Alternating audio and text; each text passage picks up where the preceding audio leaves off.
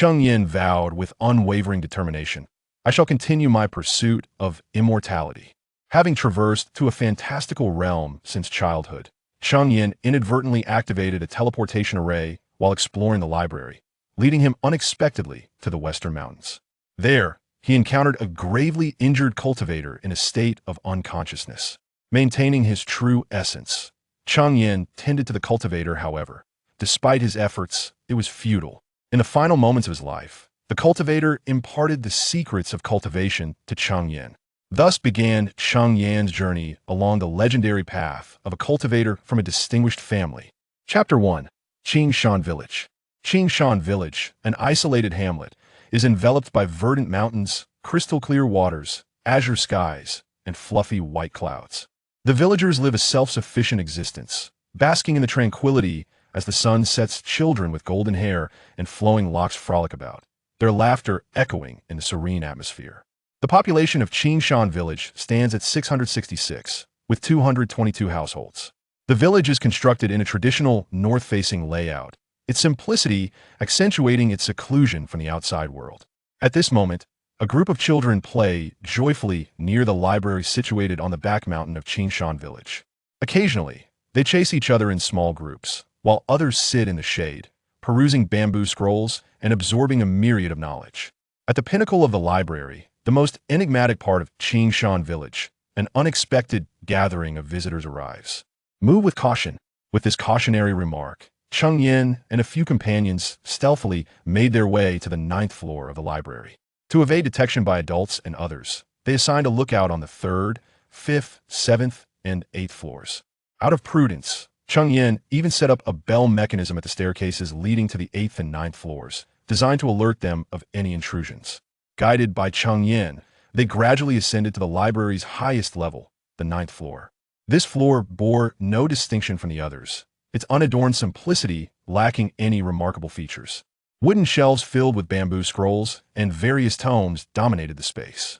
Upon their arrival, they dispersed to explore different areas. Unconsciously, Cheng Yan found himself before a shelf that was utterly devoid of content. After searching for a considerable time, he could not find even a speck of dust upon its surface. "Strange," he murmured. "This cannot be right. Why is it that every other place is brimming with scrolls and books, yet this one is completely bare?" With arms crossed and brows furrowed, he gazed at the empty shelf, perplexed. Logically, there should be something here. Cheng Yan was genuinely baffled. He gradually circled the shelf, yet found no peculiarities or differences. How curious. If the 9th floor is so mysterious, why do the village elders strictly forbid anyone from ascending? But why does this place seem so unremarkable, akin to the lower floors? Where are Xiao, Hu, and the others? What has become of the shelves in other areas? When did this happen? But what could that point be? Could it be the shelf? Is this the key to triggering the secret? Cheng Yan pondered intensely, yet no answers emerged. Alas, he was neither a genius nor a detective like Bao Zheng, Sherlock Holmes, or Conan, but he certainly did not arrive at this conclusion easily.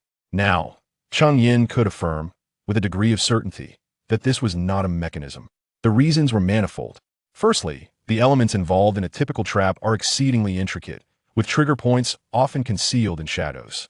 Particularly, the entrance he had just entered served as the prime trigger point for any trap. Secondly, the village head and his compatriots would never arrange a trap in such a manner. Having been isolated from the world for countless years, their village would not attract outsiders to set up mechanisms. Most importantly, throughout history, no individual from Xianxia Village has possessed the knowledge of mechanism crafting. They're only familiar with the most rudimentary of traps. Regarding the more complex art of mechanism crafting, not a single soul in Xianxia Village has any expertise. With this in mind, having ruled out mechanisms, Cheng Yan could confidently contemplate the several notions swirling in his mind. They were merely illusions, phantoms, or perhaps some form of trickery. He felt little regard for these possibilities and raised his fist, as large as a durian, and with a resounding thud, struck the empty bookshelf. Instantly, with the shattering of the shelf, a blinding beam of light surged towards Cheng Yan. Gradually, the glaring radiance enveloped him entirely.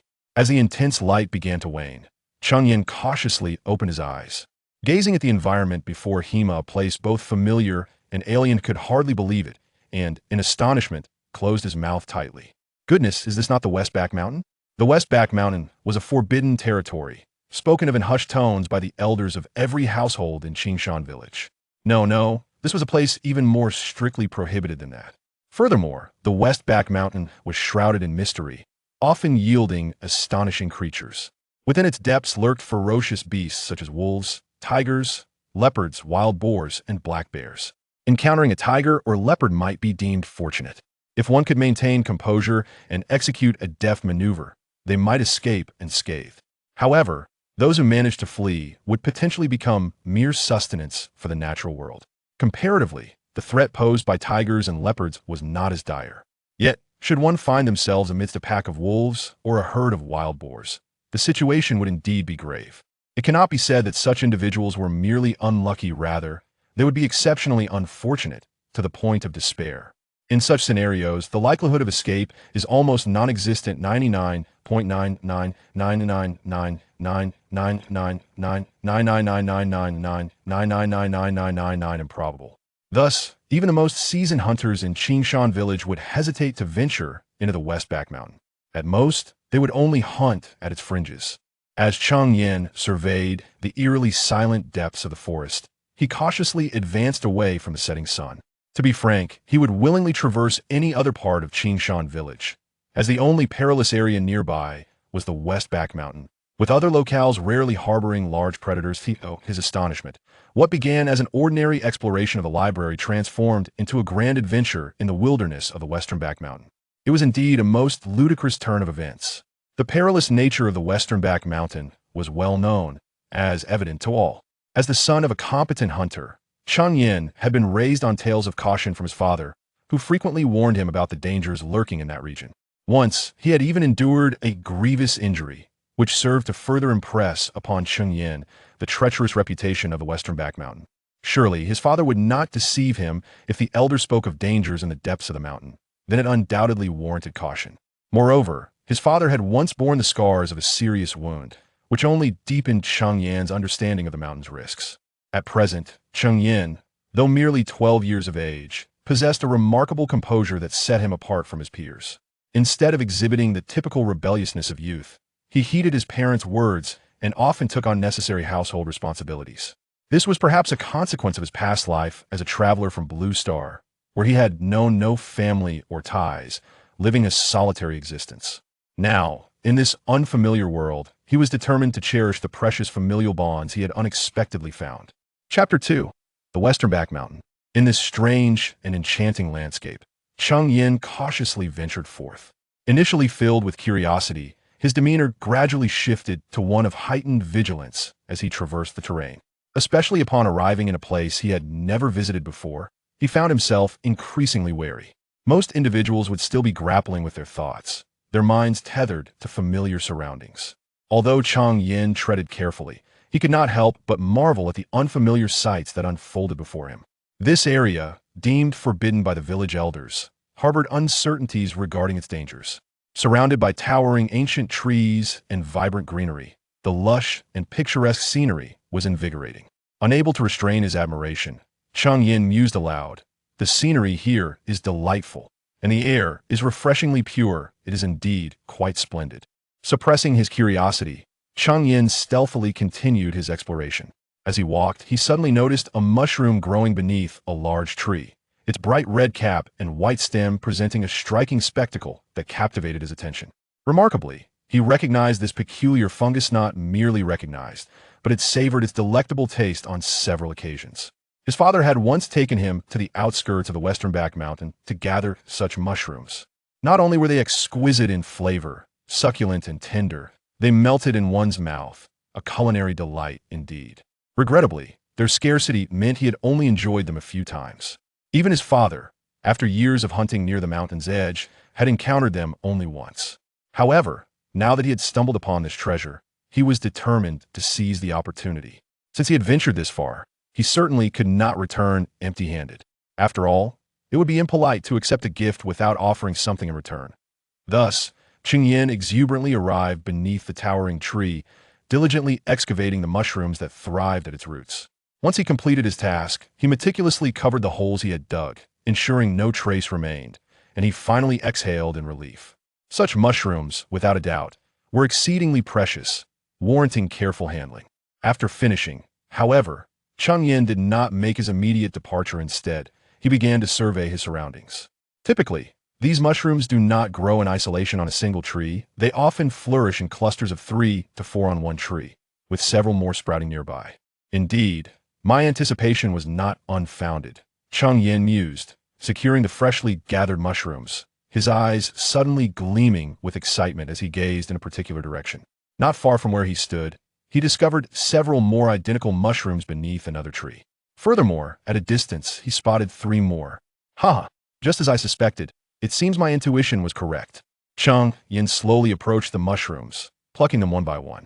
After a while, he abruptly stood up and spun around sharply. The scenery around him had drastically transformed. The familiar landscape he remembered had vanished completely. "Oh no!" Cheng Yan exclaimed, a chill running through him. He had inadvertently wandered deep into the forest, startling his already anxious heart. This was disastrous. He had undoubtedly strayed from his intended eastern direction. Unlike the outskirts of the western back mountain, where villagers had trodden for years, forming well-worn paths, his current predicament was far more precarious. Firstly, he had deviated from his course after sunset. Secondly, he had never set foot in this unfamiliar terrain, devoid of even a single familiar face. Additionally, he possessed nothing but mushrooms, lacking any tools to ascertain his direction.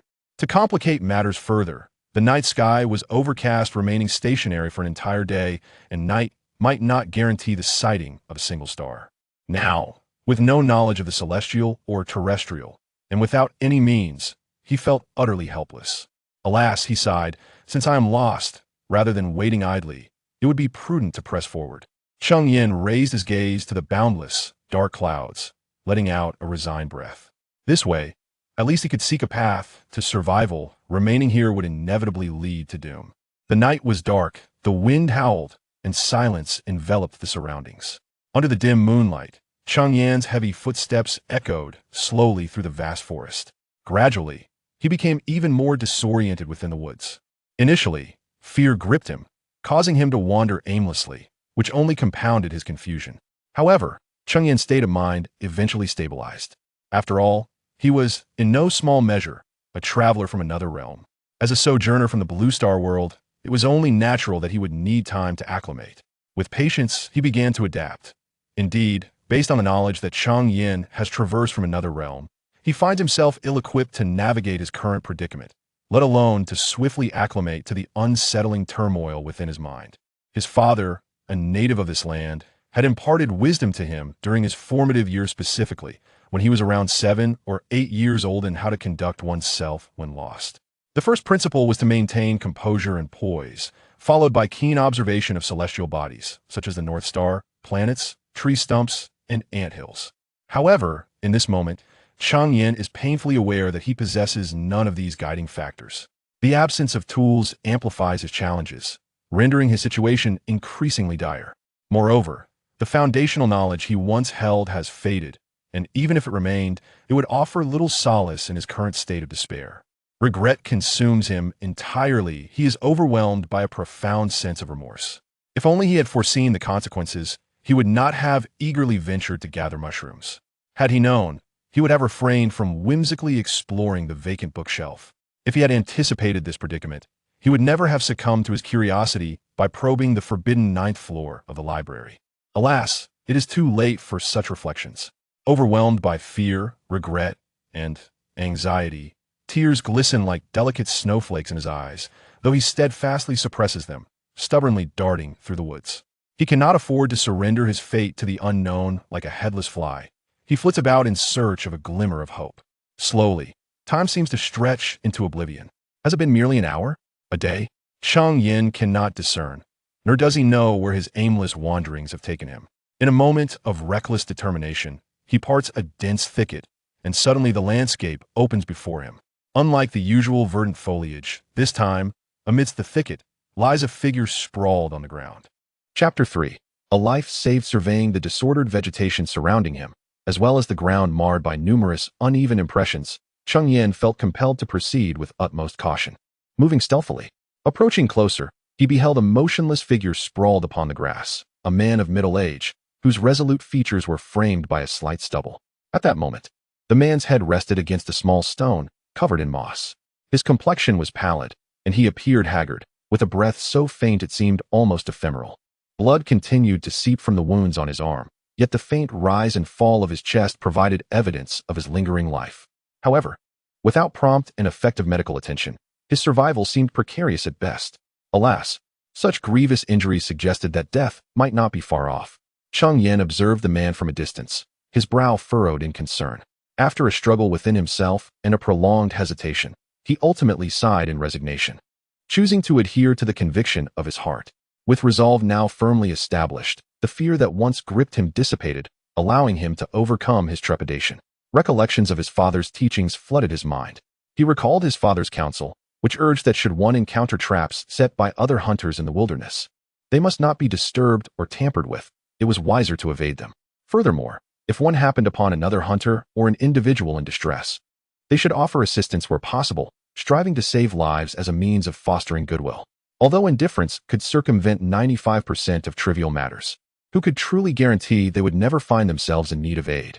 Of course, such benevolence must be exercised within the bounds of self-preservation. Otherwise, one would be unable to safeguard oneself, let alone assist others. Cheng Yan cautiously approached to inspect the man more closely, discovering that he bore grave injuries. The sight of several alarming wounds across the man's arm and chest sent a shiver down his spine. In the depths of this wilderness, amidst the wild beasts and ferocious predators, who could have inflicted such severe harm upon a living soul? Despite having lived 2 lives, Cheng Yan's understanding of the hunter's craft was somewhat lacking, rendering his experience insufficient. A seasoned hunter, upon witnessing such wounds, would undoubtedly flee without a second thought. A closer examination revealed that the injuries on the man's chest and arm were straight and clean, resembling the result of a sharp blade. It was evident that the assailant possessed remarkable strength and exceptional skill. Yet, in this desolate place, where civilization was nowhere in sight, how had this man come to be here? Cheng Yan remained vigilant, observing the man for a time before allowing himself to relax slightly, noting the absence of any immediate threats. Even so, he dared not approach recklessly. Instead, he cautiously advanced step by step, peering closely at the man. It soon became apparent that the man had likely lost consciousness, and upon listening intently, Cheng Yan could discern the feeble sound of his breathing. It appears that the middle-aged man before me is not long for this world. Even if he manages to survive for a moment, it is unlikely to be for long. As Cheng Yan took his tentative steps forward, 1 step, 2 steps, 3 steps, 4 steps, 5 steps, 6 steps, 7 steps, 8 steps, he suddenly heard a series of violent coughs. Water, water. The man coughed hoarsely, his voice a mere whisper, fragile and feeble, punctuated by gasps for breath. I was startled. Even so, the sound startled Cheng Yan, sending his heart racing uncontrollably. He instinctively retreated several paces, halting only when he believed he had established a safe distance. After a moment, the middle-aged man remained with his eyes closed, motionless, yet his weak voice continued to plead for water, repeating the words, water, drink water, I want to drink water. Realizing the man's dire need for hydration, Cheng Yan quickly scavenged a large leaf from the underbrush, fashioning it into a cone to serve as a vessel. Fortunately, a small stream flowed nearby, making it easy to fetch water. Indeed, this man was fortunate to have survived thus far. With the leaf filled with water, Cheng Yan cautiously approached the man, gently offering the water to his parched lips. After a moment, once the man had quenched his thirst, he gradually fell silent, slipping into a state of unconsciousness. It was only then that Cheng Yan could clearly see the ghastly wound on the man's body, deep enough to reveal bone. A grievous injury. Alas, such a wound, such depth. I am at a loss. Faced with such a formidable injury, Cheng Yan felt utterly helpless, scanning the surroundings for any signs of lurking predators. At that moment, he grasped the importance of skill. His father's words had proven true. His own rudimentary abilities in the art of hunting had barely scratched the surface. He might not have even begun to learn. With no clear course of action, Cheng Yan could only sit quietly beside the middle-aged man and wait. As fatigue from his journey overcame him, he drifted into a deep slumber, unaware of how much time had passed, even as the middle-aged man regained consciousness. Upon awakening, the man first surveyed his surroundings. Spotting the sleeping Cheng Yan, he instinctively raised a hand, forming a gesture with 2 fingers while tightly grasping a yellow talisman adorned with peculiar symbols. His gaze fixed intently on Cheng Yan. He furrowed his brow, seemingly coming to a realization. After contemplating for a moment, He slowly lowered his hand, turning it slightly, revealing a small, dark brown pill, neither too large nor too small, perfect for a single swallow. After consuming it, he closed his eyes, beginning to meditate and regulate his breath. Time flowed gently by, and it was uncertain how long he had slept, until the coolness of the night set in. Cheng Yan, who had inadvertently dozed off, slowly awoke from his slumber. Groggily rubbing his eyes, he opened them to gaze at the large stone ahead, only to find the middle-aged man who had been resting there had vanished without a trace. Cheng Yan's pupils instantly contracted, and a wave of panic washed over him as he quickly scanned his surroundings. To his astonishment, in the midst of the once empty lawn, an unexpected barbecue grill had been erected. A small fire, fueled by kindling, crackled gently, and atop it, a rabbit was slowly roasting. Chapter 4. Good child, do you wish to ascend? At this moment, the night air was slightly cool, and a gentle breeze caressed the face. Darkness had already enveloped the sky. Cheng Yan had not eaten for nearly a day, and his small belly was protesting with hunger. As the tantalizing aroma of roasted meat wafted through the air, it invaded Cheng Yan's keen sense of smell, causing his stomach to audibly grumble in discontent. His eyes fixated intently on the succulent roasted rabbit on the grill, unwilling to divert his gaze for even a fleeting moment. Yet, the well-mannered and vigilant Cheng Yan remained seated, motionless, despite the insistent growling of his stomach. Who could guarantee that this roasted rabbit was not a trap? Even though it was irresistibly fragrant, Cheng Yan stood resolute, unyielding to temptation. What was this called? This was a testament to not bowing for mere trifles. As Cheng Yan indulged in such thoughts, a raspy and weathered voice suddenly emerged from behind him. Are you hungry? If you are, go ahead and eat. I roasted this especially for you. Cheng Yan turned around, curiosity and apprehension mingling within him, only to find that it was the middle-aged man who had previously been unconscious. A sigh of relief escaped him. What astonished Cheng Yan was that the man, who had once been drenched in blood, appearing tattered and worn, now donned a clean and tidy outfit. There was no trace of his prior injuries. It was nothing short of astonishing. Fortunately, Cheng Yan's composure was extraordinary. His expression remained calm and unperturbed. The middle-aged man, though still pale and with a hoarse voice, bore no resemblance to someone who had suffered severe trauma. With a kind expression, the man approached the grill, casually picked up the perfectly roasted rabbit, and handed it to Cheng Yan. Starved and nearly fainting, Cheng Yan hesitated momentarily before accepting it, gently taking a bite. In an instant, the rich fat of the roasted rabbit burst in his mouth, indulgently savory yet not overwhelming, melting effortlessly on his palate, filling his senses with flavor. He could no longer contain himself and began to devour it voraciously. Oh, by the way, child, when I fainted, it was you who fed me water, wasn't he it? The man observed Cheng Yan's enthusiastic consumption and casually inquired. Cheng Yan, too preoccupied with the meat in his hands, merely nodded slightly in response. Ha, quite right. You are a good child. Take your time, no need to rush, don't choke. The middle-aged man regarded Cheng Yan with admiration, offering a gentle smile and affectionately ruffling the boy's hair, lavishing him with praise. Thus, he continued to watch as Cheng Yan savored each bite of the rabbit until it was entirely consumed. Once Cheng Yan had finished, he contemplated expressing his gratitude for the kindness shown, but unexpectedly, the middle-aged man interjected, seemingly struck by a thought. Good child, do you wish to ascend? Upon hearing these words, Cheng Yan was momentarily taken aback. What an absurd question. Moreover, what is an immortal? What does it mean to be an immortal? Can you provide me with food? Or perhaps drink? Can you help me escape from this remote mountain forest? Having lived in Xianxia village since childhood, Cheng Yan, despite having lived 2 lives, had never heard of anyone cultivating immortality in this world. The village was isolated from the outside, leading him to almost believe that his village was the only place where life existed. Thus, when asked so abruptly, he genuinely did not comprehend the true significance of the word immortal. Longevity? Freedom? Or something else entirely? No, I do not wish to become an immortal. I merely aspire to be an ordinary person, like my father, kind-hearted, responsible, and compassionate. Upon hearing Cheng Yan's response, the middle-aged man fell into deep contemplation for a long while. Eventually, he burst into hearty laughter. Good child, no matter how exceptional your father may be, he is but an ordinary mortal, lacking the virtue or ability to be compared to deities. You must understand that the ethereal immortals possess means beyond the imagination of mere mortals. Initially, Cheng Yan disagreed with this statement, feeling a discontent at the suggestion that his father was inferior to others. Though he concealed his displeasure, he firmly believed that his father in this life was truly magnificent, capable of supporting a family of 6, and still having reserves, a remarkable feat indeed. Furthermore, with your demeanor, you dare to speak of immortals? I believe you are merely a charlatan. Cheng Yan thought to himself, slightly mocking. The middle-aged man noticed Cheng Yan's skepticism but refrained from further explanation, knowing that only strength could substantiate his claims. Suddenly, his gestures transformed, and intricate hand seals formed, creating a series of unpredictable symbols in the air. Before long, a wooden spike materialized out of thin air, floating before him. Go, the middle-aged man commanded. And the wooden spike shot forward with astonishing speed. In the blink of an eye, it struck a large rock, resulting in a thunderous crash as the rock shattered, sending dust and debris flying in all directions. Cheng Yan stood in astonishment, his mouth agape in disbelief, unable to close it, as if it could fit an entire villa. This. Well, how does that compare to your father? The middle-aged man observed Cheng Yan's astonishment, a gentle smile gracing his face. With a flourish of his sleeve, he inquired with an air of elegance. Humph, you think I cannot manage you? He recalled how, upon first witnessing such celestial prowess, his own reaction had been even more exaggerated than Cheng Yan's current astonishment.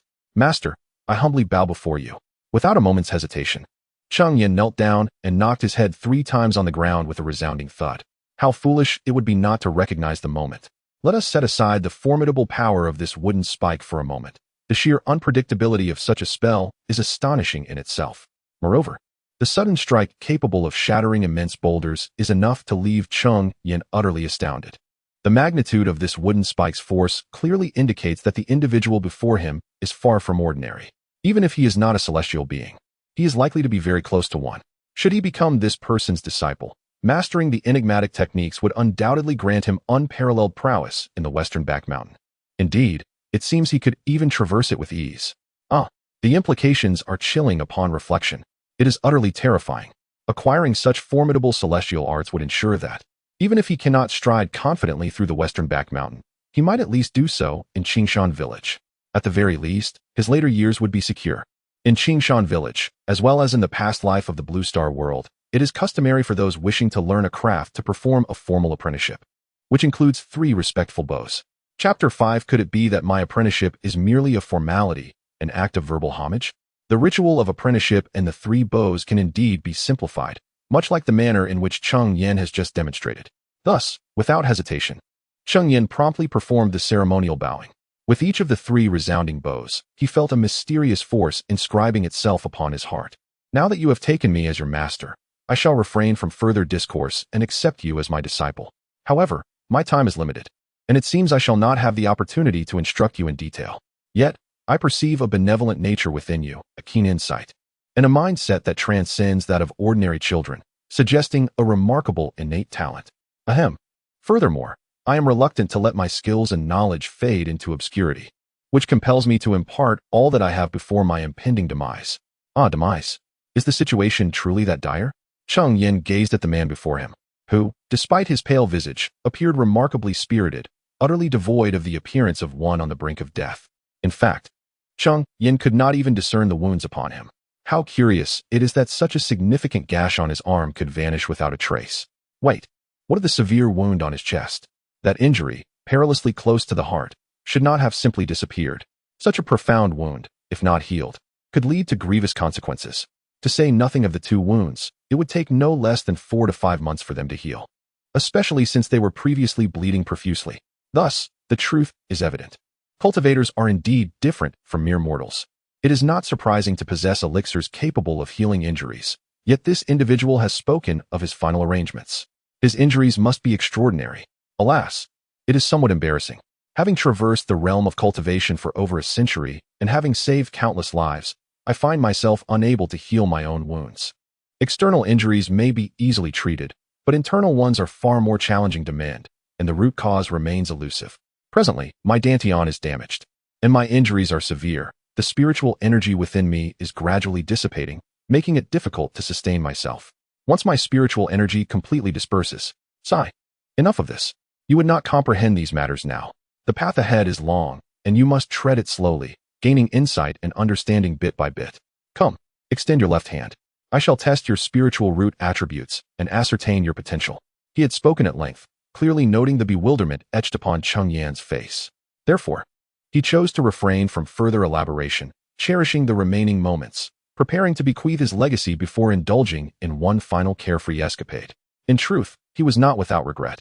After hundreds of years of cultivation, on the verge of a breakthrough and ready to explore the realm of cultivation, he had unexpectedly met his end. His hard-earned cultivation dissipating into the ether. Contemplating this, the middle-aged man's countenance dimmed, for not only had he suffered injury to his dantian, but he had also unwittingly succumbed to an unwelcome malevolent energy, a grave taboo for any cultivator. Once the malevolent energy erodes the spiritual essence within him, it undoubtedly accelerates the progression of his demise. When his dantian shatters and his cultivation dissipates, he shall transform into an utterly ordinary mortal.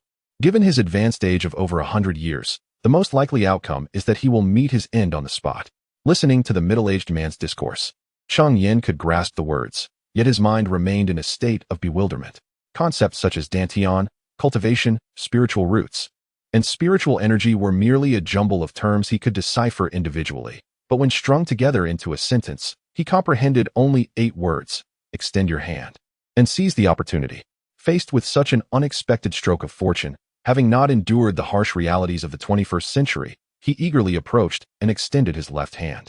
One must harbor no malicious intent towards others, yet remain vigilant against potential treachery.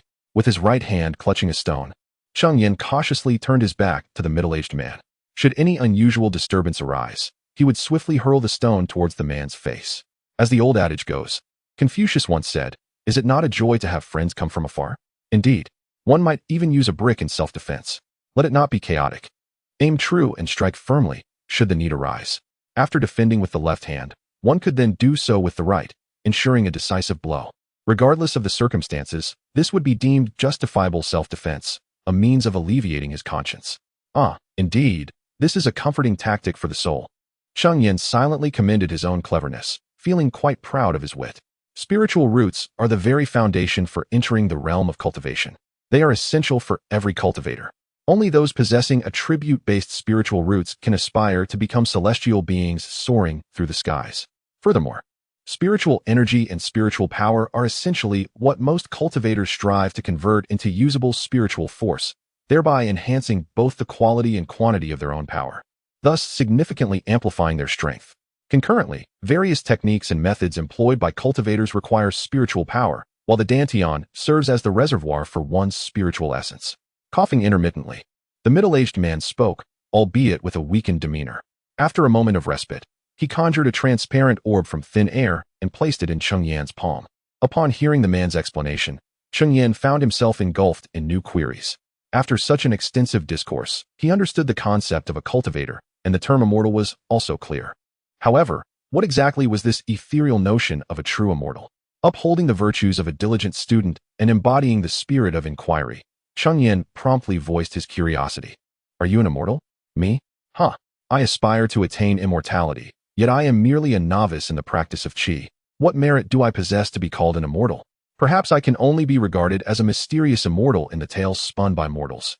The cultivators, whom you refer to as immortals, would never refer to ourselves as such, for true immortals possess a power exponentially greater than that of mere cultivators like us, a strength beyond the realm of imagination." Well, you shall contemplate your queries at your own pace, for I am now weary and shall cease my discourse. I have already conducted a preliminary assessment of your innate spiritual root, and fortune favors you, as it indeed exists. Next, I shall delve into the specific attributes of your spiritual root. You must steady your breath, focus your spirit, and concentrate entirely on this or before you. Since my arrival in this realm, today marks my first true enlightenment. Although numerous questions linger in my mind, I find it imprudent to voice them now, as the priority lies in swiftly acquiring the legacy. Chapter 6. The Pure Water Technique. Cheng Yan's attention was entirely captivated by the translucent orb before him. Gradually, as the seconds ticked by, 1 second, 2 seconds, 3 or 4, this seemingly ordinary crystal sphere suddenly radiated a kaleidoscope of colors. In a moment, the dazzling reds, yellows, and golds began to fade, ultimately coalescing into hues of blue and green. When the mystical light subsided and the dust settled, it revealed a dual root affinity of water and wood. Splendid. Truly marvelous, a superb dual root affinity of water and wood, the middle-aged man exclaimed, his expression brimming with joy as he beheld the colors displayed by the testing orb. A top-tier dual root affinity. The synergy between water and wood fosters remarkable cultivation efficiency, yielding exceptional results. This complementary dual root affinity is only slightly inferior to a singular root, yet the disparity is negligible as long as ample resources are available for cultivation. The attainment of the golden core is certainly within reach. The middle-aged man felt a surge of delight and satisfaction within. For although he had earlier discerned Cheng Yan's possession of a spiritual root while the latter was momentarily distracted, he was still oblivious to whether Cheng Yan was endowed with a pseudo-5 root, 4 root, 3 root, dual root, singular root, or even an extraordinary root or a heavenly root. Naturally, there also existed the unparalleled and fortuitous heavenly 5 root. Until a formal examination was conducted, the nature of Cheng Yan's spiritual affinity remained uncertain. His primary cultivation method revolved around the water attribute, and most of his techniques and skills were similarly aligned. Should Cheng Yan possess a water affinity, he could seamlessly inherit the man's expertise. Conversely, if Cheng Yan lacked a water spiritual root, the ethereal path of cultivation would demand that he rely solely on his own diligent efforts. The journey of immortality is long and arduous, with only the promise of longevity as a companion. You possess a dual root affinity of water and wood, which is commendable. My primary cultivation method is the water attribute technique, pure water mystique. Since you also have a water affinity, I shall impart this technique to you, hoping you will cultivate it diligently in the future. This pure water mystique belongs to the high-tier yellow grade of the 4 realms of heaven and earth, assisting you in achieving the golden core. As for your subsequent path, you may focus on other cultivation techniques once you have perfected your golden core. With that, he paid no heed to whether Cheng Yan comprehended the significance of a dual root affinity or the intricacies of the cultivation technique. He simply flipped his right hand, and as if performing a magic trick, a dark blue jade slip materialized out of thin air. He placed the jade slip upon Cheng Yan's forehead. As the cool sensation permeated his brow, Cheng Yan felt as though a wealth of knowledge was being infused into his mind. Intrigued, he concentrated on sensing this influx, discovering that his consciousness was akin to reading a book, earnestly absorbing the information within.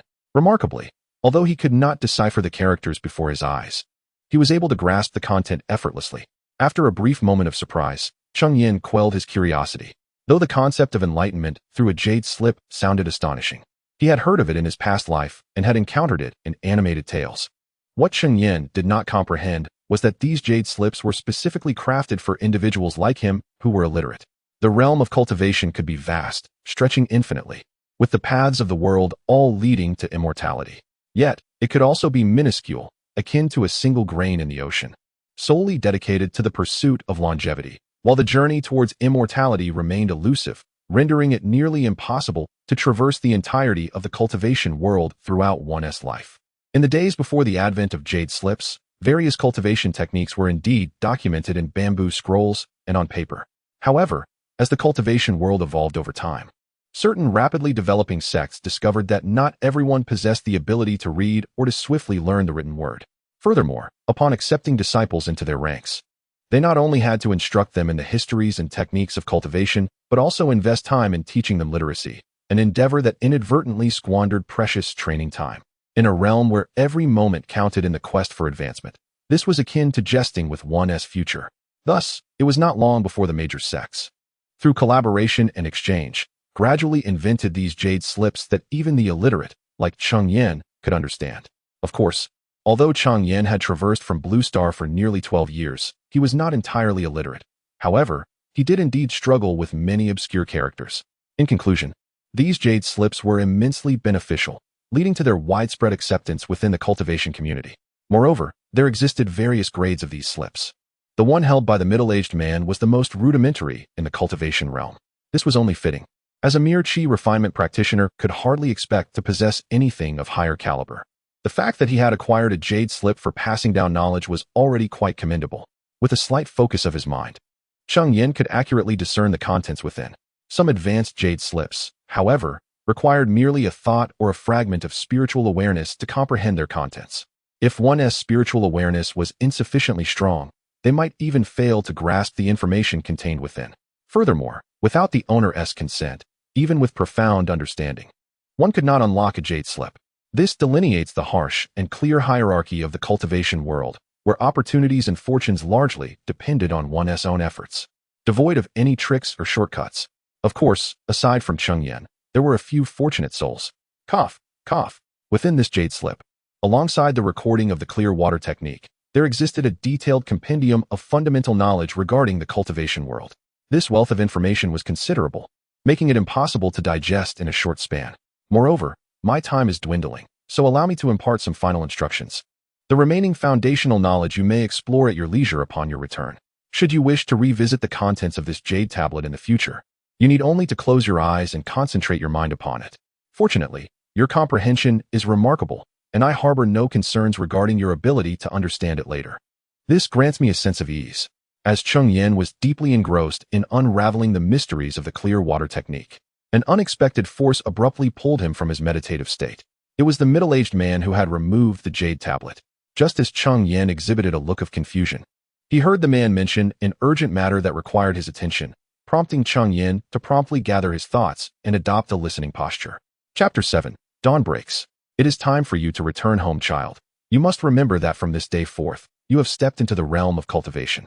Henceforth, do not place your trust blindly in anyone, not even in those closest to you by blood. Maintain a constant vigilance, even towards me, for it is through this cautiousness that you may safeguard your life, even when the path ahead appears obscured.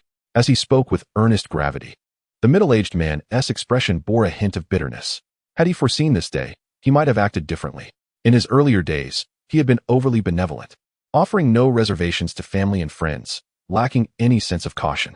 This naivety led to his betrayal by those he held dear, resulting in his tragic downfall, now a solitary figure, bereft of kin. This is but a warning for you. Remain wary of everyone. As for how to navigate your journey and discern right from wrong, that is a skill you must cultivate yourself. By the way, there are some items here. This bag is a storage pouch. Do not be deceived by its unremarkable appearance, for it conceals a world within. All my belongings are contained within it, and now I bequeath it to you. As you currently possess no cultivation, you are unable to open it. However, once you can sense the spiritual energy of the world and successfully draw it into your body, breaking through to the first level of chi refinement and awakening your divine consciousness, you will be able to access the pouch. The middle-aged man imparted his wisdom with great care, gently loosening the fabric pouch from his waist and placing it into Cheng Yan's hands. Cheng Yan gazed curiously at the pouch, finding it rather ordinary and devoid of any remarkable features. Peering into the opening, he saw only darkness, an abyss that offered no glimpse of its contents. He reached inside, exploring its depths, but it felt just like any common fabric bag, albeit with a pleasant texture that suggested quality. Cough, cough. Do not rummage through it now. You may examine it at your leisure upon your return home. There will be ample time ahead. He concluded with a piece of advice. The path you take in the future will depend on your choices. The road to immortality is vast and fraught with challenges. Remain true to your original intentions, and you shall reach your destination. With that, dawn had arrived, and it was time for you to return home. As Cheng Yan eagerly toyed with the storage pouch, he suddenly felt a gentle force urging him backward. The pressure was slight yet insistent, guiding him to retreat without the risk of falling. Understanding this was a prompt for him to depart. He turned without hesitation. However, just a few paces into his journey towards the rising sun, he paused, his expression complex as he turned back to deeply bow to the middle-aged man. Though he had yet to fully grasp the intricate complexities and profound meanings of this world of cultivation, he felt an undeniable sense of gratitude. Yet, Cheng Yan was acutely aware that had it not been for the fortuitous opportunity presented today, he might have led a life of mediocrity, forever estranged from the realms of cultivation that this world offers. It was highly plausible that he would have continued to perceive his existence as that of an ordinary individual, striving solely to become an esteemed hunter within Qingshan village, dedicating his entire life to this singular ambition. Furthermore, the profound gratitude he felt towards his mentor, who had imparted wisdom and guidance, could only be expressed through a simple gesture. After bowing deeply, Cheng Yan resolutely set forth towards the direction of the rising sun, gradually vanishing from the middle-aged man's sight. Ha ha ha. I have indeed found a worthy successor. My life is now devoid of regrets. The middle-aged man observed Cheng Yan's seemingly insignificant action with a serene smile, his heart brimming with joy as he silently nodded, accepting Cheng Yan's gesture of respect. The first rays of morning sunlight bathed the earth in warmth.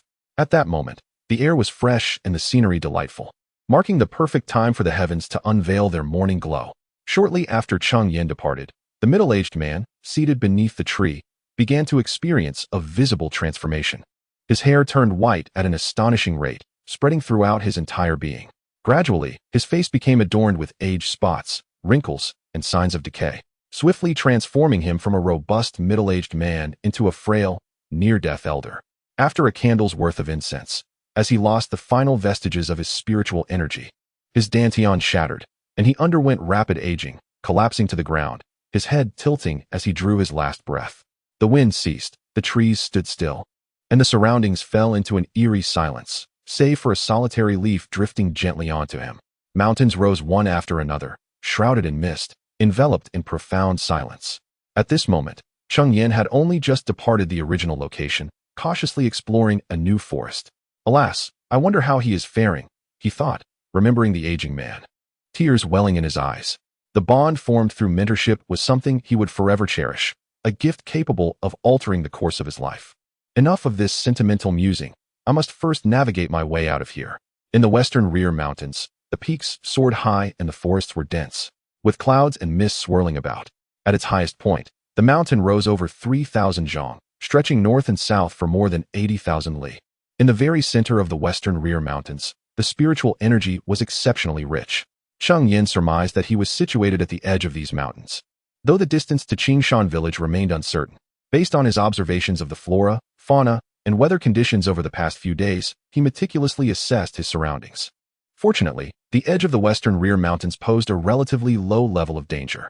As long as he remained bold yet cautious, he could safely traverse these ancient woods. Unbeknownst to him, after walking for half a day, Cheng Yan noticed that dusk was approaching, prompting him to decisively prepare for a brief respite in place.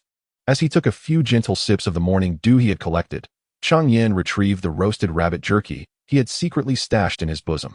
Fortuitously, his foresight had led him to pack some roasted rabbit in advance. Cheng Yan couldn't help but marvel at his own cleverness. And then he began to ravenously tear into the jerky.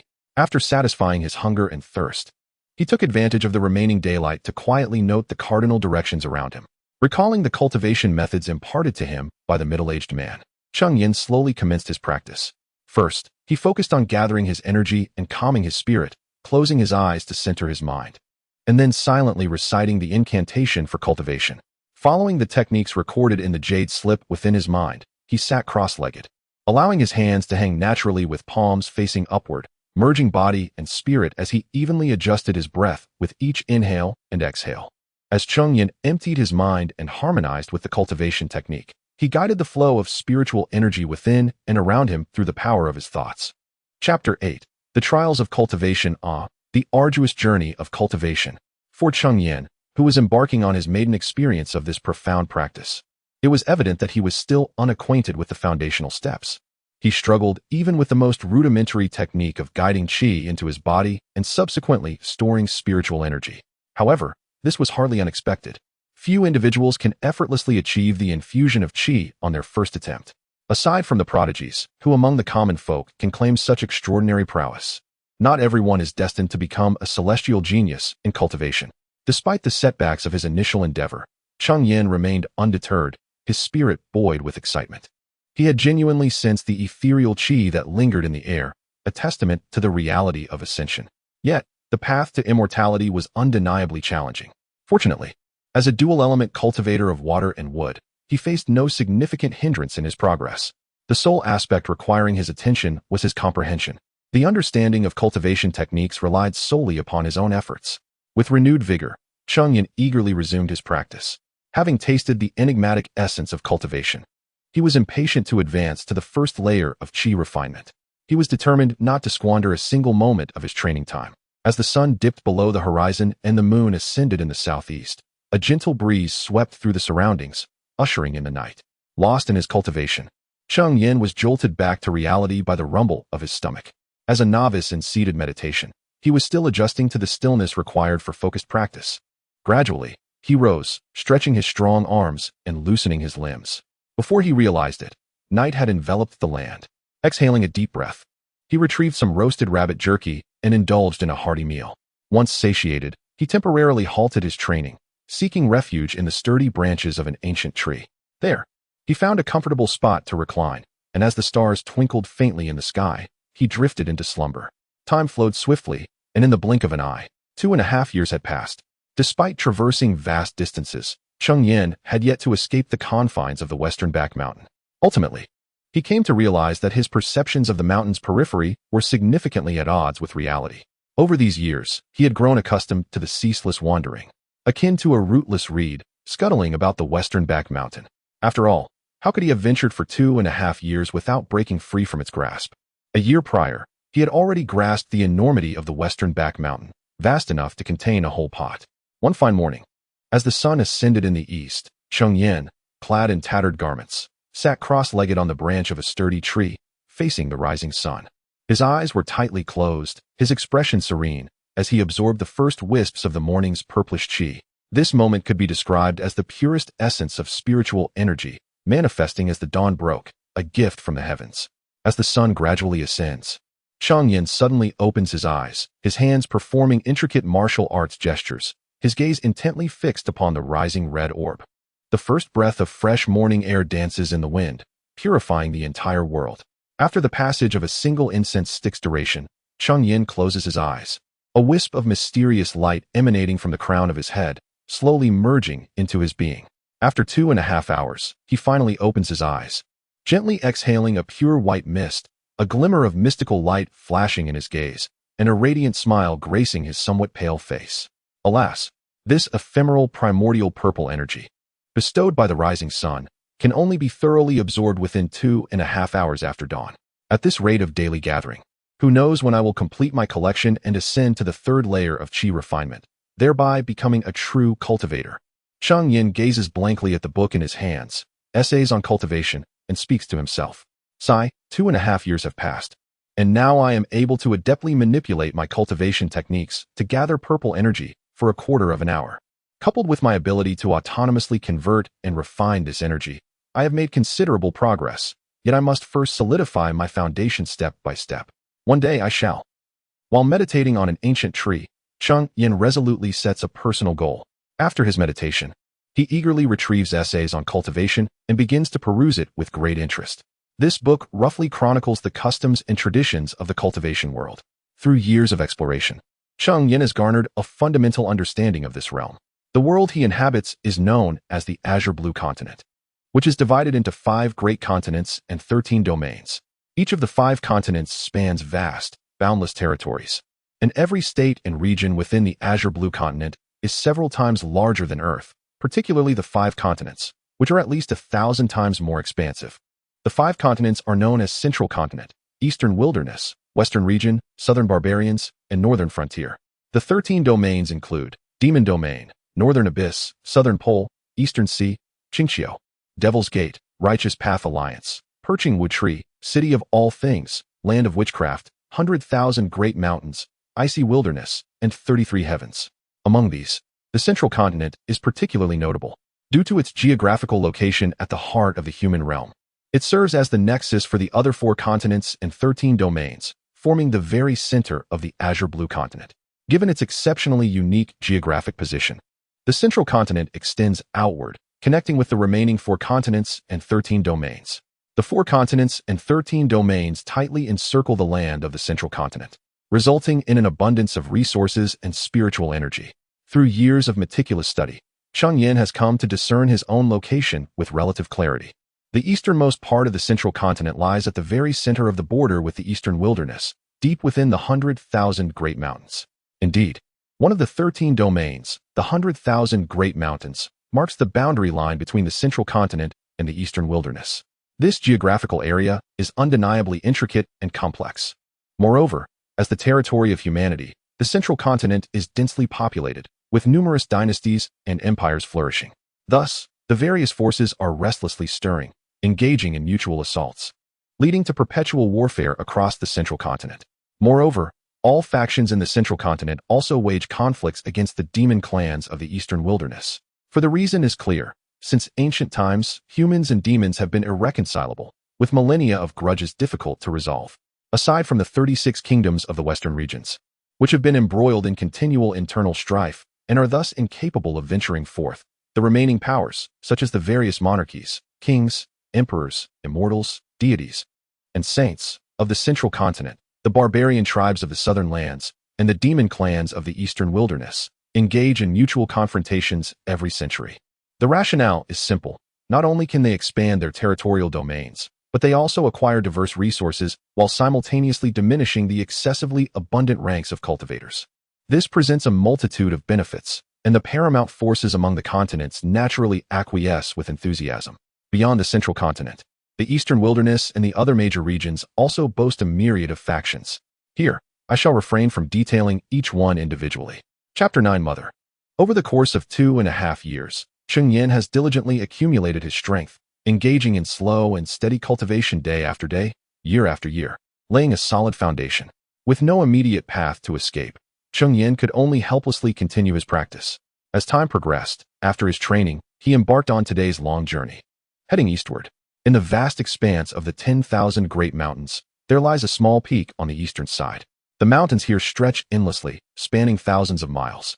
This is primarily because it is a part of the 10,000 Great Mountains, albeit a seemingly insignificant fragment. Wisps of white clouds drift lazily, shrouded in mist. Cheng Yan sat cross-legged at the mountain's summit, eyes closed in meditation, his fair and handsome visage turned towards the softly rising dawn. Clad in a simple garment of blue and white coarse linen, Cheng Yan exuded an unadorned charm. Golden rays of sunlight broke through the clouds, casting a shimmering glow upon him. At this moment, due to the enhancement of his own realm, Cheng Yan, basking in the sunlight, appeared akin to a celestial being descended from the heavens.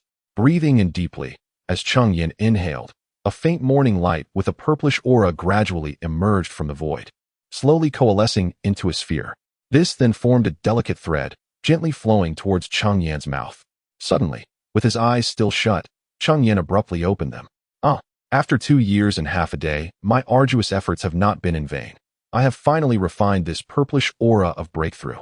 From this moment forward, I can officially embark on the path of cultivation. Cheng Yan's face was alight with joy, his excitement beyond mere words. Since he had been granted an opportunity at the age of 12, he had persevered in his cultivation until this day, truly deserving recognition for his dual spiritual roots of water and wood. Throughout these years, Cheng Yan has journeyed long distances, unwavering in his daily practice, swallowing the purplish aura every morning, steadfastly making his way home through rain or shine. Now he has successfully cultivated this purplish aura of breakthrough. Although he has only just entered the 3rd level of chi refinement, which may seem lowly in the vast azure continent, achieving such progress in nearly 3 years, from the initial absorption of chi to breaking through the 3rd level of chi refinement, earns Cheng Yan the title of a small genius. While this title may be somewhat exaggerated, it is not far from the truth. The difference between the 2nd and 3rd levels of chi refinement is akin to the disparity between clouds and mud. No matter how one may argue, the 2nd level of cultivation is still significantly weaker in terms of offensive and defensive spells, with insufficient spiritual energy to sustain a grand battle. Cultivators at the 1st and 2nd levels of chi refinement may manage against ordinary mortals, but when pitted against those at the 3rd level, they risk annihilation if their spiritual energy is lacking. Even when confronting slightly clever mortals, they might easily find themselves at a disadvantage. The greatest advantage of reaching the 3rd level of chi refinement lies not only in enhancing Cheng Yan's efficiency in absorbing spiritual energy during cultivation, but also in subtly nurturing the meridians within his body, enabling them to withstand more powerful fluctuations of spiritual force. Not only that, but even when engaging in combat with cultivators at the 3rd level of chi refinement and beyond, the spiritual energy stored within their bodies would not be swiftly depleted. In summary, breaking through to a new realm brings forth nothing but advantages. Subsequently, after having breakfast, Cheng Yan did not hastily descend the mountain. Instead, taking advantage of his newfound clarity following the breakthrough, he continued to cultivate for another 2 hours. Seated in meditation at the mountain's summit, he practiced until the sun rose high in the sky, only ceasing when he felt a faint pain in his meridians. At that moment, he halted his cultivation. The clarity of thought was indeed extraordinary, and coupled with the breakthrough's purple aura, he had previously only managed to cultivate for a little over an hour. Now, however, he had shattered his previous limits, enduring an additional 2 hours before his meridians could no longer sustain the strain. Furthermore, the efficiency of absorbing spiritual energy had improved by a substantial 10%. The ancients did not deceive me. Indeed, the plans of a day should commence at dawn. It seems I must diligently maintain my practice moving forward. Cheng Yan's fervent diligence and strict self-discipline stemmed from his utter reliance on himself. Alas, having transmigrated for 15 years, he still had yet to awaken any extraordinary abilities. systems, mentors, or the alluring presence of wealthy and beautiful women. Reflecting on the arduous journey of the past 2.5 years. Cultivating in the depths of the vast mountains was no easy feat. Adding to that was the daily trek he undertook to find his way home. Were it not for his exceptional talent of possessing both water and wood spiritual roots, he might not have easily broken through to the third level of chi refinement. Of course, this also excluded any element of luck. Though the journey had been fraught with challenges, the sweet rewards of perseverance made it all worthwhile. In the far east of the vast mountains, Cheng Yan hurried forward at an astonishing pace. Ever since he broke through to the third level of chi refinement yesterday, his physical constitution had been gradually strengthening. Over the past few days, besides the basic necessities of life, he had either been on the road or practicing the purple aura at dawn. Unbeknownst to him, he had traveled for several dozen days. It was only when he reached a winding path that he finally came to a halt. After 2 years, 503 days, 3 hours, 26 minutes, and 47 seconds, he had finally returned to the homeland that had nurtured him. Gazing at the surroundings that felt both familiar and foreign, tears silently streamed down Cheng Yan's cheeks. After walking another 10 miles, he beheld the expansive land before him and gently caressed the stone tablet ahead, murmuring to himself, "I have finally returned home." Indeed, this was the cherished home he had longed for, Xianxia village. A village neither too large nor too small, yet inexplicably nestled within the desolate expanse of the vast mountains. A few sharp-eyed villagers toiling at the entrance of the village immediately noticed a figure standing by the stone tablet, unmoving. "Isn't that Yan?" One elderly man with a grizzled beard recognized Cheng Yan at a glance. The others nearby widened their eyes in surprise and turned to gaze intently at Cheng Yan. "Oh, it truly is that boy Yan. It is said that Yan has been missing for over 2 years, has he not? Hiss. You all keep an eye here. I shall go to Yan's home and summon his parents." "Very well, you hurry along. We shall remain vigilant here." Meanwhile, Cheng Yan had not been in Xianxia village for long when he distantly heard someone calling his name. "Yan." The voice was somewhat unfamiliar, yet strikingly familiar. Before him stood a middle-aged woman, dressed simply yet impeccably clean, her face slightly haggard, yet her beauty was undeniable. Gazing at the mother he had not seen for many years, Cheng Yan was momentarily taken aback. His eyes reddened, his nose tinged with emotion, and with a throat that felt slightly hoarse, he called out, "Mother." Chapter 10. What are you doing? A quarter of an hour later, Cheng Yan returned home with his mother. It was only today that he realized, during the years he had been lost, his companions in the library had quickly recognized the gravity of their situation upon discovering his absence. They hurried back to the village to inform the elders of the matter. Upon learning the truth, the villagers, neglecting to scold the children, hastily gathered together and tirelessly searched the surroundings for Cheng Yan's whereabouts. After months of fruitless searching, the villagers gradually resumed their normal lives, while Cheng Yan's parents remained consumed by worry, refusing to abandon their search. Each time Cheng Yan's father ventured out to hunt, he would discreetly break away from the group to search for Cheng Yan for hours on end. On the way home, his mother scolded him, expressing a mix of complaints and tender concern. In contrast to his mother's gentleness, his father exhibited a far more imposing demeanor. In fact, when they finally found Cheng Yan, his father nearly succumbed to the urge to strike him. Had it not been for a friend of his father's intervening, Cheng Yan might have faced a severe beating, a lesson in understanding why flowers bloom so vividly. Although Cheng Yan was spared from physical punishment, he could not evade the verbal reprimands along the way. Upon returning home, the ordeal was far from over. Soon, those who had accompanied Cheng Yan to the library were also seized by their elders and brought to the village. Before long, they found themselves kneeling in the ancestral hall. "Xiao Ming, Xiao Tu, keep a close watch on them. Do not allow them to have dinner. Yes, let them go hungry for a while to teach them a lesson." The elders of each family explicitly instructed the guardians of the hall to deny Cheng Yan and the others their evening meal as a form of punishment. The children accepted this with a sense of resignation, initially believing their punishment to be quite severe. They never anticipated it would be so mundane. If they were to refuse, it would be tantamount to insanity. Cheng Yan, however, was unfazed. He had consumed an entire roasted rabbit before returning and did not feel hunger. This punishment was trivial for someone of his cultivation level. The others, who had been brought over by their elders without having had lunch, were not so fortunate. At this moment, the sound of their stomachs growling filled the air. Though they were quite hungry, they managed to endure. What brought them solace was that at least they were safely kneeling in the ancestral hall, hungry rather than facing a beating. A bout of starvation was certainly preferable to a severe thrashing, as enduring such punishment would not be taken lightly. The individuals kneeling in the hall were among the most mischievous in the village. From childhood to the present, they had often faced the consequences of their antics, each time crying out in protest. The following day, it was certain that they would struggle to rise from their beds. Compared to the hunger they experienced at present, this was already a form of happiness for them. They bore no grievances, for they were still youthful, their thoughts simplistic and their minds untainted.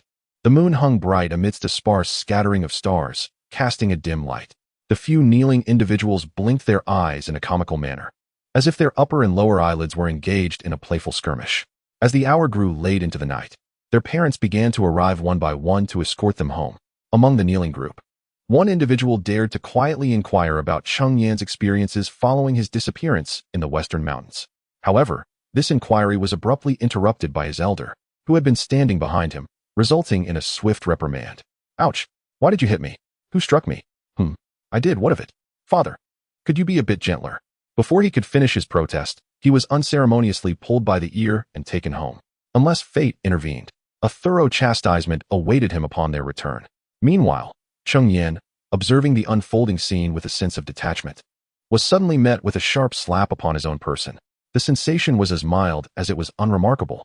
Cheng Yan perceived it merely as his father's simple desire to vent his frustrations. After being away for so long, it was only natural for a mother to worry, let alone a father. A little venting of anger was to be expected, and he welcomed it as part of the parental experience. A few strikes meant little to him. As a practitioner at the third level of chi refinement, such trivial punishments were hardly worth mentioning. Yet, the sting was indeed real. Cheng Yan couldn't help but grimace internally. Being struck unexpectedly, even for a practitioner of the third level of chi refinement, brought a twinge of discomfort. He mused that once he reached the fourth level, he would easily withstand such minor beatings with a mere snap of his fingers. The group remained kneeling in the ancestral hall until the witching hour, before their elders finally led them home. Upon arrival, Cheng Yan kept his head bowed, refraining from speech, and silently made his way to his room. The reason was simple. He feared that his father would settle the score later, delivering yet another beating. One punishment was manageable, but if both parents joined forces, even he, as a third-level practitioner, would struggle to endure it. Exhausted from the day's events, Cheng Yan collapsed into bed and fell into a deep slumber.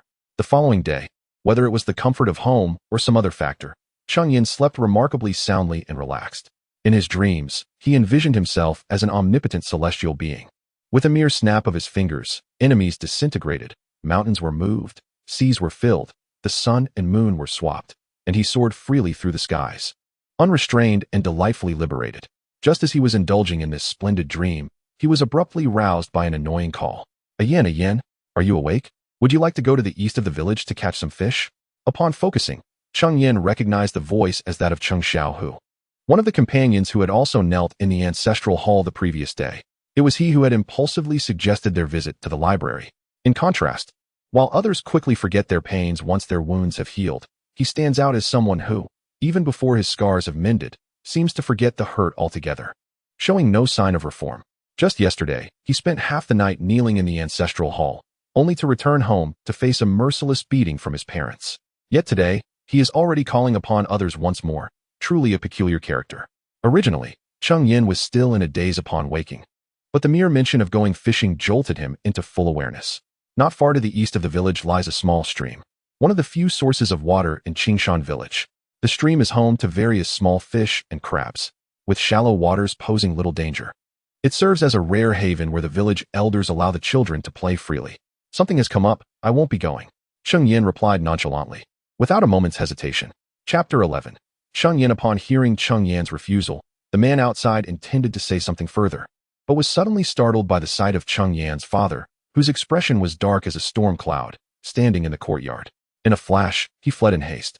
Cheng Yan, poised to send the man away, suddenly recalled that he had not yet finished reading the clear water technique obtained yesterday. The thought of his omnipotent self in a dream ignited an insatiable yearning within him to ascend to immortality. Hastily, Cheng Yan donned his garments and rose from bed. Under the watchful gaze of his father, he consumed his breakfast with trepidation before retreating back to his room. Once inside, Cheng Yan eagerly retrieved the jade slip from beneath his pillow. After returning home the previous night, exhaustion had overtaken him, prompting him to conceal the jade slip and storage pouch beneath his pillow before succumbing to slumber. Now, having entered the third layer of chi cultivation with a solid foundation, he was ready to study the subsequent techniques. He took the jade slip and, imitating what he had seen, pressed it to his forehead, concentrating his mind upon it. In no time, he entered a wondrous state of reading. The entire morning was devoted to his study of the clear water technique. It was not that the technique itself was particularly esoteric. Rather, the jade slip contained a wealth of knowledge about the world of cultivation, including the classification of cultivators. Cheng Yan learned from the slip that cultivators are categorized into stages: Qi introduction, Qi refinement, foundation establishment, golden core, and so forth. Successfully sensing the spiritual energy of heaven and earth and drawing it into oneself, transforming it into usable spiritual power, signifies entry into the first layer of Qi refinement. The Qi refinement stage consists of 10 realms, divided into layers 1 through 9, culminating in Qi refinement perfection. Upon surpassing Qi refinement perfection, one enters the foundation establishment stage. However, the clear water technique can only be cultivated up to the initial phase of foundation establishment. According to the Jade Slip, achieving foundation establishment is no simple feat. The optimal age for this milestone is before 60. Missing this prime age significantly diminishes the chances of success. While there are rare individuals who have succeeded in establishing a foundation beyond the age of 60, they are invariably those blessed with extraordinary fortune, a rarity akin to phoenix feathers. For disciples of affluent sects, this is of little consequence. However, for the vast majority of solitary cultivators, merely reaching Qi refinement perfection before 60 poses a formidable barrier. Additionally, successful foundation establishment requires the aid of specific spiritual materials. Otherwise, the probability of success remains exceedingly low. Yet, such materials are scarce and highly valuable, often beyond the means of an average solitary cultivator. Consequently, the number of solitary cultivators who can advance to the foundation establishment stage is exceedingly small. After spending the entire morning engrossed in the Jade Slip, Cheng Yan had not managed to absorb all its contents. Nevertheless, he resolved to forego further reading in the afternoon and instead attempt to begin cultivating the clear water technique. After hastily devouring his lunch, he once again retreated to his room. Cheng Yan began to follow the teachings of the Qing Shui Gongfa, sitting cross-legged on his bed, attuning himself to the spiritual energy of the universe. This posture persisted for an entire month. During this time, apart from his meals, he devoted nearly all his hours to meditative practices, remaining confined within his home. His mother even began to suspect that Cheng Yan had grown fearful of venturing outside since his last experience at the. To assuage her worries, he would discreetly seek out secluded spots to practice in the mornings and return home for his sessions in the afternoons. Cheng Yan was resolute in enduring solitude, and despite failing to sense any spiritual energy over the month, he did not waver. Instead, he became more determined, even dedicating his evenings to practice. On this particular night, as was customary, Cheng Yan sat on his bed with his legs crossed, eyes closed, and mind emptied, attuning to his surroundings. Suddenly, he perceived flickering points of light surrounding him, scattered and ethereal. A wave of excitement surged within him, for according to the Qing Shui Gongfa, these must be the natural spiritual energies of the universe. If he could draw these energies into his body and transform them into his own corresponding spiritual power, he would step through the threshold of cultivation, becoming a qualified practitioner of the Qi refinement stage. Thus, he stifled his excitement and began to methodically draw the spiritual energy into himself, following the recorded methods in the Qing Shui Gongfa. However, the energy seemed to resist him, and despite exerting all his strength, the bluish light only shifted marginally closer. Fortunately, the text assured him that such difficulties were only encountered during the initial attempt. Subsequent practices would not be as arduous. If every session required such effort, he would be waiting an eternity to achieve immortality. At that moment, Cheng Yan was still diligently attempting to pull the surrounding energy into his being. Though progress was slow, he could at least feel the energy inching closer. After enduring a month of perseverance, he had the patience to wait a little longer. Finally, after 2 hours, he successfully drew a blue light into his body, where it traversed his meridians and settled into his dantian. This blue light transformed into his spiritual power. Simultaneously, the previously elusive energy around him seemed to relent. With the slightest tug from Cheng Yan, it surged towards him, entering his dantian and converting into pure spiritual energy. It was not until the following morning that Cheng Yan ceased his cultivation. Remarkably, despite a sleepless night, he felt invigorated rather than fatigued. However, he noted that the spiritual energy within his dantian remained scant. Undeterred, he reminded himself that no endeavor reaches fruition instantaneously. Having reached the third layer of Qi refinement, Cheng Yan had successfully awakened his spiritual consciousness. Though it was feeble, it sufficed for him to utilize a storage bag he had long coveted. Now, having just awakened his spiritual consciousness, he eagerly retrieved the storage pouch hidden beneath his pillow. As his mind stirred, an extraordinary sensation enveloped him. Although Cheng Yan could not see the contents of the pouch, he could distinctly perceive what lay within. Suddenly, a crystalline stone materialized in his hand, as if conjured from thin air. Cheng Yan had once been curious about how that person could summon objects effortlessly. It now seemed evident that they were merely extracting items from their storage pouch. This must be a spirit stone, he mused, gazing at the gem in his palm. Such a spirit stone is indeed a precious commodity. According to the clear water technique, these spirit stones serve as currency among cultivators, akin to gold and silver in the mundane world. Chapter 12. The life experiences of Wu Yin. Moreover, the spirit stone can be utilized for cultivation, as it harbors pure spiritual energy, which is far more conducive to absorption than the natural spiritual energy of the heavens and earth. The speed of cultivation using spirit stones is significantly swifter than merely absorbing the ambient spiritual energy. After tinkering with the spirit stone in his hand, Cheng Yan began rummaging through his storage bag. The bag contained a plethora of items, with over 3,000 spirit stones alone. There were also several magical tools, which are the weapons employed by cultivators. In addition, numerous spiritual herbs, elixirs, and talismans, as well as 3 jade slips, were present, along with a furnace and a tree that occupied the most space in the storage bag. Cheng Yan was unsure of the purpose of the furnace and the tree, and due to their considerable size, he refrained from taking them out for examination. However, he was intrigued by the 3 jade slips and decided to inspect them one by one. One of the slips detailed several low-tier spells. Cheng Yan discovered that even the most rudimentary cloud and rain technique required a cultivation level of at least the 3rd layer of qi refinement to practice. Another slip was titled Essence of Alchemy, inscribed with the intricacies of an art known as alchemy, the content of which was exceedingly complex. After studying it for a while, Cheng Yan felt utterly lost, unable to comprehend its meaning. This was not a reflection on his intellect. Rather, alchemy is an immensely vast and intricate discipline that even the most gifted individuals struggle to grasp upon their initial encounter with its principles. Setting aside the essence of alchemy, Cheng Yan picked up the final jade slip. The information inscribed in this last slip was not closely related to the cultivation of immortality. Instead, it chronicled the life experiences of the individual who imparted the clear water technique to Cheng Yan. It was then that Cheng Yan learned the person's name, Wu Yin. Like Cheng Yan, Wu Yin had begun as an unremarkable villager, unaware of the existence of cultivators in the world. Time flowed like water, and it was not until he was in his 20s that Wu Yin, by a fortunate turn of events, acquired a cultivation technique and embarked on the path of immortality. However, unlike Cheng Yan, Wu Yin did not immediately devote himself to rigorous practice, as he initially harbored doubts about the validity of cultivation. Coupled with his mediocre aptitude as a 5-element root, it took him an entire year to successfully draw qi into his body and enter the 1st layer of qi refinement. It was at this point that Wu Yin realized he had indeed become a cultivator. From then on, he dedicated himself to the arduous journey of cultivation. Yet, his limited talent, combined with the meager resources available in the mundane world, where spiritual energy was scarce, hindered his progress. Upon breaking through to the 3rd layer of qi refinement, Wu Yin departed from his hometown to venture into the world of cultivation.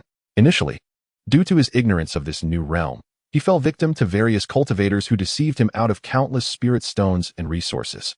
After enduring numerous hardships, he eventually established a foothold within the world of cultivation. Gradually, Wu Yin advanced to the 9th layer of qi refinement. The struggles he faced along this arduous path were palpable even through the jade slip, resonating with the profound challenges he encountered. By the time Wu Yu broke through to the 9th layer of qi refinement, he was already over 80 years old. He came to realize that he would never attain the foundation establishment stage in this lifetime, compounded by the hardships he faced as a loose cultivator. Thus, he conceived the idea of establishing a family of cultivators. It was during this period that he encountered a Qingyuan fruit tree. The Qingyuan fruit was a remarkable treasure. It was said that a practitioner in the qi refinement stage could ascend a realm simply by consuming one, although one could only take a single fruit in their lifetime, and it held no efficacy for reaching the peak of qi refinement. It was enough to drive countless practitioners into a frenzy. Originally, Wu Yu intended to use the Qingyuan fruit tree as the foundation for his family. However, unbeknownst to him, a close friend of over 20 years had learned of his acquisition and, in pursuit of a single Qingyuan fruit, disclosed this information to a foundation establishment power. Upon receiving the news, that power dispatched a fully realized qi refinement practitioner to hunt him down. Given the rarity of the Cheng Yan fruit tree, it was not unreasonable for a foundation establishment cultivator to take action. However, they feared that sending such a figure to pursue a mere qi refinement practitioner would arouse suspicion from rival factions, and should the Cheng Yan fruit tree be exposed, dire consequences would ensue. Yet, no one anticipated that Wu Yu possessed a second-tier talisman. The qi refinement practitioner tasked with hunting him met an untimely demise on the spot. Although Wu Yu successfully retaliated against his foe, he sustained grave injuries and fled to the back mountains of Qingshan village, where he encountered Cheng Yan. It was no wonder that the elder advised him against placing trust in others. Even a friend of over 2 decades could so easily betray him for a Cheng Yan fruit. Cheng Yan sighed, lamenting the treachery inherent in the world of cultivation. In this realm, there are no eternal friends, only eternal interests, a lesson Cheng Yan gleaned from Wu Yu's life story as recorded in a jade slip. This realization led Wu Yu to conclude that, regardless of how close one might be to a friend, complete trust was illusory. Only blood relations could provide true solidity. This understanding was pivotal in Wu Yu's desire to forge a family power rather than a sect. Suddenly, Cheng Yan speculated whether the tree in his storage bag was indeed the Cheng Yan fruit tree. He recalled that Wu Yu had not mentioned its theft in the jade slip, leading him to believe this was indeed the case. Moreover, he finally understood the nature of the large furnace. It was a pill-refining furnace. The jade slip had indicated that Wan Feng was an alchemist, though Wu Yu's talent in alchemy was rather mediocre, ranking only as a first-tier mid-grade alchemist. Nonetheless, this was sufficient to make him a figure of affluence among loose cultivators, as evidenced by the several magical artifacts and thousands of spirit stones within his storage bag. This sparked Cheng Yan's interest in the art of alchemy, though with his current strength, he was far from capable of practicing it. The art of alchemy demands not only sufficient cultivation, but also a formidable spiritual awareness. Nonetheless, Cheng Yan remains undeterred. He believes that one day, he shall meet the requirements. Until that moment arrives, all he needs to do is dedicate himself to diligent practice. It has been over 2 years since Cheng Yan successfully harnessed the energy within and ascended to the 3rd layer of qi cultivation. Throughout these 2 years, his efforts in training have been nothing short of relentless, augmented by the assistance of spirit stones. Consequently, he surpassed the 4th layer of qi cultivation a year ago, and now he stands on the cusp of reaching the 5th layer. This remarkable speed of advancement can largely be attributed to the spirit stones. For the spiritual energy in the mundane world is woefully scarce. Chapter 13. Signs of drought. If one were to rely solely on absorbing the spiritual essence of heaven and earth for cultivation, it would likely take Cheng Yan twice as long to achieve a breakthrough. The drawback of utilizing spirit stones for cultivation lies in their excessive consumption of resources. During the 1st layer of qi refinement, a single spirit stone could sustain him for 3 days. However, upon reaching the 2nd layer, it could only support his cultivation for a single day, sometimes even less. In just over 2 years, Cheng Yan has expended more than 300 spirit stones, a figure that reflects his frugality after breaking through to the 2nd layer. Had he used spirit stones liberally, he would have likely consumed 700 or 800 by now. If the 2nd layer demands such a toll, what would the 3rd and 4th layers entail? The consumption of spirit stones would undoubtedly escalate as one progresses. It seems he cannot linger in the mundane world any longer. He must hasten to the realm of cultivation. It is said that in the realm of cultivation, spiritual veins exist, and the aura above them is exceedingly rich. Cultivating upon such veins would yield remarkable results, even in places devoid of spiritual veins. The concentration of spiritual energy in the cultivation realm far surpasses that of the mundane world. It is no wonder that cultivators are scarcely seen in the mundane realm, as this alone dissuades them from venturing there. Cheng Yan plans to wait until he breaks through to the 3rd layer, masters a few spells, and gains the means for self-protection before embarking on his journey to the realm of cultivation. Time flows swiftly. One day, while enjoying lunch with his family, Cheng Yan mused on the fact that it had been nearly a month since the last rainfall. The crops in the fields were on the verge of withering under the relentless sun, and he wondered when the rain would finally come. Should the drought persist, this year might yield nothing. Cheng Yan's father, Cheng Dahai, sighed heavily at the dining table. Cheng Yan, taken aback, remarked, "A month without rain?" Having been preoccupied with his cultivation, he had neglected the weather and glanced up towards the yard. Indeed, the leaves of the old tree in the courtyard had begun to wilt. "Father, could this lead to a drought?" Cheng Yan's elder brother, Cheng Peng, expressed his concern. "The well in our village is nearly dry, and the stream nearby has completely run dry." Cheng Yan belonged to a family of 7, his father Cheng Dahai, mother Xianxia, elder brother Cheng Peng, third brother Cheng Hong, second sister Cheng Jing, and fifth sister Cheng Xian. Cheng Yan was the youngest, ranked sixth. He had once had a fourth brother, but he had passed away in his early years, leaving Cheng Yan with no memory of him. A drought would inevitably lead to famine. I wonder if our family's grain supplies will suffice. May the heavens send rain soon. Cheng Yan's mother lamented, her face etched with worry. Observing the anxiety etched on his parents' faces, Cheng Yan longed to assist, yet felt powerless. If only he had mastered the rain technique. Though lacking offensive capabilities, it could induce localized rainfall. This was a skill that many Qi refinement disciples in various cultivation sects were required to learn. As it can be utilized for irrigating the spiritual fields, it can naturally also serve to nourish one's own land. However, the cultivation of the cloud and rain technique requires at least the 5th level of Qi training. Yet, it seems that Cheng Yan will need some time to break through to the 5th level. By the time he manages to reach the 3rd level and learns the cloud and rain technique, the crops in the fields may have already perished. Left with no means to assist, Cheng Yan could only silently consume his meal. Fortunately, although the family harbored concerns, they remained composed. In Qingshan village, due to inconvenient transportation, it would take an entire day just to reach the nearest town. Consequently, the grains cultivated in the village were not sold, but rather stored at home. Cheng Yan's family had also stockpiled a considerable amount of grain, and if they practiced frugality, it should suffice to sustain the 7 of them until the following year. Beyond Qingshan village lay a vast expanse of mountains, even in times of drought. It was unlikely that the entire hillside would be barren. Should their grain supplies dwindle, they could still forage for wild vegetables and roots in the mountains to stave off hunger.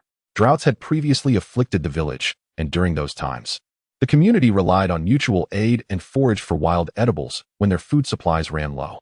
After finishing their meal, Cheng Dahai chose not to inspect the fields again. Instead, he summoned Cheng Peng and Cheng Hong to accompany him on a hunting expedition to the back mountains. Although they had ample grain stored, having 7 mouths to feed necessitated additional provisions. Seizing the opportunity to hunt some wild rabbits for smoked meat, which not only tasted delightful but also had a longer shelf life, was a prudent course of action. This approach was common among the villagers. Those skilled in hunting ventured into the mountains, while others foraged for wild vegetables and fruits, seeking ways to preserve their harvest for extended periods. Thus, the entire Qingshan village became bustling with activity. The once mischievous children had now matured and ceased their antics, joining their families in preparing smoked meats and pickled vegetables, storing the finished goods in the cellar. Cheng Yan was no exception. In recent days, he had been diligently assisting his mother and 2 sisters in preparing the wild game brought home by Cheng Dahai from the mountains. It must be said that Cheng Dahai possessed remarkable hunting skills, consistently bringing home various meats, wild rabbits, wild chickens, and even some meager birds. While Cheng Yan was engrossed in his tasks, a sudden commotion erupted in the village. Curious about the noise, he paused his work and looked towards the village. Upon discerning the cause of the uproar, he could not help but gape in astonishment. It turned out that his father, Cheng Dahai, along with his elder brother Cheng Peng and younger brother Cheng Hong, was carrying a wild boar. Although Qingshan village had previously caught wild boars, and it was not uncommon to secure 1 or 2 each year, the current circumstances were exceptional. With over a month without rain, many crops had begun to wither, and this wild boar symbolized hope amidst the drought. Thus, the Cheng family became increasingly occupied. Cheng Dahai decided to forego his hunting pursuits and instead joined the family in processing the wild boar. This decision was largely influenced by the fact that, following the recent disturbances caused by the villagers of Qingshan, the mountains had become nearly devoid of wildlife. The wild boar weighed no less than 200 pounds. The Cheng family devoted 2 full days to completely handle the beast. Ultimately, they were left with approximately 170 to 80 pounds of meat. Cheng's mother then took a portion and distributed it to their neighbors, giving away about 30 to 40 pounds. This left them with roughly 140 pounds of meat. If consumed judiciously, this wild boar meat could sustain the Cheng family for an entire month. After this, tranquility returned to Qingshan village. All necessary preparations had been completed, and the impending drought should pose no threat to their community. Chapter 14. The approaching catastrophe. On this day, Cheng Yan sat cross-legged on his bed, his eyes firmly shut, attempting to cultivate his inner energy, yet he found himself unable to enter a state of tranquility. This predicament had persisted for a considerable duration. Outside, not a single drop of rain had graced the parched earth for an entire 3 months, and the well within the village had long since run dry. Cheng Yan had not quenched his thirst for quite some time, surviving solely on the moisture contained within his meals. He now felt a relentless dryness in his mouth and throat. The scorching sun compelled him to sweat profusely, and without the luxury of bathing. He felt sticky and exceedingly uncomfortable. Consequently, he was perpetually unable to achieve the focused state required for cultivation, managing only to find a semblance of peace during the cooler hours of midnight. Originally, Cheng Yan had hoped to expedite his practice, aiming to break through to the third layer of qi cultivation and master the elusive cloud and rain technique. Although the crops had withered, eliminating the need for irrigation, he still yearned for water to drink. He had prepared himself to expend a considerable amount of spiritual stones for this purpose. Yet now even achieving a state of calm seemed an insurmountable challenge, let alone progressing in his training. Presently, Cheng Yan could only wish fervently for the heavens to deliver a torrential downpour. In his inability to cultivate, Cheng Yan reluctantly ventured into the living room to engage in casual conversation with his family. They discussed the meager grain reserves of certain households, noting that some had already consumed nearly half of their supplies, prompting midnight excursions to the mountains in search of wild vegetables. The reason for these nocturnal forages was not due to fear of being discovered, but rather the oppressive heat of the sun during the day, which made even brief exposure unbearable, often resulting in drenched clothing and the risk of sunburn. By nightfall, the temperature dropped slightly, offering some respite. Overall, Qingshan village managed to endure, but that resilience did not extend to other regions. Unlike Qingshan, many areas had sold off their grain, leaving families with scant reserves. Thus, the onset of drought swiftly led to famine. Although the government swiftly enacted relief measures, corrupt officials siphoned off much of the aid, leaving the populace with pitifully little sustenance. During these 3 months, numerous villages and towns witnessed deaths from hunger and thirst. As desperation mounted, villagers flocked to the towns, and townsfolk sought refuge in the county cities. This sudden influx resulted in a significant number of starving masses in urban centers, while some resorted to banditry, turning to theft as a means of survival.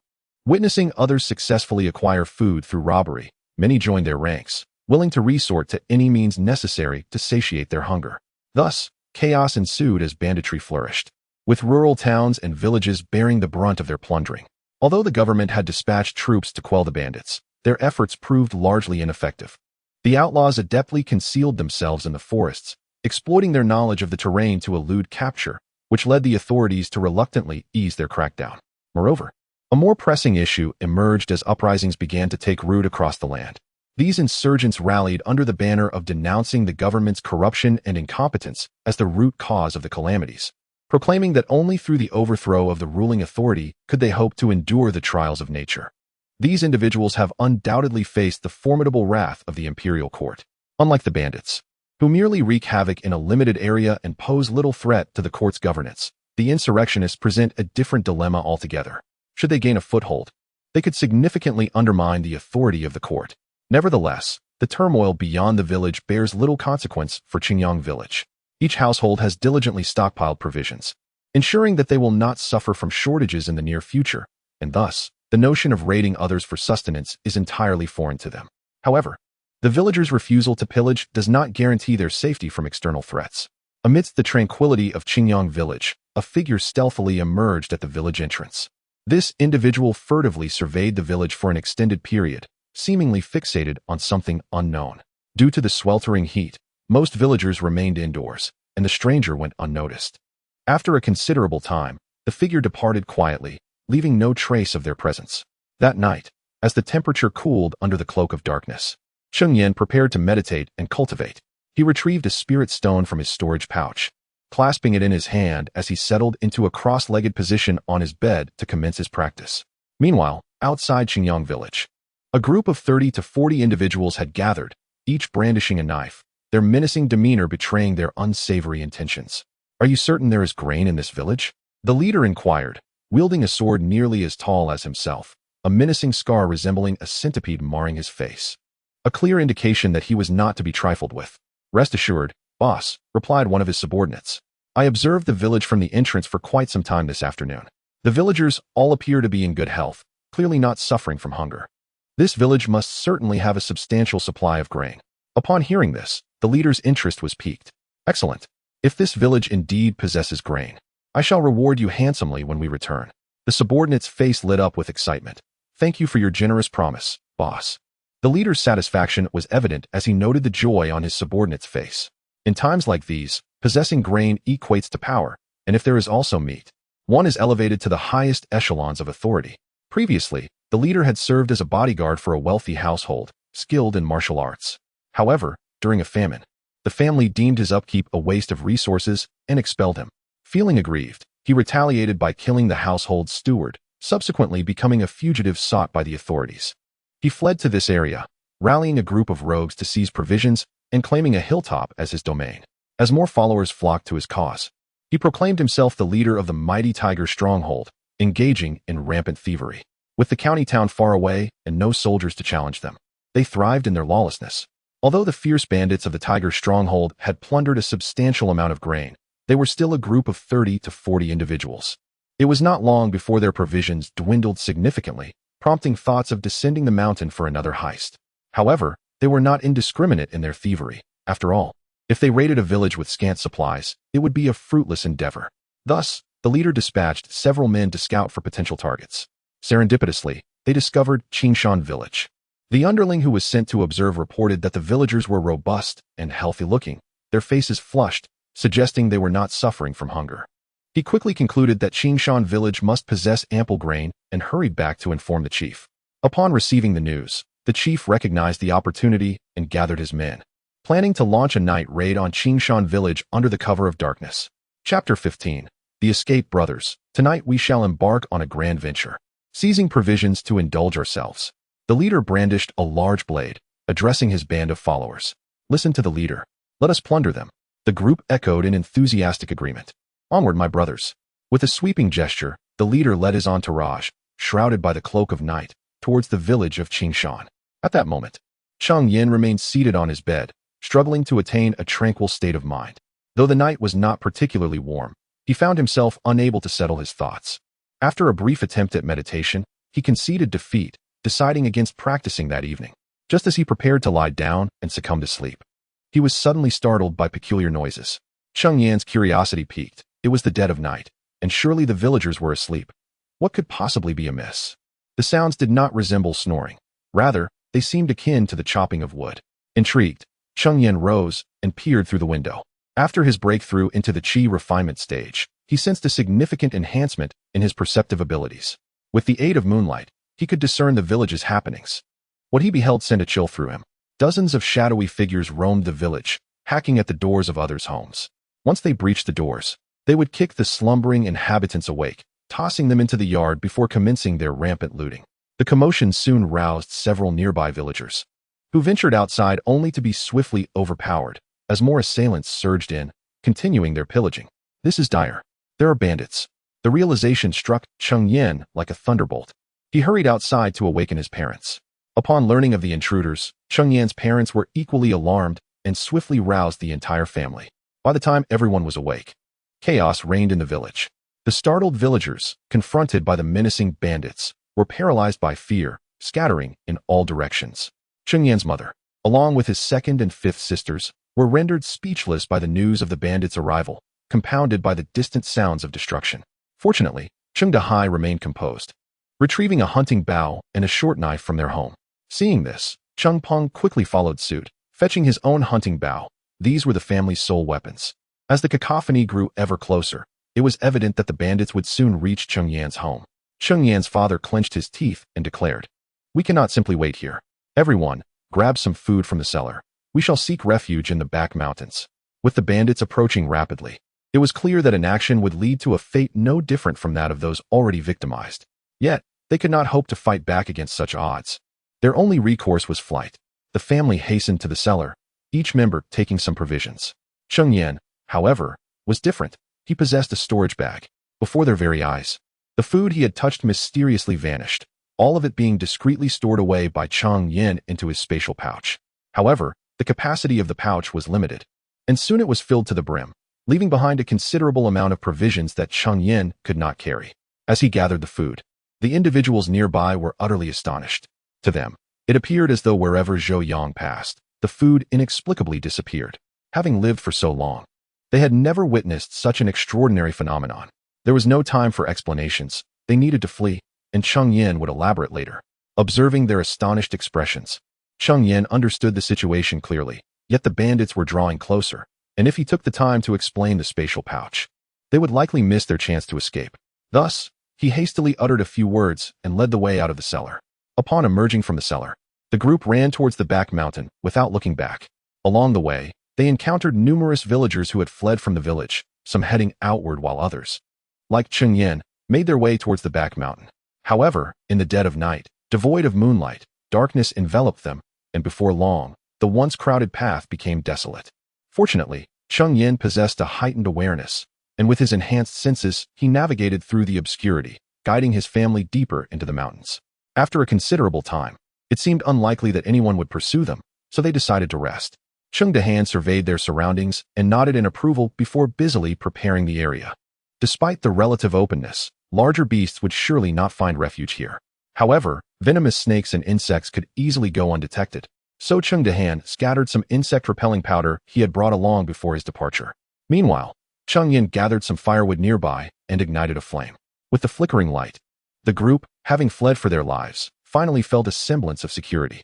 What misfortune have we encountered? We were merely living our lives, and now bandits have descended upon us. Cheng Mu's heart had been tightly wound during their escape, and now, settled into relative safety. Her emotions erupted as she began to weep softly, prompting her second and fifth sisters to discreetly wipe away their tears.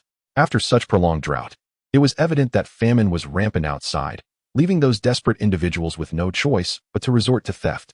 Do not worry, once they have taken what they want, we shall return tomorrow, Cheng Yan gently reassured his wife, Xianxia. Yet, what good would returning do if all the food had been stolen? Cheng Yan's words of comfort did little to alleviate Xianxia's distress. Mother, do not fear, I managed to gather plenty of food. Enough for us to last 10 days to half a month, Cheng Yan quickly interjected, offering his reassurances. Upon your remark, I am reminded of a certain incident. Dear sixth brother, what cunning method did you employ in the cellar? For it seems that everything you touched mysteriously vanished. Cheng Pong had long wished to inquire of Cheng Yan, yet circumstances had not permitted. Now, at last, he found the opportunity. Upon hearing his elder brother's question, Cheng Yan smiled faintly and produced a storage pouch from within his robes. Eventually, the matter of his cultivation must be disclosed to the family. Thus, it seemed prudent to clarify the situation now. Do you recall, elder brother, the time over 2 years ago when I became lost on the back mountain? Cheng Yan recounted his experiences during that incident in vivid detail. Subsequently, he explained the pouch's capabilities to his family, even demonstrating the art of conjuring objects from thin air. Although it was not their first encounter with such a phenomenon, it still elicited a chorus of astonished exclamations. So, does this mean that the younger brother is now akin to an immortal? Chapter 16. The Spirit Testing Pearl. Does this mean my little brother has become an immortal? Cheng Hong exclaimed excitedly from the side. How could I possibly be considered an immortal? If that were the case, our family would not have fallen to such depths. Cheng Yan replied with a wry smile, shaking his head. In comparison to immortals, he felt he was still vastly inferior. Even among cultivators, he was merely an amateur, lacking mastery over any spells. Yet, this was not entirely Cheng Yan's fault. Most practitioners in the early stages of qi cultivation were similarly unskilled in spells. However, they could still employ spirit talismans to confront adversaries, and Wu Yu's storage bag was not devoid of talismans. Yet, even the most rudimentary talismans were of the first-grade mid-tier variety, which Cheng Yan, given his current cultivation level, was unable to wield. Can we also learn this method of cultivation? Cheng Xian inquired from the side. As Cheng Yan began to explain, the mood among the group gradually settled, and their tears ceased. Well, I am not entirely certain. To cultivate, one must possess a spiritual root, and I cannot ascertain whether you all have one. Suddenly, Cheng Yan recalled that Wu Yu had previously used a pearl to test his spiritual root attributes. It must be called the Spirit Testing Pearl, he thought. Perhaps it could also determine if his family possessed spiritual roots. After rummaging through the storage bag for a while, he finally discovered the Spirit Testing Pearl nestled in a corner. Cheng Yan handed the pearl to Cheng Dahai and instructed him on how to use it. However, after a long while, the pearl did not emit any light. When everyone took their turns, not a single one was able to illuminate the Spirit Testing Pearl. Cheng Yan began to suspect that the pearl was malfunctioning, and when he held it himself, it emitted both blue and green hues. It seemed the pearl was indeed functioning correctly. It was merely that none of them possessed spiritual roots. With a heavy heart, Cheng Yan had to convey the truth to everyone, that they lacked spiritual roots and could not cultivate. Upon hearing this, disappointment washed over the group.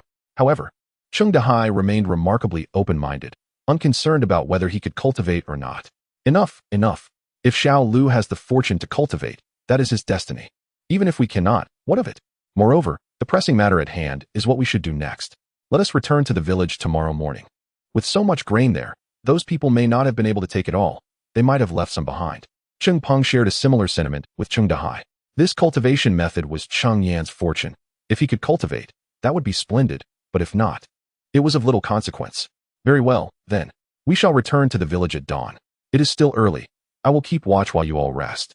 Cheng Dahai remarked, glancing at the night sky, estimating that dawn was still some time away. Father, let me take the watch. After all, I am practicing at night and do not require sleep. You should rest, Cheng Yan insisted. Cheng Dahai looked at Cheng Yan, feeling a sense of pride. Just a few years ago, he was a mischievous little rascal, and now he had learned to think of others. He nodded with a smile. All right. Since you are so considerate, you may keep watch. If anything arises, be sure to wake us immediately. With that, he leaned against a tree and closed his eyes to rest. As Cheng Yan observed that everyone had begun to rest, he found a suitable spot to sit cross-legged and retrieved a spirit stone from his storage bag, commencing his cultivation. Despite his practice, Cheng Yan remained vigilant. Any slight rustle would rouse him from his meditation. Fortunately, the night passed without incident, and as dawn broke, Cheng Dahai awakened. He had long cultivated the habit of rising at first light. Upon Cheng Dahai's awakening, Cheng Yan ceased his cultivation. Father, why not sleep a while longer? It is still early, Cheng Yan gently inquired, mindful of not disturbing the others still in slumber. I am accustomed to it. I can no longer sleep once dawn arrives. Cheng Dahai replied, stretching his limbs, acknowledging that resting against a tree was far less comfortable than his own bed. Since you are awake, I wish to take this opportunity to check if those people have departed from the village, Cheng Yan suggested. Absolutely not. If they have not left and discover your presence, what will we do? Let us wait until your elder brothers awaken to go together. Cheng Dahai firmly refused, shaking his head. Do not worry, father. My eyesight is keen. I will observe from a distance and will not be seen, Cheng Yan reassured him. Cheng Dahai furrowed his brow, recalling how it was indeed Cheng Yan's sharp vision that had guided them safely through the night, preventing them from losing their way in the back mountains. Very well. Take your bow and knife with you.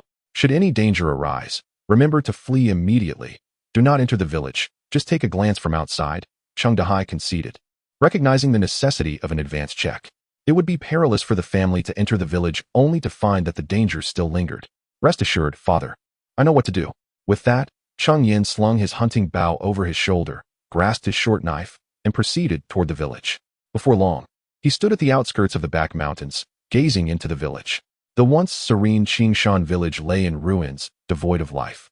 It was evident that the bandits had departed. After a moment of contemplation, Cheng Yan made his way into the village. Upon returning to his home, he was met with a scene of devastation. The house had been thoroughly ransacked. Every valuable item had been taken, the furniture reduced to splinters, and the granary stripped bare. Nothing remained. What a pack of beasts! Cheng Yan seethed inwardly, feeling powerless to protect his family.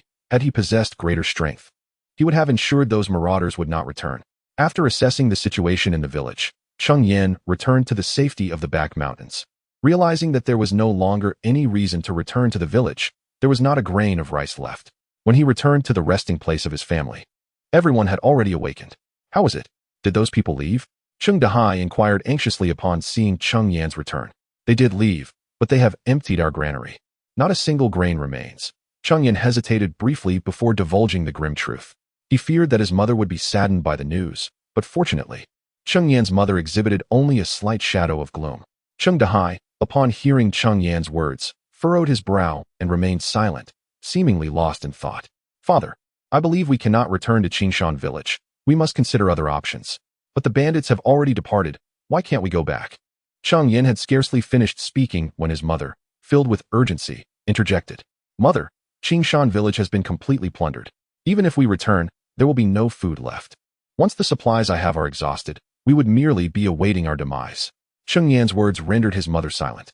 In that moment, the family's spirits appeared notably subdued. Then we shall not return to Xianxia village. Let us go to Baiyun County. There are granaries there, and we shall surely find sustenance. Chapter 17. The escort agency Baiyun County is the nearest county town to Xianxia village. The town boasts granaries, ensuring an ample supply of grain, and the presence of military forces alleviates fears of banditry. However, life in Baiyun County is not without its challenges. While food is abundant, it requires money to procure. The Cheng family, having searched their belongings, could not muster a single copper coin, and even if they reached Baiyun County, they had nowhere to stay. Yet, Baiyun County remained their only hope. Remaining in Xingshan village would mean certain death. Only by journeying to Baiyun County could they grasp a fleeting chance at survival. With their decision made, the Cheng family wasted no time in preparing for their departure. They first returned to Xingshan village to see if any usable items remained at home. However, their house had been thoroughly ransacked, and all valuables had vanished. After a fruitless search, they set off for Baiyun County. Although it is the closest county town to Xingshan village, the distance is still considerable, and since the family could only travel on foot, it would take them at least 7 or 8 days to arrive. Upon leaving Xingshan village, the Cheng family embarked on a small path, heading east. As Baiyun County lay directly to the east of Xingshan village. Yet, at this time of year, the sun blazed fiercely, and they found themselves needing frequent rests to avoid sunburn, with dehydration posing an even graver threat. Fortunately, Cheng Dahai's vast experience guided them to certain plants rich in moisture, which sustained them along the way. The family progressed slowly, and after an entire day's journey, they still had not reached the official road. As dusk approached, they were compelled to find a place to rest for the night. They discovered a flat area, kindled a fire, and prepared their evening meal. Just as Cheng Yan was heating their dinner, he suddenly felt a cool breeze above him. Looking up, he was met with a raindrop landing on his forehead. It was raining. After more than 3 months of drought, the heavens had finally opened. The rain came swiftly, intensifying in a matter of moments. The family hurriedly constructed a makeshift shelter to shield themselves from the downpour, relocating their fire underneath. They were thoroughly drenched, yet their faces radiated joy. Cheng Yan could hardly contain his excitement and longed to dash out and bathe in the rain, having not enjoyed a proper wash in nearly a month. Cheng Peng and Cheng Hong, inspired by his enthusiasm, joined him outside. The girls, however, felt shy and remained under the shelter, merely extending their hands to catch a few droplets to wash their faces. As the rain continued to pour unabated, Cheng Yan, now refreshed, took refuge under the shelter, warming his clothes by the fire. As night fell, the family gradually drifted into slumber, lulled by the rhythmic sound of the rain outside. The following morning, as dawn broke, Cheng Dahai awoke, prompting Cheng Yan to cease his practice. The rain outside has ceased, leaving dewdrops shimmering upon the leaves. The once wilted foliage, rejuvenated by a night of nourishing rain, has transformed into a vibrant green, filling the forest with a palpable sense of vitality. Cheng Dahai, having just awakened, busied himself with tasks. Last night, during the downpour, he had placed several water containers outside to collect rainwater. After a night's accumulation, the containers were now full. Cheng Dahai ventured out to retrieve them, placing the vessels over the fire to boil, ensuring that they would not suffer from a lack of water henceforth. Cheng Yan also took some provisions from their storage pouch, placing them over the flames to warm, so that once the others awoke and had breakfast, they could continue their journey. On the official road to Baiyun County, a group of 7 was making their way, comprising Cheng Yan and his companions who had departed from Xingshan village. 5 days had passed since their departure, during which a heavy rain had fallen for an entire day, hindering their progress. However, the rain had also stirred the wild vegetables in the forest to sprout anew. Now, aside from the rations Cheng Yan carried, they could occasionally gather some wild greens, alleviating their food consumption. Regrettably, the rain had come too late. Had it arrived a month earlier, their family would not be in their current predicament. "Father, how much longer until we arrive?" During these days, aside from mealtimes and rest at night, they had been on the move continuously. The men were faring better, but the girls were nearing their limits. "It won't be long now. We should arrive in 2 or 3 days. Just a little more patience," Cheng Dahai replied, glancing at the sky where the sun was shining brightly. "We have traveled all morning. Let us rest here for a while and enjoy some lunch." The group found shade beneath a tree along the roadside, sitting down to take a break while Cheng Yan retrieved their food from the pouch. Though they had been frugal in their eating, their supplies were dwindling, enough for perhaps 3 or 4 more days. Once Cheng Yan's provisions were exhausted, they would face hunger. After their meal, the family leaned against the tree for a brief respite. After 5 consecutive days of travel, even with Cheng Yan's enhanced constitution as a cultivator, fatigue was setting in. He leaned against the tree, shielding his eyes with a leaf to rest. As he pondered their plans upon reaching Baiyun County, he felt a sense of unease. They had no money. Although he possessed many valuable items, they were only useful to cultivators and would be regarded as mere scrap at a pawn shop. Even if he encountered someone knowledgeable, he would hesitate to sell, for wealth should remain concealed, a lesson learned from Wu's Jade Slip. Lost in thought, Cheng Yan found his mind drifting when suddenly, the sounds of insects were interrupted by distant shouts of battle. Startled, he awakened abruptly. How could there be cries of conflict? The sound seemed to be emanating from not far ahead. Hastily, he roused his family. Upon hearing Cheng Yan mention the battle cries, they all grew tense with apprehension. Cheng Dahai tightened his grip on the hunting bow, straining to listen, and indeed, he could faintly discern the sounds of battle. Cheng Yan spoke, "Father, shall I venture forward to investigate?" Uncertain of the unfolding events ahead, none of them dared to continue their journey. "I shall accompany you. The eldest and the third will remain here to guard," Cheng Dahai replied, handing his short dagger to Cheng Peng. Thus, Cheng Yan and Cheng Dahai proceeded along the official road. Before long, the cacophony grew even more pronounced, interspersed with the clashing sounds of weapons. Chapter 18. The sting of arrows. Not long after, they spotted two groups engaged in a fierce battle ahead. Cheng Dahai swiftly pulled Cheng Yan aside to hide. One group was disorganized, their formation chaotic, and the clamor of battle cries emanated from them. In stark contrast, the other group, clad in standardized attire, steadfastly defended their wooden crates, fighting with a disciplined rhythm. However, they were outnumbered, and several members had already sustained injuries. It was evident that the formally dressed group was escorting some cargo and had fallen into an ambush by the other faction. As Cheng Yan had anticipated, the beleaguered group comprised members of the Baiyun County Chongfeng escort agency, who had been beset by a band of robbers during their transit and were now embroiled in a desperate struggle. Cheng Dahai quietly observed the unfolding situation. Suddenly, he drew an arrow from his quiver, knocked it to the bowstring, and released it in one fluid motion. The arrow whistled through the air, striking a man in the leg, eliciting a piercing scream. Cheng Dahai then loosed several more arrows, each finding its mark in the legs of the assailants. Each shot accompanied by a cry of agony. His targets were the larger group of assailants. Although the defenders were oblivious to the identity of their unseen benefactor, they seized the opportunity presented to them. Armed with blades, they swiftly dispatched the injured robbers, turning the tide of battle.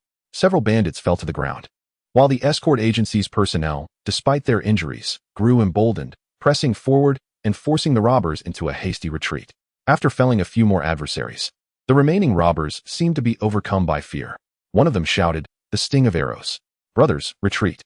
In an instant, they scattered like birds startled from their roost. The defenders, witnessing their flight, chose not to pursue, but remained vigilant over their cargo, only relaxing once all threats had fled. From the Baiyun County Chongfeng escort agency, the chief escort, Yang Chengsheng, called out, "I do not know which brother assisted us from the shadows, but I would be most grateful if you could step forward for a moment." One among the group approached, cupping his fists in respect towards Cheng Yan and Cheng Dahai. Hearing the call, Cheng Yan turned to Cheng Dahai. After a brief hesitation, Cheng Dahai emerged from their hiding place with Cheng Yan in tow. "I am Cheng Dahai, Yang, the chief escort. Your gratitude is unwarranted. I have done little to assist," he replied modestly, yet he kept a firm grip on his hunting bow. "Ah, Brother Cheng, you are too humble. Had it not been for your timely aid today, my comrades and I might have met our end here. Might I invite you to join me for a discussion, as a small token of my appreciation?" The words prompted a moment of hesitation from Cheng Dahai.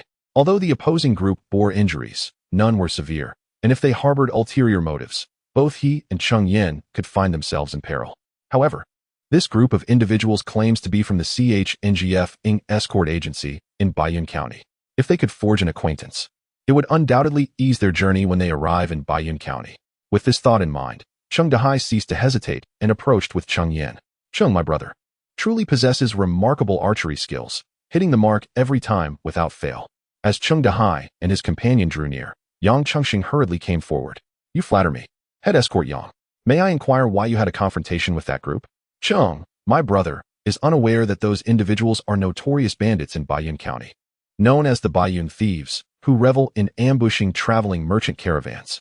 Our escort was discovered by them as we passed through here and fell into their ambush. Yang Chengxing offered a slight bitter smile, acknowledging that had they not been ambushed, they would not have found themselves in such a dire struggle. Despite the numerous Baiyun thieves, in terms of martial prowess, Yang Chengxing alone could contend with 4 or 5 of them. These bandits merely relied on their overwhelming numbers.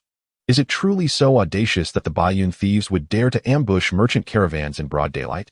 Cheng Dahai questioned incredulously. The reason for the robberies in Qingshan village was its remote location, making it difficult for the authorities to manage. Yet this place is not far from Baiyun County. Do they not fear the local officials? In the past, the Baiyun thieves would never have been so brazen, but now, with uprisings occurring in various regions, the stationed troops in Baiyun County are hesitant to venture beyond the city walls, emboldening these bandits. Yang Chengxing sighed. noting that this situation had significantly increased the difficulty of their escorting task. "Father." Just as they conversed, a familiar voice called from behind. It was Cheng Peng and his companions, who, having heard the cessation of cries, grew increasingly anxious at the absence of the two and had come to search for them. "Why is it that Cheng, my brother, has brought his entire family?" Yang Chengsheng pondered, initially believing the two to be seasoned wanderers of the martial world, only to discover that they were accompanied by their family, which struck him as peculiar. Cheng Dahai shook his head with a wry smile, confessing to head escort Yang. "We were living quite well, but then bandits invaded our village and pillaged our supplies. Reluctantly, we had to journey to Baiyun County in search of a glimmer of hope." Yang Chengsheng suddenly comprehended. "Ah, I see. Might I inquire if you have a place to stay in Baiyun County? If not, please do not hesitate to seek me out at the xianxia escort agency. I would like to express my gratitude properly." Cheng Dahai hesitated. I could not possibly trouble head escort Yang. "What are you saying, my brother Cheng? Though I am but a simple man, I understand the importance of repaying kindness. However, as I am currently en route on this escort mission, I cannot accompany you. When you arrive in Baiyun County, be sure to visit the xianxia escort agency." Before Cheng Dahai could finish, Yang Chengsheng promptly interrupted. "Then I thank you for your kind offer, head escort Yang." Seeing Yang Chengsheng's earnest invitation, Cheng Dahai felt it inappropriate to refuse further. "Very well. However, I am currently engaged in escorting goods and cannot linger for long. I shall take my leave first. Until we meet again in Baiyun County, dear brother Cheng, you must surely come." With that, Yang Chengsheng departed, leading his men with the cargo. "Who is this person?" Wang Yu inquired from the side. Seeing the two engage in such cordial conversation, one might mistakenly think they were longtime friends. "He is the chief escort of the Changfeng escort agency in Baiyun County, named Yang Chengsheng." Cheng Dahai explained the recent events to the others. "Should we go then?" Wang Yu expressed some concern, for they were unfamiliar with the area and feared being deceived. "Indeed, we must go. Our family is alone in Baiyun County, with no acquaintances, and we may find ourselves without even a place to stay. We have no choice but to seek refuge with them." Cheng Dahai had been contemplating what to do upon their arrival in Baiyun County, and little did he expect such an opportunity to present itself today. Chapter 19. Baiyun County. "However, we are but strangers to them. Can we truly expect them to take us in?" Wang Yu harbored some apprehensions. "Alas, there seems to be no alternative. We must first reach Baiyun County and see what unfolds," sighed Cheng Dahai in resignation. They knew no one in Baiyun County, and with their meager finances, the prospect of survival for the seven of them was daunting. Nevertheless, during their conversations, Cheng Dahai sensed that Yang Chengsheng was a person of deep loyalty and sentiment. Having lent them a hand, seeking refuge with them should pose no issue. At the very least, they could find some initial shelter, and the course of action thereafter could be determined upon their arrival in Baiyun County. After a brief respite, the group set off once more. 3 days later, outside the city of Baiyun County. After 3 days of arduous travel, the Cheng family finally arrived at Baiyun County. However, the scene before them was one of utter chaos. Countless refugees had erected makeshift camps outside the city. As they walked along the road, they observed emaciated individuals lying by the wayside, their faint breaths barely indicative of life. Although the government had issued orders for disaster relief, the provisions intended for the populace had been siphoned off by corrupt officials at every level, leaving scant resources for the common folk. The porridge distributed within the county was hardly worthy of the name, a mere thin layer of rice floating in a bowl of water. Nonetheless, it was seized by the refugees in a frenzy. A few days prior, a downpour had caused some wild vegetables to sprout in the woods. Yet, with so many hungry mouths to feed, these too were quickly harvested. There were scarcely any intact trees in the vicinity, as their bark had been stripped or their roots excavated, all consumed by the desperate refugees.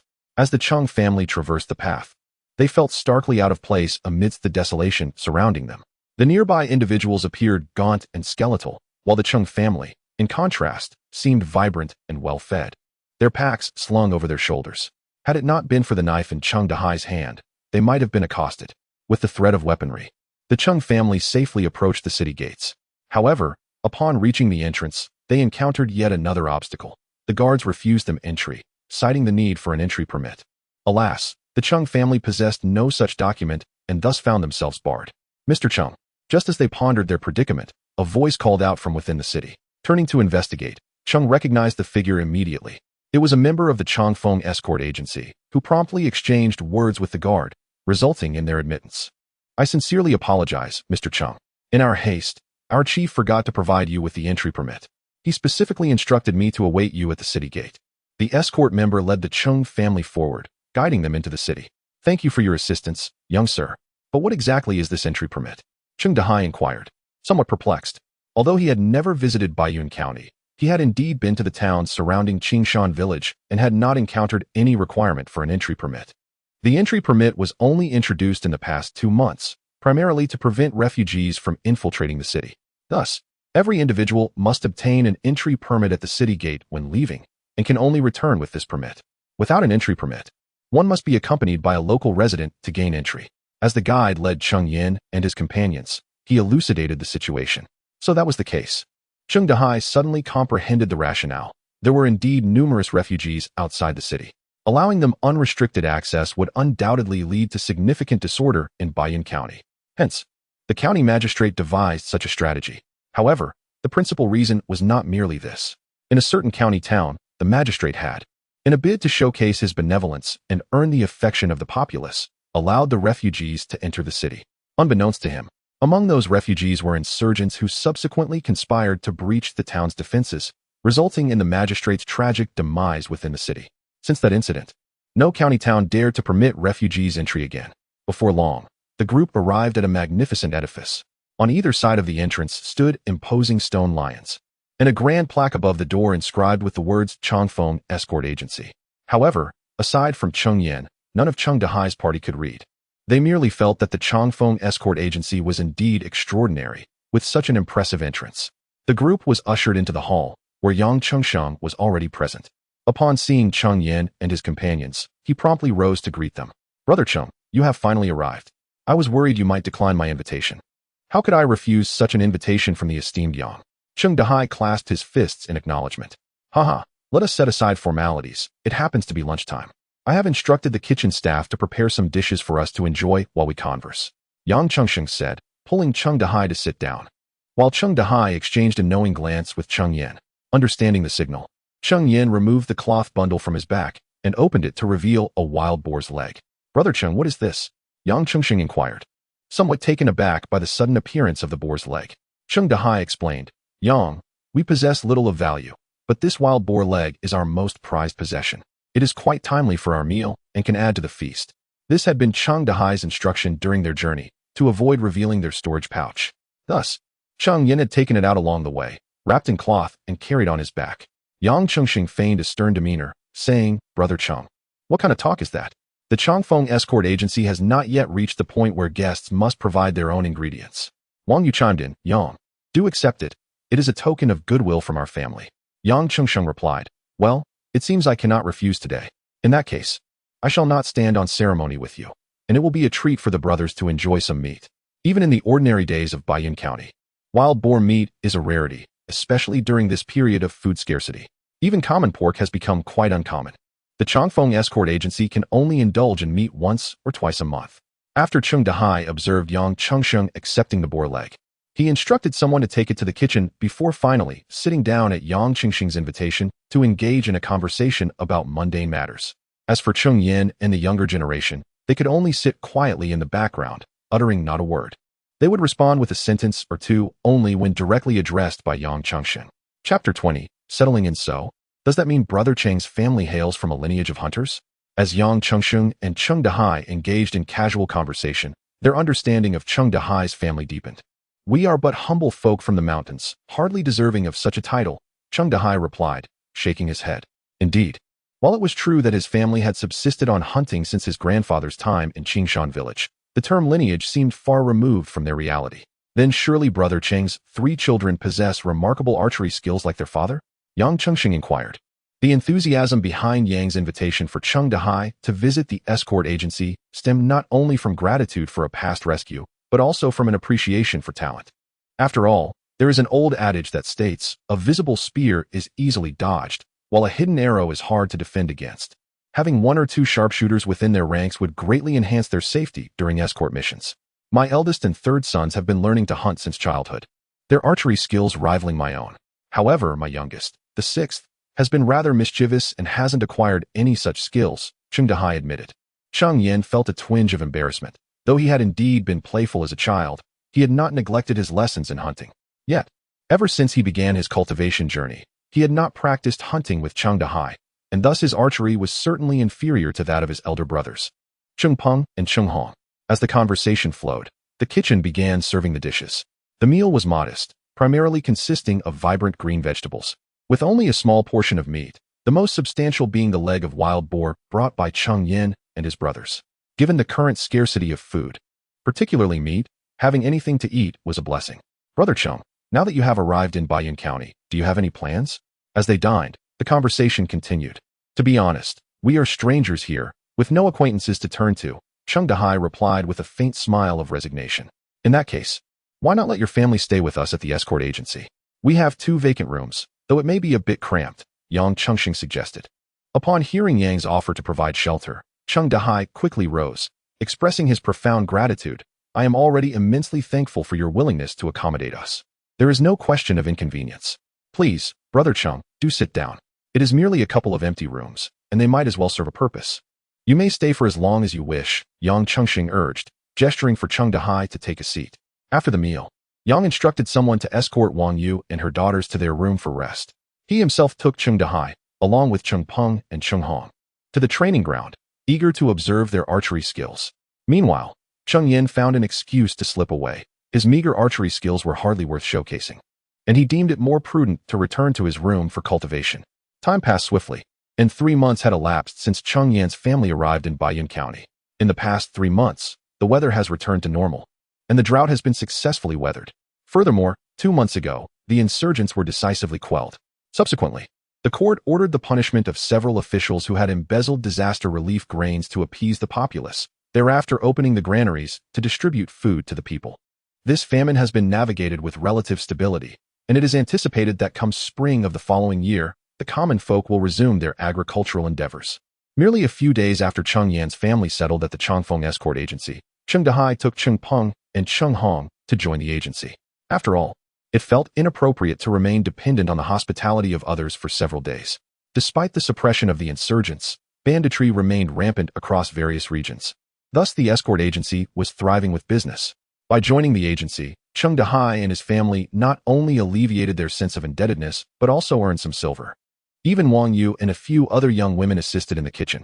Meanwhile, Cheng Yan found himself with little to occupy his time, often retreating to his room. However, this was merely the perception of outsiders. In reality, Cheng Yan had not relaxed his cultivation efforts over the past 3 months. A month prior, he had successfully advanced to the 3rd level of qi refinement.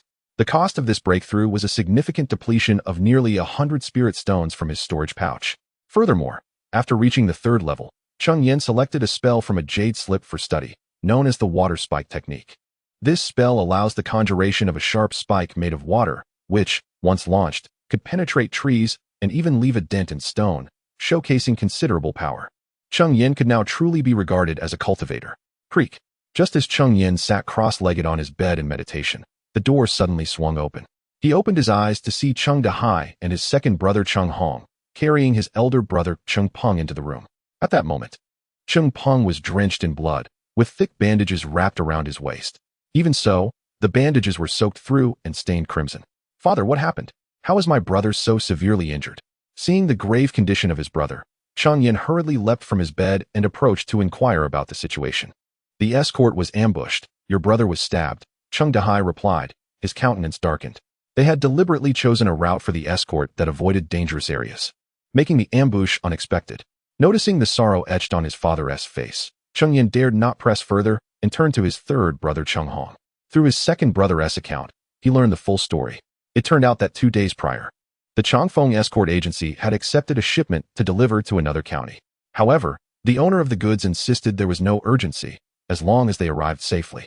Thus, Yang Chengsheng decided to circumvent the treacherous areas frequented by bandits, acknowledging that while it might take longer, it was a safer choice. Yet, despite the agency's caution, they still fell victim to an ambush by bandits. Moreover, among this band of marauders, several possessed formidable martial skills. Although the Changfeng escort agency ultimately safeguarded their cargo, they suffered the loss of several brothers, and Cheng Peng himself sustained grave injuries. Just as Cheng Yan was piecing together the unfolding events, Yang Chengsheng returned with a physician, prompting the group to hastily rise and clear a path for the healer to attend to the wounded. The physician first took Cheng Peng's pulse and proceeded with a thorough examination. After a brief moment, the The doctor sighed heavily and declared, "Prepare for the worst. He has sustained internal injuries and cannot be saved." Just as Wang Yu hurried to the entrance, she overheard the physician's words and collapsed onto the ground. "What? How could this be? Doctor, you must save my son. I am willing to work tirelessly for you, as an ox or a horse. If only you would restore my child." With that, Wang Yu fell to her knees, poised to bow deeply to the physician. Chapter 21. How strange. How strange. The physician hastily extended a hand to assist Wang Yu to her feet, simultaneously uttering, "Madam, it is not that I am unwilling to aid your son. Rather, his injuries are far too severe, and I find myself utterly powerless." Upon hearing these words, Wang Yu suddenly rolled her eyes back and collapsed, losing consciousness. Fortunately, her companions, Cheng Jing and Xianxia, were quick to react, catching Wang Yu before she fell. Cheng Yan and Cheng Hong rushed forward to lift their mother onto the bed, requesting the physician to examine her. The lady suffers no serious harm. She merely fainted from overwhelming sorrow. "I shall prescribe a few doses of calming medicine," the physician stated. "However, as for your son's injuries, I must sincerely apologize. I truly lack the means to heal him. Even a divine being would find it a formidable task." The physician rose, shaking his head, and offered an apologetic bow to Cheng Dahai before departing to procure medicine for Wang Yu. "Do not worry, Chief Escort. I shall seek other physicians and endeavor to find a way to heal your son," Yang Chengsheng declared, preparing to turn and search for additional medical assistance. "No need, Chief Escort. Even Dr. Li has declared the case hopeless. It seems no physician in Baiyun County can remedy this. It is simply his fate," Cheng Dahai murmured. His head bowed in despair. Cheng Yan's sisters stood by, softly weeping beside Yang Yu. Witnessing the family's plight, Yang Chengsheng sighed and exited the room. Cheng Yan felt a pang of sorrow as he observed his family in such distress. They had finally settled down, only to be confronted by this calamity. Suddenly, an idea struck him, and he began rummaging through his storage pouch. After a brief search, he found what he sought and turned to Cheng Hong, speaking softly, "Third brother, quickly fetch a bowl of water. I believe I have a way to save eldest brother." Without hesitation, Cheng Hong dashed out to retrieve a bowl of water. Cheng Yan extracted a medicinal pill from his pouch, dividing it into thirds, grinding one portion into a powder, and mixing it with the water before administering it to Cheng Pong. "What have you given eldest brother?" Cheng Hong finally had the opportunity to inquire. Cheng Yan explained, "This is a blood coagulation pill, a remedy used by cultivators for treating injuries. However, the spiritual energy contained within is not something an ordinary person can absorb, so it must be diluted with water before being given to eldest brother." "Does this mean eldest brother has a chance of recovery?" Cheng Dahai, who had remained silent until now, suddenly lifted his gaze, filled with excitement. "Father, I cannot guarantee it, but the pill acts swiftly. We shall know the outcome in no more than half an hour," Cheng Yan admitted candidly, uncertain whether the pill would truly benefit a mortal. Yet, in the absence of other options, administering the pill offered at least a glimmer of hope.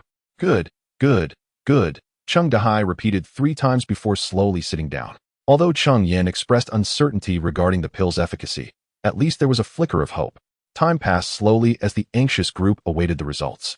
A mere half hour felt infinitely longer, as if it stretched into an entire day. During the wait, someone brought the prepared medicine, which had been prescribed by the doctor for Cheng Pong. After being fed, he soon regained consciousness. Thus, the entire family of 6 surrounded Cheng Pong in silence, anxiously awaiting any sign from him. Suddenly, a fit of cough escaped from the center of the gathering. "He is awake. Big brother is awake," Cheng Xian exclaimed, drawing everyone's attention. "Big brother, you finally awakened. How wonderful. You're all right," Cheng Hong shouted joyfully from the side. Cheng Yan, witnessing Cheng Pong slowly opening his eyes, also broke into a smile. The fact that their elder brother could awaken signified that the coagulant had taken effect. At the very least, his life was preserved. "Dad. Mom, why are you all surrounding me?" Cheng Pong, upon opening his eyes, found his family encircling him, 6 pairs of eyes fixed intently upon him. As he attempted to rise, he inadvertently pulled at his wound, causing him to gasp in pain. "Pong don't move, just lie still." It would be unfortunate if the wound were to reopen, Wang Yu advised, rushing forward to help him lie back down. "Quickly, fetch the doctor," Cheng Dahai instructed Zhou Hong. Upon hearing this, Cheng Hong acknowledged and dashed off to find the doctor. "What has happened to me?" Cheng Peng lay in bed, still bewildered. Cheng Dahai inquired, "Do you not remember what transpired earlier?" "I only recall that we were ambushed, someone lunged at me and stabbed me. After that, I have no memory." Cheng Peng replied weakly, his voice barely audible. "You lost consciousness shortly after being stabbed, and we hurriedly brought you back to seek medical attention." The doctor informed us that your injury had affected your internal organs and was deemed untreatable. Thankfully, Xiao Lu employed miraculous means to bring you back. Cheng Dahai explained the events that occurred while Cheng Peng was unconscious. Sixth brother. Upon hearing this, Cheng Peng turned to Cheng Yan and softly called out, "Big brother, focus on your recovery." Cheng Yan comforted him with a smile. "Father, mother, the doctor has arrived." At that moment, Cheng Hong rushed back, having found the doctor. It turned out that Cheng Hong had grown impatient with the doctor's slow pace and had carried him on his back. "Third brother, do not be rude. Quickly set the doctor down," Cheng Dahai admonished upon witnessing the scene.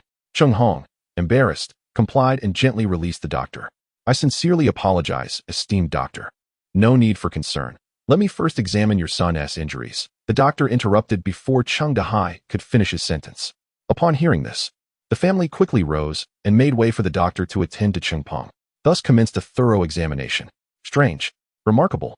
In over 30 years of practice, I have never encountered such a case. This doctor, renowned in Baiyun County, had witnessed a myriad of perplexing ailments. However, he had never seen a situation where someone, sustaining what should have been a fatal injury, managed to recover in merely over an hour. The doctor turned to Cheng Dahai and said, "Your son's previously injured organs have now healed. However, he is currently weakened due to excessive blood loss. I shall prescribe a few remedies, and with some rest, he will fully recover." Cheng Dahai expressed his gratitude, saying, "Thank you, doctor. I will have someone deliver your fee shortly." The doctor waved his hand dismissively. "There is no need for payment. Your son's recovery is not my doing. Just the cost of the medicinal herbs will suffice." With that, the doctor departed to prepare the medicine for Cheng Peng, muttering to himself as he walked out, "Strange, very strange." Chapter 22. The rivalry of the escort agency. Upon witnessing the scene, Cheng Hong stepped forward to escort the doctor out. "Penger, you have terrified your mother. How could you sustain such grave injuries?" I thought. Wang Yu, standing beside Cheng Peng, tightly grasped his hand. "Mother, do not worry. Did the doctor not just say that I will recover shortly?" Cheng Peng smiled reassuringly at Wang Yu. "You are already in a fragile state, and after experiencing such highs and lows today, the doctor has prescribed you several calming remedies. Please take them and rest. I will stay here with Xiao Lu, so you may rest easy." Cheng Dahai, fearing that Wang Yu's emotions might overwhelm her, urged her to take a break. He then turned to Cheng Jing and Cheng Xian, saying, "You two, quickly take your mother back to her room to rest properly." Upon hearing Cheng Dahai's directive, the two sisters stepped forward to assist Wang Yu back to her quarters. At that moment, only Cheng Dahai, Cheng Peng, and Cheng Yan remained in the room. And it wasn't long before Cheng Peng, under their care, fell asleep. "Thanks to you. Otherwise your elder brother would have truly faced dire consequences." Cheng Dahai thought he might have to bear the sorrow of sending a black-haired man to the grave, but fortunately, with Cheng Yan's medicinal elixirs, he was able to save Cheng Peng. "Father." At that moment, Cheng Hong, having returned from seeing off the doctor, called out from outside, "Father, the head escort requests our presence." "The head escort summons us? What has occurred?" Cheng Dahai replied with a furrowed brow. "Ordinarily, at this hour, the head escort would be managing the affairs of the fallen brothers, so why would he suddenly call them over?" Yet, despite his confusion, Cheng Dahai proceeded with Cheng Hong towards the agency's main hall, reminding Cheng Yan to care for Cheng Peng. "Why has the head escort suddenly called us over?" On the way, Cheng Dahai inquired of Cheng Hong. Cheng Hong explained, "I am unsure. I had just returned from escorting the doctor when I encountered some brothers from the agency, who said that the head escort has summoned everyone to the hall for a discussion, seemingly concerning the ambush we encountered." In the hall of the escort agency, everyone had gathered. At the forefront, Yang Chengsheng frowned, his expression dark, as if an immense rage simmered beneath the surface. The others, observing Yang Chengsheng's demeanor, dared not utter a word, and the hall was enveloped in an oppressive silence. This eerie quiet was only shattered when Cheng Dahai and Cheng Hong entered the hall. "Head escort, everyone is present. What has happened that necessitated gathering us all here?" A particularly impatient individual finally broke the stillness, unable to contain his curiosity. "The purpose of gathering everyone is to discuss the ambush we previously suffered." Yang Chengsheng paused momentarily before uttering a statement that sent a ripple of shock through the crowd. "Our ambush was orchestrated by someone who disclosed our escort route to the bandits." "What?" A chorus of disbelief erupted. "I knew we had taken a detour. How could we still have been ambushed? Who revealed our escort route to the bandits? Could it be that a traitor has emerged among us?" Upon hearing Yang Chengsheng's words, the crowd erupted into a cacophony of discussions. "Silence. Everyone, please be quiet." Yang Chengsheng shouted twice, and gradually, the noise subsided. "Rest assured, there is no traitor among us.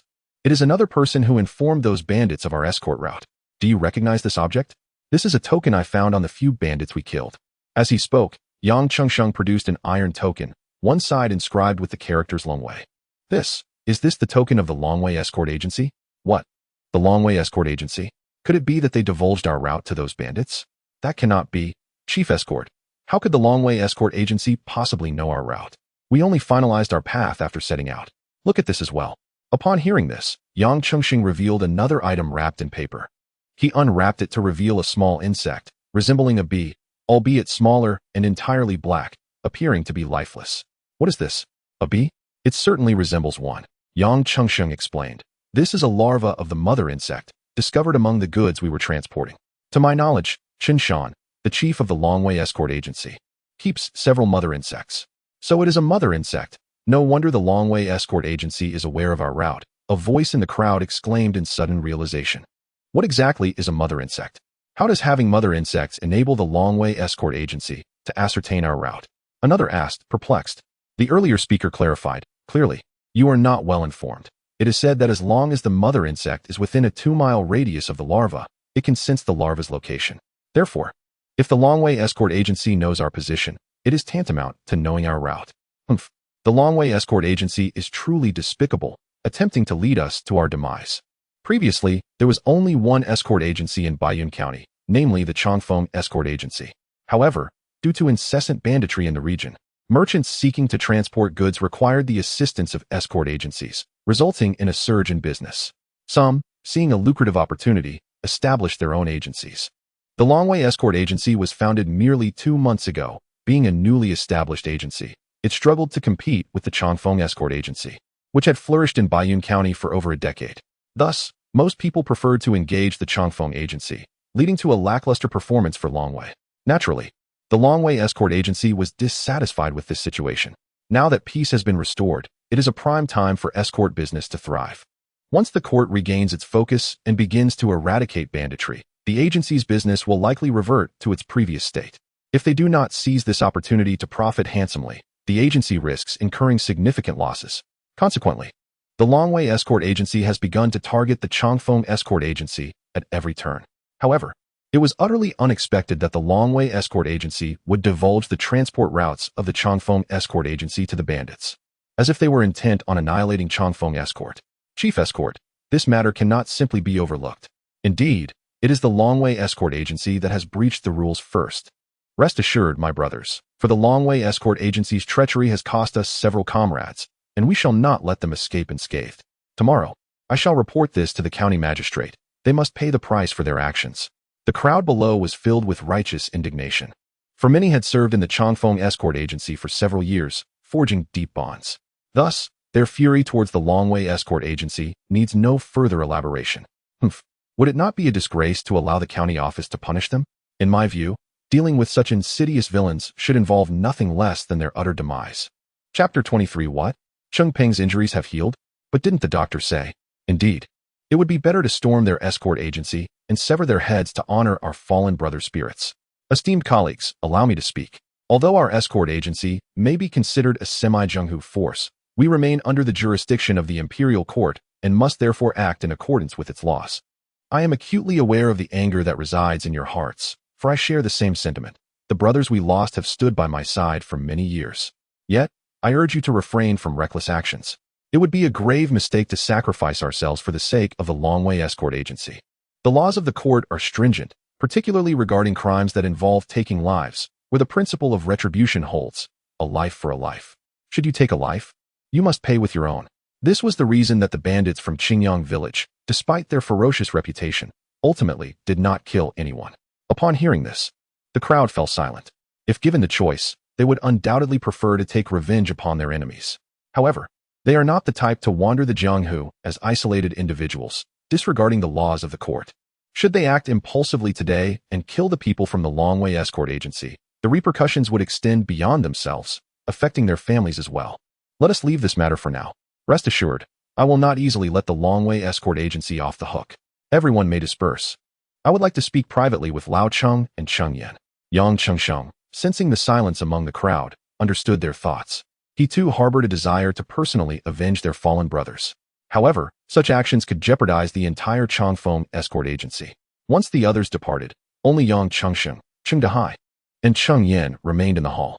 Rest assured, Lao Cheng, I will certainly help avenge Cheng Peng.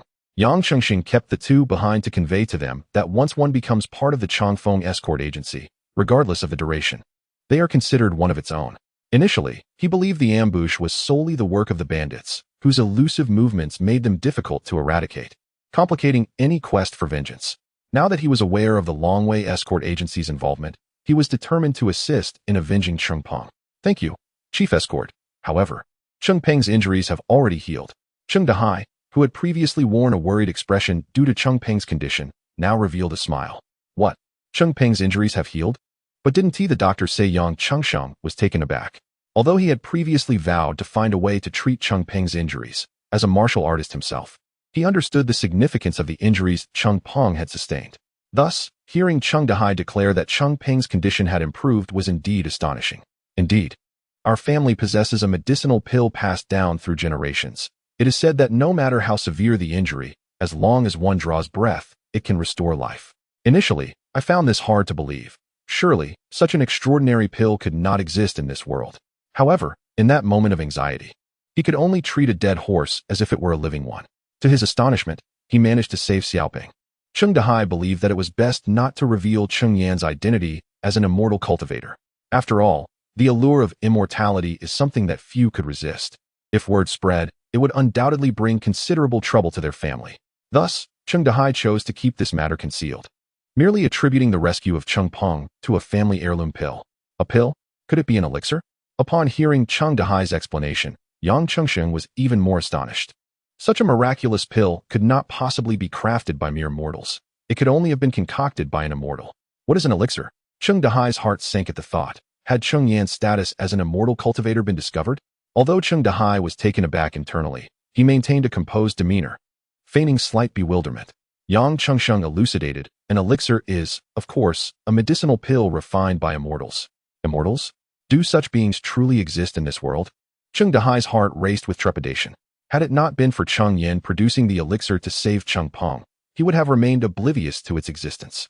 Yet here was Yang Chengsheng, confidently asserting the existence of elixirs, indicating he was quite knowledgeable about immortal cultivators. Ah, I nearly forgot. Old Cheng, you hail from the remote Qingshan village, where news is scarce, Yang Chengsheng exclaimed, slapping his forehead. Anyone in Baiyun County and its vicinity knows that immortals are indeed real. I have encountered several myself. In the eyes of the people of Baiyun County, while immortals may seem unattainable, they are not merely figments of myth. Upon hearing Yang Chengsheng's words, Cheng Dahai felt relieved. It seemed that Cheng Yan's identity as an immortal cultivator had not been exposed. Noticing Cheng Dahai's silence, Yang Chengsheng assumed he was still puzzled about how he could be so certain of the immortal's existence and continued to explain. In Baiyun County, every so often, immortal sects send their members to seek out potential cultivators. However, to cultivate immortality, one must possess something called a spiritual root. In my youth, I too participated in the selection by an immortal sect, but unfortunately, I lacked a spiritual root and thus was unable to pursue the path of cultivation. Yang Chengsheng shook his head in regret. He had once aspired to be an immortal cultivator, only to discover that he did not possess a spiritual root. Could it be that those with spiritual roots are exceedingly rare? Cheng Dahai suddenly recalled that his family had been tested long ago. Among the 7 members, only Cheng Yan possessed a spiritual root. It is not merely rare. To say it is 1 in 10,000 would not be an exaggeration. With nearly 1 million residents in Baiyun County, only a handful of individuals with spiritual roots were selected during each recruitment event. Yang Chengsheng sighed, noting that countless individuals rushed to participate in the immortal selections, yet only a scant few were chosen. Is it truly so few? Cheng Dahai was taken aback, though he already suspected that those with spiritual roots were indeed uncommon. After all, within the Cheng family, only Cheng Yan possesses the spiritual root, yet it is surprising that the number is so minimal. Statistically, one would expect that among 1 million people, there should be 70 or 80 individuals with such a gift. However, the selection process for the immortal sect typically targets children aged between 6 and 12, which naturally reduces the pool. Yang Chengsheng, with a hint of regret, remarked, indeed, it is unfortunate. Nevertheless, the old Cheng family has managed to pass down the elixir of immortality, which may indicate a connection to the celestial realm. If only the sect accepted children beyond the age of 12, you could have attempted to participate in the selection 2 years hence. Meanwhile, within the Dragon Might Escort Bureau, the atmosphere was tense. Useless. With so many of you, you cannot even subdue the Longfeng Escort Bureau. What purpose do you serve? The chief of the Dragon Might Bureau, Lu Hao, sat in his chair, while a subordinate stood before him, head bowed in silence, absorbing the reprimand. Chapter 24. No way to report to authorities. The man bowed his head, softly defending himself. Chief Escort. We never anticipated that the Changfeng Escort Agency would harbor 3 master archers. Furthermore, that group staunchly protected those 3 individuals, leading to the demise of many of our brothers. Lu Hao let out a cold snort, clearly dissatisfied with the outcome. Humph. The Changfeng Escort Agency is indeed fortunate. Such a meticulously crafted ambush did not completely subdue you. Have you arranged the contingency plan I instructed you to? The man standing below replied, Chief Escort, everything has been arranged, but what? Speak. Lu Hao, noticing the man's hesitance, assumed that his orders had not been executed properly and bellowed. The man continued, Chief Escort, why should we leave our insignia behind? Wouldn't that reveal to the Changfeng Escort Agency that we were responsible? If they report this to the county office, it could cost us our heads. What are you afraid of? If I feared that the Changfeng Escort Agency would report us to the authorities, would I have instructed you to proceed? Lu Hao retorted, exasperated by his subordinate's lack of common sense. Use your brain, you worthless fool. Get out. Upon hearing Lu Hao's command, the man hurriedly fled, as if fearing for his life. Seated in his chair, Lu Hao murmured darkly to himself, Changfeng Escort Agency, if your underhanded tactics cannot bring about your end, then I shall confront you openly. Let us see how you respond. After contemplating for a while, Lu Hao rose and headed towards the innermost room of the Longwei Escort Agency. Knock, knock, knock. Arriving at the door, Lu Hao rapped gently. Come in. After a moment's wait, he heard a voice beckoning him inside. Cautiously, he pushed the door open, his demeanor strikingly different from before. As the door swung open, a grand bed came into view, shrouded by curtains adorned with what appeared to be exquisite jewels. The bed itself shimmered with a golden hue, and one could vaguely discern a figure behind the curtains. Grandfather, it is I, Lu Hao, he said, bowing deeply to the figure concealed within the drapery. Oh, it is Hao. What news? Have you made progress with the Changfeng Escort Agency? Came a slow, measured voice from within. Lu Hao replied, in response to your inquiry, Grandfather, I have failed. I am unaware of where the Changfeng Escort Agency acquired those 3 master archers, which has led to considerable losses among our ranks.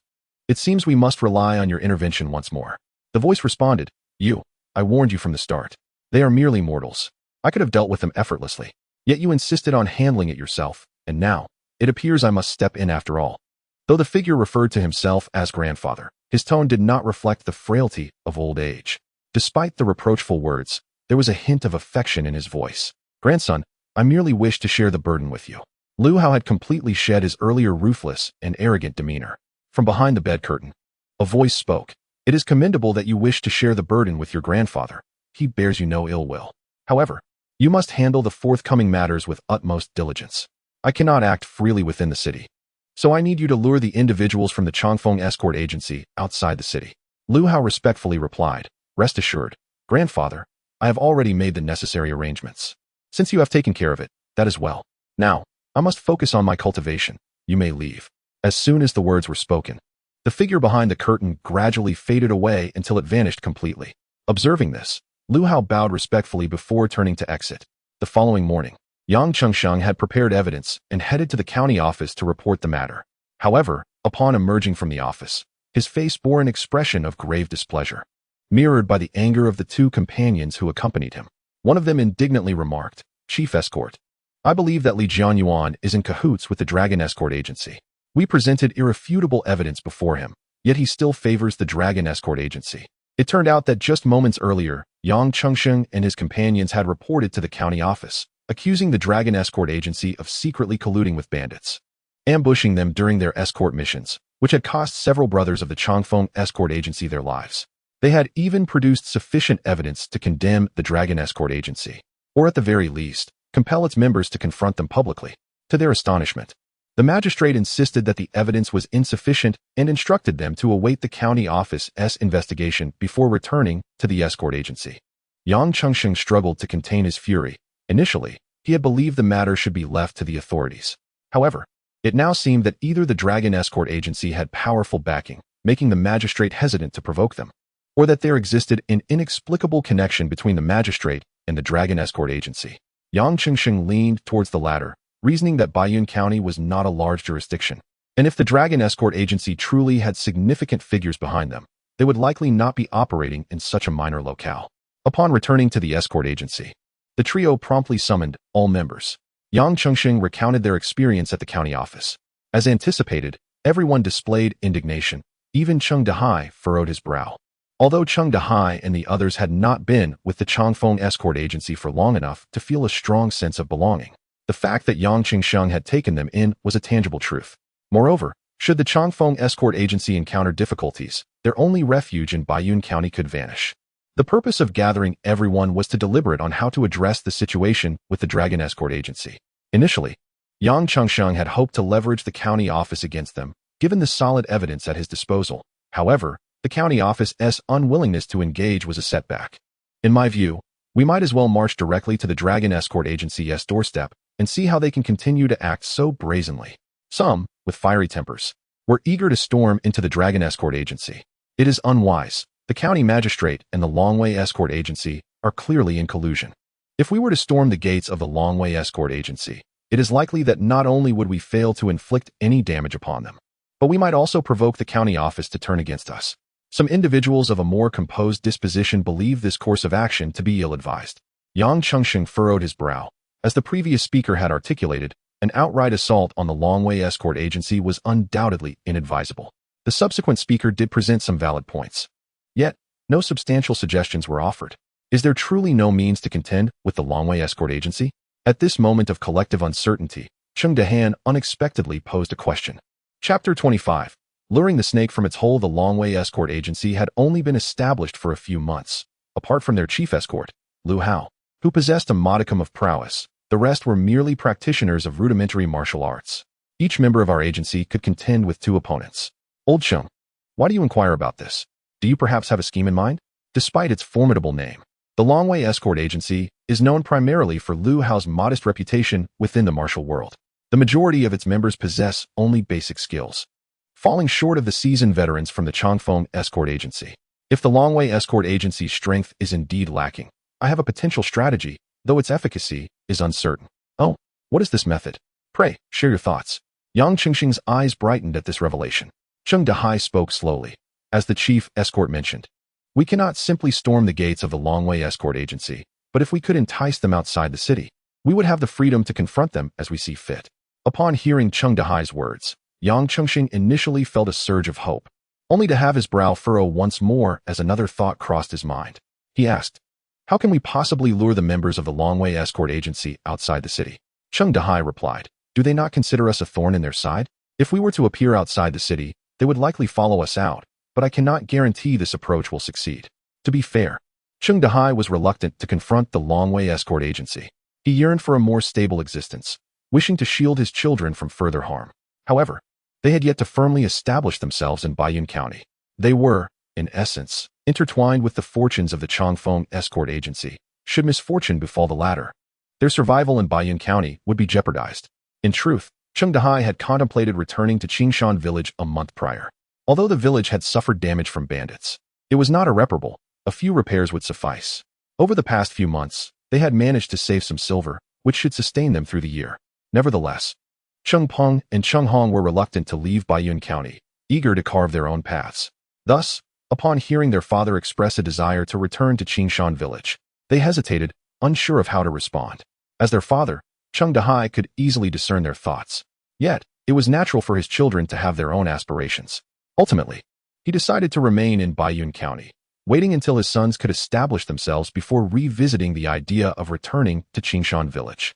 However, little did he know that it would not be long before Cheng Peng was gravely injured. Had it not been for his younger brother, Cheng Yan, his life might have been in jeopardy. The enmity between the Changfeng and Longwei escort agencies further complicated matters. Had Cheng Dehai suggested leaving under such circumstances, he would likely have been met with scorn and derision. Though Cheng Dehai is not that kind of person, had it not been for the Longfeng escort agency's willingness to shelter them, they would likely have perished outside like the refugees. It is indeed unfortunate. Despite the Longwei escort agency's relative weakness, let us not forget that they are accompanied by a band of bandits, from whom we have previously suffered losses. The individual who had previously advised against a direct assault on the Longwei escort agency spoke up again. Yang Chengsheng, upon hearing Cheng Dehai's words, found them reasonable. Were the Longway escort agency to appear outside the city at that moment, he would undoubtedly seize his blade and charge forth, presuming they shared a similar mindset. However, the subsequent speaker made a valid point. Yang Chengsheng would not fear the Longway escort agency alone. Yet, if they were to join forces with the bandits, it could very well result in not only failing to take revenge, but also jeopardizing the Longfeng escort agency. Head escort, there is no need for concern. I have a relative in the city guard. Just days ago, they informed me that orders have been issued to eradicate the bandits with full force. I believe that, by then, the bandits will be forced to remain hidden in the mountains, afraid to emerge. We need only act at that moment. As silence enveloped the group once more, one individual suddenly spoke. Is that truly the case? Absolutely. Yang Chengsheng exclaimed enthusiastically. In that case, you must return and ascertain the timing of the city guard's operations. When the time comes, we shall venture out, lure the Longway escort agency members, and capture them all, avenging our fallen brothers. The individual who had persistently voiced his opposition remained silent this time. In truth, he did not wish to avoid a confrontation with the Longway escort agency, for the fallen were brothers with whom he had shared many years. How could he not desire to avenge them? However, as the pillar of his family, he could not afford to falter, hence his greater caution. With the plan established, they discussed some details before dispersing. Cheng Dahai and Cheng Hong made their way to the room where Cheng Peng was resting. At that moment, Wang Yu was at the bedside tending to Cheng Peng, while Cheng Yan stood by her side. Father, third brother, Cheng Yan called out upon seeing Cheng Dahai and Cheng Hong return, noting their grave expressions. Though he wished to inquire about the events that had transpired, he sensed they were likely not pleasant. With their mother present, and having finally calmed her emotions, it would be unwise to provoke her further. Thus, Cheng Yan suppressed his questions for the time being and simply greeted them. Cheng Dahai acknowledged Cheng Yan, then turned to Wang Yu with a weary expression. Did the doctor not say you need to rest, given your weakened state? Why have you come here again? What? Is it forbidden for me to care for my son? Wang Yu retorted, casting Cheng Dahai an exasperated glance. All right, you've tended to him long enough. You must be tired. Please return to your room and rest. I will look after Punger, he replied. Having spoken, without waiting for Wang Yu to respond, he turned to Cheng Hong and said, quickly assist your mother back to her room to rest. Cheng Hong, upon hearing Cheng Dahai's words, understood that the ensuing discussion was not suitable for Wang Yu's ears. After all, Cheng Peng had sustained his injuries due to the Longway escort agency, and should Wang Yu learn of the impending confrontation with them, her emotions would undoubtedly become unstable.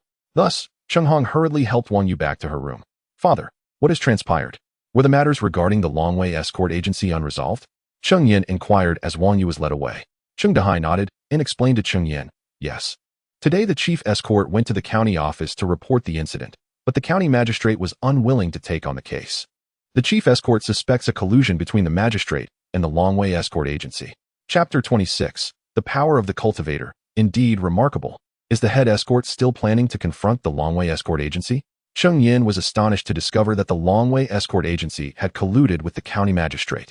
Furthermore, there had been a band of robbers lying in ambush for the Changfeng escort agency, which suggested that the county magistrate was also in league with these brigands. The head escort would undoubtedly seek retribution against the Longway escort agency, especially since several lives had been lost at their hands. Failing to avenge this would jeopardize his position as head escort. Cheng Dahai sighed, wishing for a more tranquil existence. Yet, how could vengeance be executed without direct confrontation? Cheng Yan pondered this dilemma. However, he believed that Yang Chengsheng would not act so rashly. After all, he was the head of an escort agency. The head escort resolved to feign transporting goods, luring the members of the Longway escort agency outside the city to confront them. Upon hearing Cheng Dahai's words, Cheng Yan grew increasingly perplexed. Did the Longway escort agency not have ties with the bandits? Would it not suffice to let those brigands handle the matter? Why must they engage directly? Cheng Yan voiced his confusion. In a few days, the city guards would initiate an anti-robbery campaign, which would render the Longway escort agency unable to rely on those bandits. If the Longway escort agency truly aimed to confront them, they would have to act themselves. Cheng Yan suddenly understood. If that were the case, this plan held merit. Nevertheless, he remained skeptical about this strategy, as it felt overly passive. Setting aside whether the Longway escort agency would leave the city, even if they did, one side would be in the light while the other remained hidden, placing the Changfeng escort agency at a distinct disadvantage. However, Cheng Yan was not a member of the Changfeng escort agency, and thus felt hesitant to pass judgment. He also believed that they must have been left with no other options, leading to such a plan. After all, they were merely a group of rough individuals. Expecting them to devise intricate schemes was indeed a tall order. "Father, I will join you," Cheng Yan declared. After mastering the water spike technique, his combat prowess had significantly increased. Not only would ordinary mortals pose no threat to him, but even 3 or 4 individuals like Yang Chengsheng would find themselves utterly outmatched, unable to approach him. "What will you do? You have no martial skills," Cheng Dahai reassured him. "Do not worry. My third brother and I rely on bows and arrows for combat, and will certainly be kept safe within the ranks." Although Cheng Dahai knew Cheng Yan was a cultivator, he believed that Cheng Yan lacked the fighting capability he once had. After all, Cheng Yan had never revealed his water spike technique in front of others. Cheng Yan recognized his father's concern and knew that concealing his true strength was essential to allow his father to accompany him. Thus, he remained silent, his hands forming intricate seals as a water spike, roughly the length of his palm, materialized before him. With a mere thought, the water spike shot forth with great force, striking a stone rockery outside the door and leaving a deep crater in its wake. This is yet another testament to Cheng Yan's insufficient prowess, as he has been unable to fully unleash the formidable power of the water spike technique. Were it perfected, it could have pierced through that stone rockery with ease. Cheng Dahai, witnessing Cheng Yan's display of might, gazed upon the craters left in the rockery outside, rendered speechless for an extended moment. Is this truly the power of a cultivator? It is astonishingly potent, far beyond what mere mortals could compare. One can only imagine the devastation that would ensue if such a water spike were to strike a human. It would likely perforate the body entirely. The strength of the human form pales in comparison to that stone rockery. The power of a cultivator is indeed awe-inspiring. After much contemplation, Cheng Dahai finally managed to utter these words. "So, father, does this mean I can accompany you now?" Cheng Yan smiled at Cheng Dahai. Throughout his life, he had never done anything to astonish his father. Witnessing his father's astonishment now filled Cheng Yan with a sense of pride and joy. "Alas, even if I were to agree, the head escort would never consent to it, unless you are willing to reveal this." Despite the shock Cheng Dahai felt at his son's abilities, he still refused Cheng Yan's request. He wished to keep Cheng Yan's identity as a cultivator concealed to avoid unnecessary troubles. "Rest assured, father, I will not accompany you openly. I shall quietly follow behind." Cheng Yan was equally reluctant to expose his identity as a cultivator. Though he himself was untroubled by complications, he had family to consider. It would be unwise to invite danger upon his loved ones. Hearing Cheng Yan's words, Cheng Dahai hesitated. There was no doubt about his son's strength. However, if Cheng Yan were to act alongside them, Cheng Dahai would feel somewhat more at ease.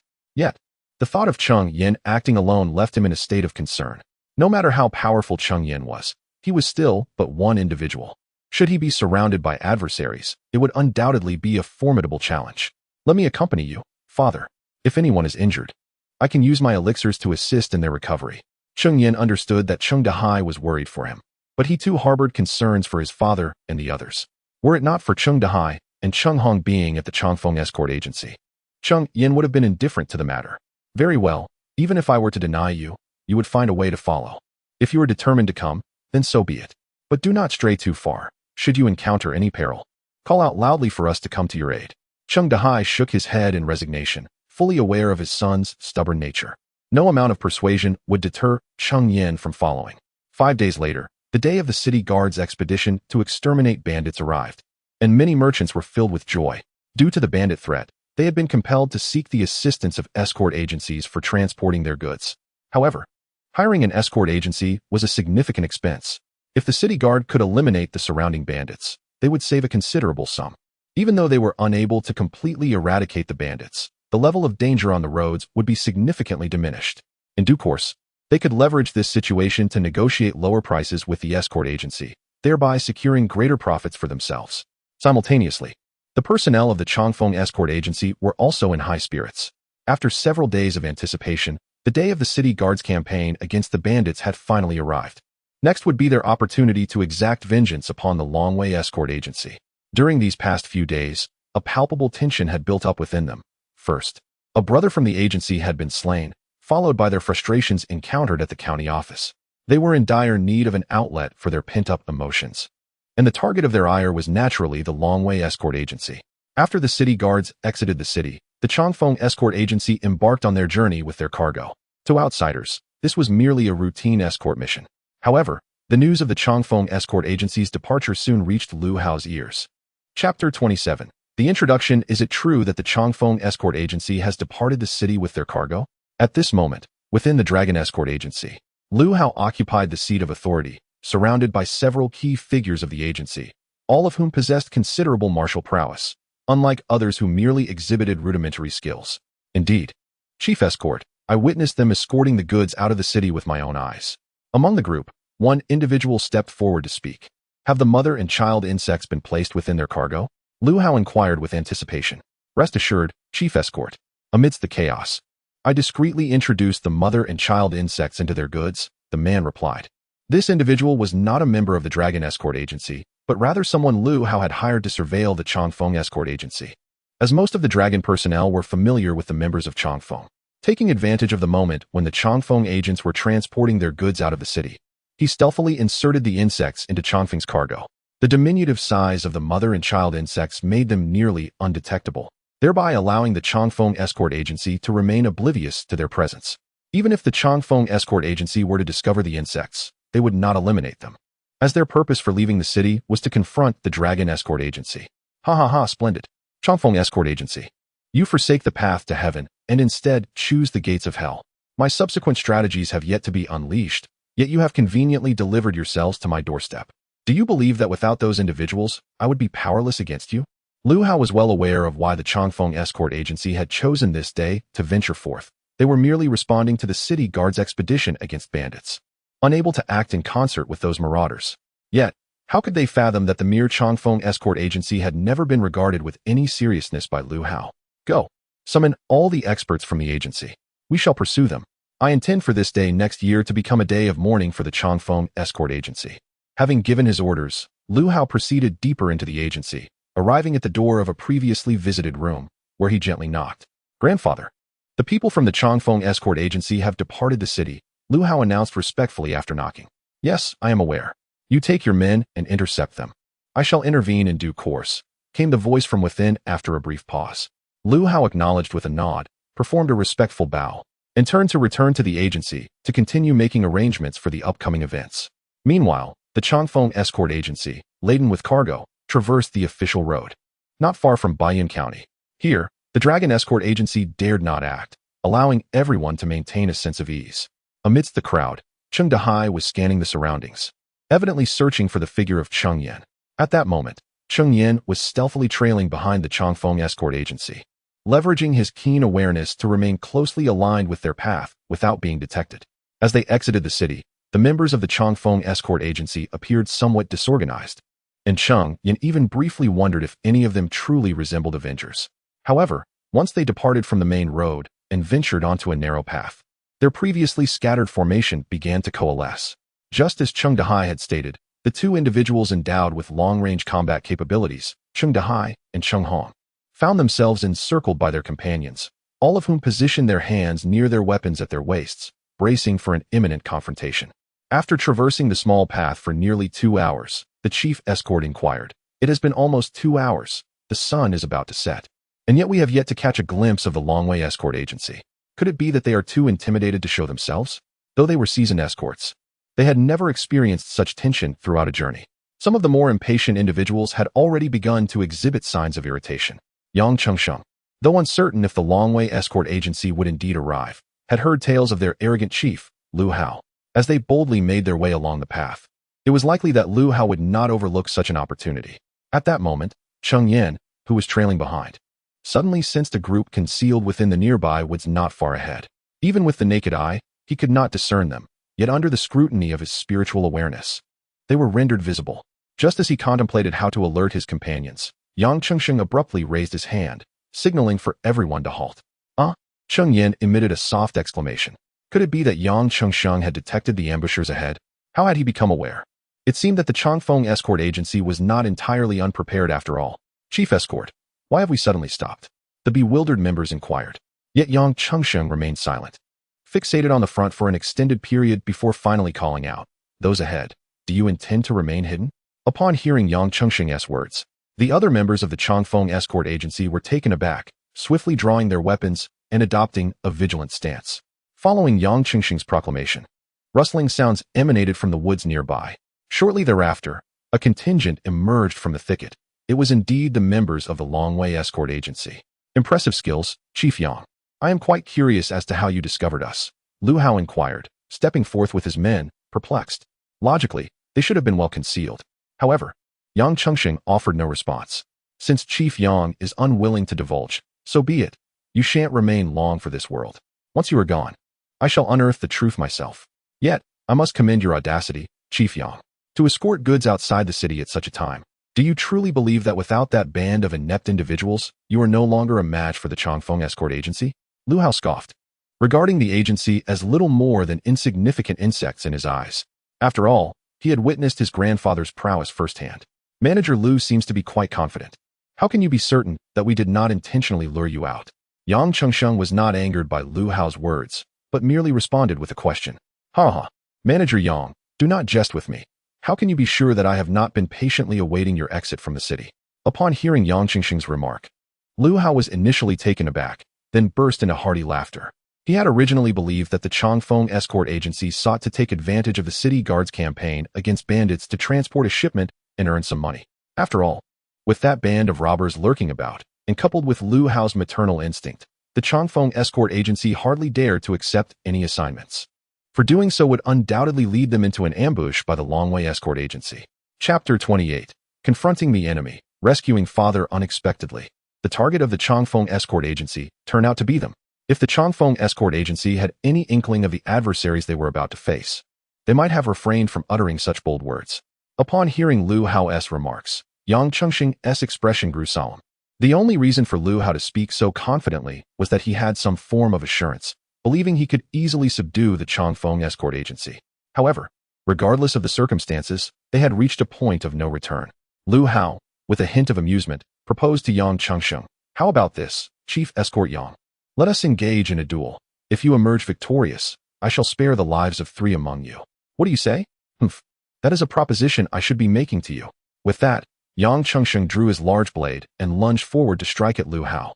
While some might consider Yang Chengsheng's approach as underhanded, to him, any means that could lead to the demise of his opponent was a justified tactic. Nevertheless, Lu Hao's reflexes were commendable. He raised his long knife to parry Yang Chengsheng's strike. Yet, experience prevailed, and Yang Chengsheng seized the opportunity to deliver a powerful kick to Lu Hao's abdomen. The force of the blow caused Lu Hao to stagger backwards several paces before he regained his balance. You possess quite the skill, Chief Escort Yang. Launching an attack without a word, Lu Hao remarked, his expression darkening as he felt the lingering pain in his belly from the unexpected assault. He had not anticipated such a sneak attack from Yang Chengsheng. This was not a sparring arena where one awaited a signal to commence. In combat, a moment's carelessness could cost one their life. Ignoring Lu Hao's veiled sarcasm, Yang Chengsheng pressed on. Realizing the gravity of the situation, Lu Hao ceased speaking, drew his long knife, discarded the sheath, and charged at Yang Chengsheng, initiating a fierce exchange. Lu Hao's martial prowess was indeed formidable. His knife techniques were vigorous and bold, leveraging his youth and strength to deliver powerful strikes. In contrast, Yang Chengsheng's style emphasized impenetrable defense.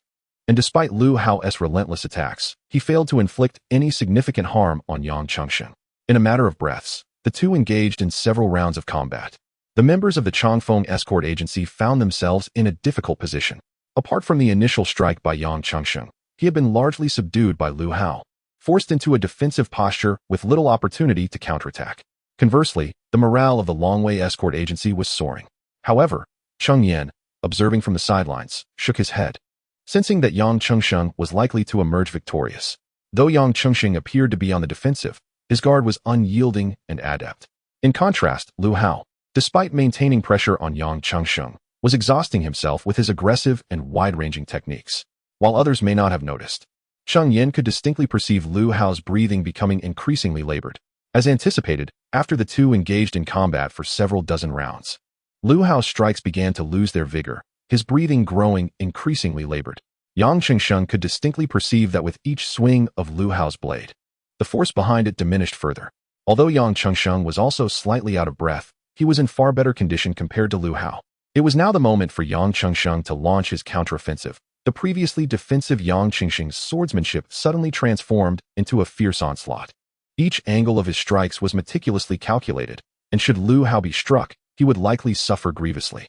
Given Lu Hao's severe depletion of stamina, The sudden resurgence of Yang Qingxing's attacks, despite his efforts to defend, became increasingly strenuous. This abrupt shift in the battlefield dynamics also had a profound effect on the morale of both sides. The once arrogant demeanor of the Longwei escort agency was abruptly subdued, while the Changfeng escort agency found renewed vigor, with some members vocally cheering in encouragement.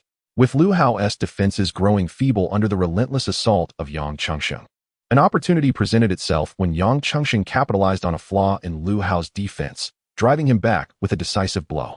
Yang Chengsheng, seizing this favorable moment, lunged forward, gripping his blade firmly as he aimed to strike at Lu Hao. Before Lu Hao could regain his footing from the previous hit, Yang Qingxing's figure appeared before him, the massive blade hurtling towards Lu Hao's face. In that critical moment, as the blade seemed destined to make contact, a sudden flash of golden light intervened. The brilliance struck Yang Qingxing's weapon, causing it to fly from his grasp and clatter to the ground. At that instant, Cheng Yan, standing behind, was taken aback. He had sensed a surge of spiritual energy emanating from the woods behind the Longwei escort agency. To his astonishment, hidden there was an unknown individual, a practitioner of the mystical arts. The unexpected turn of events left everyone present momentarily stunned, particularly Yang Chengsheng, who had been on the verge of delivering a fatal blow to Lu Hao. The golden light not only thwarted his intent to eliminate Lu Hao, but also sent his weapon spiraling away. Meanwhile, Lu Hao regained his balance and, seizing the opportunity presented by Yang Qingxing's disarmed state, swung his blade forward.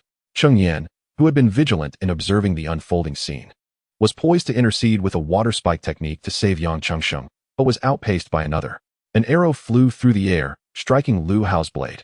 Although the force was not as potent as the golden light that had previously disarmed Yang Chengsheng, it successfully spared him from harm. The archer was none other than Cheng Dahai. At this juncture, Yang Chengsheng finally regained his composure, hurriedly retrieving the fallen large blade and retreating to join his comrades from the Changfeng escort agency. Lu Hao, with a fierce glare, fixated on Cheng Dahai, knowing that had it not been for him, the strike aimed at Yang Chengsheng could have proven fatal. Suddenly, another flash of golden light darted swiftly from behind Lu Hao toward the Changfeng escort agency. The target of the golden light was none other than Cheng Dahai, who was ensnared in the midst of it all, thwarting Lu Hao's plans. The swiftness of the golden light was unparalleled, leaving the members of the Changfeng escort agency with no time to react, forced to watch helplessly as it hurtled toward Cheng Dahai. Just as the golden light was about to reach him, a blue water needle suddenly shot forth, its speed rivaling that of the golden light. Ultimately, the water needle and the golden light collided. The ensuing clash of the two mystical forces unleashed a wave of spiritual energy that sent the members of the Changfeng escort agency staggering. This water needle was, of course, the result of Cheng Yan's intervention.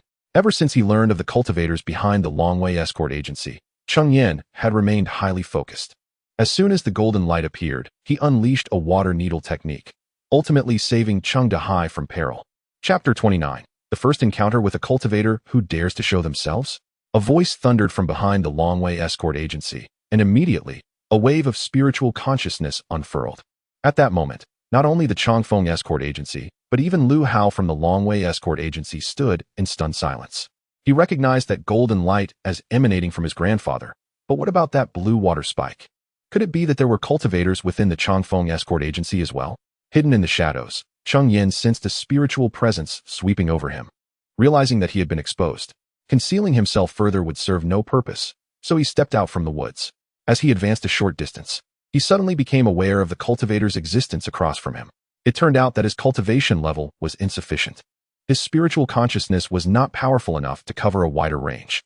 The cultivator on the opposite side, much like Cheng Yan, had lingered just outside the reach of his spiritual awareness. However, when Cheng Yan had been hidden away, the cultivator's consciousness had swept over him, indicating that the individual opposite possessed a cultivation level superior to his own.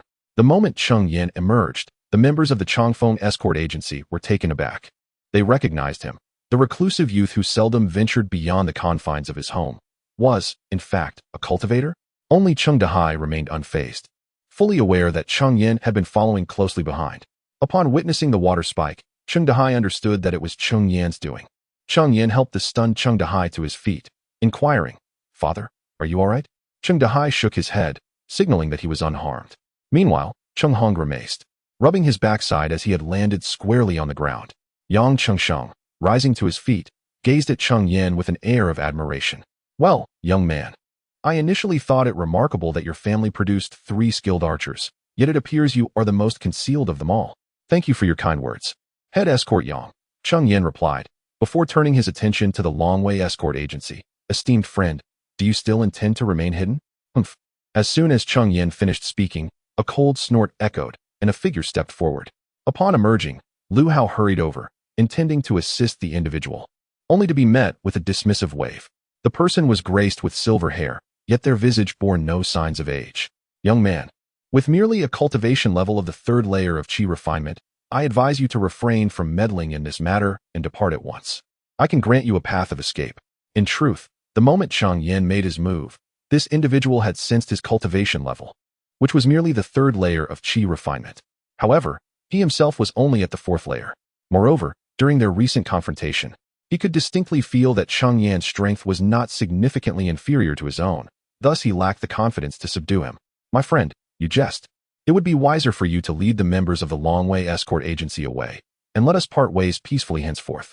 Although Cheng Yan could not discern the opponent's cultivation level from their recent magical duel, he sensed that the adversary's prowess should not surpass his own by much. At most, he appeared to be at the 4th level of qi refinement.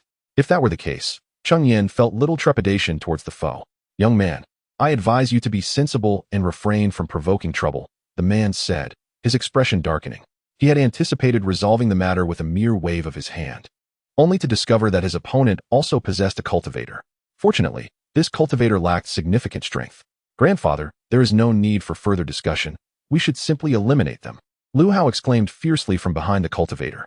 Just moments ago, he had nearly met his demise at the hands of Yang Chengsheng, which fueled his rage. Grandfather? Could it be that you are Lu Si? Suddenly, Yang Chengsheng behind Cheng Yan gasped in astonishment. Lu Si chuckled softly and remarked, "Oh, I did not expect that anyone would still recall my name. Who is Lu Si?" Cheng Yan turned to Yang Chengsheng, confusion evident on his face. I previously sent someone to inquire about Lu Hao. While Lu Hao holds some renown in the martial world, it is primarily due to his grandfather, Lu Si, rather than his own abilities. Over 30 years ago, Lu Si was a formidable figure in the underworld, known as the Blade Demon. He was not only celebrated for his unparalleled swordsmanship, but also notorious for his eccentric nature, as he would indiscriminately take lives, thus earning the moniker of Demon. However, over a decade ago, rumors spread of Lu Si's demise, though the circumstances of his death remained shrouded in mystery. Some speculated that he perished alongside several righteous masters in a mutual destruction. At that time, notable martial artists vanished alongside him, and many praised them for ridding the world of evil. This was the information Yang Chengsheng had gathered. A figure long presumed dead, who had not graced the world for nearly 20 years, had suddenly re-emerged before him, and had become a cultivator, leaving him utterly astonished. Ha ha ha, how laughable. Merely a few self-proclaimed righteous hypocrites, coveting the treasured blade in my possession. Yet, their inadequacy not only prevented them from seizing my blade, but also inadvertently gifted me with a method of cultivation. For the past decade, Lu Si had been engrossed in the study of this cultivation technique. However, by the time he acquired the skill, he was already advanced in age and possessed poor talent, thus spending over a decade to reach only the 4th level of qi refinement. Contemplating Cheng Yan, who had cultivated for just over a year or two to achieve the 3rd level of qi refinement, he recognized that with the aid of resources left by Wu Sha, as well as Cheng Yan's dual spirit root talent, his progress was impressive. Cheng Yan's dual spirit root allowed for a commendable cultivation pace. One could only imagine how terrifying the talents of those with single spirit roots or anomalous spirit roots must be. Since you have already become a cultivator, why persist in meddling in these mundane affairs? Generally speaking, cultivators are typically devoted to their training, striving to enhance their abilities in pursuit of longevity, and tend to refrain from interfering in mundane affairs. Humph, as fellow practitioners of the path of cultivation, we inherently understand the arduous journey it entails. I, having surpassed the age of 60, find it unlikely that I will ever establish a solid foundation, let alone progress to the later stages of qi refinement. Why endure further hardships within the realm of cultivation? It would be far more prudent to embrace a tranquil life in the mortal world, enjoying the comforts of retirement. When Lu Si acquired the techniques of cultivation, he was already in his 40s. Now, having crossed the threshold of 60, his gradual pace of advancement has made it clear that immortality is beyond his reach. Given this reality, it is preferable to dwell in the mortal realm, where, as a cultivator, he can indulge in his desires with relative freedom. Chapter 30. First Order Intermediate Spirit Talisman. Fireball Talisman, having conversed at length, have you come to a decision? You possess merely the cultivation of the third level of Qi refinement. It would be effortless for me to extinguish your life. Observing your youthful appearance, seemingly not yet 20, yet already exhibiting such prowess, I surmise you possess considerable talent, but do not squander your future recklessly. Here is my proposal. I shall allow you to take 2 individuals with you. As one ages, the instinct for self-preservation intensifies. Cheng Yan, despite his tender years, has achieved the third level of Qi refinement, prompting Lu Si to fear that a more advanced practitioner might be backing him. Thus, he hesitates to make an enemy of Cheng Yan. He has also noted the peculiar relationship between Cheng Yan and the archer from earlier, as well as the close association of the youth beside him. Hence, he offers the concession of allowing Cheng Yan to take 2 people away.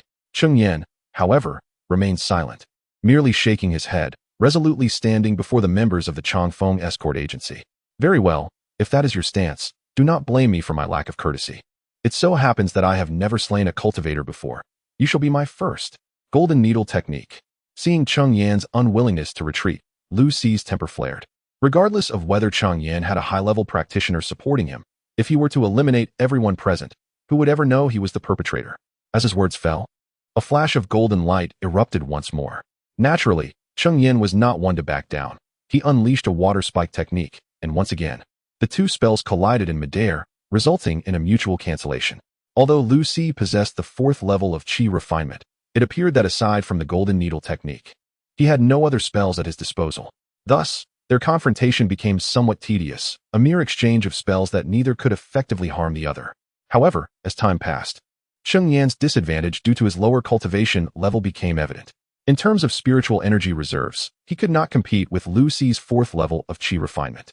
After casting several spells, nearly half of Cheng Yan's spiritual energy had been depleted. Continuing in this manner was untenable. Once his energy was exhausted, he would be left vulnerable to slaughter. Suddenly, an idea struck Cheng Yan, and a yellow talisman materialized in his hand. Infusing it with spiritual energy, a fireball, approximately half a meter in diameter, materialized before him. This was the Fireball Talisman, a first-order intermediate spirit talisman capable of unleashing a tremendously powerful fireball. Even a practitioner at the 6th level of Qi refinement could be injured if they were not cautious. A first-order intermediate spirit talisman, Lu Si exclaimed in shock. As Cheng Yan activated the talisman, he sensed the rank of this spirit talisman. A first-order intermediate talisman could inflict harm on practitioners in the middle stage of Qi refinement, not to mention the renowned potency of the Fireball Talisman. In haste, Lu Si retrieved a talisman from his storage pouch, channeling his spiritual energy to summon a green turtle shell before him. This was the Turtle Shield Talisman, a first-order inferior defensive spirit talisman. Go! Cheng Yan shouted, as the fireball hurtled swiftly toward Lu Si's turtle shell.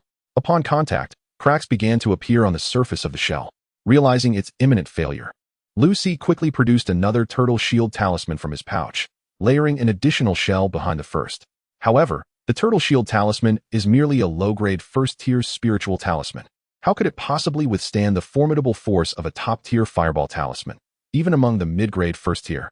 In just a few breaths, the 2 turtle shields shattered, and the fireball struck Lu Si with resounding impact. Thud! Lu Si was sent flying by the force of the fireball, spitting out a mouthful of blood mid-air. Yet, at the moment of his descent, he seized the momentum that propelled him and abruptly retreated, fleeing into the forest. Although the fireball had struck him, the power had been significantly diminished by the 2 turtle shields. Thus, while Lu Si was indeed injured, his life was spared. What astonished Cheng Yan was that Lu Si managed to escape using the very force of the impact. Cheng Yan momentarily stood in shock, then swiftly launched himself in pursuit of Lu Si's fleeing figure. Now that he had forged an irreconcilable enmity with Lu Si, failing to eliminate him completely would likely invite retaliation. He himself was unafraid, but his family lacked his strength. As both Cheng Yan and Lu Si entered the forest, Yang Qingxing's mind began to stir.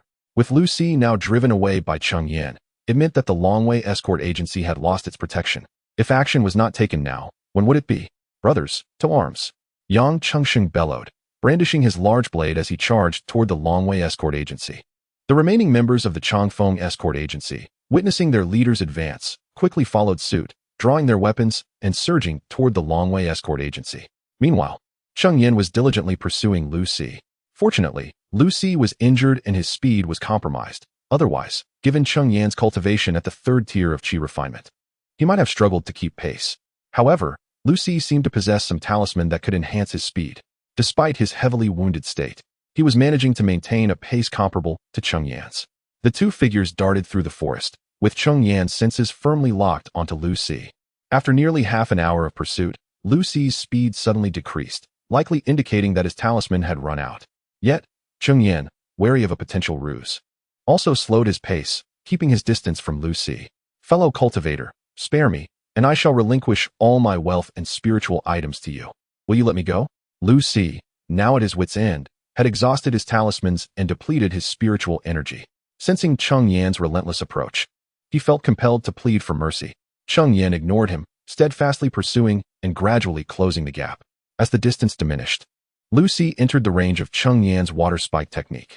A water spike was unleashed, though Lu Si tried to evade. A deep gash, exposing bone, marred his arm. Cheng Yan contemplated casting another water spike, but, sensing his dwindling spiritual energy, decided it prudent to conserve some for potential desperate counterattacks from Lu Si. Thus, he continued to trail Lu Si closely, intent on wearing him down. Suddenly, Lu Si, who was in front, came to an abrupt halt and spun around, clutching a pitch-black orb in his hand. "If you wish for my demise, then let us depart together into death," he exclaimed, his expression frenzied as he infused the last remnants of his spiritual energy into the orb. The activated sphere extended a sharp spike that pierced through Lu Si's palm. Instantly, his complexion drained of color, and his body began to wither at an alarming rate, as though all the blood within him had been siphoned away. Witnessing Lu Si's deranged visage and the ominous orb in his grasp, Cheng Yan felt an unsettling foreboding. However, there was no time to retreat. The orb in Lu Si's hand detonated with a cataclysmic force, obliterating everything within a radius of 10 zhang.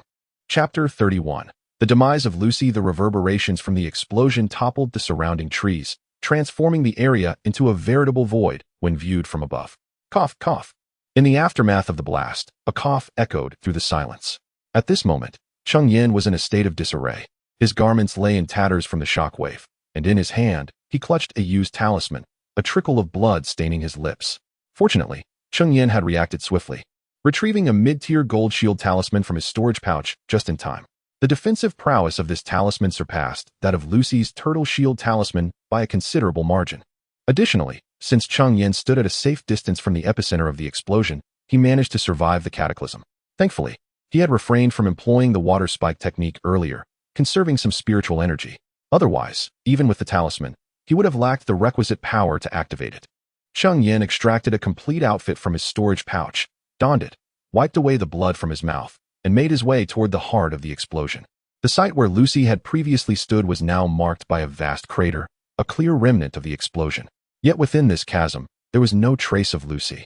Only a few tattered fragments of cloth and pools of blood remained, indicating that Lu Si had been utterly obliterated by the blast. Remarkably, Lu Si's storage pouch lay intact in the pit, its material unknown, having withstood such a violent explosion. Cheng Yan leaped down into the crater and retrieved the storage pouch, probing its contents with his consciousness. Hiss gold. Upon his initial exploration, he discovered an array of gleaming gold ingots. Indeed, a small fortune, perhaps nearing 100 taels. It was the first time Cheng Yan had ever laid eyes on gold. After examining the precious metal, he ultimately returned it to the pouch. For him, gold held little utility, as transactions among cultivators typically utilized spirit stones. This 100 taels of gold would scarcely exchange for even a single spirit stone in the cultivation community. Truly impoverished, Cheng Yan rummaged further through Lu Si's storage pouch and confirmed the latter's dire financial state. He found merely a handful of spirit stones, the last remaining turtle shield talisman, a jade slip, and a map.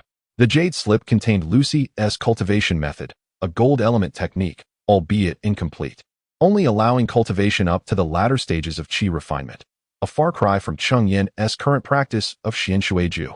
The map, however, indicated the location of a market frequented by cultivators. Upon discovering this map, Cheng Yan felt a surge of excitement. The spiritual energy in Baiyun County was exceedingly sparse.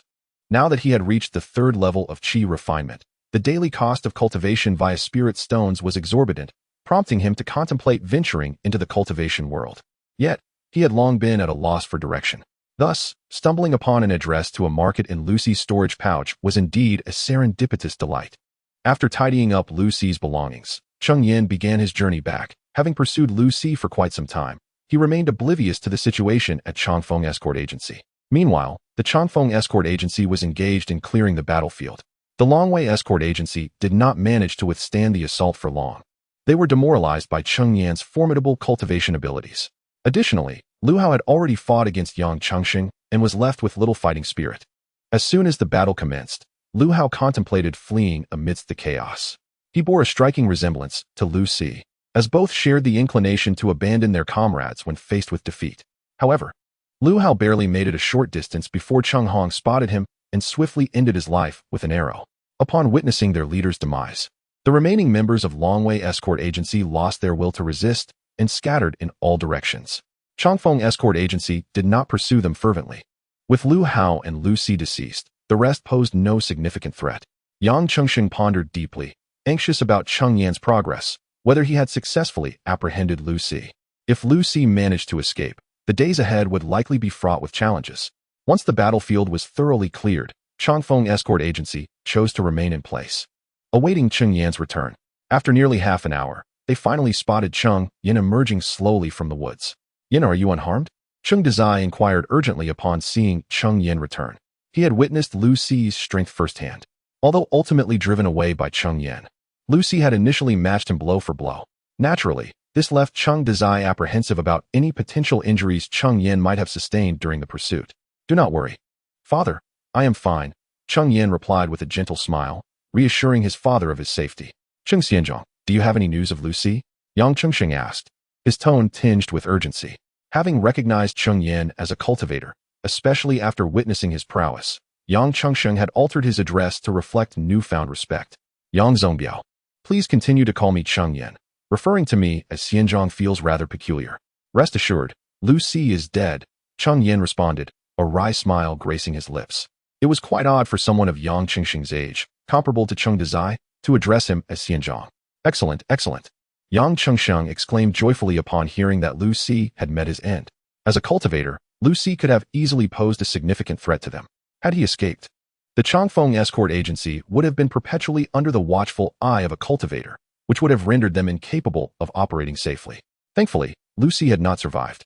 "Today, we owe a great debt of gratitude to you, Xiao Yan. Otherwise, the Changfeng Escort Agency might have faced utter annihilation. I shall host a banquet in your honor upon our return," Yang Chengxing remarked, reflecting on his initial intent to lure the Longwei Escort Agency for revenge, only to inadvertently attract a cultivator instead. Just when he believed his demise was inevitable, Cheng Yan once again stepped forward, leaving him with no choice but to express his gratitude. "There was no need for a banquet. With my father and third brother present at the escort agency, I would undoubtedly intervene to assist." Cheng Yan waved his hand, dismissing the notion of a feast in his honor. He could not bear such an obligation. "Very well. Let there be no banquet. Instead, we shall celebrate within our escort agency, rejoicing in the successful eradication of the Longwei Escort Agency. With the downfall of Longwei, they would no longer have to constantly fear ambushes while transporting goods. For the members of Changfeng Escort Agency, this was indeed a moment worthy of celebration." Upon hearing this, Cheng Yan remained silent. After all, he was not a member of Changfeng. Their internal festivities were of no concern to him, and he could simply choose not to attend. Chapter 32 Departure. Let us return to Baiyun County. If we delay any longer, darkness will soon envelop us. After a series of tribulations, time had slipped away, with the sun already hanging low over the mountains. They needed to set off without delay, otherwise they would have to navigate the treacherous path in the dark. Upon their return to Baiyun County, twilight began to descend. Yang Chengxing instructed the kitchen to prepare a lavish feast and brought forth several bottles of wine to celebrate their recent victory with the members of the Changfeng Escort Agency. Cheng Dahai and Cheng Hong joined, along with Cheng Peng, who, thanks to the elixir given by Cheng Yan, was on the mend, albeit not completely healed. Nonetheless, the effects of the medicine were sufficient for him to recover swiftly, and within 2 to 3 days, he would be fully restored. Yang Chengxing had initially intended to invite Cheng Yan, the true architect of their success. However, Cheng Yan, disinclined to partake in such festivities, politely declined and retreated to his room. This recent confrontation had illuminated numerous inadequacies within him. For instance, his combat techniques were exceedingly limited, relying solely on a singular water-piercing technique. Yet, he was bound by the constraints of his current cultivation, which permitted the mastery of only one spell. Most powerful spells required a cultivation level of at least the mid-stage of qi refinement. Ultimately, it all boiled down to Cheng Yan's insufficient cultivation. Had he possessed the same prowess as Lu Si, he would not have needed to resort to a fireball talisman to subdue him. The mere thought of the fireball talisman caused him considerable distress. Although there were several spiritual talismans within the storage pouch left by Wu Yu, they were predominantly of the first-grade upper tier, with few of the mid-tier variety. Were it not for the fireball talisman's formidable strength among mid-tier first-grade talismans, it was doubtful that Wan Feng's pouch would even contain one. After all, Wu Yu, a practitioner at the 9th layer of qi refinement, had no use for such low-tier talismans. Yet, high-tier talismans were beyond Cheng Yan's capabilities. Thus, Wu Yu's pouch contained merely 3 fireball talismans. Consequently, utilizing one against Lu Si, who was merely at the 4th layer of qi refinement, was indeed a source of anguish for him. Most troubling was Lu Si's extreme poverty. The spoils of their encounter scarcely compensated for Cheng Yan's loss. Aside from a mere 100 taels of gold, there were only a handful of solitary spirit stones. However, Cheng Yan had no use for that gold and could only reserve it for his family. Unbeknownst to Cheng Yan, Lu Si had long since abandoned hope for advancement in cultivation, focusing instead on improving his life in the mundane world. To thrive in such a world, one inevitably required wealth. Thus, he showed little interest in cultivation resources, placing far greater value on gold and silver. Consequently, he revealed his identity as a cultivator, offering various incentives to the county magistrate of Baiyun County, thus securing his allegiance. Additionally, he subdued a band of bandits, enabling his grandson, Lu Hao, to establish the Longwei Escort Agency. If they could eliminate the Changfeng Escort Agency, Lu Si would gain control over the trade routes surrounding Baiyun County. With merchants passing through Baiyun County, Lu Si could then orchestrate robberies against them. If one wishes to avoid being robbed, the only recourse is to seek the Dragon Escort Agency. It can be said that should Lu Si succeed, the entirety of Baiyun County would become his tool for amassing wealth. Fortunately, the Dragon Escort Agency was dealt with by Cheng Yan. The only gain from Lu Si was a map, which brought Cheng Yan a modicum of delight. Now that he has cultivated to the 3rd level of qi refinement, Cheng Yan finds himself no longer suited for training in the mundane world. The first reason is the thin spiritual energy in this realm, and the second is the scarcity of cultivation resources. In his earlier stages of cultivation, he could rely on spirit stones to sustain his progress. However, as his cultivation has advanced, the cost of relying on spirit stones for further development has become exorbitant. Therefore, if Cheng Yan wishes to enhance his abilities, the most prudent course of action is to depart from the mundane world and venture into the realm of immortals. Yet, the distinction between the immortal realm and the mundane world is not clearly defined, leaving him uncertain as to where exactly the immortal realm begins. This map, however, holds the promise of guiding him to the market, a place where cultivators congregate, thus surely qualifying as part of the immortal realm. Cheng Yan carefully stowed the map away, considering it his true ticket into the world of cultivation. Subsequently, he seated himself on his bed and commenced his training. It was not until midnight that Cheng Peng and Cheng Hong returned to their room, both inebriated and incapacitated, collapsing onto their beds in a stupor. Cheng Yan then rose to assist them, tucking them into bed before returning to his practice. Cheng Yan remained in Baiyun County for an additional month, during which he received uplifting news. The former magistrate of Baiyun County had been deposed, having been found in collusion with bandits, plotting for wealth and murder. These deeds were, of course, orchestrated by Cheng Yan, who discreetly provided some evidence to certain individuals, a task that proved quite simple for him. However, throughout that month, Cheng Yan scarcely practiced. He devoted his time to his family, having resolved to leave. Since beginning his cultivation, he had dedicated most of his time to it, resulting in precious little time spent with his loved ones. Thus, Cheng Yan felt it imperative to cherish his family before his departure. Wang Yu was particularly joyful. With Cheng Dahai and the others occupied with the escort agency, Cheng Yan's 2 elder sisters were also busy working to earn money. The presence of her young son brought a renewed brightness to her face. Cheng Dahai, however, seemed to sense a shift. He had grown noticeably quieter in recent days. Each time he encountered Cheng Yan, he appeared as if he had much to say, yet hesitated. That evening, after the family had shared dinner, Cheng Yan retained his father as company. Upon hearing his son call him, Cheng Dahai paused. The two stepped into the courtyard, where they found themselves momentarily at a loss for words. Cheng Yan truly did not know how to begin. Ultimately, it was Cheng Dahai who broke the silence. "Are you leaving?" "Yes," came the reply, followed by another silence. "What will happen with your mother?" It was Cheng Dahai who shattered the stillness once more. "I dare not speak to her. I fear that if she begins to speak, I shall lose the will to depart. A son travels 1,000 miles, yet a mother remains ever worried. Moreover, Cheng Yan's departure may indeed signify a parting between the celestial and the mortal realms, leaving one to ponder the likelihood of their reunion. Should Wang Yu become aware of Cheng Yan's intention to leave, one can only imagine the depths of her sorrow. Go forth. You possess your own path to tread, and I shall advocate for you with your mother. No parent wishes anything but greatness for their child. Yet no parent is devoid of concern for the hardships their child may endure in the world beyond. Otherwise, Cheng Dahai would not have chosen to remain and accompany Cheng Peng and Cheng Hong, having long since returned to Qingshan village. Furthermore, Cheng Yan is still his youngest child, merely 16 years of age, now faced with the necessity of confronting the world alone. Yet, he understands that the journey Cheng Yan must embark upon is entirely distinct from their own, and he is unable to offer any assistance in this endeavor. Chapter 33, Growing Up. Thank you, Father. By the way, this is for you. As he spoke, Cheng Yan retrieved a cloth-wrapped object from his storage bag and handed it to Cheng Dahai. What is this? Cheng Dahai inquired, puzzled as he took it, finding it rather heavy.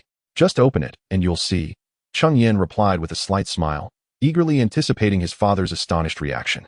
As Cheng Dahai unveiled the cloth, gleaming gold bars were revealed before his eyes. This is, he exclaimed in astonishment, but quickly stifled his voice, lowering it to ask, is this gold? Indeed it is. I obtained this from Lu Si. There was originally more. However, I used part of it to purchase a house in the city a few days ago. These are what remains. Seeing his father's shock brought Cheng Yan immense joy. The earlier somber mood, stemming from their recent parting, was effectively lifted by the presence of the gold. Let us keep this gold for you, Father. I have no use for it. Please, move with Mother to the house I bought. It's not ideal to live as guests forever. Also, you should withdraw from the escort agency. If eldest brother and third brother wish to stay, they may, but if they prefer not to, they can use this money for business or to buy new clothes for second sister and fifth sister. Cheng Dahai had toiled tirelessly for the Cheng family for much of his life. It was not Cheng Yan's desire to see him continue in such a perilous line of work at the escort agency. However, circumstances had dictated their past. Now that they had wealth, it was time for Cheng Dahai to enjoy some well-deserved comfort. Cheng Yan then presented the land deed for the house he had purchased to Cheng Dahai. Growing up, indeed, Cheng Dahai remarked, gazing at the weighty gold bars and the stamped land deed in his hands. He couldn't help but reflect that without Cheng Yan, he might never have had the chance to experience such things in his lifetime. For Cheng Yan, receiving praise from his father was always a source of happiness. When do you plan to leave? Tonight. I will depart once eldest brother and third brother have fallen asleep. Very well. A silence enveloped them once more. After a considerable pause, it was Cheng Dahai who finally broke the stillness. I'll return to my room now. You should rest early. No. I will head back to my room. Cheng Dahai instinctively wanted to suggest that Cheng Yan also retire for the night. But upon realizing his son would be leaving that very night, the words caught in his throat. All right, Father, rest well. After Cheng Dahai returned to his room, Cheng Yan lingered outside for a while before also retreating to his chamber. He sat cross-legged on the bed, not engaging in meditation or practice, but merely waiting for Cheng Peng and Cheng Hong to fall asleep. Once they were deeply slumbering, Cheng Yan rose and made his way toward the city outskirts. The following morning, Wang Yu learned of Cheng Yan's departure and stood dazed at the door, gazing in the direction he had taken, lost in thought and unable to find her voice. After a considerable time, tears began to gently cascade down her face. On a certain official road, a solitary figure was traversing its length. This individual was Cheng Yan. Nearly a month had elapsed since Cheng Yan departed from Baiyun County. During this month, his experience mirrored that of his escape from Qingyang village to Baiyun County. Each day was consumed by relentless travel. He would pause for nourishment when hunger struck and rest against the towering trees or imposing boulders when fatigue set in. Fortunately, there were several county towns along the way where he could take respite. Cheng Yan's intended destination was a place known as Haishifang Market. However, Haishifang Market lay almost 1,000 miles from Baiyun County. For an ordinary person traveling by foot, it would likely take 3 to 4 months to arrive. Even though Cheng Yan was a cultivator, enabling him to traverse distances more swiftly than common folk, it would still require him a month or two to reach his goal. Regrettably, Cheng Yan lacked mastery in the art of sword flight.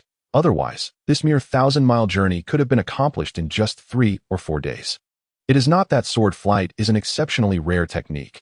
Rather, it is quite commonplace within the realm of cultivation. Nonetheless, it does have a prerequisite for training.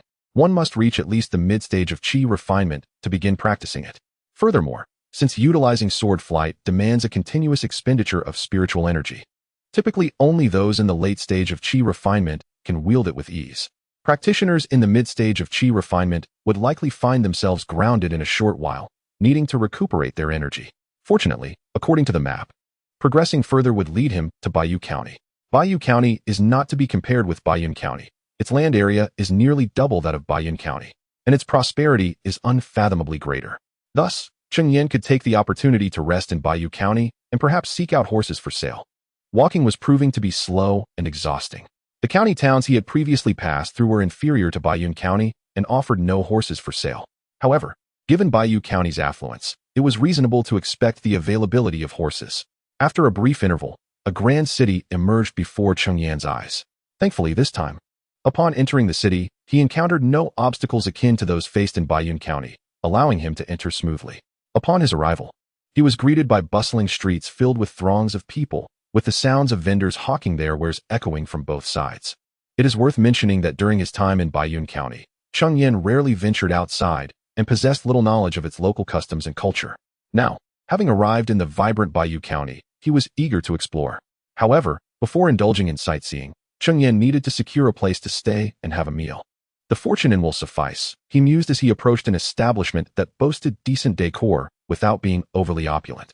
Staying at an extravagant inn was unnecessary for Cheng Yan, while a shabby one was equally unwarranted. Furthermore, Cheng Yan was not lacking in silver. Thus, this inn was just right for his needs.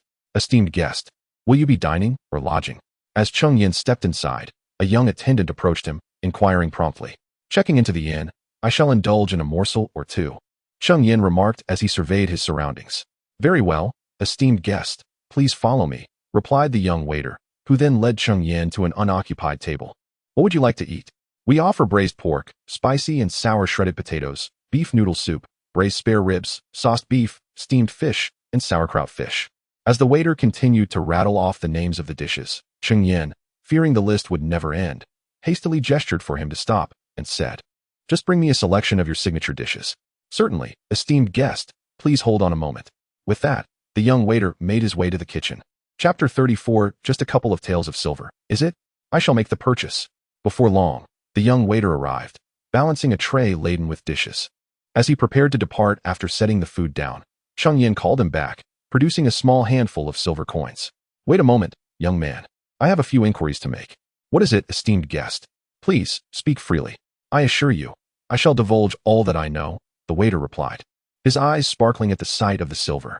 Though it was not uncommon for patrons to offer him a few coins as tips, it was rare for someone to be so generous. It is nothing of great consequence. I merely wish to know if there are places in Bayou County where one can purchase horses. To Cheng Yan, it was but a small sum of silver, useful for the time being. Once he reached the market, it would nearly lose its value and merely occupy space in his storage pouch. Hence he casually decided to reward the waiter. The young man accepted the silver with a broad smile, stating, Indeed, if you wish to buy a horse, simply exit and turn right. At the end of the road, take a left, and you will find the trading area of Bayou County. Almost everything available in Bayou County can be found there. Thank you. Is there anything else you wish to inquire about, esteemed guest? Nothing further. Then I shall take my leave. Enjoy your meal. After the waiter departed, Cheng Yan began to eat. Having traveled all morning, he felt quite famished. And considering he had not indulged in a decent meal for several days, he ate with a certain eagerness. However, the cuisine at the Fortune Inn was truly delectable.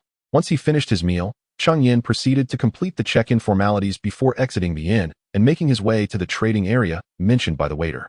Upon entering, he was struck by how different it was from the outside. While the streets outside featured various vendors, most were itinerant stalls. Here, however, the stalls were fixed, either housed in shops or set up along the roadside, remaining stationary. Moreover, the trading area of Bayou County was quite renowned in the surrounding regions, attracting numerous merchants from afar, enriching the variety of goods available for trade. The atmosphere was lively, with many buyers engaged in haggling with sellers. There were also visitors who appeared to be from distant lands, purchasing local specialties that could only be found in Bayou County. As Cheng Yan strolled through the market, he found the waiter's words to be entirely accurate. The selection of goods was indeed extensive, encompassing food, drink, clothing, and various necessities, offering an abundance of choices. He encountered many items he did not recognize, which broadened his horizons considerably. Suddenly, his attention was drawn to a stall selling fruits. which appeared to be wild berries freshly picked from the mountains.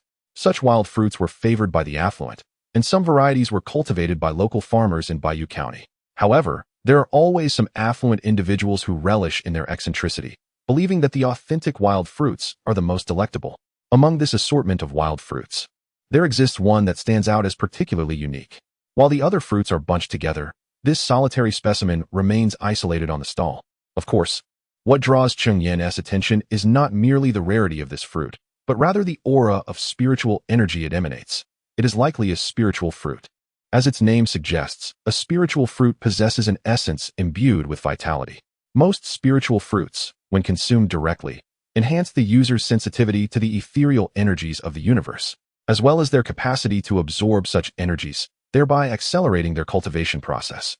Furthermore, spiritual fruits can be fermented into spiritual wine. This wine not only retains the fruit's ability to expedite cultivation, but also directly augments one's cultivation level. Consequently, the majority of cultivators harbor a fondness for wine. For spiritual wine is not only delightful, but also beneficial to their practice. Who wouldn't adore it? At that moment, a patron was inquiring with the stall owner, seemingly interested in that solitary fruit. What? You wish to sell this single fruit for 1 tael of silver? You don't even know if it's edible, yet you demand 1 tael from me? Upon hearing these words, the stall owner remained unfazed, continuing to cheerfully present his other wares. Unbeknownst to the customer, I discovered this fruit when there was but this one on the entire tree. Although I am unfamiliar with this fruit, I surmise it must be quite precious. For rarity begets value. Should the customer find this fruit overpriced, I invite them to examine my other offerings, freshly picked today, guaranteed to be authentic wild fruits, succulent and juicy, all at reasonable prices. Who would buy your goods at such exorbitant prices? The individual, upon observing the stall owner's merchant demeanor, became infuriated, sweeping his sleeve in disdain and departing. Yet, the stall owner's smile did not wane in the least. He turned to beckon others to purchase his fruits. Witnessing the exorbitant price of one fruit, the onlookers hesitated and quickly retreated. At this juncture, Cheng Yan approached. Might this esteemed guest be interested in purchasing some fruits? All my fruits are freshly picked wild varieties from today, guaranteed to be succulent and juicy. If they do not satisfy, there is no charge. Would you care to buy some? The stall owner greeted Cheng Yan with enthusiasm. Good sir, I find myself particularly intrigued by this unknown fruit, Cheng Yan remarked, gesturing toward the singular fruit. A discerning eye indeed. This fruit grows on a tree perched perilously on the cliff's edge. And this is the only fruit it bears. I believe it to be a rare medicinal treasure, which is why I exerted great effort to procure it. I nearly tumbled down the cliff in the process. As the stall owner rambled on about the arduous journey he undertook to harvest this spiritual fruit, Cheng Yan interjected, producing 1 tael of silver and stating, 1 tael? Is it? I shall take it. Very well, the fruits are now the guest's, and the guest wishes to purchase some additional fruits, ensuring they are delectable. Upon witnessing Cheng Yan genuinely produce a couple of silver coins, the vendor's face instantly brightened with joy. After accepting the coins and handing over the fruits to Cheng Yan, the vendor continued to enthusiastically present his other offerings. No need. Cheng Yan gently shook his head, declining the vendor's sales pitch. After accepting the spiritual fruits, he turned and departed. However, unbeknownst to Cheng Yan, the vendor's gaze subtly followed him as he walked away. It was only after Cheng Yan had completely vanished into the crowd that the vendor resumed calling out to attract customers. Chapter 35. A fortuitous find. Cheng Yan glanced at the spiritual fruit in his hand, reflecting that he had indeed stumbled upon a stroke of luck this time. However, he was not entirely surprised to discover such a treasure here. Ever since his arrival in the city, he had sensed that the spiritual energy in Bayou County was significantly denser than in other places, several times more potent than in Bayou County. Had he come to Bayou County to cultivate from the very beginning, he could have reached the 3rd level of chi refinement without expending a single spiritual stone. Given such an abundance of spiritual energy, it was not entirely uncommon for spiritual herbs and fruits to appear, though they remained quite rare. Overall, Cheng Yan considered himself fortunate, as even his rather dismal mood from days of relentless travel had brightened. He wandered the streets for a while longer, hoping to uncover additional treasures, but ultimately found nothing more. He shook his head in resignation, realizing that he had been overly greedy. Finding a single spiritual fruit was already a remarkable stroke of fortune. Yet he found himself unsatisfied. Deciding to cease his aimless wandering, he made his way directly to the horse market. After spending some silver, he acquired a horse that appeared quite commendable and then returned to the Fula Inn. However, since riding was prohibited within the city, he had no choice but to lead the horse back on foot. Upon returning to the inn, he entrusted his newly bought horse to the attendant before retreating to his room. A somewhat better and typically featured stables to accommodate guests' horses, of course. This service was not complimentary, but Cheng Yan was unconcerned about such trivial expenses. Once in his room, he commenced his cultivation practice. During his recent travels, he had scarcely had the opportunity to cultivate properly, so with no pressing matters at hand, he deemed it a perfect time to focus on his training. He also consumed the spiritual fruit, which he sensed had indeed accelerated his cultivation speed, albeit to a limited extent. After an entire night of cultivation, Cheng Yan had not even taken the time to eat dinner. Nevertheless, as a cultivator, he was accustomed to enduring hunger, though he had not yet achieved complete fasting. Several days without food would not significantly affect him, especially considering he had missed just one meal. The following morning, he opted to have breakfast at the inn before setting out, not out of hunger, but rather to indulge his culinary desires. Knowing that he might not have the chance to enjoy a proper meal for several days, he relished the opportunity to feast before his departure. After all, amidst all the vastness of the world, a good meal held paramount importance. Having finished his breakfast, Cheng Yan went to the stables to retrieve his horse and departed the city. Unbeknownst to him, as he exited the inn and headed towards the city gates, the vendor across the street selling candied hawthorn had vanished. Once outside the city, Cheng Yan mounted his horse and galloped away. He could not deny that riding was exponentially faster than traversing on foot. Fortunately, during his time at the Changfeng escort agency, he had whimsically taken the time to learn how to ride. Otherwise, it seems that Cheng Yan possesses a magnificent steed, yet lacks the skill to ride. As he gallops along the road, an unexpected fissure appears ahead, and several vines inexplicably emerge from the ground. These vines grow at an astonishing rate, swiftly ensnaring the horse beneath him. However, their growth does not cease. Instead, they advance menacingly towards Cheng Yan. Fortunately, he reacts swiftly, dismounting before the vines can entrap him, and retreats hastily. For reasons unknown, the vines appear to have singled out Cheng Yan, relentlessly extending and striving to ensnare him. The speed of their growth surpasses his ability to retreat. Just as the vines are about to ensnare him, Cheng Yan is compelled to unleash a water spike technique. Severing the vines, the severed portion falls to the ground, ceasing to grow, and quickly withers, transforming from vibrant green to a desolate yellow. Yet, the remaining vines continue to grow, quickly closing the distance between them and Cheng Yan. As he prepares to cast another water spike, the vines abruptly halt their growth. Observing the suddenly stationary vines, Cheng Yan does not cease his retreat, continuing several steps backward until he perceives that the vines have reached their limit and can grow no further. Furrowing his brow tightly, he scans his surroundings intently, his consciousness surging forth in a frantic attempt to unearth the assailant lurking in the shadows. However, his efforts yield naught. He wonders which fellow cultivator has laid this ambush, for he should have no grievances with them.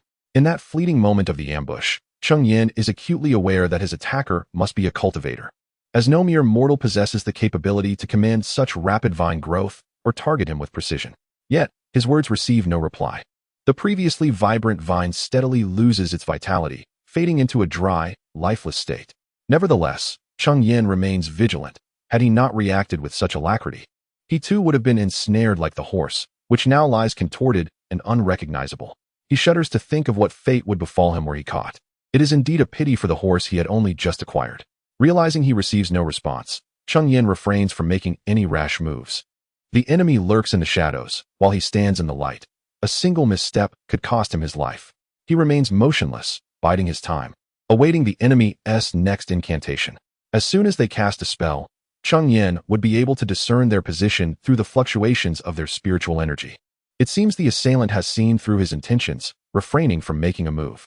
Thus, the two adversaries, one in the light and the other in the dark, remain locked in a stalemate. Yet, Cheng Yan possesses patience, and as the one in the light, he dares not act recklessly. Suddenly, he perceives a faint ripple of spiritual energy ahead. Though subtle, it is sufficient for him to ascertain the general location of his opponent. The two individuals remained locked in a tense stalemate for nearly a quarter of an hour, when the figure concealed in the shadows could no longer restrain themselves and made a move. Before Cheng Yan could advance to reveal the person lurking in the darkness, the ground before him suddenly erupted. It was reminiscent of the moment when the tendrils had sprouted unexpectedly. However, this time, it was not tendrils that emerged, but a colossal flower. Its stem was as thick as a human arm and was adorned with numerous sharp thorns. As the flower grew wildly, Cheng Yan swiftly unleashed a water spike technique, aiming to interrupt its relentless expansion. Chapter 36. ambush, it was unforeseen that the flower had grown at an astonishing pace. By the time the water spike technique struck, it had fully blossomed. Ultimately, it merely knocked a few thorns off its stem. However, after the flower blossomed, it suddenly fell silent. Just as Cheng Yan was filled with curiosity, the thorns on its stem unexpectedly dislodged and swiftly shot towards him. Cheng Yan hastily dodged, and although the speed of the thorns was considerable, it remained within his capability to evade, making the task not overly challenging. The thorn, having missed its target, pierced a tree behind Cheng Yan, creating a hole in the trunk that attested to its formidable power. Immediately thereafter, the tree began to wither at an alarming rate. In a short span, its leaves turned a desolate yellow and fell to the ground, ultimately rendering the trunk itself dry and lifeless. The thorn was poisonous. Upon witnessing this scene, Cheng Yan quickly deduced that the thorn emitted by the flower was undoubtedly laced with deadly venom. Otherwise, how could a once thriving tree succumb so abruptly? He knew he had to exercise even greater caution. Should he be struck by one of those thorns, he feared that he would meet the same grim fate as the tree. Just as Cheng Yan pondered this, more thorns were launched towards him. This time, it was not merely a single thorn. Several were released in succession, blocking his escape route.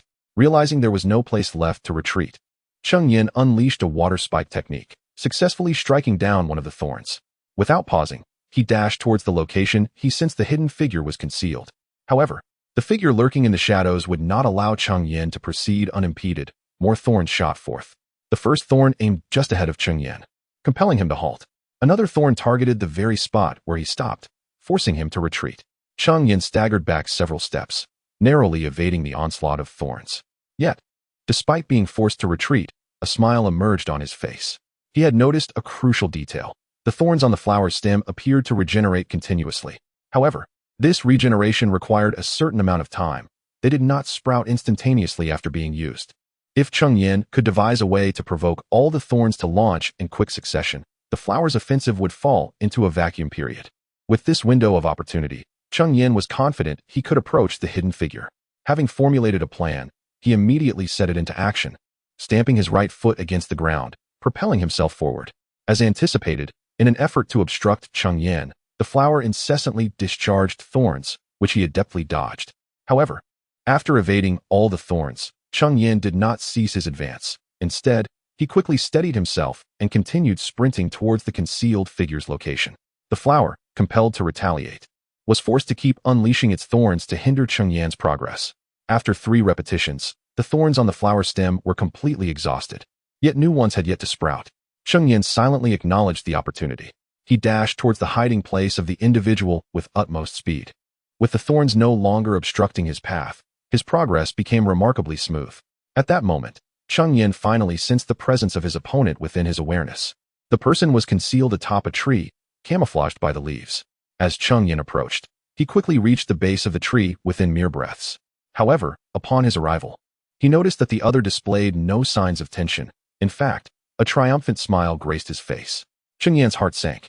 The opponent's method of combat was so insidious that it was implausible for him not to have set up some traps in his hiding spot. Indeed, 3 vines suddenly sprouted around Cheng Yan, ensnaring him. At this moment, he found himself with no escape, and as the vines began to ensnare him, the opponent bore a smile of victory. In response, Cheng Yan retrieved a spirit talisman from his storage bag, specifically, the Fireball Talisman. Infusing spiritual power into the talisman, he successfully activated it, summoning a colossal fireball from thin air. "Go!" Cheng Yan shouted, and the fireball hurtled forth. Upon contact, the 3 vines were instantly reduced to ashes. Fire-based spells inherently counter wood elements, and the formidable Fireball Talisman was no exception. The vines posed no threat to the fireball, and given the proximity between Cheng Yan and his adversary, the fireball swiftly struck the individual. With a resounding explosion, the tree was obliterated into fragments, sending a cloud of dust into the air.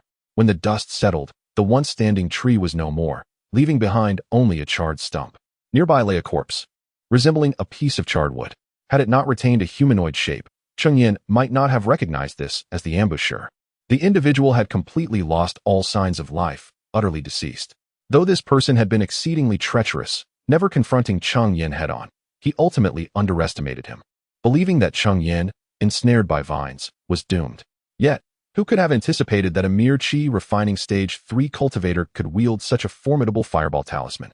It is known that even the most basic first-tier mid-grade talismans cost no less than 30 spirit stones. A fireball talisman of such power could easily fetch 80 spirit stones. For a cultivator in the early stages of chi refining, acquiring spirit stones is exceedingly challenging. Any meager amount would typically be prioritized for purchasing elixirs to enhance cultivation, as cultivation remains paramount. After meticulously confirming that the individual was indeed lifeless, Cheng Yan approached to seize the storage bag from the corpse, delving within with his awareness to begin counting his gains. Wealth attained. Fortune has indeed smiled upon him. Cheng Yan discovered over 100 spiritual stones within his storage pouch, along with several mid-tier first-grade talismans, a vial of medicinal pills, a jade slip, and an assortment of miscellaneous items. However, the most significant find was a magical artifact, a mid-tier first-grade flying sword. The individual's demise was exceedingly abrupt. He did not even have the opportunity to wield the artifact before meeting his tragic end beneath Cheng Yan's fireball talisman. In truth, Wu Yan's storage pouch also contained several magical artifacts, but they were all upper-tier first-grade, which Cheng Yan was unable to activate. Hence they remained untouched and gathering dust within the pouch. Chapter 37. Arrival at Fong City. This flying sword was perfectly suited for Cheng Yan. Unfortunately, he had yet to master the art of sword control, rendering this magical artifact useful solely for close combat. Nevertheless, it was a comfort to possess his very own magical implement. Suddenly, Cheng Yan stumbled upon several fruits in his storage bag, which struck him as vaguely familiar. Upon closer inspection, he realized that these were indeed the spiritual fruits he had purchased in Bayou County. They looked strikingly identical. In an instant, Cheng Yan grasped the gravity of the situation. He had fallen into a trap. He was puzzled as to how he had been ambushed so unexpectedly. Initially, he believed that the assailant was lurking there to intercept passing cultivators. In retrospect, it became clear that this individual had been specifically waiting to ensnare him. Cheng Yan's deduction was not unfounded. Bayou County was rich in spiritual energy, making it an ideal training ground for early-stage cultivators. Occasionally, spiritual items would surface, attracting early-stage practitioners looking to seize opportunities. The person Cheng Yan had slain had harbored ulterior motives. He had attempted to sell the spiritual fruits, which ordinary folk could not discern as extraordinary, and the exorbitant price ensured that no one would purchase them. However, there existed one exception: cultivators, who would likely be willing to spend their resources on such fruits. Once a buyer departed the city, the assailant would pounce, robbing them of their hard-earned riches. Although most early-stage cultivators were rather impoverished, the accumulation of their modest resources could amount to a significant bounty. Furthermore, the assailant's cowardice was evident, as he had not dared to reveal himself throughout the confrontation with Cheng Yan. He only targeted those who were beneath his cultivation level for robbery. In fact, he had successfully executed this scheme several times, amassing a collection of low-grade spiritual talismans and potions intended to enhance the cultivation of early-stage practitioners.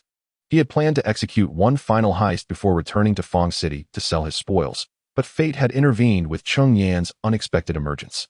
Now, all of these treasures belonged to Cheng Yan. This battle had once again illuminated the inadequacy of his combat experience. Despite Cheng Yan's extreme caution, he had still fallen prey to the assailant's scheme. However, it was understandable, as he had only participated in 2 skirmishes since beginning his cultivation journey. Achieving this level of awareness was already commendable. After tallying his gains, Cheng Yan set forth once more on the path to Blackstone Fong City. Regrettably, the horse he had purchased had met its demise, leaving him to rely solely on foot. Fortunately, he discovered several low-grade speed talismans within his storage bag, which, when activated, could significantly enhance his pace without consuming much spiritual energy, ideal for his journey. As more than half a month passed, Cheng Yan found himself in a desolate region, devoid of any roads. He was compelled to traverse dense woods and scale mountains. Had it not been for his spiritual awareness assisting him, he would have surely lost his way within this wilderness. Upon reaching this juncture, Cheng Yan could finally perceive the exceptional density of spiritual energy within the realm of cultivation. He had yet to arrive at the market, yet the surrounding celestial aura was markedly more potent than that of Bayou County, and even surpassed that of Bayou County by several degrees. Cheng Yan sensed that if he were to cultivate in this environment, progressing to the later stages of chi refinement would pose no challenge whatsoever. Naturally, he could not afford to halt his advance, particularly since he was now quite close to the market. More importantly, according to Wu Tang's Jade Slip, he was aware that markets were typically situated atop spiritual veins, and at the very least, they were positioned over first-grade superior spiritual veins. It is worth noting that even the most inferior first-grade inferior spiritual veins possess the capacity to sustain a fully realized qi refinement practitioner.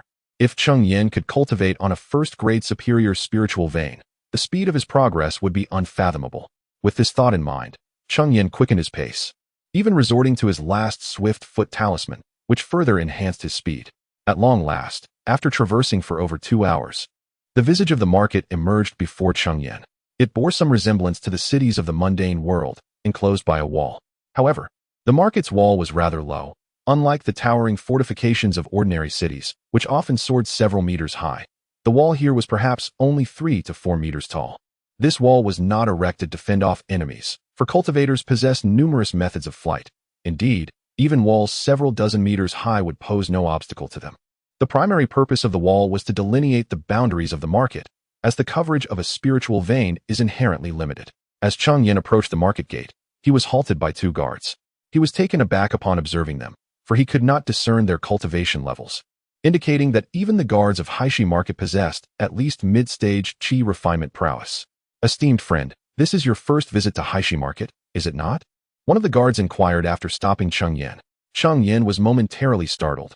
Was his unfamiliarity that conspicuous? You see, in order to enter Haishi Market, an entrance fee is required. Noticing Cheng Yan's dazed expression, the guard seemed to have guessed his thoughts and proceeded to explain. Cheng Yan suddenly comprehended. He had been walking directly towards the market without any indication of intending to pay the entrance fee, making it evident that he was indeed a newcomer. I am indeed visiting for the first time and was unaware of the entrance fee. However, may I inquire how this fee is to be paid? Cheng Yan politely inquired, clasping his hands. You need only provide me with 3 spirit stones, the guard replied courteously. Might I ask if I will be required to pay spirit stones upon my next visit as well? While 3 spirit stones was not a substantial amount, it was evident that as a gathering place for cultivators, the market would experience a significant influx of visitors. The proprietor of the market likely accrues a considerable fortune from entrance fees alone each year. Nature is indeed essential. However, the gatekeeper patiently elucidated to Cheng Yan that upon paying a one-time entrance fee, one could remain within the marketplace indefinitely, as long as they refrained from exiting. Understanding the arrangement, Cheng Yan retrieved 3 spirit stones from his storage pouch and, after handing them to the gatekeeper, successfully gained entry into the bustling marketplace. Within the marketplace, there existed only 2 streets, intersecting in a cross-like formation. Along either side of the streets, designated stalls were established, specifically catering to wandering cultivators. To set up a stall, one merely needed to pay a modest sum of spirit stones. Behind these stalls stood a myriad of shops, typically leased by various familial factions for commercial endeavors. Chapter 38. The 4th layer of qi refinement. At this moment, numerous wandering cultivators were setting up stalls along the streets. Although the atmosphere here did not rival the bustling marketplace of Bayou County, it was important to note that everyone present were cultivators, and the items they sold were all spiritual treasures. The spiritual fruits that Cheng Yan had previously stumbled upon in Bayou County could be considered the most basic type of spiritual items here. Cheng Yan even discovered a magical artifact at one of the vendors' stalls, attracting a considerable number of fellow cultivators to examine it. He joined the gathering, observing that this was a mid-tier defensive magical artifact, likely forged from the shell of a certain turtle-like demon beast. Cheng Yan felt an overwhelming desire for it, as he was in need of a defensive magical artifact. However, the price exceeding 300 spiritual stones was enough to deter him. While it was true that defensive magical artifacts were generally more expensive than ordinary ones, this particular price was excessive. Moreover, even if it were worth it, Cheng Yan dared not purchase it. In a crowd filled with onlookers, a qi refinement cultivator at the 3rd layer displaying over 300 spiritual stones would undoubtedly attract unwanted attention. He understood the wisdom of concealing one's wealth. Thus, with a resigned shake of his head, he withdrew from the crowd. After wandering through the marketplace for a while longer, Cheng Yan spent 5 spiritual stones at a stall selling books to acquire a jade slip titled Miscellaneous Talks on Cultivation. This slip contained historical accounts and anecdotes from the world of cultivation, which were precisely what Cheng Yan needed at this moment. Although he had been on the path of cultivation for several years, his understanding of the cultivation realm was virtually non-existent. This jade slip would provide him with a comprehensive insight into the world of cultivation. Subsequently, Cheng Yan settled into the only inn in the marketplace, named 3 Clans Inn, the reason for which remained a mystery to him. Unlike the inns of the mundane world, those in the cultivation realm required payment in spiritual stones rather than gold or silver, with a single day's lodging costing 3 spiritual stones. Even meals necessitated spiritual stones. However, The cuisine offered was certainly not ordinary. The ingredients were derived from spiritual materials, with meat sourced from demon beasts and vegetables from spiritual herbs. Prepared by spiritual chefs, the dishes were not only delicious but also beneficial for accelerating cultivation. Nevertheless, the prices were indeed steep, with a meal costing no less than 4 or 5 spiritual stones. Cheng Yan, with a generous spirit, decided to book a month's stay, finding it more economical than paying daily, for a total of 80 spiritual stones. His willingness to spend was primarily due to the exceptionally rich spiritual energy within the marketplace. He felt that cultivating here for a day was equivalent to 2 days of cultivation outside. More importantly, the 3 clans featured a gathering formation that enhanced the surrounding spiritual energy, ensuring that his cultivation efforts here would yield remarkable results. Rather than merely an inn, Cheng Yan felt it would be more aptly named a cultivation chamber. Upon returning to his room, Cheng Yan took out the miscellaneous talks on cultivation jade slip he had just purchased. Through reading, Cheng Yan finally gained a preliminary understanding of the world of cultivation. It turned out that the realm of cultivation is divided into 5 regions: Central Domain, Eastern Wilderness, Western Desert, Southern Sea, and Northern Frontier. Currently, Cheng Yan finds himself in the Eastern Wilderness, which was originally the territory of the demon race. However, 3,000 years ago, a powerful human cultivator ventured here to expand their dominion, causing the demon race to weaken and retreat progressively, ultimately losing approximately 1/5 of their territory to the invaders. This formidable cultivator then established a sect called Xianxia sect in the Eastern Wilderness. Subsequently, other powerful beings, drawn by the abundant resources of the region, arrived and established their own forces, leading to a rapid contraction of the demon's lands. It was only with the arrival of a powerful demon from the Southern Sea that the remaining territory of the Eastern Wilderness was preserved. It was not until 2,000 years ago, when the demon race finally produced their own powerful cultivator, that they truly secured their foothold. By this time, however, the human race had already occupied nearly half of the Eastern Wilderness. Aside from the initial cultivator who founded the Xianxia sect, the remaining 2 powerful beings also established their own factions. Presently, the cultivation world of the Eastern Wilderness is dominated by these 3 major forces: Xianxia sect, Tianling sect, and Jian Valley. They have divided the Eastern Wilderness into 3 states: Qingzhou, ruled by Jian Valley; Liuzhou, governed by Tianling sect; and Yangzhou, under the control of Xianxia sect. Cheng Yan currently resides in Yangzhou, which is vast and rich, covering over 30 million square kilometers. Such a large expanse cannot be managed solely by Xianxia sect. Thus, they occupy the most fertile land in Yangzhou while allowing others to encroach upon the rest. Consequently, countless sects and families have emerged in Yangzhou, and the same pattern is observed in the other 2 states. The Haishi Square Market, where Cheng Yan is located, is dominated by a golden core sect known as Jindao sect, which is further accompanied by numerous foundational affiliated powers and countless qi refining forces. After reviewing this information, Cheng Yan couldn't help but marvel at the boundless vastness of the cultivation world. Just Yangzhou alone is so immense. He cannot fathom the true size of the entire realm of cultivation. One day, he aspires to traverse the entire cultivation world.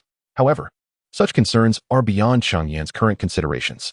As a mere qi refining novice, he is far from capable of traversing all of Yangzhou, let alone the entire cultivation world. His immediate priority is to diligently enhance his cultivation. After placing the miscellaneous talks on cultivation back into his storage bag, Cheng Yan took out a vial of elixir.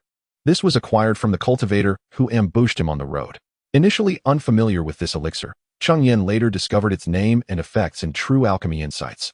This elixir is called Huangya Dan, and upon consumption, it can augment the cultivation level of a qi refining novice. Previously, while wandering the market, he had seen it being sold.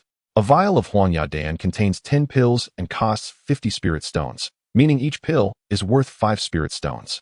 This amount is sufficient for a night's stay at an inn, though he is uncertain of the elixir's efficacy. In Cheng Yan's possession, there remained but 6 precious Huangya Dan. He carefully extracted one of the elixirs from the vial, placing it upon his tongue, where it dissolved instantaneously, releasing a surge of pure medicinal energy.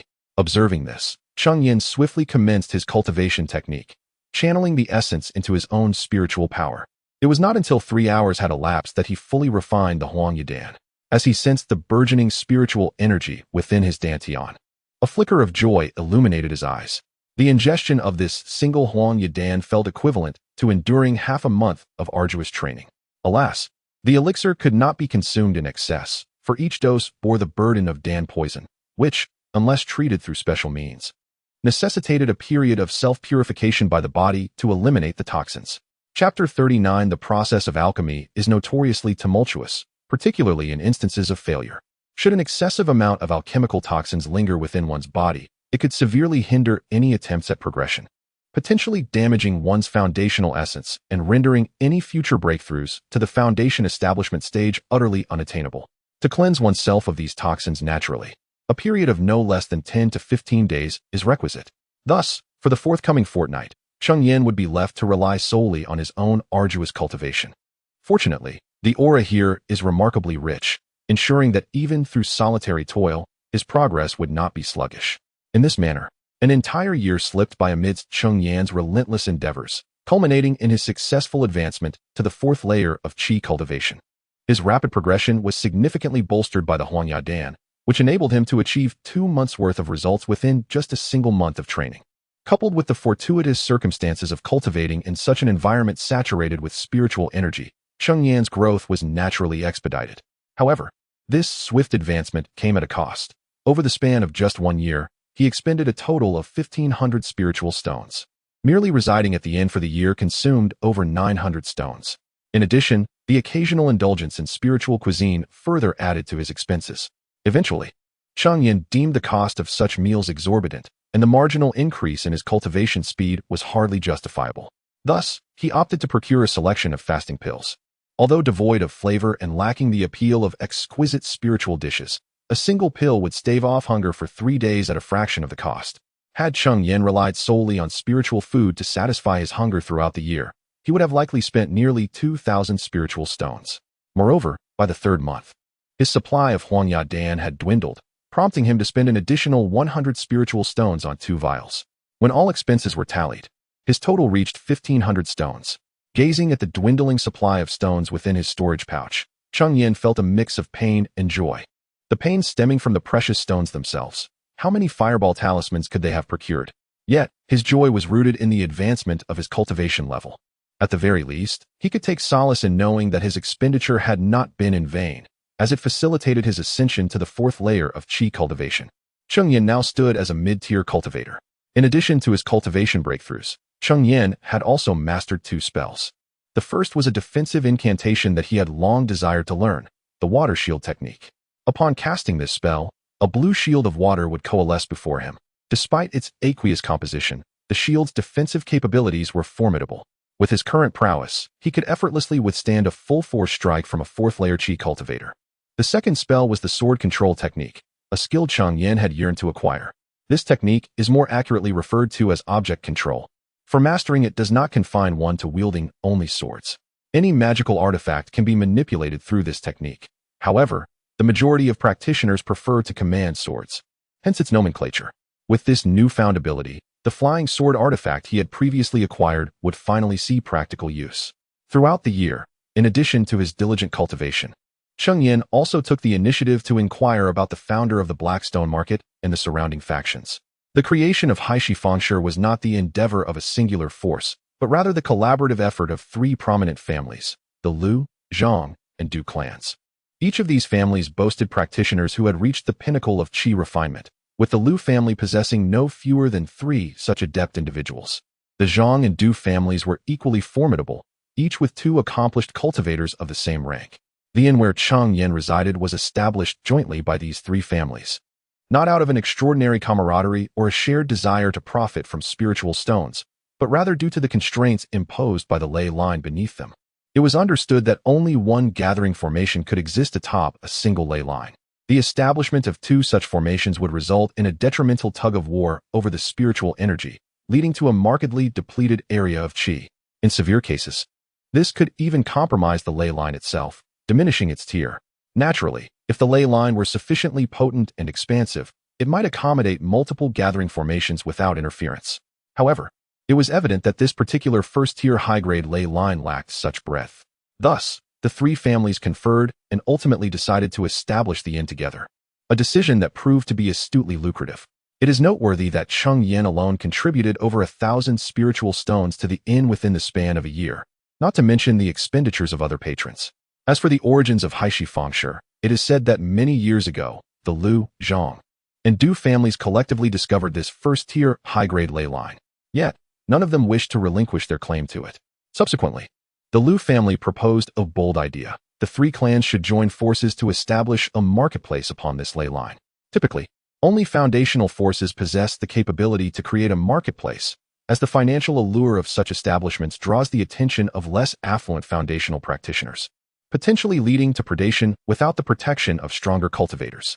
Initially, both the Zhang and Du families were resistant to this notion. Ultimately, the means by which the Liu family persuaded them remains a mystery, but together they acquired a second-tier formation and erected xianxia atop the ley line. However, in the beginning, business was lackluster, as few were inclined to linger in a marketplace devoid of foundational guardians, resulting in a somewhat desolate atmosphere. 3 years after its establishment, a turning point arrived when a recently ascended foundational practitioner took notice of the marketplace, having nearly depleted his entire fortune in pursuit of his breakthrough. He set his sights on the unprotected xianxia, contemplating its acquisition as a means to recover his losses. Just as it seemed that the Liu, Zhang, and Du families were facing imminent ruin, the three qi refinement masters from the Liu family stepped forth, together with the 2 adept practitioners from the Zhang and Du families. They formed a formidable assembly of 5. The Liu family's trio unleashed a combined spell of remarkable potency, approaching the strength of foundational practitioners. With the aid of the second-tier formation, the 3 families successfully vanquished the aspiring foundational cultivator outside the marketplace. From that moment forth, the reputation of xianxia soared, attracting an increasing number of visitors and heralding the gradual flourishing of the marketplace. It must be said that the Blackstone Square is indeed a legend in its own right. However, this has little relevance to Cheng Yan at present. His foremost priority is to amass spirit stones. Although he currently possesses over 1,000 spirit stones, even the most abundant resources can eventually be depleted. He cannot afford to live off his past gains indefinitely. When it comes to the fastest way to earn spirit stones in the realm of cultivation, mastering the myriad arts of alchemy is undoubtedly the most effective. In particular, the mainstream practices of alchemy, artifact forging, and talisman crafting can yield substantial rewards once one learns even a single discipline. Speaking of which, Cheng Yan has a tome titled True Insights into Alchemy tucked away in his storage bag. He has long harbored the desire to delve into the art of alchemy. Naturally, he is wary of practicing alchemy within the bustling marketplace, as the process can create considerable commotion, especially in the event of a failed attempt. Chapter 40. The Hunt for Beasts. Should Cheng Yan dare to study alchemy within the bustling market, it would be tantamount to announcing to all that he possesses a legacy of alchemical knowledge, inviting others to snatch it from him. Such reckless behavior is far beyond Cheng Yan's character. Thus, the pursuit of alchemical mastery must be postponed. Since the prospect of earning spirit stones through alchemy has proven infeasible, Cheng Yan must contemplate alternative means, such as hunting magical beasts. Hunting magical beasts is a common method for rogue cultivators to amass spirit stones. As these creatures are treasures in their own right, every part, from their skin to flesh and bones, can be sold for spirit stones. With a stroke of luck, one might even procure a beast core, which would yield substantial profit. It is worth noting that even the most basic first-tier low-grade beast cores can fetch 20 to 30 spirit stones, while a first-tier mid-grade beast core may command over 100 spirit stones. Furthermore, Cheng Yan's decision to hunt magical beasts is driven not only by the desire to acquire spirit stones, but also by the ambition to gain experience in combat. Presently, his combat experience is alarmingly scant, and slaying magical beasts would undoubtedly enhance his skills. Although hunting these creatures carries its own risks, it is significantly less treacherous than the intricate schemes and rivalries that exist among cultivators. Of course, adequate preparation is paramount, including spirit pills, talismans, and magical artifacts. Cheng Yan first visited the Zhang family's xianxia treasure pavilion to purchase some talismans, as the Zhang family is renowned for their mastery in talisman crafting. He acquired 2 fireball talismans and 2 speed-enhancing talismans. The fireball talisman, known for its immense power, has saved him on multiple occasions, and with only 1 remaining. Replenishment was essential. The speed talisman, an upgraded version of the swift step talisman, costs 50 spirit stones each and significantly boosts a cultivator's speed, making it an excellent choice for escape. As for defensive talismans, Cheng Yan still possesses several golden shield talismans, thus he refrained from purchasing more. In total, these few talismans cost Cheng Yan 250 spirit stones, a price reduced by 10 spirit stones thanks to the shopkeeper's generosity. Subsequently, he made his way to the Liu family shop, where their expertise lies in artifact forging. It is said that the Liu family patriarch is a first-tier upper-grade artifact master capable of crafting first-tier upper-grade magical artifacts. Cheng Yan intended to acquire a defensive artifact, as he already possessed a first-tier mid-grade flying sword and sought a shield to complement his arsenal. He spent an additional 260 spirit stones on a first-tier mid-grade shield. When it comes to pills, Cheng Yan is well-equipped, as Wu Xian, a first-tier mid-grade alchemist, left behind a collection of first-tier mid-grade pills, such as the rejuvenating spirit pill and the injury recovery pill. Observing the diminishing spirit stones within his storage bag, Cheng Yan couldn't help but lament the rapid depletion of his funds. In the span of just a year, his spirit stones have plummeted from over 3,000 to fewer than 1,000. However, recognizing the necessity and life-preserving nature of his purchases brings him solace, affirming the worth of his expenditures. With ample preparations completed, Cheng Yan set forth on his journey. After leaving the market and heading south for approximately 20 miles, one encounters a mountain range known as the Lingyun Mountains. Within this range lies a prominent peak named Lingyun Peak, which rises majestically into the clouds and serves as the destination for Cheng Yan. The Lingyun Mountains are home to a plethora of wild spiritual herbs, and the majority of the beasts within are of the first-tier intermediate level, with first-tier advanced beasts being a rare sight and first-tier top-tier beasts being virtually unheard of. This has attracted numerous wandering cultivators, either in search of rare treasures or to hunt the beasts. For Cheng Yan, such a place is perfectly suited. It poses minimal danger while providing an excellent opportunity for self-cultivation.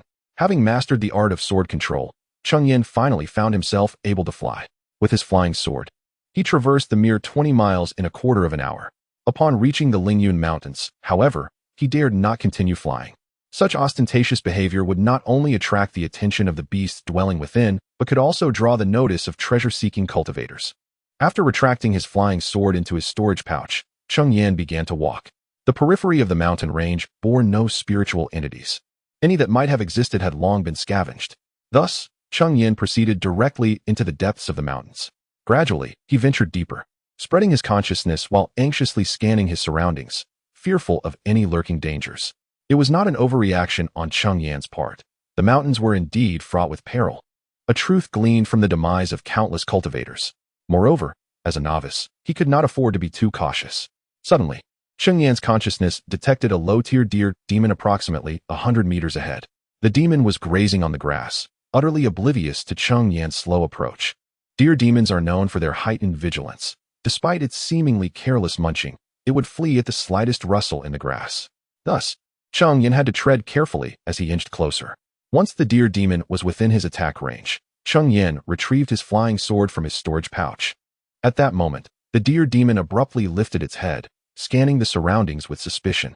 After several cautious glances to the left and right, seemingly detecting no threat, it resumed its grazing. Seizing the opportunity, Cheng Yan sprang forth, but faster still was his flying sword. As he leapt, the sword was already closing in on the deer demon. Startled by Cheng Yan's sudden appearance, the deer demon trembled and prepared to flee, but it was too late. With a deft motion, Cheng Yan directed the sword to sever the demon's two front legs. The deer demon collapsed, its hind legs thrashing helplessly. Without hesitation, Cheng Yan directed the sword to strike at the demon's neck, severing its head entirely. The demon twitched a few times before falling still. Cheng Yan approached and skillfully removed the pair of antlers, the most valuable part of the deer demon, which could fetch a handsome price of several spirit stones. As for the other matters, although some miscellaneous spirit stones could be sold, the sheer size of the deer rendered Cheng Yan's storage bag inadequate. Furthermore, the total worth of the creature amounted to only a few spirit stones, thus it was prudent to take only the most valuable parts. In preparation for the hunt of the mystical beasts, Cheng Yan had taken meticulous measures, procuring a copy of the bestiary of beasts well in advance.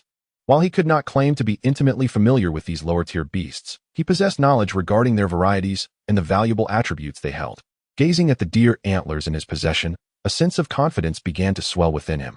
To his surprise, his inaugural hunt had proven so successful, igniting in Cheng Yan an eager anticipation for the days ahead filled with the prospect of amassing spirit stones. Chapter 41. The Silver Shadow Wolf. Then Cheng Yan severed the deer's head with his flying sword, hoping to discover a demon core within. However, given that it was a low-level first-tier beast, the chances of finding a demon core were exceedingly slim, and Cheng Yan did not harbor much hope. As anticipated, he found no demon core. Subsequently, he sliced off some venison, as he intended to linger here for a considerable time. His supply of fasting pills was dwindling, and venison was a rare delicacy he could not afford to overlook. Just as Cheng Yan finished harvesting the deer meat and was preparing to depart, he suddenly sensed movement behind him. Through his spiritual awareness, he discerned that it was 9 demon wolves, silver shadow wolves. Recognizing the pure silvery hue of the wolves before him, Cheng Yan immediately identified them. The silver shadow wolf was among the more common wolf-like demon beasts in the Lingyun mountain range. However, wolf-type demon beasts typically operated in packs, rendering them particularly perilous. Before him stood a group led by a mid-tier first-level silver shadow wolf, comprising a total of 9. Apart from the leader, the rest were all low-tier first-level wolves. Cheng Yan found himself in a predicament. Gazing at the wolf pack, he could not help but mentally chastise himself. After all, he had just slain a low-tier first-level deer demon and was reveling in his triumph, forgetting that the scent of blood from the slain beast would attract other demon beasts. If it had been any other demon beast, it might not have mattered. Even a mid-tier first level would not instill fear in him. Yet, he was confronted by wolves. And a pack at that. This was indeed troublesome. Cheng Yan fixated on the wolves with a wary gaze, recalling his father's advice. When encountering wolves, one must never exhibit fear or flee, lest they perceive you as prey. Thus, he adopted a fierce demeanor, glaring intently at the pack. However, Cheng Yan had evidently misremembered. Such a tactic might have worked against a solitary wolf, but facing an entire pack, his intimidating expression was nothing but a blatant provocation. The lead wolf bared its teeth at Cheng Yan, while the other 8 spread out to encircle him. Under the leadership of the alpha, they advanced steadily toward Cheng Yan. Seeing this, Cheng Yan cautiously retreated while letting out a roar, aiming to intimidate the silver shadow wolves. Unexpectedly, the lead wolf appeared thoroughly enraged, letting out a long howl. The 8 low-tier silver shadow wolves seemed to have received a command. Their previously measured approach abruptly quickened to a full sprint, with one charging directly at Cheng Yan. As it neared, it suddenly leaped, its sharp claws poised to strike at Cheng Yan. In a flurry, Cheng Yan raised his flying sword in defense. Although the claws of the silver shadow wolf were exceedingly sharp, they paled in comparison to the power of magical artifacts. Just as he deflected the attack from the wolf before him, another silver shadow wolf leaped from behind, attempting to launch a surprise assault on him. Also armed with its razor-sharp claws, the claws of the silver shadow wolf were mere moments away from raking across Cheng Yan's body. Suddenly, a blue water shield emerged behind Cheng Yan. The claw of the silver shadow wolf scraped against the shield, leaving merely a faint scratch upon its surface, which was swiftly filled by the surrounding water, erasing all traces.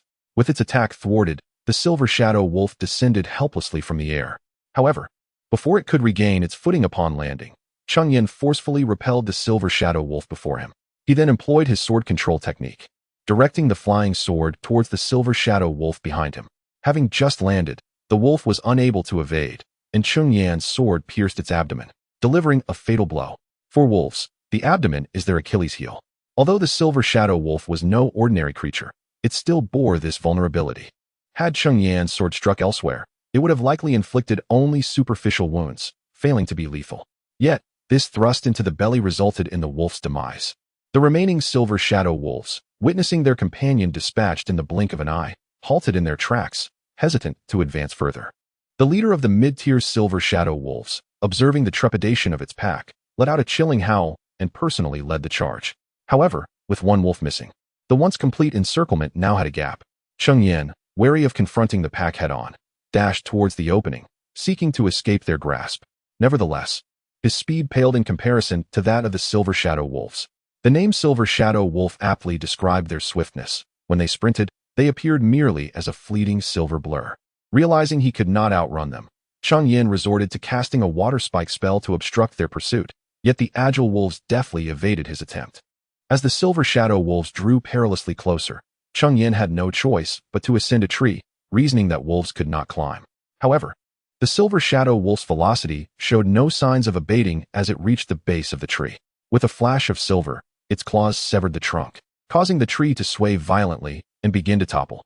Yet, this did not deter Cheng Yan. He leaped to another tree with agility. Without lingering, he sprang again to another tree, navigating the forest like a monkey. Cheng Yan believed he could use the trees for cover to elude the silver shadow wolf. Yet the creature clung to him relentlessly, akin to a stubborn adhesive.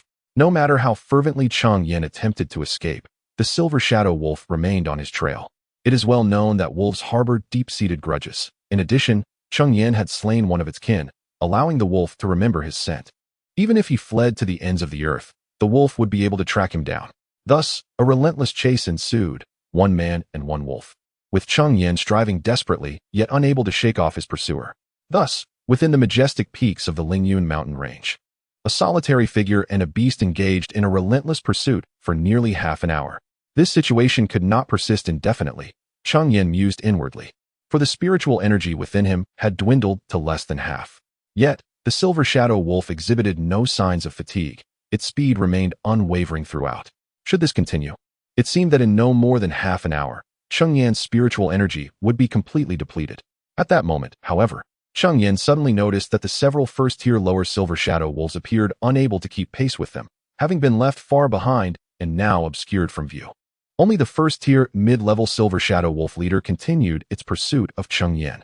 Chapter 42. The beastly nature of the silver shadow wolf. If it were merely a solitary intermediate silver shadow wolf of the first tier, Cheng Yan believed he could still put up a formidable fight. However, he did not halt his escape immediately, for he was unaware of how far behind the few low-level silver shadow wolves trailed them. Should he engage the silver shadow wolf leader and find himself surrounded by the others, evasion would prove exceedingly difficult. Thus, Cheng Yan continued to lead the silver shadow wolf leader through the mountainous terrain until he felt the distance between them and the low-level silver shadow wolves had widened enough to ensure they could not catch up in the immediate future. Once he sensed this, he finally came to a stop.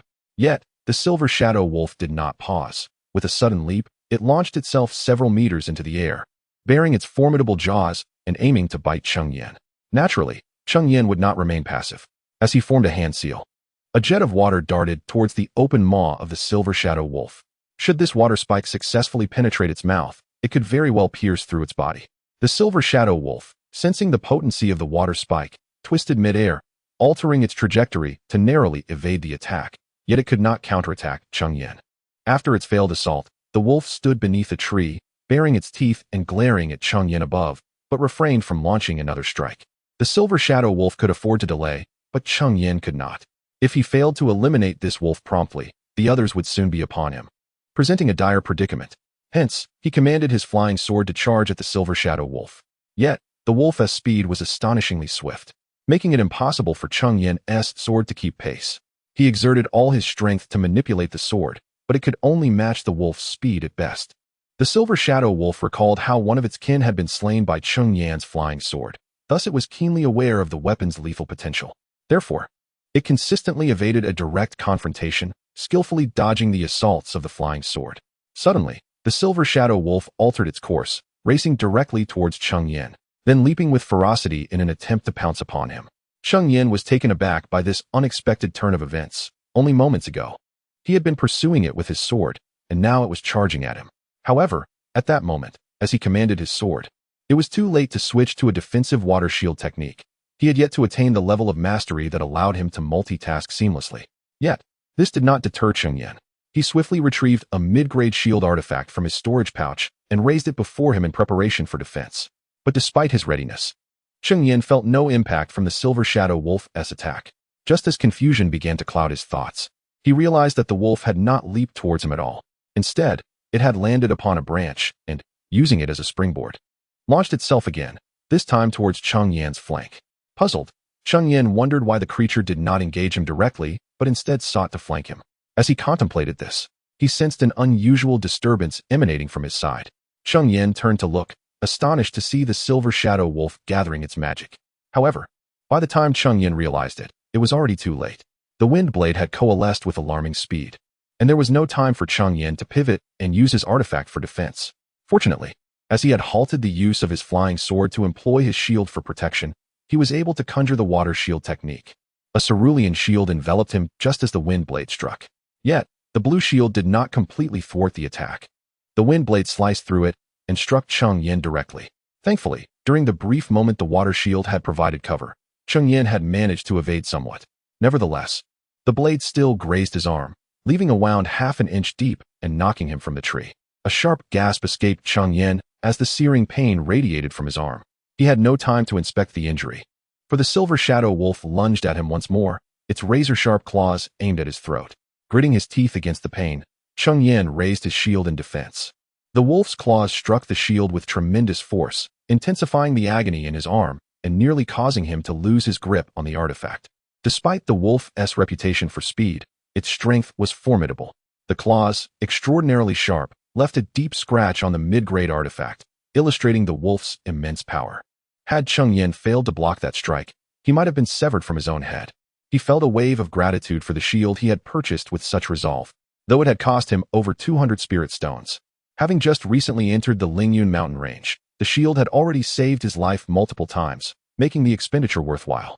The silver shadow wolf pressed him down relentlessly, offering no opportunity for a counterattack, its claws relentlessly assaulting the shield and marring its once smooth surface with deep scratch marks.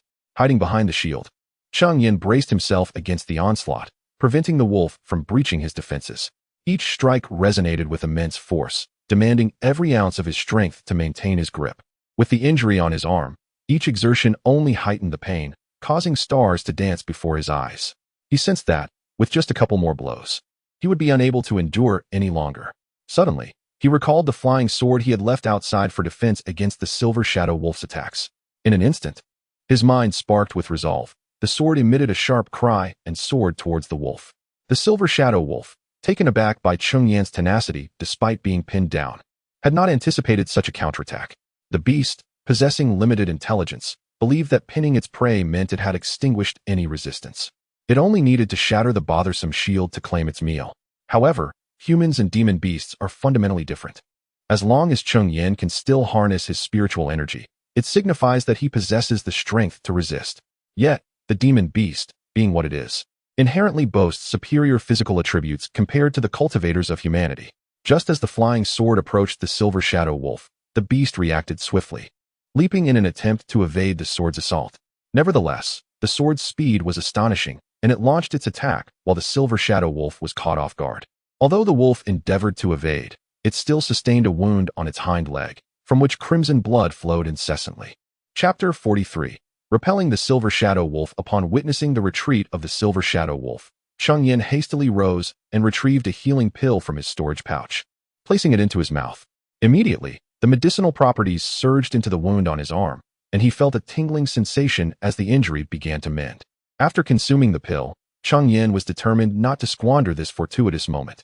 Having finally inflicted damage upon the silver shadow wolf, he resolved to pursue it relentlessly, deftly maneuvering his flying sword toward the creature. The silver shadow wolf, noticing the approaching sword, was compelled to evade with all its might. However, the injury on its hind leg became a significant hindrance, diminishing its speed and making avoidance increasingly arduous. In a short span, Cheng Yan's flying sword left several more gashes upon the silver shadow wolf's body. As the creature beheld its mounting injuries, it realized that if this continued, it would surely perish, and thus, it turned to flee.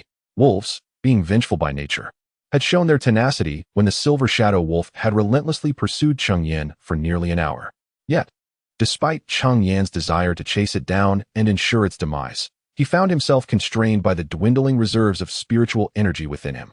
Should he forcefully pursue, there was a risk that he might not only fail to catch the wolf but also jeopardize his own life, which would be an unwise exchange. Consequently, he could do nothing but watch as the silver shadow wolf escaped. Though his sword fervently chased after the creature, the silver shadow wolf had grown cunning, skillfully utilizing the surrounding trees to obstruct Cheng Yan's assault. Before long, it had evaded the range of his attacks. Realizing that slaying the silver shadow wolf was no longer feasible, Cheng Yan turned to depart from the scene. Having engaged in a rather noisy confrontation, he feared that it might attract other beasts or even fellow cultivators. Given his current dire state, further conflict was ill-advised, and retreat was the most prudent course of action. Once he had distanced himself from the area, Cheng Yan sought refuge in a secluded spot. He then produced a spirit recovery pill from his storage pouch and consumed it. The Lingyun mountain range was fraught with peril, and one could not afford to be stingy with elixirs. If Cheng Yan were to rely solely on meditation to restore his spiritual energy, it would take him over an hour to fully recuperate. However, with the spirit recovery pill, he could regain his energy within a mere quarter of an hour. After this brief period, the wounds on his arm had completely healed, and he had fully refined the effects of the spirit recovery pill. Feeling the abundant spiritual energy coursing through him, Cheng Yan's apprehension finally dissipated. Indeed, hunting demonic beasts was an inherently perilous endeavor.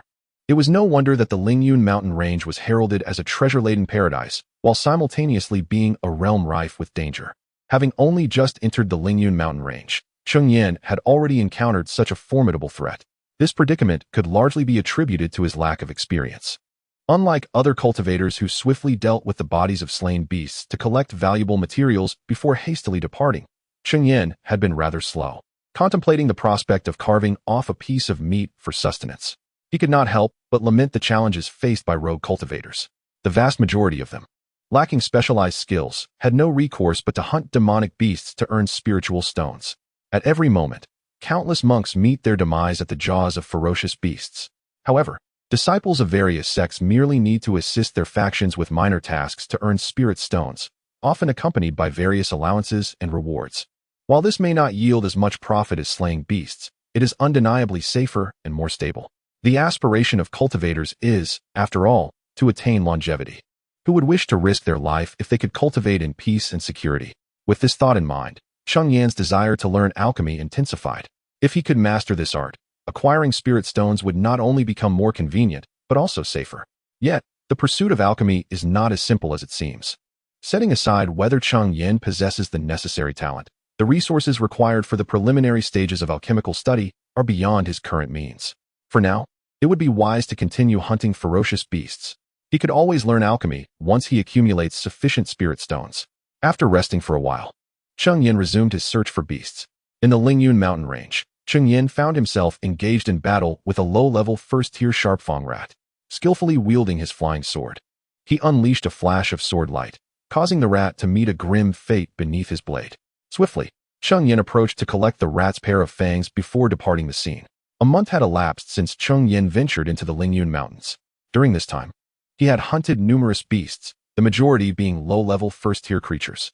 The materials he gathered from them were not worth much in spirit stones. He had only managed to slay 2 mid-level first-tier beasts. The mid-tier beasts he encountered either possessed formidable strength, making them difficult to defeat, or they fled at the sight of him. Fortunately, luck favored him when he discovered a demon core within one of the mid-tier beasts. This single core alone could fetch a price of over 100 spirit stones. Additionally, during this period, Cheng Yan stumbled upon several low-grade spirit herbs, which collectively might be worth around 50 to 60 spirit stones. After a brief calculation, Cheng Yan estimated his earnings for the month to be approximately 300 spirit stones. This was with the fortunate acquisition of a demon core. Otherwise, he would have only garnered a little over 200. Nonetheless, this yield is not insignificant. It is worth noting that a bottle of first-tier mid-grade qi nourishing pills, used by cultivators in the mid-stages of qi refinement, costs around 150 spirit stones. A single bottle would suffice for Cheng Yan's cultivation for 3 to 4 months. Thus, the spirit stones he earned in this month would sustain him for over half a year. Of course, should he wish to cultivate at the 3 Clans Inn, this amount would be far from sufficient. Therefore, Cheng Yan resolved not to return just yet, intending to stay longer and accumulate more spirit stones. Furthermore, prior to his journey to the Lingyun Mountains, he had spent over 500 spirit stones, and he was not eager to return without recouping his investment. Suddenly, Cheng Yan's spiritual sense detected a peculiar fluctuation of spiritual energy approximately 10 zhang ahead. Previously, Cheng Yan had encountered such fluctuations of spiritual energy, which typically indicate the presence of a spiritual herb. He hurriedly approached to investigate and, indeed, discovered a spirit-gathering grass. This herb serves as the primary ingredient for the vitality elixir. Generally, a decade-old spirit-gathering grass can be utilized for alchemical purposes and is valued at approximately 30 spiritual stones. However, the specimen before him appeared to be at least 30 years old, and the vitality elixirs crafted from it would undoubtedly surpass the efficacy of ordinary ones. If taken to the market, it might fetch an impressive price of 50 spiritual stones. Chapter 44. The Withered Wood Snake. Regrettably, the effects of directly consuming spiritual herbs pale in comparison to those derived from elixirs. Otherwise, Cheng Yan would have eagerly devoured this spirit-gathering grass. Generally speaking, spiritual herbs must be refined into elixirs to unlock their full potential. When ingested directly, a cultivator may absorb less than a tenth of the herb's inherent efficacy. Nonetheless, the world is replete with wonders, and there exist certain peculiar spiritual herbs that yield extraordinary results when consumed whole. For instance, the Qingyuan fruit tree nestled within Cheng Yan's storage bag bears fruit that, when ingested, can instantly elevate a qi refining practitioner's cultivation by an entire level, a remarkable feat indeed. However, such extraordinary items are seldom referred to as spiritual herbs. Rather, they are designated as heavenly materials and earthly treasures. Clearly, The spirit gathering grass before him does not fall into this exalted category. Thus, Cheng Yan set aside his musings and prepared to collect the spirit gathering grass. As he approached, an inexplicable sensation jolted him, as if something peculiar were hurtling toward him. Instinctively, Cheng Yan drew forth his shield, enveloping himself within its protective embrace. A hissing sound emanated from the shield, accompanied by a foul, acrid odor. Hastily, he retreated to examine the shield, only to discover a gaping pit where the corrosive substance had eaten away at it. Fortunately, the shield was sufficiently thick to withstand the assault. Had it not been, Cheng Yan's physical form would have been no match for such potent corrosion. He then raised his gaze toward the source of the attack, eager to ascertain the identity of his assailant, but found nothing amiss. Cheng Yan's spiritual sense revealed merely a large tree standing solitary in the vicinity, devoid of any other presence. Nevertheless, he was certain that something lurked there. Thus, he refrained from advancing and instead continued to scrutinize the tree intently. At last, through his persistent vigilance, Cheng Yan discerned the culprit of the ambush. Coiled around the tree was a serpent, its coloration nearly indistinguishable from that of the bark. Even after attaining a significant increase in strength as a cultivator, Cheng Yan found it exceedingly difficult to detect the creature, highlighting the masterful nature of its camouflage. Were it not for his knowledge of the origin of the attack, he might have remained oblivious to its existence. It was a withered wood snake. No wonder his spiritual sense had failed to detect it. The withered wood snake derives its name from its near-identical hue to that of tree trunks. Unlike pythons, this serpent reaches a maximum length of merely 10 feet, yet it possesses an exceptionally potent venom.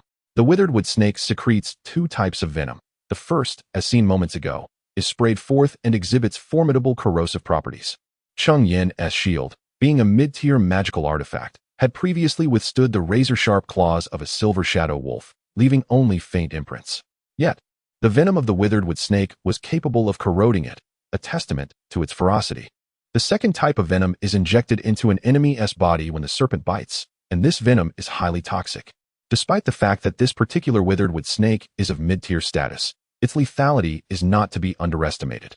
However, even a perfected chi-refining practitioner, if inadvertently struck by the venom of the withered wood serpent without timely intervention, would ultimately meet their demise. Moreover, the scales of the withered wood serpent possess a peculiar ability to obscure the probing of a practitioner's spiritual consciousness. This explains why Cheng Yan was unable to detect the serpent's presence. Yet, one must wonder how a withered wood serpent could be found in this location. Typically, mature spiritual herbs are surrounded by a lack of danger, for once a spiritual herb reaches maturity, it is swiftly consumed by beasts, leaving no time for other practitioners to discover it. Should a practitioner stumble upon a fully matured spiritual herb, it indicates that the herb remains undiscovered by beasts. Thus, the surrounding area is devoid of threats. It is only the unripe spiritual herbs that may be guarded by beasts, which await their maturation before consuming them. However, this particular gathering spirit grass has already matured over 30 years ago. The withered wood serpent chose to guard it instead of devouring it, which is indeed perplexing. Cheng Yan pondered for a long time, but could not arrive at a conclusion, so he decided to set the matter aside. Nevertheless, he would not relinquish this 30-year-old gathering spirit grass. The combat prowess of the withered wood serpent is not particularly formidable. Its strength lies primarily in its venom. Coupled with its remarkably camouflaged coloration, the withered wood serpent typically relies on ambushing its prey, sinking its fangs in, and injecting venom to ensure the demise of its victim. However, with Cheng Yan now aware of the serpent's location, a successful ambush was rendered impossible. Furthermore, Cheng Yan's water shield technique is the natural counter to the serpent's venom. No matter how corrosive the serpent's venom may be, could it possibly corrode water? With this thought in mind, Cheng Yan hesitated no longer. He altered his hand seals and unleashed a water spike technique, swiftly directing it towards the withered wood serpent. The water spike struck a branch, shattering it completely, yet the withered wood serpent vanished from sight. In addition to its potent venom, the serpent also possesses considerable speed, having disappeared from its original position in the blink of an eye. Had Cheng Yan not been vigilantly observing the serpent, he would have found it exceedingly difficult to track its movements again. Although the speed of the water spike technique is commendable, Cheng Yan's swiftest attack remains the flying sword. However, he was apprehensive about the possibility of his flying sword being corroded by the serpent's venom. The previous incident, where a shield artifact was corroded by the serpent, had already caused him much distress. If the flying sword were to sustain damage, it would likely consume a significant portion of his gains from the past month in repairs. Yet, it was evident that to eliminate the withered wood serpent before him, the use of the flying sword was unavoidable. Just as Cheng Yan retrieved the flying sword from his storage bag, preparing for an assault, the withered wood serpent suddenly opened its mouth wide, revealing its venomous fangs, and unleashed a spray of venom. Cheng Yan hastily employed the water shield technique, which absorbed the entirety of the venom. He waved his hand to disperse the water shield, allowing the liquid to cascade to the ground, producing a hissing sound as it corroded a small pit into the earth. Such a potent corrosive ability, Cheng Yan mused inwardly. Even though the venom had already been diluted by Cheng Yan's water shield, its corrosive potency remained formidable, explaining why it could erode Cheng Yan's magical artifact. However, the poison of the withered wood serpent cannot be employed frequently. This moment presents an opportune chance. Cheng Yan deftly maneuvered his flying sword towards the withered wood serpent, which swiftly evaded his approach once more. Although the serpent was remarkably agile, Cheng Yan's sword was equally swift, slicing through the serpent's tail and nearly severing it entirely. The serpent's scales possessed the ability to obstruct divine perception, yet their defensive capabilities were not particularly robust, allowing Cheng Yan's sword to easily penetrate through the serpent's protective armor. Chapter 45. The cavern. The tail of the withered wood serpent was injured, rendering it incapable of completely shielding itself from the probing of spiritual senses. Consequently, Cheng Yan no longer needed to watch the serpent intently. He could now ascertain its location through his own spiritual awareness. The serpent emitted a mournful hiss as it unleashed another spurt of venom. Cheng Yan hastily conjured a water shield, which rendered him impervious to the serpent's toxic attack, although it did leave a small dent in the ground. When Cheng Yan dispelled the water shield, he was taken aback to find that the withered wood serpent had fled. Such is the nature of demonic beasts. Upon realizing they are outmatched, they often retreat. Yet, Cheng Yan was unwilling to let the serpent escape so easily. The withered wood serpent was a treasure trove in itself. Its venomous fangs and scales could be utilized in the crafting of magical artifacts. Notably, the scales could be fashioned into inner armor that effectively obstructed the probing of a cultivator's spiritual senses, making them highly valuable in the market. Furthermore, the serpent's gallbladder was prized for alchemical purposes or could be consumed directly to enhance one's cultivation, rendering it a rare and valuable item. A single withered wood serpent could easily fetch a price of around 100 spirit stones. However, Cheng Yan had no intention of letting the gathering spirit grass go either. He hurriedly gathered the grass before pursuing the serpent. Fortunately, due to its injuries, the serpent's speed had diminished significantly. Otherwise, it might have eluded Cheng Yan's spiritual reach while he was occupied. Cheng Yan locked onto the serpent's position and gave chase. Although the serpent's speed had decreased, it still proved challenging for Cheng Yan to close the distance. It wasn't until he employed a speed talisman that he began to gradually approach the serpent, a testament to its remarkable swiftness. Yet, such speed could not be sustained for long. Before long, the serpent's pace began to wane. Just as Cheng Yan was on the verge of catching up, he suddenly noticed that the serpent had vanished from his spiritual awareness. Hastening forward, he discovered that the location where the serpent had disappeared was a pond, behind which loomed a towering mountain crown with a thundering waterfall. The withered wood serpent had evidently slipped behind the cascade. Cheng Yan deduced this because, around the pond, only behind the waterfall did his spiritual senses fail to penetrate. With the serpent's presence eluding him, it could only be hiding behind the waterfall. Furrowing his brow, Cheng Yan was resolute in not relinquishing the 100 spirit stones.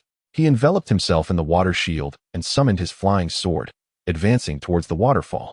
As he drew nearer, the roar of the waterfall grew increasingly thunderous, reaching ear-splitting levels by the time he stood before it. However, upon entering the space behind the waterfall, the cacophony abruptly ceased. Behind the waterfall lay a rock face, but within its midst was a narrow passage. As Cheng Yan traversed the corridor, he detected a trace of blood, confirming that the withered wood serpent had indeed ventured inside. Yet, hesitation gripped him. The passage was shrouded in darkness and exceedingly constricted. Should any peril lie within, Cheng Yan might find himself unable to maneuver effectively. However, Cheng Yan ultimately succumbed to the allure of 100 spirit stones and ventured into the passageway. Clutched tightly in his hand was a golden shield talisman. At the slightest hint of danger, he would activate it and retreat from the passage. To his surprise, however, the journey through the passage was remarkably smooth. The passage itself was not lengthy, though it did have numerous twists and turns. After navigating several bends, Cheng Yan was suddenly greeted by a burst of light. Upon exiting the passage, he found himself in a breathtaking cavern hidden behind the waterfall. The cavern was adorned with luminescent stalactites, casting a radiant glow that illuminated the space. This illumination fostered the growth of various plants within the cave. A few modest trees sprouted from the ground, constrained in height due to the cavern's limited vertical space, which measured roughly 5 feet. Moreover, the ground was blanketed with vibrant flowers, and several bees busily collected nectar. Upon closer inspection, Cheng Yan was taken aback to discover that these bees were, in fact, spirit bees. He raised his gaze and scanned the cavern walls, where he spotted a beehive teeming with spirit bees coming and going. This was a remarkable find. Spirit bees were highly coveted among alchemists in the cultivation realm. Incorporating spirit nectar into elixirs not only enhanced the success rate of concoction, but also elevated the potency of the resulting potions above that of ordinary ones. At that moment, Cheng Yan also noticed a withered wood snake that had taken refuge in the trees. This snake preferred arboreal habitats, and to his astonishment, he discovered another withered wood snake nestled within its lair. This second snake was of a lower first-tier rank, yet it appeared close to a breakthrough into the intermediate tier. Observing this lower-tier snake, Cheng Yan finally understood why the other had refrained from consuming the gathering spirit grass immediately. It was likely meant to assist this lower-tier snake in its advancement. Meanwhile, the intermediate-tier snake, already injured and weakened from excessive blood loss during its escape, lay languishing in its nest, barely clinging to life. In contrast, the lower-tier snake fixated intently on Cheng Yan, flicking its tongue. The lower-tier snake, raising its head, suddenly opened its mouth and sprayed a stream of venom. Although its venom was less potent than that of the intermediate-tier snake, Cheng Yan dared not underestimate it. He swiftly conjured a water shield spell, successfully deflecting the venom. Subsequently, with a deft maneuver of his flying sword, he dispatched the withered wood snake in swift order. After neutralizing the threat, Cheng Yan employed his spiritual sense to scan the surroundings for any further dangers. Detecting none, he prepared to sit cross-legged and recuperate his spiritual energy. While the encounter with the snake had not required excessive effort, the repeated use of the water shield and the manipulation of the flying sword had nevertheless drained a considerable amount of his spiritual energy. In the realm of cultivation, it is imperative to maintain a reservoir of abundant spiritual energy to confront the potential dangers that may arise. As Cheng Yan settled into a meditative posture, preparing to replenish his spiritual power, he suddenly perceived that the surrounding spiritual energy was significantly more concentrated than that outside. Though it could not compare to the first-grade superior spiritual vein found in the Haishi market, nor could it rival the gathering array in the Three Clans Inn. The density of the spiritual energy in this location was sufficient to support Cheng Yan's breakthrough to the consummation of qi refinement without any difficulty. A flicker of delight ignited within Cheng Yan's heart. Could it be that there existed a spiritual vein here? With this thought, he could no longer remain idle. Abandoning his quest for rejuvenation, he rose to explore the depths of the cave. Chapter 46. The Spiritual Spring. After a meticulous investigation, Zhou Yang discovered that there was no spiritual vein in this location.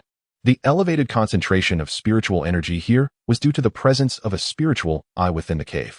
The spiritual eye bears a resemblance to a spiritual vein, or one might say it is the precursor to a spiritual vein. If a spiritual eye undergoes human intervention or remains undisturbed for several centuries or even millennia, it may eventually transform into a brand new spiritual vein. However, few individuals endeavor to catalyze a spiritual eye into a spiritual vein, as the resources consumed are exorbitant, and the process is time-consuming. Most significantly, the outcome of such an investment of time and resources is often merely a low-grade first-tier spiritual vein. Nevertheless, the advantage of a spiritual eye lies in its mobility. Even the most inferior first-tier spiritual vein necessitates a golden core cultivator, aided by formations, to relocate it. In contrast, a spiritual eye can be easily transferred by one with foundational cultivation. Moreover, due to their common origin, spiritual veins and spiritual eyes can be superimposed. For instance, if a spiritual eye is placed atop a high-grade first-tier spiritual vein, it can elevate the spiritual energy concentration within its radius to nearly that of a second-tier spiritual vein. Thus, in the realm of cultivation, the primary utility of a spiritual eye is akin to that of a natural gathering array. After all, the number of gathering arrays that can be arranged upon a single spiritual vein is limited. However, an abundance of spiritual eyes can effectively blanket an entire spiritual vein with gathering arrays. The downside to this approach is that once a spiritual eye is utilized in such a manner, it can no longer become a spiritual vein unless it is relocated to a place devoid of spiritual veins. Unfortunately, unlike spiritual veins, which typically nurture spiritual flora, spiritual eyes seldom do. At least, Cheng Yan did not observe any such flora in the vicinity of this particular spiritual eye. Reflecting on this, Cheng Yan felt a twinge of greed. Discovering a spiritual eye was already a remarkable feat, yet he found himself yearning for additional spiritual flora. Nevertheless, he could consider establishing this location as his own cave dwelling. Although it may not rival the Three Clans Inn, the advantage lies in the absence of expenditure on spirit stones. This arrangement could save Cheng Yan thousands of spirit stones over the course of a year, albeit at the cost of a slightly slower cultivation pace. In truth, the vast majority of loose cultivators prefer to carve out their own cave dwellings in the wilderness. Living within the market incurs substantial expenses, with accommodation alone costing nearly 1,000 spirit stones annually. Despite Cheng Yan's impressive earnings of over 300 spirit stones in just a month, alongside the gathering grass and the 2 dried wood snakes, he had amassed around 500 spirit stones. Yet, this was a stroke of good fortune. Typically, a cultivator at the 4th level of Qi refinement might earn only 1 or 200 spirit stones a month, with exceptional circumstances yielding 2 to 300, totaling around 2,000 spirit stones in a year. However, it is rare for cultivators to spend an entire year solely hunting beasts for spirit stones, as they must also devote time to their cultivation. Thus, it is common for loose cultivators to establish their cave dwellings outside the market. Only when one possesses an abundance of resources or approaches a critical moment of breakthrough does one choose to cultivate within the Three Clans Inn. Of course, this does not apply to certain exceptionally powerful cultivators. After all, the stronger one is, the swifter one accumulates spirit stones. Thus, the Three Clans Inn often host a number of late-stage Qi refinement practitioners. For Cheng Yan, establishing a cave dwelling outdoors brings an additional advantage. He can finally delve into the alchemical arts he has long yearned to master. Previously, while in the market, he feared that the noise generated by his alchemical experiments might reveal his inheritance to others.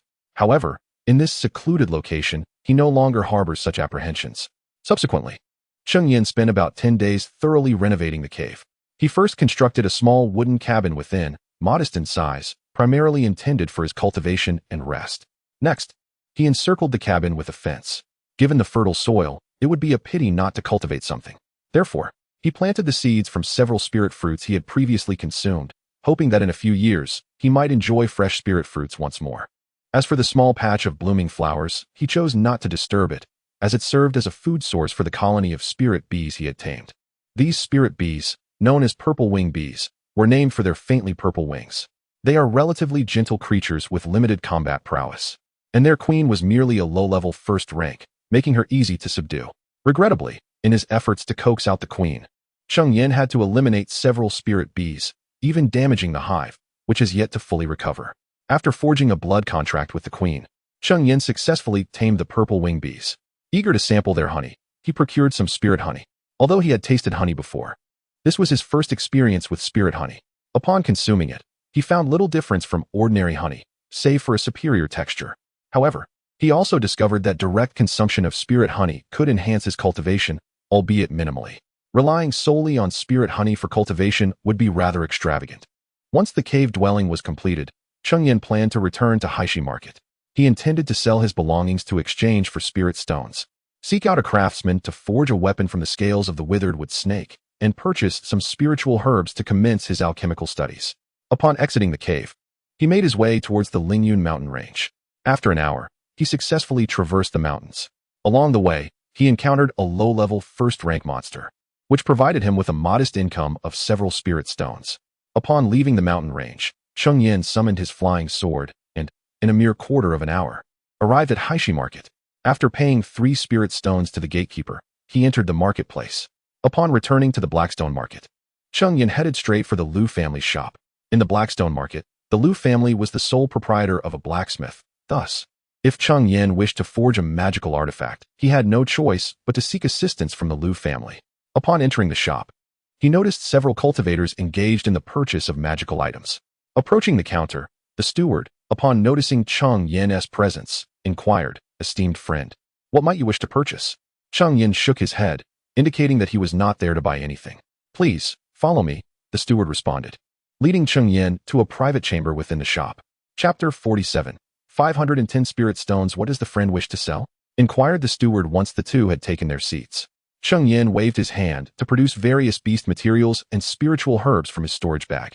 He meticulously categorized them into 2 piles, one consisting of low-grade first-tier beast materials, and the other containing mid-grade first-tier materials. Among them was a precious 30-year-old gathering spirit grass. Observing Cheng Yan effortlessly present such an array of items, the steward exhibited no surprise. To him, the offerings were rather modest. He recalled a particular cultivator in the late Qi refinement stage who had once brought a mountain of beast materials, a sight that lingered in his memory. The low-tier first-grade materials we purchase at 10 spirit stones each. How does that sound to you? The steward remarked after assessing Cheng Yan's collection. Cheng Yan nodded in agreement. Realizing that he stood to profit as many of these materials would not fetch even 10 spirit stones individually. Seeing Cheng Yan's consent, the steward continued. There are 14 low-tier first-grade materials here, totaling 140 spirit stones. The few mid-tier first-grade materials amount to 160 spirit stones. As for the 30-year-old gathering spirit grass, we will acquire it for 45 spirit stones, along with the other 5 spiritual herbs, bringing the total to 70 spirit stones. Regarding this mid-tier beast core, we will offer 140 spirit stones. In total, that sums up to 510 spirit stones. What do you think? Upon hearing the offer, Cheng Yan found it quite reasonable and nodded in approval. In that case, please wait a moment while I fetch the spirit stones for you, the steward said, preparing to rise. However, Cheng Yan halted him. Does your esteemed establishment accept custom-made magical artifacts? Indeed, our Liu family is rooted in crafting, so we certainly do. What kind of artifact are you looking to forge? The steward replied. I wish to use these scales to forge an inner armor. Would that be possible? Cheng Yan asked, producing the mid-tier scales of a withered wood snake from his storage bag. The steward displayed no surprise upon seeing the scales. He had anticipated their presence since Cheng Yan had revealed the snake's venomous fangs. The scales of the withered wood snake are indeed excellent materials for crafting inner armor, and thus, there would be no issue. However, given the rarity of the withered wood snake, utilizing its scales to create a mid-tier artifact seemed rather excessive. Would you consider forging a superior first-tier inner armor artifact instead? Cheng Yan furrowed his brow at the suggestion of a superior first-tier artifact. Naturally, he was inclined to agree. Yet he pondered how scales that were merely mid-tier would suffice for such an endeavor. If one wishes to forge a first-tier superior magical artifact, it is imperative for Cheng Yan to personally procure high-grade materials using spirit stones. However, this endeavor necessitates a significantly greater expenditure of spirit stones compared to crafting a first-tier medium-quality artifact. Nevertheless, Cheng Yan yearns for a first-tier superior artifact, as its enhancement of his capabilities would be monumental, and it could serve him well into the later stages of Qi refinement. One might ponder the cost of crafting such an exceptional item. Unbeknownst to many, our clan leader possesses an obsession for artifact creation, particularly favoring rare crafting materials. Although the withered wood snake scales are classified as first-tier medium quality, their rarity rivals that of many first-tier high-grade materials. Thus, I can assure you, I shall require only 800 spirit stones for them. 800 spirit stones? Upon hearing this price, Cheng Yan's brow furrowed even deeper. 800 spirit stones are nearly enough to purchase a finished first-tier superior artifact. However, upon reflection, the inner armor crafted from the withered wood snake scales would undoubtedly possess the ability to obscure one's divine consciousness. Artifacts with such unique capabilities typically command a premium over ordinary ones. If sold, even a price of 1,000 spirit stones would likely attract buyers. In this light, 800 spirit stones indeed seem reasonable. The steward's willingness to offer such a low price is not without his own motives. The clan leader's fervor for artifact crafting has led him to neglect his own cultivation. At over 70 years of age, he has only reached the 9th level of Qi refinement. Had he devoted his efforts to cultivation, the Liu clan might boast 4 fully realized Qi practitioners. Should he successfully forge an artifact from these withered wood snake scales, it could win him the favor of the clan leader. Of course, even at 800 spirit stones, the Liu clan shop would not suffer losses. With that settled, let us proceed with your suggestion to craft the first-tier superior artifact. And please attend to the repairs of this artifact as well. With that, Cheng Yan retrieved the shield artifact from his storage pouch. Previously damaged by the corrosive venom of the withered wood snake, neglecting its repair would diminish the artifact's efficacy. The steward assessed the artifact with a discerning eye, quickly determining its value. The repair would cost 20 spirit stones. Factoring in the purchase of materials, Cheng Yan would owe me 310 spirit stones. Cheng Yan then produced 310 spirit stones from his pouch and handed them over. The Liu clan's shop, well established in the marketplace, is known for its reliability, and thus Cheng Yan held no fear that they would abscond with his spirit stones without fulfilling their obligations. The Liu clan would never engage in such self-sabotaging behavior. Return in 5 days to retrieve your artifact, the steward remarked with a beaming smile, having received the spirit stones. This transaction represented a considerable order. from which he would earn a substantial commission, while also providing him a chance to curry favor with the clan leader. How could he not be elated? After concluding the transaction, Cheng Yan bid farewell and exited the Lu clan's shop. As he walked, he lamented the fleeting nature of spirit stones. Originally, he had returned to the market with the intention of earning spirit stones. However, instead of profit, he found himself at a loss of over 300. Nevertheless, when Cheng Yan thought of the exquisite first-tier artifact he sought, he deemed the expense worthwhile. Subsequently, Cheng Yan ventured to the makeshift stalls of wandering cultivators to procure spiritual herbs. His primary acquisitions included huangjin, qixin, and lingji, as these three herbs are essential for concocting the huangya pill. As he prepared to delve into the art of alchemy, it was only natural to begin with first-tier low-grade elixirs. The huangya pill requires merely these three herbs, making its creation relatively uncomplicated and thus ideal for novices. Fortunately, these herbs are quite common within the realm of cultivation, readily available at many stalls run by itinerant practitioners. Moreover, they are not exorbitantly priced. The total for all three amounts to merely 10 spirit stones. Chapter 48. The Forbidden God Armor. Fortunately, the three types of spiritual herbs are relatively common in the world of cultivation, readily available at many stalls run by wandering cultivators. Moreover, these herbs are not particularly expensive, with the total cost amounting to merely 10 spirit stones. However, procuring them in this manner proves to be somewhat cumbersome. In truth, the Blackstone market is not devoid of specialized shops that sell spiritual herbs. Yet, the proprietors of such establishments are likely to be well-versed in the formula for the huangya pill. Should Cheng Yan venture into a shop to purchase these herbs, he might arouse suspicion regarding his intent to concoct the huangya pill. Thus, despite the added inconvenience of acquiring herbs from wandering cultivators, the safety it affords is paramount. After all, as a wandering cultivator himself, Cheng Yan could not afford to be overly careless. A moment's negligence could very well cost him his life. 5 fleeting days passed swiftly, and the time had arrived for Cheng Yan to visit the Lu family shop to collect his magical artifacts. During these days, he had been residing at the Three Families Inn, yet he dedicated a portion of each day to procuring the necessary herbs for the huangya pill from the wandering cultivators. By the end of this period, he successfully acquired 12 sets of materials, expending a total of 120 spirit stones. Before long, Cheng Yan arrived at the Lu family shop. The steward, upon seeing Cheng Yan enter, approached with a welcoming demeanor, clearly having remembered him. He then escorted Cheng Yan to the private room where they had previously met. "You've arrived at the perfect moment. The 2 magical artifacts have just arrived," he announced, retrieving the items from his storage pouch. One was the shield that Cheng Yan had previously owned, now fully restored to its original condition, while the other was an inner armor adorned with delicate scales, presumably crafted from the hide of the withered wood serpent.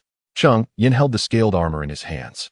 Examining it closely, this Forbidden God armor is composed of your withered wood serpent scales, combined with a high-grade first-tier material and several intermediate-grade first-tier materials.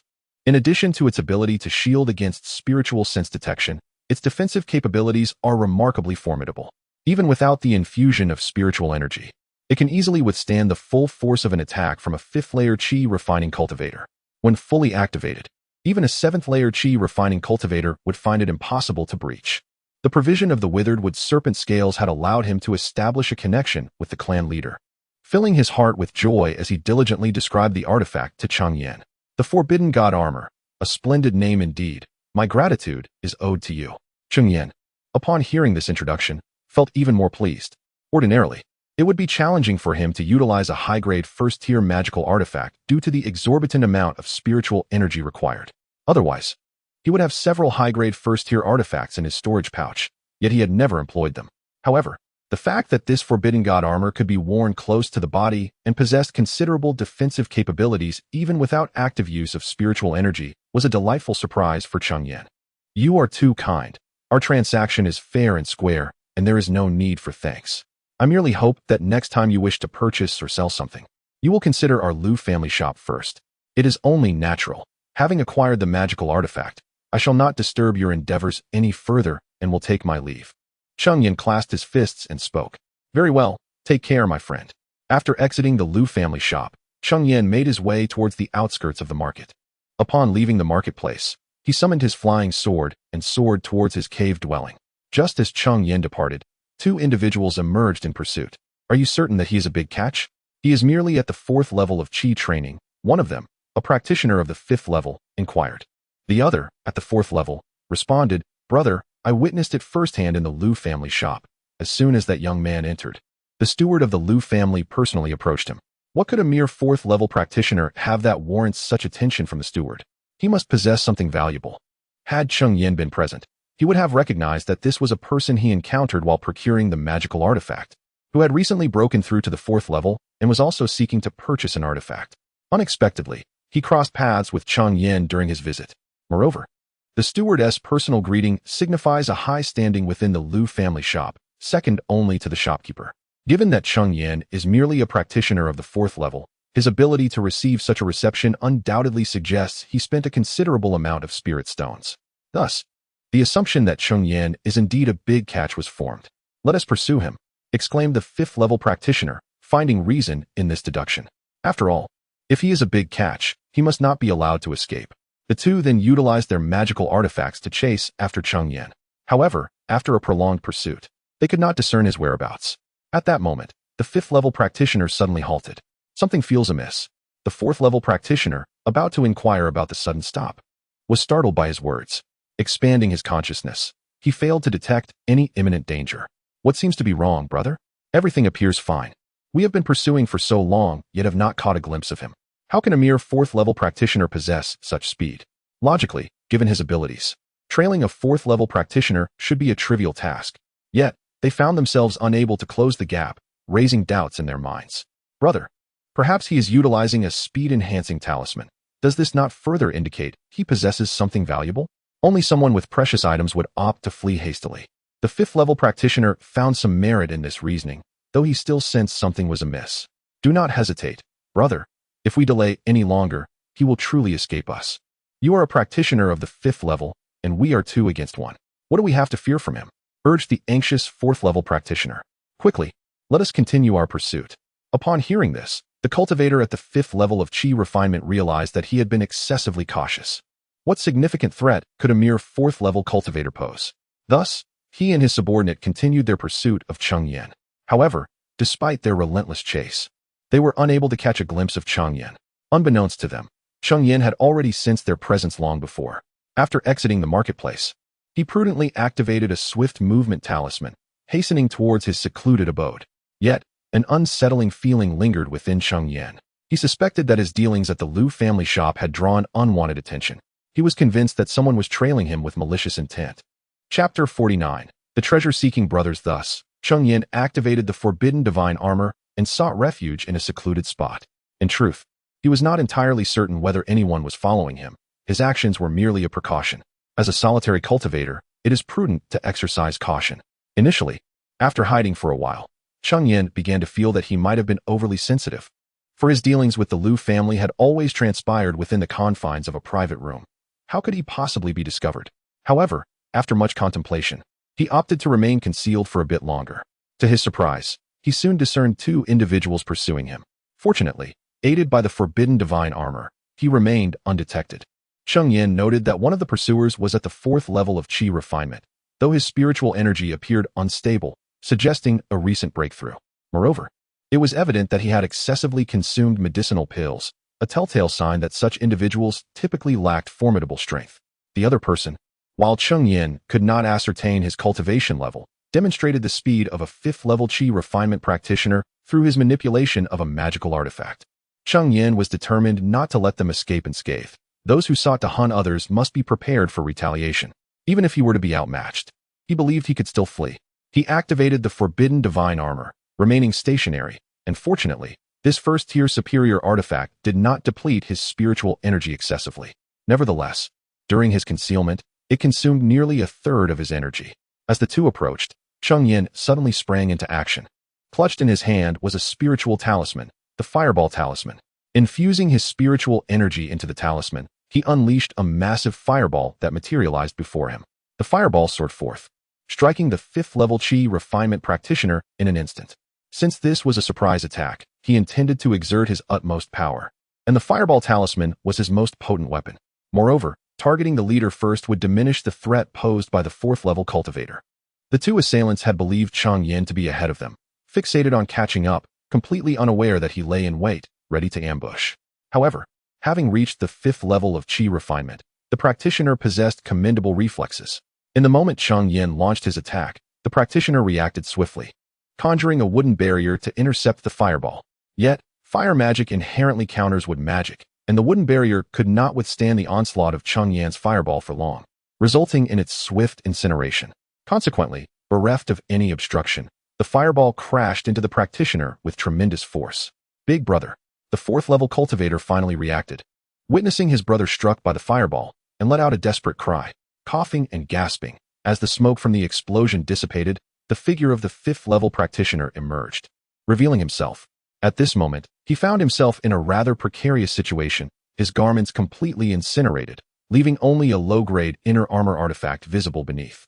However, the quality of this artifact was evidently lacking, as it had been utterly destroyed by Cheng Yan's fireball technique, rendering it devoid of its magical efficacy. Though the inner armor possessed defensive capabilities, it was insufficient to completely shield against Cheng Yan's fireball. The impact of the fireball was something that could not be mitigated. Thus, the Qi refining stage 5 cultivator sustained considerable injuries, with droplets of blood oozing from the corner of his mouth. Naturally, Cheng Yan was unwilling to let such a prime opportunity slip away, maneuvering his flying sword to launch an attack on the individual. At that moment, however, the man had regained his composure from Cheng Yan's ambush and summoned his own flying sword to engage in a duel with Cheng Yan's, producing the clanging sounds of metal on metal. Yet, due to his injuries, he was unable to exert his full strength, causing his flying sword to gradually falter under Cheng Yan's relentless assault. Second brother, assist me. He gritted his teeth while manipulating his flying sword to fend off Cheng Yan's strikes, suddenly shouting out. Hearing his cry, the Qi refining stage for cultivator quickly reacted, hastily retrieving his own artifact to join the fray. However, his artifact was merely a low-grade flying sword. In his urgency to prevent Cheng Yan from escaping, he had no time to select a more suitable artifact and rushed to inform his elder brother of Cheng Yan's whereabouts. Together, they pursued Cheng Yan. Initially, he had believed that Cheng Yan, being merely at the Qi refining stage 4, would be easily dealt with by his elder brother alone. Little did he expect that Cheng Yan wielded such an extraordinary artifact as the Forbidden God armor, catching both of them off guard. His elder brother had also sustained significant injuries from the ambush. With assistance at hand, the Qi refining stage 5 cultivator felt a substantial alleviation of pressure, turning the tide of the battle. Although his second brother lacked strength, he proved to be quite a nuisance. While his elder brother was fully engaged in grappling with Cheng Yan, the second brother would occasionally launch sneak attacks, greatly irritating Cheng Yan and forcing him to adopt a full defensive stance. Yet, in a prolonged defensive posture, vulnerabilities would inevitably present themselves, and the Qi refining stage for cultivator patiently awaited such an opening. In a moment of lapse, Cheng Yan inadvertently allowed him to breach his defenses and charge towards him. With no other choice, Cheng Yan deployed a water shield technique to block the impending attack. However, using the water shield meant that Cheng Yan could not simultaneously control his flying sword. Seizing this opportunity, the Qi refining stage 5 cultivator directed his flying sword to swiftly thrust towards Cheng Yan. At this juncture, Cheng Yan had no time to evade, and the defensive capabilities of the water shield seemed unlikely to withstand the assault of the flying sword. Reluctantly, Cheng Yan resorted to retrieving a golden shield talisman from his storage bag. Upon activation, a golden barrier enveloped him. The flying sword struck the shield, shattering it, yet ultimately succeeded in repelling the attack. Having intercepted the flying sword, Cheng Yan realized that he could not continue in this passive manner. If he remained on the defensive, he would inevitably face dire consequences, especially considering the finite number of talismans at his disposal. To achieve victory, he needed to alter the current predicament. In Cheng Yan's eyes, the cultivator at the 4th level of Qi refinement represented a pivotal opportunity. After deftly warding off the man's assault, Cheng Yan suddenly accelerated, charging toward the 4th level cultivator with fervor. Startled by Cheng Yan's direct approach, the man hurriedly manipulated his magical artifact to launch an attack. However, to his astonishment, Cheng Yan disregarded the incoming assault, allowing the artifact to strike him, producing a resonant clang akin to metal colliding. Thanks to the protective power of the divine armor, Cheng Yan absorbed the blow with resilience. The impact of the artifact merely slowed him down slightly, inflicting minimal harm. The man, seemingly confronted by a specter, stared in disbelief at Cheng Yan, who remained unscathed beneath the onslaught of his magical weapon. Chapter 50. How dare you slay my younger brother? Yet, Cheng Yan would not let his astonishment deter him. With deft control, he maneuvered his flying sword to intercept the attack aimed at him from behind. Swiftly, he retrieved a spiritual talisman from his storage bag, infusing it with his spiritual energy to activate it. Before long, several tendrils erupted from beneath the feet of the chi refinement stage for cultivator, ensnaring him. This was a mid-grade first-tier talisman, the binding talisman, which Cheng Yan had previously acquired from a cultivator who sold spiritual fruits. However, due to its limited potency, it was only effective for restraining foes, which was why Cheng Yan had not employed it until now. As the tendrils wrapped around him, panic surged within the man, prompting him to struggle incessantly. Yet, the tendrils were remarkably supple. No matter how he fought, his efforts were futile, and he could only endure as the tendrils constricted tighter. Observing his younger brother ensnared, another individual sought to sever the bindings with his flying sword. Yet, Cheng Yan would not allow this, swiftly interposing his sword to thwart the attack. At this moment, Cheng Yan had already approached the entangled man. Seeing Cheng Yan draw near to his helpless brother, the other man felt a surge of urgency. He hastily produced a talisman from his storage bag, activating it to conjure a sharp wooden spike that shot towards Cheng Yan with a whoosh. He then unleashed several more talismans, seemingly without concern for resources, hurling them at Cheng Yan. These talismans, though not as formidable as a fireball talisman, were still quite powerful, including the golden blade talisman and the water bullet talisman. He intended to force Cheng Yan back, but Cheng Yan was resolute. In an instant, he retrieved 2 golden shield talismans from his bag. He activated the first, and just as the golden shield threatened to shatter, he activated the second. Nevertheless, he could not entirely deflect all the attacks. Fortunately, Cheng Yan possessed a shield artifact. Raising it high, he successfully blocked the final onslaught. The various magical assaults stirred up a cloud of dust, and as it settled, Cheng Yan emerged unscathed. Of course, the attacker understood that with the protection of the golden shield talisman, Cheng Yan was unlikely to be easily harmed. His intention was merely to repel Cheng Yan, preventing him from intervening on behalf of his younger brother. However, before he could revel in his brief victory, he noticed Cheng Yan's flying sword hovering ominously behind his brother. In that moment, Cheng Yan seized the opportunity as the man frantically unleashed his talismans, stealthily guiding his sword to strike from behind. Without a moment's hesitation, he focused his will, and the flying sword pierced through the chest of the ensnared individual. No, younger brother. The anguished cry erupted as the man witnessed his brother fall victim to Cheng Yan's lethal strike. Yet, his desperate shout was of no avail in saving his sibling. As the tendrils receded, the lifeless body of his younger brother crumpled to the ground, devoid of breath. With eyes wide in disbelief, the man glared fiercely at Cheng Yan, roaring, "You scoundrel! How dare you slay my younger brother?" Cheng Yan observed the fury radiating from the man before him, yet he remained undaunted, merely letting out a cold laugh. "Ah, my friend, how tyrannical you are. It is you too who have pursued me relentlessly. What? Are you allowed to slay me while I am not permitted to retaliate? Humph, you may have killed my second brother, but I demand that you accompany him in death." With a thunderous roar, the man brandished his flying sword, launching an assault on Cheng Yan. He had wholly abandoned defense, focusing solely on an all-out offensive, targeting Cheng Yan's vital points with unrelenting precision, leaving Cheng Yan struggling to fend off the attacks. The clangor of metal echoed as their swords clashed in rapid succession. However, the man's reckless approach rendered Cheng Yan increasingly beleaguered. Frustrated by his inability to inflict significant harm on Cheng Yan, the man suddenly abandoned his flying sword and charged directly at him, intent on engaging in close combat. Summoning his sword back, he dashed forward, positioning himself before Cheng Yan and thrusting the sword at his heart. Cheng Yan evaded, yet the man relentlessly pursued him, unleashing a flurry of sword techniques, pressing in closely. This man was evidently a martial artist. Cheng Yan noted how the man wielded the flying sword with deftness, executing multiple sword moves within mere breaths, contemplating the implications. Typically, cultivators do not engage in close-quarters combat, as their bodies are inherently fragile. Such proximity invites peril, a domain usually reserved for body cultivators. Although this man was not a body cultivator, he had trained in martial arts during his youth, making his skills particularly effective against someone like Cheng Yan, who was unversed in martial arts. Despite Cheng Yan's best efforts to evade, he ultimately exposed a flaw in his defense. Seizing the opportunity, the man channeled his spiritual energy into the sword, launching a full-force stab at Cheng Yan. Yet, contrary to expectations, the sword did not penetrate Cheng Yan's flesh. Instead, it produced a resounding clang as it was repelled. However, the sheer force of the blow sent Cheng Yan staggering back several paces before he regained his footing. The man, stunned by his failed attack, could hardly believe his eyes. He had exerted every ounce of his strength, and even if Cheng Yan possessed a mid-tier defensive artifact, it should not have left him unscathed.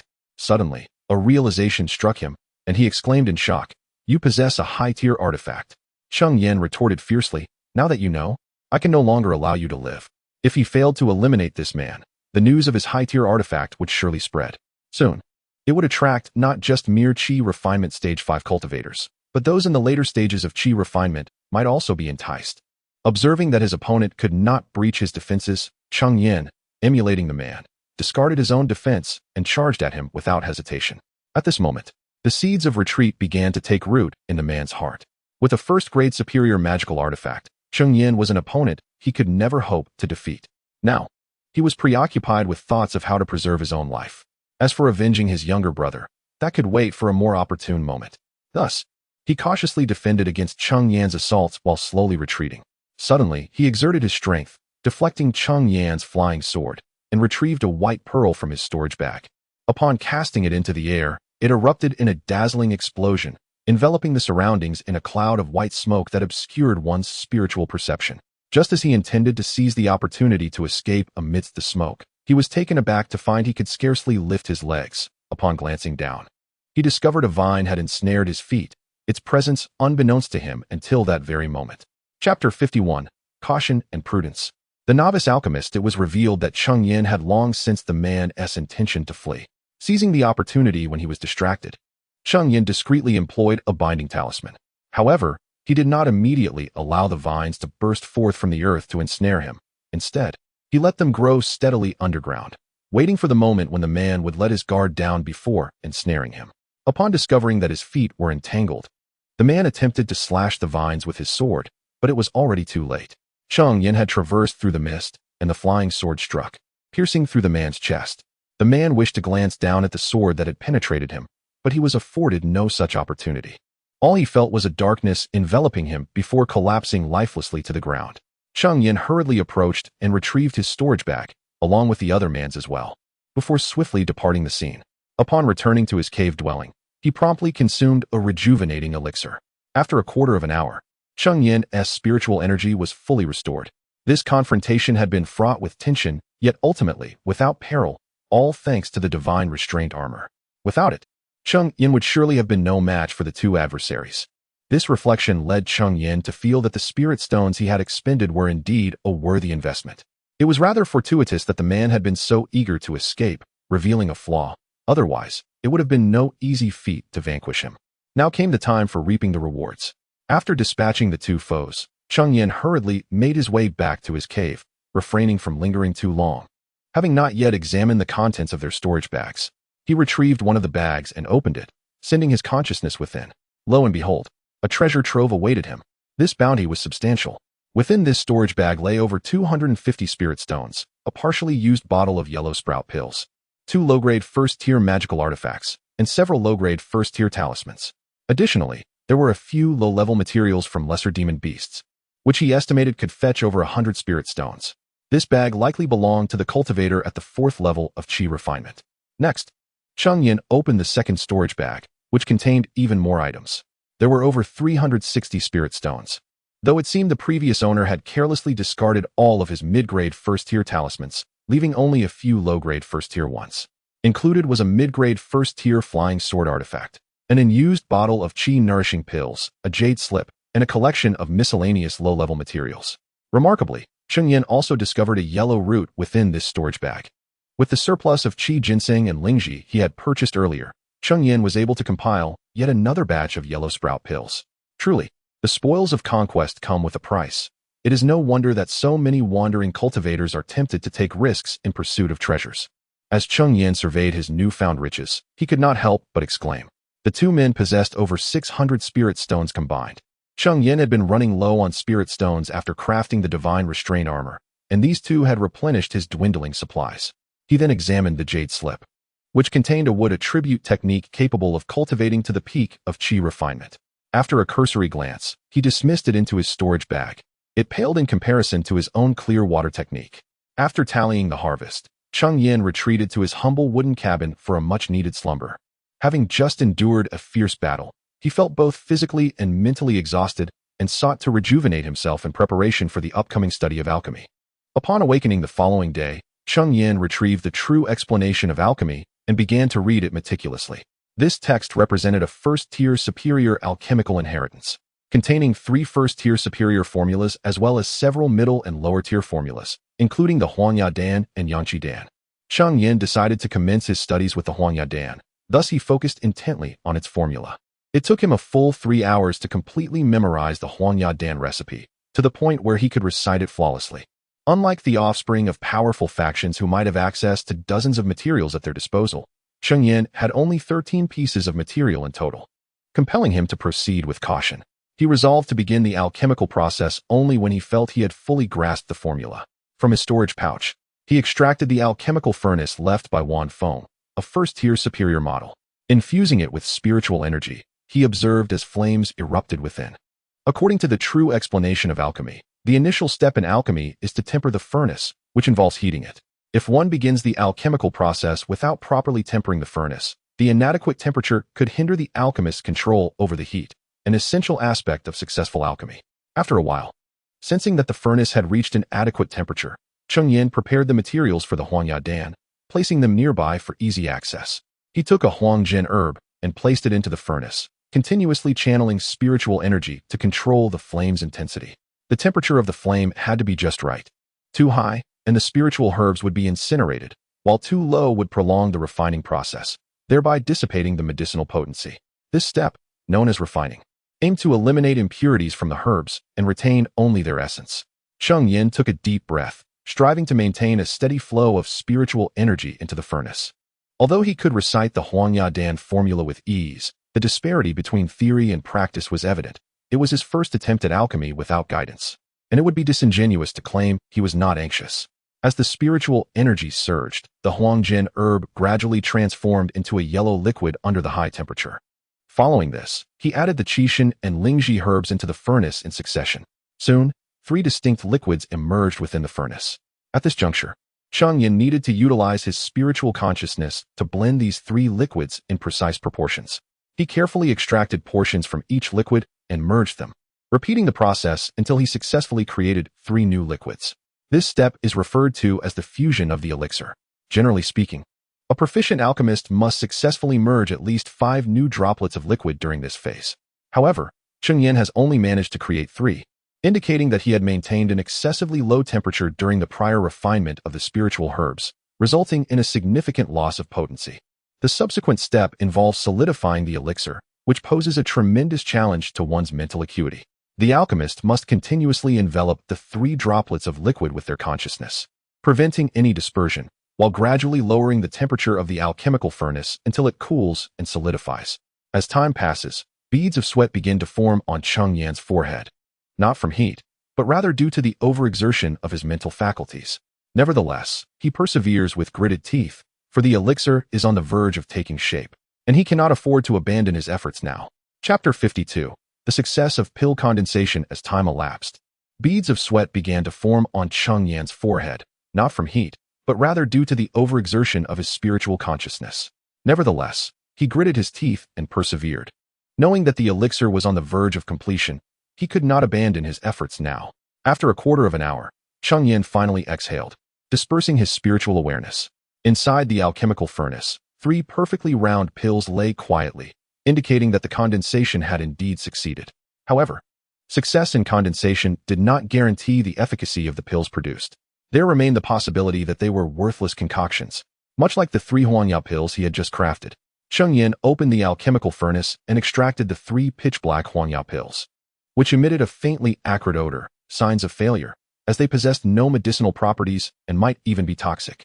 The reasons for producing worthless pills are manifold, yet typically stem from issues during the refinement and fusion processes. If the impurities in the spiritual herbs were not entirely extracted during refinement, or if the proportions were not correctly controlled during fusion, the result would be substandard pills. Casting the 3 failed pills aside, Cheng Yan closed his eyes to recuperate. He aimed to restore his spiritual consciousness and energy while also reflecting on his recent alchemical endeavor to discern where he had erred, thus enabling him to amend his mistakes. After an hour, Cheng Yan's spiritual awareness was fully restored. He meticulously replayed the events of his alchemical process in his mind, firmly imprinting the mistakes he had made to avoid repeating them. By the time an hour had passed, the alchemical furnace had cooled, and Cheng Yan was ready to begin anew, step by step. Following the cooling phase, the next step was refinement. In his previous attempt, he had erred by maintaining too low a temperature during refinement, resulting in the loss of the herb's potency and ultimately yielding too few pills. This time, Cheng Yan resolved to intensify the flames, aiming for a higher temperature. However, unexpectedly, the flames surged, and a charred scent wafted forth. He had burned the spiritual herbs. Observing the incinerated herbs, Cheng Yan could not help but berate himself.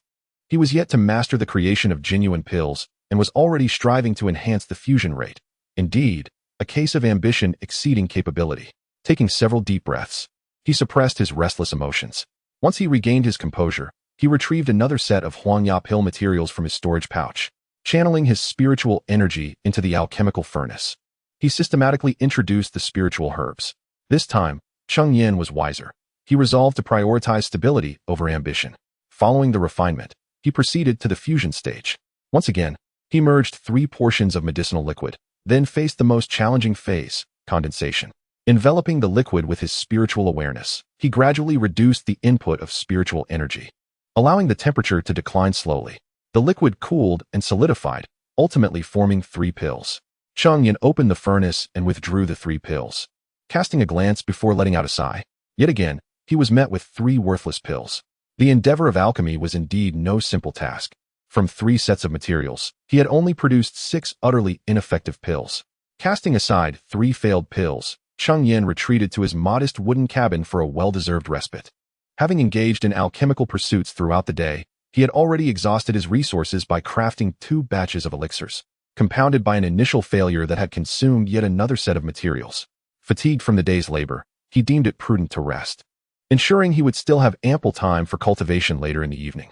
With the remaining 10 materials, Cheng Yan resolved to produce 1 elixir each day, thus alleviating his fatigue and allowing for additional time to refine his skills or venture into the wilderness to hunt monsters. One must strike a balance. Relentless dedication to alchemy can be counterproductive. 5 days later, as was his custom, Cheng Yan sat before the alchemical furnace, eyes closed in contemplation, reflecting on the mistakes made during his previous attempts. After thorough introspection, he adeptly began the process of warming the furnace, refining, and merging the elixirs. To his astonishment, this time he successfully merged 4 distinct orbs of medicinal liquid, an unprecedented achievement during this 5-day period. Following this, he proceeded to solidify the elixirs. Through his recent studies in alchemy, Cheng Yan had observed a subtle enhancement in his spiritual awareness, likely due to the frequent utilization of his mental faculties. Typically, the only means to strengthen one's spiritual awareness is through the elevation of one's cultivation level. The higher the level, the more potent the awareness. To discover that alchemy could also bolster this aspect was a delightful surprise. As time passed, the 4 elixirs gradually took shape within the furnace. Before even opening the furnace, a faint yet enticing aroma wafted through the air, filling Cheng Yan with joy.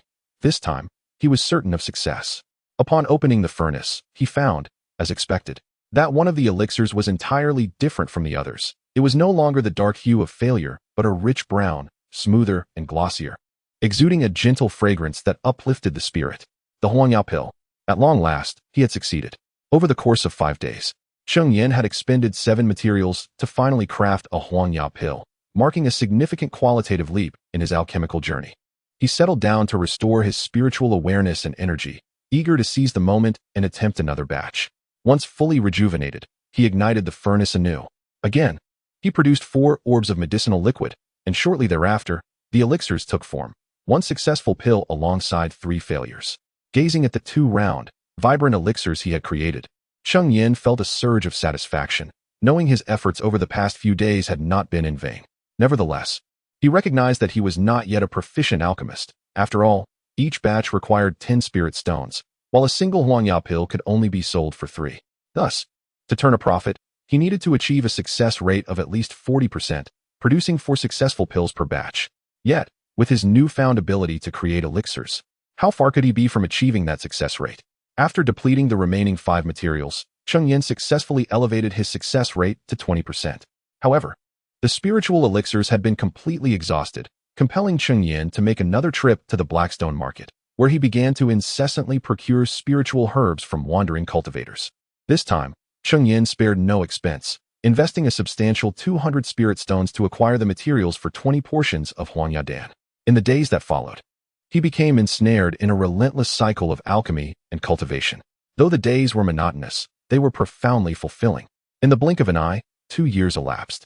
After 2 years of arduous training, Cheng Yan could now be considered a competent low-grade first-tier alchemist. His success rate for refining huanyadan had reached 60%, and he had also mastered 2 new low-grade first-tier recipes, the blood coagulation pill and the fasting pill, both achieving a success rate of 50%. Chapter 53. What? 30 bottles. Initially, Cheng Yan intended to commence his studies on the intermediate-grade pill formulas of the first tier.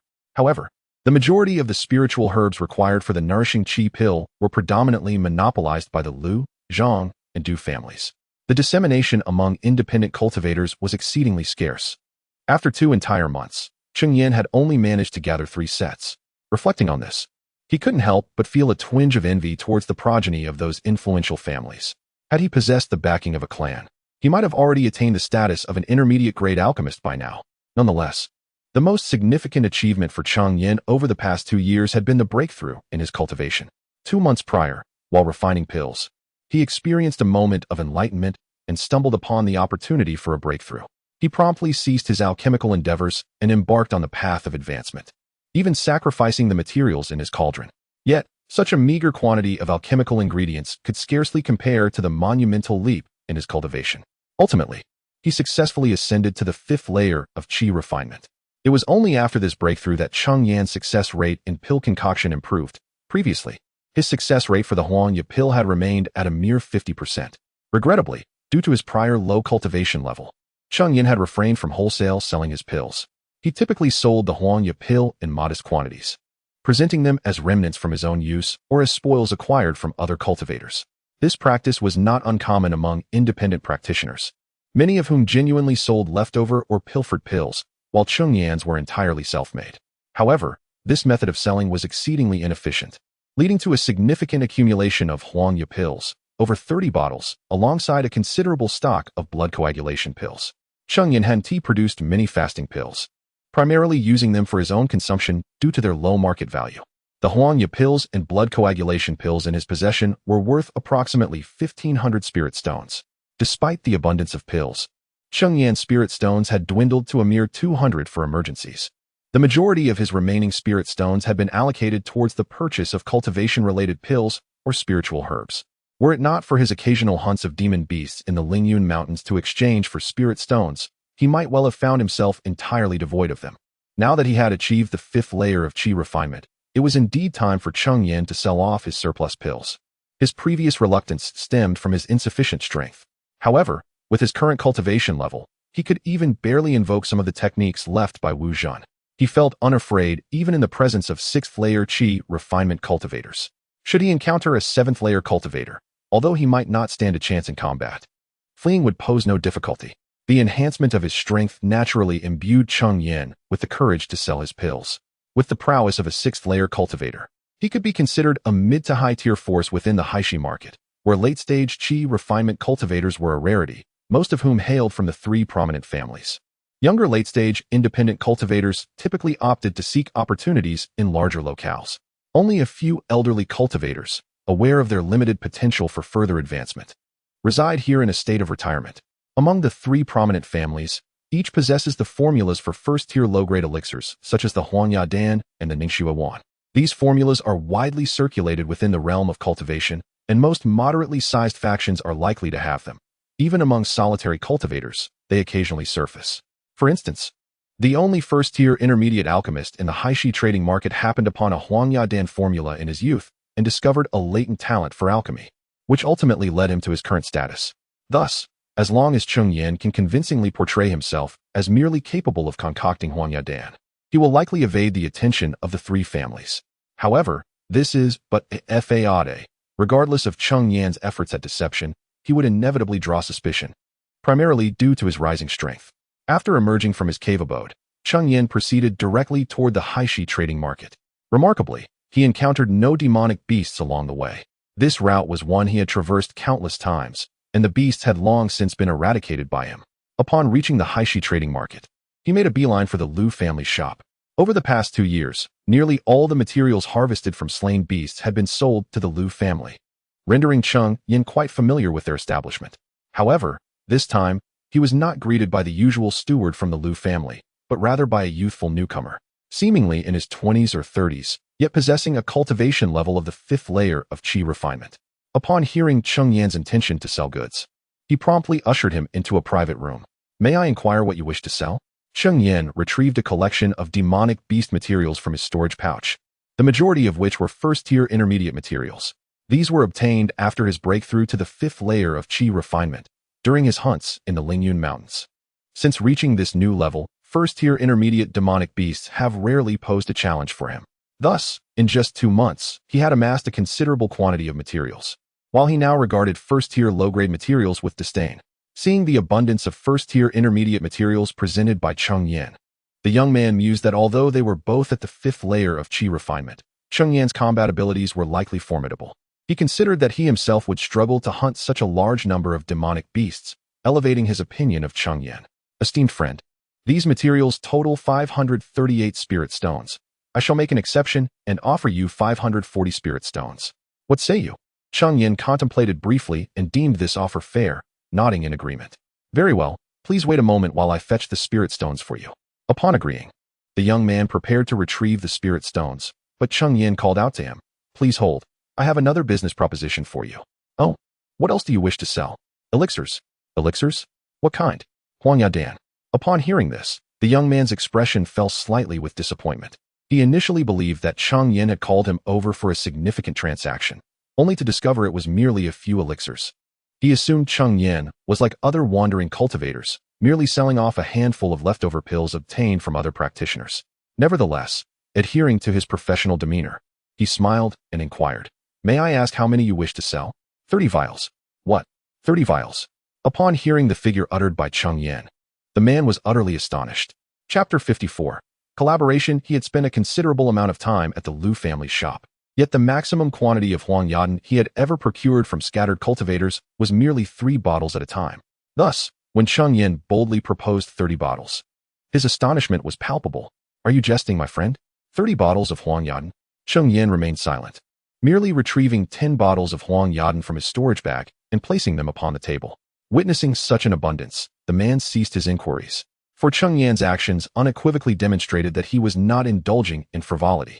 "I beseech your understanding, my friend, but this transaction exceeds my authority to finalize. Please allow me a moment to summon the shopkeeper for further discussions." The man offered a courteous bow, his demeanor tinged with respect.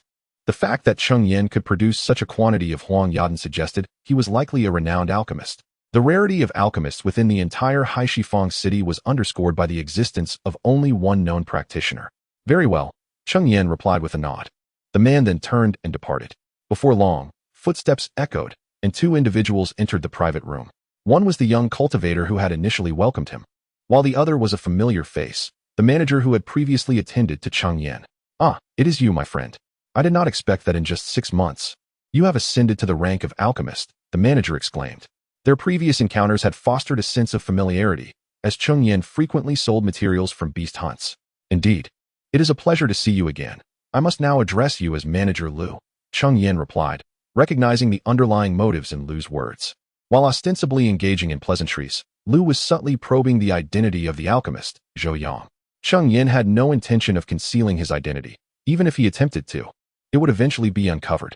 Yet, he would not readily admit to it either. "Huh. I owe you my gratitude. For I have heard you wish to sell Huang Yadan, 30 bottles, if I am not mistaken." Manager Liu chuckled, his delight at his recent promotion evident, a success he attributed in part to Cheng Yan. The initial transaction involving the withered wood snake scales had afforded him an introduction to the Liu family patriarch.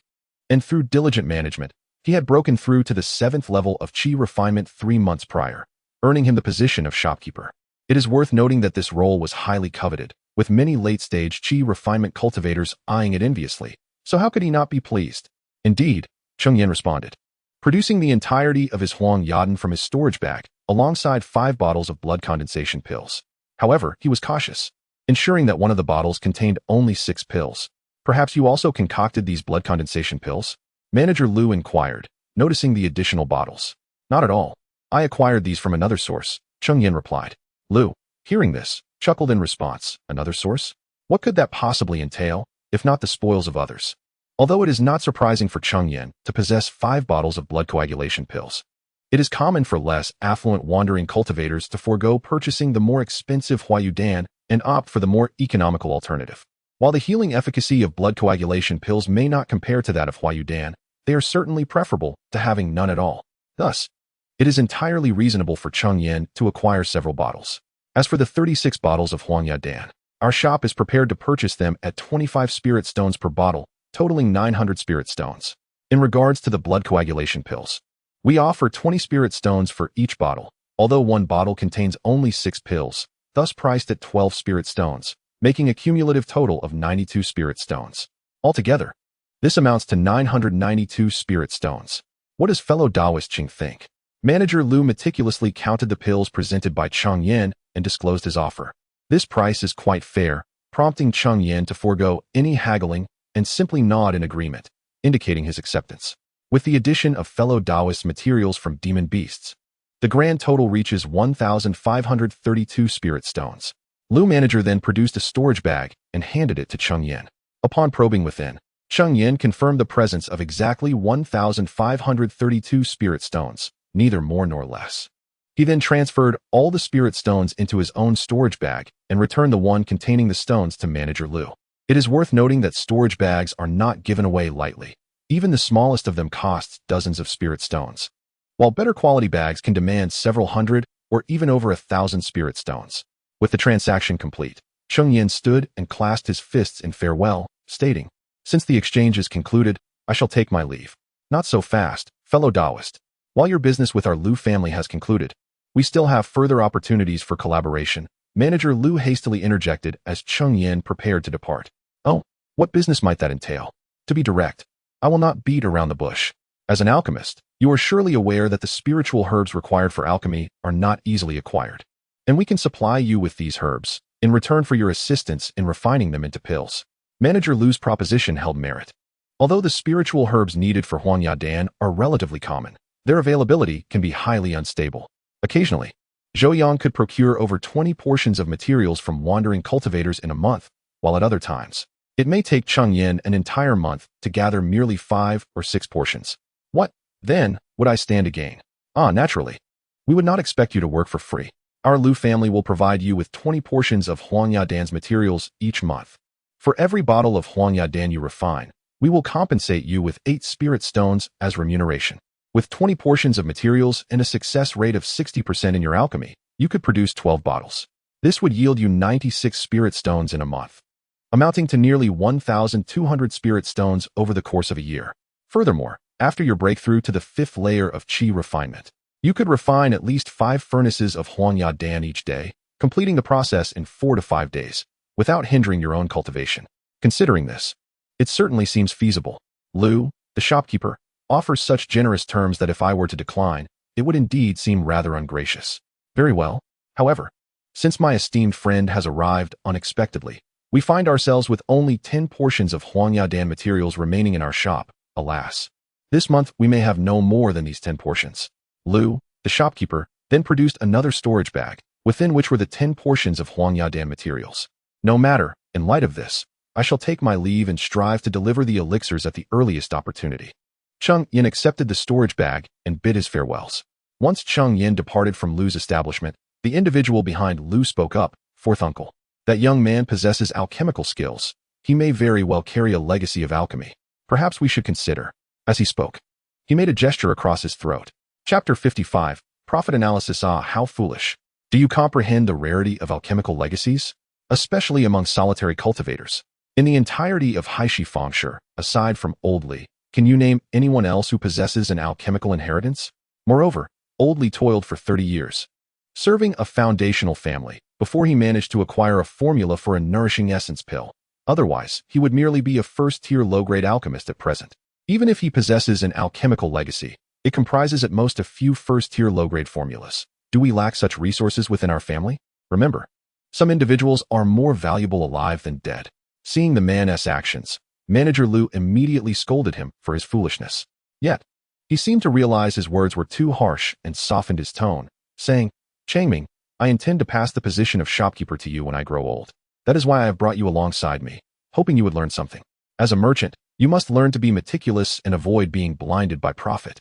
Do you realize that if we provide him with 20 portions of xianxia Dan each month, all sourced from our family's cultivation at minimal cost, no more than 5 spirit stones, if he achieves a 50% success rate in concoction, he could yield us 10 bottles of xianxia Dan monthly? Currently, xianxia Dan sells for 30 spirit stones per bottle, meaning we could generate 300 spirit stones.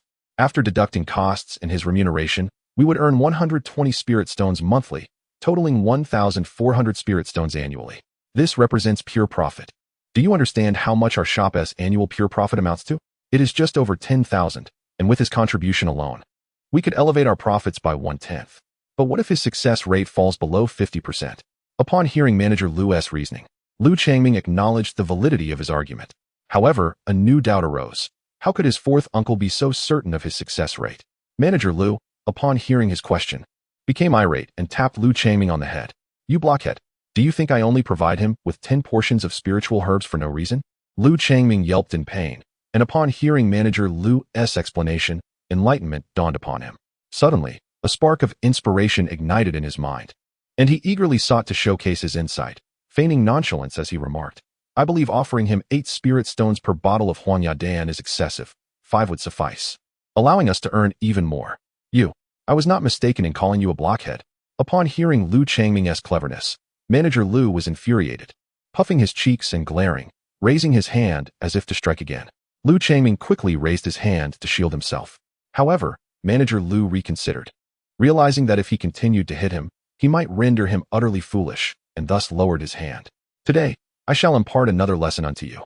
As a merchant, one must learn the art of concession. You are now a first-tier low-grade artifact craftsman.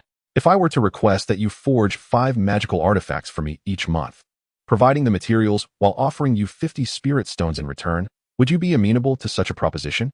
A mere 50 spirit stones, I certainly would not. Upon hearing this inquiry from Manager Lu, Lu Changming immediately grasped the underlying intent and hastily chuckled, saying, Hee, fourth uncle, do not be angry. I understand, I truly do. From now on, I shall diligently follow your lead and learn well. Manager Lu observed Lu Changming before him, feeling somewhat helpless. Lu Changming was the son of his second brother, his own nephew, and thus he had hoped to support him, teaching him the ways of commerce. Yet, it seemed he might need to guide him down a different path. Meanwhile, Cheng Yan had already returned to his cave dwelling, unaware of the exchange between the uncle and nephew. Had Cheng Yan been privy to their conversation, he would have silently expressed relief, grateful that Manager Lu was a shrewd businessman. In comparison to Cheng Yan's ethereal alchemical inheritance, it was the tangible spirit stones that held greater significance for Manager Lu. Of course, had Cheng Yan truly revealed that he possessed a first-tier high-grade alchemical inheritance, the situation would not have been so benign. Even a first-tier mid-grade alchemical inheritance would likely plunge Cheng Yan into an abyss of relentless pursuit. This is primarily due to the extreme scarcity of cultivation techniques, with most being tightly controlled by powerful factions. The Lu family's first-tier high-grade artifact crafting inheritance was acquired after decades of expenditure and extensive networking, exchanged from the Golden Blade sect. Despite this effort, the inheritance bestowed upon the Lu family was of the lowest tier, containing only the most rudimentary crafting blueprints. Nonetheless, the members of the Lu family treated these blueprints as treasured heirlooms, highlighting the immense value of such cultivation techniques. Upon returning to his dwelling, Cheng Yan did not immediately commence the concoction of the xianxia Dan, for it had ceased to pose any challenge to him. He could brew it at any moment. Instead, he sought to experiment with the crafting of xianxia Dan. In fact, when Cheng Yan first ascended to the 5th level of qi refinement, he had intended to begin studying the xianxia Dan. However, after his breakthrough, he was preoccupied with stabilizing his cultivation and scouring for spirit stones, leaving him with no opportunity until today, when he finally found himself at leisure. Cheng Yan then retrieved his alchemical furnace, skillfully warming it up before presenting the materials for the xianxia Dan, the primary ingredient being the gathering spirit grass. Additionally, 4 auxiliary herbs were required. It is noteworthy that for an alchemist, each additional herb exponentially increases the complexity of the concoction. Previously, Cheng Yan had only ever crafted pills containing 3 types of herbs. He was uncertain of what the 5-herb xianxia Dan would ultimately yield. Taking a deep breath, he endeavored to calm his mind, and without further hesitation, he sequentially placed the 5 herbs into the furnace. Under the intense heat of calcination, the precious elixir gradually melted into a liquid form. Then, Cheng Yan meticulously combined the 5 portions of medicinal liquid. Ultimately, this amalgamation yielded 3 distinct elixirs, reminiscent of the early days of Cheng Yan's alchemical studies. In the end, these 3 elixirs coalesced into 3 pills. Cheng Yan, brimming with anticipation, extracted the 3 pills, only to be met with a slightly acrid scent that unmistakably signified a complete failure in his alchemical endeavor. Alas, it is indeed a first-tier mid-grade elixir. I had once believed that with my current skills in alchemy, I could at least produce a single successful pill per batch, if not several at once. Yet, it appears that my abilities still fall short. Over the past 2 years, Cheng Yan has become exceedingly proficient in the refinement of Huangya Dan, Ningshui Wan, and by Gu Dan. Otherwise, the success rate of 6 out of 10 for Huangya Dan would not have been achieved. It is worth noting that this success rate rivals that of certain first-tier mid-grade alchemists. Chapter 56. Fellow cultivator, he is a heretic. I implore you to assist me in vanquishing him. Thus, Cheng Yan thought that his ascension to a first-tier mid-grade alchemist was merely a matter of course. However, after attempting to refine the elixir today, he realized the reality was far from such simplicity. The complexity of concocting a first-tier mid-grade pill surpassed that of a first-tier low-grade pill by an unfathomable magnitude, particularly in the blending of elixirs.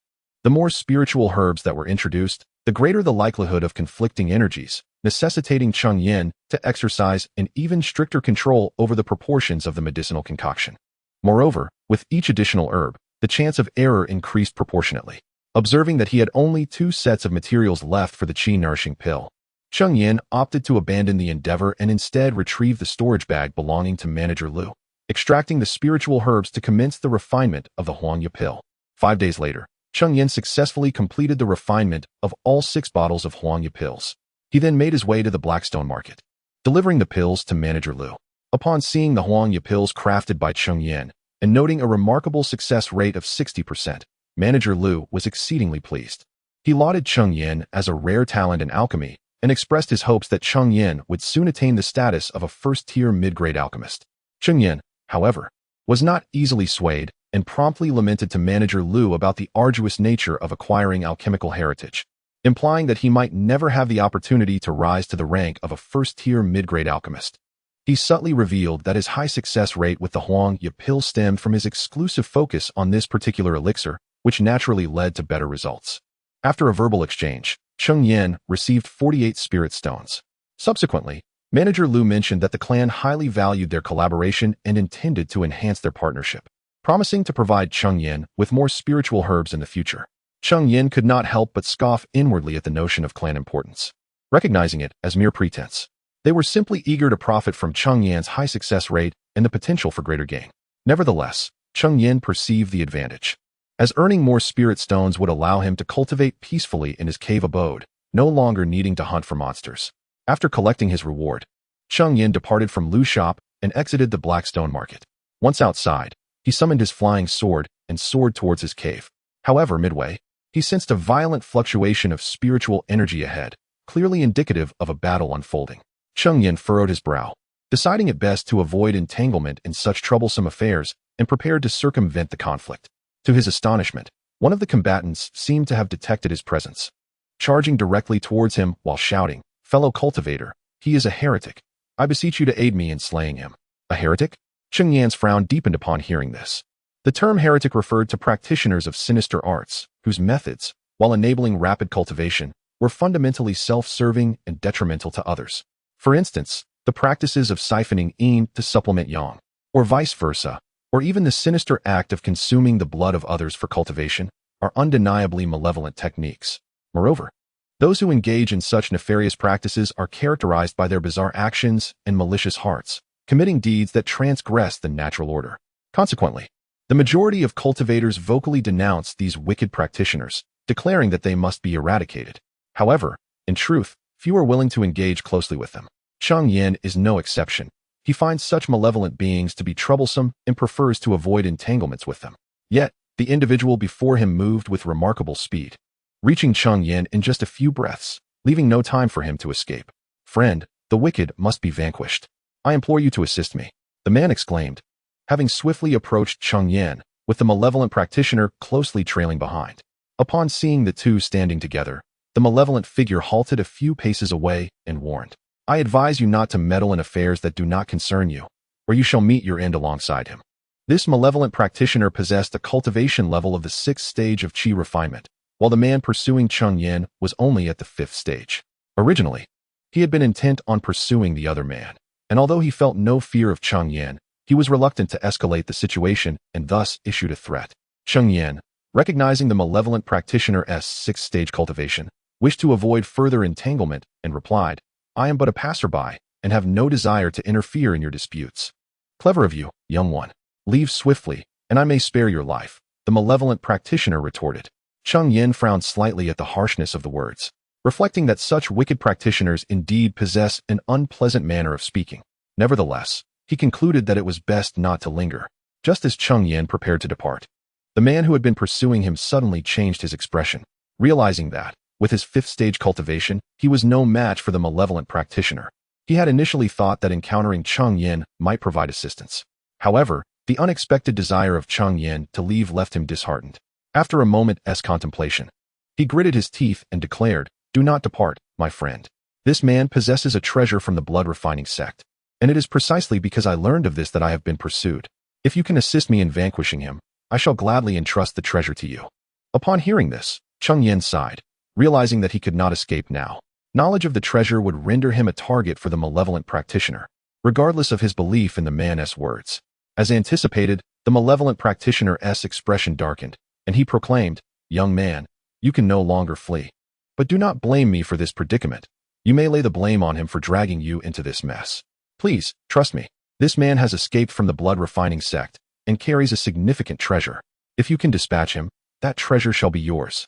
Fearing that Cheng Yan might refuse to help, the man spoke hastily, his demeanor anxious and his tone sincere. To an unsuspecting observer, it might indeed seem as though he was genuinely willing to relinquish the treasure. However, Cheng Yan was no naive child, and he recognized that such a swift enticement to involve him could hardly indicate the man's good intentions.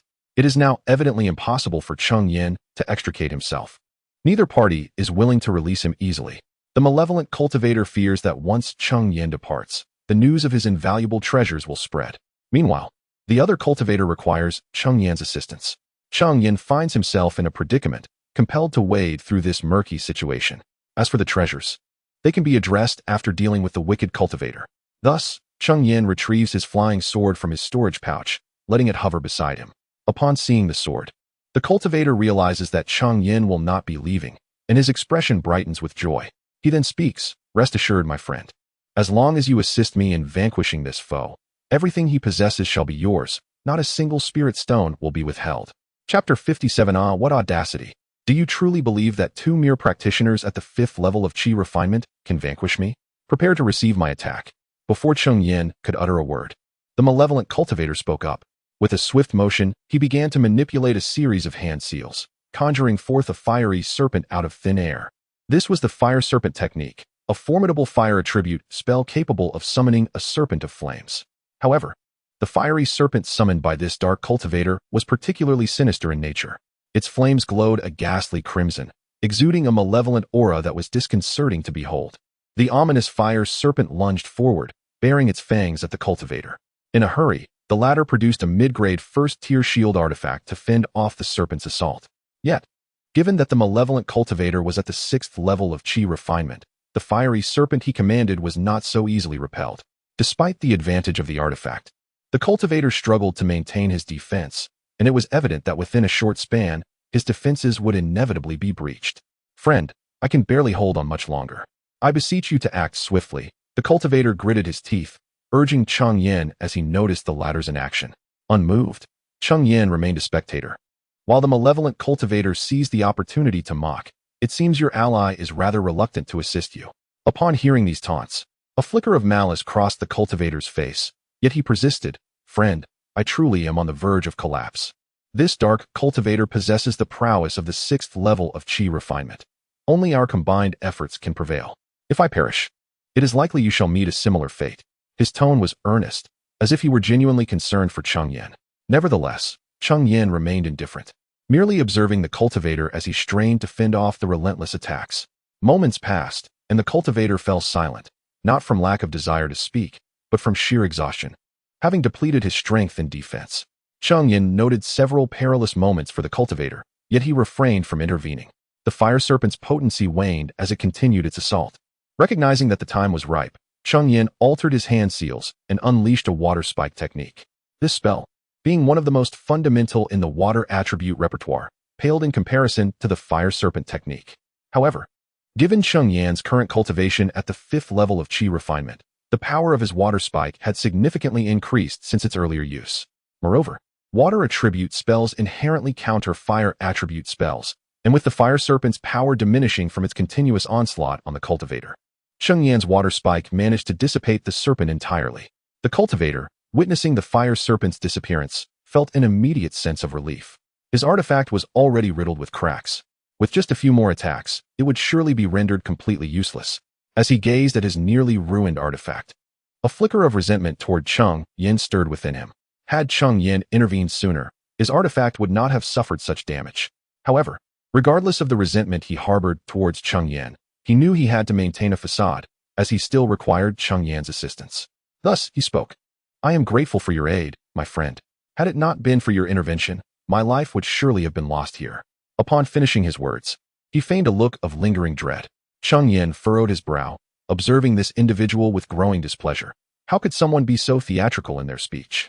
Meanwhile, the malevolent cultivator, knowing he was on the verge of capturing that man, was thwarted by Cheng Yan's water-piercing technique, igniting a surge of fury within him.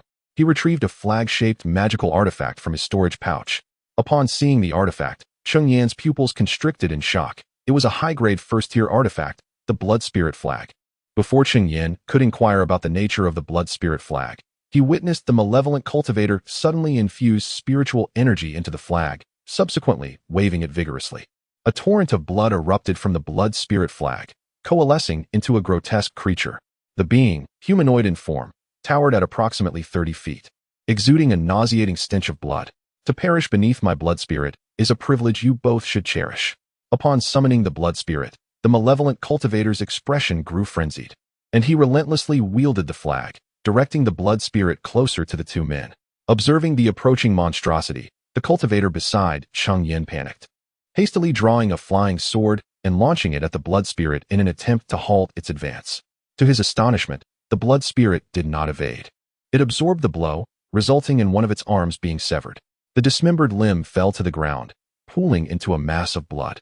Yet, before the cultivator could revel in his small victory, the blood spirit astonishingly regenerated its arm, revealing its self-repairing capabilities. Undeterred, the cultivator continued to assault the blood spirit with his sword, yet no matter the extent of the damage inflicted, the creature swiftly recovered. Seeing his attacks prove futile, the cultivator retrieved a talisman from his storage pouch, one that Cheng Yan recognized as a fireball talisman. Upon activating the talisman, a colossal fireball hurtled towards the blood spirit. This time, it successfully impeded the creature's advance, as the intense heat evaporated the blood spirit's blood. Nevertheless, the entity continued to mend itself, and once the fireball dissipated, it remained unscathed, trudging forward with heavy steps towards the two men. Cheng Yan regarded the blood spirit with growing perplexity. Despite its terrifying appearance and regenerative abilities, its speed was astonishingly sluggish. It had taken an eternity to cover a mere few paces, rendering it incapable of launching an attack on them. With such a pace, even a war of attrition would lead to the blood spirit's demise. The cultivator evidently shared this sentiment, as he persistently assaulted the blood spirit while retreating to widen the distance between them. At that moment, the malevolent cultivator across from them suddenly erupted into laughter. Surely, you do not presume that the speed of the blood spirit is merely as you have witnessed thus far. It was merely my initial attempt at wielding the blood spirit, and I was unaccustomed to its capabilities. Allow me now to reveal to you the true terror of the blood spirit.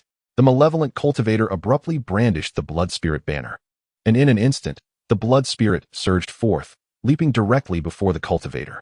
With its robust, bloodied arms, it swung menacingly towards him. The cultivator, taken aback by this unforeseen turn of events, swiftly reacted, producing a talisman from his storage pouch. It was a first-tier mid-grade talisman, renowned for its formidable defensive capabilities, the Golden Shield Talisman. Chapter 58. The Blood Spirit Banner. The blood spirit's fist crashed against the golden shield, shattering it with a resounding impact. However, it allowed the practitioner to escape. This blood spirit seemed to possess the strength of a 6th-level Qi practitioner. Cheng Yan observed the scene before him, contemplating that if it were only this, it would not be insurmountable. After the practitioner deflected the blood spirit's assault, he noticed Cheng Yan standing idly by, refusing to intervene while he continued to be battered. Frustration welled within him, and he charged toward Cheng Yan, evidently attempting to divert the danger. Reluctantly, Cheng Yan was compelled to intervene and assist in thwarting the blood spirit. Naturally, he could not unleash his full power. Instead, he persistently harassed the blood spirit with his flying sword, ensuring that the practitioner would not descend into utter despair. Although Cheng Yan was incensed that the man had dragged him into this predicament, he did not wish for him to perish so easily, not at this moment, at least. After all, the 6th-level evil cultivator was formidable, and dealing with him alone would prove quite troublesome. Keeping him alive would allow him to contribute to their survival. As the two engaged with the blood spirit, no one noticed the increasingly frenzied demeanor of the evil cultivator. Indeed, while the blood spirit banner wielded tremendous power, it bore a significant drawback. Prolonged use would lead the wielder to lose their sanity, becoming bloodthirsty and deranged.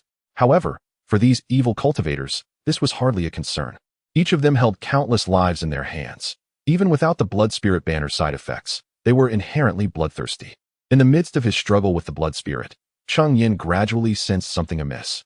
Originally, the blood spirit's target had been the other practitioner, yet gradually, its attacks began to become indiscriminate, occasionally targeting Cheng Yan himself. "Friend, if you do not exert yourself fully, we shall both perish here." A fist from the blood spirit struck the practitioner once more, and another golden shield materialized, absorbing the onslaught. Feeling nearly 1/3 of his spiritual energy depleted, he thought that if this continued, he would surely die here. After speaking, he hastily produced a stack of spiritual talismans from his storage bag, signaling his willingness to commit fully. Seeing the talismans he produced, Cheng Yan mused on the man's wealth. He had already witnessed him depleting 5 golden shield talismans during their earlier tussle with the blood spirit. Now, he presented such an array of talismans, all of which were mid-grade first-tier talismans. In response, Cheng Yan retrieved a small stack of talismans from his own storage bag. Though his quantity was lesser and quality inferior, he did notice that among the talismans in the man's possession, several were fireball talismans. Both practitioners activated their talismans simultaneously, unleashing a barrage of spells of varying colors toward the blood spirit. Observing this, the evil cultivator quickly waved the blood spirit banner, conjuring a blood-red shield before the blood spirit. The spells collided with the crimson shield, creating thunderous reverberations. While the defensive capabilities of the blood-red shield were commendable, it struggled to withstand the onslaught of such numerous spells. In the brief span of a few breaths, the crimson shield shattered with a resounding crash. Numerous spells struck the blood spirit, rendering it incapable of recuperation. Clearly, the intensity of the assault had exceeded the blood spirit's self-repair capabilities. Observing this, the cultivator gritted his teeth and retrieved several talismans from his storage pouch, evidently intent on seizing the opportunity to annihilate the blood spirit entirely. Cheng Yan, noticing that he produced several mid-tier first-grade talismans, could not help but feel a jolt of surprise. Who was this individual? So affluent that the mere talismans he cast away were worth several hundred spirit stones? The nefarious cultivator, upon witnessing yet another barrage of spells, felt a surge of anxiety. Though his blood spirit possessed formidable self-repair abilities, it was not without its limits. The recent pace of recovery had already begun to falter, and should a subsequent attack ensue, the blood spirit would surely succumb. Regrettably, talismans could only be utilized on oneself. Otherwise, he would have readily dispatched a few defensive talismans to the blood spirit. Nevertheless, the malevolent cultivator was resolute in preventing Cheng Yan and the others from obliterating the blood spirit. With a fierce determination, his expression hardened as he bit down on his tongue, and soon after, his complexion turned ashen. He forced forth a surge of vital blood, spraying it upon the blood spirit banner. The blood spirit banner, sensing the vital essence, began to resonate with joyous cries, trembling with newfound vigor. The blood spirit's recovery rate surged, and its previous injuries were mended in an instant. With a powerful swing, the blood spirit obliterated all incoming spells, sacrificing one of its arms in the process, only to have it regrow in the blink of an eye. After dispatching all spells, the blood spirit would not relent against those who had hurled talismans at it, leaping ferociously into the fray. This time, it moved with even greater swiftness, appearing directly before the cultivator in an instant. The cultivator had no time to evade, yet it seemed his talismans were inexhaustible as he produced a golden shield talisman. The blood spirit's fist collided with the golden shield, which shattered instantaneously. Nonetheless, the punch was not entirely thwarted, striking the cultivator with tremendous force, sending him flying through the air, where he coughed up a mouthful of blood. Fortunately, The golden shield talisman had absorbed most of the damage. Although injured, his life remained intact. After sending the cultivator sprawling, the nefarious cultivator set his sights on Cheng Yan. Fortunately, Cheng Yan had anticipated this and deftly dodged the blood spirit's blow. The fist whizzed past him, the gust of wind generated by its passage stinging Cheng Yan, a testament to its incredible power. Seizing the moment, he activated a binding talisman, having found it exceedingly useful despite its modest power. Cheng Yan had acquired several after his initial use. Fearing that a single binding talisman would not be sufficient to restrain the blood spirit, he reluctantly employed 2 more, ensnaring the blood spirit with 3 tendrils. However, the binding talisman was merely a mid-tier first-grade talisman. Perhaps a cultivator at the 5th level of chi refinement could hold it for a while. However, in the face of the blood spirit, which possessed power surpassing that of an ordinary 6th-level chi practitioner, such measures proved insufficient. It was merely a matter of moments before the spirit broke free from its confines. Yet, for Cheng Yan, that fleeting interval was more than adequate. At this juncture, behind the blood spirit, the practitioner had risen to his feet, wielding a spiritual talisman that emanated an aura of terrifying might, declaring to all that it was a top-tier first-grade talisman. With his face contorted in fury, he fervently channeled his spiritual energy into the talisman. Cheng Yan, having discerned the unfolding situation, had opted to ensnare the blood spirit with a binding talisman. As the talisman was activated, a colossal fireball materialized, its size several times that of a standard fireball talisman, dwarfing even the 3-meter-tall blood spirit. Chapter 59. The Diamond Talisman and the Thunderfire Pearl. Upon the formation of the fireball, it surged forth with great velocity, striking the blood spirit in an instant. The fireball erupted with a resounding explosion, scattering flames that incinerated the surrounding trees. This was a first-grade superior spiritual talisman, the Explosive Flame Talisman, an advanced version of the Fireball Talisman, wielding immense power. Once the explosion subsided, there remained no trace of the blood spirit, not even a puddle of blood, all consumed by the searing heat of the flames. The malevolent cultivator, bereft of his blood spirit, suddenly spat out a mouthful of blood. He had just forcibly enhanced the blood spirit's strength using his own essence blood, and now, with its annihilation, he felt the repercussions upon himself. Observing the cultivator's injury, Cheng Yan seized the opportunity. His flying sword shot forth like an arrow, aimed directly at the malevolent cultivator. Noticing this, the cultivator hastily produced a mid-grade first-tier shield talisman for defense. The flying sword struck the shield with a resounding clang, but failed to inflict any harm upon him. At that moment, another cultivator arrived, extracting several spiritual talismans from his storage pouch and hurling them at the malevolent cultivator. Cheng Yan, witnessing this display, felt a mix of astonishment and trepidation. Who was this young master, to so freely expend talismans as if they were mere trifles? In the course of this confrontation, he had already utilized talismans worth thousands of spiritual stones, and yet, he still had more in reserve. Hasten to vanquish him. I am nearly out of spiritual energy. As Cheng Yan pondered, he suddenly received a telepathic message, and it dawned upon him. Although the malevolent cultivator had relied on the shield for defense, it could only guard against attacks from one side.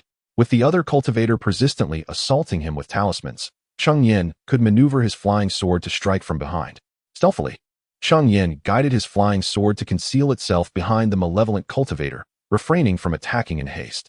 He awaited the perfect opportunity, a chance to deliver a decisive blow. Suddenly, a spike of earth erupted beneath the cultivator's feet, circumventing the shield and striking him directly.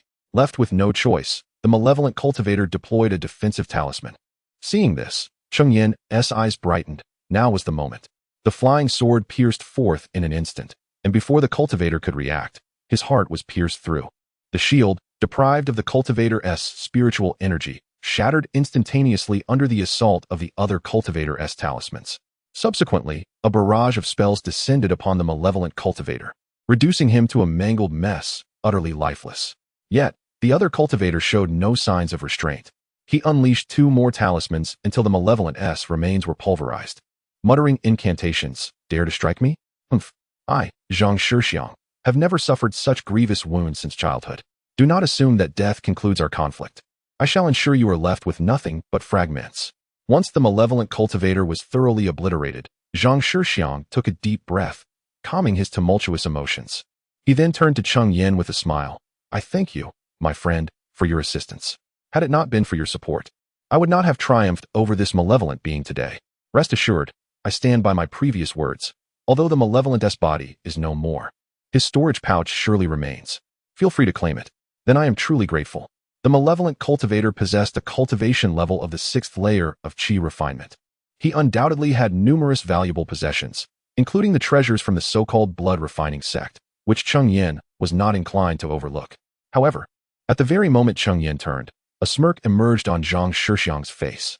He then produced a bead and hurled it towards Cheng Yan. The bead erupted with a violent explosion, its power rivaling that of a first-tier superior explosive talisman.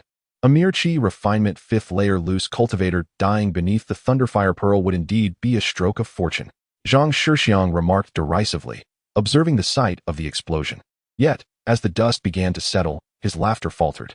For Cheng Yan not only survived but emerged unscathed, with merely a talisman in his hand rendered inert. The diamond talisman. How could this be? You, a mere Qi refinement 5th layer loose cultivator, possess a diamond talisman. Zhang Shixiang exclaimed in astonishment, fixated on the talisman in Cheng Yan's grip. The diamond talisman is a first-tier superior defensive talisman, renowned for its exceptional protective capabilities among first-tier talismans.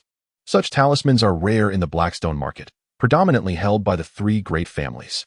Even if some were to circulate, they would swiftly be snatched up by late-stage Qi refinement cultivators. Cheng Yan had not purchased the diamond talisman. It was a remnant left by Wu Sun.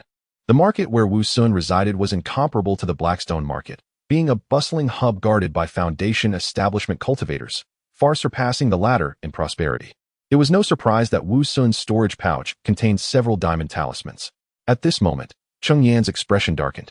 The diamond talisman was not to be compared with the golden shield talisman. A single diamond talisman was worth several hundred spirit stones, and even in the Blackstone market, one could easily fetch 1,000 spirit stones for it. Recently, Cheng Yan had just expended 1,000 spirit stones, which understandably soured his mood. In truth, Cheng Yan had been prepared for defense from the outset. He had never placed his trust in Zhang Shixiang. Witnessing the latter produce such an array of talismans, including a first-tier superior talisman, indicated a considerable fortune. He suspected there were other hidden cards up Zhang Shixiang's sleeve, compelling Cheng Yan to exercise caution.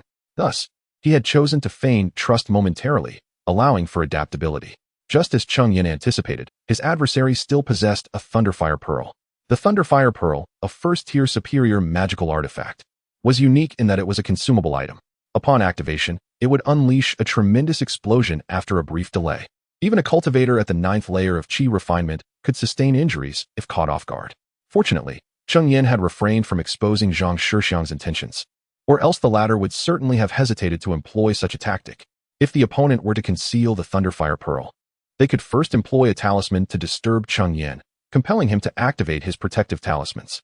Then, seizing the opportunity after Cheng Yan had exhausted his talismans, the opponent could unleash the Thunderfire Pearl, much like Cheng Yan had ambushed the evil cultivator. In such a scenario, Cheng Yan would be utterly unable to utilize the diamond talisman in time. Under the overwhelming might of the Thunderfire Pearl, even if Cheng Yan possessed 10 lives, it would not suffice to save him. It is no wonder that the opponent, emboldened by such a trump card, recklessly cast talismans without regard for their spiritual energy consumption, dismissing Cheng Yan as inconsequential. Upon witnessing Cheng Yan emerge unscathed beneath the Thunderfire Pearl, Zhang Shixiang began to feel a sense of unease. How could he possibly fathom that a mere 5th-tier Qi refining cultivator could possess such a precious diamond talisman? Chapter 60. The Gathering Spirit Pearl. It is worth noting that within the Blackstone market, even some cultivators at the 7th level of Qi refinement are not guaranteed to possess a diamond talisman. Although he still had other trump cards, he initially resorted to frantically using mid-grade first-tier spiritual talismans against the blood spirit, followed by activating a high-grade first-tier talisman. Now, with the Thunderfire Pearl summoned, the remaining spiritual energy within him could no longer support the activation of his remaining trump cards. Friend, your methods are indeed impressive, even bringing forth a Thunderfire Pearl. He scoffed. Do not presume that simply blocking my Thunderfire Pearl will spare you. How many diamond talismans can you truly possess? Perhaps just this one? Yet, I can produce one high-grade first-tier talisman and summon a second. Upon saying this, Zhang Shixiang retrieved another explosive flame talisman from his storage pouch, but then swiftly shifted his tone. However, if you obediently hand over that wicked cultivator's storage to me, I might show mercy and spare your life. Cheng Yan's pupils constricted as he observed Zhang Shixiang producing another explosive flame talisman. Yet, he soon discerned that the opponent's spiritual energy was nearly depleted and smiled. You certainly possess considerable wealth, friend, to so casually produce high-grade first-tier talismans. But I wonder, how much spiritual energy do you have left to activate these talismans? Upon hearing Cheng Yan's words, xianxia's expression changed. He had intended to intimidate Cheng Yan with the explosive flame talisman, only to be met with the realization of his own predicament. Although my remaining spiritual energy is scant, dealing with you remains an effortless task. With that, he maneuvered his flying sword toward Zhou Yang, prompting Cheng Yan to swiftly counter with his own flying sword. Unexpectedly, xianxia abandoned his sword, seizing the opportunity to escape while Cheng Yan was momentarily distracted. However, Cheng Yan was not one to let him flee easily. His sword struck xianxia's flying sword, sending it careening away before pursuing him directly.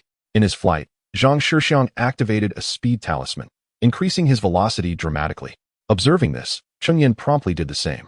Yet, due to his excessive consumption of energy, xianxia could not match his peak speed. Cheng Yan, with just over half of his spiritual energy intact, soon caught up to xianxia. I am a member of the Zhang family. My father is an elder of the Zhang clan, fully realized in qi refinement. If you dare to kill me, you will face relentless pursuit from my family, xianxia threatened as he realized escape was futile. Zhang family.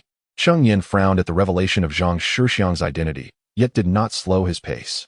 It was no wonder he could produce so many talismans. After all, he hailed from the Zhang family, known for their talismanic prowess. However, the status of the Zhang family could not save xianxia's life. The flying sword surged forward, piercing through xianxia's chest, who could muster no defensive measures due to his dwindling energy. After slaying xianxia with a single thrust of his sword, Cheng Yan collected his storage pouch and subsequently summoned a fireball talisman to reduce xianxia's body to ashes. Upon witnessing the charred remains of xianxia being carried away by the wind, Cheng Yan finally felt a sense of relief. He hastily returned to the previous location, having been unable to retrieve the storage bag of the malevolent cultivator in his pursuit of xianxia. Fortunately, all items remained undisturbed, and Cheng Yan was still preoccupied with the so-called precious treasure mentioned by xianxia. After securing the storage bag of the wicked cultivator, he soared towards his cave dwelling. Once back in the cave, Cheng Yan eagerly opened the storage bag. Inside, he discovered a wealth of resources, including over 1,500 spirit stones. Additionally, there were 3 magical artifacts, a high-grade first-tier blood spirit flag, a mid-grade first-tier flying sword, and a mid-grade first-tier shield. There were also 2 bottles of qi-nourishing pills along with various other miscellaneous potions. However, the talismans were few, and he did not find any high-grade first-tier talismans. Moreover, there were 2 jade slips, both of which were of no use to him. One slip contained the method for crafting the blood spirit flag, which Cheng Yan found impractical as he was not a craftsman. The method was exceedingly cruel, requiring a copious amount of blood, while the blood of beasts could suffice. It specified that the blood of human cultivators was preferable. The other jade slip contained a cultivation technique that could advance to the early foundation establishment stage. Yet it was a sinister method primarily focused on blood consumption to enhance one's cultivation. Cheng Yan considered himself not entirely virtuous, yet he could not bring himself to practice such a malevolent technique. Sighing at the 2 jade slips in his hand, Cheng Yan realized they were not only useless to him, but could not even be exchanged for spirit stones. Should he dare to present these slips in front of others, he might be regarded as a malevolent cultivator. Thus, he decided to destroy the technique. However, he chose to retain the crafting method of the blood spirit flag. Although the optimal crafting required human blood, the blood of beasts could also serve, and it might prove useful in the future. After all, it was the blueprint for a high-grade first-tier artifact, and discarding it seemed a waste. As for the precious treasure spoken of by xianxia, Cheng Yan surmised that aside from the fist-sized white orb within the storage bag, there would be no other significant items. He took out the white orb and immediately felt the surrounding spiritual energy converging towards him. In an instant, a fervor ignited in his heart. Could this be a gathering spirit pearl? The gathering spirit pearl, akin to a gathering spirit array, could draw in surrounding spiritual energy to accelerate a cultivator's cultivation speed. However, its portability made it far more valuable than a mere array. Moreover, the functionality of the gathering spirit pearl extended beyond that. Cultivators could directly infuse their spiritual power into the pearl for storage, allowing them to absorb it when needed. It is known that cultivators typically have 2 methods for recovering their spiritual power. One relies solely on meditation, which is a slow process but incurs no cost. Another method involves the consumption of elixirs, which significantly reduces the time required for meditation. However, regardless of the approach, practitioners must still engage in meditation. Thus, they cannot replenish their spiritual energy during a duel. In contrast, the spirit-gathering pearl possesses the remarkable ability to facilitate this process.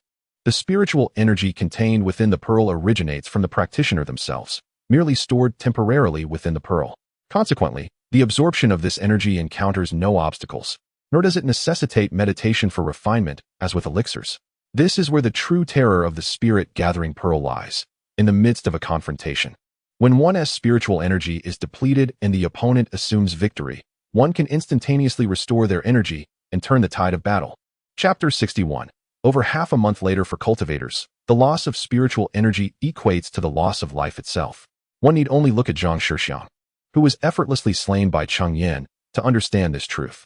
The spirit-gathering pearl serves as a second chance at life for a cultivator.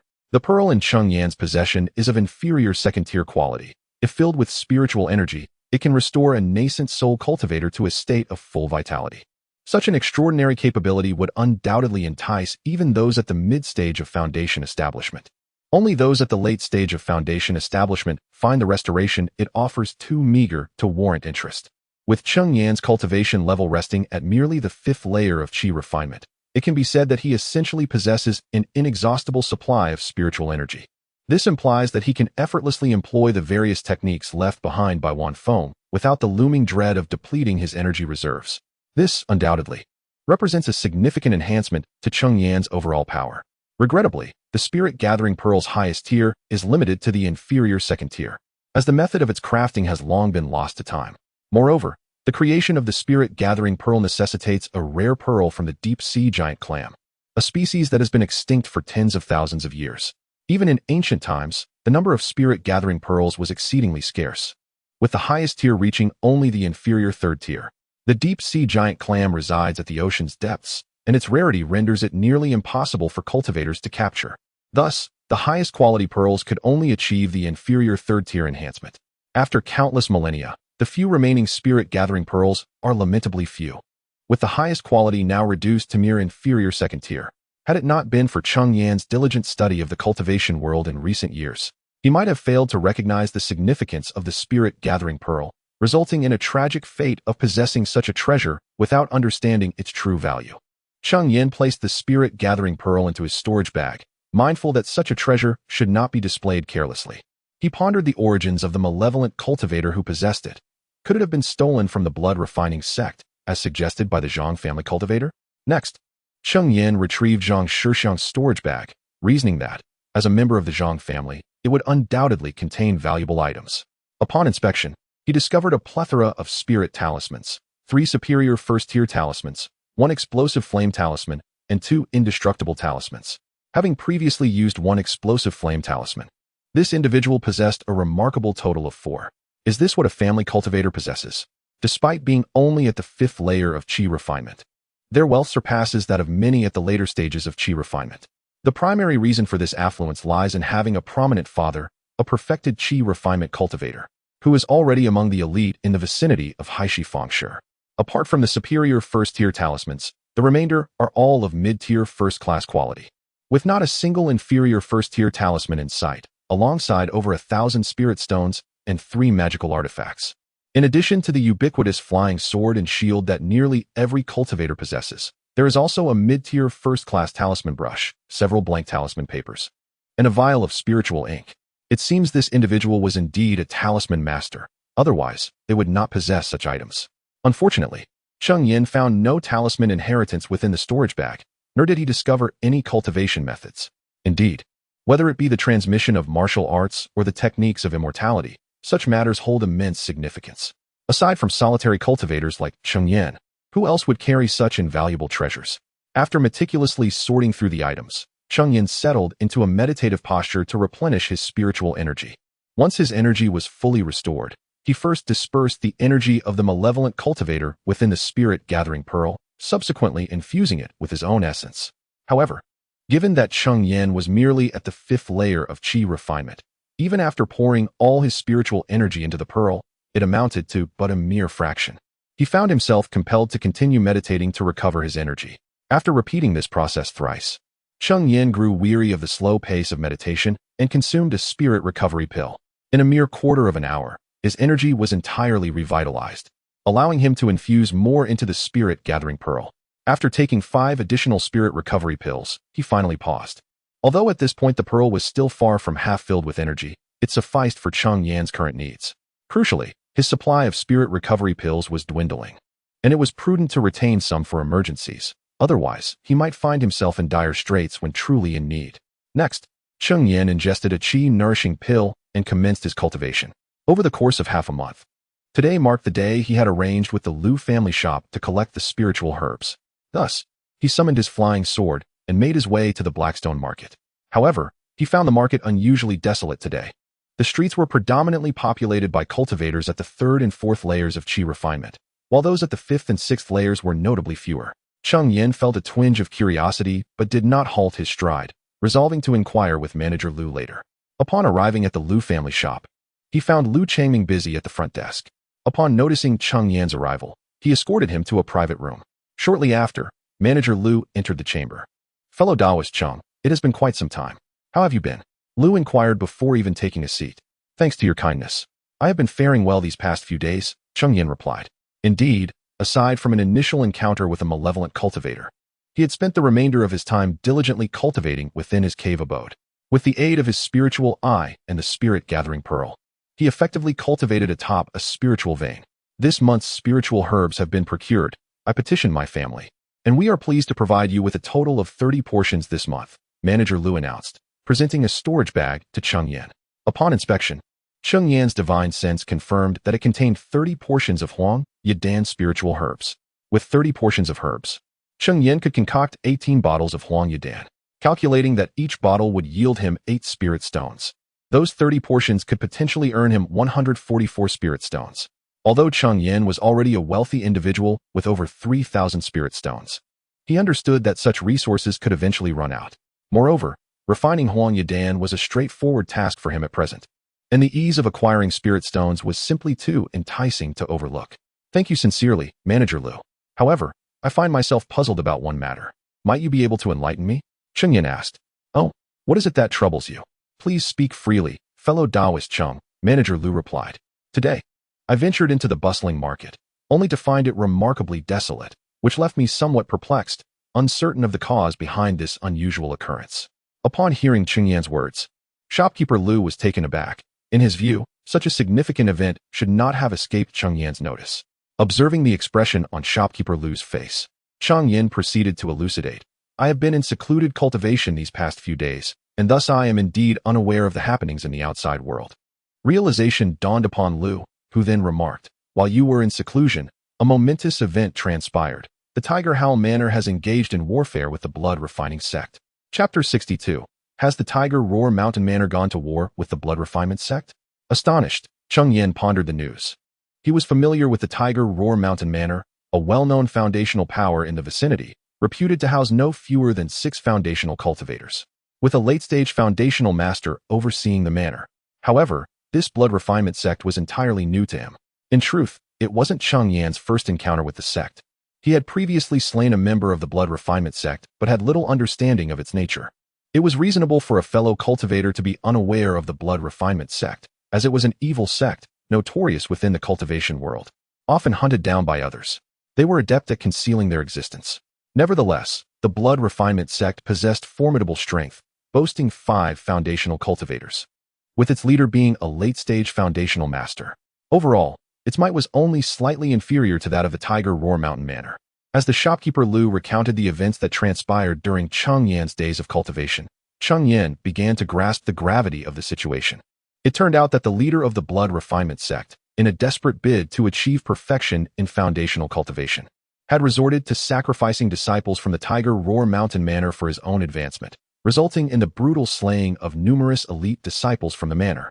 Ultimately, the leader's actions were discovered by the manor's master. In response, the Tiger Roar Mountain Manor dispatched 3 foundational cultivators, with even the late-stage master personally joining the fray to besiege the leader of the blood refinement sect.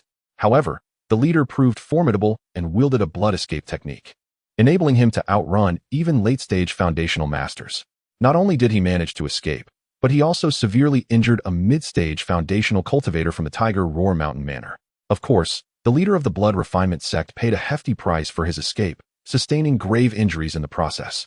After repelling the leader, The Tiger Roar Mountain Manor found no solace, having lost many elite disciples, including the son of a foundational elder. Consequently, apart from the severely injured foundational cultivator and one remaining behind for defense, the remaining four launched a collective assault on the gates of the Blood Refinement sect. The Tiger Roar Mountain Manor aimed to take advantage of the leader's injuries to eradicate the Blood Refinement sect entirely. Yet, to their surprise, the leader did not return to the sect. Without the protection of a late-stage foundational master, the Blood Refinement sect was swiftly breached, resulting in the death of a foundational initiator and injuries among the others. Many disciples of the Blood Refinement sect perished or fled. However, half a month prior, the leader of the Blood Refinement sect re-emerged, rallying the remaining members and declaring war on the Tiger Roar Mountain Manor. Unfazed, the Tiger Roar Mountain Manor was confident that having previously breached the Blood Refinement sect's gates, they could now obliterate the sect altogether. Thus, a full-scale war erupted between the two foundational powers. As for the unusual tranquility within the Blackstone market, it was due to a call to arms issued by the Tiger Roar Mountain Manor, summoning rogue cultivators to join the effort against the evil sect. To entice these rogue cultivators, a substantial number of spiritual items were promised as rewards. Consequently, many rogue cultivators departed for the Sanyang market under the jurisdiction of the Tiger Roar Mountain Manor. Upon hearing that the Tiger Roar Mountain Villa was even offering the breakthrough pill as a reward, Cheng Yan could not help but have his eyes flicker with excitement. The breakthrough pill, a superior-grade first-tier elixir, possesses the remarkable ability to allow a mid-stage qi refinement practitioner to directly transcend a level of cultivation. Even those at the 6th level of qi refinement could benefit from it. In essence, the breakthrough pill could enable a cultivator at the 6th level to surge directly to the 7th. Such a potion could save Cheng Yan years of arduous training. How could he possibly remain indifferent? Seeing the flicker of longing in Cheng Yan's gaze, Manager Lu discerned that he too was tempted by the breakthrough pill. Unable to suppress a pang of regret for divulging so much, he hastily remarked, "Are you perhaps interested in the breakthrough pill, my friend? I advise you to reconsider. With your mere 5th level qi refinement cultivation, you would only be cannon fodder in the war between the Tiger Roar Mountain Villa and the blood refining sect." Cheng Yan understood the truth in Lu's words. However, he was also aware that Lu's concern stemmed from a selfish desire to continue reaping spiritual stones from him, fearing that if Cheng Yan ventured forth, he might never return. Nevertheless, Lu's perspective held merit. It could be said that the majority of Lu's cultivators who ventured to Tiger Roar Mountain Villa were destined to become mere pawns. After all, nurturing a disciple is no simple task for the villa, which naturally wishes to minimize losses among its own. As long as the Tiger Roar Mountain Villa presented some alluring spiritual treasures and painted a grand vision, countless Lu's cultivators would eagerly offer their services, compelled by the desperate pursuit of cultivation resources. After all, the path to longevity is fraught with peril. Without taking risks, how could one hope to attain eternal life? Thank you for your reminder, Manager Lu. However, we cultivators are inherently at odds with fate. If we shy away from such risks, how can we hope to achieve immortality? Cheng Yan's confident declaration stemmed from his possession of the spirit-gathering pearl. With this treasure, he felt undaunted even in the presence of 7th level qi refinement practitioners. Believing he possessed the strength to protect himself, Manager Lu was momentarily taken aback by Cheng Yan's words. He too had once heard such sentiments in his youth, even adopting them as his personal motto. Regrettably, as he matured, the harsh realities of the cultivation world had dulled his edges. He no longer aspired to immortality, but instead wished to amass spiritual stones for a comfortable later life, securing a future for his descendants. Your eloquence suggests that you will undoubtedly achieve great things. Since you have made your decision, I shall refrain from further persuasion. However, I kindly request that you complete the yellow bud pill before your departure, as it is a task assigned by my family that I cannot delegate. Of course, I shall deliver the yellow bud pill within 7 days, Cheng Yan replied before taking his leave, leaving Manager Lu behind to reflect on the past with a heavy heart.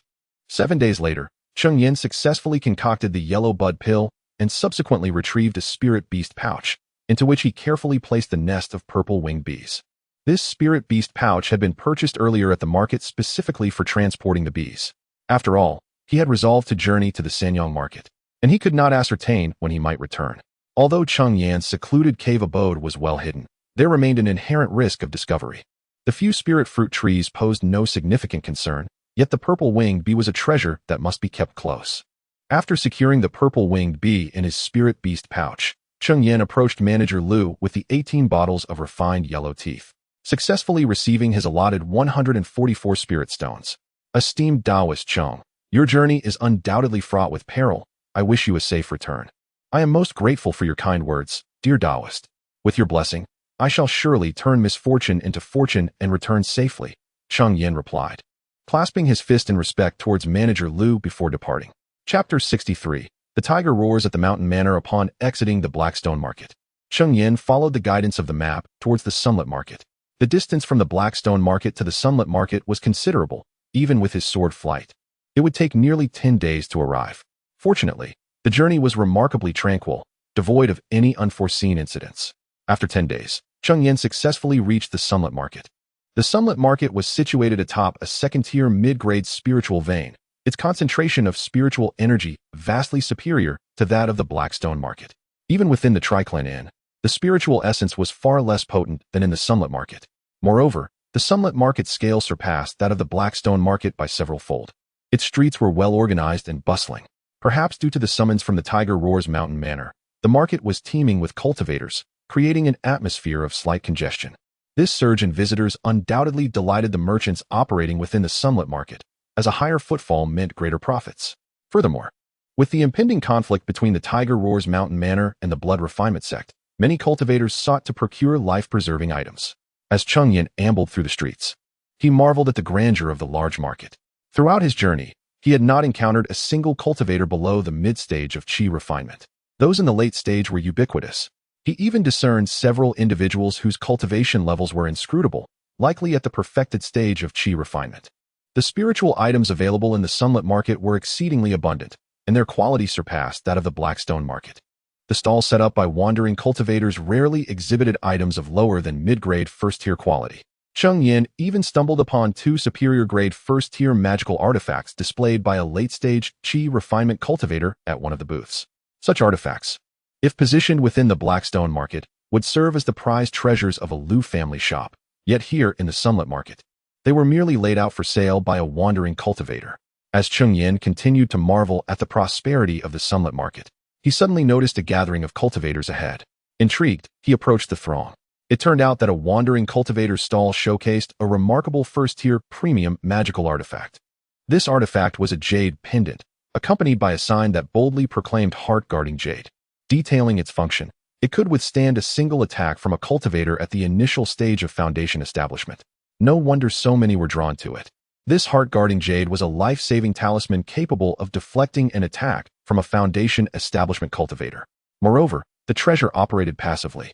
Whenever the wearer faced a potentially fatal blow, the artifact would activate autonomously to shield them from harm.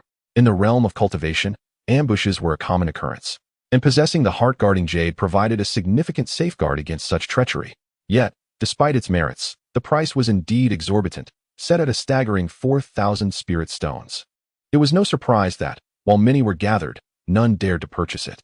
Typically, a first-tier premium magical artifact would be priced around 3,000 spirit stones, with higher-end items costing just a few hundred more. Although the heart-guarding jade was rare, it should have been priced around 3,500 spirit stones. The stall owner's asking price of 4,000 was, quite frankly, excessive. Friend, Cheng Yan interjected, surely this heart-guarding jade cannot be worth 4,000 spirit stones. How about you lower the price to 3,600 spirit stones, and I shall make the purchase. Amidst the crowd, a few individuals were haggling with the vendor. For 1,000 spirit stones, no negotiation, the vendor coldly declared after merely glancing at one of the bargain seekers. The man, upon noticing this, shook his head and refrained from speaking further, although others remained, clearly intrigued by the heart protection jade. Many faces reflected disappointment as the vendor stood firm on his price, indicating a widespread interest in the precious item. Indeed, numerous wandering cultivators had come to this place to participate in the conflict between the Tiger Roar Manor and the Blood Refining sect. Possessing such a life-preserving artifact would significantly enhance their chances of survival. However, the price was undeniably steep. Cheng Yan had initially thought the heart protection jade would remain unsold. But unexpectedly, a youth dressed in luxurious garments approached. I shall purchase the heart protection jade, he announced, producing a storage pouch and handing it to the vendor. Once the vendor confirmed the contents, he relinquished the jade to the young man, who, without delay, turned and departed. Observing the sale, the vendor promptly packed up the remaining items and left as well. The crowd, witnessing this, began to disperse, though a few curious cultivators engaged in hushed conversations. Who was this individual? He offered 4,000 spirit stones without batting an eye. Clearly, he lacks discernment. That is the young Master Cheng Yan of Tiger Roar Manor, a genius with dual spirit roots. Rumor has it he is merely 25 or 26 years old. Yet he has already achieved the 9th layer of Qi refinement and is poised to reach the foundation establishment stage before turning 30. Astounding. Is this the caliber of talent with dual spirit roots? Truly formidable. Indeed, the aptitude of those with dual spirit roots is remarkable, yet it is primarily due to their upbringing in powerful factions, where they have been nurtured with ample spiritual resources, making their current accomplishments less surprising. Oh, how enviable these disciples of great powers are, free from the worries of spirit stones, unlike us, who must strive for mere hundreds of spirit stones. Indeed, came the agreement. Cheng Yan, overhearing their conversation, merely smiled faintly. Rather than lamenting the difficulty of earning spirit stones, it would be more prudent to dedicate time to enhancing his own cultivation. Subsequently, Cheng Yan made his way to the Tiger Roar Manor's office for recruiting wandering cultivators, where he found a considerable number of individuals, all evidently there to participate in the battle. After all, the enticing rewards offered by Tiger Roar Manor included numerous valuable items. Drawing a crowd was only to be expected.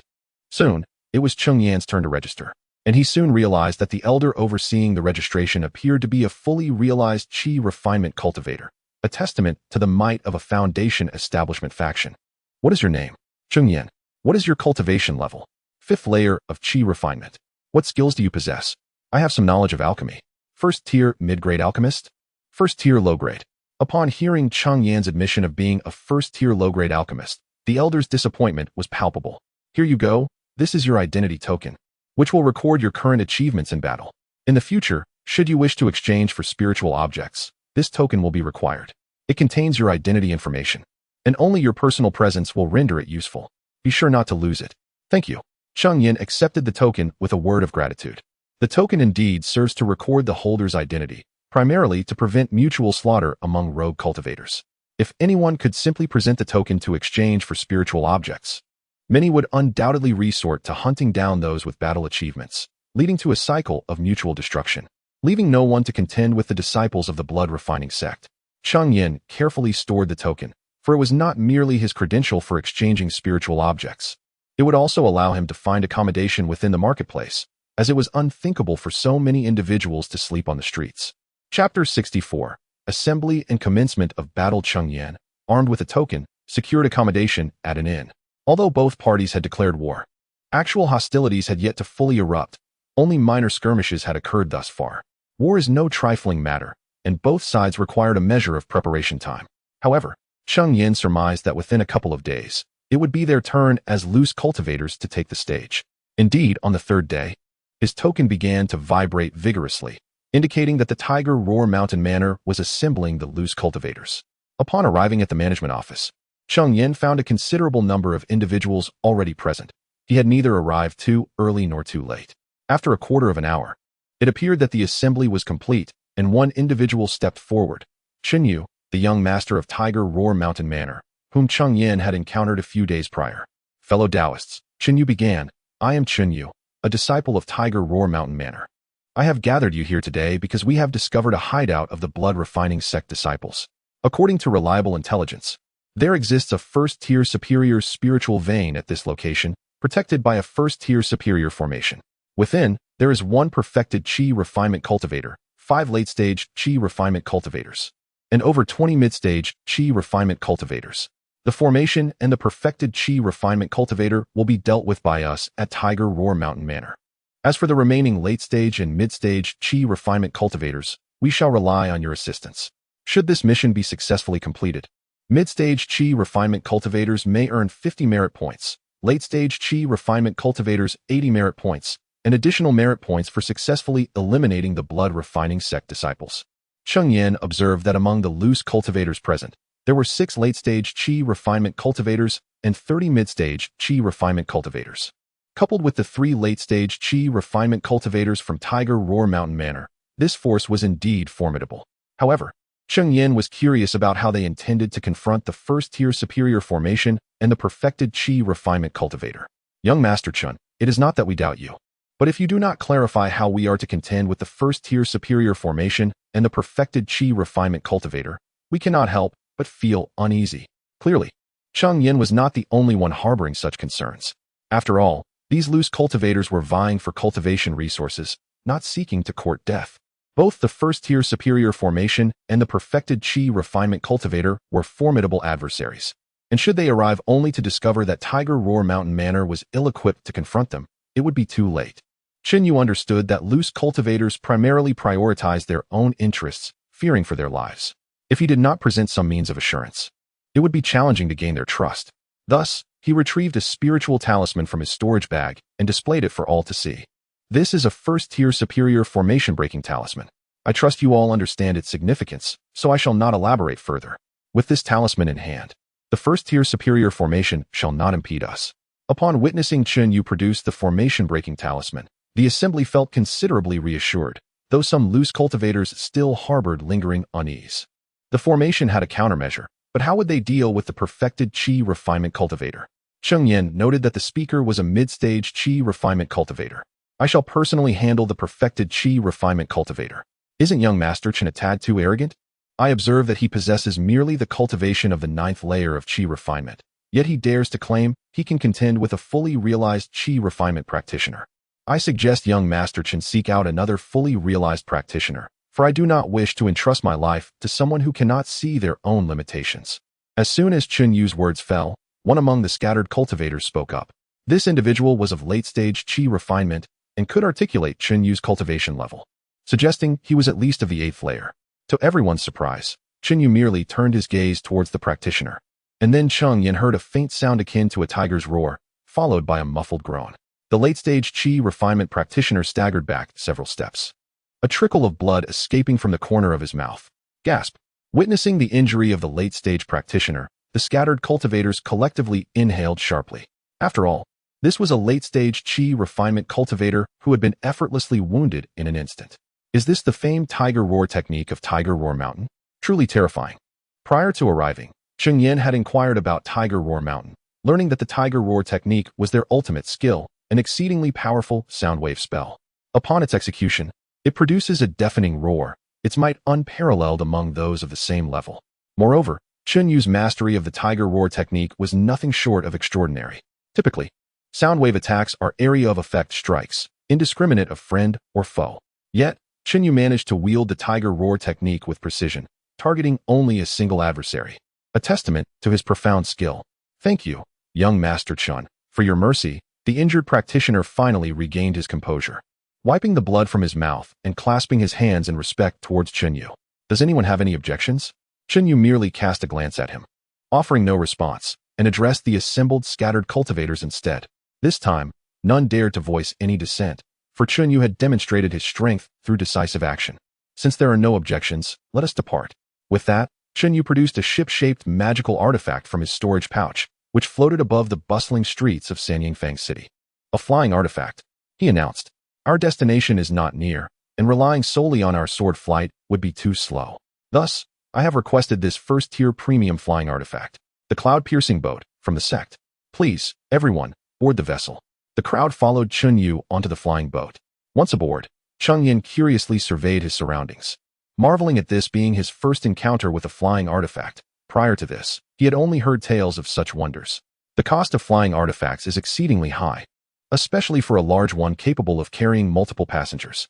Cheng Yan estimated that the cloud-piercing boat before him must be worth at least 10,000 spirit stones. After boarding, Chen Yu made his way to the helm, placing a considerable number of spirit stones onto the vessel. Soon, the flying boat soared into the air and sped away into the distance. Cheng Yan, observing the spirit stones Chen Yu had placed, couldn't help but gasp in astonishment. He hadn't anticipated that not only was the boat itself exorbitantly priced, but that its operation would also consume such considerable amounts of spirit stones, at least over 100. By his estimation, however, despite the high consumption, the speed was indeed remarkable, far exceeding that of Cheng Yan's sword flight by an unknown margin. 3 days later, the flying vessel came to a halt within a mountainous forest. Esteemed guests, he announced, before us lies our intended destination. To avoid alarming the enemy, we shall no longer utilize the vessel. Our assault on the blood refining sect will be devoid of any underhanded schemes. We shall confront them directly. The formation and the accomplished practitioners of Qi refinement will be entrusted to our Hushao Mountain Manor, while the remainder shall be left in your capable hands. I implore you to exert your utmost efforts." Upon witnessing that all had disembarked from the vessel, Cheng Yan stowed it away and continued, "Rest assured, young Master Chun, those disciples of the blood-refining sect are, in our eyes, mere opportunities for glory in battle. We shall not let them escape." "That is most reassuring," Cheng Yan replied. And then he led the group into the fray. Chapter 65. The Spirit Herb Garden. At this moment, atop the spiritual vein of the blood-refining sect, a cultivator at the peak of chi refinement was engrossed in his practice within his cave dwelling. Inside, there existed a blood pool, at the center of which stood a jade platform, upon which the cultivator sat in meditation. This blood pool represented a common method of cultivation for disciples of the blood-refining sect, and when combined with their unique techniques and formations, it facilitated rapid progress.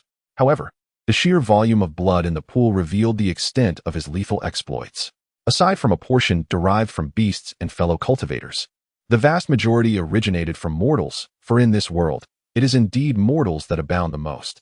Suddenly, an ominous shriek pierced the air, breaking his concentration. He opened his eyes wide, but before he could react, a tremor shook the ground, and his expression shifted dramatically. The formation had been breached? How could this be? Could a Foundation establishment cultivator have arrived? The very thought seemed increasingly plausible. After all, this was a high-grade formation, and even a peak chi refinement cultivator could not dismantle it instantaneously. Only a Foundation establishment cultivator possessed such power. Just as he contemplated fleeing, he sensed 3 powerful auras approaching him. Upon closer inspection, he noted that one was at the 9th level of chi refinement, while the other 2 were merely at the 8th. Humph, a mere 9th level of chi refinement dares to approach me? Such audacity. Realizing that his assailants were not Foundation establishment cultivators, he felt a wave of relief and met their approach head-on. Who dares challenge me? A mere 9th level cultivator? Oh, it is none other than the young master of Tiger Howl Mountain, Cheng Yan. Is it possible that young Master Chen has come seeking death? He sneered at the sight of Cheng Yan, his voice dripping with disdain. "I have come to take your life," Cheng Yan declared, and without further ado, he drew forth his magical artifact and engaged the opponent in combat. The 2 8th-level chi refinement cultivators swiftly joined him in the fray. Meanwhile, Cheng Yan encountered a foe at the 6th level of chi refinement. As the formation fell, the scattered cultivators dispersed, each seeking their own targets. Cheng Yan had scarcely taken a few steps when he came face to face with this malevolent cultivator. "Huh, a 5th-level chi refinement cultivator. You dare to attack the blood-refining sect's spiritual vein with such meager prowess? You must not know the meaning of death," the adversary taunted. Cheng Yan, unwilling to linger in conversation, directly retrieved a blue seal from his storage pouch. This blue seal, known as the Xianxia seal, was a high-grade artifact, the most formidable among those left by Wu Wei. However, it also demanded a significant expenditure of spiritual energy, though for Cheng Yan at this moment, such concerns were trivial. In a frenzy, he poured his spiritual energy into the Xianxia seal, which began to swell in size. Yet, even as his internal reserves dwindled, he struggled to activate it. Reluctantly, he produced a spirit-gathering pearl to fully restore his energy. After depleting his spiritual energy 3 times, the Xianxia seal was finally mobilized, now towering over 3 zhang in height and width, resembling an imposing behemoth. The colossal heavy Xian seal suddenly descended upon the malevolent cultivator, who, upon witnessing such an immense force, exhibited a look of sheer horror. Despite his frantic attempts to repel the heavy Xian seal with various spells, he was unable to hinder its relentless descent. Ultimately, it crashed down, claiming his life beneath its weight. Cheng Yan, observing the formidable display of the heavy Xian seal, felt a surge of trepidation within him. Is this truly the might of a first-tier superior artifact? Its strength is astonishingly immense. However, the malevolent cultivator he encountered earlier wielded a first-tier superior artifact as well. Yet it did not exhibit such overwhelming power. Unbeknownst to Cheng Yan, the heavy Xian seal was inherently an offensive artifact, its potency far surpassing that of ordinary first-tier superior artifacts. In contrast, although the Blood Spirit Flag is also a first-tier superior artifact, its efficacy largely hinges on the quantity and quality of the blood it absorbs. This characteristic allows the Blood Spirit Flag to potentially reach a higher threshold compared to other first-tier superior artifacts. A perfected Blood Spirit Flag could even approach the standards of a first-tier top-tier artifact. Yet, it was evident that the malevolent cultivator Cheng Yan had previously encountered had not refined the Blood Spirit Flag to such an extent. Cheng Yan proceeded to collect the individual storage bag, which contained his identity token, a vital credential for Cheng Yan to exchange for military merits. The storage bag of the malevolent cultivator Cheng Yan had slain earlier also held an identity token, but he noticed a slight discrepancy between the two tokens. Could it be that their statuses within the blood refining sect differ? Cheng Yan's speculation was indeed correct. The malevolent cultivator he had slain was a direct disciple of the blood refining sect. For even disciples of foundational forces would find it challenging to possess a first-tier superior artifact at the mid-stage of chi refinement. In contrast, the individual before him was merely an inner disciple. After securing the storage bag, Cheng Yan departed from the location, intent on seeking out further targets. His venture into the conflict between the two foundational forces was driven by the desire to acquire a breakthrough pill. However, he had previously learned that such a pill required 800 military merits for exchange. This operation only yielded 50 military merits, indicating that Cheng Yan would need to partake in 16 such endeavors. Should he rely solely on this method to accumulate merits, by the time the conflict concludes, he might not achieve his goal. Thus, he resolved to obtain additional military merits by eliminating disciples of the blood refining sect. Fortunately, as the blood refining sect is a den of malevolent cultivators, Cheng Yan harbored no moral qualms about taking action against them. Before long, Cheng Yan encountered another disciple of the blood refining sect at the 6th layer of chi refinement. Assuming Cheng Yan at the 5th layer of chi refinement to be an easy target, he was taken aback when Cheng Yan revealed his possession of the Spirit Gathering Pearl, enabling him to fully wield a first-tier superior artifact. With the enormous heavy xianxia hovering ominously above him, the disciple hastily pleaded, "Do not kill me. I can lead you to our blood refining sect's medicinal herb garden." Upon hearing these words, the heavy xianxia, poised to strike, hovered precariously above his head. A medicinal herb garden? This place houses a medicinal herb garden of the blood refining sect? No wonder, despite being merely a first-tier superior spiritual vein, there is a fully realized chi refinement practitioner stationed here. Cheng Yan is aware that the blood refinement sect possesses several first-tier exceptional spiritual veins. It is indeed rather peculiar that a fully realized chi refinement practitioner would guard a first-tier superior spiritual vein instead of one of the exceptional ones. However, if this place harbors the sect's medicinal herb garden, it would make sense. This area is so small that I could easily locate the garden even if I were to eliminate you. No, you must not kill me. The herb garden is protected by an array, and only those of the blood refinement sect may enter. Even if you were to find the garden, you would not be able to access it. Within the garden lie numerous treasures. If you spare my life, I shall lead you to it, and all the herbs inside shall be yours. Chapter 66. No more antidote? At this moment, Cheng Yan found himself in a predicament. If there truly was a formation guarding the area, it would pose a considerable challenge for him. Should he force his way through, it would undoubtedly create a significant commotion. If it attracted the attention of other rogue cultivators, it might be manageable, as they could merely disperse. However, if it drew the attention of the Tiger Hell Mountain Villa, the spiritual herb garden would no longer be within Cheng Yan's grasp. Yet, keeping this individual close also entailed a great risk. One could never know what peculiar and bizarre techniques these malevolent cultivators might possess. After careful consideration, Cheng Yan ultimately resolved to spare this rogue's life for the time being. Although this was not the primary spiritual herb garden of the blood refining sect, it undoubtedly housed numerous rare spiritual herbs, which would be immensely enticing to any rogue cultivator. However, Cheng Yan could not afford to be entirely unprepared. He retrieved a pill from his storage pouch and tossed it to the man. Noticing the look of confusion on the man's face, he spoke. "This is the heart-eating pill, a first-grade superior poison pill. Without an antidote, within a day, you shall suffer the torment of 10,000 ants gnawing at your heart, ultimately leading to a painful demise. Should you consume this heart-eating pill, I shall grant you your life." Upon hearing Cheng Yan's words, the man's expression shifted dramatically, and he exclaimed in disbelief, "Impossible. I cannot consume this poison pill. What if you do not provide me with the antidote later? You have no other choice. Either consume the poison pill or face death," Cheng Yan asserted, exerting a bit more pressure with the heavy xianxia. I will. The man, terrified by the movement of the heavy xianxia above him, hastily swallowed the pill. After witnessing him consume the poison, Cheng Yan retracted the heavy xianxia. "Very well, take me to the spiritual herb garden. It is best that you harbor no other thoughts along the way. Upon our arrival, I shall provide you with the antidote. Rest assured, I have already ingested the poison pill. Even if you offered me several lifelines, I would not dare entertain any ulterior motives," he replied, leading Cheng Yan towards the spiritual herb garden. Cheng Yan, however, instructed him to walk ahead while maintaining a certain distance behind. After a short while, the man came to a halt at a particular spot. Cheng Yan observed carefully and, Upon confirming there were no other dangers, approached. Here lies the spiritual herb garden of the blood-refining sect. I have brought you here. May I now receive the antidote? First, deactivate the formation. And I shall provide you with the antidote, Cheng Yan replied. Reluctantly, the rogue turned and produced a token, placing it atop the formation. Gradually, an entrance began to emerge from the formation. Just as Cheng Yan was captivated by the opening, the rogue suddenly pivoted, spitting forth a silver needle. The needle shot forward with astonishing speed, poised to pierce Cheng Yan's neck. Yet, just as the needle was about to make contact, a flash of golden light intervened. And with a sharp clang, the silver needle was deflected away. How is this possible? The rogue gasped, unable to contain his astonishment at the failure of his ambush. To know that this silver needle is indeed a weapon of stealth, it has even claimed the lives of cultivators at the 6th level of qi refining.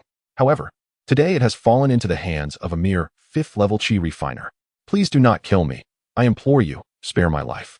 You, my lord, possess great magnanimity. Let me go? I do not seek the antidote, only your mercy. After his ambush failed, he had no recourse but to kneel on the ground, continuously begging for his life. Yet, Cheng Yan would not show him mercy, had it not been for his prior preparations, secretly concealing a Vajra talisman in his hand. The ambush might have succeeded. Then, the heavy xianxia flew forth, striking fiercely at the malevolent cultivator, who met a tragic demise beneath its weight. No antidote. I possess none to offer you, Cheng Yan remarked softly, gazing at the lifeless figure of the malevolent cultivator. Not only did Cheng Yan lack an antidote, but the poison pill he had given was also a mere counterfeit, a failed concoction from his usual alchemical attempts. However, the heart-eating pill was not a fabrication. Such a poison indeed existed, and had it not been convincing enough, Cheng Yan would have found it difficult to deceive his opponent. Cheng Yan collected the malevolent cultivator's storage pouch and picked up the identity token that had fallen to the ground. He then affixed it to the formation, which opened a passageway, allowing him to enter swiftly. Little did he expect that the malevolent cultivator had deceived him, claiming that only disciples of the blood-refining sect could enter, when in fact, possession of the identity token granted unrestricted access. Upon stepping into the formation, Cheng Yan was astonished by the sight before him. An abundance of spiritual herbs stretched as far as the eye could see. Among them, he discovered a type of spiritual herb he desperately needed, the gathering spirit grass. Cheng Yan had long aspired to elevate his alchemical skills to the mid-tier of the 1st grade, yet he had been hindered by a lack of sufficient spiritual herbs. Particularly, gathering spirit grass had proven elusive. Over the past 2 years, he had only managed to find 3 or 5 plants. However, before him now lay over 100 gathering spirit grasses. Although not all had reached a decade of growth, a cursory glance revealed at least 50 that surpassed this age. Cheng Yan hurriedly harvested all the gathering spirit grasses over 10 years old, placing them into his storage pouch, leaving the younger ones untouched. This was primarily due to his lack of space to cultivate them. Spiritual herbs require planting in spiritual fields, which can only be cultivated atop ley lines. And the spiritual spring within Cheng Yan's cave abode could not be transformed into a spiritual field. In addition, he discovered another spiritual herb, the cultivating origin fruit. This fruit serves as the primary ingredient for the cultivating origin pill, a high-tier 1st-grade elixir used by late-stage qi refiners to enhance their cultivation. Regrettably, the number of cultivating origin fruits was scant. Only about 10 fully matured ones were available, all of which Cheng Yan promptly collected. He then embarked on a fervent sweep, gathering nearly all spiritual herbs that had matured sufficiently for alchemical use into his storage pouch. However, Cheng Yan did not take away all the available spiritual herbs. For one must not act too decisively. Otherwise, should the people of the Tiger Howl Manor discover it, he would find himself in a difficult position. Having gathered an ample amount of spiritual herbs, he departed from the area. When Cheng Yan emerged from the herb garden, the battle outside was nearing its conclusion. Upon arriving at the location where Cheng Yu was engaged in combat with a fully realized qi refinement cultivator, Cheng Yan witnessed Cheng Yu severing the head of the malevolent cultivator with a single sword strike. Truly, he is worthy of being the young master of the Tiger Howl Manor, capable of slaying a fully realized qi refinement cultivator with his own cultivation at the 9th level of qi refinement.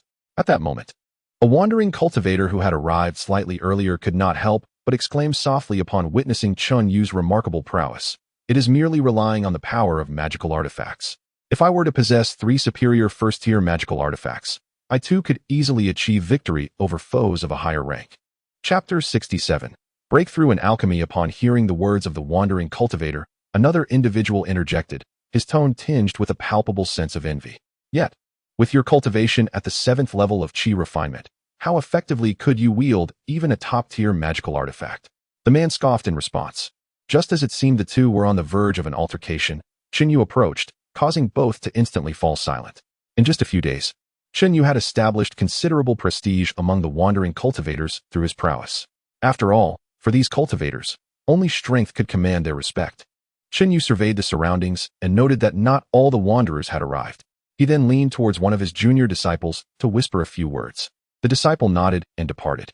After a considerable time, he returned and softly informed Cheng Yan, "Senior brother, I visited the spirit herb garden you mentioned, but it appears that others have already gotten there first. Most of the mature spirit herbs have been harvested, leaving only a few that are not yet ripe. I suspect that group of wandering cultivators discovered them. Should we demand they return them?" After a moment of contemplation, Cheng Yan replied, "Let it be. It is merely a handful of spirit herbs. If they have taken them, so be it. As long as the spiritual vein is in our possession, we can continuously cultivate more spirit herbs. Now, you have expended considerable spiritual energy during this battle. Go and recuperate." Understood. Once his disciple had withdrawn, Cheng Yan glanced around and noted the absence of 3 wandering cultivators. It seemed they would not be returning, so he resolved to proceed without further delay. Addressing the gathered cultivators, he stated, "Esteemed colleagues, while we have successfully secured the spiritual vein, our mission remains incomplete. We must guard the vein for 3 days until the manor dispatches personnel to take over. We cannot ascertain whether the blood refining sect will retaliate, so I urge everyone to restore your spiritual energy in preparation for any impending conflict." With that, Cheng Yan turned, found a suitable spot, and sat down to meditate. Consuming a medicinal pill to replenish his spiritual energy, the gathered wandering cultivators followed suit, each seeking a quiet place to recover, Cheng Yan included. He had discreetly cast several spells on his way here, depleting some of his spiritual energy. Otherwise, it would be quite peculiar for him to be fully energized while everyone else had just emerged from a fierce battle. 3 days passed in the blink of an eye. Fortunately, they had been spared an assault from the blood refining sect, allowing everyone to focus on their cultivation in peace. Today, the people from Hushao Manor finally arrived. A flying vessel identical to the one Chun Yu had previously produced hovering before them, from which around 20 individuals disembarked. The trio of Chun Yu eagerly made their way to greet them. "Senior brother Chun, how impressive that you managed to secure the spiritual vein so effortlessly." As one of the perfected Qi cultivators descended from the flying vessel, a resonant voice reached his ears. "Senior brotherly, you flatter me. I did not expect you to come in person. The elder of the village informed me that this location's spirit vein is exceptionally suitable for cultivating the yuan fruit, which holds significant value. Thus, I was dispatched to assess the feasibility of establishing a first-tier grand formation to safeguard this area." "Oh, Senior brotherly has already attained the status of a first-tier grand formation master? Congratulations. Ha ha ha, it has only been a couple of months. I cannot compare to junior brother Chen." Although he spoke humbly, the delight in his tone revealed his satisfaction with his advancement in formation mastery. "Since you are tasked with duties, I shall not intrude further and will take my leave. What a pity. Had it not been for my responsibilities, I would have relished a few drinks with you. Upon returning to the village, we must ensure a night of revelry. Please do not skimp on the fine wine. Rest assured, there will be plenty." After exchanging pleasantries, Cheng Yan retrieved the flying vessel from his storage pouch and, along with a group of loose cultivators, boarded it. Naturally, the members of Tiger Roar Mountain Villa would not allow these loose cultivators to linger atop the spirit vein while they set up formations. During the formation process, any errors are intolerable. Should any loose cultivator attempt to create mischief, it could result in fatal flaws within the formation. 3 days later, the group returned to the Sanyang market, where Cheng Yan had accumulated 70 merits in total, 50 from the task, and an additional 20 from slaying 2 mid-stage refining blood sect disciples. After recording his merits, Cheng Yan returned to the inn he had previously occupied. This establishment was specifically designed for loose cultivators like him, requiring no spirit stones for accommodation. With each room fortified with restrictions that prevented any noise from escaping and shielded against prying eyes from other cultivators, safeguarding their privacy. Of course, it could not entirely block the scrutiny of Foundation establishment cultivators.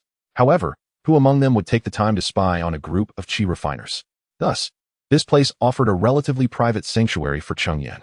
With the completion of this task, he anticipated a brief respite, seizing the opportunity to elevate his alchemical skills to the middle tier of the first grade.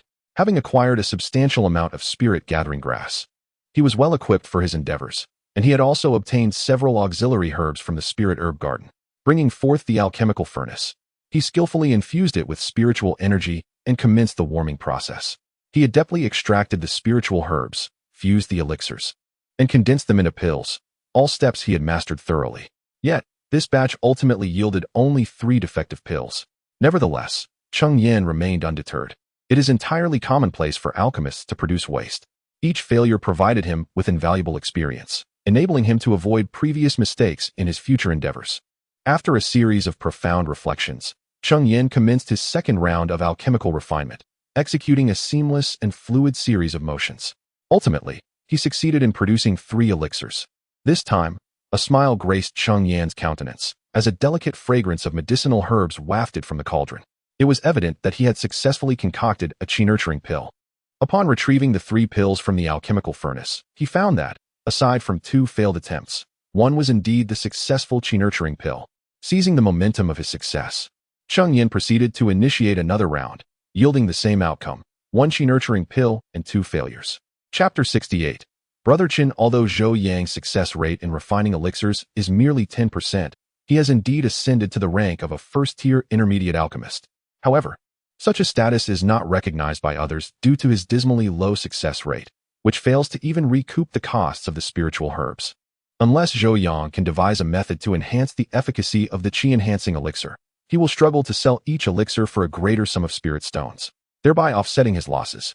Suddenly, Zhou Yang recalled that he possessed an item capable of elevating the elixir's potency, the spiritual honey produced by the purple-winged bee. With this thought, he hesitated no longer and retrieved a few vials of spiritual honey from his storage bag, 2 vials, to be precise, which he had painstakingly gathered over the past 2 years. Despite having tamed the purple-winged bee for over 2 years, its progress had stagnated at the first-tier low level, resulting in a meager yield of spiritual honey, most of which was merely ordinary honey. As Zhou Yang proceeded with the alchemical process, he added several drops of spiritual honey into the concoction. Upon solidifying, he discerned a marked enhancement in the aroma of the qi-enhancing elixir, thanks to the honey's addition. However, he regrettably succeeded in producing only 1 elixir. Although spiritual honey is reputed to improve the success rate of alchemy, its effect is rather negligible, offering only a slight increase. Ultimately, the number of elixirs produced remains unchanged. The primary benefit of the spiritual honey lies in augmenting the elixir's efficacy. Eagerly, Zhou Yang consumed the qi-enhancing elixir infused with spiritual honey. 3 hours later, he successfully refined it.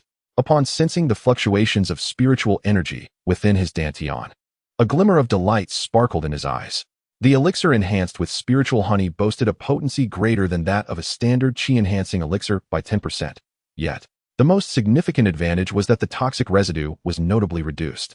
Typically, the toxin from an ordinary qi-enhancing elixir requires half a month to purify completely, whereas the elixir with spiritual honey only necessitates 10 days. This implies that Zhou Yang can consume an additional elixir each month, significantly accelerating his cultivation progress. Had Zhou Yang possessed first-tier intermediate spiritual honey, the effects might have been even more pronounced.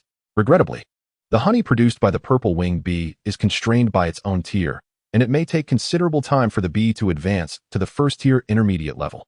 However, Zhou Yang had heard of a particular elixir known as the spirit feed pill, which cannot be consumed by human cultivators but is intended for spiritual beasts, enhancing their cultivation.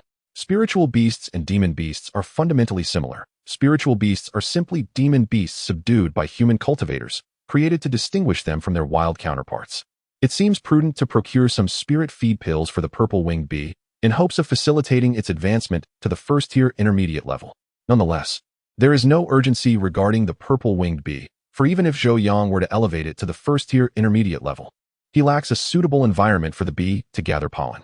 Without pollen, there is no means to produce spiritual honey. In the ensuing month, Zhou Yang remained within the inn, diligently concocting qi-nourishing pills. He produced 1 batch daily, depleting over 30 portions of spiritual herbs, yet yielding a bountiful 5 vials of qi-nourishing pills, each infused with spiritual honey. Moreover, Zhou Yang had achieved a success rate of 20% in pill refinement, and he sensed that a breakthrough to a 30% success rate was imminent. Only upon reaching this threshold could he hope to recoup his expenses, as each batch would yield a mere handful of spirit stones. At that point, Zhou Yang would finally be recognized as a competent first-tier mid-grade alchemist. During this period, he also took the opportunity to procure a mid-grade spirit feeding pill for the purple-winged bee, which was on the brink of a breakthrough. After refining 2 of these spirit-feeding pills, the bee successfully ascended to the first-tier intermediate level. Regrettably, Zhou Yang currently had no means to acquire mid-grade spiritual honey. Having just completed a batch of qi-nourishing pills, with 2 successful and 2 failed, Zhou Yang felt optimistic about starting another round, hopeful that he might achieve a 30% success rate. However, as he stored away the pills, the token within his storage bag began to vibrate. After a month of rest, the Hushao Mountain Manor finally issued another task. Zhou Yang promptly stowed away his alchemical furnace and made his way to the management office. Upon his arrival, he discovered that several loose cultivators had already gathered, including Chunyu and 2 other fully realized qi practitioners, along with several late-stage qi practitioners, all disciples of the Hushao Mountain Manor. Once everyone had assembled, Chunyu stepped forward. Although he was only at the 9th level of qi cultivation, his prowess was formidable, easily surpassing many fully realized practitioners. Coupled with his status as a junior manor lord, he commanded authority over the mission, even with the presence of the other 2 fully realized practitioners. Esteemed colleagues, Chunyu began, we have been summoned as the manor has received a new task. Just yesterday, the blood-refining sect launched a surprise attack on one of our spiritual veins.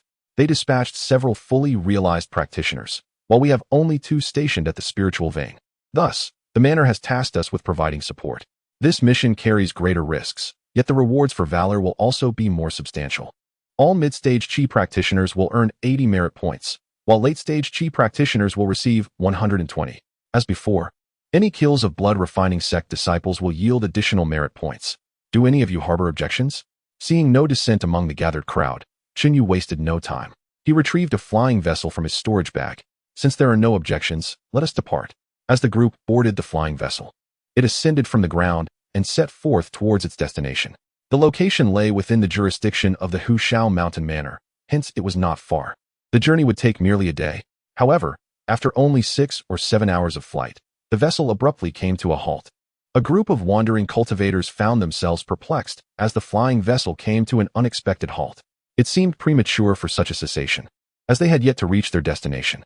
Curiosity piqued, they ceased their meditative practices and gazed ahead. To their astonishment, a figure was soaring through the air on a sword, rapidly approaching the vessel.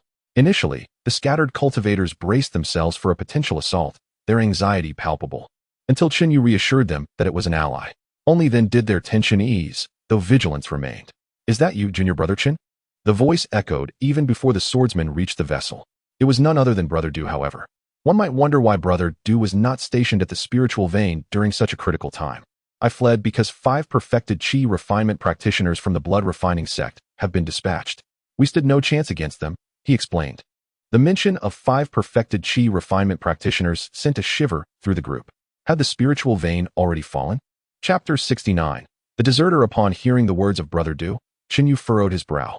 Even with 5 fully realized qi refinement cultivators attacking, it seemed unlikely that they would succumb so swiftly, unless the adversaries possessed some means to dismantle the formation with great expediency. Is that approximately correct? As Chunyu listened to his hesitant speech, his frown deepened, a sense of foreboding rising within him. What does approximately mean? What of Elder Yu? Elder Yu. Surely he must have perished by now. Yet, upon hearing Brother Du's words, Chunyu's eyes narrowed in suspicion. Surely, Brother Du wouldn't abandon the others to flee alone, would he? To Chunyu's surprise, Brother Du's anger flared at this suggestion, and he bellowed. The blood-refining sect has sent no less than 5 fully realized qi refinement cultivators. How could we possibly hold out against them with just a first-tier premium formation? I am a foundational seed of the village. While Yufan has already surpassed 70, he has no hope of establishing his foundation in this life. Is it not worth sacrificing him to ensure my survival? Though Zhou Yang's expression remained impassive, a cold smile played upon his heart. The world often claims that loose cultivators are heartless and selfish, yet it is evident that these sect disciples are no better. After years of navigating the cultivation realm, Zhou Yang had heard numerous tales of fellow disciples turning against one another, and today he witnessed such cowardice firsthand, self-preservation at the expense of comrades' lives. Before Chunyu could respond, the 2 individuals behind him changed countenance. Like Yufan, they too had surpassed the optimal age for foundation establishment, and it seemed unlikely they would ever have the opportunity. However, that did not imply they could casually sacrifice themselves for others, nor accept the notion that such sacrifices were a given. Observing the grave expressions of his companions, Chunyu understood that if he did not speak up, their spirits would likely be dampened, and their dedication to the mountain village would wane. A foundational seed? Brother Du bears a grandiose air, believing that his status grants him the right to sacrifice others and flee alone. Elder Yu is also a member of our Tiger Roar Mountain village. Not only do you refuse to aid him against the external threat, but you dare utter such words? Return to the village and await your punishment. Humph. Others may fear your father, who has reached the late stages of foundation establishment, but I do not. Punishment? You are merely at the 9th layer of chi refinement.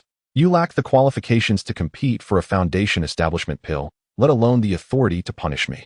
Once I break through to the foundation stage, I shall not fear you or even Shen Hu. Upon hearing this, Chen Yu was engulfed in fury. The name of the village master is not one you can casually utter. With that, a deafening tiger's roar erupted. Brother Du's expression changed dramatically. He hastily employed a defensive spell, yet still sustained significant injury, spitting blood. This time, Chen Yu struck with full force. Even Zhou Yang, positioned behind him, was not the primary target of the attack, but merely caught in the residual waves, and yet he still felt unwell, his ears ringing with a persistent hum. After Master Du was injured, he hastily fled. Chen Yu let out a cold snort, but chose not to pursue him. The most pressing matter was to assist Elder Yu and fulfill the task assigned by the clan. The flying vessel continued its journey towards the destination. Meanwhile, on the vessel, Zhou Yang couldn't help but marvel at Chen Yu's remarkable tactics. He not only showcased his strength and suppressed his competitors, but also won the hearts of others. The cordial attitude of the two perfected Qi practitioners towards Chen Yu was a testament to that. 5 hours later, the vessel arrived at its destination. However, Chen Yu's expression darkened upon seeing the scene before him. The formation that once belonged to the Tiger Howl Mountain clan had vanished, replaced by a new, indistinct formation. It was evident that the spiritual vein had likely been taken over. Brother Chen, what shall we do now? One of the perfected Qi practitioners inquired upon witnessing the situation. After a moment of contemplation, Chen Yu replied, setting up a formation requires considerable time. Even if Elder Yu were the only one defending, the blood refining sect could not have seized the spiritual vein and completed the formation so swiftly. I observe that this formation remains incomplete, which indicates we still have a chance. But they have 5 perfected Qi practitioners. Including you, Brother Chen, we only have 3 perfected Qi fighters. We might not be their match, cautioned another. Rest assured, I would never recklessly lead us in a certain death, Chen Yu assured them. I will call for reinforcements from the clan, but it will take at least a day for them to arrive. Our task is to continually harass the blood refining sect, preventing them from completing their formation. Once the reinforcements arrive, we shall strike with vigor. The 2 men were enlightened by Chen Yu's strategy. It was indeed a sound plan. Very well, we shall follow your lead. What arrangements do you propose, Brother Chen? I suggest that each of us take a team of men to infiltrate. We can also send individuals skilled in stealth to scout the positions of those setting up the formation. We will then disturb them without engaging in full battles. Our aim is solely to disrupt their formation until the reinforcements arrive tomorrow. Once they do, we will rally and strike decisively. Let it be as you say, Brother Chen. Chen Yu then produced a spirit talisman, whispered a few words, infused it with spiritual energy, and sent it flying forth in a flash of light. This was a communication talisman, a top-tier first-grade spirit talisman of considerable value, only affordable by foundational forces. Following this, Chen Yu and the 2 perfected Qi practitioners each assembled a team, dispersing to their respective tasks, while Zhou Yang remained close to Chen Yu. Their group comprised 12 individuals, including 4 late-stage Qi practitioners, 2 of whom were from the Tiger Howl Mountain clan, while the remaining 7 were mid-stage Qi cultivators. They stealthily approached the foot of the mountain where the spiritual vein was located before halting. We need a few individuals skilled in stealth to assist in gathering intelligence. Are there any among you proficient in this art? Once the crowd came to a halt, Chen Yu turned to address several solitary cultivators. However, after Chen Yu's words echoed, no one stepped forward. At this moment, Chen Yu continued, stating that discovering a member of the blood refining sect would yield 30 merit points. He was acutely aware that most solitary cultivators were driven by profit. Without sufficient incentive, few would offer their assistance. Indeed, this principle extended beyond solitary cultivators, as the majority of practitioners shared a similar disposition. Chapter 70. Harassment as anticipated, lured by the promise of 30 military merits, one individual stepped forth. A practitioner of the late stage of Qi refinement. After a moment of contemplation, Cheng Yan also chose to rise. The allure of acquiring 30 military merits through the mere act of gathering intelligence, rather than having to slay 3 mid-stage Qi refinement practitioners, was simply irresistible. Cheng Yan held unwavering confidence in his forbidden god armor. When fully activated, Even a perfected qi refinement cultivator would struggle to detect his presence. However, Cheng Yan, noticing that Cheng Yan was merely at the 5th layer of qi refinement, displayed a flicker of skepticism on his face. Yet, Cheng Yan had no choice. His 5th layer of qi refinement was indeed the weakest among them. To alleviate Cheng Yan's doubts, Cheng Yan opted to reveal some of his capabilities, channeling spiritual energy into the forbidden god armor. Before long, although Cheng Yan remained visible to all, those mid-stage qi refinement practitioners found themselves utterly unable to discern his existence. Even Cheng Yan could only sense Cheng Yan as a fleeting shadow, unable to truly grasp his presence. Cheng Yan, however, had held back, not fully unleashing the power of the forbidden god armor. Nevertheless, this display was sufficient to dispel Cheng Yan's mistrust. Very well, I must trouble you both. Should you catch sight of any members of the blood refining sect, please return swiftly to inform us. At that time, I will activate a secret technique. Should you feel the token vibrating, do return promptly. We will wait here for a quarter of an hour. If you have not returned by then, we shall depart. And you can follow the disturbances of the duel to locate us, Cheng Yan stated, the hint of doubt on his face dissipating after witnessing Cheng Yan's abilities. Cheng Yan and the other late-stage qi refinement practitioner nodded in understanding, then chose separate directions to search for traces of the blood refining sect. This area was a first-tier premium spiritual vein, its coverage not insignificant. Fortunately, the 3 teams were each responsible for a portion of the territory. And with 2 individuals dispatched to scout, the area Cheng Yan needed to search was further reduced. Yet, despite this, completing the search was no simple task, especially since the spiritual vein lay within a mountainous region, complicating the endeavor. After the time it takes to burn a stick of incense, Cheng Yan finally spotted a group of blood refining sect members at a mid-mountain location. There were 5 in total, 2 late-stage and 3 mid-stage qi refinement practitioners. Upon discovering them, Cheng Yan refrained from making any noise, fully activating his forbidden god armor out of fear of being detected. After noting their location, he stealthily retreated. It was only after he had exited the range of their detection that he made his way back to where Cheng Yan and the others were waiting. Did you find anything? Cheng Yan inquired as Cheng Yan returned. Yes, I spotted a group of blood refining sect members at a mid-mountain location, totaling 5 individuals, 2 late-stage and 3 mid-stage qi refinement practitioners. Excellent. We shall proceed once the other individual returns. Cheng Yan then activated the secret technique, and Cheng Yan felt the token in his storage bag vibrating incessantly. Approximately a quarter of an hour later, another cultivator at the late qi refining stage returned, albeit with a hint of disappointment in his eyes, clearly having made no significant discoveries and missing out on 30 battle merits. Subsequently, Cheng Yan led them to the location where they had previously encountered the group from the blood refinement sect. However, upon their arrival, the 5 individuals who had been present were nowhere to be found. This did not surprise anyone, as the back-and-forth travel had consumed a considerable amount of time.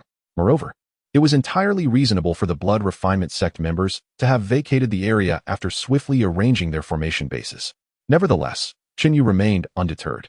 He first instructed a disciple from the Tiger Howl Mountain Villa, also at the late qi refining stage, to obliterate the formation base in the vicinity.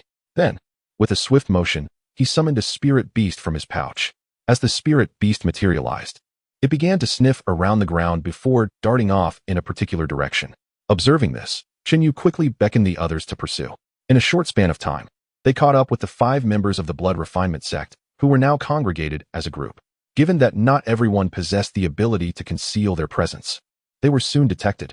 However, for Cheng Yan and his companions, the element of surprise was of little consequence. The few late qi refining cultivators among them surged forward, each deploying their techniques. Except for 2 late-stage cultivators who managed to resist momentarily, the 3 mid-stage cultivators were swiftly overwhelmed and perished on the spot beneath the onslaught. After vanquishing the 5, Cheng Yan retrieved a pouch of powder from his storage bag and scattered it into the air. Cheng Yan was uncertain of its purpose, but surmised it was likely intended to hinder the tracking efforts of spirit beasts. Let us go. After dispersing the powder, Cheng Yan called out loudly and led the group away from the scene. Not long after their departure, members of the blood refinement sect arrived to investigate, but all that remained were 5 lifeless bodies. One individual attempted to use a spirit beast to trace Cheng Yan and his companions, only to find the spirit beast inexplicably spinning in circles. Ultimately, they were left with no choice but to abandon their search and leave the area. Meanwhile, Cheng Yan and his group, under Cheng Yan's guidance, found a concealed location to hide. Having just eliminated a squad from the blood refinement sect, they could not afford to be detected. Thus, Cheng Yu decided to remain in hiding for a while longer before sending Cheng Yan and another companion to continue their pursuit of the blood refinement sect members. After 2 hours, Cheng Yan set out once more. In this manner, their three groups persistently harassed the blood refinement sect as they attempted to set up their formations. Continuing this disruption from the afternoon into the night, and then from night into day. The formation bases they had just established were promptly dismantled by Cheng Yan and his companions. Chapter 71. Multitasking during this period. Cheng Yan and his companions had successfully annihilated 3 teams from the blood refining sect, inflicting significant losses upon them. Cheng Yan had also discovered another group, earning himself 30 battle merits. Just moments ago, another individual had also located a team from the blood refining sect, causing Cheng Yan's token within his storage bag to vibrate incessantly. After reuniting with Chun Yu and the others, he followed a Qi refinement late-stage cultivator to confront that team from the blood refining sect. In a short while, they found the group, and as before, Chun Yu and the others charged forward, intent on exterminating them with overwhelming force. However, at that moment, an unexpected turn of events occurred. Instead of witnessing panic on the faces of the blood refining sect members, they were greeted with smiles. One member produced a token from his storage bag, and a formation was activated, summoning 9 colossal fiery pythons from the skies. This was a first-tier superior formation known as the Crimson Serpent Array. Unlike large defensive formations, this array could be quickly set up. A first-tier superior formation master could complete it in no more than half an hour, while a first-tier pinnacle master could do so even faster. The 9 fiery pythons ensnared the 5 late-stage Qi refinement cultivators tightly, while Cheng Yan and the others, being mid-stage cultivators, lagged behind, thereby avoiding entrapment within the Crimson Serpent Array. Ha ha ha. To think we've caught a big fish. Is this not the young Master Chun from the Tiger Roar Mountain Manor? How did you find yourself in such a predicament? As Chun Yu and his companions became ensnared in the array, 3 more figures emerged from behind, all possessing perfected Qi refinement cultivation. Upon seeing these 3, Chun Yu's expression darkened. While the first-tier superior Crimson Serpent Array was not particularly difficult to break, he could easily dismantle it alone. However, the addition of 3 perfected Qi refinement cultivators made the situation considerably more challenging. Meanwhile, the 2 late-stage Qi refinement loose cultivators trapped within the array bore expressions of despair. Not only were they confined, but they were also being scrutinized by the 3 perfected Qi refinement cultivators, leaving them with little hope of escape. Young Master Chun, why the silence? Are you afraid? One of the blood refining sect cultivators taunted. How about this? If you publicly declare, I am a dog of the blood refining sect, perhaps my brothers and I will spare your life out of goodwill. Ha ha ha. Hearing their derisive remarks, Chun Yu's face darkened. Yet, he suppressed his anger, realizing that losing his temper would not resolve their predicament.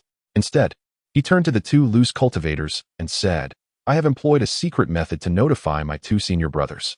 Just hold on for a moment, and this crisis shall be resolved. Upon hearing Chun Yu's words, the expressions of the 2 loose cultivators brightened somewhat.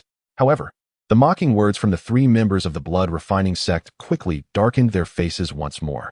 2 senior brothers? They may not arrive anytime soon. Otherwise, do you think we would have come with only 3 people? Upon hearing this, Chun Yu's expression darkened once more. For now, the situation had truly become dire. The 2 senior brothers were also obstructed, and it was certain that no assistance would come in the short term. They could only hope that reinforcements from the village would arrive swiftly.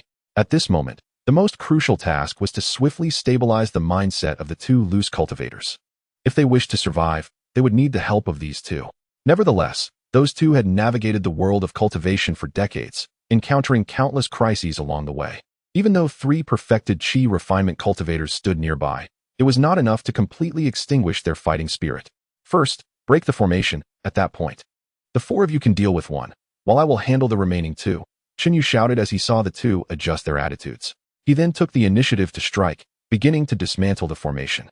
With a first-tier top-grade flying sword in hand, Chun Yu unleashed a streak of spiritual light, instantly dispersing 3 fire giant pythons. Witnessing this, the other 4 also employed their respective techniques, causing a flurry of spells to soar through the air. The malevolent cultivator controlling the formation quickly infused spiritual power into the token in his hand. This token was meant for controlling the formation, and after infusing it with energy, the previously scattered fire giant pythons began to coalesce once more. However, it was merely a first-tier top-grade formation. It could ensnare 1 or 2 late-stage Qi refinement cultivators adequately. But Chun Yu possessed the combat strength of a perfected Qi refinement cultivator, and they had a full 5 people. Before long, the malevolent cultivator's spiritual energy was nearly depleted. Observing this, Cheng Yan silently acknowledged the opportunity and wielded his flying sword to deliver a decisive strike, unleashing a sword chi that cleaved through the fire giant pythons. After being slain by Cheng Yan's sword chi, the fire giant pythons could not reassemble, and the token in the malevolent cultivator's hand shattered, indicating that the formation had been breached. Ha ha ha, young Master Cheng truly possesses remarkable skills. A first-tier top-grade formation cannot withstand even a quarter of an hour in the hands of young Master Cheng. No wonder he is the foremost genius of the Hushao Mountain Villa. However, the three perfected Qi refinement cultivators from the Blood Refinement sect displayed no signs of panic upon witnessing Cheng Yan's triumphant dismantling of the formation. Although Cheng Yan alone boasted perfected Qi refinement strength, they were 3 in number, and he would not be able to stir any waves against them. Compared to the 3 of us, your abilities are insufficient. 3 perfected Qi refinement cultivators attacking a single 9th-layer Qi refinement cultivator. I must ask myself if I could ever accomplish such a feat regardless of the means employed. Victory is the mark of a true adept. But since young Master Cheng wishes to engage in a one-on-one duel, let us see what skills he possesses. With that, he drew a long knife, also a first-tier top-grade magical weapon, from his storage bag. Holding the long knife, he struck downward, sending a blade of light slicing toward Cheng Yan. Unfazed, Cheng Yan countered with his flying sword, unleashing another wave of sword chi that collided with the blade of light in midair, resulting in a thunderous explosion. Even the residual waves from the clash were enough to injure a mid-stage Qi refinement cultivator. Fortunately, Cheng Yan and the others were positioned at a considerable distance and remained unscathed. The malevolent cultivator, realizing his initial assault had failed, wielded his magical weapon to strike at Cheng Yan. In response, Cheng Yan was compelled to intercept with his flying sword. However, the blade-shaped weapon possessed greater might compared to the sword, albeit with a slight deficiency in agility. Consequently, for a time, Cheng Yan's flying sword appeared to be on the retreat. Suddenly, seizing an opportunity, the malevolent cultivator, having deflected the flying sword, launched his long blade swiftly toward Cheng Yan. Upon witnessing this, Cheng Yan, unable to stabilize his sword in time, hastily sidestepped to evade the impending strike. Chapter 72. Siege. Despite Cheng Yan's fervent attempts to evade, the speed of the long blade was unparalleled, leaving a crimson mark upon his left leg. For reasons unknown, his left leg began to tremble ever so slightly. How does it feel, young Master Cheng? My blood-devouring blade is quite the torment, is it not? It was revealed that this malevolent cultivator's artifact, the blood-devouring blade, possessed the sinister ability to drain blood. In that fleeting moment when it struck Cheng Yan, it siphoned away his lifeblood, rendering his left leg numb and shaking from the transient loss of vitality. The sinister cultivator was not one to squander such an opportunity. His intent was to incapacitate Cheng Yan's mobility by targeting his leg, and with a swift motion, the long blade lunged forward, aiming to inflict further injury. Yet, Cheng Yan was resolute in his determination not to succumb to his adversary's desires.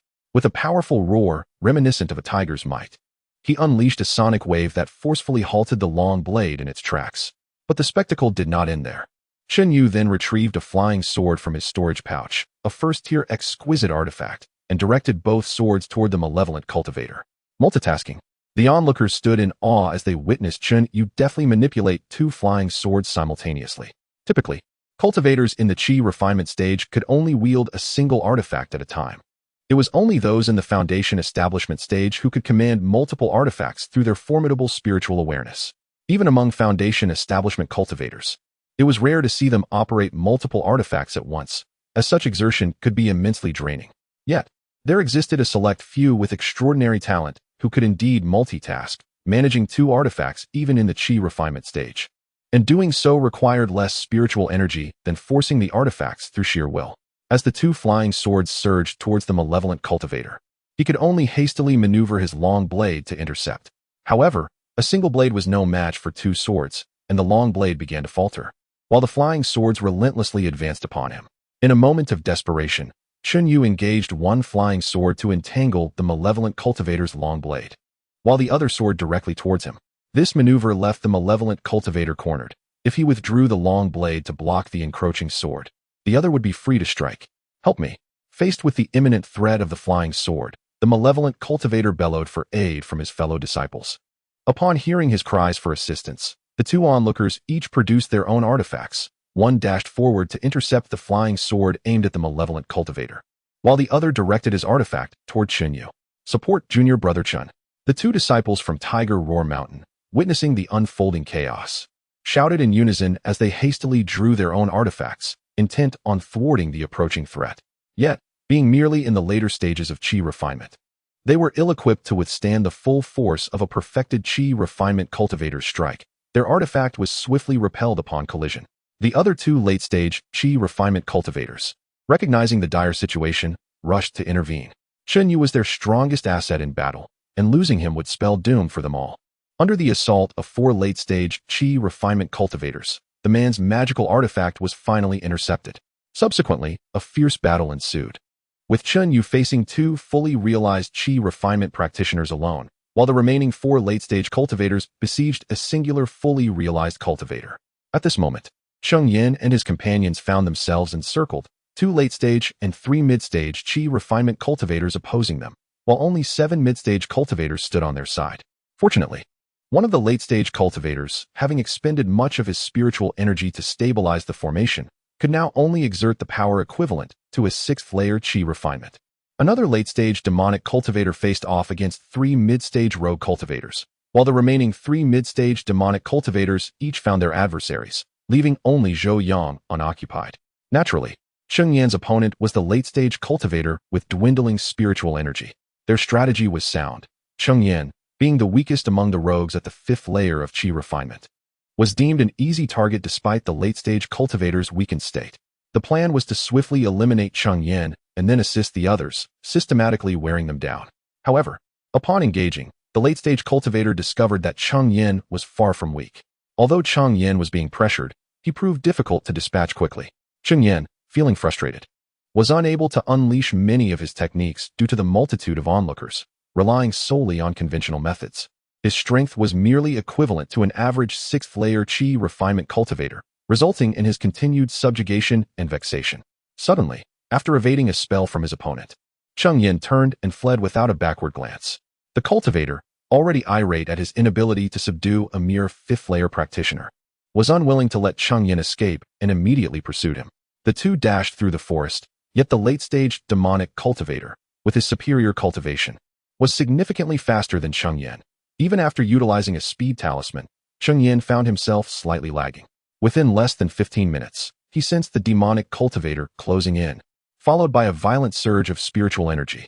A massive hand of energy appeared above Cheng Yan, descending towards him. Seizing the moment as it approached, Cheng Yan leaped forward, twisting in midair to hurl a fireball talisman. Although the fireball did not dissipate the energy hand, it momentarily halted its descent. This brief pause allowed Cheng Yan to escape its range. However, as the fireball dissipated, the energy hand crashed down, leaving a colossal imprint on the ground. Despite evading the attack, Cheng Yan found himself cornered by the pursuing demonic cultivator, rendering further flight futile. "Why have you stopped running?" The malevolent cultivator was deeply incensed. Had he been in his prime, he could have effortlessly caught up with Cheng Yan and extinguished him in an instant. However, being entangled with Cheng Yan for such an extended period was undeniably a blow to his pride, and upon returning, he would likely be subjected to ridicule. The locale possessed favorable geomancy, making it an ideal site for a burial ground. Yet, Cheng Yan displayed no hint of panic. Instead, he wore a smile and remarked, "It seems you are quite particular, seeking a fine resting place for yourself before the end." The sinister cultivator scoffed, "I believe you are mistaken. This burial ground is not intended for me." It was absurd to think that it could possibly be for him. Chapter 73. Daring to pursue without spiritual power. Cheng Yan, amused yet reticent, regarded the furious expression of the malevolent cultivator. When had he ever endured such indignity, especially from a mere 5th-layer Qi practitioner? The fiend unleashed another spiritual energy seal towards Cheng Yan. However, Cheng Yan, unwilling to engage in prolonged conflict, summoned the heavy xianxia, which swiftly expanded midair and descended upon the wicked cultivator. The spiritual energy seal crumbled beneath the weight of the heavy xianxia, disintegrating within mere moments, leaving the malevolent practitioner to watch helplessly as he met his demise beneath its crushing force. How absurd it was for one without any spiritual power to dare pursue. Cheng Yan chuckled derisively at the lifeless body of the malevolent cultivator, who had foolishly underestimated him as an ordinary 5th-layer Qi practitioner. Such misconceptions were not entirely unfounded. Cheng Yan's 5th-layer cultivation was indeed beguiling. Who could have anticipated that a seemingly unremarkable 5th-layer practitioner possessed a spirit-gathering pearl, enabling him to wield the heavy xianxia, a superior first-grade offensive artifact. At such a nascent stage, Cheng Yan approached and collected the malevolent cultivator's storage pouch, discovering his identification token within. A disciple of the blood-refining sect in the mid-chi stage was worth 10 battle merits. One could only speculate the worth of a late-stage disciple. After securing the storage pouch, Cheng Yan made his way back. Despite the imminent danger, he dared not leave hastily. The consequences for deserters at the Tiger Roar Mountain Manor were severe, applicable not only to their own disciples, but also to wandering cultivators like himself. Unless one could escape the manor's jurisdiction and vow never to return, the repercussions were dire. Nevertheless, Cheng Yan was not foolish enough to re-enter the fray, especially with 3 perfected Qi practitioners opposing him. Thus, he sought a concealed spot at the periphery of the battlefield, invoking the full power of his forbidden god armor, ensuring his presence remained undetected, ready to act as circumstances permitted. Meanwhile, on the battlefield, Chen Yu faced 2 perfected Qi practitioners of the blood-refining sect alone. Although he managed to multitask, his cultivation level could only stretch so far, rendering him quite strained. Furthermore, wielding 2 superior first-grade artifacts simultaneously posed a significant challenge to his spiritual power. In another sector of the battlefield, for late-stage Qi practitioners struggled against a single perfected cultivator, their situation growing increasingly dire. Among them, 3 were at the 8th layer, while 1 was barely at the 7th layer. Collectively, they could only manage to stall the malevolent practitioner. The 7th layer cultivator was already battered and merely holding on. Conversely, the mid-stage wandering cultivators found themselves in a more favorable position, as the late-stage malevolent practitioner they faced seemed to possess a lower cultivation level, roughly estimated to be at the 7th layer. The 3 wandering cultivators had him firmly ensnared, even beginning to gain the upper hand. If Cheng Yan were to intervene at this moment, he might very well be able to vanquish the late-stage malevolent cultivator. However, Cheng Yan was not inclined to proceed in such a manner. Even if he were to eliminate all the practitioners at the late stage of Qi refinement and below present in the vicinity, it would scarcely affect the current predicament. He was uncertain how long it would take for reinforcements from Hushao Mountain Villa to arrive. If only they could arrive sooner, perhaps there would still be a glimmer of hope for survival. As these thoughts crossed Cheng Yan's mind, he noticed that the scattered cultivators at the mid-stage of Qi refinement seemed to exhibit signs of retreat, entangled with their opponents, yet subtly withdrawing. At that moment, Chen Yu was already beginning to show signs of injury, and it would not be long before he could no longer endure. It was only a matter of time before those scattered cultivators would flee to save their own lives. However, Chen Yu was certainly unable to escape at that juncture, as he was firmly ensnared by 2 fully realized evil cultivators, leaving him no chance of flight. Thus, Chen Yu had no choice but to exert all his strength, striving to delay time until the reinforcements from Hushao Mountain Villa could arrive. While Chen Yu aimed to stall for time, the 2 evil cultivators had no intention of allowing him that luxury. One of them vigorously activated his magical artifact, ensnaring Chen Yu's 2 flying swords.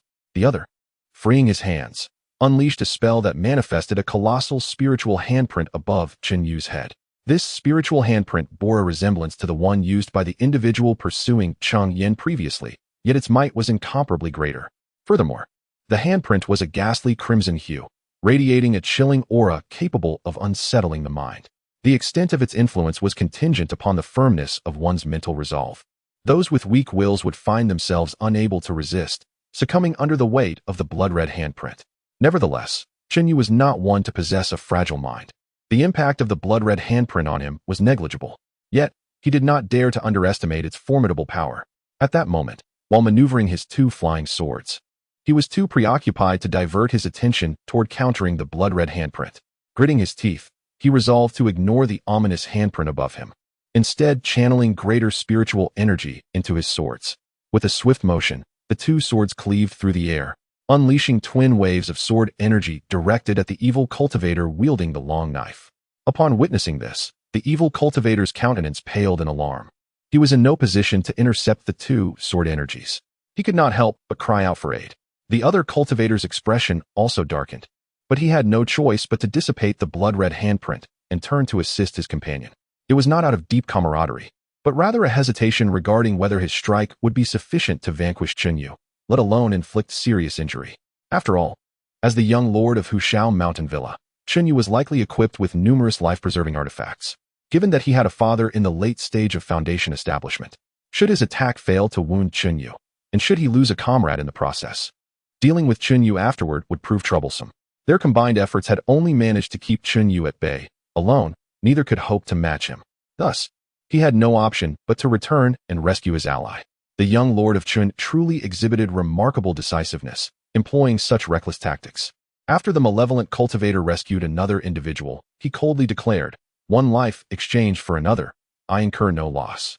Upon hearing his words, Cheng Yan unexpectedly broke into a grin, prompting those around him to think him mad.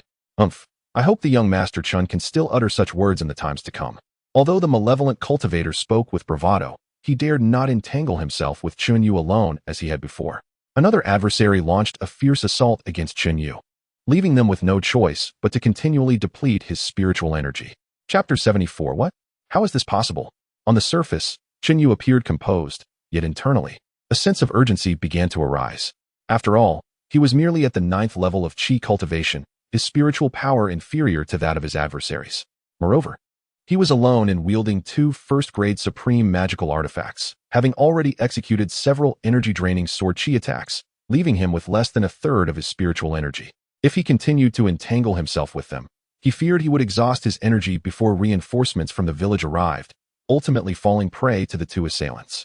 With a resolute heart, Cheng Yan decided to channel his remaining energy fervently into his flying sword, relentlessly pursuing the malevolent cultivator wielding the long knife artifact. Logically, Cheng Yan should have conserved his spiritual energy at this juncture.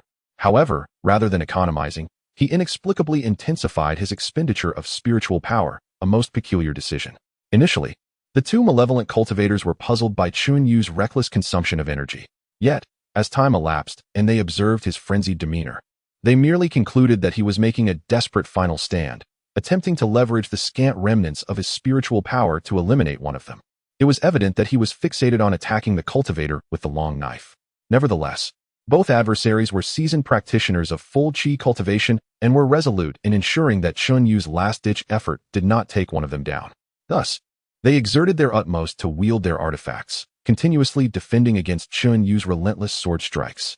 Yet, Cheng Yan's full frontal assault proved challenging to evade. Despite the assistance of the other cultivator, the one defending was strained, nearly sustaining injuries on multiple occasions. Fortunately, they endured. At this point, the fluctuations of Cheng Yan's spiritual energy had dissipated, and he knelt on one knee, gasping for breath, his swords lying helplessly nearby the malevolent cultivator with the long knife. Young Master Chen, it seems your spiritual energy has been expended. To juggle 2 tasks is indeed impressive, but with your mere 9th level of Qi cultivation, how could you possibly stand against us? They taunted, reveling in their perceived victory. Yet, Cheng Yan remained silent, his head bowed and breath heavy. Since you choose silence, allow me to send you to your demise. The malevolent cultivator, previously under Cheng Yan's pressure, was now seething with anger. With Cheng Yan defenseless, he eagerly struck. The long knife artifact aimed directly at him. The other cultivators swiftly followed, both artifacts advancing towards Cheng Yan in tandem. Even though Cheng Yan possessed life-preserving talismans, the first assailant could shatter his protective charm, while the second could swiftly claim his life. However, at that moment, Cheng Yan, still with his head lowered, revealed a subtle smile of triumph at the corners of his mouth. Then, as the artifact struck him, the overwhelming force sent Cheng Yan hurtling away, crashing through several trees before finally coming to a halt. However, it was the enchanted artifact that struck Cheng Yan from behind. The long blade now lay powerless on the ground, while the malevolent cultivator wielding it was pierced by 2 flying swords. Cheng Yan, having been flung away, sustained only minor injuries from crashing through several trees, and apart from a shattered jade pendant at his waist, he emerged largely unscathed. What? How is this possible? The surviving evil cultivator gazed in astonishment at the unfolding scene, exclaiming in disbelief. Cheng Yan offered a faint smile, wiping the blood from the corner of his mouth as he produced a spiritually dormant talisman. The breath-holding talisman. So it was. The young Master Chen truly had a profound scheme. This first-tier exquisite talisman could obscure the spiritual fluctuations of a Qi refinement stage cultivator, making it exceedingly difficult for even a foundation establishment stage practitioner to detect. Cheng Yan had relied on the breath-holding talisman to deceive the 2 into believing his spiritual energy was entirely depleted, and in that moment of their assault, leveraging the protective abilities of his heart jade, he had forcibly slain one of them. Even if you kill him, what of it? You are now utterly devoid of spiritual power. To slay you would be effortless. This statement held a kernel of truth, as Cheng Yan had indeed waited until his energy was nearly exhausted. leaving him capable of executing only one last strike with the flying sword, before utilizing the breath-holding talisman. At that moment, his internal spiritual energy was entirely drained. Not only could a perfected Qi refinement stage cultivator easily vanquish him, but even a mid-stage practitioner would pose a significant threat. Yet upon hearing the words of his adversary, Cheng Yan merely lifted his gaze, regarded him with a fleeting glance, and then broke into laughter. Enraged by Cheng Yan's apparent lack of fear and his audacious laughter, the evil cultivator's fury ignited. His hands shifted through intricate seals, launching a blood-red spiritual imprint towards Cheng Yan. Observing this, Cheng Yan remained utterly unmoved, displaying not a hint of panic, only grinning as he watched the malevolent figure. "Do not harm my junior brother." Just as the blood-red spiritual imprint was about to strike Cheng Yan, a loud shout echoed from afar, followed by a figure hurtling towards them.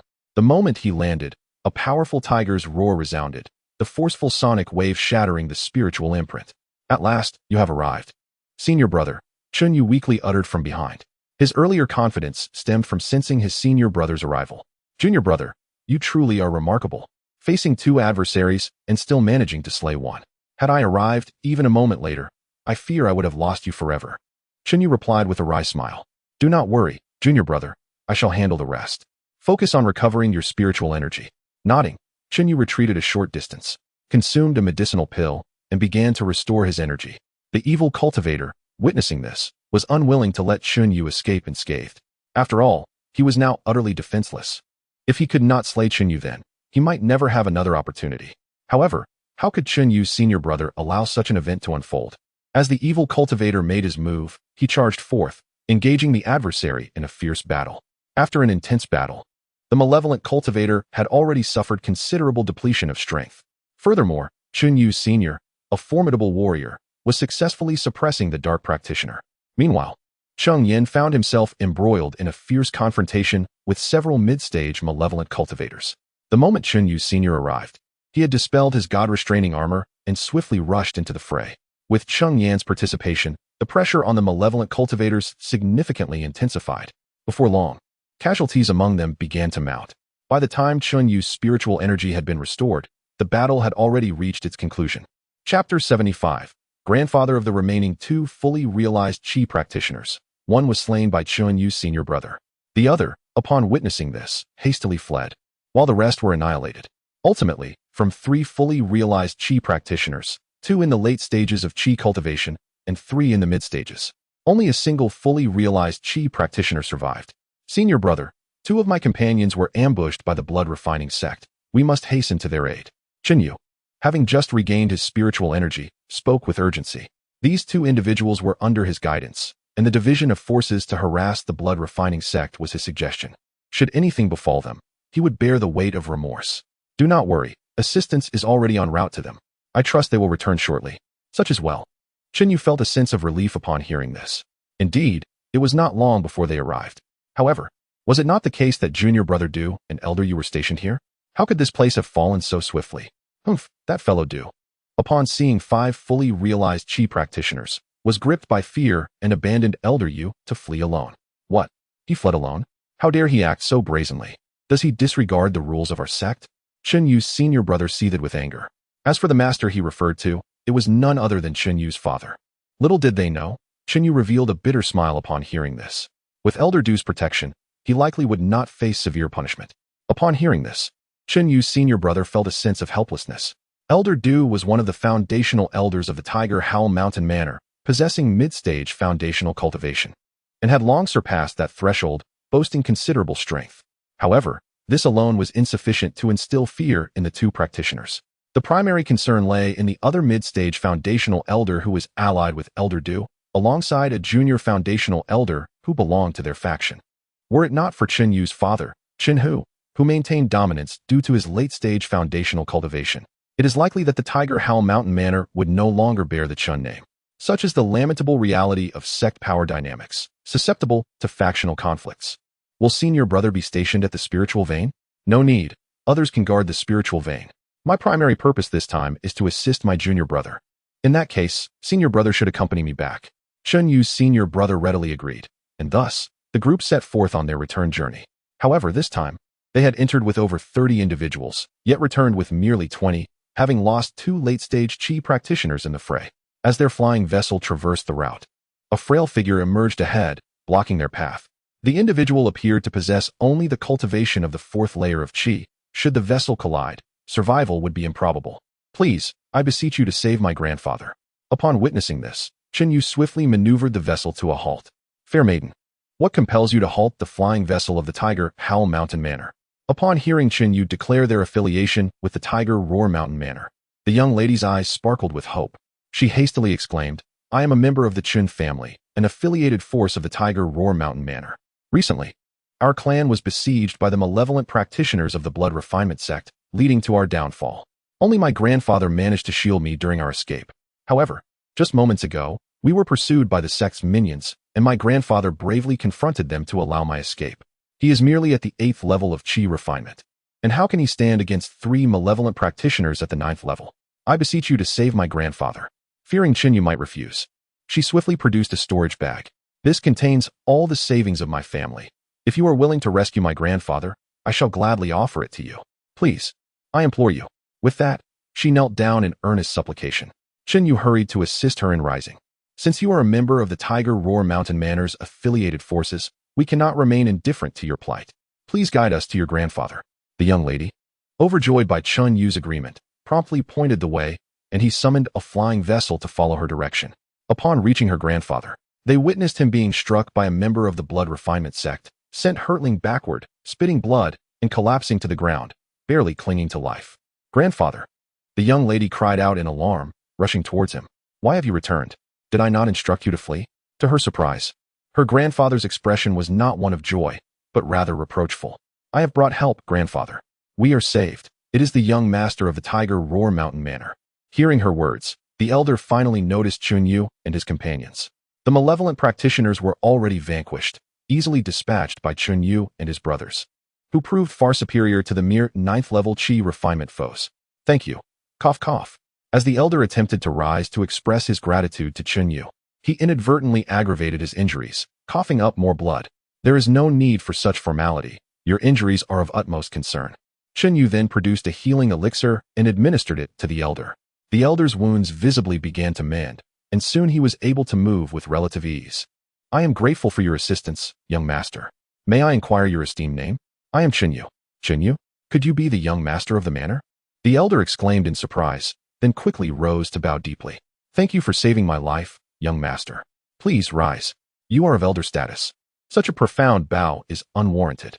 This was merely Cheng Yan's courteous response. In the realm of cultivation, respect is accorded to those of greater mastery. Even a centenarian at the qi refinement stage would address a 50-year-old foundation establishment cultivator as senior. Lanner, hand me the items. Once the elderly man was assisted to his feet, he turned to the young lady beside him and addressed her.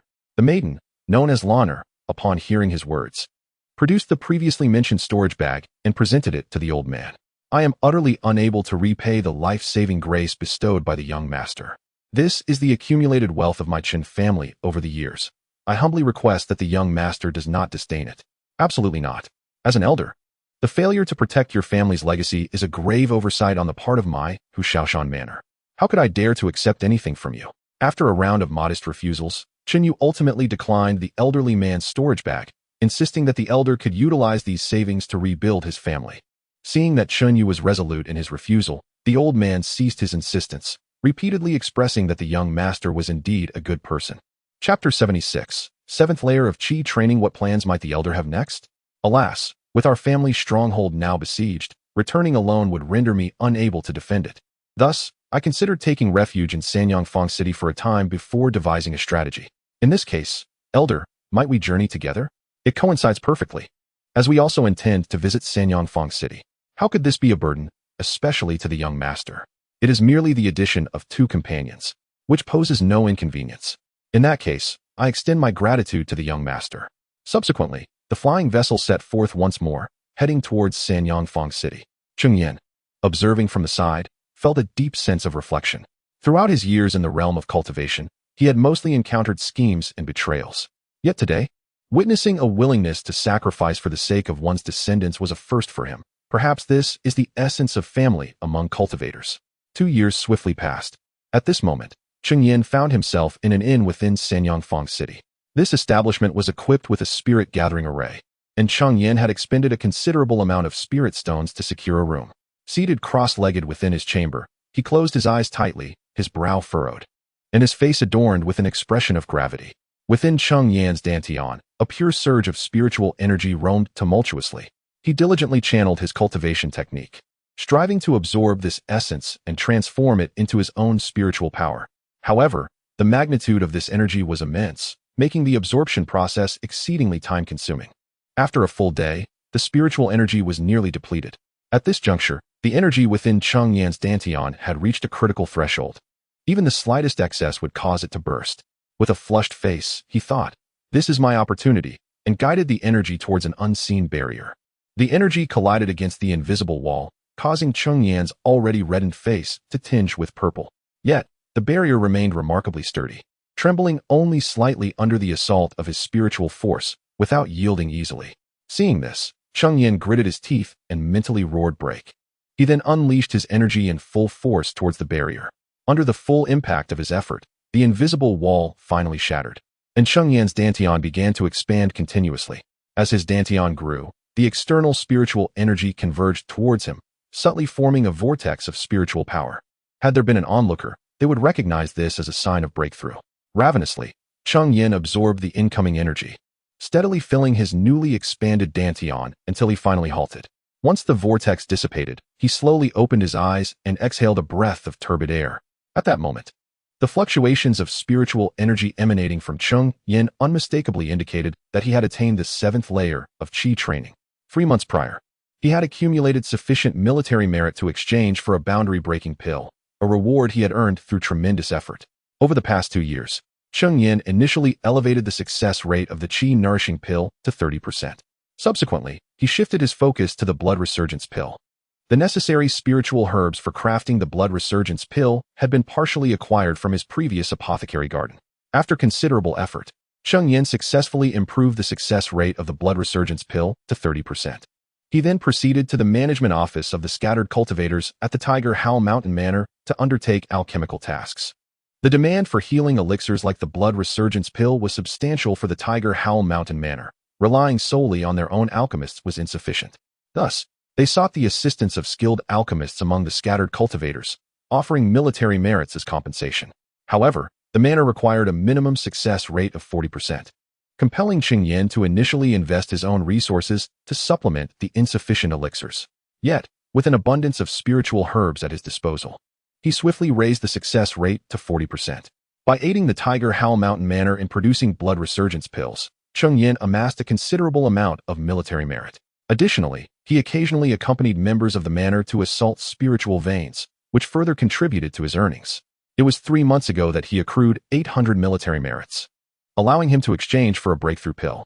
Cheng Yan had been diligently working to earn his military accolades, but he was taken aback to discover that there were others who had surpassed him. The Tiger Howl Mountain Manor had released a total of 3 breakthrough pills, and Cheng Yan claimed the second, indicating that someone had already redeemed the first. With the aid of the Qi-nourishing pill infused with spiritual honey, Cheng Yan's cultivation progressed rapidly. While others could consume only 2 Qi-nourishing pills in a month, he managed to take 3, resulting in a significantly accelerated advancement in his cultivation. Thus, 2 months prior, he had already achieved the 6th level of Qi training. However, Cheng Yan refrained from immediately consuming the breakthrough pill after his recent advancement. At that moment, his spiritual energy was still unstable. If he were to take the breakthrough pill too soon, it could jeopardize his foundation and hinder his future path. Therefore, he dedicated 2 months to solidifying his cultivation. Only consuming the breakthrough pill yesterday, following its ingestion, he smoothly ascended to the 7th level of Qi training. Cheng Yan now stood as a cultivator in the late Qi training stage. Moreover, after achieving a 50% success rate with the blood resurgence pill, Cheng Yan began to reserve one for himself each time he crafted for the Tiger Howl Mountain Manor. Although this practice reduced his military merit gains, he subsequently sold these retained blood resurgence pills in the marketplace. During wartime, the value of such elixirs surged compared to peacetime. Furthermore, as the materials Cheng Yan used for crafting were sourced from the Tiger Howl Mountain Manor, he effectively operated with negligible costs. Over the past 2 years, this strategy allowed him to accumulate over 3,000 spiritual stones, showcasing the formidable financial prowess of an alchemist. Additionally, during this period, Cheng Yan had dispatched numerous malevolent cultivators from the blood refining sect, reaping substantial rewards from their storage bags. Following his sales, he now possessed a remarkable total of over 10,000 spiritual stones.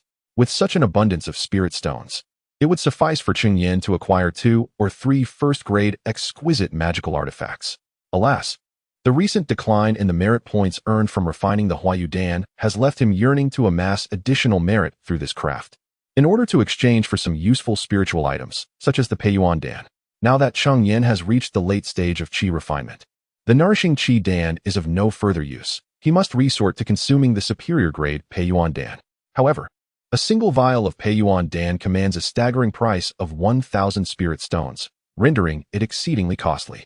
It would undoubtedly be preferable to exchange merit points for it. The reduction in merit points can be traced back to an event that transpired 3 months prior. Chapter 77. The Inside Man. Over the past 2 years, the Tiger Roar Mountain Manor and the Blood Refining Sect have engaged in a series of offensives and defensive maneuvers.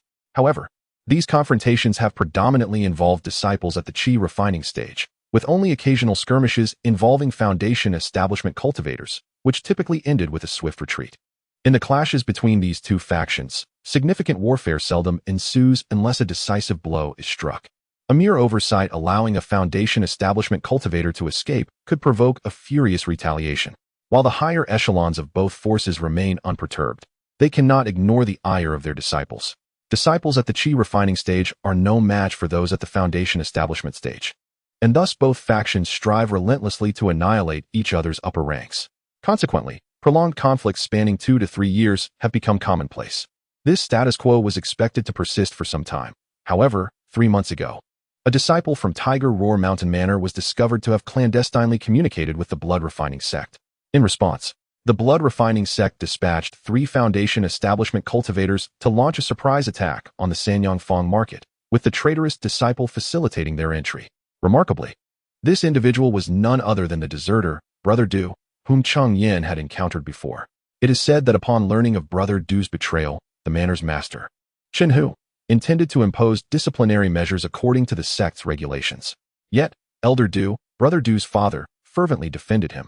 Ultimately, Chen Hu, faced with no other option, confined Brother Du for 3 years and stripped him of the opportunity to obtain a Foundation establishment pill. Naturally, Brother Du was discontented, at 50 years of age. Securing a Foundation establishment pill through the resources of Tiger Roar Mountain Manor was an arduous task. Should he miss this chance, he might never achieve Foundation establishment in his lifetime. The sect's regulations were unyielding, and given the notoriety surrounding Brother Du's desertion, Elder Du's efforts to spare his life were already commendable. It would be unwise to further contest the denial of the Foundation establishment pill qualification. Instead, he privately suggested to Brother Du the possibility of discreetly manipulating the situation to procure a pill. Brother Du understood all too well that losing this qualification meant an end to his hopes of obtaining a Foundation establishment pill, plunging him into despair. Upon hearing of these developments, the Blood Refining Sect discreetly reached out to Brother Du, tempting him with the prospect of a Foundation establishment pill. They proposed that if he could create a small opening in the formation of Sanyangfang market during their assault, they would reward him with a pill. Initially, Brother Du hesitated. Should he proceed with such an act, even his father could not shield him from the consequences of betraying the sect. However, the emissaries from the Blood Refining Sect assured him that a mere small opening in the formation might go undetected by Tiger Roar Mountain Manor's personnel. Moreover, if he were to successfully advance to the Foundation establishment stage, he would have little to fear from any punitive measures imposed by the manor. They would welcome an additional Foundation establishment cultivator, and he need not worry about their retribution. To alleviate Brother Du's lingering doubts, the representatives from the Blood Refining Sect produced a Foundation establishment pill. Upon seeing the pill, Brother Du's eyes widened with longing. The thoughts of the Blood Refining Sect held some validity, as long as he could break through to the Foundation establishment stage. What fear would he have even if others discovered his sabotage of the formation? Thus, he resolved and consented. When the Blood Refining Sect dispatched 3 Foundation establishment cultivators to ambush the Sanyang market, he discreetly opened a small breach in the formation. However, this minor opening caused the formation of Sanyang market to collapse in less than a quarter of an hour.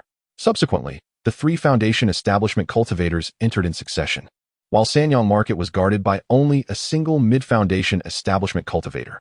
After injuring the mid-Foundation establishment cultivator from the Hushao Mountain Manor, The trio looted the market thoroughly before departing brazenly.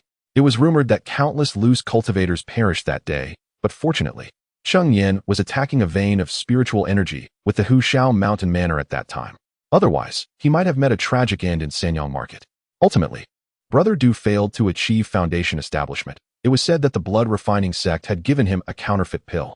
Within days, his actions of sabotaging the formation were uncovered, and now his corpse hung outside the recently rebuilt Sanyang Market. This incident, even with his father being a foundation establishment cultivator, could not save him. Moreover, the mid-foundation establishment cultivator was gravely injured and would likely take a year or more to fully recover, resulting in a significant decline in their faction's power, now firmly suppressed by Chun Hu. Since the blood-refining sect's ambush on Sanyang Market, both factions had surprisingly quieted down. In recent months, even among the Qi-refining disciples, conflicts had become rare, but everyone understood this was merely the calm before the storm. Not long ago, the Hushao Mountain Manor had been fervently stockpiling various battle supplies, including pills, magical tools, and spirit talismans, leading to considerable achievements for those loose cultivators skilled in cultivation, with Zhou Yang among them. However, it seemed that the Hushao Mountain Manor's reserves were nearing completion, as the rewards for collecting various items had been steadily decreasing, suggesting that the final confrontation between the two factions was imminent. As Cheng Yan anticipated, just 3 days later, 3 massive flying vessels appeared outside Sanyang Market. The leading flying vessel was of upper second-tier grade, while the 2 following it were of mid-second-tier grade. Numerous figures stood aboard the upper second-tier flying vessel. At the forefront stood a man in a white robe, hands clasped behind his back, exuding an imposing presence that radiated authority, clearly a person accustomed to positions of power. This man was Chun Hu, the lord of Hushao Mountain Manor, a late foundation establishment cultivator. Accompanying Chun Hu were 3 others, one of whom bore a striking resemblance to Brother Du that Cheng Yan had encountered before. Undoubtedly Elder Du, the other 2, standing by his side, were likely also foundation establishment cultivators. The upper second-tier flying vessel was filled with disciples from Hushao Mountain Manor. The remaining 2 second-tier medium-grade flying vessels, naturally, were designated for the transport of wandering cultivators. Cheng Yan, accompanied by the emissary from Hushao Mountain Villa, boarded one of these vessels. Upon entering, Cheng Yan noted the absence of any grand farewell from the villa's master. In fact, he uttered not a single word before activating the vessel, directing it towards the gates of the blood-refining sect. Nevertheless, the piercing aura of impending doom emanating from the second-tier flying vessel was palpable, even from a distance of hundreds of feet. The velocity of the second-tier vessel was astonishing. Within the span of a single day, it reached the gates of the blood-refining sect. Over the past 2 years, Hushao Mountain Villa had nearly monopolized all the spiritual veins surrounding the blood-refining sect, allowing for an unobstructed journey. Chapter 78. Master Qin. The mountain gate of the blood-refining sect is situated atop a second-tier superior spiritual vein. The practitioners of the blood-refining sect cultivate through the essence of blood, which has imbued the entire vein with an ominous and sinister aura, causing those who pass by to feel a chill of trepidation. Originally, the blood-refining sect possessed a second-tier exceptional spiritual vein, and its mountain gate was also established atop this superior vein. However, when the Tiger Howl Manor breached the mountain gate of the blood-refining sect, they obliterated that exceptional spiritual vein. It was not that the Tiger Howl Manor lacked the desire to seize the exceptional vein. Rather, they simply did not possess the capability to do so. Without guardians of foundational period cultivation or above, a second-tier exceptional vein cannot be adequately protected. If the Lord of Tiger Howl Manor were to personally guard this vein, the vein at his own residence would likely become the target of others' covetousness. Rather than worry about 2 fronts, it was deemed more prudent to decisively destroy the vein, ensuring that no one could benefit from it. With the loss of the exceptional spiritual vein, the leader of the blood-refining sect was ultimately compelled to relocate the mountain gate to this second-tier superior vein. However, under such circumstances, the protective formation of the blood-refining sect could be established only as a second-tier exceptional array at most. Generally, a protective formation cannot exceed the grade of the spiritual vein upon which it is laid. Should the formation's grade surpass that of the vein, it would excessively absorb spiritual energy during activation, potentially damaging the vein, and in severe cases, even causing its grade to regress. Nonetheless, if a formation of 1 grade higher is established, the vein may endure for a period. However, should the formation exceed the vein by 2 grades or more, it is likely that the moment the formation is activated, the vein's grade will regress, rendering it unable to sustain the formation's operation, or the vein may even dissipate entirely. Therefore, The majority of factions establish protective formations that are one grade higher than their own spiritual veins, as they are already engaged at their own mountain gates, leaving little regard for the veins' capacity. At present, the protective formation of the blood-refining sect is a second-tier exceptional array known as the blood-devouring demon ape formation. It is said that to set up this formation, one requires the demon core of a top-tier second-grade demon ape. Upon activation, this formation can summon the demon ape in the form of a spiritual entity. However, the formation's true prowess lies in its ability to absorb the blood of fallen cultivators, thereby augmenting its own strength. With sufficient blood, the summoned spiritual entity could even reach a low-level third tier. Of course, the volume of blood required for such elevation is staggering, rendering it nearly impossible to achieve. As the airship of the Tiger Howl Manor approached the mountain gate of the blood-refining sect, four figures were seen hovering in midair before the gate. At the forefront stood a figure whose presence rivaled that of Master Chun, the Lord of Tiger Howl Manor. This man is the leader of the blood-refining sect, known only by the name he proclaims, Blood Shadow. Over time, the inquiry into his true name has faded, and he is simply referred to as Blood Shadow. With an imposing stance, Blood Shadow faced the three enormous airships of the Tiger Howl Manor, his expression betraying no hint of fear. Blood Shadow revealed a hint of mockery as he spoke. "Oh, is that not a friend from the Tiger Roaring Mountain Manor? What brings you to my blood refinement sect today? Oddly enough, where is fellow Taoist Wu? I had hoped to reminisce with him." The Wu he referred to was the mid-stage Foundation establishment cultivator who had been stationed at Sanyang Square City. His words evidently struck a nerve with the members of Tiger Roaring Mountain Manor. The Wu cultivator had sustained grave injuries and was currently in seclusion at the manor to recuperate, rendering him unable to attend. Thus, the manor had lost a mid-stage Foundation establishment combatant, and with the need to guard their own mountain gate, they had only sent four, comprising the manor master Chun Hu and Elder Du, along with two initial-stage Foundation establishment cultivators. In contrast, Blood Refinement Sect boasted Blood Shadow, a late-stage Foundation establishment cultivator, accompanied by two mid-stage elders and one initial-stage cultivator, clearly overshadowing Tiger Roaring Mountain Manor in terms of high-level combat prowess. Elder Du, who had a good rapport with Elder Wu, was about to respond to Blood Shadow's taunt when Chun Hu raised his hand to silence him.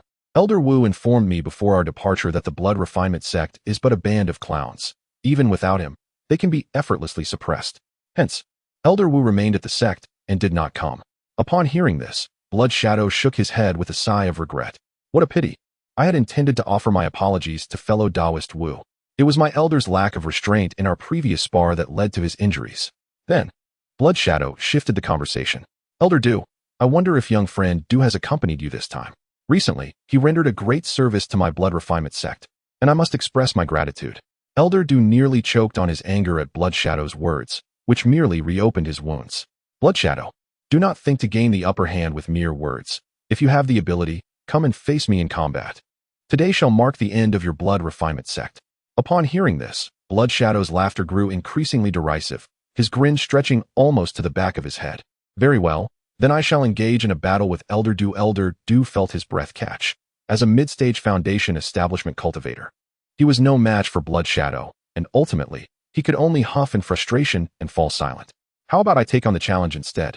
Chun Hu, seeing his elder at a disadvantage, could not remain idle, especially if he could injure Blood Shadow, thus securing half a victory. Last time, you surrounded me without truly defeating me. Today, let us see your esteemed skills once more.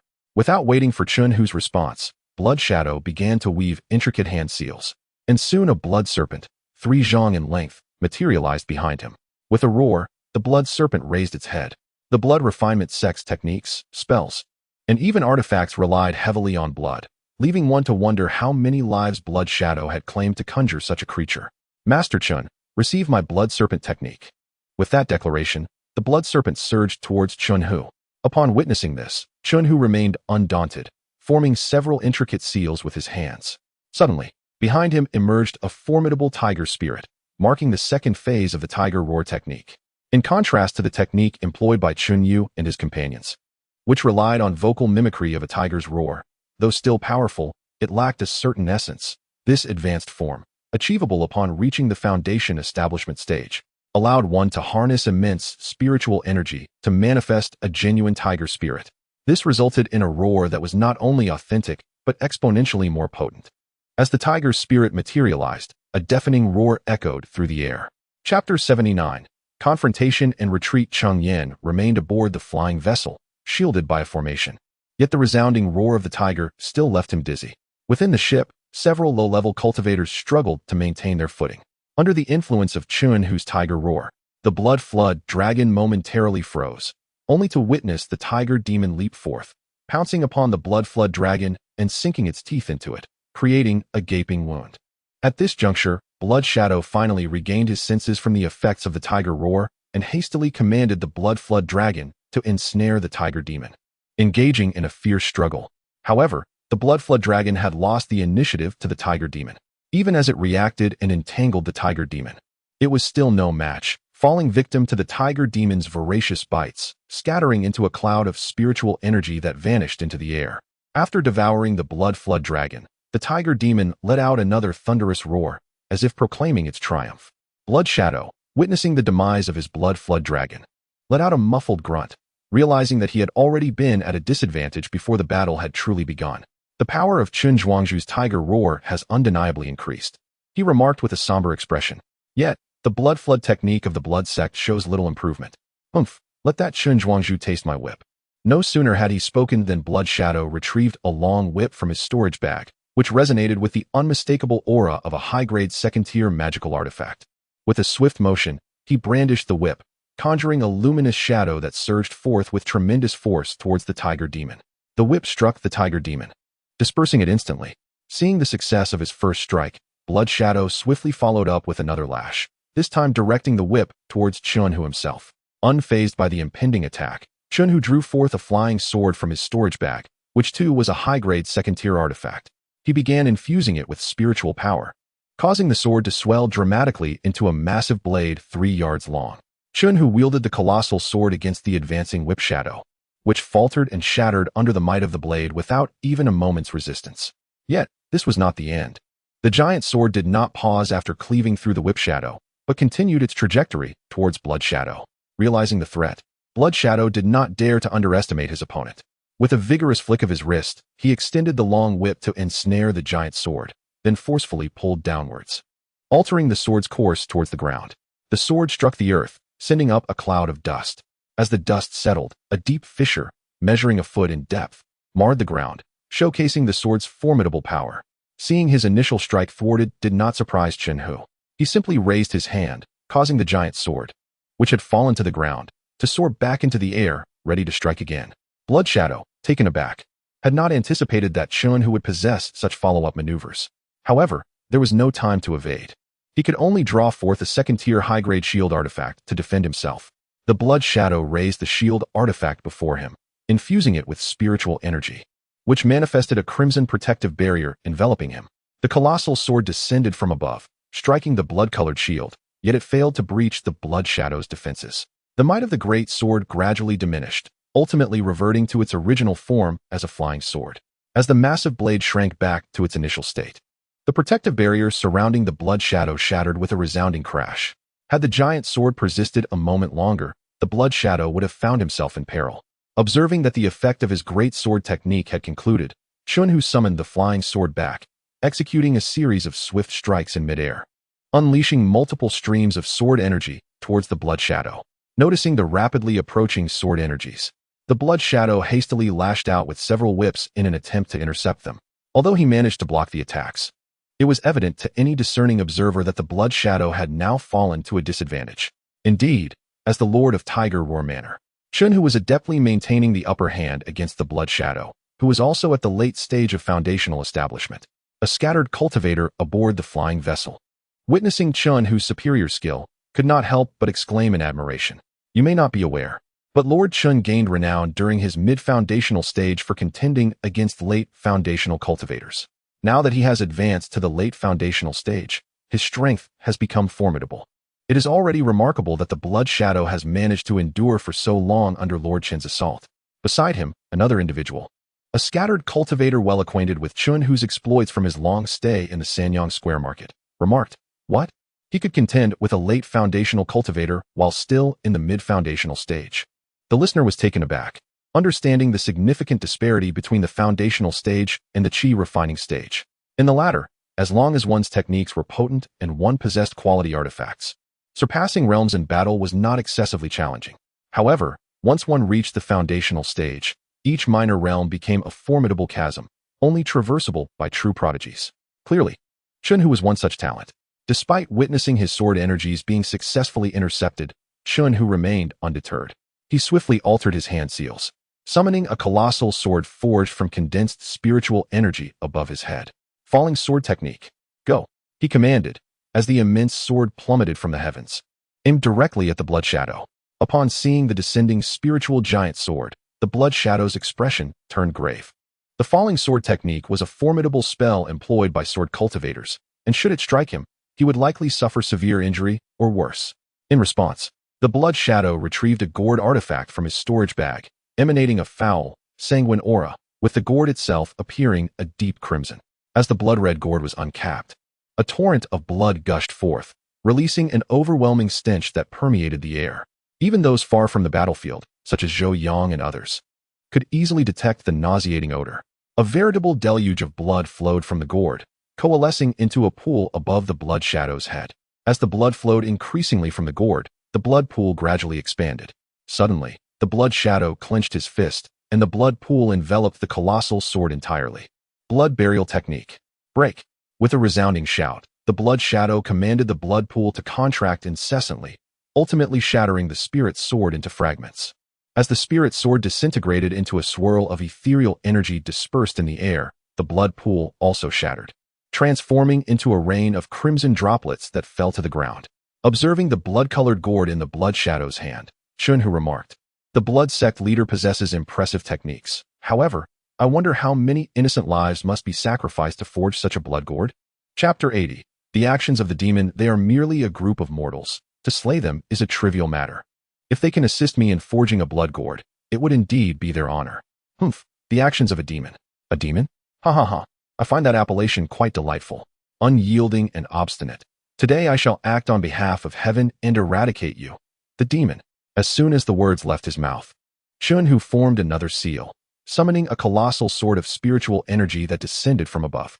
Does Master Chun underestimate me, resorting to the same tactic? If I can thwart you once, I can do so countless times. With that, an endless stream of blood flowed from the crimson gourd, clearly indicating that Blood Shadow intended to counter Chun Hu's descending sword technique with a similar maneuver. However, as Blood Shadow enveloped the massive sword in a torrent of blood, his pupils suddenly contracted. He realized that this sword of spiritual energy bore subtle differences from the previous one. It was inscribed with a roaring tiger pattern along its blade. Have you noticed? Too late. Chun Hu, observing the sudden change in Blood Shadow's expression, understood that Blood Shadow had discerned the uniqueness of his technique. Yet it was too late for him to act. Tiger Roar Sword Technique. With a light exclamation from Chun Hu, the colossal sword emitted a thunderous sound, not a mere sword chant, but an ear-splitting roar of a tiger. The sound of the tiger's roar was soul-stirring, and Blood Shadow found himself momentarily stunned, struck by its impact. Though it was but a fleeting moment of distraction in the fierce clash between powerful opponents. Victory or defeat can be determined in the blink of an eye. By the time Blood Shadow regained his composure, the massive sword had already penetrated the blood pool, hurtling towards him. Blood Shadow, witnessing the approach of the spiritual sword, was seized by terror. He had not anticipated that Chun Hu would merge the Tiger Roar technique with the sword descending technique, creating a far more formidable Tiger Roar sword technique. One must understand that the creation of new spells typically requires a golden core practitioner, though Chun Hu had merely combined two existing techniques. The challenge was still beyond the capabilities of an average late-stage foundation establishment cultivator. This exemplifies the extraordinary talent possessed by Chun Hu. Yet, Blood Shadow had no time for further contemplation, as the spiritual sword loomed directly above him.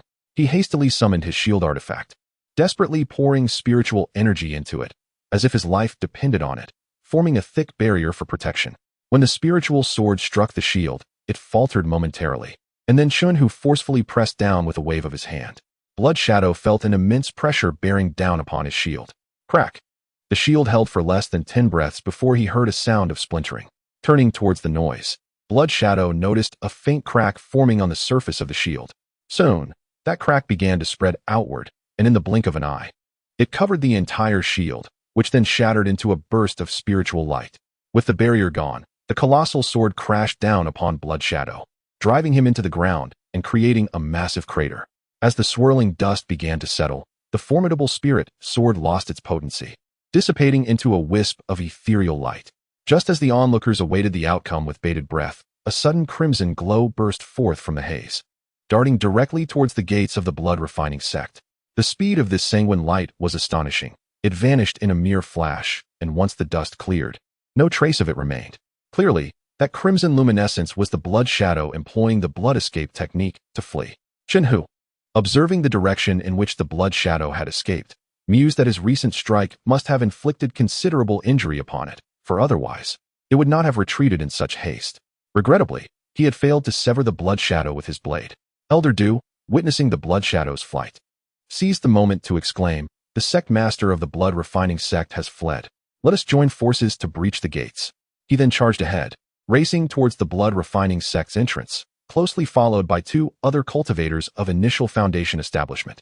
The remaining 3 Foundation establishment cultivators of the blood-refining sect were not inclined to allow them passage easily, and thus, they surged forward, engaging in fierce combat. One mid-Foundation cultivator intercepted Elder Du, while another faced off alone against the 2 initial Foundation elders from the Tiger Howl Mountain Manor. The last of the blood-refining sect's initial Foundation cultivators remained at the rear, activating the protective mountain formation. Upon the activation of the blood-refining sect's protective formation, a translucent barrier materialized amidst the resounding booms, accompanied by the emergence of a spirit entity resembling a demon ape. With a ferocious roar, the demon ape directed its wrath towards Chen Hu. Its crimson eyes glowed with a savage intensity, and it lunged at him with fierce determination. Chen Hu, recognizing the gravity of the situation, understood that this was the protective formation of the blood-refining sect, a second-tier elite formation. The demon ape possessed strength equivalent to that of a perfected Foundation establishment cultivator. However, Chen Hu did not need to vanquish the demon ape.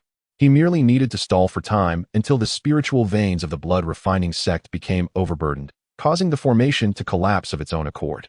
Thus, he refrained from engaging the demon ape directly, utilizing various tactics to entangle it. Although the demon ape boasted formidable strength, its lack of intelligence allowed Chen Hu to ensnare it effectively. Meanwhile, as the Foundation cultivators on both sides encountered their respective foes, Chen Yu, the young lord of Tiger Howl Mountain Manor, led a contingent of Qi-refining disciples and wandering cultivators into battle against the Qi-refining disciples of the blood-refining sect. The disciples of Tiger Howl Mountain Manor, forming teams of 3 to 5, supported one another and caught the blood-refining sect's disciples off guard, resulting in the demise of numerous foes. In contrast, the wandering cultivators primarily fought alone, with only a few familiar faces banding together in small groups. With their varied strengths ranging from the 5th to the 9th level of Qi refining, the wandering cultivators suffered heavy losses as soon as the clash began, with many losing their lives. Those who fell, if they bore any wounds, would find their bodies rapidly desiccating at an alarming rate.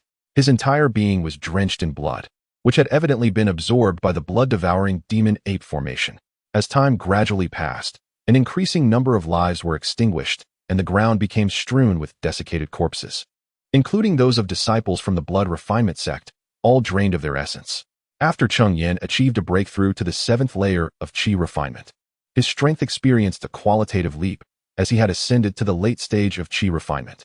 Should Cheng Yan invoke the heavy profound seal, few of those at the 7th layer of Qi refinement or below would stand a chance against him.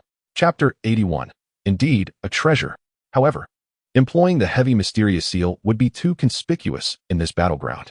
Moreover, the heavy mysterious seal demands an immense amount of spiritual power, and even with Cheng Yan's cultivation at the 7th level of Qi refinement, he could not utilize it frequently. He also hesitated to use the spirit-gathering pearl for fear of being detected.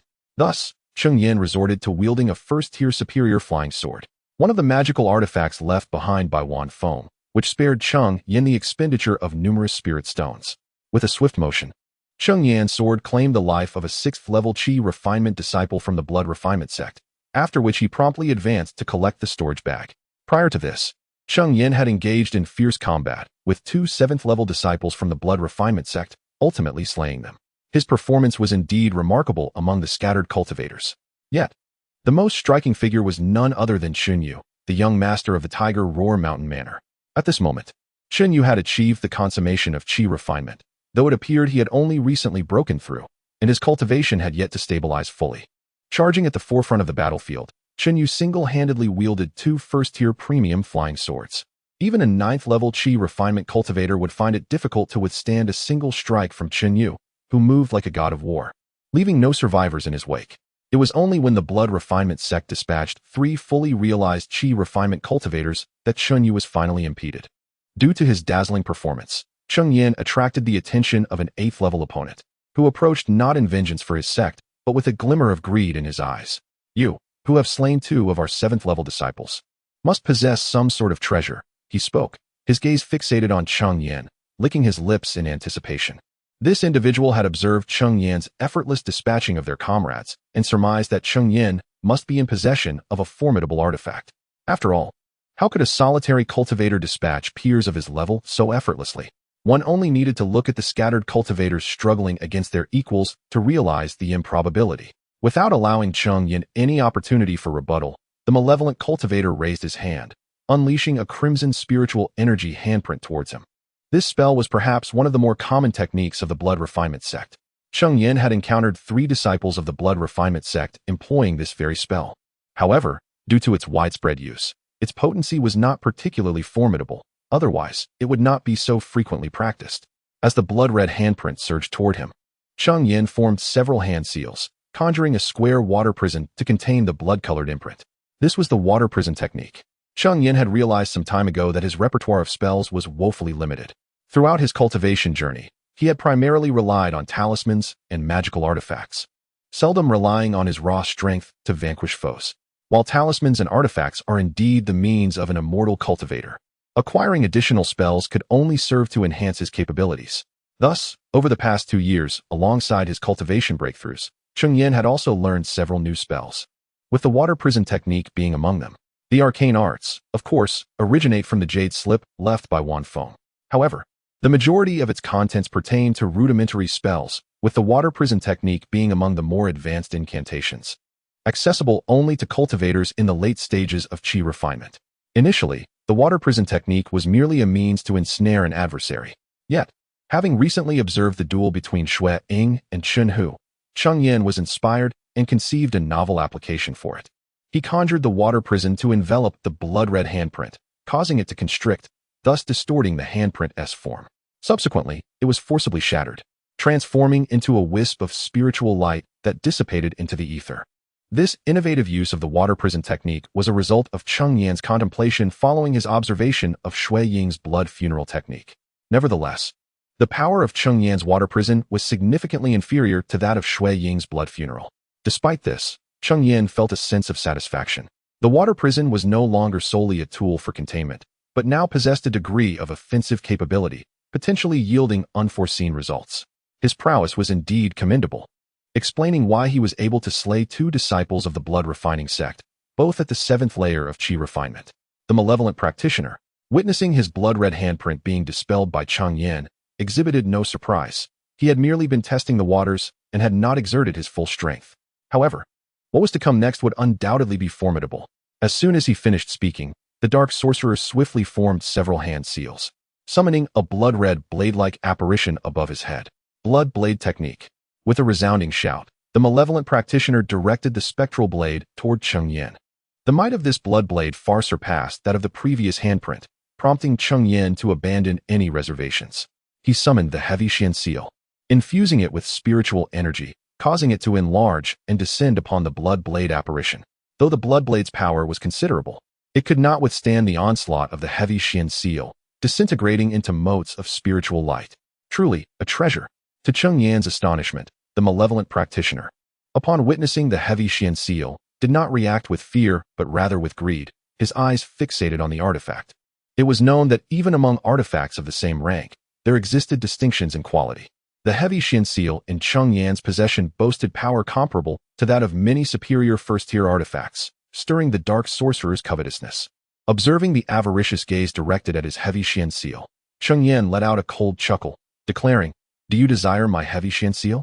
Let us see if you possess the strength to claim it." With that, he manipulated the heavy xianxia to bear down upon the malevolent practitioner. The dark sorcerer, recognizing the impending threat of the heavy xianxia, did not hesitate to produce a first-tier superior defensive artifact to shield himself. The heavy xianxia struck against his defenses but failed to breach them. Such offensive artifacts required immense spiritual energy with each use. Given his cultivation at the 7th layer of Qi refinement, how many times could he summon such power? Perceiving Cheng Yan's inability to penetrate his defenses, the malevolent practitioner grew emboldened. Yet, as he stated, even though Cheng Yan had recently ascended to the 7th layer of Qi refinement, he still found it challenging to frequently wield the heavy xianxia. However, all of this transpired in the absence of the spirit-gathering pearl. Cheng Yan paid no heed to his words, relentlessly striking his shield with the heavy xianxia. After merely 3 blows, one could observe the sudden contraction of the rogue cultivator's pupils as cracks began to manifest upon his shield. Yet, when he noticed that Cheng Yan did not summon the heavy xianxia to strike again, a smile crept across his face, suggesting that Cheng Yan lacked the spiritual energy to continue the assault. The rogue cultivator, cautious by nature, did not immediately lower his defenses. Nevertheless, he was undeniably somewhat relaxed. Chapter 82. A sudden turn of events, however, when he cast his gaze upon Cheng Yan, he discovered a mocking smile gracing Cheng Yan's face. Then, to his astonishment, he noticed that Cheng Yan's previously nearly depleted spiritual energy surged upward, restoring a modicum of power, although the revival was minimal. It sufficed for him to unleash the heavy mystic seal once more without any hindrance. Realizing this, he barely had time to utter a word before the heavy mystic seal crashed violently against his protective shield, shattering it with a resounding crack, and subsequently, the seal descended upon him, ending his life beneath its weight. At the very moment Cheng Yan vanquished the malevolent cultivator of the 8th layer of Qi refinement, Chun, who was embroiled in a relentless struggle with the demon ape. For some inexplicable reason, he remained furrowed in concentration, a persistent unease gnawing at his mind. As he grappled with the demon ape, he sensed something amiss. Yet, it was only when he exchanged blows with the creature that the source of his discomfort became apparent. Logically, the bloodthirsty demon ape formation should grow stronger over time. Yet throughout their skirmish, he felt not an increase in the ape's prowess, but rather a slight decline. Having identified the anomaly, new questions arose in his mind. Who was siphoning off the blood of the slain cultivators? Suddenly, it seemed as though an epiphany struck Chun Hu, and his expression shifted drastically. Everyone, retreat swiftly. After fending off a strike from the demon ape, he retreated with great urgency, channeling his spiritual energy to shout loudly. Upon hearing Chun Hu's commanding cry, the foundational elders of the Tiger Roar Mountain and the Qi refinement disciples momentarily hesitated before promptly withdrawing. Meanwhile, the loose cultivators remained rooted in confusion, unable to comprehend why Chun Hu had suddenly called for a retreat. Only a few astute individuals began to follow the Tiger Roar Mountain disciples in their retreat. Cheng Yan was among them. As soon as he heard Chun Hu's order, he commenced his withdrawal. This is dire. Chun Hu has discovered us, and the sect leader still requires some time. What shall we do now? One early-stage foundational cultivator from the blood-refining sect remarked as he witnessed the retreat of the Tiger Roar Mountain members. Then we shall strike. A mid-stage foundational cultivator replied, a fierce glint flashing across his face. The other 3, upon hearing this, unleashed various spells, directing their assault towards the Qi refinement cultivators below. The individual orchestrating the formation even commanded the demon ape to charge into the ranks of the Qi refinement practitioners. How could the Qi refinement cultivators possibly stand against the foundational cultivators? As the spells descended, nearly 100 individuals perished before they could even emit a cry of despair. Furthermore, the foundational cultivators from the blood-refining sect executed indiscriminate attacks, sparing not even their own disciples. Anyone within their spell range was doomed. Witnessing their merciless onslaught, Chun Hu's expression darkened. He had not anticipated their cruelty, attacking even their own kin. Stop them. Upon concluding his words, he was the first to charge forward, followed closely by several other Foundation establishment cultivators. Only a slight effort was needed from the sect master, who unleashed his full power. A mid-stage Foundation establishment cultivator from the blood-refining sect, noticing Chun Hu and the others advancing, shouted in an attempt to thwart them. Subsequently, several cultivators from the blood-refining sect unleashed their most formidable spells, targeting the group of Qi cultivators below. In retaliation, the demon ape stepped forward to obstruct them. The Qi cultivators below were desperately fleeing. Yet how could they possibly escape the grasp of the Foundation establishment cultivators? Aside from a small number who had retreated with the Tiger Howl Mountain Manor from the very beginning, most of those remaining had already perished. At this juncture, Chun Hu intercepted the demon ape, allowing Elder Du and the others to finally reach the members of the blood-refining sect. However, upon seeing Elder Du and his companions, the faces of the blood-refining sect members revealed a sinister smile. It was already too late. No sooner had the words been spoken than an overwhelming aura erupted from within the mountain gates of the blood-refining sect. Instantly, the surrounding spiritual energy began to converge frantically towards the summit of the sect. The bloodthirsty demon ape formation finally succumbed to the strain, collapsing upon itself, and the demon ape dissipated into scattered spiritual light. Yet, Cheng Hu felt no elation. His expression was graver than ever before. "Master, what is happening?" Elder Du and the others were momentarily bewildered by the sudden turn of events. They had merely been following Cheng Hu's orders, and their understanding of the situation remained unclear.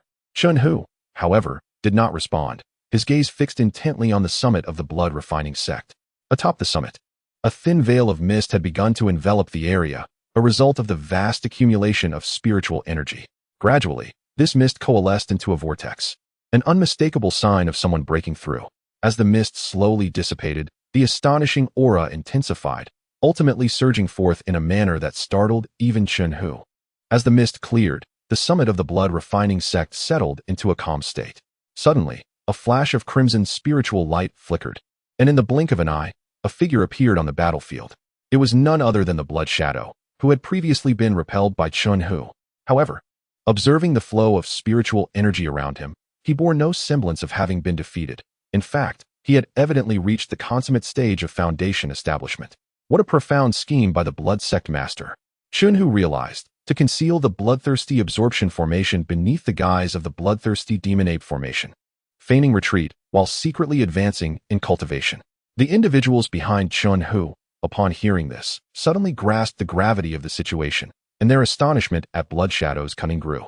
Unbeknownst to them, Blood Shadow had already laid an intricate trap, perhaps orchestrating the entire conflict. The bloodthirsty absorption formation served as a cultivation method for the disciples of the blood-refining sect, designed to accelerate their training by drawing spiritual energy from blood. The bloodthirsty demon ape formation was merely a ruse to conceal the true nature of the bloodthirsty absorption formation, which explained why Cheng Hu had not sensed any increase in the demon ape's strength. All the blood has indeed been siphoned away by the blood-sucking spirit-absorbing array. The initial retreat of Blood Shadow was merely a ruse, a clever fade to mislead others while secretly returning to the blood-refining sect to cultivate using the very array. "Ha ha, you flatter me, Master Cheng." Blood Shadow chuckled heartily, feigning an air of modesty. Elder Du, standing behind Cheng Hu, interjected, "Blood Shadow, your heart is truly ruthless to achieve your own advancement. You have mercilessly slaughtered so many, showing no mercy even to your own disciples." Upon hearing this, Blood Shadow cast a glance at him, exclaiming, "How tiresome." Chapter 83, Brazen Claims and the Completion of Foundation Establishment. In an instant, the Blood Shadow waved his hand, unleashing a powerful palm print imbued with spiritual energy towards Elder Du. Upon witnessing this, Elder Du's countenance shifted dramatically, and he hastily summoned a defensive artifact for protection. However, his defense faltered before it could endure even a fleeting moment, shattering under the force of the attack. The palm print struck Elder Du squarely, sending him hurtling through the air, blood spilling from his mouth.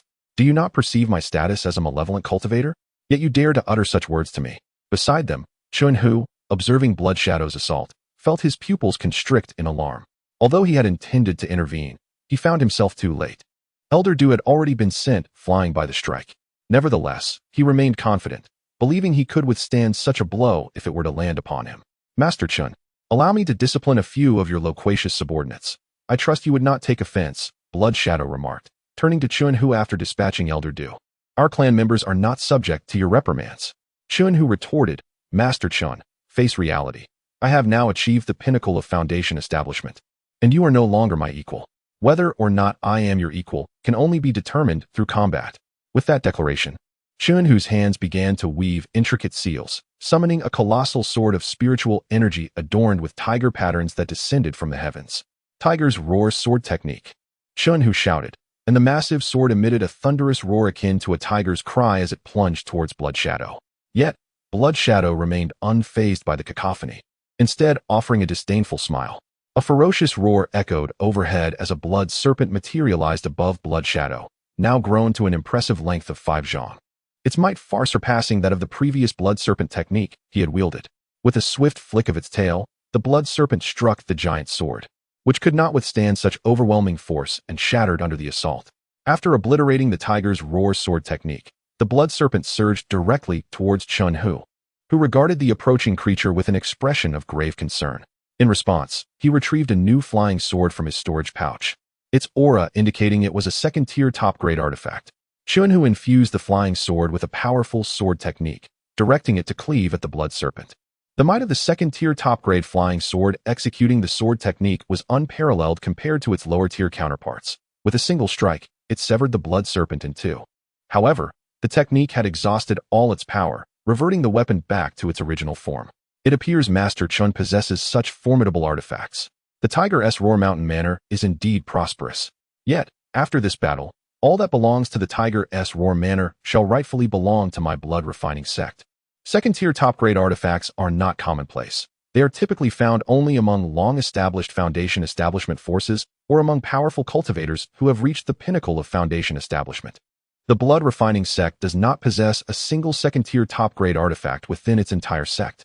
Thus, Blood Shadow found himself irresistibly drawn to the second-tier top-grade flying sword in Chunhu's possession, especially as he had just achieved the peak of Foundation establishment and lacked a suitable artifact in hand.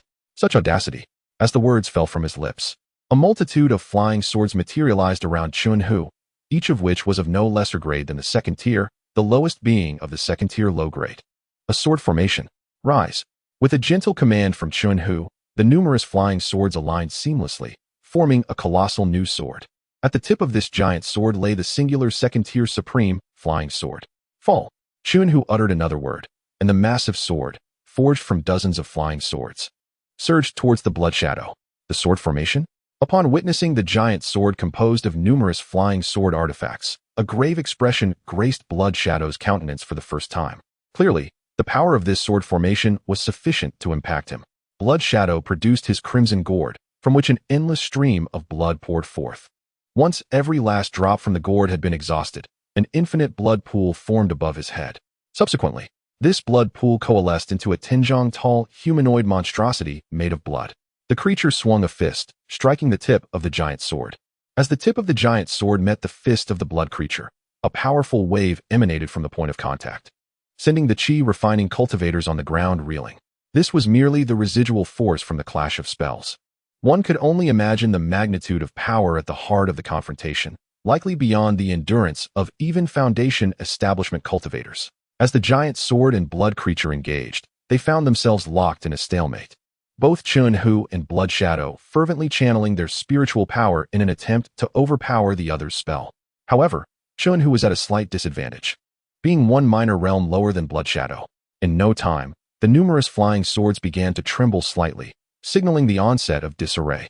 Indeed, barely 10 breaths later, the flying swords scattered, with several second-tier low-grade sword artifacts shattering completely. With the giant sword no longer obstructing its path, the blood creature's fist surged towards Chunhu with unrelenting force. Realizing the imminent danger, Chunhu hastily retrieved a second-tier upper-grade shield artifact from his storage. It was evident that this shield was forged from the shell of a tortoise-like beast. Once activated, a translucent tortoise shell emerged, encasing Chunhu within. Boom! The fist collided with the tortoise shell apparition, producing a resounding crash. The force of the punch whipped Chunhu's hair and attire wildly. Yet, the tortoise shell apparition could not withstand the might of the blood creature's fist for long and was soon shattered.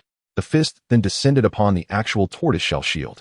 As the fist made contact with the shield, Chunhu felt an overwhelming force surge through, propelling him and the shield several dozen jong away. When he finally regained his footing, his face flushed crimson before he coughed up a mouthful of blood, his complexion paling once more. Observing the shield artifact in his grasp, he noticed fine cracks forming at the point of impact. It is evident how formidable the Blood Shadow's technique truly is. Chunhu initially weakened its prowess with a sword formation, subsequently attempting to block it with a superior-grade second-tier magical artifact. However, in the end, that very artifact sustained damage, and he himself suffered significant injuries. Master, Father, the members of the Tiger-Roaring Mountain Manor exclaimed in astonishment upon witnessing Chunhu's injuries. Elder Du and a few others even contemplated rushing forward to assist, but were halted by Chunhu's gesture. After all, even with his late-stage Foundation establishment cultivation, he was no match for the Blood Shadow. Their intervention would merely amount to offering themselves as sacrifices. Chapter 84. Unabashed Ha. Chunhu, did you ever imagine that the day would come when you would find yourself in such a predicament, after you and your companions besieged me? As Blood Shadow witnessed Chun Hu's injuries, a hearty laugh erupted from him. Once, he had been besieged by Chun Hu and his cohorts, leaving him severely wounded and forced to flee in disgrace. Today, however, he finally exacted a measure of revenge, and his joy was palpable. You, a Foundation establishment cultivator, had the audacity to strike against the chi-refining disciples of my tiger-roaring mountain manor. Such shamelessness is truly laughable, especially when you accuse us of surrounding you. Although the cultivation world does not explicitly prohibit higher-tier cultivators from attacking those of lower tiers, it is generally understood that higher-tier cultivators refrain from such actions, as it is considered a disgraceful act that diminishes their status and invites ridicule from their peers. However, the wicked cultivators clearly do not concern themselves with such matters of pride. They will commit even the most heinous acts if it serves their interests. Words are futile. Today marks your demise, Chun Hu. Indeed, your completion of the Foundation establishment stage is formidable, yet do not presume that Bloodlord believes I am powerless against you. I am eager to see what other tricks you have up your sleeve. With that, he commanded the blood creature to unleash another punch. Yet, Chun Hu faced the incoming blow with no hint of panic in his eyes. He retrieved a pill from his storage bag and consumed it, causing his aura to surge dramatically. In no time, he matched Blood Shadow's strength. Then, Chun Hu unleashed a sword technique, cleaving the blood creature in two. Explosive Spirit Pill. Blood Shadow exclaimed in astonishment upon seeing the pill Chun Hu had ingested. The Explosive Spirit Pill, a premier second-tier elixir, could elevate a Foundation establishment cultivator's power by a minor realm for a brief duration. However, the chaotic spiritual energy it provided would relentlessly harm the user's meridians, jeopardizing their future cultivation path. Prolonged usage could even lead to meridian rupture, rendering one a cripple incapable of further cultivation. And even if you consume the Explosive Spirit Pill, how long can your meridians endure? As long as I can resolve this swiftly, it matters not. While the side effects of the Explosive Spirit Pill are severe, if consumed for a brief period and followed by effective recuperation, its impact can be minimized. You speak boldly. Now we are both at the peak of the Foundation establishment stage, and you might merely match me evenly. This statement bears truth. For although Blood Shadow has only just reached this pinnacle, Chun Hu's elevation through the pill has brought their strengths nearly to parity. Should they be on equal footing, Chun Hu would indeed find it challenging to swiftly subdue Blood Shadow, given the latter's formidable prowess. Upon hearing this, Chun Hu refrained from responding further. Having consumed the Explosive Spirit Pill, the violent spiritual energy was incessantly gnawing at his meridians. With each passing moment, the longer he delayed, the greater the damage to his meridians would become. Thus, Chun Hu swiftly retrieved a spiritual talisman from his storage bag. The moment the talisman was drawn, Blood Shadow's heart skipped a beat, sensing an imminent threat, a threat potent enough to claim his very life. A third-tier sword talisman. How could this be? How could you possibly possess such an artifact? Blood Shadow exclaimed in disbelief, his voice slightly cracking from sheer astonishment. The sword talisman is a rather unique type of spiritual talisman, typically crafted by sword cultivators, rendering it exceedingly rare. After all, within the realm of cultivation, genuine sword cultivators are not abundant, and those who are both sword cultivators and talisman masters are even scarcer. The grade of a sword talisman is determined by the prowess of its creator. Thus, the third-tier inferior sword talisman before him must have been inscribed by at least a foundational stage cultivator at the initial level of the Golden Core realm. This third-tier inferior sword talisman is a legacy left by the founding ancestor of my tiger-roaring mountain villa, preserved for nearly a millennium. Today, I shall wield it to take your life, Chun Hu declared, clutching the talisman in his hand. Upon realizing that the talisman in Chun Hu's grasp was indeed a third-tier sword talisman, Blood Shadow commenced his blood escape technique. Although the technique is renowned for its extraordinary speed, it exacts a considerable toll and leaves the user in a weakened state for a time afterward. Additionally, having just recently broken through, Blood Shadow had not yet solidified his cultivation. Should he employ the blood escape technique now, he risked plummeting back to the latter stage of foundation building. Yet, survival was paramount, and Blood Shadow could not afford to dwell on the consequences. However, it was evident that Chun Hu, having produced a third-tier inferior sword talisman, would not simply allow Blood Shadow to escape unscathed. Suddenly, a tiger demon manifested above Chun Hu's head, roaring fiercely, momentarily stalling Blood Shadow's escape. In that instant, Chun Hu began to frantically channel spiritual energy into the sword talisman. Even though his cultivation had been elevated to the perfect stage of foundation building through the use of an explosive spirit pill, the talisman still drained him entirely of his spiritual power before it could be activated. Just as Blood Shadow broke free from the immobilizing aura of the tiger roaring technique, it was too late. The sword talisman transformed into a formidable sword chi, slicing towards Blood Shadow with unrelenting ferocity. Blood Shadow hastily employed various techniques to obstruct the oncoming sword chi, hurling an array of magical artifacts and talismans as if they were inconsequential. Yet, the sword chi advanced without the slightest hesitation. Ultimately, it cleaved through Blood Shadow's form, severing him into two halves, his visage frozen in a state of horror at the moment of death. After vanquishing Blood Shadow, the sword chi did not relent. It carved a smooth diagonal cut through the entrance of the blood-refining sect. Witnessing the lifeless body of Blood Shadow, the battlefield fell into an eerie silence. Only moments prior, Blood Shadow had reached the pinnacle of foundation building, seemingly invincible. Now, he lay in two pieces upon the ground. Was this the power of the Golden Core? A foundational stage cultivator rendered incapable of resistance. The spectators, including Zhou Yang, were lost in contemplation. The remaining foundational stage cultivators of the blood-refining sect stood in stunned silence for an extended period. Run. At last, one individual regained his composure and, with a loud cry, darted away into the distance. The others, hearing his voice, quickly snapped back to reality and each fled in a different direction. The members of the Tiger Roar Villa, witnessing this, promptly gave chase, determined to eradicate the threat entirely. They could not allow their adversaries to escape so easily.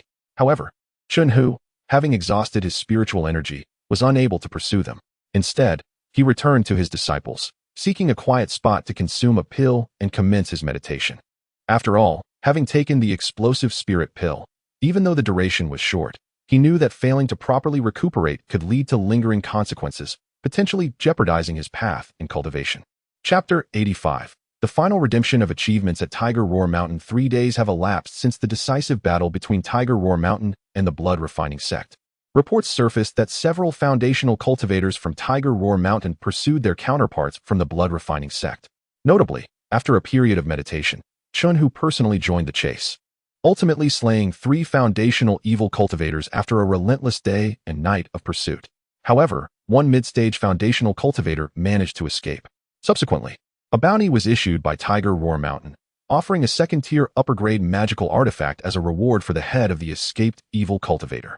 This proclamation attracted numerous self-assured foundational rogue cultivators eager to hunt him down, as second-tier upper-grade artifacts are quite rare, even enticing some late-stage foundational cultivators. Today marks nearly 6 years since Cheng Yan entered the realm of cultivation, yet he finds himself without a single friend. In the world of cultivators, companionship is deemed essential, encompassing both romantic partners and comrades along the path. Yet, Cheng Yan remains solitary, inevitably feeling a pang of loneliness. The recent encounter with the elder from the Chun family further stirred his longing for home. After so many years away, he wonders about the well-being of his parents and how they are faring. However, with the 100 taels of gold he left behind, he assumes they are managing adequately. Thus, Cheng Yan resolved to return home once the conflict between Tiger Roar Mountain and the blood-refining sect concluded, yearning to see his parents and alleviate his homesickness. Otherwise, he feared that he would struggle to focus on his cultivation for a considerable period. In the past few days, Tiger Roar Mountain had been preoccupied with consolidating the forces of the blood-refining sect, postponing the redemption of achievements. Today marks the final opportunity for redemption, and should he miss this chance, his achievements would be rendered as mere worthless figures. Fortunately, Tiger Roar Mountain has allocated 3 days for this process, and despite the considerable number of rogue cultivators, this duration should suffice. However, certain items for redemption are limited in quantity. If those ahead exhaust their selections, subsequent individuals, regardless of their accrued achievements, would be unable to redeem anything. Thus, Cheng Yan arrived early at the Rogue Cultivator Management Office of Tiger Roar Mountain. Upon his arrival, he found a considerable number of people already present, evidently sharing his concern of missing out on coveted items. After waiting in line for a while, it was finally his turn. Identity token, the manager stated, glancing up at Cheng Yan before extending his hand. Cheng Yan promptly presented his identity token, which the manager inspected before placing it into his storage pouch, a clear indication that it would be returned later. You possess 320 achievement points. Peruse the selection, and once you have made your choice, simply inform me, he continued, handing a jade slip to Zhou Yang. Cheng Yan's consciousness delved into the slip, revealing a record of various spiritual items available for redemption at this final opportunity at Tiger Roar Mountain. Cheng Yan gazed intently at the first spiritual item, a a second-tier inferior magical artifact, which stirred a deep desire within him. Possessing the spirit-gathering pearl, he could barely activate such an artifact. Owning one would indeed elevate his status, allowing him to dominate the chi refinement stage. However, the daunting requirement of 5,000 military merits deterred him, leaving him uncertain whether a ruthless individual might procure it. Further down the list were various first-tier premium magical artifacts and spirit talismans, all demanding considerable military merits. Had Cheng Yan not been in need of the Breaking Realm pill, he might have contemplated these options, yet at present, he could only gaze longingly. Additionally, there were various spiritual herbs, among which he discovered the essence cultivation fruit. Cheng Yan initially considered exchanging for some, as he lacked neither magical artifacts nor talismans. The ones left by Wu Zhao sufficed for his current needs. However, the essence cultivation fruit presented an opportunity to attempt concocting essence cultivation pills, potentially paving his path to becoming a first-tier superior alchemist. As he perused the offerings, he unexpectedly stumbled upon a peculiar item. It was not a spiritual object, but rather a leasing credit for a spiritual vein. The details indicated that when leasing the spiritual vein of the Tiger Howling Villa, this credit could offset the rental fees for the first 3 years. Naturally, this was limited to first-tier superior veins and below. The existence of such an option was not surprising. The blood-refining sect's influence was substantial, encompassing numerous first-tier spiritual veins. The Tiger Howling Villa, limited in personnel, could hardly manage all the veins within its own territory, let alone those of the blood-refining sect. While they would not overlook second-tier veins, they simply lacked the capacity to oversee the first-tier veins. However, neglecting these veins would indeed be a wasteful travesty. Thus, they opted to lease out those they could not manage, generating a significant annual income for the Tiger Howling Villa. Upon reaching this point, Cheng Yan felt a stirring of ambition. The other items available for exchange did not pique his interest. He had previously cultivated for a period in the Blackstone market, where the speed of his progress far surpassed that of his spirit eye cave. Should he cultivate atop a first-tier superior spiritual vein for 3 years, he might very well break through to the 8th layer of chi refinement. Cheng Yan glanced at the required military merit, 300, an amount he could indeed acquire. Resolutely, he decided to exchange for the leasing credit. Cheng Yan's reasoning was astute.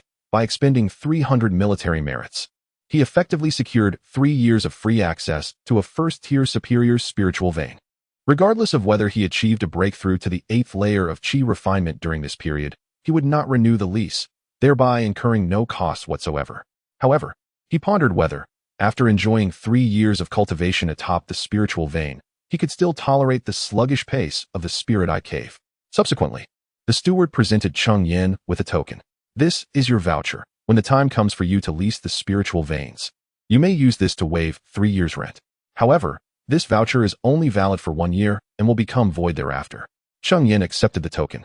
Yet the remaining 20 battle merits could scarcely be exchanged for anything of significant value, merely sufficient for Cheng Yan to acquire a Peiyuan fruit.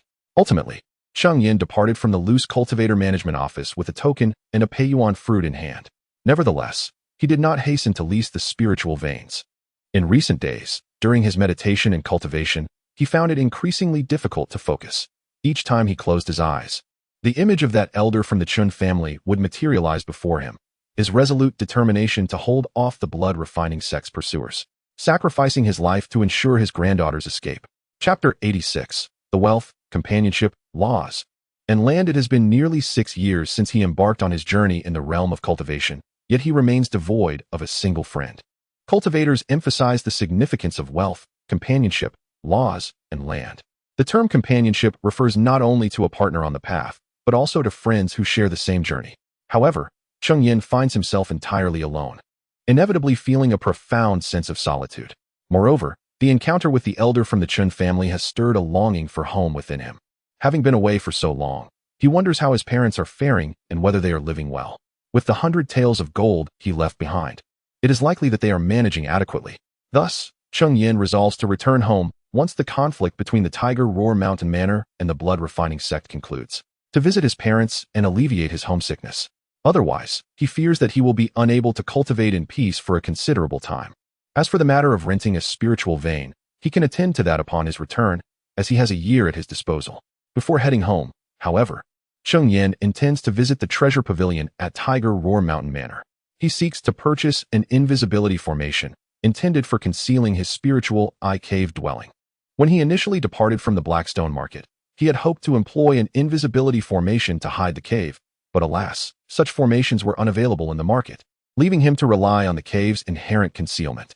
Now, as he returns home, he plans to pass by the spiritual eye cave and acquire an invisibility formation at the Sanyang market to secure it. Although he will primarily cultivate atop the spiritual vein, he anticipates needing to return to the spiritual eye cave after 3 years, making it imperative to ensure its proper concealment. Consequently, he purchases a high-quality first-tier invisibility formation from the treasure pavilion, expending over 1,000 spiritual stones. In truth, even a mid-tier formation would suffice, as few late-stage Qi practitioners venture into the Lingyun mountain range due to its meager rewards and the rarity of high-tier magical beasts. Nevertheless, to err on the side of caution, Cheng Yan opts for the superior first-tier formation. After acquiring the formation, he exits the market and sets off toward his cave dwelling. Having ascended to the 7th layer of Qi refining, his speed in sword flight has considerably increased, allowing him to complete the journey in just 7 days. Upon reaching the waterfall, he casts a water shield spell upon himself and successfully traverses the cascade, proceeding through the passageway into his cave. The cave remains unchanged, evidently untouched over the past 2 years, with the only notable transformation being that the spiritual fruit trees he had planted now bear fruit. He plucks one to taste. It is quite palatable, though the spiritual energy contained within is rather scant. For those in the early stages of Qi refinement, it might be somewhat beneficial. But for Cheng Yan, it serves merely to satisfy his palate. Ironically, the low concentration of spiritual energy means even mortals can consume it. Thus, Cheng Yan gathered all the spiritual fruits, contemplating on bringing them home for his parents to savor, believing they would confer longevity upon them. Subsequently, he set up a first-tier superior concealment array. Once the array was established, the interior of the cave remained unchanged, save for the entrance to the passage behind the waterfall, which was now obscured.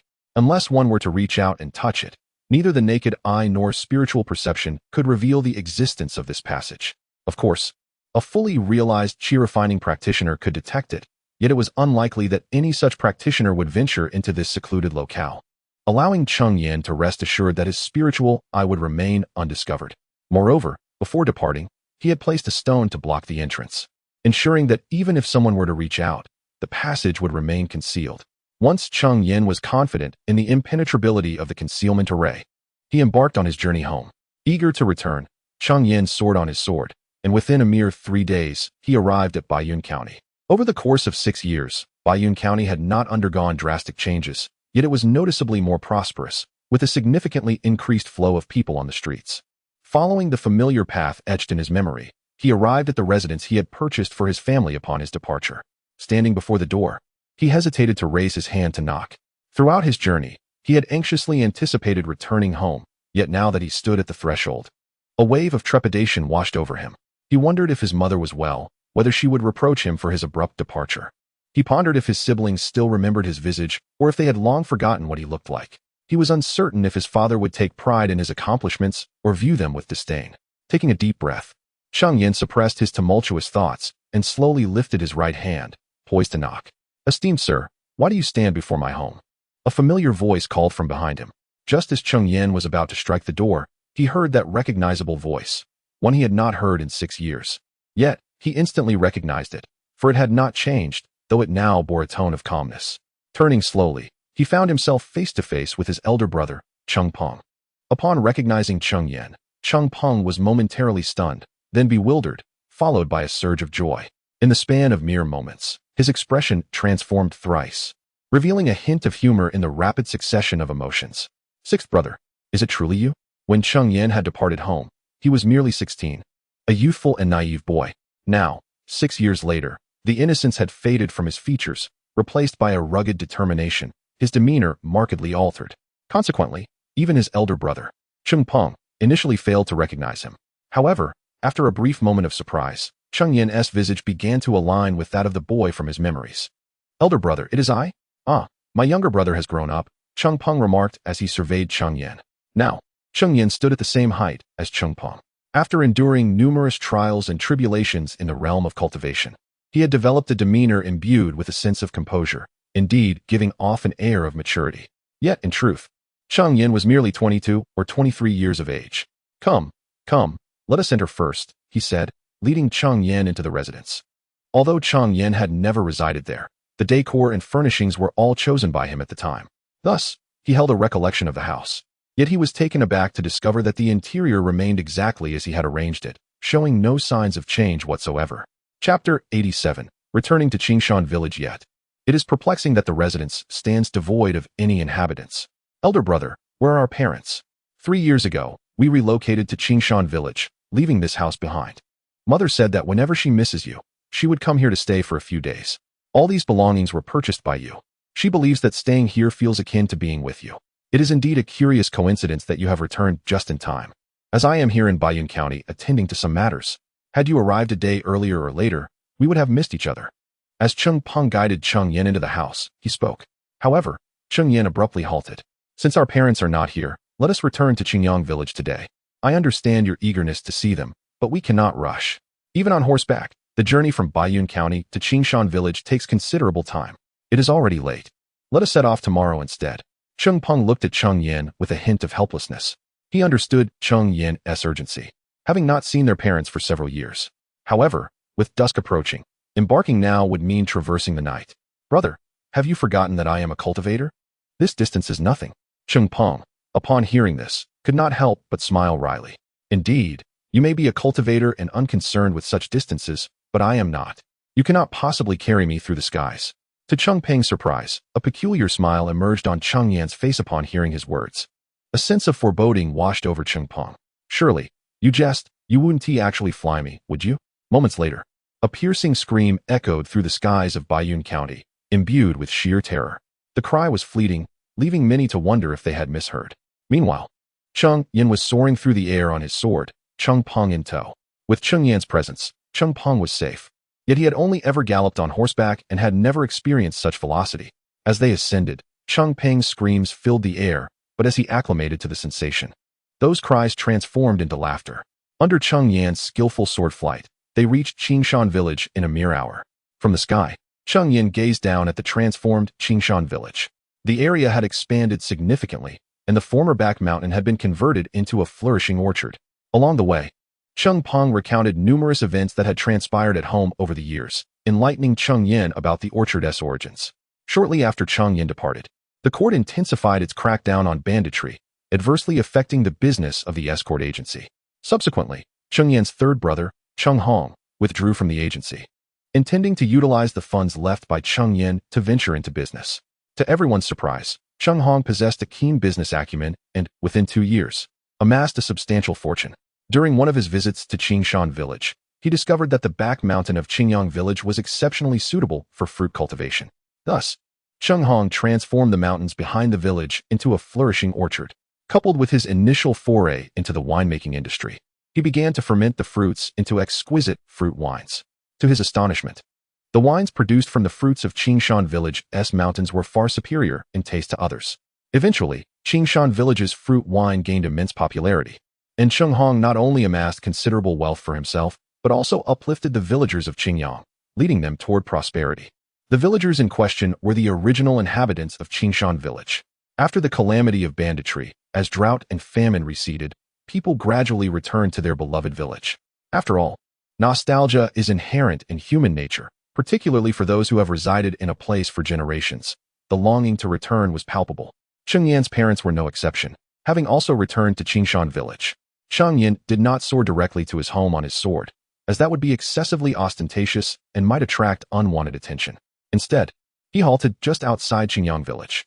Little did he expect to experience the sensation of flying on a sword in his lifetime. As Cheng Peng leaped down from Cheng Yan's flying sword, his face flushed with excitement.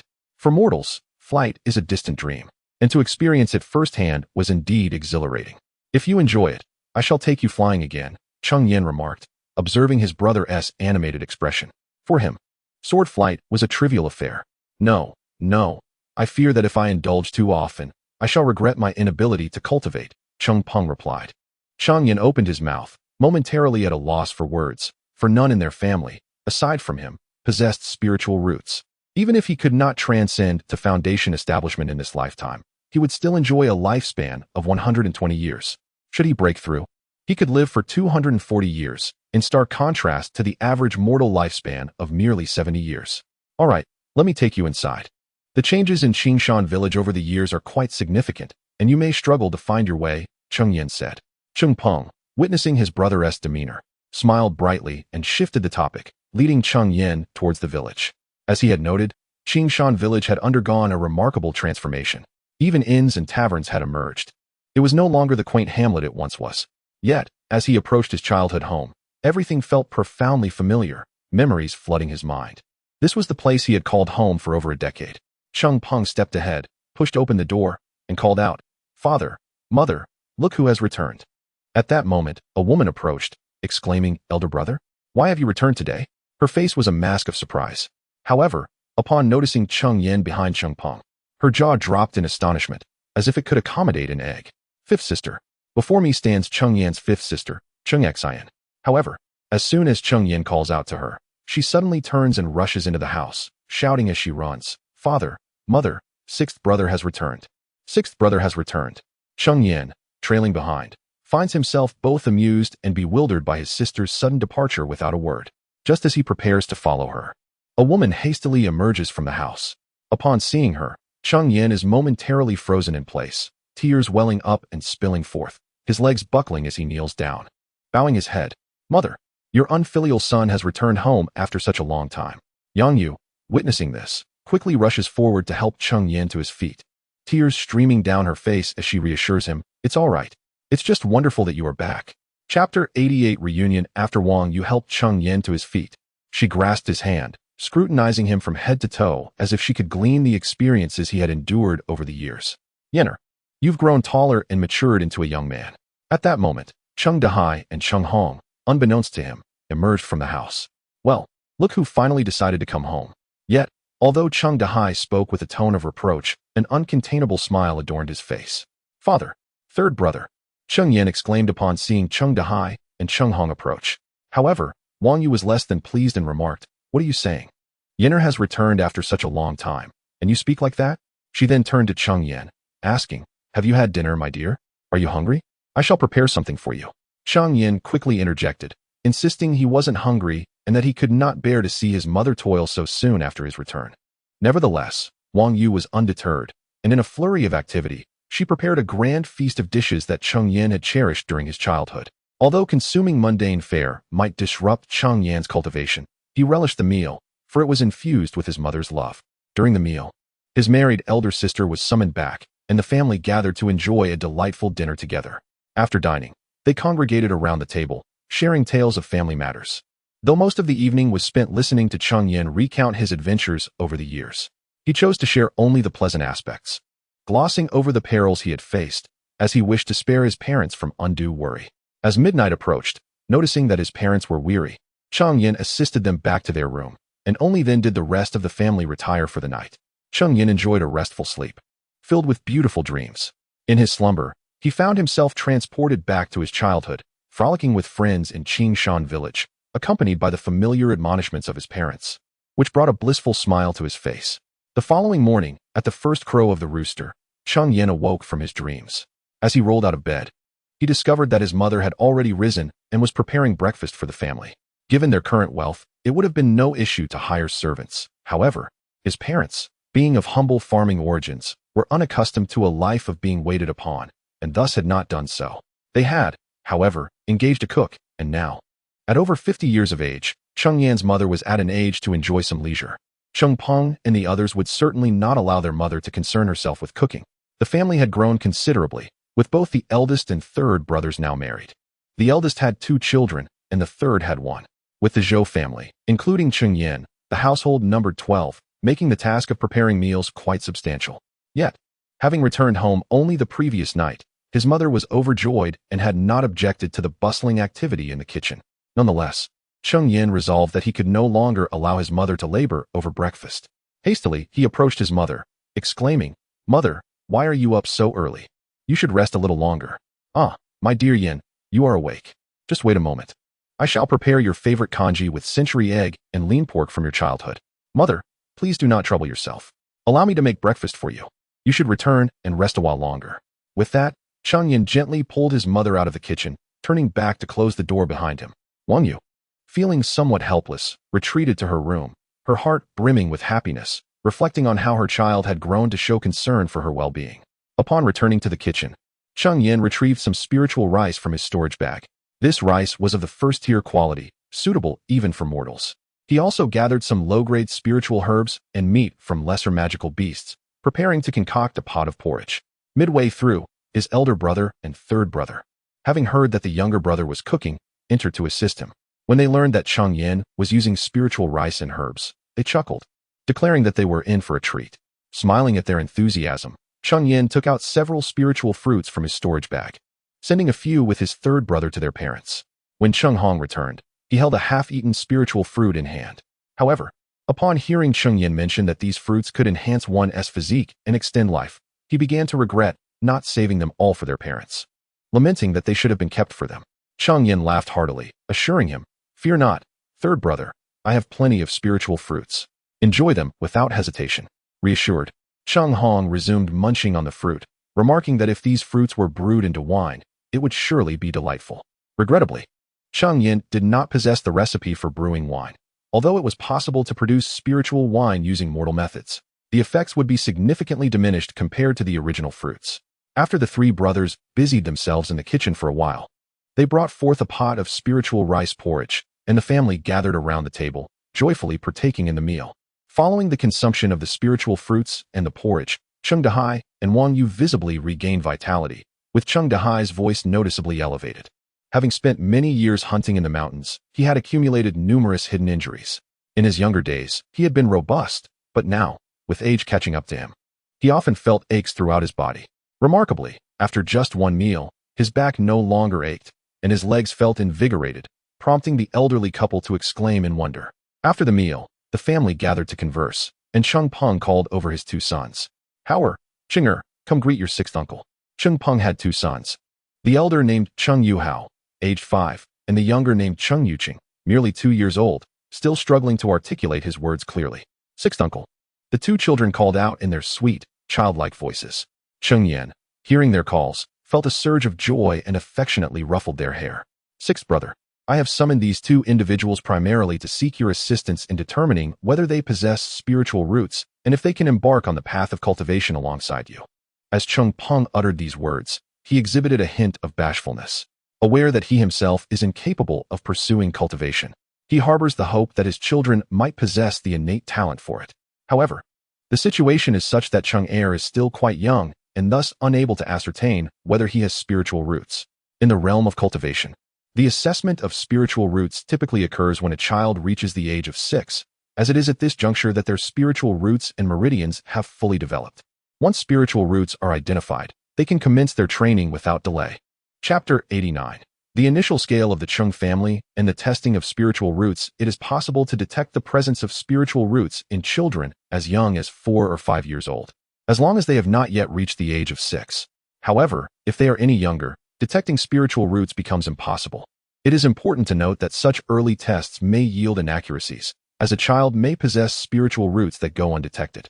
Furthermore, even if spiritual roots are identified, their attributes cannot be determined, as they have yet to develop fully. Therefore, regardless of whether spiritual roots are detected before the age of 6, cultivation cannot commence until then. Generally, aside from the direct descendants of cultivators, few individuals opt to test children's spiritual roots prematurely. This year, Cheng Yuhao is 5 years old, and while it is feasible to ascertain whether he possesses spiritual roots, if the test yields a negative result, he may be retested once he turns 6. However, should he remain undetected beyond that age, it would indicate the absence of spiritual roots. Cheng Yan extended his finger and gently pressed it against Cheng Yuhao's forehead, channeling spiritual energy while closing his eyes to attune to the sensations. When he opened his eyes, they sparkled with delight. "Ha ha ha, congratulations, elder brother. Yuhao possesses spiritual roots. However, we must wait until he turns 6 to determine the attributes of his roots, as he cannot begin cultivation at this time." Wonderful, splendid. The presence of spiritual roots is indeed a cause for celebration. It is merely a matter of waiting for a year. After that, we shall rejoice. Ha ha ha. Cheng Peng's joy was palpable upon hearing Cheng Yan's revelation about Cheng Yuhao's spiritual roots. His grin could have stretched to the back of his head, and he repeatedly exclaimed his happiness. "Indeed, with this, our Cheng family shall boast 2 immortals. Truly, he is the cherished grandson of our grandmother. Henceforth, Yuhao shall be our little immortal." Observing this, Wang Yu approached and lifted Cheng Yuhao into her arms, unable to suppress her own smile as she playfully teased him. This sight evoked envy in Cheng Hong, whose son was of a similar age to Cheng Yuhao yet remained unable to have his spiritual roots tested, necessitating a wait of a few more years. At this juncture, Cheng Dehai stepped forward and suggested, "Your second sister's child is of a similar age to Yuhao. Why not assist in testing his spiritual roots as well?" Cheng Yan pondered for a moment. In Qingshan village, the Cheng surname is prevalent, with over 80% of the villagers sharing this name. Naturally, his second sister's husband also bears the Cheng surname. Their ancestry can be traced back through several generations to a common lineage. However, despite the familial ties, the shared surname signifies a connection. And given that she is his own sister, it is only fitting to assist. "Father, why not gather all Cheng family members aged 6 to 20 in the village? I shall test their spiritual roots." The revelation of Cheng Yuhao's spiritual roots sparked an idea in Cheng Yan's mind. Since a descendant of his has been found to possess spiritual roots, establishing a cultivation family could prove advantageous. Such an endeavor would alleviate the solitude often felt on the path of cultivation. Cheng Dehai readily agreed and set off to summon the villagers. After all, they all shared a surname and a common ancestry, making it only right to extend a helping hand. Over the years, under the guidance of Cheng Hong, not only has he cultivated orchards but also brewed fruit wine, earning considerable wealth for the villagers of Qingshan. Cheng Dehai, as Cheng Hong's father, has also garnered a respectable reputation within the village. Soon, a throng of people gathered before the Cheng residence, comprised not only of members of the Cheng clan, but also many from outside families. They had all come, having heard that a celestial being had emerged from the Cheng family, to assist in assessing spiritual roots, eager to witness the spectacle. Qingshan village is no longer the isolated hamlet it once was. While the villagers are aware of the existence of celestial beings, they have never encountered one. Thus, their curiosity about Cheng Yan is palpable. In recent years, the Cheng clan has grown to nearly 1,000 members, with 200 to 300 of them aged between 6 and 20. They formed a long line before Cheng Yan's home. Testing each individual could easily overwhelm Cheng Yan. But fortunately, equipped with the spirit testing pearl, he only needed to instruct each person on its use, unlike when he had to personally assess Cheng Yuhao's spiritual roots. As time passed, the queue gradually diminished, yet the spirit testing pearl remained unresponsive. After assessing over 200 individuals, none possessed spiritual roots. Cheng Yan even took a moment to assist in testing his sister's child, who likewise showed no signs of spiritual roots. Observing his sister's disappointment, Cheng Yan hastily reassured her that the child was still young, and the results might not be accurate. They could try again when the child turned 6. This alleviated some of his sister's dismay. Next, Cheng Yan looked at the individual before him, holding the spirit testing pearl, which remained unresponsive, clearly indicating a lack of spiritual roots, leading to his own disappointment. With only about 10 people left in the queue, it seemed unlikely that anyone in the Cheng clan would be found to have spiritual roots. However, this was to be expected, as those with spiritual roots are inherently rare, and the fact that Cheng Yan's family had already produced 2 was quite fortuitous. At this moment, a youth of approximately 15 or 16 stepped forward. "Hold the pearl and concentrate solely on it," Cheng Yan repeated, having uttered these words countless times, yet he remained patient. Upon receiving the spirit testing pearl, it finally illuminated with brilliance. The pearl radiated 5 colors: red, orange, yellow, green, and blue, each representing a distinct attribute of spiritual roots. The presence of all 5 colors indicated that this young man possessed a 5-element root, with the green hue being particularly vibrant, suggesting a stronger wood attribute, indicating that he should ideally cultivate wood-based techniques. Though merely a 5-element root, it delighted Cheng Yan immensely. "What is your name?" he inquired. "To Uncle Lu." "I am Cheng Rumming," the youth replied. Although only slightly younger than Cheng Yan, he was indeed from the next generation, and thus respectfully addressed Cheng Yan as Uncle Lu. "Very well, please wait to the side for a moment while I complete the assessments for the remaining individuals. Does this imply that I possess a spiritual root?" Uncle Lu, observing the surprise etched upon his face, Cheng Yan smiled and nodded. Upon receiving Cheng Yan's affirmation, he joyfully approached and stood beside her. His parents, witnessing this, were equally elated. Unfortunately, the subsequent dozen individuals failed to bring any further delight to Cheng Yan, as none were able to elicit a radiance from the spirit testing pearl. As the assessment of spiritual roots concluded, the multitude of clan members began to disperse, most departing with a sense of disappointment. After all, they could be said to be fated to have no connection with cultivation. In stark contrast, the smiles on the faces of Cheng Rumming's family were uncontainable. evoking envy from others. Once the crowd had dissipated, Cheng Yan returned home with Cheng Rumming. Chapter 90. The Wood Spirit Technique Xiaoming. Your spiritual roots encompass all 5 elements. However, the wood spirit root is paramount. It is most advantageous for you to cultivate wood attribute techniques. I happen to possess a volume titled The Wood Spirit Technique, which is ideally suited for you. After Cheng Yan escorted him home, he produced a jade slip. This jade slip was acquired during Cheng Yan's first visit to the Blackstone market from a cultivator who sold spiritual fruits. The cultivator attempted to ambush Cheng Yan, but ended up being outmaneuvered and defeated. Naturally, his technique was subsequently obtained by Cheng Yan. Nevertheless, this wood spirit technique can only be cultivated to the peak of qi refinement, falling short of his mysterious water technique. Yet, for Cheng Rumming, the wood attribute technique is the most fitting and timely. Placing the jade slip against his forehead and concentrating his mind, he could access its contents. Cheng Yan then placed the jade slip on Cheng Rumming's forehead. This jade slip, like the one left to Cheng Yan by Wu Yu, could be viewed without the need for spiritual consciousness. However, certain more precious techniques require spiritual awareness to access. For instance, the true explanation of alchemy cannot be comprehended without spiritual consciousness. Seeing Cheng Rumming immersed in the technique, Cheng Yan turned to pick up Cheng Yuhua, pinching his nose and saying, "Howard is still young. When he grows a bit older, I shall teach him cultivation, all right?" "Okay," Cheng Yuhua replied in a babyish voice. At this moment, Cheng Dahai interjected, "Yinner, I have heard that when mortals enter an immortal clan, they are bestowed a generational character. Perhaps you should grant one to Howard and Xiaoming." In the realm of cultivation, practitioners are ranked by their cultivation level, the higher one's level. The more senior they are considered. However, within a family, the hierarchy differs. Even if one is a foundation establishment cultivator, they must still address those of higher rank, even if the latter is merely at the qi refinement level. Thus, generational characters hold great significance within a family. Currently, the generational characters in Qingshan village have become disordered due to generations of lineage. After a moment of contemplation, Cheng Yan spoke. "In that case, from now on, our Cheng family's practitioners shall be designated as Yu Xian Hao Ran, Wen Wu Chong Zhong, Ho De Zai Wu, Rin Yun Xiang Kai, Ding Guang Shi Zai, Shi Ling Qing He. Howard will henceforth be the first generation of Yu in our family. As for Rumming, there is no need for a change." "Thank you, sixth uncle." Cheng Rumming expressed his gratitude upon hearing Cheng Yan's words. "You may return home for now. From tomorrow onwards, come to my house every morning, and I shall guide you in your cultivation." "Very well, I shall take my leave now, sixth uncle." "Go ahead." With that, Cheng Rumming returned home, while Cheng Dahai and others surrounded Cheng Yuhua, calling out to him incessantly. From that day forth, Cheng Yan's life became quite leisurely, as he spent his mornings teaching Cheng Rumming cultivation. During other times, he would amuse the children or bask in the sun leisurely. Initially, Cheng Rumming exhibited considerable enthusiasm for cultivation. However, as time passed, his interest waned. The process of cultivation is inherently tedious, and Cheng Rumming is not one to endure solitude. Cheng Yan observed that aside from the time he spent supervising Cheng Rumming every morning, it was unlikely that he devoted any other time to his practice.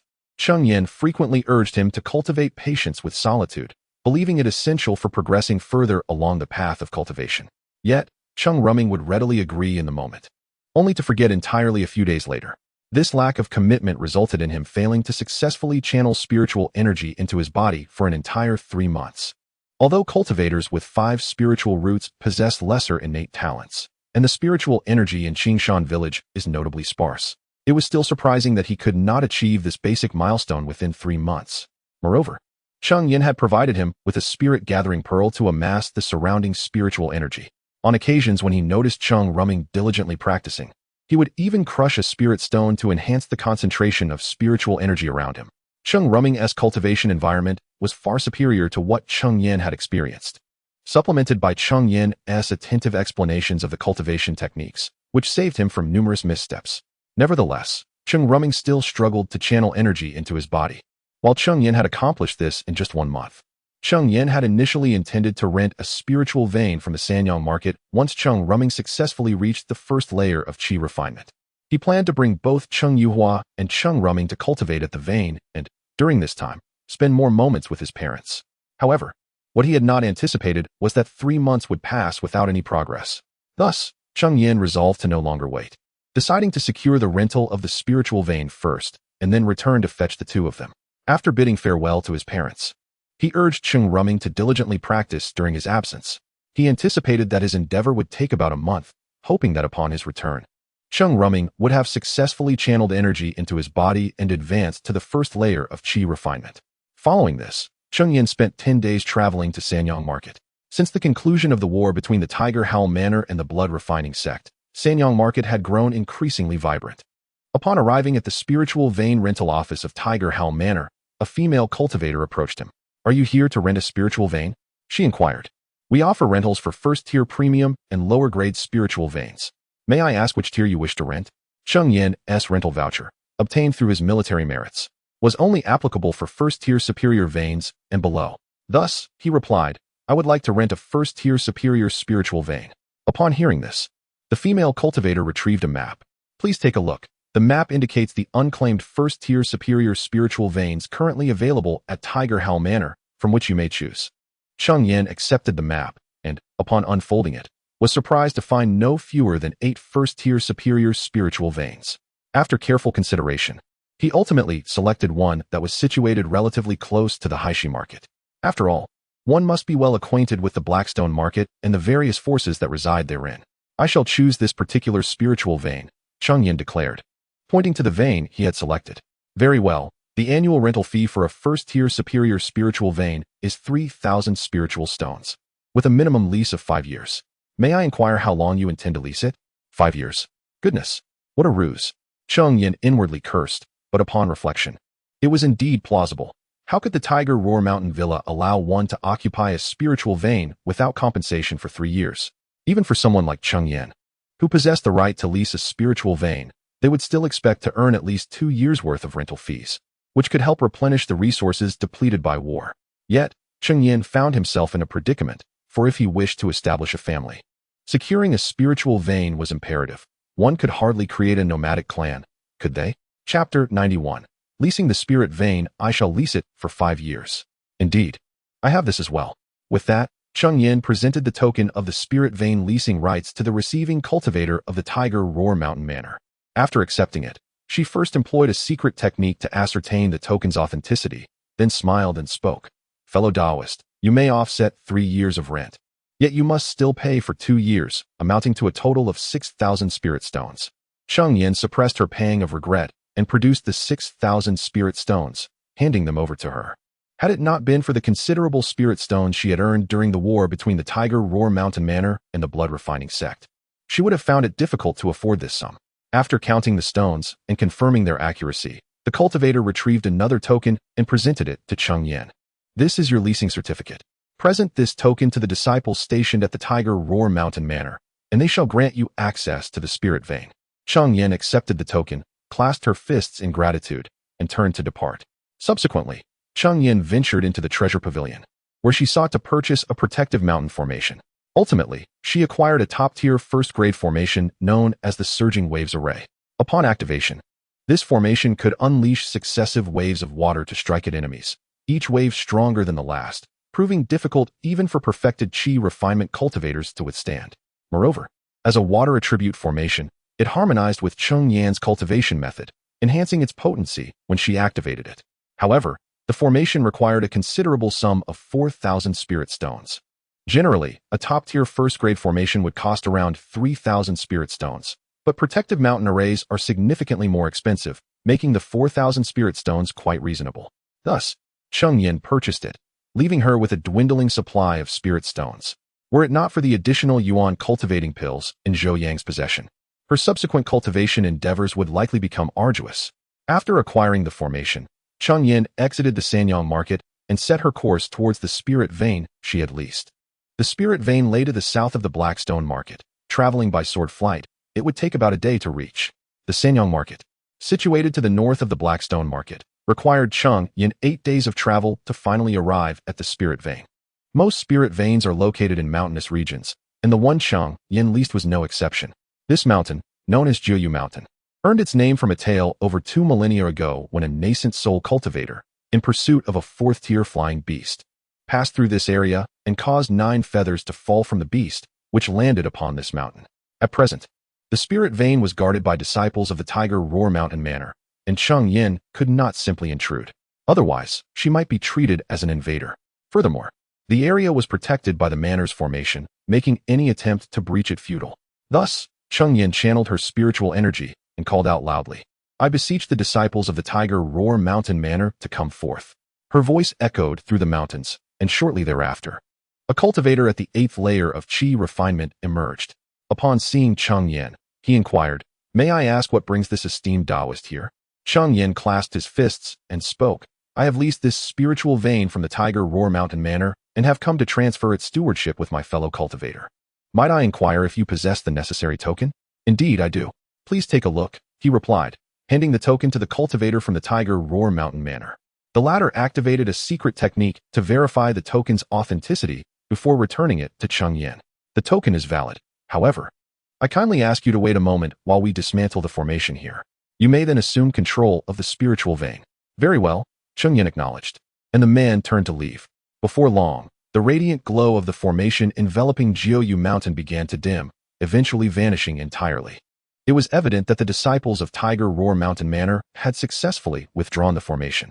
After a brief wait, Cheng Yan observed 5 individuals descending from the mountain.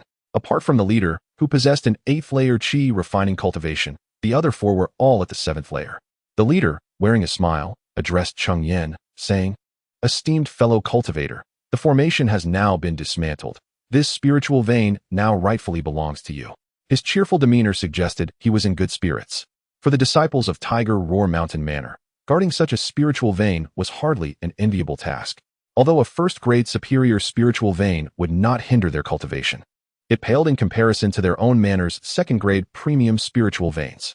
Cheng Yan's leasing of this spiritual vein meant they could return to the manor, bringing them evident joy. There are 8 acres of spiritual fields on Jiuyu Mountain, suitable for cultivating spiritual herbs. The mountain peak boasts the most concentrated spiritual energy, where we have established caves. If you do not mind, you may reside there directly, he continued, perhaps buoyed by his good mood, providing Cheng Yan with an overview of Jiuyu Mountain's features. "I am most grateful, esteemed fellow cultivator. It is no trouble at all. If that is the case, we shall take our leave. Safe travels, esteemed friends."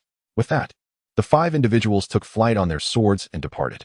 After they had left, Cheng Yan also summoned his sword to soar towards Jiuyu Mountain. Rising 100 zhang high, Jiuyu Mountain was lush and verdant, adorned with various plants, albeit all mundane. For cultivators, these flora held little value, serving at best as materials for constructing a dwelling. Midway up the mountain lay the 8 acres of spiritual fields, arranged in a terraced fashion. At the summit, there was a cave, with a small patch of flat land outside it. It seemed likely that this was the dwelling established by the disciples of Tiger Roar Mountain Manor. However, Cheng Yan had no intention of residing in a cave any longer.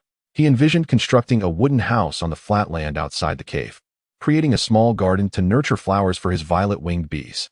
As for the cave's purpose, he had already devised a plan. He possessed a Qingyuan fruit tree that should not be easily revealed, making it perfect for planting within the cave. The abundant spiritual energy here would not impede the tree's growth. Moreover, if Cheng Yan desired to enter seclusion, he could retreat into this very cave. However, those matters are to be addressed later. What is urgent now is to swiftly establish the formation. After spending half a day, Cheng Yan finally set up the surging waves formation. He meticulously double-checked it, and only after confirming that everything was in order did he feel a sense of relief. This formation is Cheng Yan's greatest support. With the surging waves formation in place, he would be unafraid even if faced with a perfected Qi refinement practitioner. Thus, the formation must not have any flaws. Once the formation was established, Cheng Yan proceeded to investigate Jiushan. Generally speaking, various spiritual entities thrive over spiritual veins. Yet after expending half a day, Cheng Yan returned empty-handed. Chapter 92. Cheng Yan was acutely aware that the spiritual vein in this location had undoubtedly been thoroughly scavenged by the Tiger Roar Manor. Yet, he pondered the possibility that some spiritual treasures might have been overlooked by the manor's cultivators. However, it was evident that no such omissions had occurred. By the time Cheng Yan completed his exploration of Jiushan, the sun had already set. He returned to the cave, intending to wait until dawn the next day to journey back to Qingshan village and retrieve Cheng Yuhua and Cheng Rumming. As dawn broke the following day, Cheng Yan set off. After 4 days of travel, he returned to Qingshan village and reunited with Cheng Yuhua and Cheng Rumming. At this point, Cheng Rumming had successfully cultivated his inner energy and achieved the first level of Qi refinement, although it appeared that he had only recently begun this process. After bidding farewell to their families, Cheng Yan led the two back to Jiyushan. Currently, Jiyushan offered little in terms of accommodation aside from the cave itself. Consequently, Cheng Yan had no choice but to temporarily house them within the cave while he busied himself with construction. Fortunately, erecting a few wooden cabins posed no challenge for cultivators. Within 10 days, 3 brand new wooden cabins were completed, each significantly larger than the cabins in Cheng Yan's spiritual eye abode. However, one of these cabins remained unoccupied, originally intended for Cheng Yuhua. Due to his young age, he would temporarily share a cabin with Cheng Rumming. Cheng Yan's courtyard was now also completed. He had transplanted numerous wildflowers from Jiyushan into his garden. Additionally, he took the opportunity to return to his spiritual eye abode to transplant several spiritual fruit trees, while the hive of the purple-winged bees was affixed to one of these trees. With the spiritual honey in his possession nearly depleted, the establishment of this garden would enable the purple-winged bees to resume honey production. Over the years, Cheng Yan had consistently fed the bees with spiritual feeding pills, and they were now on the verge of advancing to the high first tier. Nevertheless, the 8 acres of spiritual fields remained fallow. Although Cheng Yan possessed a handful of spiritual herb seeds, all obtained from the herbs he had foraged in the Lingyun mountain range, the quantity was insufficient.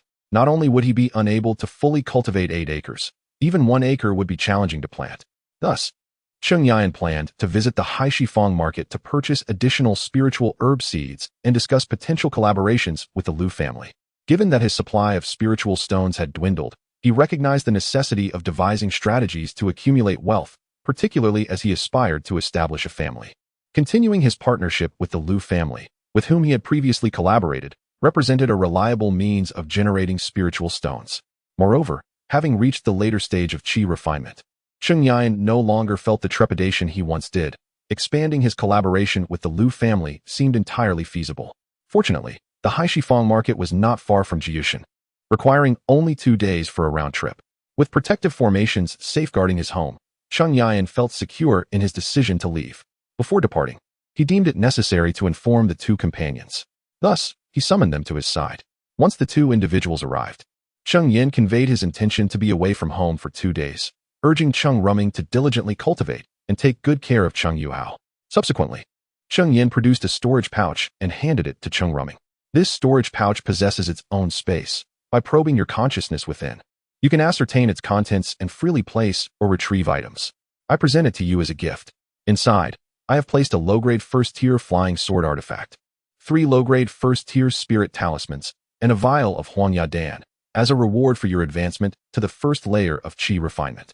Upon concluding his words, Cheng Yan passed the storage pouch to Cheng Rumming, who accepted it with a face full of delight.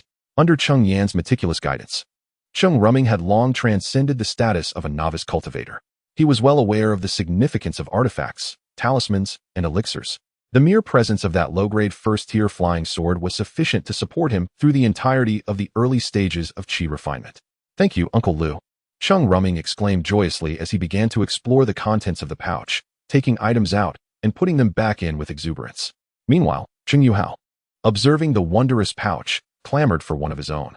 Cheng Yan could only hug him close, playfully teasing, "Once Hauer is able to cultivate, I shall gift him a storage pouch as well." After successfully amusing Cheng Yuhao, Cheng Yan instructed Cheng Rumming to take him downstairs. The following day, Cheng Yan set off towards Haishifang. With the war between the Tiger Howl Mountain Manor and the blood refining sect concluded, the marketplace was once again bustling with activity, the streets echoing with the shouts of wandering cultivators. Cheng Yan made his way directly to the Lu family shop. Upon arrival, he encountered Lu Changming. At that moment, both he and Cheng Yan were at the 5th layer of qi refinement. However, Cheng Yan had since progressed to the 7th layer, while Lu was still at the 6th. Lu Changming, upon seeing Cheng Yan, expressed surprise. Although the war had ended some time ago, he had not seen Cheng Yan and had feared he might have perished on the battlefield. He never anticipated encountering him again, let alone discovering that he had advanced to the 7th layer of qi refinement. "Friend Cheng, it has been a long time. Congratulations on your significant improvement and advancement to the later stages of qi refinement. What brings you to my Lu family shop today?" Lu Changming clasped his hands in greeting, though a hint of envy colored his congratulations. "I have come today to discuss the continuation of our collaboration and to purchase some spirit herb seeds," Cheng Yan replied. Upon hearing this, Lu Changming felt a surge of joy within. Previously, Cheng Yan had collaborated with them for a time, earning them a substantial amount of spirit stones through the elixirs he had refined. However, after Cheng Yan departed to participate in the war. They had been unable to find another alchemist to work with. As time passed, this mutually beneficial venture had been put on hold. Thus, Cheng Yan's proactive approach to discuss cooperation was a source of great happiness for him. "Please, fellow Taoist Cheng, follow me." Lu Changming then ushered Cheng Yan into the private room, preparing a cup of tea for him before speaking. "My friend Cheng, please enjoy this tea while I fetch the manager." After saying this, Lu Changming turned and exited the room to find manager Lu. Meanwhile, Cheng Yan picked up the teacup. Noticing the ethereal energy infused within the tea, clearly indicating it was a cup of spiritual tea, he pondered why he had never been offered such a delicacy before. Perhaps it was due to his insufficient cultivation at that time, rendering him unworthy. With a gentle smile, Cheng Yan shook his head, dismissing the thought, and took a delicate sip from the cup. Chapter 93. How is this tea, Taoist Cheng? As Cheng Yan savored the tea, the proprietor Lu entered, followed closely by Lu Changming. The tea was exquisite, smooth upon entry and leaving a refreshing aftertaste, a rare find indeed. This spiritual tea is a newly developed product of the Lu family. The tea you are enjoying is called Silver Down, named for its silvery white appearance when steeped. It is a mid-tier spiritual tea of the first grade. Should you find it to your liking, I shall gift you a few packages. With that, Lu produced several bags of tea from his storage pouch, enough for a full pod of this splendid brew. "Such generosity is unwarranted," Cheng Yan replied. "A mere few bags of tea hardly warrants any spiritual stones, but I shall graciously accept." After some polite refusals, the tea ultimately found its way into Cheng Yan's pouch. "I hear from Changming that you have come to discuss a collaboration with our Lu family?" With the tea accepted, Lu turned to the matter at hand. "Indeed, that is the case. Then let us proceed as previously agreed. We shall provide you with 30 portions of spiritual herbs each month. And for each bottle of huangyadan you produce, we will compensate you with 8 spiritual stones. How does that sound?" However, to Lu's surprise, Cheng Yan shook his head. "Is there some dissatisfaction?" "Not dissatisfaction, merely a desire to expand our collaboration." I fear that may disappoint you. The Lu family can provide no more than 30 portions of spiritual herbs each month. We cannot increase that amount. The Lu family's spiritual fields cannot be entirely devoted to the herbs required for huangyadan, and some must be reserved for family needs. Offering 30 portions monthly is already a considerable feat, yet Cheng Yan's notion of expanding collaboration did not pertain solely to huangyadan. If huangyadan is not feasible, what of other elixirs? If you possess the ability to concoct other elixirs, we could indeed broaden our partnership. However, I am curious to know what other elixirs you are capable of producing." Lu's eyes brightened at this inquiry. "Among the low-grade elixirs, both the blood pill and the bigodan are highly sought after. If Cheng Yan could indeed create them, it would yield significant profits for the Lu family shop." "Qi nourishing pill," Cheng Yan replied, revealing 3 simple words that left both Lu and Lu Changming astounded. In the Haishifang market, aside from the shops owned by the 3 great families, one shop run by a rogue cultivator amassed the most spiritual stones, established by the only first-grade mid-tier alchemist in the market. He maintained collaborations with the 3 families. However, due to his exclusive partnerships, the profits shared among them were minimal. They had contemplated persuading this alchemist to cooperate solely with their family, but as he was a solitary figure, he sought to avoid offending any family, declining even the 3 families' overtures. This was precisely why his shop could thrive in the Haishifang market. Otherwise, it would have been consumed long ago by the 3 families. At present, Cheng Yan revealed to them that he possessed the ability to concoct qi-nourishing pills, a revelation that undoubtedly astonished them. If Cheng Yan truly could create such pills, the annual profits for the Lu family shop would far surpass those generated by huangyadan. "Is it true, esteemed Taoist Cheng, that you can refine qi-nourishing pills?" Upon hearing this, Cheng Yan smiled and nodded. Manager Lu, with a hint of envy, remarked, "Taoist Cheng is truly gifted. At such a tender age, he has already reached the 7th level of qi cultivation and is a first-tier mid-grade alchemist. It is indeed admirable. I, with merely 4 spiritual roots, am nearing 50 and have only just attained the 7th level of qi cultivation." In contrast, Cheng Yan, at merely 22 or 23, has achieved the same level of cultivation and excels in an art of cultivation. Cheng Yan humbly replied, "It is merely luck." Manager Lu sighed slightly and stated, "In the realm of cultivation, there is no such thing as luck. If there were, I would not still be at the 7th level of qi cultivation." He then continued, "Let's not dwell on that. The spiritual herbs required for the qi-nourishing pills can be cultivated by the Lu family. However, these herbs require a considerable number of years to mature. Therefore, we may only be able to provide you with 15 portions of herbs each month. We will also increase our procurement of spiritual herbs, and should we acquire more, we can entrust them to you for pill refinement. As for compensation, it would be akin to that of Huang Yadan, calculated based on the quantity of pills refined. For every vial of qi-nourishing pills produced, we shall offer you 30 spirit stones. What do you think, Taoist Cheng? Currently, Cheng Yan has a success rate of 40% in refining qi-nourishing pills. With 15 portions of herbs, he could produce 6 vials, amounting to a total of 180 spirit stones. Thus, over the course of a year, he could earn more than 2,000 spirit stones. If his success rate were to improve further, the earnings could increase significantly. Coupled with the annual profits from Huang Yadan, which exceed 1,000 spirit stones, this would sum to over 3,000 spirit stones in total, a considerable amount. However, this was still insufficient, as it would only cover the rental fees for the spiritual vein each year. Consequently, Cheng Yan proposed that he could also refine blood condensation pills and valley-breaking pills. This would yield an additional 2,000 spirit stones annually, bringing the total to over 5,000 spirit stones. In fact, Cheng Yan also has the capability to refine recovery pills, which could result in substantial spirit stone income should a collaboration with the Lu family be established. Yet, such an arrangement would encroach upon Cheng Yan's time for cultivation, making it somewhat counterproductive. After discussing for a considerable time, the two finally clarified all the details of their collaboration.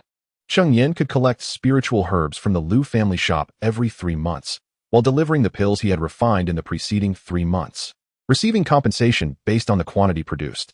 However, the supply of spiritual herbs at the Lu family shop was limited. Retrieving them from the family would take time. Cheng Yan could not afford to wait that long. Thus, for the first month, they would only provide him with a month's worth of herbs. Starting from the following month, they would supply him with 3 months' worth at a time, to which Cheng Yan readily agreed. By the way, does your esteemed shop sell various spiritual herb seeds? After discussing the collaboration, Cheng Yan did not forget his other objective, the seeds of spiritual herbs. Naturally, these seeds were available for purchase, and it remained to be seen what specific seeds Cheng Daoyu required, as well as the quantity. Cheng Yan then listed the names of over 10 types of spiritual herb seeds he needed. These were essential for the elixirs he intended to concoct. Although he had established a partnership with the Lu family, cultivating them himself would undoubtedly be preferable. So many? Manager Lu expressed his surprise upon hearing the extensive list of seeds Cheng Yan desired. Chapter 94. Speechless Cheng Yan smiled and said, I have leased a spiritual vein from the Tiger Roaring Mountain Manor and established a family on Jiuyu Mountain. Above the spiritual vein, there are several acres of spiritual fields, and I intend to take these medicinal seeds back to enrich the fields. In truth, by uttering these words, Cheng Yan has indeed leveraged the reputation of the Tiger Roaring Mountain Manor. Leasing the spiritual vein from the manor to establish a family effectively makes Cheng Yan a subordinate force of the manor. The Lu family is also a subordinate force of the manor, and there are regulations in place that prevent conflicts between subordinate forces. Of course, if there were genuine enmity, the manor would not intervene. Thus, if the Lu family truly covets the alchemical inheritance in Cheng Yan's possession, they must also consider the stance of the Tiger Roaring Mountain Manor.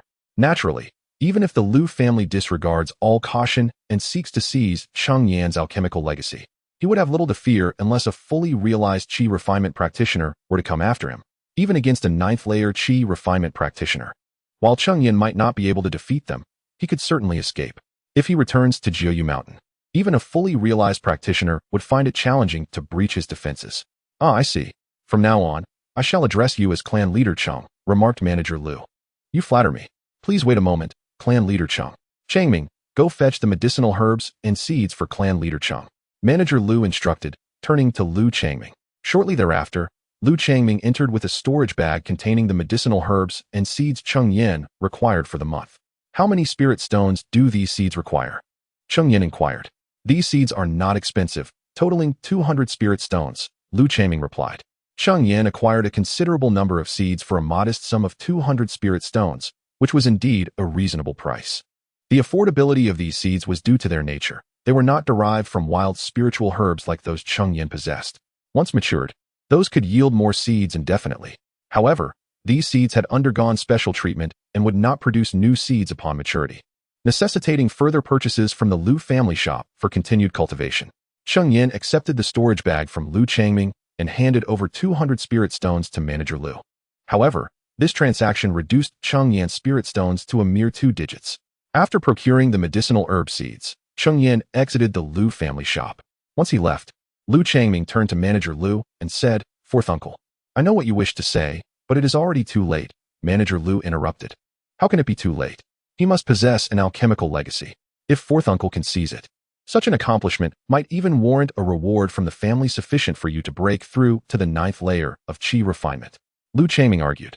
He initially had only reached the 5th layer of qi refinement, yet he survived amidst the conflicts between two major foundational powers and has since advanced to the 7th layer. Could he be considered an ordinary individual? Do not assume that I, now at the 7th level of qi refinement, would easily triumph over him even if I were to attain the 8th level. Although Master Lu has never witnessed the process of Cheng Yan's abilities, from the moment he entered the private room and laid eyes on Cheng Yan, an inexplicable sense of trepidation enveloped him. Should we inform the family, urging them to send someone to seize his alchemical legacy? Yet, Lu Changming remains obstinate. Do you truly wish to drag the family into this perilous endeavor? The moment we eliminate him after he has just become a subordinate power of the Tiger Roar Mountain Manor, it would be tantamount to slapping the manor's face. Do you truly believe that Tiger Roar Mountain Manor would let us off the hook? Upon hearing these words, Lu Changming fell silent. If the Lu family were indeed bold enough to eliminate Cheng Yan, the manor would certainly not remain indifferent. After all, if Cheng Yan were to be extinguished just after becoming a subordinate faction of the manor, who would dare to affiliate with them in the future?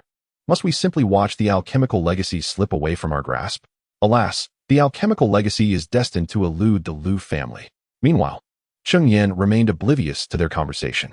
Upon exiting the Lu family's shop, he made his way towards a locale frequented by rogue cultivators, as he needed to recruit individuals for his family. After all, once Cheng Yan plants the seeds, the spiritual fields will require constant care, and currently, there are merely 3 individuals on Jiuyu Mountain, including Cheng Yan himself. Even Cheng Yuhao is unable to cultivate at present, and Cheng Rumming has only just begun at the 1st level of qi refinement, leaving both incapable of practicing spells. Relying solely on human effort to tend to the spiritual fields would be excessively taxing. Within the realms of cultivation, those who care for spiritual fields must possess knowledge of 2 spells, the rain cloud technique for irrigation and the golden needle technique for pest control. However, Cheng Yan lacks a golden spirit root, rendering him unable to master the golden needle technique. Furthermore, he still needs to focus on alchemy. If he were to tend to the fields as well, he would scarcely find time to cultivate. Thus, it is imperative to recruit 2 individuals to assist in the care of the spiritual fields. Within the Haishi Square Market, there exists a recruitment center formed by rogue cultivators, primarily consisting of those at the initial stages of qi refinement, lacking the strength to hunt demonic beasts within the Lingyun mountain range. They opt to come here to assist various factions with menial tasks in exchange for spirit stones. Cheng Yan successfully recruited a pair of siblings at the center, the brother named Li Yun and the sister named Li Yu, both possessing 5 spirit roots and at the 3rd level of qi refinement, proficient in both the rain cloud and golden needle techniques. With 8 acres of spiritual fields, 2 individuals are more than sufficient. Additionally, their compensation demands are modest, merely 10 spirit stones each month. Cheng Yan also promised extra rewards should they tend to the fields exceptionally well, prompting them to accompany him. After securing their assistance, Cheng Yan returned to Jiuyu Mountain. However, as both siblings were yet to master sword flight, their journey took an additional half-day. Upon returning to Jiuyu Mountain, Cheng Yan arranged for the Li siblings to reside on the mountainside, not far from the spiritual fields, and entrusted them with the seeds, urging them to plant them promptly. He then briefed Cheng Rumming and the others before retreating into seclusion to focus on alchemy. In the blink of an eye, 3 years have passed. Upon the lofty peaks of Jiyushan, within the sanctuary of Cheng Yan, he was seen seated in a lotus position, his eyes firmly shut. The ethereal energies of the surroundings continuously permeated through his pores, entering his body. These energies then traversed through his meridians, ultimately converging in his dantian, where they were transmuted into pure spiritual power. After 2 hours of diligent cultivation, Cheng Yan gradually opened his eyes, exhaling a breath of turbid air. He murmured to himself, "Truly, this place, renowned for its exceptionally rich spiritual veins, is worthy of its reputation. In a mere 3 years, I have already begun to glimpse signs of a breakthrough." Chapter 95. 6th Uncle, I yearn to return to the mundane world. Over the past 3 years, Cheng Yan has devoted himself to alchemy and cultivation, witnessing a notable enhancement in his prowess. He has now approached the threshold of the 8th layer of qi refinement, and it is likely that within a few months, he will achieve a breakthrough. Cheng Yuhao has also commenced his cultivation journey. 2 years prior, Cheng Yan assessed Cheng Yuhao's spiritual roots. discovering that he possessed the 4 elemental roots of gold, wood, water, and fire, with the water root being the most exceptional. Consequently, Cheng Yuhao has been practicing the xianxia alongside Cheng Yan. Moreover, Cheng Yuhao has shown remarkable diligence in his training, reminiscent of Cheng Yan's own early days. Initially, Cheng Yuhao succeeded in channeling qi into his body in just over half a month, a feat accomplished even more swiftly than Cheng Yan did years ago. However, this does not imply that Cheng Yuhao possesses greater innate talent than Cheng Yan.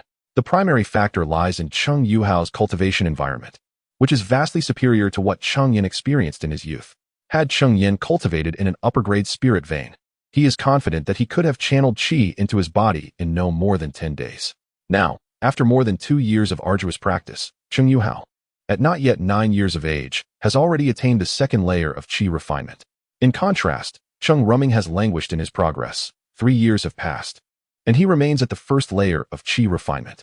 Although the 5-element root is inherently less advantageous than the 4-element root, this disparity is not significantly pronounced during the early stages of qi refinement.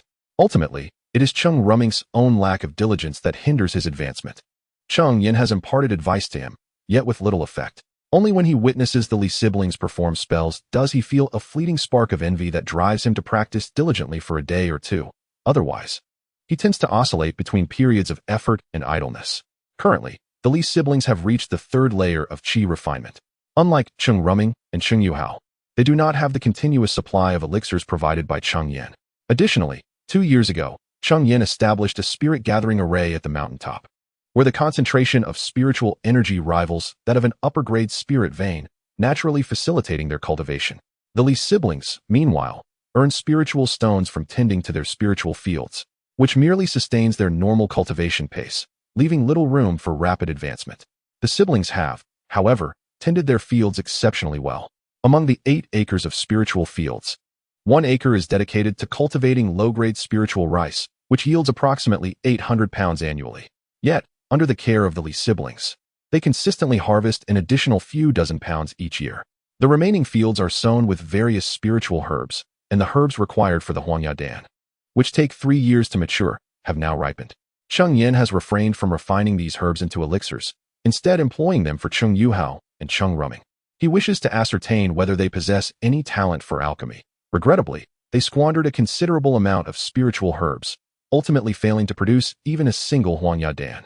It is evident that neither possesses the aptitude for alchemy, leaving Cheng Yan somewhat disheartened. Aside from this, there have been no other changes upon Jiyu Mountain, nor have any new clan members joined. Throughout these 3 years, Cheng Yan has returned to Qingshan village annually to assess whether the children who have reached the age of 6 possess spiritual roots. Regrettably, over the past 3 years, he has tested around 20 to 30 children, yet none have exhibited the presence of spiritual roots. Since the last time Cheng Rumming's spiritual root was detected, a fervor for childbirth has surged. Every family is now contemplating that just because their current children lack spiritual roots, it does not preclude the possibility of having offspring with such gifts in the future. If they can produce even 1 child endowed with a spiritual root, their fortunes would be greatly enhanced. The status of Cheng Rumming's family has risen dramatically in the village since the revelation of his spiritual root. When conversing with Cheng Rumming's parents, villagers are now particularly respectful, aware that they have birthed a prodigy. Cheng Yan, naturally, finds this situation delightful. As the more children are born, the greater the chances of producing someone with a spiritual root. Furthermore, Cheng Yan has actively contributed to this trend by exchanging some low-tier spiritual items for considerable wealth, which he presented to his father. Any family that welcomes a newborn is rewarded with monetary gifts, thereby further incentivizing the desire to procreate. Additionally, Cheng Yan has announced that any family whose child is found to possess a spiritual root would not only receive a more substantial monetary reward, but also some spiritual items. Initially, the villagers were unaware of the true value of these spiritual items, but upon witnessing the transformation in Cheng Rumming's mother, their excitement grew. Cheng Rumming's mother, who had suffered from a severe eye ailment, found her condition miraculously improved shortly after receiving some spiritual rice from Cheng Yan. Rumors spread that consuming spiritual items could prolong life, prompting everyone to fervently pursue childbirth, as who wouldn't wish for a longer existence. In the present day, discussions in Qingshan village revolve not around who is constructing new homes or acquiring wealth, but rather which families are expecting or have welcomed new additions. The demographic has shifted, with children now outnumbering the youth and adults. If this trend continues, in 3 or 4 decades, the family lineage might be invigorated with fresh blood. Although it may take a considerable amount of time, it is an unavoidable circumstance. The Liu, Zhang, and Du families have settled here for nearly a century, with the common folk numbering close to 100,000, yet there are only about 30 or 40 clansmen currently within the lineage. Sixth uncle, Rumming seeks an audience. Just as Cheng Yan was lamenting the scarcity of cultivators in the family, Cheng Rumming approached him. "Ah, Rumming, come in," Cheng Yan replied. Upon receiving Cheng Yan's approval, Rumming stepped into the wooden house. "Please, have a seat." Cheng Yan gestured for Rumming to sit, and poured him a cup of spiritual tea. Since tasting the tea, Cheng Yan had found its flavor quite agreeable and occasionally returned to the Liu family shop to procure some for himself. However, Cheng Rumming hesitated to sit, displaying a bashful demeanor, as if struggling to articulate his thoughts, which left Cheng Yan perplexed. Suddenly, as if steeling himself, Cheng Rumming clenched his teeth and declared, "Sixth uncle, I wish to return to the mundane world." Upon hearing this, Cheng Yan was momentarily taken aback, but soon his surprise dissipated, and he remained composed. After 3 years of companionship, Cheng Yan realized that Cheng Rumming's thoughts were far removed from the path of cultivation. "Have you truly contemplated this?" "Sixth uncle, I have made my decision." Upon expressing his desire to return to the mundane world, Cheng Rumming ceased to hesitate, his demeanor becoming resolute. "I genuinely believe that I am not cut out for cultivation. For me, the most arduous task each day is the act of meditative practice. Moreover, my innate talent is woefully inadequate. In this lifetime, not only is foundational establishment unlikely, but even reaching the pinnacle of qi cultivation seems a distant dream. With this in mind, what merit is there in pursuing cultivation?" Chapter 96. Returning to mundanity, though possessing a 5-element root, may indicate a lack of innate talent. With diligent effort, one can still achieve remarkable accomplishments. In the realm of cultivation, there are indeed those who have attained the golden core using such roots. Even predecessors with higher levels of cultivation have emerged, proving that with perseverance, the possibility of establishing a foundation is not entirely out of reach. While Cheng Yan offered these words of encouragement, he was acutely aware that for cultivators with 5-element roots, the path to foundation establishment was fraught with insurmountable challenges. Those who managed to reach the golden core were as rare as phoenix feathers. Without exceptional fortune, it seemed likely that their journey would culminate in the qi refining stage. However, upon hearing Cheng Yan's words, Cheng Rumming fell into a profound silence, clearly resolute in his decision to return to mundanity. "If you truly wish to return, I shall agree, provided you can break through to the second layer of qi refining within 3 months. Given Cheng Rumming's current level of cultivation, achieving this feat would necessitate unwavering dedication to his practice over the next 3 months. Considering Cheng Rumming's evident disdain for cultivation, this was undoubtedly a formidable challenge. To everyone's surprise, within a mere 2 months, Cheng Rumming sought out Cheng Yan once more, now boasting the cultivation of the second layer of qi refining. Cheng Yan had keenly observed Cheng Rumming's progress during this time. Ever since Cheng Yan had promised that Cheng Rumming could return to mundanity upon reaching the second layer, Cheng Rumming had committed himself to seclusion. It was worth noting that previously, Cheng Rumming would struggle to carve out even 2 hours a day for cultivation, which he had considered commendable. Now, however, his determination to return to mundanity had driven him to seclusion, demonstrating the strength of his resolve. "Alas, it seems you are determined to return to mundanity at all costs," Cheng Yan sighed. The family was already small, and if Cheng Rumming were to leave, only he and Cheng Yuhao would remain in the Cheng household. "I implore you to reconsider, Uncle Liu." Cheng Rumming maintained his steadfast demeanor. "Very well, but the notion of returning to mundanity is rather unseemly. I fear your parents would not be pleased to hear of it." Upon hearing Cheng Yan's words, Cheng Rumming fell silent. When he had left home, his parents had urged him to devote himself to his cultivation. Yet, in just over 3 short years, he found himself unable to continue. The thought of bringing shame upon his parents weighed heavily on him. Thus, the idea of returning to mundanity should be set aside. Unexpectedly, Cheng Yan's next remark provoked Cheng Rumming's impatience. "Uncle Liu, you promised that if I could break through to the second layer of qi refining, you would allow me to return to mundanity." Cheng Yan, upon hearing this, merely smiled and replied, "The notion of returning to mundanity is utterly out of the question. However, I can assign you to Qingshan village to oversee our family's mortal settlement." Upon hearing these words, Cheng Rumming's face lit up with joy. Although there was no fundamental difference between the two scenarios, both led him back to the mundane world. The latter signified that he would return with a familial mission, entrusted by his family. Thus, the concern of bringing shame to his parents would be alleviated. In fact, Many families dispatch their own members to the mundane world to guard their mortal villages. After all, the realm of mortals is rife with calamities and misfortunes. Having cultivators stationed there ensures the safety and prosperity of their kin. Cheng Yan's decision was made after careful contemplation. Cheng Yan, willing to undertake tasks he loathes in pursuit of his goal to return to the mundane, is certainly not a person of little merit. Cheng Yan harbored no excessive concerns about entrusting him with the guardianship of a mortal village. Thank you, Uncle Lu. Cheng Yan deeply bowed to Cheng Yan. A single word from Cheng Yan could significantly alter his circumstances upon returning, and thus, he felt compelled to express his gratitude. Very well, prepare yourself. Tomorrow, I shall take you back to Qingshan village. Yes. With that, Cheng Yan cheerfully began to pack his belongings. The following day, Cheng Yan bid farewell to Cheng Raheo and the two siblings from the Li family before escorting Cheng Yan back to Qingshan village. Upon their return, Cheng Yan presented Cheng Yan with a storage bag containing several mid-tier spiritual talismans for his protection, along with some spirit stones and a few saplings. These saplings, known as spirit-nurturing trees, are quite common in the realm of cultivation. They are neither spiritual plants nor ordinary wood. Their primary function is to enhance the surrounding spiritual energy concentration. Unfortunately, the increase in spiritual energy is limited. Even if the spirit-nurturing trees were fully cultivated, they would not reach the energy concentration of even a low-grade spiritual vein. Furthermore, spirit-nurturing trees cannot be stacked with spiritual veins. Once the energy concentration reaches a certain level, they become akin to ordinary wood, which is why no faction is inclined to cultivate them. Cheng Yan intended for Cheng Yan to plant them in Qingshan village, gradually elevating the spiritual energy concentration and perhaps increasing the likelihood of future descendants possessing spiritual roots. Even if that does not occur, an increase in spiritual energy would enhance the physical constitution of the villagers. Subsequently, Cheng Yan discreetly approached Cheng Yan's parents. Their conversation subtly hinted that Cheng Yan, nearing 20, was of the age to consider marriage.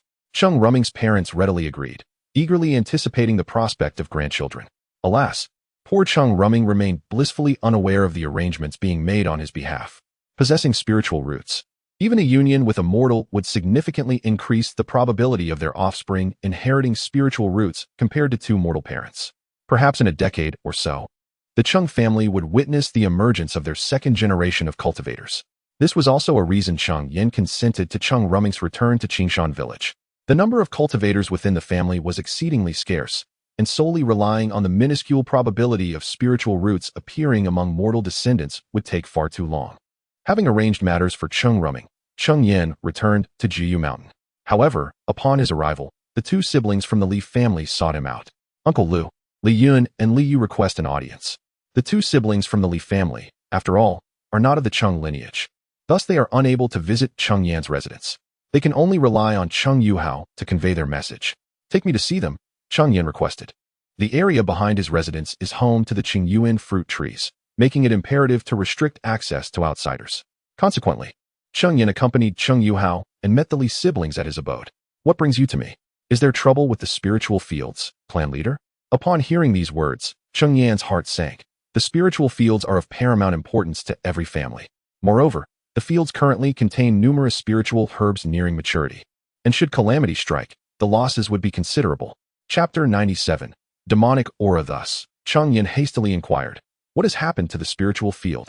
Upon hearing Cheng Yan's question, Li Yun proceeded to elucidate the situation they had encountered.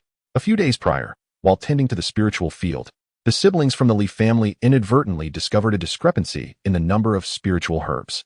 However, Cheng Yan was not present on Jiyu Mountain at that time, and they had no one to report to.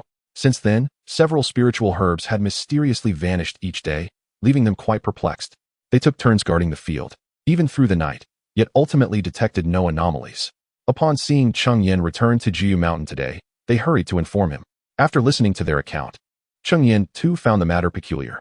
How could spiritual herbs simply vanish without a trace? Unable to discern anything further from their descriptions, he instructed them to lead him to the spiritual field. Chief, this is where the spiritual herbs disappeared yesterday.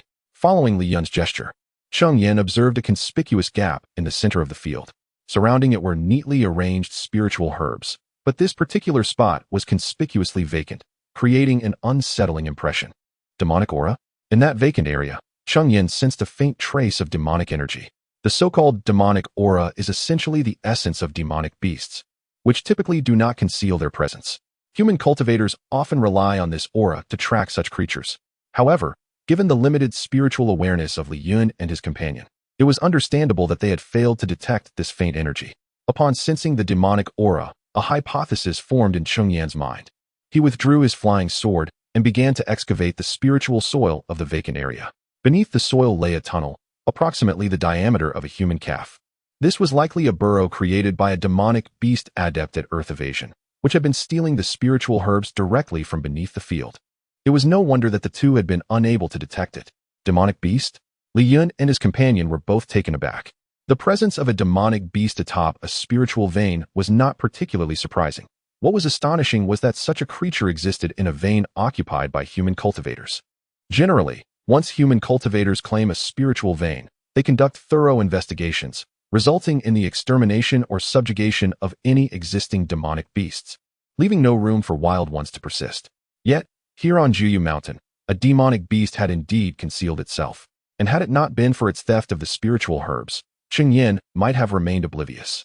Cheng Yan then summoned a purple-winged bee, which had now reached a high first-tier rank, capable of engaging in combat. Unfortunately, the purple-winged bee was not particularly adept at fighting, relying solely on its stinger for offense. Moreover, due to the difficulty of breeding, Cheng Yan had only 300 to 400 of them and was reluctant to use them in battle. Following Cheng Yan's instructions, the purple-winged bee flew toward the tunnel, as he intended to trace the demonic beast's lair through its guidance. The bee navigated the underground passage, and as Cheng Yan's spiritual beast, he could sense its current location with ease. What surprised Cheng Yan was that the purple-winged bee, after descending for a while, began to ascend once more, seemingly inclined towards the mountain's peak. Very well, you two may attend to your own matters. I shall manage this, he declared. Indeed, clan leader. Sensing the purple-winged bee's ascent towards the summit, Cheng Yan instructed the Li siblings to depart, leading Cheng Yuhao back to the mountaintop. It's actually in that location. As the purple-winged bee continued its ascent, it ultimately settled at the summit, precisely behind the cave situated there. Among all the places on Juyu Mountain, the one that Cheng Yan had yet to scrutinize thoroughly was undoubtedly that cave. After all, the disciples of Hushao Villa had resided there for an extended period, and they had even excavated the cave themselves. It was improbable that anything of value remained. Therefore, apart from a single visit made during the planting of the Qingyuan fruit trees, Cheng Yan had not ventured into the cave again. His cultivation and alchemy were conducted in the wooden house outside. Upon entering the cave, Cheng Yuhao naturally stumbled upon the Qingyuan fruit tree. Uncle Lu, why is there a tree inside this cave? He inquired. This tree is the foundation of our clan, the Qingyuan fruit tree. The Qingyuan fruit tree, Cheng Yuhao exclaimed, astonished. Previously, when Cheng Yan had instructed the two on alchemy, he had first taught them to recognize various spiritual herbs and celestial treasures. The Qingyuan fruit was certainly among them, and it was precisely because Cheng Yuhao understood the effects of the Qingyuan fruit that he was so taken aback, never expecting such a treasure to exist within his family. Suddenly, an epiphany struck Cheng Yuhao. Is that why Uncle Lu forbade Yun and the others from coming up? Upon hearing Cheng Yuhao's question, Cheng Yan silently nodded, impressed that Yuhao, at such a tender age, could discern this reasoning. For the average person, this understanding might seem utterly straightforward. Failing to see it would indeed indicate a deficiency. However, for a child of merely 8 or 9 years old to grasp such concepts was truly remarkable. Perhaps due to having been away from home since childhood, Cheng Yuhao's maturity surpassed that of his peers. Over the years, he had seldom troubled Cheng Yan, diligently cultivating, which endeared him to his uncle. Indeed, as the saying goes, wealth should not be displayed ostentatiously. A commoner is innocent, but possessing treasures invites suspicion. Such celestial treasures are not something our clan can currently safeguard, hence it must not be disclosed. Yes, Uncle Lu, I understand, Cheng Yuhao replied. That is well. Let us proceed further inside. Cheng Yan nodded in appreciation. With such intelligence, if properly nurtured, Cheng Yuhao would undoubtedly become a pillar of strength for the family in the future. Proceed further? But isn't the path ahead blocked? Cheng Yuhao questioned, looking at the cave, which appeared to reach its end. Cheng Yan, upon hearing this, merely smiled in silence before drawing forth his flying sword. With a single stroke, he cleaved through the wall. How could a mere stone withstand a superior-grade flying sword? With a few deft strikes, he severed a substantial chunk of rock. Thus, Cheng Yan pressed on, utilizing his sword to delve deeper, traversing nearly 3 zhang. Suddenly, he stumbled upon an expansive area measuring approximately 1 zhang in length, width, and height. On the ground, A peculiar type of grass flourished, its leaves adorned with 7 white spots, emanating a faint, ethereal glow in the darkness, remarkably conspicuous. The 7-star grass. Cheng Yan gazed at the luminous blades before him, a surge of joy swelling within him. This 7-star grass, however, was not a spiritual herb. It bore no utility for alchemical concoction, and even if ingested directly, it would be akin to consuming mundane fare, offering no benefit to cultivators. Chapter 98. The spirit-seeking mouse. However, it is a rare spiritual plant. The 7-star grass can be utilized in the crafting of talisman paper. The talisman paper produced from 7-star grass boasts exceptional quality, capable even of depicting first-tier premium spiritual talismans. Although the Cheng family currently lacks a lineage of talisman mastery, this does not diminish Cheng Yan's delight. Even if the Cheng family cannot employ it, it can certainly be sold. Moreover, the 7-star grass before him has already matured and produced seeds. Cheng Yan can cultivate it gradually and expand its scale. Perhaps in the future, the 7-star grass could become the backbone of the Cheng family's industry. However, prior to harvesting these 7-star grasses, he must first deal with the beast before him. Upon entering this place, Cheng Yan was initially captivated by the 7-star grass, overlooking the presence of the beast. Yet, when he discerned the creature clearly, he was taken aback. It was, astonishingly, a spirit-seeking mouse. This beast is highly sought after by cultivators due to its unique innate abilities. The spirit-seeking mouse possesses an acute sensitivity to the concentration of spiritual energy in the environment, allowing it to effortlessly sense the locations of spiritual objects. Many cultivators keep a spirit-seeking mouse for treasure hunting. However, this special talent has led to the mass hunting of the spirit-seeking mouse, making it a rare sight in the realm of cultivation today. To think a spirit-seeking mouse could be hidden within Xianxia. Yet, it appeared that this particular spirit-seeking mouse was in the midst of a breakthrough, its aura steadily rising and nearing a critical point. Poised to advance to the intermediate first tier, Cheng Yan found himself intrigued by the spirit-seeking mouse and chose not to interrupt its breakthrough, patiently awaiting the outcome. Approximately a quarter of an hour later, the spirit-seeking mouse successfully achieved its breakthrough. Upon awakening, it was startled to see Cheng Yan and Cheng Yuhao before it, causing it to leap in fright and attempt to escape through earth evasion. However, Cheng Yan was not about to let it flee. He swiftly cast a water prison technique to confine it. The spirit-seeking mouse flailed desperately within the confines of the water prison, yet it could not break free from its restraints. Cheng Yuhao, displaying considerable courage, approached to observe the creature closely. Since coming to Xianxia with Zhou Yang, he had not ventured beyond its borders and had only heard tales of such beasts, never having seen one in person. The only creature he had encountered was Cheng Yan's swarm of purple-winged bees. Thus his curiosity about the spirit-seeking mouse was piqued. "Uncle Six, what kind of beast is this?" he inquired. "This is a spirit-seeking mouse," Cheng Yan replied.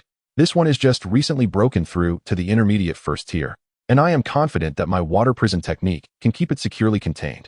He did not deter Cheng Yuhao from his curiosity. "So this is a spirit-seeking mouse." Cheng Yuhao had certainly heard of them, but was unaware of their true appearance. "What? Do you fancy this spirit-seeking mouse? How?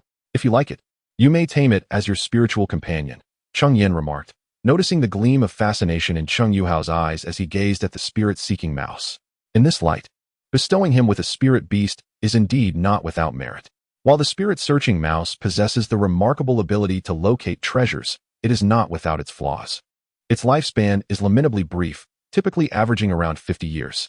In the realm of magical beasts, 50 years is a mere blink, considering that most creatures of the first tier can live approximately 200 years.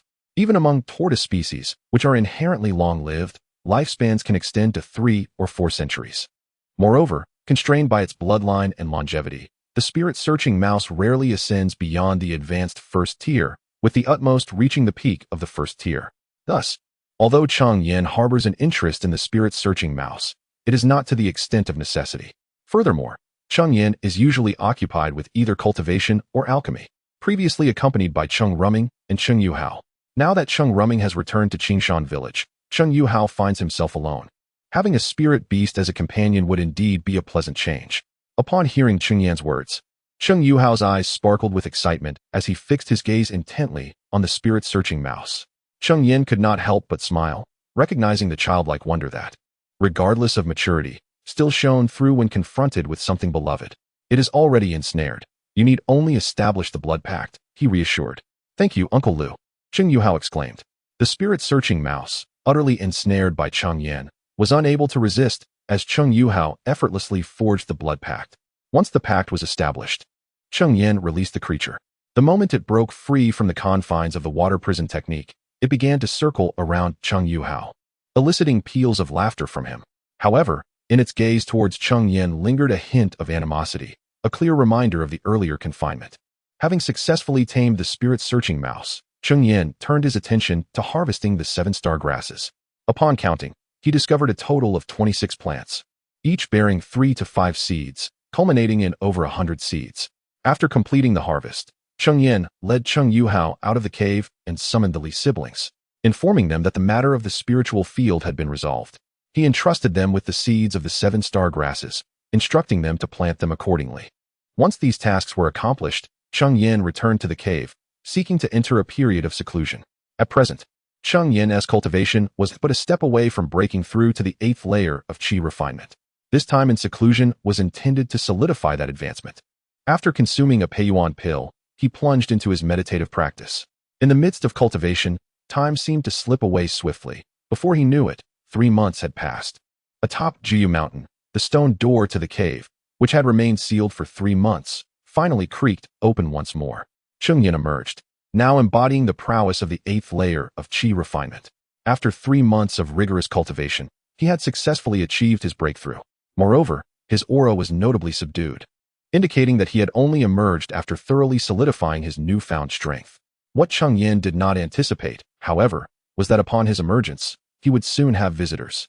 As soon as Cheng Yan emerged from seclusion, a visitor arrived at his doorstep. It was Zhang Ruzhou, the esteemed patriarch of the Zhang clan, who sought an audience with him. Zhang Ruzhou? Wasn't he the leader of the Zhang family? What could have prompted such an unexpected visit? After a moment's contemplation, Cheng Yan deduced the reason. The only member of the Zhang family he had encountered before was the ill-fated Zhang Shixiang, whom he had slain. However, Cheng Yan believed he had executed the deed with sufficient discretion to avoid detection. Moreover, had his actions truly come to light, it would not be Zhang Ruzhou, a mere 9th-level qi practitioner, who would come knocking, but rather his father, a master of perfected qi cultivation. Chapter 99, Patriarch Zhang. Zhang Ruzhou, since the purpose of the visit was not related to previous matters. The only conceivable reason for Patriarch Zhang to personally seek out Cheng Yan was the collaboration with the Liu family.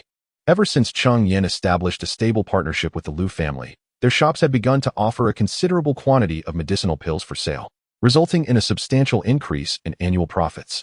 Naturally, the keen eyes of the Zhang and Du families would not overlook this development, and Cheng Yan had anticipated such an approach.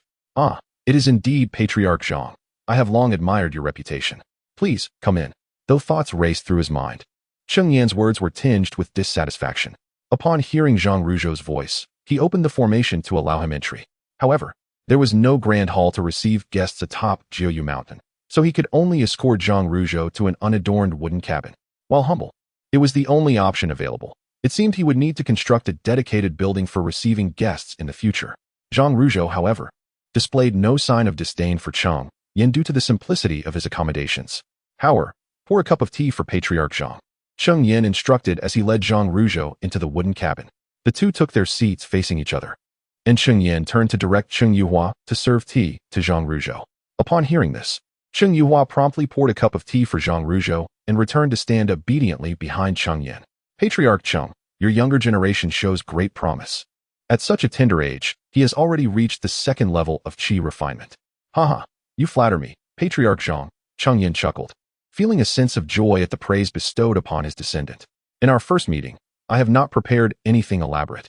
Allow me to present you with a first-tier mid-grade fireball talisman as a gift.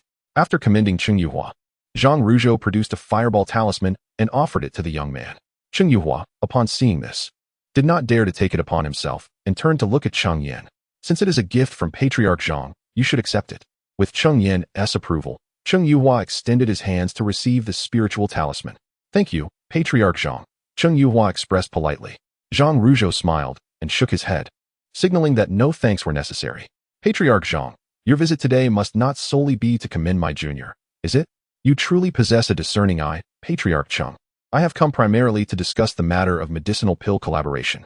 Upon hearing this, Cheng Yan silently acknowledged the truth of the statement, though he feigned a look of confusion and asked, collaboration on medicinal pills? Let us dispense with the pretense, then. The Zhang family is willing to provide spiritual herbs to you, much like the Lu family, in exchange for your refinement of medicinal pills. We assure you that our remuneration will surpass that offered by the Lu family." Cheng Yan shook his head with an air of feigned helplessness and replied, "I fear I cannot acquiesce to this request. As I am but one individual, I truly lack the capacity to devote additional energy to the refinement of more medicinal pills." Yet, Cheng Yan spoke the truth. He indeed had no more energy to allocate toward the crafting of additional medicinal pills. We are certainly aware of the limitations of Patriarch Cheng's energy. However, we reiterate our point. The compensation we offer to Patriarch Cheng surpasses that of the Lu family considerably, and we hope he will give it due consideration. Implicitly, this suggests a desire for Cheng to either halt or diminish his collaboration with the Lu family, redirecting some of that partnership towards the Zhang family. To our surprise, Cheng Yan shook his head, indicating that there could be no alteration to his alliance with the Lu family. Otherwise, would he not appear duplicitous? Zhang Ruzhou interjected. Is Patriarch Cheng concerned about incurring the Lu family's resentment?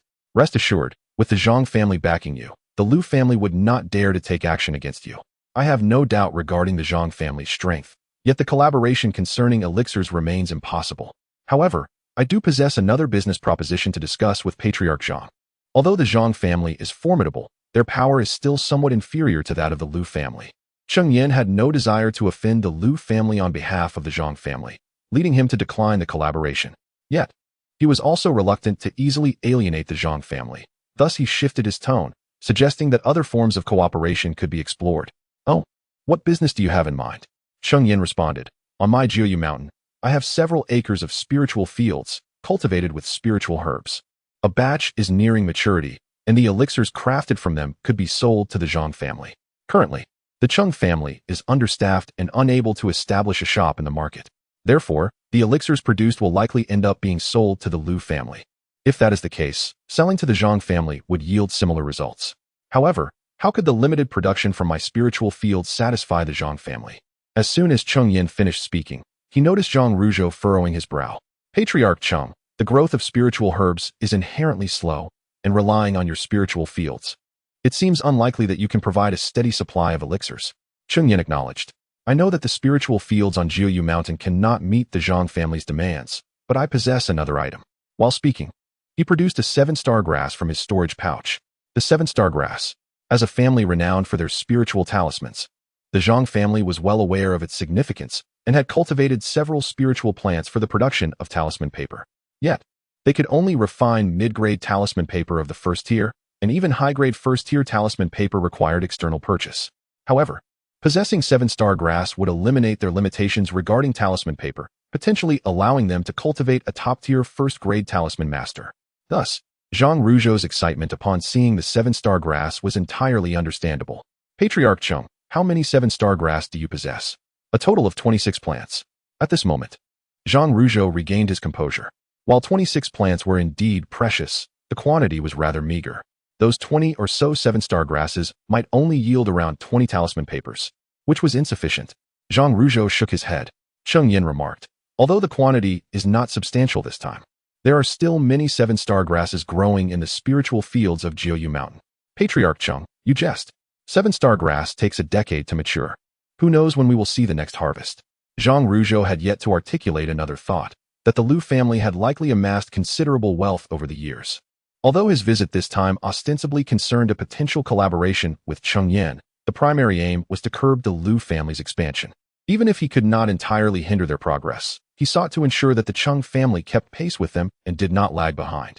Thus, I propose that all the elixirs we refine henceforth be sold through a collaboration with the Zhang family. Upon hearing Cheng Yan's words, Zhang Ruzhou fell into silence. While it was evident that the quantity of elixirs produced by the Cheng family would not be substantial, it nonetheless represented a significant profit. However, the most compelling factor remained the irresistible allure of the 7-star grass for the Zhang family. Chapter 100. The Du family's members are generally arrogant, and overbearing Cheng Yan observed a flicker of interest in Zhang Ruzhou, seizing the moment to present a bottle of vitality pills once more. "Esteemed clan leader Zhang, please take a look at this." "Vitality pills?" Zhang Ruzhou inquired. His brow furrowed in confusion. "What makes these pills so special?" "This particular formulation of the vitality pills has been enhanced with rare spiritual ingredients, yielding effects that surpass ordinary pills by a notable margin," Cheng Yan explained. During his subsequent endeavors in pill refinement using spiritual honey, Cheng Yan discerned that if the quantity of spiritual honey was insufficient, it would merely amplify the efficacy of the pills without diminishing their toxic properties. The bottle of vitality pills he presented was designed to enhance efficacy while retaining the toxicity. Cheng Yan was cautious not to reveal a version that diminished toxicity, for doing so might lead to disastrous consequences for his clan. Previously, Cheng Yan had believed that all spiritual honey possessed the ability to reduce toxicity. But as his knowledge expanded, he recognized that spiritual honey could only enhance the efficacy of pills. Only the honey produced by his unique purple-winged bees could alleviate toxicity, leaving him curious about the extraordinary nature of these bees.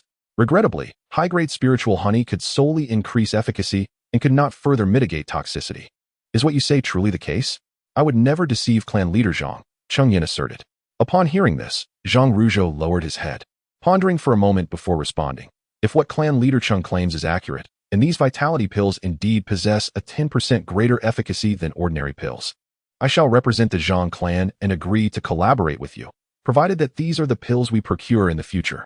You jest, clan leader Zhang. The quantity of my special ingredients is limited.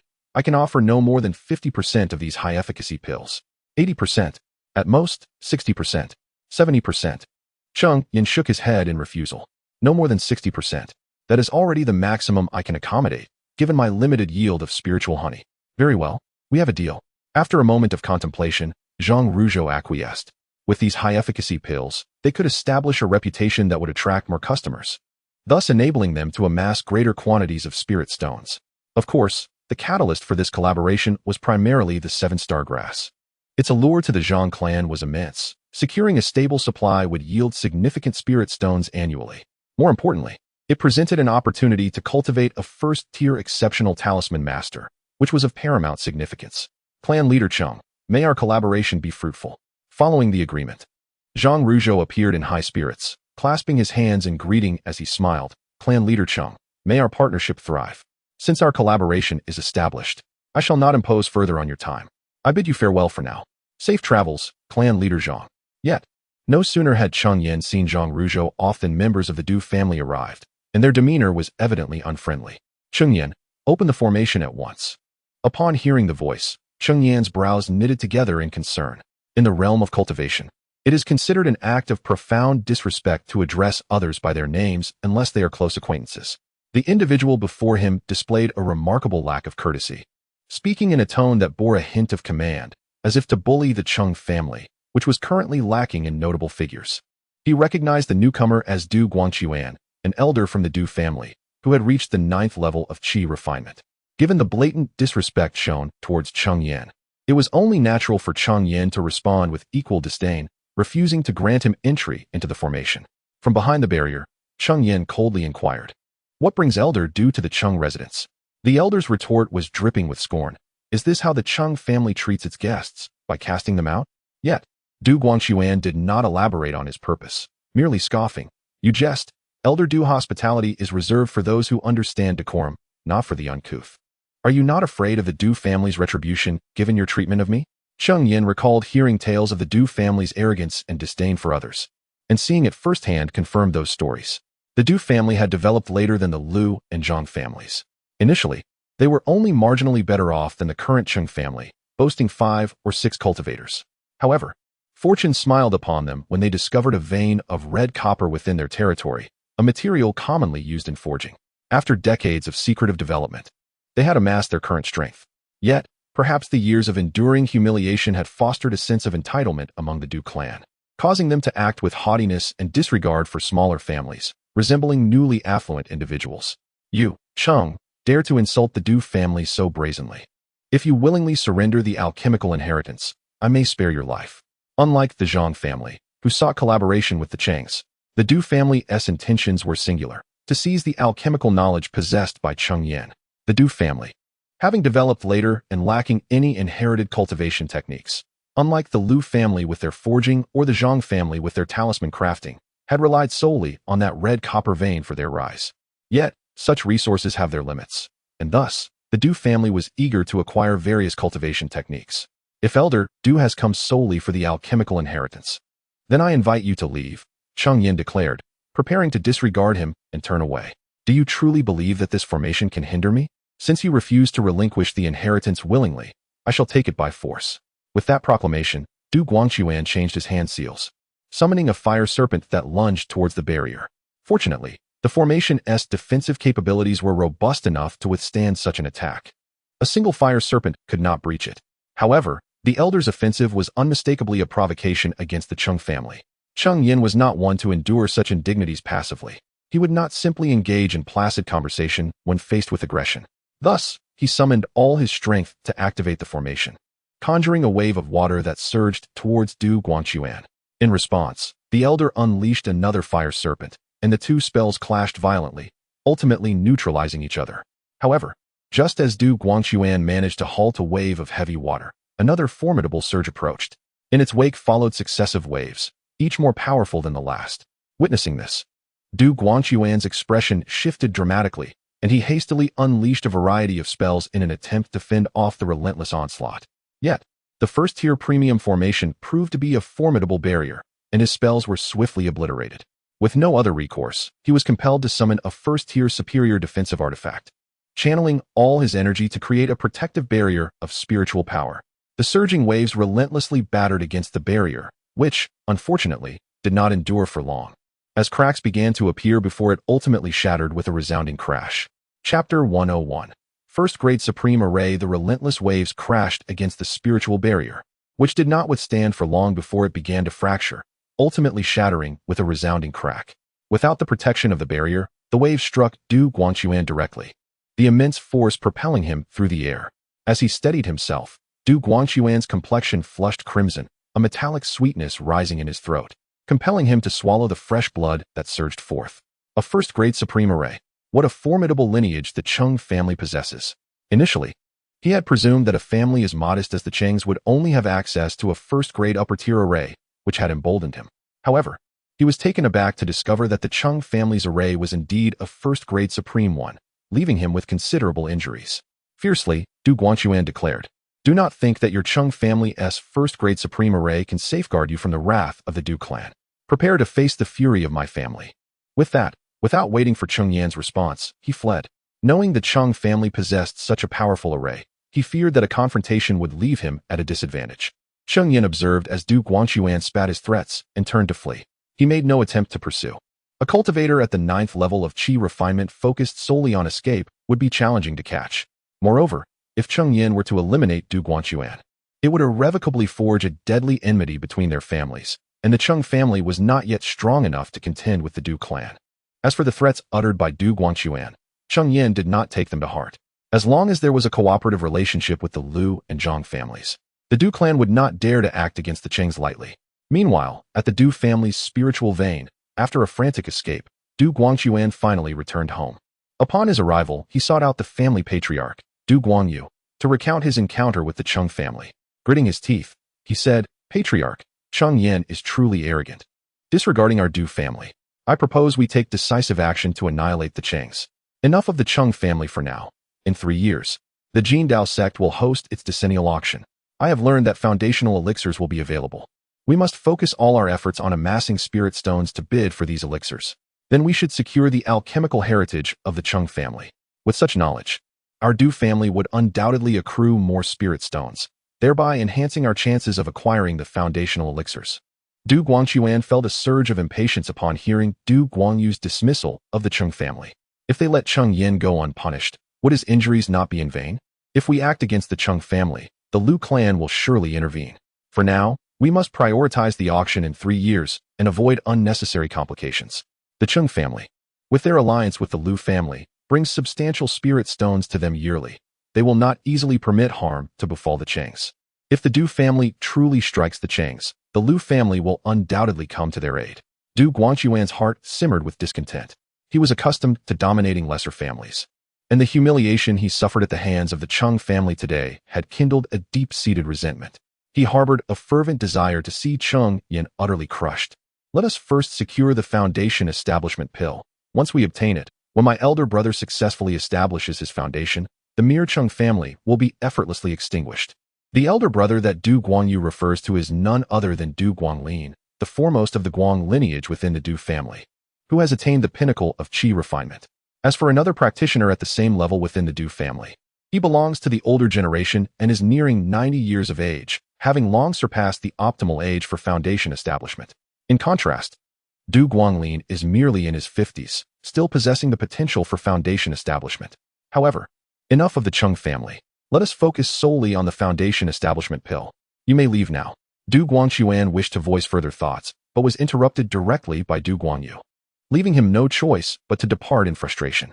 Since the incident involving Du Guangxuan, peace was restored atop Juyu Mountain once more. Thus, over 2 more years have passed, and only 3 months remain until the auction held by the Golden Blade sect. Initially, Cheng Yan was unaware of this auction. He learned of it from manager Liu. It is said that the Golden Blade sect hosts a small auction every 10 years, where numerous second-tier spiritual items are available, and occasionally, the Foundation Establishment Pill makes an appearance. A large auction is held every 50 years, showcasing even third-tier spiritual items, with the Foundation Establishment Pill among them. In 3 months, a small auction will take place. 3 years prior, news was secretly disseminated that this auction would feature the Foundation Establishment Pill. 6 months ago, the Golden Blade sect officially confirmed that the auction would indeed include this coveted item, with 2 pills available. Upon this revelation, various factions began to stir, amassing spirit stones to compete for these 2 Foundation Establishment pills. However, after 2 years of arduous cultivation, Cheng Yan remains at merely the 8th layer of qi refinement. Moreover, given the financial constraints of the Cheng family, they are unable to rival other families, rendering the Foundation Establishment Pill beyond Cheng Yan's reach. Nonetheless, it is rumored that the spiritual items at the auction will start from the first-tier superior grade. Thus, even though Cheng Yan knows he is not destined for the Foundation Establishment Pill, he wishes to attend to broaden his horizons, perhaps acquiring something useful. Juyu Mountain has undergone significant changes. Following Zhang Ruzhou's last visit, Cheng Yan realized the mountain's desolation and took it upon himself to construct numerous buildings, including a grand hall for receiving guests and dedicated training rooms. Now, Juyu Mountain finally resembles a family estate. Cheng Yuhao has also broken through to the 3rd layer of qi refinement, while the Li siblings have successfully advanced to the 4th layer. Since the Li siblings began working for the Cheng family, they have been diligent and earnest, seeing their cultivation progress. Cheng Yan accordingly raised their monthly stipend from 10 to 20 spirit stones. Good news has also reached Cheng Ruming, under the urging of his parents. He married 2 years ago. In the past 2 years, he has taken 2 concubines, and they now have children. Though they are merely a few months old and cannot yet be tested for spiritual roots, both concubines are also currently expecting. Cheng Ruming possesses a spiritual root, and it is highly probable that his descendants will also inherit this trait. Perhaps in a few years, the Cheng family will welcome fresh blood into their lineage. The passage of 3 months has flown by in the blink of an eye, with only 10 days remaining until the auction held by the Golden Blade sect. Under normal circumstances, the journey from Juyu Mountain to Jindafang City would take at least half a month, given the pace of qi refining cultivators. However, upon learning of Cheng Yan's interest in the auction, the Zhang family extended an invitation for him to accompany them. Chapter 102, Clan Leader Cheng. Cheng Yan. The Zhang family possesses a first-tier premium small flying vessel, capable of accommodating 5 individuals. On this journey to Jindao Square City, the Zhang family has decided to send only 3 members, 1 who has achieved the pinnacle of qi refinement and 2 at the 9th level of qi refinement, leaving the remaining 2 spots conveniently filled by Cheng Yan. The speed of the flying vessel far surpasses that of qi refinement practitioners, allowing them to reach Jindao Square City from Haishi Square City in no more than 5 days. Tomorrow marks the appointed time for Cheng Yan and the Zhang family. And since the journey from Juyu Mountain to Haishi Square City takes a day, Cheng Yan must set out today. Before his departure, Cheng Yan imparted the method for activating the protective mountain array to Cheng Yuhao, ensuring that no unforeseen incidents would arise at home during his absence. After conveying his instructions, Cheng Yan soared towards Haishi Square City on his flying sword. A day later, Cheng Yan arrived at Haishi Square City, where the Zhang family awaited his arrival. Clan Leader Cheng. Upon his arrival, Cheng Yan was greeted by Zhang Ruzhou, who would accompany him on this venture. Cheng Yan clasped his hands in greeting. I apologize for keeping Clan Leader Zhang waiting. Zhang Ruzhou gestured towards a man of similar age, saying, Clan Leader Cheng is too kind. We have only just arrived ourselves. Allow me to introduce you to our elder, Zhang Changlao. In response, Cheng Yan also offered a respectful salute, addressing him as Elder Zhang. Well aware of the Zhang family members after his prolonged stay in Haishi Square City, Cheng Yan recognized the man Zhang Ruzhou was indicating as Zhang Ruli, a practitioner at the 9th level of qi refinement. Zhang Ruzhou then introduced another individual. Clan leader, this is my clan uncle. Cheng Yan was familiar with this man as well. His name was Zhang Wenjian. The father of the Zhang family practitioner Cheng Yan had once slain. A complete cultivator at the qi refinement stage, he was nearing 70 and had surpassed the foundational age. Thoughts raced through Cheng Yan's mind.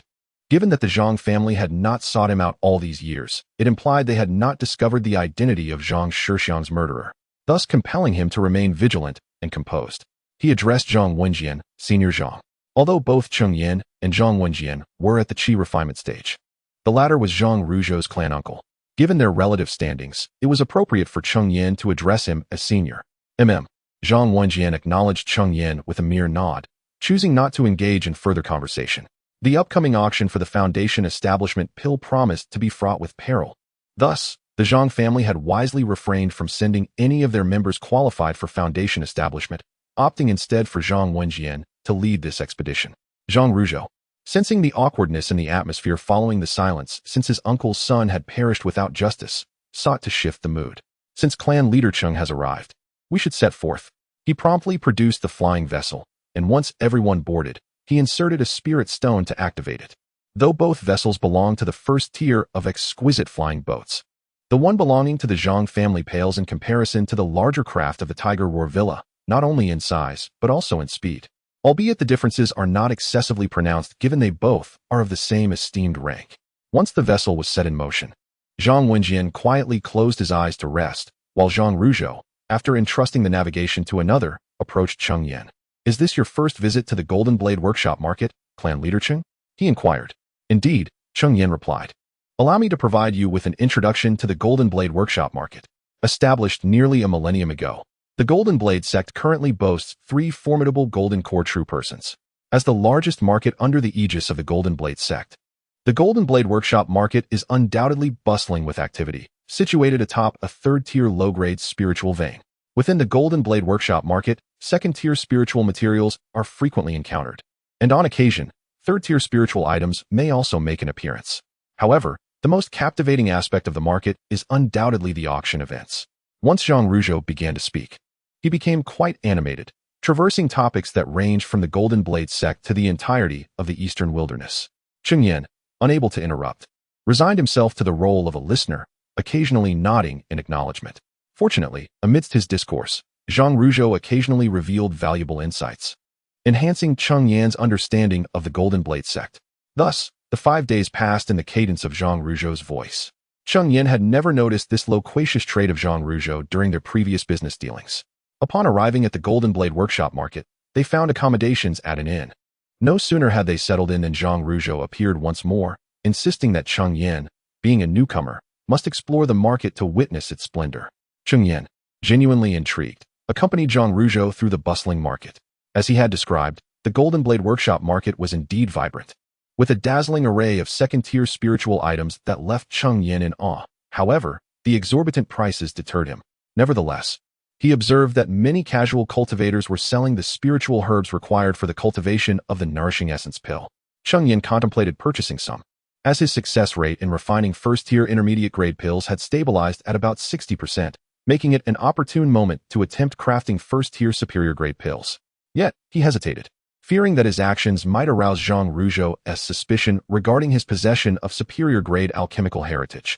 Fortunately, Zhang Ruzhou did not seek him out the following day, allowing Cheng Yan to seize the opportunity and acquire several herbs necessary for the nourishing essence pill, sufficient for 3 or 4 batches. Coupled with the herbs previously obtained from the blood refining sect's garden, he had enough for approximately 10 batches. As time flowed on, the auction finally commenced. However, entry to the auction hall was not easily granted. There were only 2 means to gain access. One could possess a VIP card for the Golden Blade Auction House, a privilege not readily available to the average person, as it could only be obtained after spending over 10,000 spirit stones at a shop under the Golden Blade sect's purview. The second option involves the payment of 1,000 spirit stones as a demonstration of financial capability. However, this sum will ultimately be refunded by the auction house. The rationale behind this practice is to eliminate those who possess no spirit stones and are merely present for the spectacle, as the capacity of the auction venue is limited. Naturally, Cheng Yan did not possess a VIP card. Thus, he was compelled to submit 1,000 spirit stones as proof of his financial standing. Upon entering the auction hall, Cheng Yan located his designated seat and settled in. As more individuals continued to enter the venue, the available seats dwindled until the entire auction hall was filled to capacity, at which point the auction commenced in earnest. Chapter 103, Foundation Establishment Pill. Welcome, esteemed guests, to the auction hosted by our esteemed Golden Knife sect. I am the presiding elder for this event. As the auction commenced, an elderly gentleman, appearing to be in his 60s or 70s, took to the stage. His profound aura unmistakably marked him as a Foundation Establishment cultivator. Cheng Yan could not help but marvel at the might of the Golden Knife sect, which could afford to send such a formidable figure to oversee a mere auction. This elder did not seem to be a novice in the early stages of Foundation establishment. His presence rivaled that of Chun Hu, the master of the Tiger Howl Mountain Manor. I trust you are all familiar with the auction's rules: fair competition, with the highest bidder prevailing. Should anyone dare to cause a disturbance, I shall personally ensure their swift removal. As he spoke, the elder's late-stage Foundation establishment prowess became evident. Now, without further ado, let us present our first item for bid. A female cultivator approached with a tray covered by a red cloth.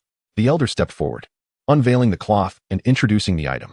The first item up for auction is a first-tier premium magical artifact, the Fire Python Flag. When activated, it summons a formidable fire python. For those specializing in fire attributes, its power is significantly amplified. Friends with fire spiritual roots should not miss this opportunity. The starting bid is 3,000 spirit stones, with each increment not less than 100 spirit stones. Cheng Yan watched in awe, taken aback that the auction had commenced with such a remarkable first-tier artifact. 3,100 spirit stones, came a voice immediately after the elder concluded his introduction. 3,200 spirit stones. Another bidder chimed in, but his bid was swiftly overshadowed.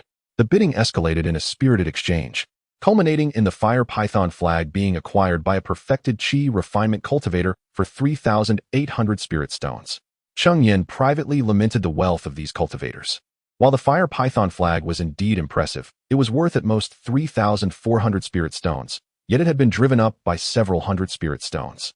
Subsequently, a plethora of exquisite items appeared: advanced spirit talismans, premium pills, rare spiritual herbs, and uncommon materials, all of which were no less than first-tier superior goods.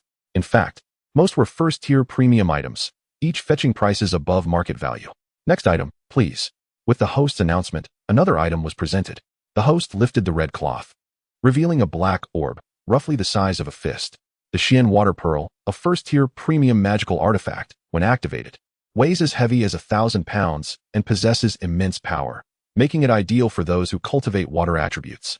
The starting bid is 3,000 spirit stones, with increments of no less than 100 spirit stones.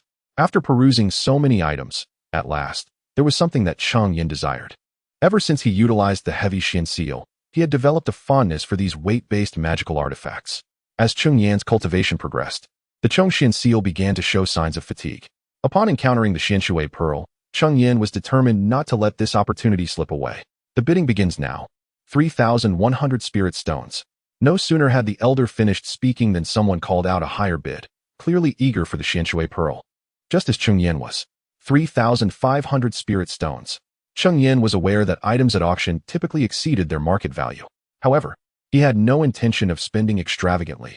Thus, he raised his bid by a larger increment, hoping to intimidate others into silence. Just as he anticipated. Upon seeing Cheng Yan raise the bid by 400 spirit stones, others began to hesitate. The xianxia pearl was indeed desirable, yet they had to weigh whether it was worth such a price. 3,500 spirit stones once. Esteemed friends, the potency of the xianxia pearl ranks among the finest of first-tier supreme artifacts. Do not let this chance pass you by. The auctioneer, sensing the atmosphere had cooled, vigorously extolled the virtues of the xianxia pearl, hoping to entice further bids. 3,600 spirit stones. As expected, after the elder's announcement, another bid was made. Cheng Yan sighed inwardly. It was clear that securing the xianxia pearl at a reasonable price was no longer feasible. Nevertheless, he was resolute in not relinquishing the xianxia pearl so easily, and he continued to raise his bid. 3,700 spirit stones. The price was already quite steep for the xianxia pearl. After Cheng Yan's bid, no one dared to raise the price further, and ultimately, the xianxia pearl was successfully claimed by him. Following the acquisition of the xianxia pearl, several other remarkable items appeared at the auction. Some even included second-tier spirit artifacts, attracting bids from foundation-building cultivators and fetching prices exceeding 10,000 spirit stones. Cheng Yan marveled at the ostentation of the foundation-building cultivators, who could casually spend such vast sums without batting an eye.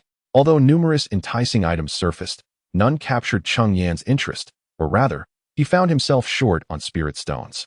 As many spirit artifacts were claimed, the auction neared its conclusion, and the atmosphere grew increasingly tense, with various factions preparing to bid for the 2 foundation-building pills. I trust everyone has been waiting patiently. Next, we present the final 2 items of this auction, 2 foundation-building pills. The elder clapped his hands, and a maid approached with a tray. The elder took the tray, removing the crimson cloth to reveal 2 jade vials. He poured the pills from the vials, instantly filling the auction hall with a rich medicinal fragrance. Even from his position at the back, Cheng Yan could distinctly perceive the aroma. Just a single inhalation of the medicinal scent invigorated the spirit, even slightly hastening the pace of cultivation. The foundation-building pills. As the audience beheld the 2 pills, excitement erupted throughout the hall. For chi-refining cultivators, nothing was more coveted than the foundation-building pills. A foundation establishment pill can enhance the success rate of foundation establishment by 40%. Should one successfully establish a foundation, they could enjoy a lifespan of 240 years, which is a full double that of a chi refinement practitioner. Regrettably, on this day, the foundation establishment pill is destined to be beyond the reach of the vast majority of cultivators present, including Cheng Yan. The efficacy of the foundation establishment pill, I trust, requires no further elaboration from this old man. 2 foundation establishment pills will be auctioned separately, each commencing at a starting price of 30,000 spirit stones, with each bid increment not less than 1,000 spirit stones. The auction begins now.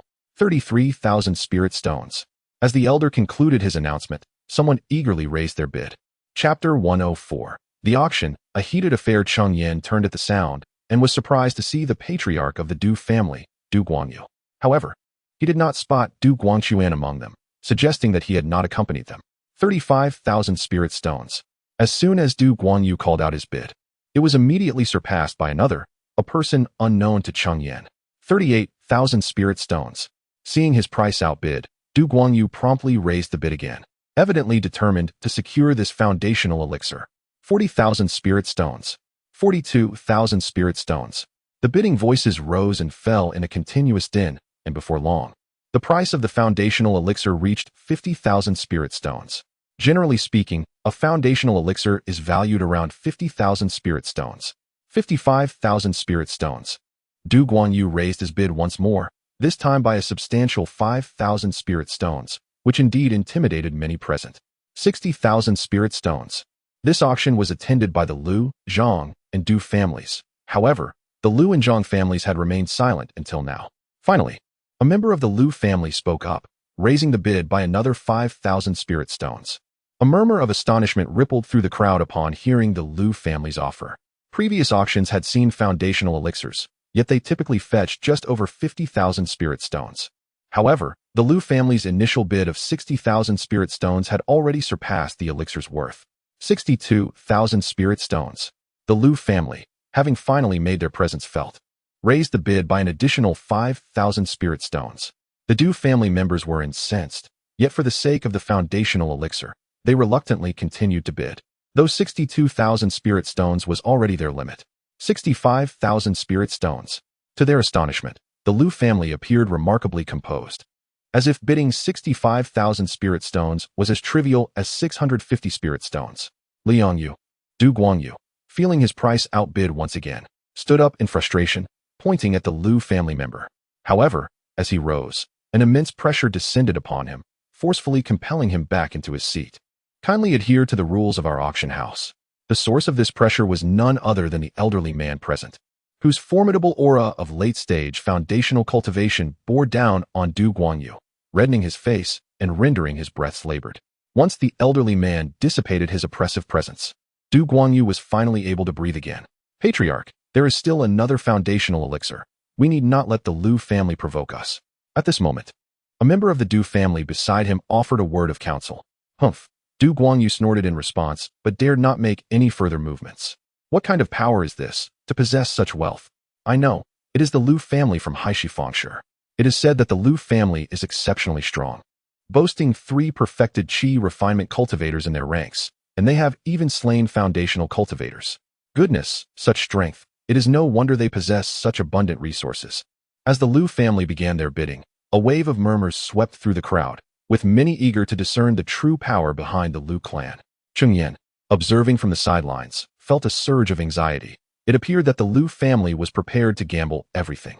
He was aware that in recent years, the Liu family had neglected to pay their clansmen's salaries for several years, meticulously cutting costs wherever possible. The members of the Liu family possessed audacious hearts, for they understood that possessing a foundation establishment pill did not guarantee success in the foundational phase. Should the Liu family deplete their entire savings and ultimately fail to break through, they would likely be left in a state of perpetual decline. 65,000 spirit stones. First call, second call, third call, sold. Congratulations to this esteemed friend for successfully acquiring the first foundation establishment pill for 65,000 spirit stones. This figure far exceeded the expected price, and once the Liu family made their offer, no one else dared to bid, allowing them to secure the first foundation establishment pill. Meanwhile, Zhang Ruzhou from the Zhang family remained a spectator throughout the process, clearly strategizing for the auction of the second foundation establishment pill. The bidding for the second pill commenced at the same starting price as the first, 30,000 spirit stones, with each subsequent bid requiring a minimum increase of 1,000 spirit stones. 50,000 spirit stones. As soon as the elder concluded his announcement, Du Guangyu promptly raised his bid to 50,000 spirit stones, momentarily silencing the auction hall. 52,000 spirit stones. However, the quiet did not last long as others quickly resumed bidding. 60,000 spirit stones. Seemingly unwilling to prolong the contest, Du Guangyu escalated his bid to 60,000 spirit stones, which rendered the auction hall silent once more, with no further bids forthcoming. Just when Du Guangyu believed victory was assured, Zhang Ruzhou, who had remained silent thus far, finally entered the fray. 62,000 spirit stones. Upon hearing the new bid, Du Guangyu turned to see Zhang Ruzhou, his eyes ablaze with frustration. Zhang Ruzhou had effectively cornered him. The Du family could muster a maximum of 62,000 spirit stones, and Zhang's offer signified that the Du family would be unable to claim this foundation establishment pill, igniting Du Guangyu's fury. Ultimately, the second foundation establishment pill was secured by the Zhang family for 62,000 spirit stones, marking a successful conclusion to the auction. As numerous cultivators exited the venue, their conversations revolved around the significant sums spent by the Liu and Zhang families on the foundation establishment pills, reflecting on the grandeur of the event and feeling their journey had been worthwhile. In truth, among the attendees were not only numerous qi refining families, but also several foundation establishment forces, whose financial capabilities likely surpassed those of the Liu and Zhang families. Yet, they lacked the audacity to make such bold moves, opting not to place exorbitant bids exceeding 10,000 spirit stones for the foundation establishment pill. Additionally, the two families possess a marketplace, which is renowned for its remarkable capacity to generate wealth. Even when divided, the annual earnings in spirit stones are substantial. And considering the savings accumulated over the past century, it is indeed reasonable for them to possess such a considerable amount of spirit stones. However, although the Liu and Zhang families successfully secured the foundation establishment pills, they are likely to face numerous hardships in their endeavor to bring these treasures back to their clans. As for the prospect of having members of the two families come to the Golden Knife Marketplace to undergo their breakthroughs, that seems utterly implausible. Should any assassins from rival factions disrupt the breakthrough process, the investment of over 60,000 spirit stones would be rendered futile. After the auction concluded, Cheng Yan proceeded to the front desk to collect his mystic water pearl, having paid 2,700 spirit stones, complemented by his 1,000 spirit stones as proof of financial capability, totaling 3,700 spirit stones. Chapter 105. The first-rate supreme magical artifact. The Xian water pearl. Upon acquiring the Xian water pearl, Cheng Yan chose not to linger any longer and soared towards the direction of Jiuyu Mountain. As for the Zhang family, having successfully bid for the foundation establishment pills, they would certainly not allow Cheng Yan, an outsider, to accompany them. Moreover, even if the Zhang family were inclined to permit Cheng Yan to join them, he would categorically refuse. The journey ahead promised peril, with countless pursuers likely to pursue them, and traveling alongside them would be tantamount to courting death. However, what Cheng Yan did not anticipate was that, despite parting ways with the Zhang family, he would still find himself under scrutiny. As he flew on his sword towards Jiuyu Mountain, the first few days passed uneventfully. Yet, on the seventh day, while soaring through the skies, he was suddenly ambushed by a colossal fire serpent. Fortunately, Cheng Yan reacted swiftly, summoning a defensive artifact that successfully thwarted the fiery beast's attack. Before him stood an individual blocking his path, none other than Du Guangquan of the Du family. Cheng Yan's expression darkened as he inquired, "Elder Du, may I ask why you have chosen to intercept me here?"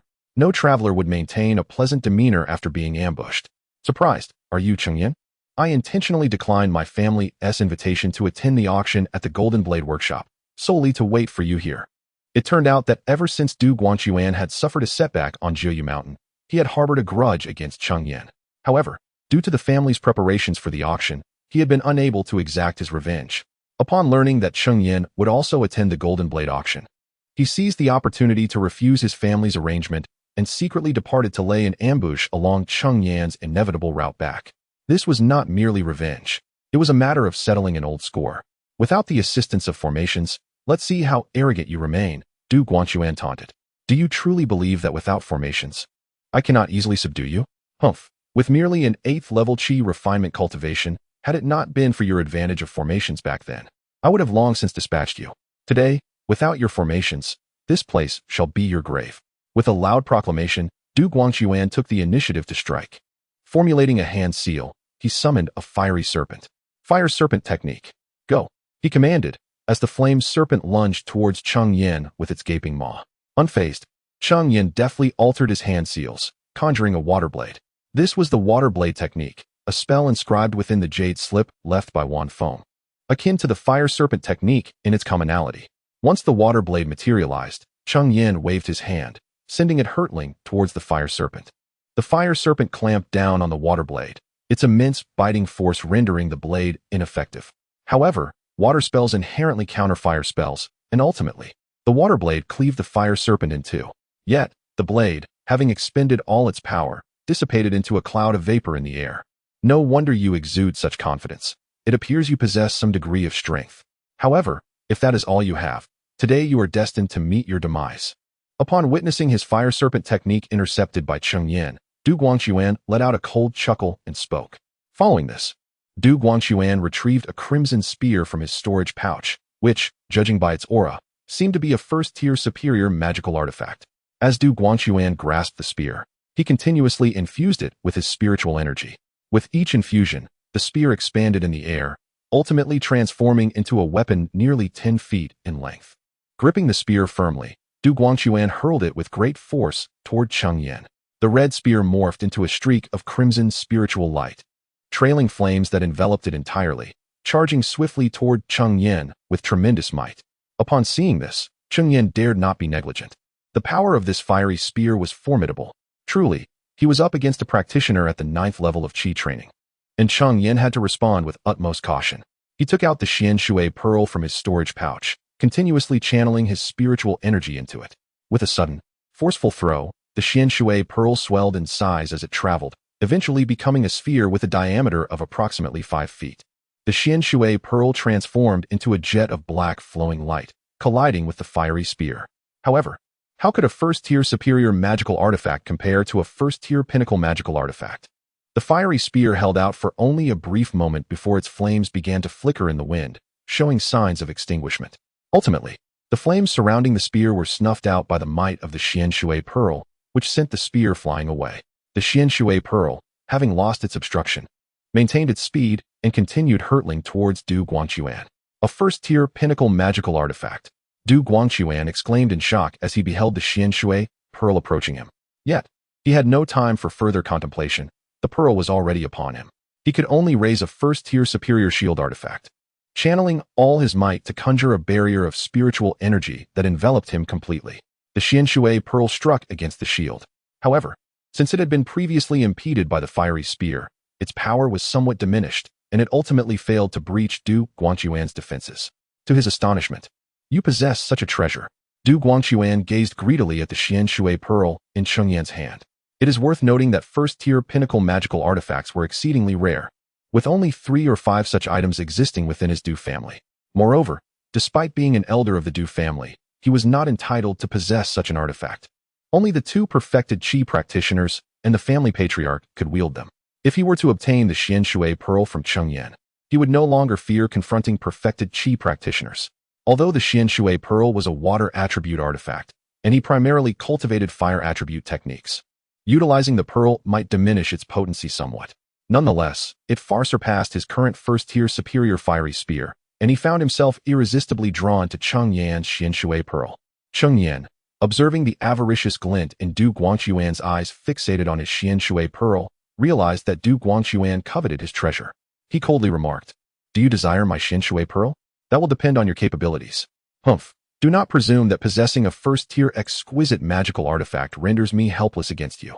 With your cultivation at the 8th level of qi refinement, how many times can you truly summon its power?" Cheng Yan replied, "You shall discover how many times I can invoke it if you dare to test me." Du Guangxuan, witnessing Cheng Yan's audacity, bellowed angrily, "Since you are so eager for death, do not blame me." Yet, unbeknownst to him, Cheng Yan, equipped with the Gathering Spirit Pearl, harbored no fear of depleting his spiritual energy.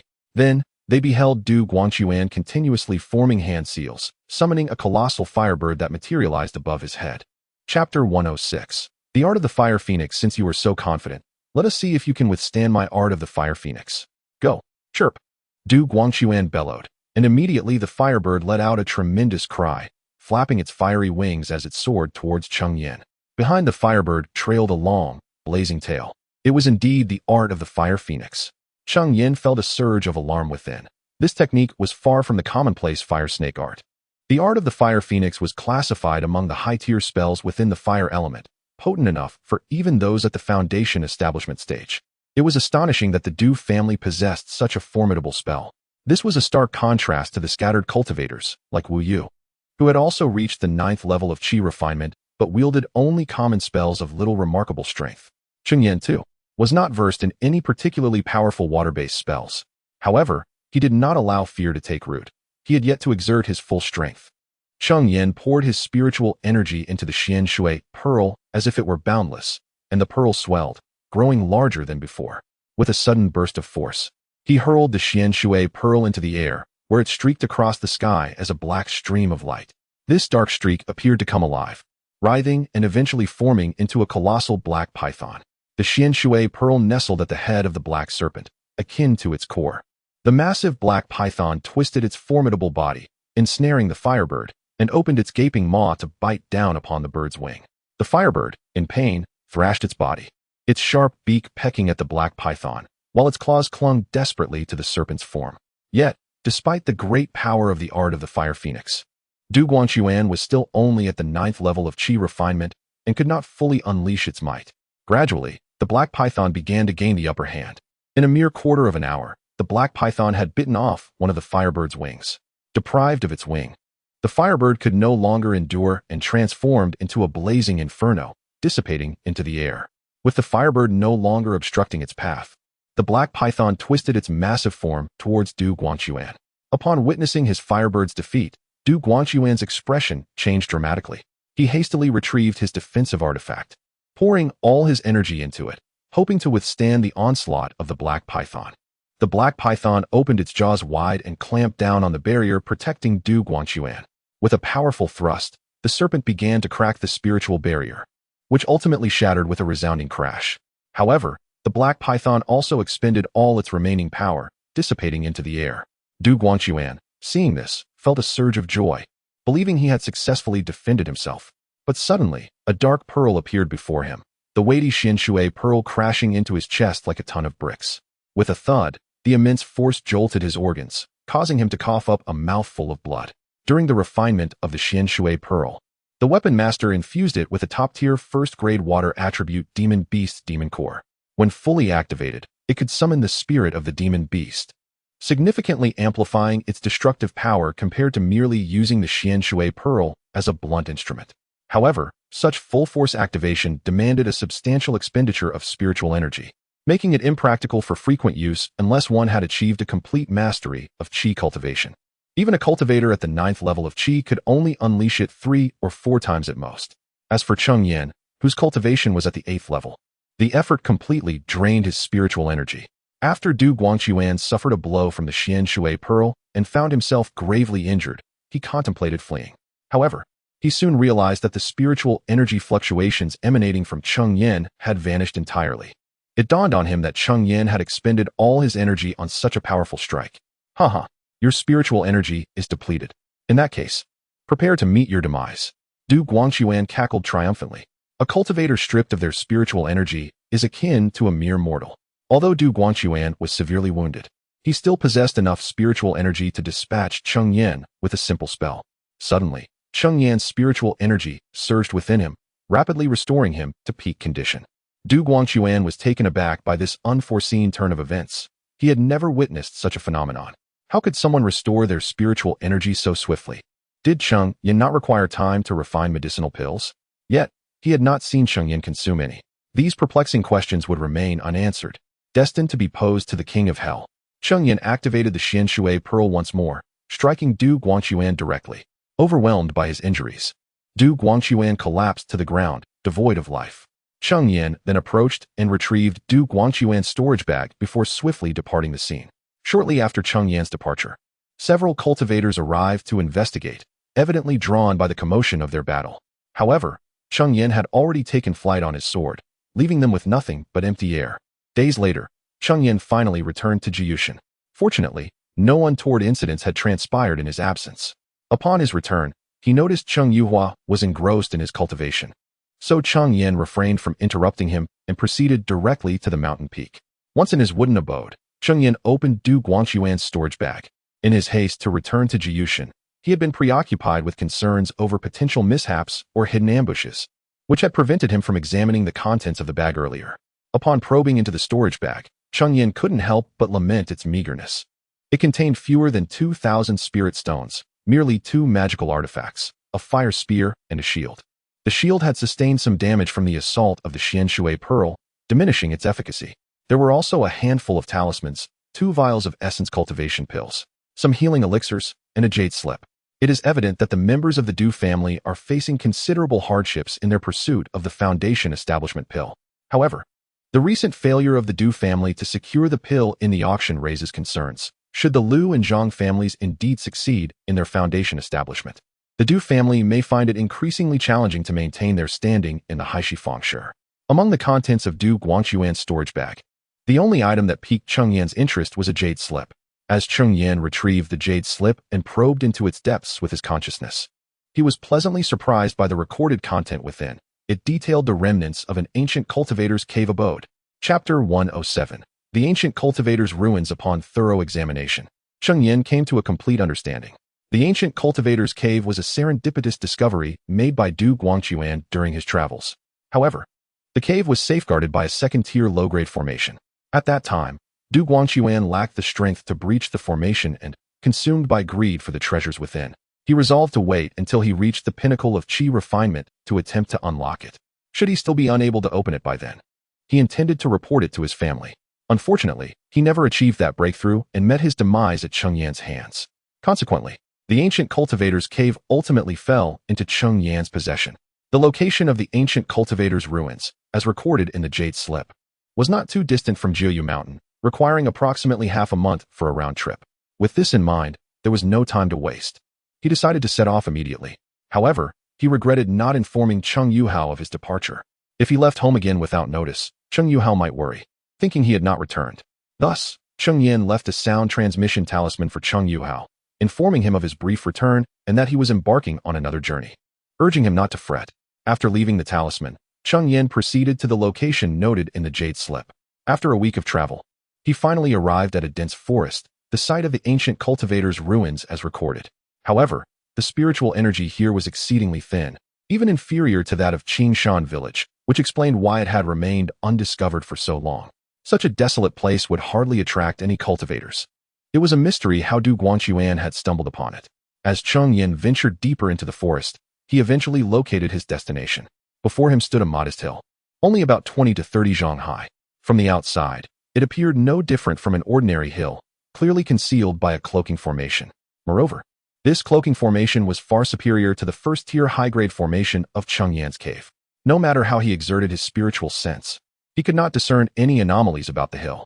Yet, the most formidable challenge was not the cloaking formation. Thanks to the Jade Slip from Du Guangquan, Cheng Yan was aware that this was indeed the Ancient Cultivator's cave ruins.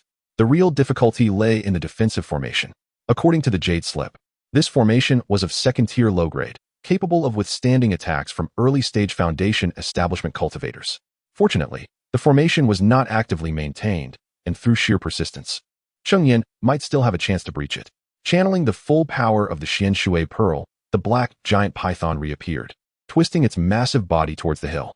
However, before it could approach, an invisible barrier obstructed its path. Observing this, Cheng Yan commanded the black giant python to strike its tail against the barrier. The barrier quivered momentarily before settling back into a tranquil yet steadfast state. Cheng Yan remained unhurried, fully aware that the second-tier defensive formation was not something he could easily breach. Even with the aid of the Xian water pearl, considerable time would still be required. After an hour, as the massive black serpent once again hurled itself against the defensive formation, the array finally faltered, trembling violently before shattering with a thunderous roar. With a sigh of relief, Cheng Yan acknowledged the formation's defeat. He had nearly exhausted the spiritual energy within the gathering spirit pearl to dismantle it. Had it not been for the pearl, he would have truly found himself at an impasse. With the defensive formation breached, the original concealment array lost its efficacy, revealing the ancient cultivator's dwelling before Cheng Yan in its entirety. The small peak remained unchanged, yet at its base lay a neatly formed entrance, obstructed by a massive stone, clearly a result of human intervention. Gazing at the remnants of the ancient cultivator's dwelling so close at hand, Cheng Yan could not suppress a surge of excitement. The presence of a second-tier formation suggested that this was the abode of at least a foundation-building cultivator. He could only wonder what treasures awaited within. Suppressing his eagerness, he summoned the Xian water pearl, which struck the massive stone blocking the entrance. The stone shattered into numerous fragments, scattering as the entrance was finally unveiled before him. However, Cheng Yan did not rush inside. The unknown dangers within could be perilous. Should he recklessly charge in, he might find himself in mortal peril without even understanding how it happened. He summoned dozens of purple-winged bees, instructing them to enter the dwelling first to scout for dangers. Only after confirming that it was safe did he proceed inside. Upon entering the cave, Cheng Yan beheld the interior of the dwelling in its entirety. The abode was exceedingly simple, appearing to have been hastily excavated. In the center sat a figure, now merely a skeleton, evidently long deceased for many years. Aside from that, the entire cave was remarkably clean, seemingly devoid of any remnants, save for a ring adorning the left hand of the skeleton.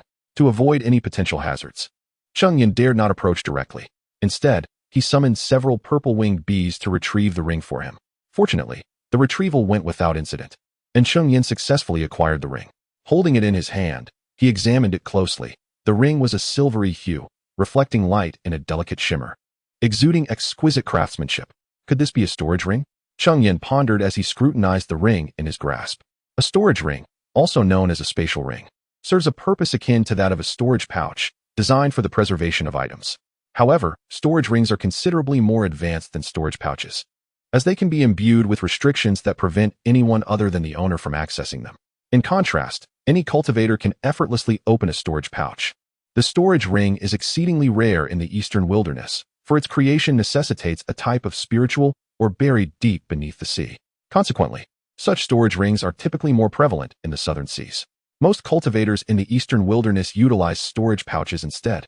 However, it appears that this particular storage ring has remained dormant for an extended period, compounded by the fact that its owner has since passed away, leading to the disappearance of its restrictions. Cheng Yan was able to effortlessly probe inside with his spiritual consciousness. Upon entering, he was utterly astonished by the vastness of the interior space. The storage pouch currently in Cheng Yan's possession was originally left behind by Wu Yan, and while its capacity is already considerable, it pales in comparison to this storage ring. Indeed, it could be said that 2 or 3 dozen of his storage pouches would not equate to the space offered by this remarkable ring. Chapter 108. The landscape of heaven and earth. The treasures within left Cheng Yan utterly astonished. The spiritual stones were piled up like small hills. As he swept his divine consciousness across the cavern, he estimated there to be around 100,000 spiritual stones. However, it was 2 individually stored elixirs that captured Cheng Yan's attention. These elixirs were contained within a small jade vial, and given their separate storage, they were undoubtedly of considerable significance. Cheng Yan carefully retrieved the vial and poured out its contents. The moment the elixirs left the vial, a rich fragrance filled the entire cave, a scent that Cheng Yan recognized all too well. It was indeed the Foundation Establishment pill. Gazing at the elixirs resting in his palm, Cheng Yan felt a surge of excitement that made his body tremble slightly. These were Foundation Establishment pills, each capable of fetching 50 to 60,000 spiritual stones, and they were incredibly scarce. Most importantly, possessing these two pills meant that Cheng Yan had a genuine opportunity to establish his foundation, which was undeniably thrilling. Suppressing his exhilaration, he returned the foundation establishment pills to the jade vial and carefully placed it in a corner of his storage ring. He then began to examine the other items. Besides the foundation establishment pills and the spiritual stones, he discovered a multitude of jade slips, which he meticulously reviewed. The contents within these slips left Cheng Yan even more astounded. A portion of the jade slips contained cultivation techniques, including 5 distinct methods corresponding to the 5 elements, all capable of guiding one to the nascent soul stage. Another segment comprised various legacies, encompassing alchemy, artifact forging, talisman crafting, formation techniques, and the myriad arts of cultivation. Truly a comprehensive collection. The quality of these legacies was notably high. Even the least impressive formation inheritance was of mid-tier 3rd grade, while the finest alchemy legacy boasted a peak 3rd grade status. Cheng Yan glanced at the skeletal remains nearby, swallowing hard. Could this individual have robbed a golden elixir sect? As he perused one particular jade slip, the truth began to unfold. Approximately a millennium ago, in the South Sea, there existed a golden elixir sect called the xianxia sect. This sect was home to a remarkable 6 golden elixir practitioners, including one of complete golden elixir attainment. The xianxia sect had flourished rapidly, achieving such prominence in merely 300 to 400 years. However, at some point, rumors spread that the xianxia sect possessed a treasured artifact. Acquiring it would grant one the prospect of reaching the nascent soul stage, thus attracting the covetous eyes of several complete golden elixir practitioners. In the face of an assault by these powerful foes, the xianxia sect ultimately succumbed and faced annihilation. The individual before Cheng Yan was a disciple of the xianxia sect, which elucidated why he utilized a storage ring, a rarity typically found in the South Sea, rather than a storage pouch. This individual was named Yang Cheng, a cultivator in the mid-foundation establishment stage, and the progeny of a complete golden elixir practitioner from the xianxia sect. When the xianxia sect's gates were breached, the two had managed to escape with the sect's legacy. They fled towards the eastern wilderness, but were pursued by their enemies along the way. In a bid to preserve his son's life, Yang Cheng's father confronted 3 complete golden elixir practitioners alone, ultimately falling in battle. He successfully fled to the eastern wilderness. Yet during his escape, he was struck by a golden core cultivator. Although he managed to survive thanks to a protective talisman left by his father, he sustained severe injuries. Ultimately, he arrived at this place, succumbing to his wounds without receiving any treatment. Within his storage ring lay the legacy of the xianxia sect. The jade slip mentioned a treasured artifact of the sect, indeed existing, known as the xianxia map. However, just as the slip introduced the name, it abruptly ceased. Possibly because the individual had succumbed to his injuries at that very moment. Cheng Yan was compelled to rummage through the storage ring, searching for anything resembling the name xianxia map. Eventually, he discovered a landscape painting. The artist's skill was undoubtedly exceptional. Even Cheng Yan, who had no understanding of painting, could discern its brilliance. The verdant mountains and rushing streams seemed almost alive. Nestled between several towering peaks was a rustic farmhouse, with a plot of land in front. Yet curiously, no figures were depicted. Although the painting was masterfully created, it exuded no aura of spiritual energy. Initially, Cheng Yan speculated it might be an ordinary object, but upon reflection, he realized that a cultivator would not possess mere mortal items. Furthermore, this was the only piece in the storage ring that could be associated with the xianxia map. However, regardless of how Cheng Yan perceived it, it appeared to be an ordinary artifact. In desperation, he attempted to channel his spiritual sense, hoping to uncover any unique qualities within the painting. As soon as his spiritual sense made contact with the artwork, he felt an immense pull, drawing his consciousness inward. Fear gripped him. He had never encountered such a phenomenon before and began to struggle. Yet, no matter how he fought, it proved futile. Ultimately, his spiritual sense was drawn into the landscape painting. When Cheng Yan regained consciousness, he found himself in a different realm, surrounded by towering peaks. He stood ensconced beneath their majesty. Before him lay a wooden cabin, with a field behind. Suddenly, it dawned on him. Wasn't this the very scene depicted in the painting? Had he truly entered the artwork? However, now trapped within the painting, Cheng Yan faced a dilemma. He had no idea how to escape. After several hours of searching within the painting, he finally discovered a means to exit. As his spiritual sense returned to his body, he was startled to find the landscape painting had vanished from his hands. A frantic search through his storage ring yielded no results. Cheng Yan stood in disbelief, bewildered by how such a large painting could have inexplicably disappeared from his grasp. Suddenly, Cheng Yan recalled that golden elixir cultivators are capable of storing magical artifacts within their dantians. If this landscape painting is indeed a treasure of great significance, it should at least be of artifact-level quality. Thus, Cheng Yan promptly seated himself in meditation, turning his attention inward to his dantian. However, aside from spiritual energy, it was devoid of any substance. Strangely, within his sea of consciousness, there appeared an object, the very landscape painting itself. Cheng Yan gazed at the immobile painting within his sea of consciousness, uncertain of how to proceed. If his conjecture was correct, this painting should be the renowned treasure known as the Qian landscape map. Yet, he remained unaware of the true purpose of this Qian landscape map. Nor could he ascertain whether its presence within his sea of consciousness would be detrimental to him. Chapter 109. The Liu and Zhang families established their foundations, however. Cheng Yan found himself at a loss. The Qian landscape painting seemed to have taken root within his consciousness. No matter how he attempted to extricate it from his mind's eye, he was met with failure. Fortunately, he did not experience any discomfort at the moment. Reluctantly, he allowed it to remain nestled in his awareness. With nothing else left in the cave, Cheng Yan chose not to linger further. He bowed deeply to the skeletal remains, a gesture of gratitude for the gifts bestowed upon him, and then made his way out of the cave. The cave was devoid of illumination, rendering it dimly lit, while the outside world basked in the bright light of day. Upon emerging, Cheng Yan found the sunlight momentarily blinding, prompting him to squint. Suddenly, he sensed something amiss. When he first arrived at this cave ruin, it was already afternoon. Subsequently, he had inadvertently wandered into the painting and spent 2 or 3 hours deciphering a way out. Logically, even if twilight had not yet fallen, it should have been dusk by now. Yet, the sun blazed overhead, and it was clear that time did not align. Could it be that time within the painting was suspended? Or perhaps it flowed more slowly than in the outside world? A series of speculations began to form in Cheng Yan's mind. Lacking any means of keeping track of time, he resolved to return to Jiuyu Mountain and further investigate the Qian landscape painting. Upon his return, Cheng Yan eagerly commenced his study of the painting. Through his exploration, he uncovered a portion of its capabilities. The presence of the characters Qian indicated that the painting contained the essence of both, functioning akin to a storage bag for holding items. Most impressively, it could also harbor living beings. Cheng Yan's purple-winged bee was able to enter the painting, though he was uncertain whether humans could do the same. He suspected it unlikely, as he himself could not physically enter the Qian landscape painting. Only his spirit could traverse within its confines. Moreover, Cheng Yan discovered that the flow of time within the painting was considerably slower than in the external world. Approximately 10 hours spent inside the painting equated to merely 1 hour passing outside. This revelation brought Cheng Yan immense joy, for within the painting lay a patch of land, which, upon his investigation, turned out to be a spiritual field. He had also tested this field and confirmed that it was indeed suitable for cultivating spiritual herbs.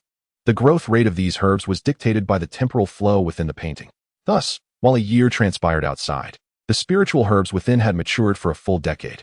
Such a capability was undeniably formidable. The higher the grade of the spiritual herbs, the longer their maturation period. And for certain rare treasures, the time required for ripening was even more extensive. For instance, the Qingyuan fruit tree within the family takes 300 years to mature. However, if it were to be cultivated within the realm of the Qian landscape painting, it would require merely 30 years to reach maturity. This illustrates the immense power of the Qian landscape painting.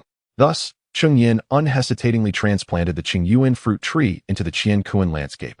Simultaneously, he filled the painting with the necessary supplementary herbs for cultivating the Peiyuan fruit and Peiyuan elixirs.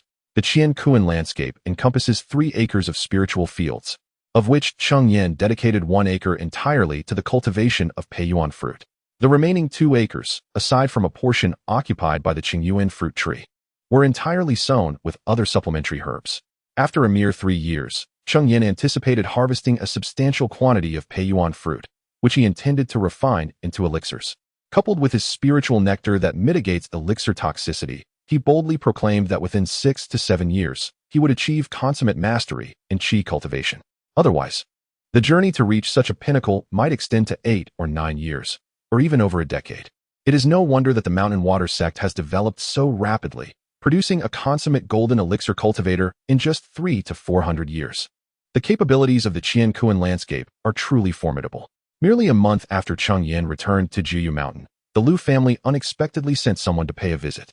It turned out that Liu Yuran of the Liu family had successfully established his foundation 3 days prior. As the Cheng family was a cooperative partner of the Liu family, they were naturally invited to attend the foundation establishment ceremony scheduled for a year later. The reason for the delay in the ceremony was that the Liu family had exhausted all their resources in bidding for foundation establishment elixirs and had no spiritual stones left to organize the event. However, as the Liu family had now become a foundational force, the ceremony could not be conducted hastily, prompting the decision to hold it a year later. They publicly claimed that the delay was due to the need to stabilize their cultivation level before hosting the ceremony. Just 2 days after the Liu family's visit, the Zhang family also came to call. Zhang Ruxian had likewise succeeded in establishing his foundation and extended an invitation to Cheng Yan for a ceremony set for a year and a half later. It was surprising that both the Liu and Zhang families had simultaneously achieved foundation establishment, especially since Cheng Yan had heard of the considerable hardships they had endured to reach this milestone. Initially, after acquiring the foundation establishment elixir, both families were targeted as they left the market. Reportedly, several consummate qi cultivators, including rogue cultivators and members from other families, were involved. Zhang Wenjian, a consummate qi cultivator from the Zhang family, single-handedly confronted 3 such cultivators to ensure that Zhang Ruzhou could safely pilot the flying vessel back home with the elixir. Zhang Ruzhou did not disappoint, successfully bringing the foundation establishment elixir back to his family despite facing numerous challenges along the way. Unfortunately, Zhang Wenjian never returned, having fallen to the hands of those 3 consummate qi cultivators. The 3 cultivators at the qi refinement stage, realizing that the foundation establishment pill was beyond their grasp and fearing retaliation from the Zhang family once they succeeded in establishing their foundations, had long since fled the territory of the Jindao sect, their whereabouts unknown. The Liu family, tasked with escorting the foundation establishment pill back to their clan, faced their own trials. It is said that the Liu family dispatched 2 cultivators of the qi refinement stage to ensure the safe transport of the pill. Although both eventually returned to their family, they bore significant injuries. One of them succumbed to his wounds merely half a month later. Meanwhile, the Du family, having failed in their bid for the foundation establishment pill, fell into a complete silence. Despite the heavy losses endured by both the Liu and Zhang families in pursuit of the pill, the Du family remained conspicuously inactive. Chapter 110. Cheng Yuhao's first adventure. Even the loss of a mere elder at the 9th level of qi refinement within the Du clan elicited no outcry. In former times, the disappearance of even a single clan member at the 1st level of qi refinement would have sent the Du family into an uproar, causing a significant stir throughout the Blackstone market. Subsequently, during the foundation establishment ceremonies of both clans, the Du family presented lavish gifts worth thousands of spirit stones to each, citing their own inadequacies in strength and expressing concerns about their capability to manage the market. Thus, they withdrew from the management, leaving it in the hands of the Liu and Zhang families. This decision signified that henceforth, the profits of the Blackstone market would no longer be associated with the Du family. The Du family was compelled to take this course of action, as their previous arrogance had provoked numerous smaller families, many of which rallied behind the Liu and Zhang clans. With both Liu and Zhang now established as foundational families, the smaller clans were likely to conspire against the Du family, rather than await the inevitable retaliation from Liu and Zhang.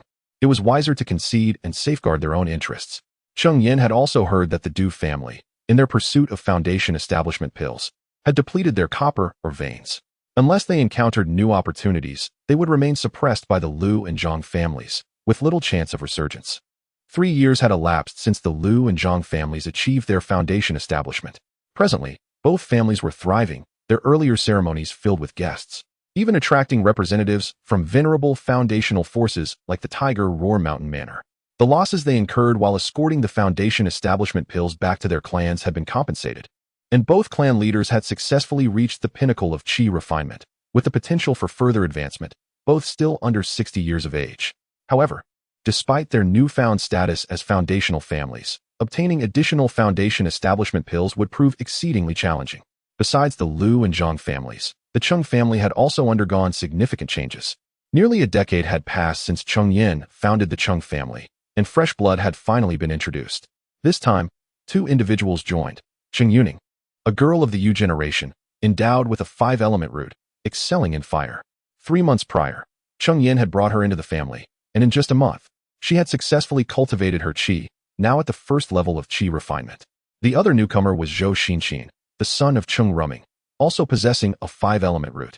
With wood being his strongest, he entered the family alongside Cheng Yuning, and their progress in qi cultivation was remarkably similar. both now at the first level of qi refinement. As the first child of Cheng Ruming, Zhou Xinxin was indeed fortunate to possess a spirit root. Cheng Ruming chose this name for his son, hoping he would embody diligence and perseverance in his future cultivation endeavors. Zhou Xinxin lived up to this expectation. Although he only had a 5-element root, he dedicated significantly more time to his training compared to his father. Nevertheless, he is but a child, prone to playfulness. Yet, it is precisely due to his youth that he possesses a remarkable capacity for growth. Cheng Yan can gradually guide him, unlike Cheng Ruming, who, upon the discovery of his spiritual roots, was already 15 or 16, with his character firmly established. Despite Cheng Yan's earnest attempts to instill change, the outcome was minimal. Cheng Yuhao is now nearly 16, having recently advanced to the 4th level of qi cultivation. To Cheng Yan's delight, he has developed an interest in talisman crafting, seemingly displaying a certain talent in drawing spiritual symbols. Consequently, Cheng Yan imparted the talisman legacy of the xianxia sect to Cheng Yuhao, albeit only the first tier of intermediate quality, reserving the subsequent levels for when he is adequately prepared. Cheng Yuhao did not disappoint Cheng Yan, becoming a first-tier junior talisman master in under 2 years. Cheng Yan also gifted him a first-tier intermediate talisman brush that he had obtained in his early years, which brought him immense joy. Such a talisman brush, akin to a Dan furnace or a tool cauldron, ranks among the most precious of magical artifacts. With a first-tier intermediate brush valued at no less than 300 to 500 spirit stones, with higher quality variants fetching even 400. Furthermore, a quality brush significantly enhances the success rate of talisman crafting. Thus, Cheng Yuhao was naturally elated to receive one from his 6th uncle. After breaking through to the 4th level of qi cultivation, Cheng Yuhao proactively expressed a desire to venture into the Lingyun mountain range for training. Having resided in Jiyu Mountain for a decade without stepping beyond its bounds, he was naturally curious about the world outside. Previously hindered by his low cultivation and youthful age, he never had the opportunity. Now, having finally broken through to the 4th level, he yearned to explore the outside world. Cheng Yan, upon reflection, agreed that it was time for Cheng Yuhao to embark on this journey. Over the years, he had diligently focused on his cultivation, although Cheng Yan occasionally imparted combat techniques. Theory without practical experience ultimately remains mere words on paper. Cheng Yuhao has been away from home for nearly a month, diligently training within the Lingyun mountain range. Meanwhile, Cheng Yan's cultivation remains at the 8th level of qi, not due to a lack of effort over the past years, but rather because he had devoted considerable time to altering his cultivation technique. The new technique he adopted came from the xianxia sect's legacy, specifically a water attribute method known as the Gui Shui Qing Mingju, as a technique capable of advancing to the nascent soul stage. It far surpasses the Qing Shui Gong that he practiced previously. Thus, without hesitation, Cheng Yan chose to transition to the Gui Shui Qing Mingju. Despite some delays in his progress, he now stands just 1 step away from the 9th level of qi cultivation. However, Zhou Yang is not in a hurry to enter secluded meditation for a breakthrough, as the cultivation fruit within the Qianquan mountain water diagram has now ripened. Cheng Yan wishes to first attempt crafting the Peiyuan pill using the first-tier superior spiritual honey in his possession. Not only can it diminish the toxicity of the Peiyuan pill, but it can also enhance its efficacy, thus enabling one to achieve twice the results with half the effort during closed-door cultivation. Perhaps due to Cheng Yan's relentless dedication to alchemical practices over the years, his skills in pill refinement have become exceedingly proficient. Remarkably, during only his 2nd furnace, he successfully concocted a finished Peiyuan pill. This particular Peiyuan pill was infused with top-tier spiritual honey of the 1st rank, thereby elevating its potency by 10% compared to the ordinary variant. Although this top-tier spiritual honey is of a higher grade than the inferior version previously utilized, it still only augments the efficacy of the Peiyuan pill by the same 10%. Chapter 111. The refinement of elixirs. Should one utilize a first-tier superior spiritual honey to concoct a first-tier inferior Huangya Dan, it would indeed enhance the efficacy of the Huangya Dan by 30%. However, such a decision would be exceedingly impractical, as high-grade spiritual honey is exceedingly precious. Nevertheless, an enhancement of 10% efficacy is already sufficient, with the primary advantage being the reduction of elixir toxicity, allowing Cheng Yan to consume a greater number of elixirs within a short span. Regrettably, the higher the tier of the elixir, the more challenging it becomes to increase the success rate of its refinement. Cheng Yan's 3 acres of spiritual fields yielded over 50 portions of spiritual herbs. Coupled with his existing stock, he accumulated a total of over 60 portions, yet this only elevated his success rate to 30%. Were it not for the existence of the Qian mountain water diagram, the resources expended in enhancing his alchemical skills would have been nearly 10,000 spiritual stones. The cultivation of the Peiyuan Dan is not comparable to that of the Huangya Dan or the Yanqi Dan, as the cost of spiritual herbs alone approaches 300 spiritual stones. Hence, the total expenditure for his 60-plus portions of spiritual herbs amounts to nearly 20,000 spiritual stones. Ultimately, Cheng Yan succeeded in refining 10 bottles of Peiyuan Dan. At the market rate of 1,000 spiritual stones per bottle, he merely recouped 10,000 spiritual stones, resulting in a deficit of nearly 10,000 stones. However, with the Qian mountain water diagram at his disposal, his expenditure was limited to the cost of seeds. Thus, one could argue that Cheng Yan still profited several thousand spiritual stones. Should Cheng Yan choose to fully plant spiritual herbs once more within the Qian mountain water diagram and refine them into Peiyuan Dan after 3 years, with his 30% success rate, he could potentially produce at least 15 bottles of Peiyuan Dan. If all were sold, it would yield a substantial income. However, Cheng Yan was wary of this course of action. He could not explain the origins of his spiritual herbs without inviting suspicion akin to that faced by the xianxia sect, ultimately leading to peril. After spending a month refining all the Peiyuan Dan, Cheng Yan commenced a period of seclusion. This time, he was not merely aiming to advance to the 9th layer of qi refinement. With his current cultivation level, he was confident he could achieve this breakthrough within a month. His true intention for this retreat was to reach the pinnacle of qi refinement in one go, subsequently dedicating a year or two to refining his spiritual energy, thus preparing to attempt foundation establishment.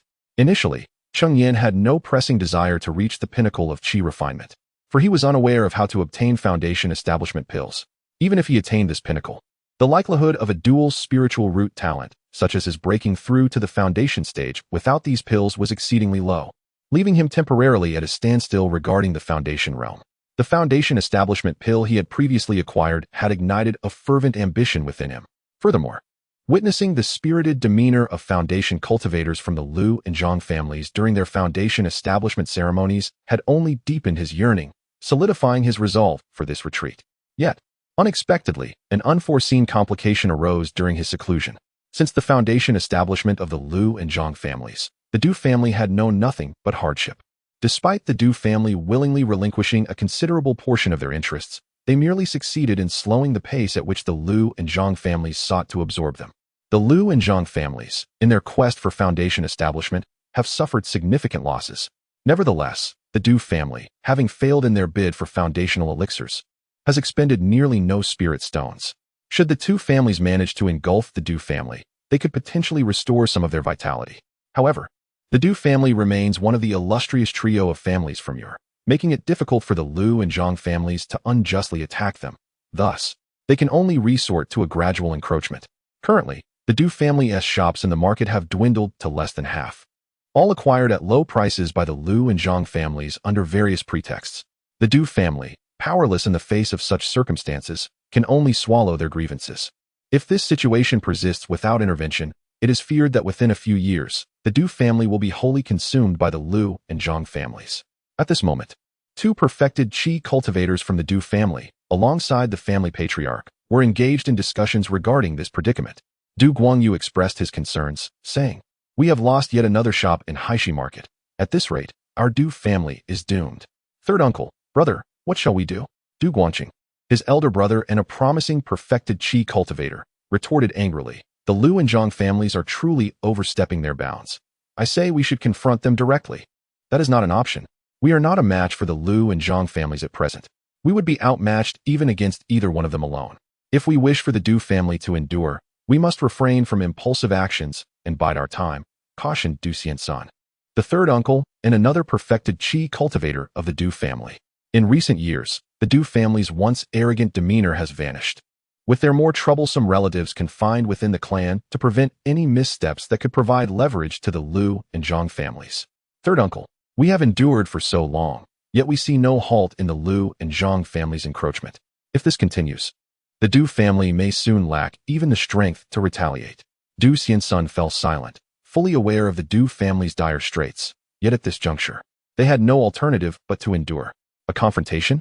The Liu and Zhang families would likely welcome such a challenge, for the Du family, devoid of any foundational cultivators, would stand no chance against them. As Du Xianxia remained silent, Both Du Guangyu and Du Guangqing bowed their heads in contemplation. Finally, with a long sigh, Du Xianxun seemed to resolve within himself a significant decision. We must relocate. What? Both Du Guangyu and Du Guangqing were taken aback. The Du family had established itself in this locale for nearly 70 or 80 years. Born and raised here, the prospect of moving astonished them greatly. I am aware of the profound affection you both hold for this place, as do I. However, should we continue to linger here? With the presence of the Liu and Zhang families, we would find ourselves in perpetual despair. The only path to a glimmer of hope lies in relocating our entire clan.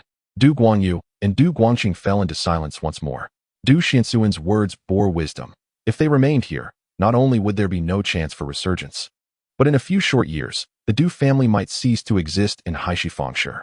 Yet, where could we possibly relocate? Du Xianxuan continued. Years ago, during my travels, I forged a friendship with a remarkable individual, a disciple of the Qihua sect. This person possesses exceptional talent and has successfully established a foundation. With the bond one share with him, we could potentially lease a spiritual vein from the Qihua sect, and with the backing of a foundation-established cultivator, we could develop more securely.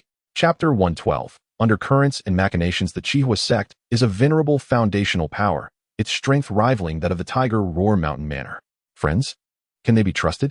Yet, Du Xianxuan shook his head. Regardless of trust, we have no other path to tread. Sigh. Du Guangyu let out a heartfelt exhalation. Indeed, the Du family has been driven to a dead end. If we wish to preserve the Du family, this is the only course of action available. Suddenly, Du Guangqing slammed his palm upon the table, producing a resounding noise. With a tone filled with indignation, he declared, had it not been for the Du family's lack of a cultivation technique inheritance, we would not have failed to procure the foundational elixir at the last auction. The Liu family possesses a legacy of weapon crafting, while the Zhang family has a tradition of talisman crafting, both generating substantial spiritual stones annually for their clans. If the Du family were to inherit even a modest cultivation technique, perhaps of the first-tier average quality, coupled with our copper mine, we would undoubtedly emerge as the wealthiest family in the Haishifang market, and securing the foundational elixir would be a matter of course. Alas, there are no what-ifs. The Du family has operated in Haishifang for decades without a cultivation technique of its own. Upon hearing this, Du Guangyu seemed to ponder deeply. I am aware of an individual who possesses an alchemy inheritance, at least of the first-tier average quality, and it is likely that Guangxuan met his demise at this person's hands. Who? Du Guangqing inquired. The Cheng family, Cheng Yan. Is he not the one closely allied with the Liu and Zhang families? Indeed, I had previously sent Guangxuan to the Cheng family, hoping to obtain their alchemy inheritance. But the Cheng family is protected by a first-tier superior formation, and Guangxuan suffered some setbacks there. Given Guangxuan's temperament, he would not have easily swallowed his pride. He must have sought Cheng Yan in secret, and now that Guangxuan is missing, it is very likely he fell victim to Cheng Yan. In that case, what are we waiting for? Let us assault the Cheng family, eliminate Cheng Yan, avenge our eighth brother, and seize his alchemy inheritance. Absolutely not. Before Du Guangyu could respond, Du Xianxuan interjected, interrupting the conversation. The Cheng family maintains close ties with both the Liu and Zhang families. If we were to launch an attack, it would merely provide them with an excuse to turn against us. This course of action is entirely unfeasible. Moreover, the Cheng family is protected by a first-tier superior formation. Unless I accompany you, it would be impossible to conquer them. Du Guangqing opened his mouth to argue further, but Du Guangyu silenced him with a glance. Worry not. Third uncle, my brother and I are well aware that we cannot recklessly provoke the Cheng family under the current circumstances.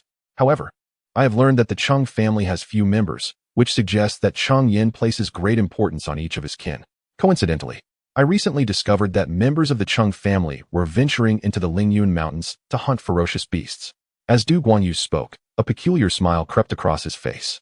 Du Xianxun naturally discerned the implied meaning behind Du Guangyu's words.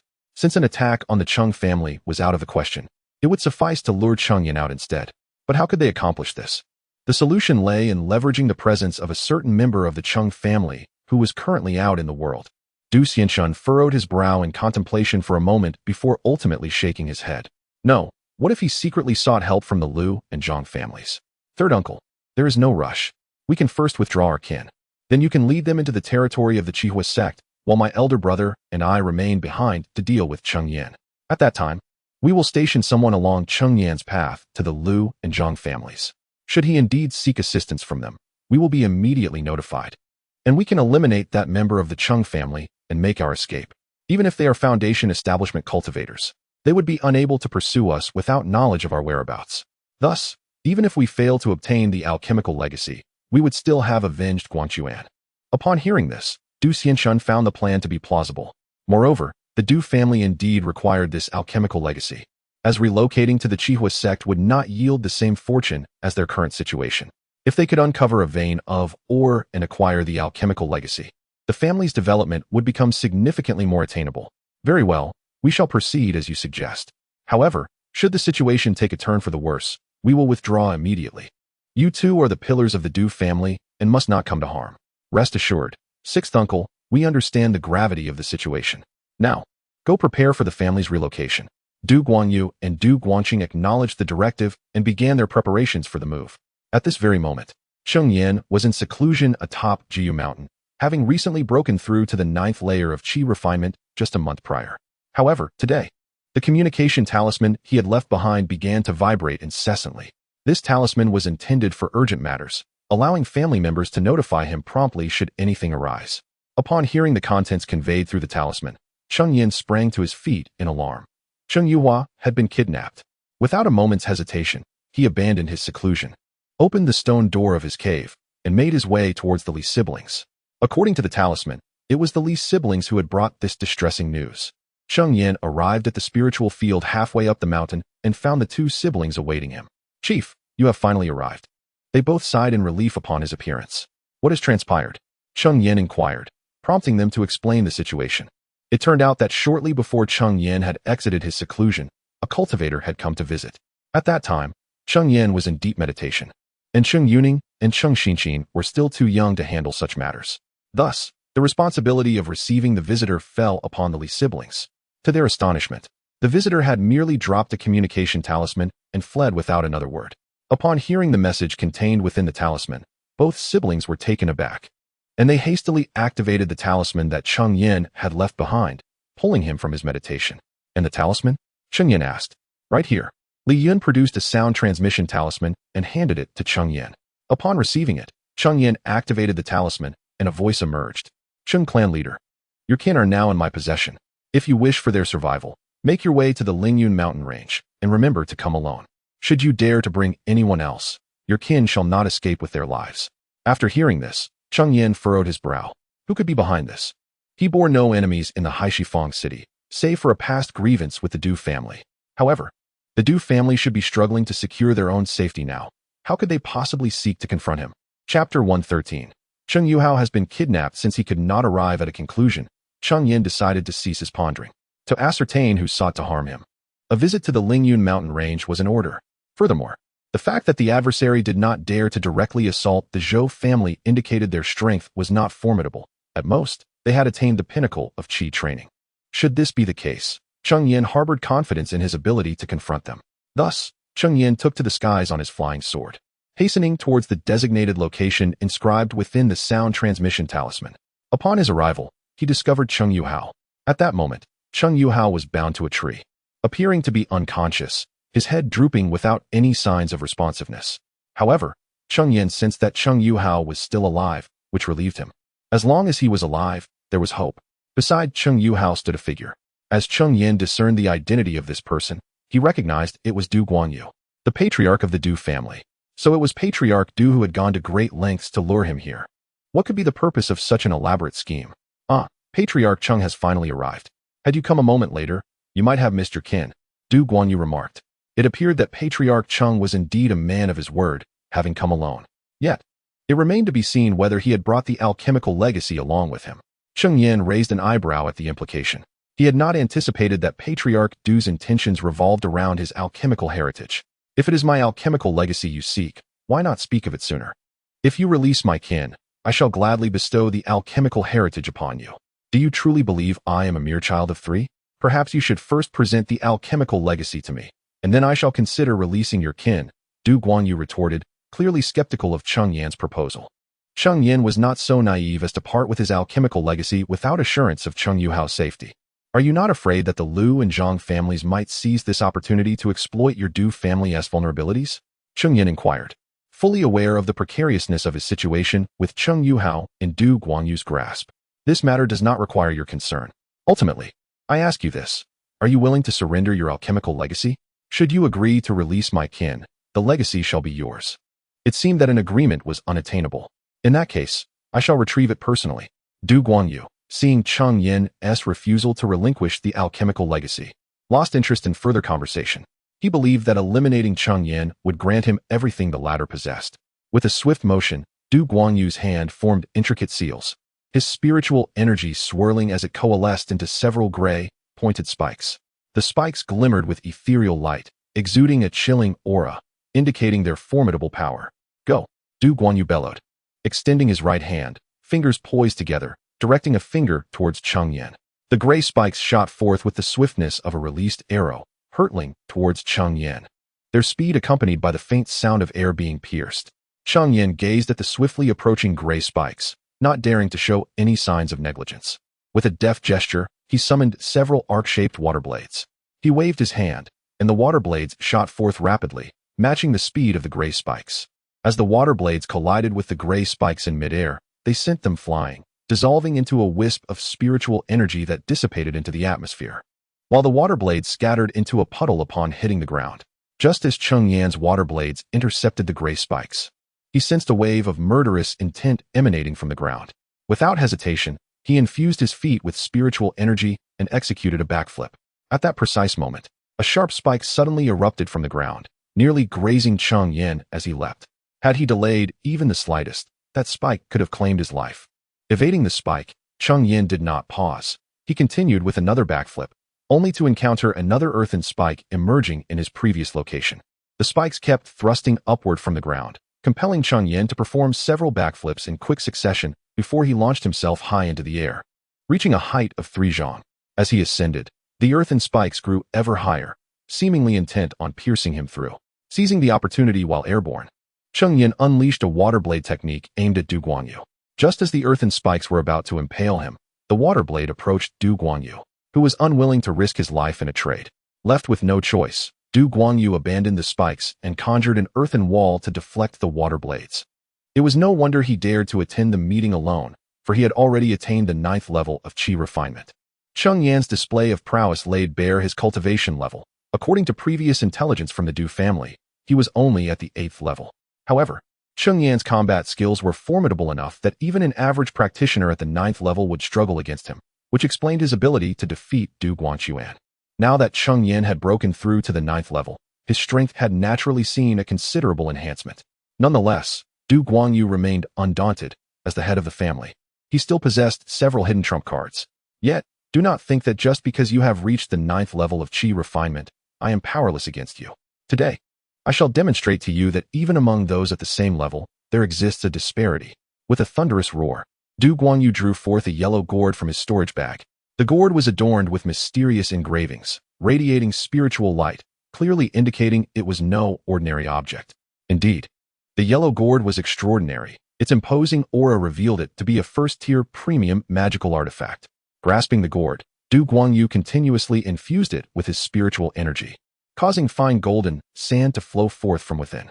A cascade of fine sand gradually coalesced in the air, forming a colossal golden long sword, nearly 3 in length, with an exceptionally sharp blade radiating a fierce aura. Even from a considerable distance, Cheng Yan could faintly perceive the blade's keen edge. Flash! Du Guanyu uttered a single word, then raised his hand and forcefully swung it downward. The enormous long sword, forged from the fine sand, cleaved towards Cheng Yan. The golden blade hurtled towards his face with formidable might, exuding an overwhelming sense of pressure. Cheng Yan's heart raced with trepidation. It was indeed a first-tier exquisite magical artifact, displaying tremendous power. While his mind was occupied with these thoughts, his actions remained swift. He promptly retrieved the Xian water pearl from his storage bag and infused it with spiritual energy. The Xian water pearl expanded dramatically, and without hesitation, Cheng Yan hurled it forth. Chapter 114. What? The xianxia pearl, though substantial in size, seemed rather insignificant before the resplendent golden blade. Yet, while the xianxia pearl may have paled in physical form compared to the golden blade, its power was by no means diminished. Upon striking the xianxia pearl, the golden blade quivered, nearly disintegrating into fine sand. Although the blade stabilized afterward, it found itself thwarted by the xianxia pearl, unable to advance further. Du Guanyu, Witnessing the stalemate between the two artifacts, chose to disperse the golden blade, transforming it into a swirling cloud of fine sand that circumvented the xianxia pearl. This sand then coalesced once more into a golden spear, its tip glimmering with golden light. With a swift motion of his hand, Du Guangyu sent the golden spear hurtling towards Cheng Yan. Cheng Yan's pupils constricted in shock, taken aback by the agility of his opponent's artifact, which had deftly circumvented his xianxia pearl. As the golden spear approached with alarming speed, evasion was no longer an option. Although he possessed a defensive artifact, it was merely a low-grade one, likely insufficient to withstand such an assault. However, Cheng Yan was not without recourse. He fervently channeled spiritual energy into the xianxia pearl, summoning forth the spirit of a massive black python. Once conjured, Cheng Yan immediately maneuvered the python to encircle him, using its robust form as a shield. The golden spear pierced into the spiritual essence of the black python, but failed to breach its defenses, thereby sparing Cheng Yan from harm. A low-grade premium artifact. Du Guangyu furrowed his brow upon seeing Cheng Yan's xianxia pearl, surprised that Cheng Yan also wielded such a formidable artifact. This revelation suggested that subduing Cheng Yan would become exceedingly challenging. Yet, Du Guangyu remained unperturbed. He activated the earthy yellow gourd in his grasp, from which an endless stream of fine sand coalesced into a golden python. The moment this golden python emerged, it lunged forward, ensnaring Cheng Yan's black python. The black python, refusing to yield, tightly coiled around its adversary, twisting and constricting in an effort to crush the golden serpent. Though both the earthy yellow gourd and the xianxia pearl were premium artifacts of the same grade, the gourd was more functional in nature. In contrast, the xianxia pearl emphasized sheer potency, considerably surpassing Du Guanyu's gourd in power. Consequently, the golden python could not withstand the might of the black python for long, and was ultimately compressed into a puddle of fine sand. After vanquishing its foe, the black python raised its head and let out a triumphant roar, seemingly proclaiming its dominance, before transforming into a streak of light and darting towards Du Guangyu. What? Upon witnessing his golden python reduced to mere fine sand, a look of astonishment spread across Du Guanyu's face. It is essential to recognize that not only is his yellow jade gourd a first-tier exceptional artifact, but the golden fine sand is also a first-tier medium-grade spiritual mineral known as gold sand. The combined power of both is formidable, yet it remains inferior to the might of the xianxia pearl, illustrating the extraordinary potency of the latter. As the black giant python lunged towards him, Du Guangyu hastily continued to channel spiritual energy into the yellow jade gourd, manipulating the gold sand to form a golden shield before him. Upon witnessing this, the black giant python swung its tail with tremendous force, striking against Du Guanyu's gold sand shield. The shield trembled but remained unshattered, prompting the black python to retaliate with another powerful tail strike. Du Guangyu felt the immense force transmitted through the gold sand shield, filling his heart with urgency. Although he had attained the 9th level of Qi training, he was still operating a first-tier exceptional artifact, and each impact diminished his internal spiritual energy. If this relentless assault from Cheng Yan continued, he feared that he would exhaust his energy and be unable to maintain the shield. However, a thought crossed his mind. He had broken through to the 9th level of Qi training several years ago, while Cheng Yan had only recently achieved his breakthrough. Undoubtedly, Du Guanyu's spiritual energy reserves would surpass those of Cheng Yan. Furthermore, the consumption of energy required to wield such a powerful artifact by Cheng Yan would far exceed his own. Thus, it was reasonable to conclude that Cheng Yan's spiritual energy would deplete before his own. With this in mind, Du Guangyu felt a surge of confidence, steadily channeling energy into the yellow jade gourd, determined to withstand Cheng Yan's onslaught. Was it a contest of spiritual energy consumption? Cheng Yan, relentlessly commanding the black giant python to assault the gold sand shield, discerned Du Guanyu's intentions, and a subtle smirk appeared on his face. Did he truly believe he could compete with him in terms of energy expenditure, assuming that his gathering spirit pearl was merely a decorative object? Consequently, Cheng Yan not only refrained from regulating his energy consumption, but rather intensified the flow of spiritual energy. The might of the black python escalated further. Each strike against the gold sand shield caused it to tremble.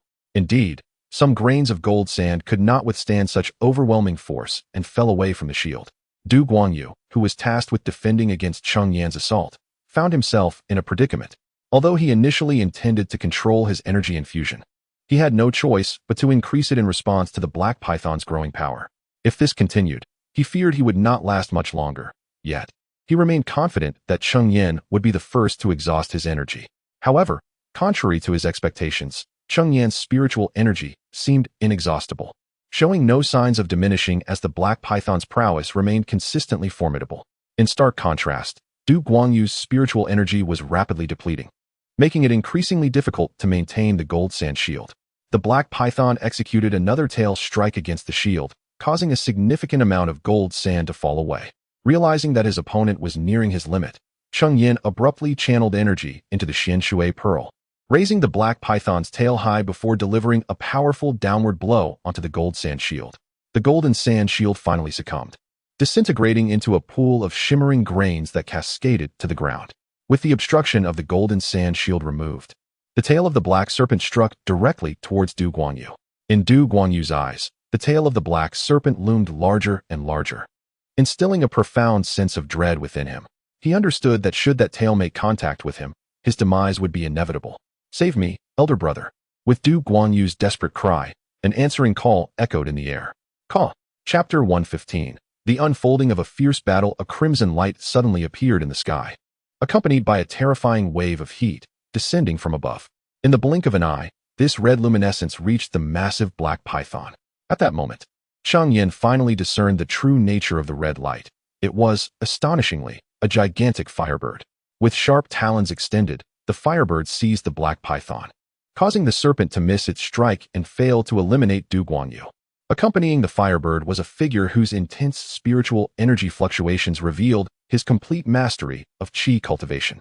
"Boy, dare to harm a member of the Du family? Today, you shall undoubtedly meet your demise," Du Guangqing exclaimed as he appeared, directing a scornful retort towards Cheng Yan. "Your audacity is remarkable, fellow cultivator. Are you suggesting that only members of the Du family are permitted to strike me, while I am not allowed to retaliate? What kind of reasoning is that?" Cheng Yan, well acquainted with Du Guangqing, a qi cultivation master, remained unperturbed. Although Du Guangqing had achieved full mastery, Cheng Yan possessed the capability to contend with him. Even if it turned into a war of attrition, Cheng Yan was confident he could outlast him. Ultimately, it is a matter of whose fists are mightier. The outcome remains uncertain. Cheng Yan scoffed. "Do not assume that defeating my fourth brother makes you invincible. Today, I shall demonstrate the power of complete qi mastery." With a thunderous roar, Du Guangqing began to weave intricate hand seals, causing the firebird overhead to open its beak and unleash a torrent of flames. The inferno, imbued with an overwhelming heat, struck Cheng Yan, eliciting a sting upon his face. Yet, before the formidable flames, Cheng Yan stood undaunted, channeling the full power of the mysterious water pearl. A black shield of light manifested around the black python, which then boldly advanced toward the flames spewed forth by the firebird. The fire collided with the dark shield, failing to breach its defenses. As the black python surged forward through the fiery assault, with a resounding roar, the massive body of the black python crashed into the firebird, akin to a small mountain colliding with the sky. The tremendous force was enough to cause even the firebird to falter, letting out a cry of pain. "Humph. So you possess some strength. No wonder you dare to be so arrogant." Du Guangqing's expression darkened upon witnessing his firebird falter. Just after proclaiming to show Cheng Yan the prowess of full qi mastery, he was met with a swift rebuttal, igniting a blaze of fury within him. "Then let us see you withstand this." Du Guangqing bellowed, performing complex hand gestures. The firebird suddenly ascended into the sky, executing a graceful maneuver before spreading its wings and gliding down from the heights. As it descended, the firebird enveloped itself in flames, trailing a magnificent plume of fire nearly 10 zhang long. From the ground, it resembled a meteor plummeting from the heavens, a spectacle of overwhelming grandeur. Cheng Yan's expression shifted at the sight. He was not unfamiliar with the Fire Phoenix technique, having witnessed it previously when Du Guangquan had employed it. The Fire Phoenix technique displayed by Du Guangquan vastly differed from that of Du Guangqing at this moment. Under such overwhelming might, an ordinary practitioner at the 9th level of Qi training would likely suffer severe injuries or even face death. However, Cheng Yan was no ordinary 9th level practitioner. He suddenly felt his spiritual power surge dramatically before plummeting swiftly. The energy restored by the spirit-gathering pearl was entirely funneled into the mystic water pearl. Consequently, the enormous black python became even more extraordinary, its body adorned with shimmering black scales that sparkled under the sunlight. Coiling its massive form like a tower of ebony, the black python shielded Cheng Yan securely within its embrace. As the firebird descended rapidly, it collided with the black python, unleashing a violent shockwave that stirred up clouds of dust. The trees behind Cheng Yan were severed in half by the force of this tempest. If the shockwave from the firebird was already so formidable, the power of the firebird itself was even more terrifying. Upon impact, an immense force surged through, causing Cheng Yan to feel the ground beneath him sink slightly. Coupled with the searing heat of the flames, he experienced intense discomfort while sheltered beneath the black python. Yet, the python remained steadfast, its body radiating dark light, successfully withstanding the assault of the firebird. However, as the firebird's last vestiges of power dissipated into the air, the black python could no longer maintain its form, transforming into motes of spiritual light and vanishing. Remarkably, Cheng Yan emerged unscathed from this ordeal. You possess a treasure that directly restores spiritual power. Du Guangqing had keenly observed Cheng Yan's sudden surge in energy during the battle. Initially taken aback by Cheng Yan's ability to recuperate mid-fight, he soon deduced that Cheng Yan must possess a rare treasure capable of such feats. A glimmer of greed surfacing on his face. Such treasures were exceedingly rare in the realm of cultivation, and acquiring one could be likened to granting a practitioner a second life. Should he obtain such an artifact, he would dare to claim invincibility beneath the foundational level of cultivation. How could he not be tempted by such a treasure? It is a travesty to keep such a treasure in your possession. It can only fulfill its potential in my hands. If you are willing to surrender your storage bag to me, I shall grant you and your kin a chance at survival, he proposed. Cheng Yan replied coldly. Desiring my possessions? That will depend on your capabilities. Now that Cheng Yan had revealed the existence of the spirit-gathering pearl, it was inconceivable to allow the two from the Du family to leave alive. Today, they must be eradicated. If necessary, he would embrace the notion of mutual destruction. Stubborn and unyielding, if offered a path to safety they refused to take, they would have only themselves to blame. Du Guangqing retrieved a long red bow from his storage bag, intricately engraved with a dragon pattern. The bowstring appeared to be crafted from the sinews of some formidable beast, exuding an aura of remarkable durability. The bow shimmered with spiritual light, suggesting it was far from ordinary. To perish beneath my crimson serpent bow signifies a level of pride worthy of admiration. The Crimson Dragon Bow is a first-tier premium magical artifact, possessing immense power. It is said that Du Guangqing once wielded this bow to slay a fully realized Qi practitioner. Now, employing it against Cheng Yan, a ninth-layer Qi practitioner, Du Guangqing naturally considers it an act that would instill a sense of pride in Cheng Yan. Du Guangqing drew the bowstring, pulling the Crimson Serpent bow into a perfect crescent. The spiritual energy coiled around the bowstring, coalescing into a fiery red arrow, its tip ablaze with flickering flames. With a gentle release of his fingers, the flaming arrow shot forth with a whoosh. Flames danced along the arrow, forming the visage of a fire-red dragon as it surged towards Cheng Yan. In the blink of an eye, it was upon him. Chapter 116. Oh, fate is truly great, what astonishing speed. As the fiery arrows hurtled towards him, Cheng Yan's pupils contracted sharply. The arrows, once released, reached him in the blink of an eye. Fortunately, Cheng Yan reacted swiftly, sidestepping just in time, allowing the flaming arrow to narrowly graze his face. The flames singed his skin, causing a sharp pain, yet he had no time to tend to his burns. Suddenly, the arrow that had flown past him began to tremble violently, sensing the impending danger. Cheng Yan's expression changed drastically as he hastily retrieved a first-tier superior defensive artifact from his storage pouch, shielding himself with it. Just as he secured his protection, the fiery arrow erupted with a brilliant red glow, followed by a thunderous explosion. The shockwave from the blast, infused with tremendous force, struck Cheng Yan's defensive artifact, propelling both him and the artifact through the air. He tumbled several times before finally coming to a halt. Coughing twice, Cheng Yan rose to his feet, his appearance disheveled and his complexion pale. Clearly, the recent onslaught had inflicted some injuries upon him, and the defensive artifact in his grasp had lost all its spiritual essence, reduced to mere scrap. Thankfully, the artifact had absorbed most of the explosion's might, sparing Cheng Yan from a potentially fatal outcome. Had he not had the artifact to shield him, he might not have survived such a detonation.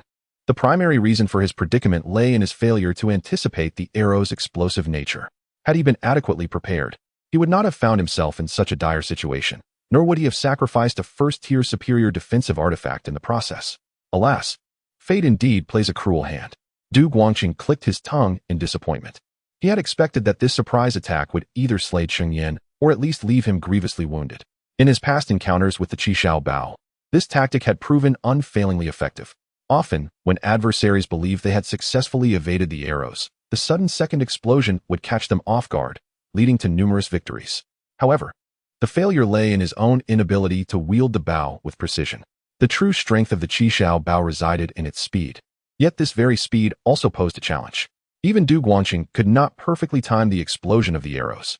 His original intention had been to detonate the arrow as it passed Cheng Yan's face, but he had miscalculated, triggering the explosion slightly too late. Had Cheng Yan not reacted swiftly enough to employ his artifact for defense, the close-range blast would undoubtedly have inflicted severe harm. Cheng Yan's expression darkened. This was the closest he had come to death in many years. Had he not been quick to respond, he might have met his end in that moment.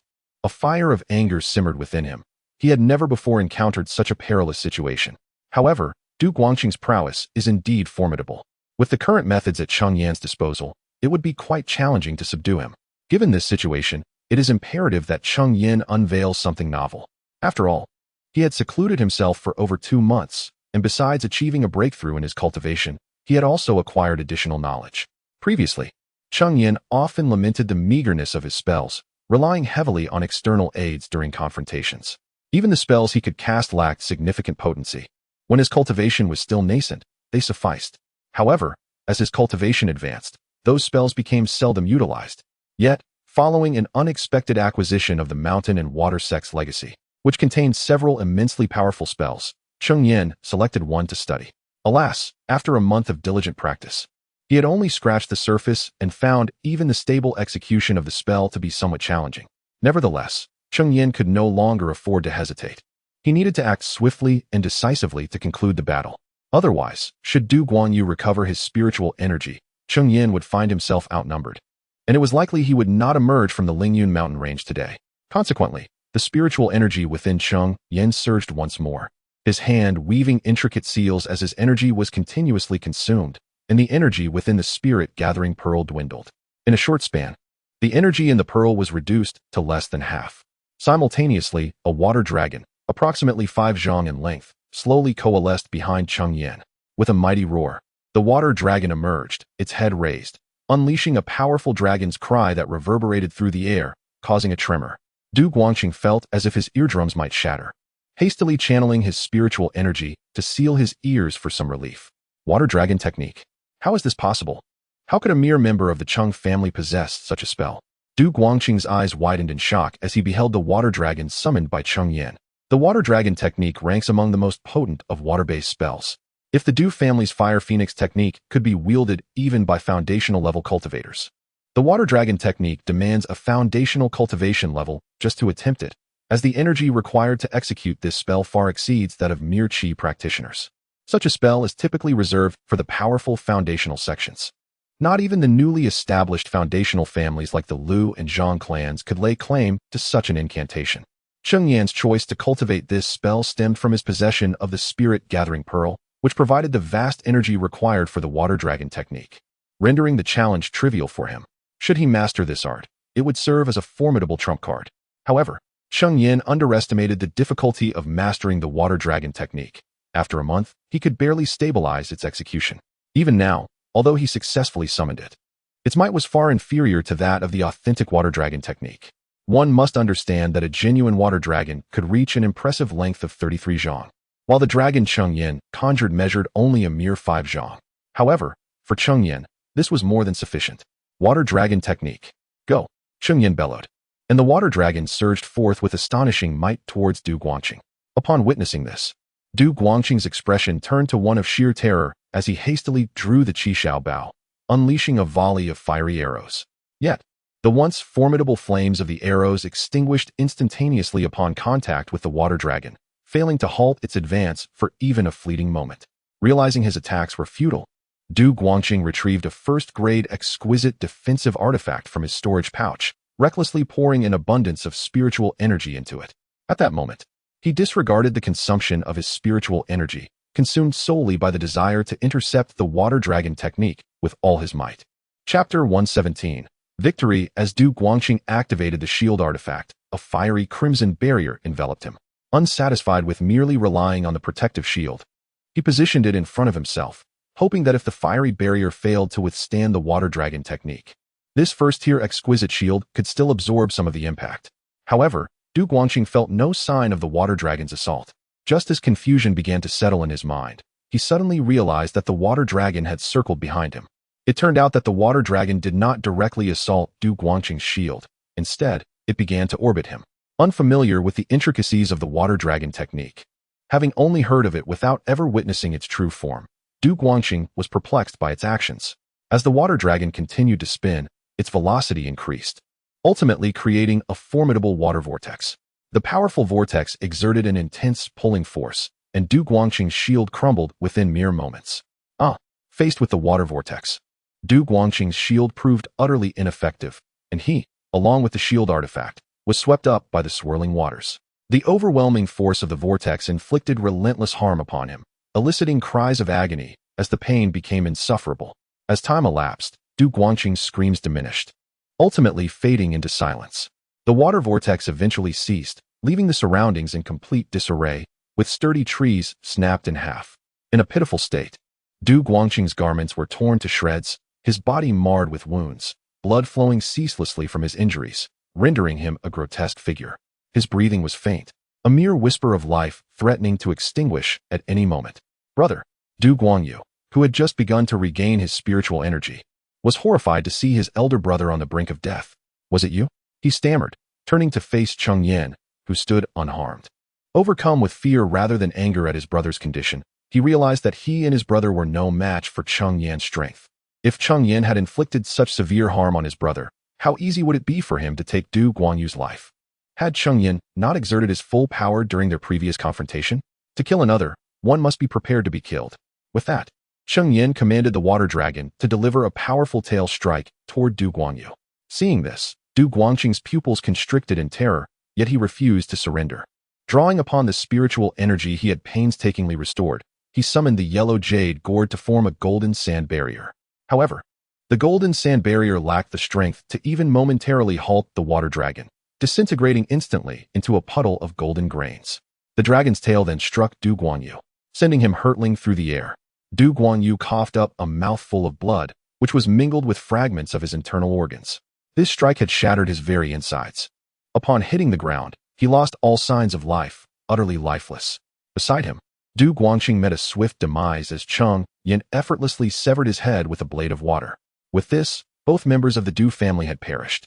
Cheng Yan's victory in this confrontation was significantly attributed to the pair's underestimation of him. Had they chosen to attack him together from the outset, he might well have fallen that day. Nevertheless, regardless of the circumstances, Cheng Yan emerged triumphant in this contest of magic.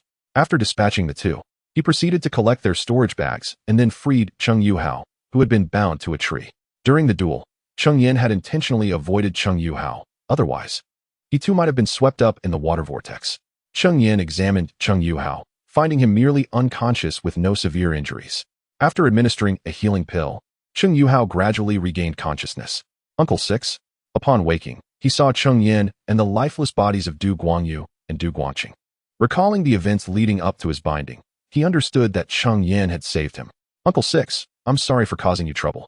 Cheng Yuhao lowered his head, filled with self-reproach for his lack of strength. Though Cheng Yan had guided him on the path to immortality over the years, he had been unable to assist Cheng Yan and had instead drawn this trouble upon him. As long as you are all right, let us return home, Cheng Yan comforted, ruffling Cheng Yuhao's hair. He then led him back to the peak of Jiyushan. After a few days of recuperation at Jiyushan, Cheng Yuhao's injuries completely healed. Cheng Yan also learned that the Du family had been entirely annihilated. The Du family believed they had discreetly evacuated their kin, yet unbeknownst to them, the Liu and Zhang families had been observing closely. Consequently, they dispatched 2 fully realized qi refinement practitioners and over a dozen late-stage qi refinement cultivators to eliminate the remnants of the Du family. 1 qi refinement practitioner and 1 ninth-layer qi refinement cultivator from the Du family sought vengeance against Cheng Yan, but with their diminished strength, they were ultimately eradicated by the 2 families. Henceforth, the name of the Du family was no longer heard in the Haishi market. As for the various enterprises owned by the Du family, they were naturally divided between the 2 families. However, the most prized possession of the Du family was undoubtedly their first-tier superior spirit vein. This vein was not least like the one atop Jiyushan. It originally belonged to the Du family. Now, it too had fallen into the hands of the 2 families. It remained unclear what agreement they had reached to avoid conflict over the ownership of the spirit vein. Regardless, whether or not conflict arose was of little concern to Cheng Yan. Upon returning to Jiyushan, Cheng Yan resumed his seclusion. Initially, he had intended to remain in seclusion until he achieved full mastery of qi refinement and began attempting foundation establishment. However, the incident with the Du family compelled him to emerge and address the situation. The affairs of the Du family have now been resolved, and the Cheng family in Haishi Square no longer faces any opposing forces. Cheng Yan can finally retreat in peace. This time, Cheng Yan has resolved to remain in seclusion until he achieves foundational establishment, unless a matter of great importance arises within the clan. This retreat will last a full 6 years. Cheng Yan dedicated over 4 years to advancing from the 9th level of qi refinement to complete qi refinement, a feat significantly aided by the constant consumption of enhanced spirit-nourishing pills. These pills possess a stronger efficacy and result in fewer side effects. Were he to rely on ordinary spirit-nourishing pills, the time required for his breakthrough would likely extend by an additional year. Chapter 118. Successfully establishing the foundation during this period. Cheng Yan had exhausted his supply of foundation-enhancing pills. Fortunately, the foundation fruits within the Qian Kuan Mountain water map had matured once more. Cheng Yan promptly concocted another batch of foundation-enhancing pills. Otherwise, his breakthrough could have been significantly delayed. After successfully achieving the consummation of qi cultivation, Cheng Yan dedicated over a year to refining his spiritual energy. Theoretically, upon reaching the pinnacle of qi cultivation, one could attempt to establish their foundation. However, a more refined and pure spiritual energy would undoubtedly increase the probability of success in this endeavor. Still youthful, Cheng Yan had not yet reached the age of 40, and thus, he felt he could afford to invest this year in further enhancement. Therefore, he refrained from immediately attempting to establish his foundation upon reaching the consummate stage of qi cultivation, instead striving to elevate himself to the best possible condition. Today, Cheng Yan sensed that he had reached his zenith. It was time to commence the foundation establishment. He retrieved a foundation-enhancing pill from his storage bag and consumed it without hesitation. As the pill entered his mouth, it transformed into a vast and pure surge of spiritual energy. Cheng Yan hastily activated his cultivation technique to begin refining this energy. However, as a practitioner at the consummate stage of qi cultivation, his dantian was already saturated with spiritual energy. The newly refined energy forcefully surged into his dantian, causing an uncomfortable sensation of swelling within him.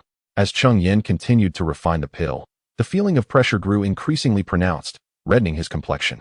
At this juncture, he needed to compress the spiritual energy. The so-called breakthrough to the foundation establishment phase involves compressing the gaseous spiritual energy of a qi cultivator into a liquid state. The successful compression into liquid spiritual energy signifies the success of foundation establishment.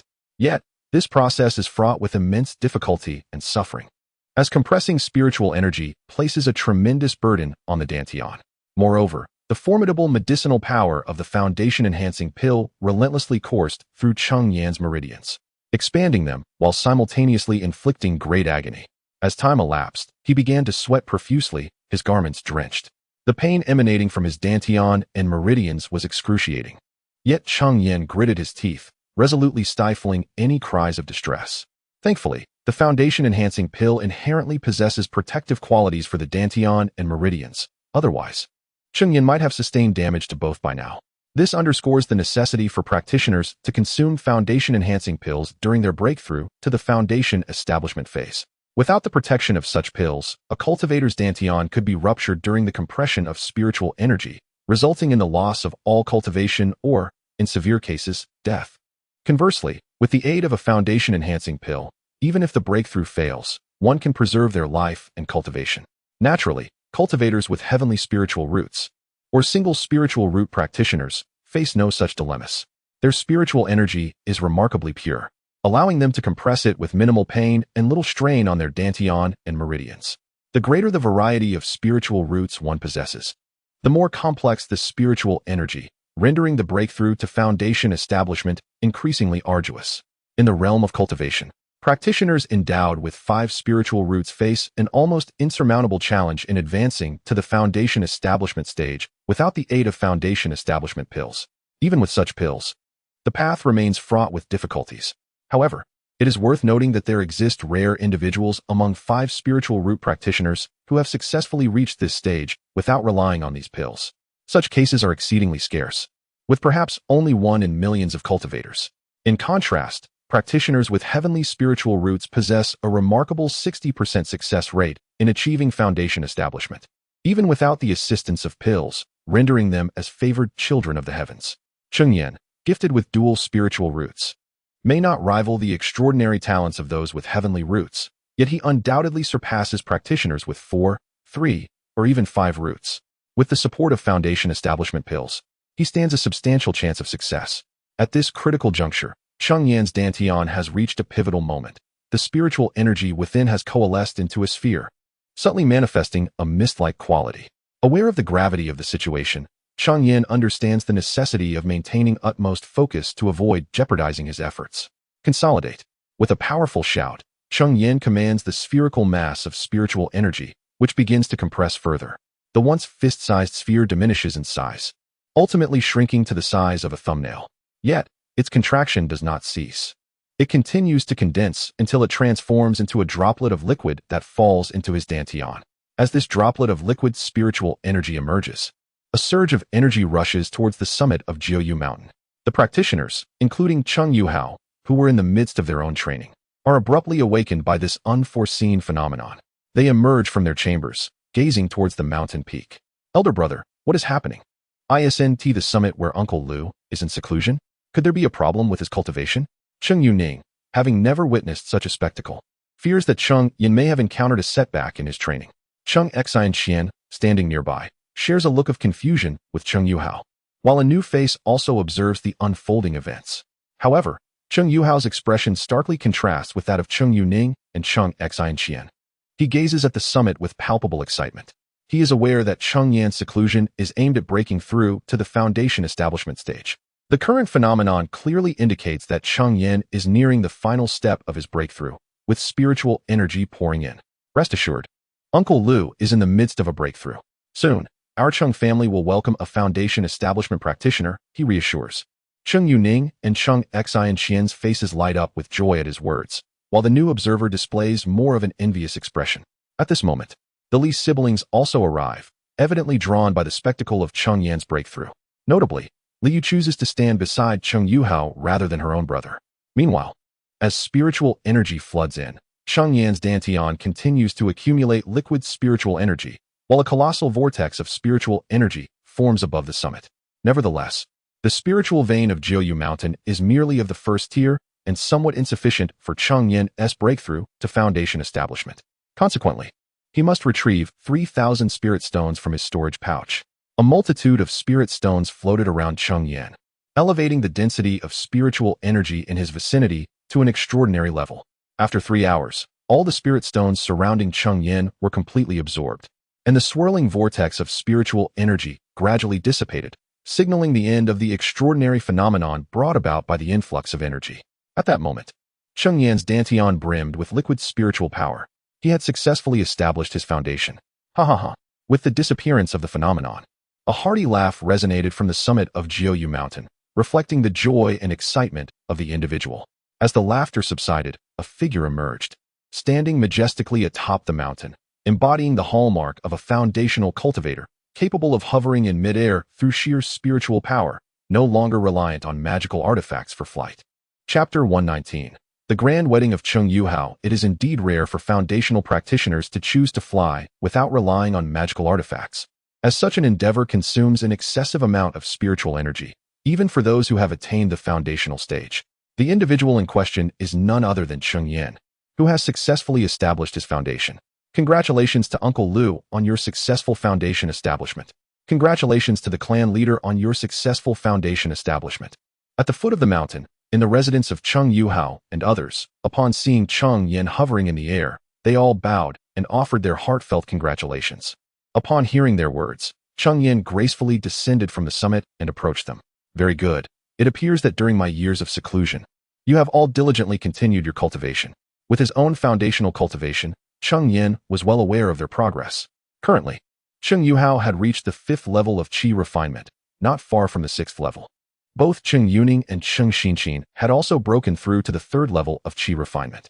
The siblings from the Li family were at a similar stage as Cheng Yuhao, close to the 6th level of qi refinement. However, there was one individual whom Cheng Yan did not recognize. Uncle Lu, this is a new member who joined last year, named Cheng Yukai. Yukai, come and pay your respects to Uncle Lu, explained Cheng Yuhao, noticing the confusion in Cheng Yan's eyes. Uncle Lu, Cheng Yukai said, bowing respectfully to Cheng Yan. Cheng Yan affectionately ruffled his hair and smiled. There's no need for excessive formalities. During Cheng Yan's years of seclusion, he had entrusted the task of testing spiritual roots in Qingshan village to Cheng Yuhao, and he had not anticipated the addition of a new clan member. When you joined the clan, I was in seclusion and could not meet you. Now, allow me to present you with a magical artifact as a token of our first meeting. With that, Cheng Yan retrieved a low-grade first-tier magical artifact from his storage bag and handed it to Cheng Yukai. Thank you, Uncle Lu, Cheng Yukai exclaimed, receiving the artifact with both hands, his face alight with joy. However, Cheng Yuning and Cheng Xinxin were less than pleased, as they had not received a welcoming gift upon their own entrance into the clan. Uncle Lu, I want one too. Granduncle, I want one as well. All right. Everyone will receive one. Cheng Yan, having just achieved a breakthrough, was in high spirits. Moreover, a low-grade first-tier magical artifact was not of great value, so he felt generous enough to bestow one upon each of them. After presenting magical artifacts to Cheng Yuning and the others, Cheng Yan then produced the heavy xianxia and handed it to Cheng Yuhao. This is a high-grade first-tier magical artifact, the heavy xianxia, which I used during my late stage of qi refinement. Now that I have no further use for it, I gift it to you. Although Cheng Yuhao was currently only at the 5th level of qi refinement and lacked a spirit-gathering pearl to activate the heavy xianxia, he was not far from the 6th level. Once he broke through, he would be able to wield the seal as a potent weapon. Thank you very much, Uncle Lu. Cheng Yuhao received it with evident delight, and Cheng Yan waved his hand, indicating that no gratitude was necessary. Then, Cheng Yan turned his attention to the Li siblings. Suddenly noticing their peculiar positioning, Cheng Yan cast a glance at Cheng Yuhao, imbued with a hint of deeper meaning, causing both Cheng Yuhao and Li Yu to blush. The siblings of the Li family had been with the Cheng family for over a decade, consistently diligent in their duties.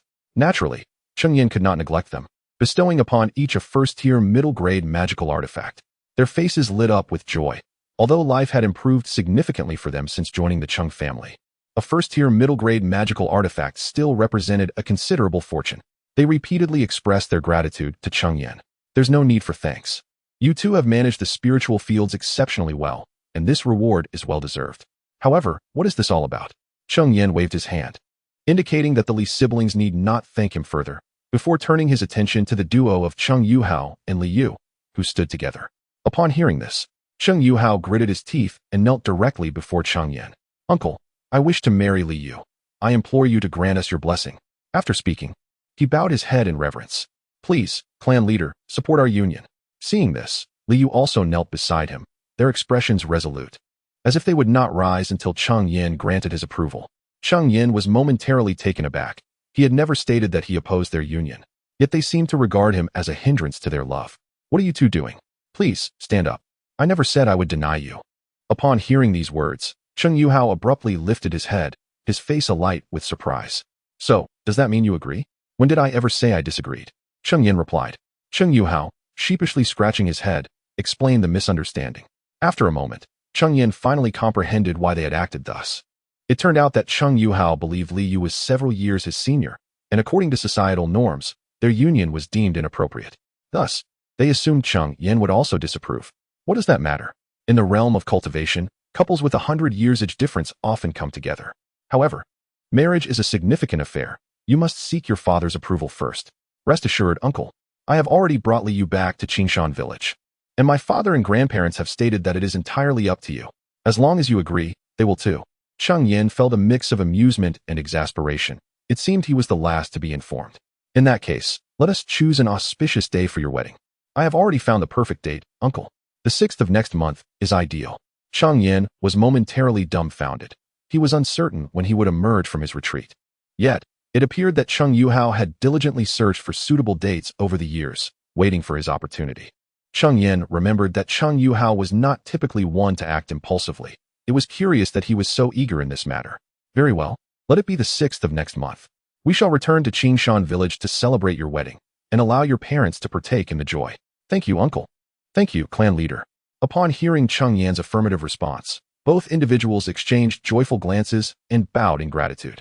Their eyes sparkled with affection, nearly overflowing with emotion. All right, you may all depart. I have just reached the foundation establishment stage and require time to consolidate my cultivation. Cheng Yan gestured for everyone to leave before soaring back to the mountaintop to begin fortifying his skills. More than half a month later, the wedding of Cheng Yuhao and Liu took place as scheduled in Qingshan village. However, as the Li siblings were orphans, the ceremony was attended solely by members of the Cheng family, with the exception of Li Yun. Cheng Yan's parents were filled with immense joy at the sight of their beloved grandson's marriage. Chapter 120. Foundation Establishment Ceremony on the day of the wedding. A radiant smile adorned the face of Cheng Yan's mother, a joy that seemed uncontainable. Over the years, Cheng Yan had consistently brought back rare spiritual items to nourish the health of his elderly parents. Now in their 70s, they remained remarkably vigorous, suggesting that living to their 80s or 90s was well within reach. However, Cheng Yan's third brother, Cheng Hong, appeared somewhat discontented. His business had flourished immensely, boasting a fortune that was hard to overstate. Yet, despite having taken several concubines and fathering over 20 children, none possessed the coveted spiritual roots. Observing his brother's plight, Cheng Yan felt at a loss for words of comfort, ultimately conveying that the possession of spiritual roots was a matter of fate, beyond anyone's control. Cheng Hong, upon hearing this, could only respond with a bitter nod. Following the conclusion of Cheng Yuhao's wedding, Cheng Yan left behind several low-tier spiritual items for his family and returned with a group to Jiyushan. Upon their arrival, the mountain became bustling with activity as preparations commenced for Cheng Yan's foundation establishment ceremony, scheduled for 3 months later. As March arrived, the ceremony unfolded as planned. Nearly every notable faction surrounding Haishi Square made an appearance, as it marked the emergence of the third foundation establishment force in the area. Even some loose cultivators joined the gathering, eager to familiarize themselves with the younger generation of the Cheng family to avoid any future misunderstandings. The responsibility of receiving the guests naturally fell to Cheng Yuhao, as the attendees were primarily qi refinement cultivators, not necessitating Cheng Yan's direct involvement as a foundation establishment practitioner. However, at that moment, Cheng Yan sensed 2 formidable auras approaching, rivaling his own. The Zhang family of Qinghao arrived, presenting 5 first-tier premium spiritual talismans. The Lu family of Kangmang followed suit, offering 2 first-tier premium magical artifacts. As Cheng Yuhao announced their arrival, Cheng Yan personally went forth to greet them. After all, the visitors were foundation establishment cultivators, Lu Yuran and Zhang Ruxian. Fellow Taoist Lu, fellow Taoist Zhang, it is an honor to see you both in person, Cheng Yan exclaimed.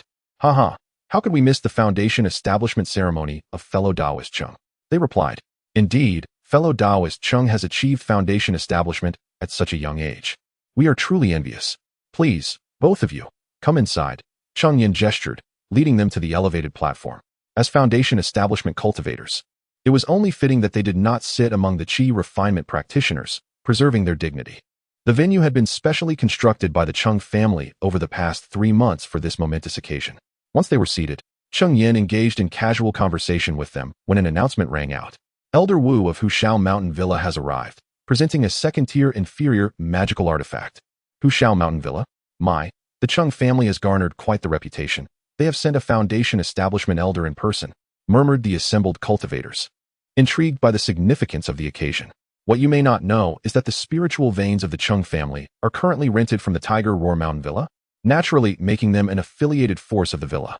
When one's own affiliated force produces a foundation-building cultivator, it is only fitting to extend congratulations.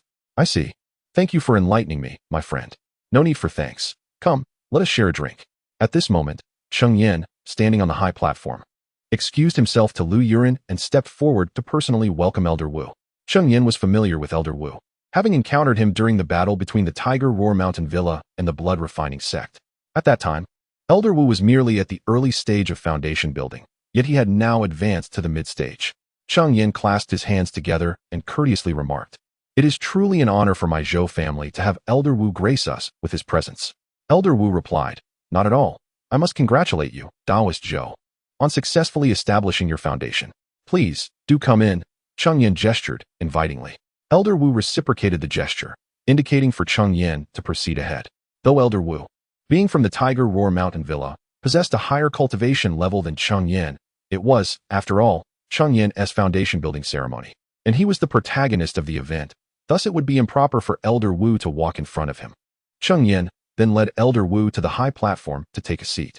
Upon seeing Lu Yuran and Zhang Ruxian, Elder Wu greeted them, and they, of course, responded with the utmost respect.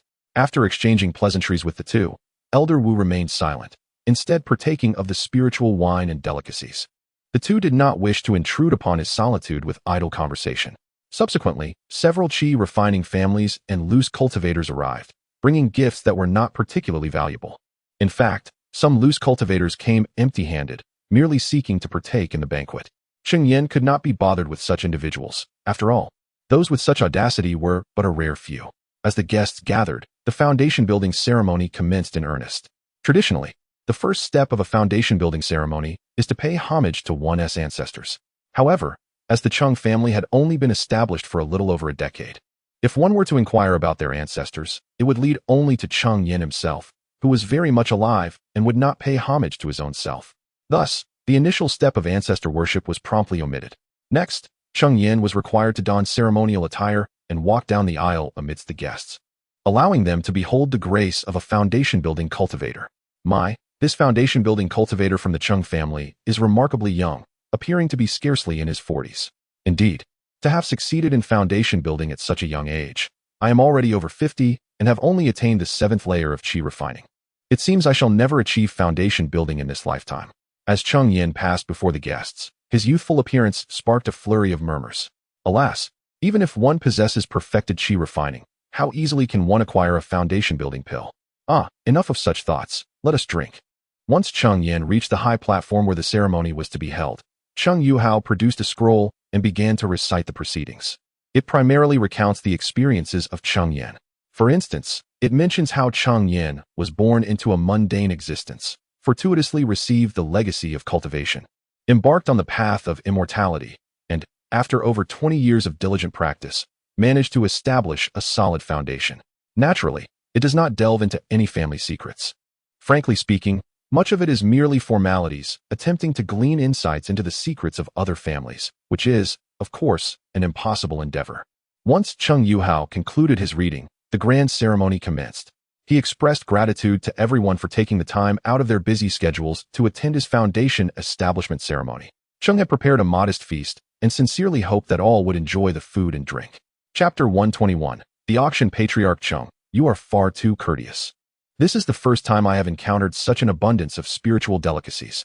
Perhaps due to Cheng Yan's youth, some of the qi refining cultivators, rather than feeling intimidated by his foundation establishment status, initiated conversation with him. Dear friend, you must indulge yourself today, one of the qi refining cultivators proclaimed. His words elicited hearty laughter from the guests.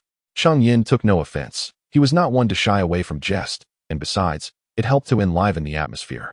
Now, let us dispense with idle chatter. I would like to propose a toast to everyone here. With that, Cheng Yan raised his cup and drank heartily. The guests, inspired by his example, lifted their own cups and followed suit. After the toast, the attendees began to savor the spiritual dishes at their tables and partake in the spiritual wine, creating a lively scene of clinking cups and merry laughter. However, once the meal concluded, aside from Elder Wu from the Hushao Mountain Manor, who departed early, no one chose to leave. This was because the final segment of the grand event was yet to come, the sermon. The sermon entailed sharing insights on foundation establishment, which was the main reason many guests had chosen to attend. After all, for any qi refining cultivator, the experiences shared by a foundation establishment cultivator were an invaluable treasure. Of course, Cheng Yan was no sage and could not impart all his insights to strangers. He selectively shared some useful, yet non-essential knowledge with the audience. The truly critical insights had already been meticulously recorded in jade slips for future reference by those embarking on foundation establishment. Nonetheless, Cheng Yan's sermon proved immensely beneficial, leaving the qi refining cultivators feeling that their journey had been worthwhile. As Cheng Yan concluded his discourse, the guests departed in high spirits. Yet the individuals from the Liu and Zhang families lingered, hesitant to leave. Once he had seen off the remaining guests, Cheng Yan approached the Liu and Zhang representatives once more. He had sensed earlier that the two foundation establishment cultivators had not come merely for a meal. For individuals had arrived from the two families. Alongside the two foundation establishment cultivators, the patriarchs of both families were present. Cheng Yan led the quartet to the reception hall. Yuhua, prepare some tea. After everyone was seated, Cheng Yan summoned Cheng Yuhua to serve tea to the guests. Once the tea was poured, Cheng Yan did not dismiss him, but instead instructed him to stand behind himself.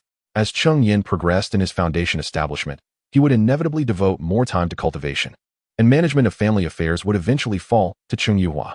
This was an opportune moment for him to learn a bit more. Seated at the head of the table, Cheng Yan glanced at the representatives from the Liu and Zhang families, who were positioned on either side. After Yuhua had finished serving tea, Cheng Yan directly inquired. Might I ask what brings you esteemed guests here today? Elder Lu remarked. Our two families have maintained a cooperative relationship with the Cheng family for over a decade. Therefore, let us speak candidly, my friend Cheng. Surely, after your breakthrough into the foundation establishment stage, you have sensed that a first-tier spiritual vein is no longer sufficient to support a practitioner of your caliber, correct? Cheng Yan, upon hearing this, offered a wry smile and nodded, saying, Indeed, I have been troubled by this matter of late. As the two had surmised, the first-tier superior spiritual vein atop Jiuyu Mountain could no longer provide Cheng Yan with the requisite energy for his cultivation. During his initial breakthrough, he had to expend 3,000 spirit stones to aid his advancement due to a lack of spiritual energy. Subsequently, during the consolidation of his cultivation, he also depleted more spirit stones. While he could forcibly cultivate atop the first-tier spiritual vein, doing so would deplete all the energy therein, adversely affecting the cultivation of his fellow clansmen. They were not solitary beings. Besides himself, there was an entire family to consider. Naturally, such selfishness was out of the question. Furthermore, for a foundation establishment practitioner to forcibly cultivate in a first-tier vein could very well damage the vein, potentially even causing it to regress in quality. For some time now, Cheng Yan had refrained from practicing, which added to his distress. He had contemplated elevating the rank of the spiritual vein, yet the cost was prohibitively high. To upgrade a first-tier superior vein to a second-tier vein would require an expenditure of 200,000 to 300,000 spirit stones. Moreover, the enhancement of a spiritual vein was not an instantaneous process. Each upgrade necessitated a span of 2 to 3 decades. As time progressed, the resources and duration required for such advancements would only increase. Compounding this issue was the fact that this spiritual vein did not belong to the Cheng family. Each year, Cheng Yan had to pay a substantial sum of spirit stones to the Hushao Mountain Manor for the lease of the vein. Should he invest such a significant amount of resources into upgrading the vein, only for the Hushao Mountain Manor to reclaim it, it would all be in vain. Do you, my friend Cheng, have any solutions in mind? In truth, both men were quite troubled by this predicament, having made little progress in their own cultivation over the years. Surely, the Golden Blade sect must have second-tier spiritual veins available for lease, one suggested. As a force of the Golden Core stage, the Golden Blade sect must possess several second-tier veins, some of which might be available for rent. Cheng Yan considered that if no other options presented themselves, he might seek to lease a vein from the Golden Blade sect. However, what Cheng Yan did not realize was that while the Golden Blade sect indeed had second-tier veins for lease, not just anyone could rent them. One must have a family member join the Golden Blade sect, and at the very least, that individual must be an inner sect disciple. Upon hearing this, Cheng Yan furrowed his brow, for this revelation posed a significant challenge. Gaining admission into the Golden Blade sect was no simple feat, and becoming an inner sect disciple was even more arduous. If Cheng Yan were to join the Golden Blade sect with his foundation establishment level cultivation, he might at least attain the status of an inner disciple. Yet, could he truly abandon his family to join the Golden Blade sect? The Golden Blade sect would never permit its disciples to establish factions in secret. After all, the disciples painstakingly nurtured by the sect would not be allowed to turn around and create their own power, exploiting the resources of the Golden Blade sect to bolster their own strength. Even though the Golden Blade sect is a formidable Golden Core force, it cannot withstand such betrayal. Regardless of whether one was a scion of a prominent family prior to joining the sect, once they become a member of the Golden Blade sect, they are no longer affiliated with their family. They belong solely to the sect. No force would wish to see its cultivated disciples ultimately serving another's interests. Thus, the regulation of disciples is exceedingly stringent. It is clear that leasing spiritual veins from the Golden Blade sect is out of the question. However, since Lu and Zhang sought out Cheng Yan, they must have devised a solution. Cheng Yan then inquired, "Have you two fellow cultivators already found a way to resolve this?" Chapter 122. The Tiansong Mountain Range. Upon hearing this, the two exchanged a knowing smile, and Lu Yuren spoke up. "Are you familiar with the Tiansong Mountain Range?" "My friend Cheng Yan, of course, was well aware of it. The eastern wilderness was traversed by a river named Li River, which flowed from north to south, connecting the northern frontier to the southern sea. To the west of the Li River, adjacent to it, lay the Tiansong Mountain Range. It was here that the human cultivators had once driven the demon tribes to this area, only to be obstructed by the demons arriving from the southern sea. They established a covenant stipulating that human cultivators of the Yuanying stage and above were forbidden from entering the Tiansong Mountain Range. Naturally, demon beasts of the fourth tier and above were also prohibited from entering. Following a fierce conflict, the human race sought a period of recuperation, and with the interference of the southern sea demons, they consented to the terms. Henceforth, the Xianxia mountain range became the boundary between the territories of humans and demons. To the east lay the demon tribes, and to the west, the human race. Are you too perhaps seeking to discover a second-tier spiritual vein within the Xianxia mountain range? The Xianxia mountain range stretched for thousands of miles, rich in resources, teeming with countless rare spiritual materials, including second-tier spiritual veins. However, as a borderland between the two races, according to the terms of their covenant, fourth-tier demon beasts would certainly not be present, but third-tier demon beasts were abundant. It was said that the deepest parts of the Xianxia mountain range even harbored top-tier third-tier demon beasts, with second-tier demon beasts in abundance. Even late-stage Foundation establishment cultivators venturing into the Xianxia mountain range faced the possibility of perishing. While some factions had indeed established their presence within the Xianxia mountain range, these factions were either of the Golden Core level or large Foundation establishment factions comprising several Foundation establishment cultivators, far beyond the capabilities of their nascent Foundation establishment faction. Any attempt by their families to relocate to the Xianxia mountain range would ultimately lead to their annihilation by demon beasts. Indeed, receiving affirmation from the two, Cheng Yan fell into a contemplative silence. The Xianxia mountain range was perilously dangerous, and he wished to shield his family from plunging into despair. We understand your concerns, dear Cheng. The strength of any one of our three families is insufficient to establish a foothold in the Xianxia mountain range. However, should we unite our forces, we could indeed present a significant presence, ensuring our survival within the Xianxia mountain range, they explained, noticing the apprehension in Cheng Yan's eyes. Upon hearing this, Cheng Yan hesitated. Zhang Ruxian, observing his uncertainty, continued, "You are quite young, yet you have already achieved Foundation establishment. Who knows what potential you may have for reaching the Golden Core stage? If you remain here, the Jindao sect may not readily allow you to reach the Golden Core.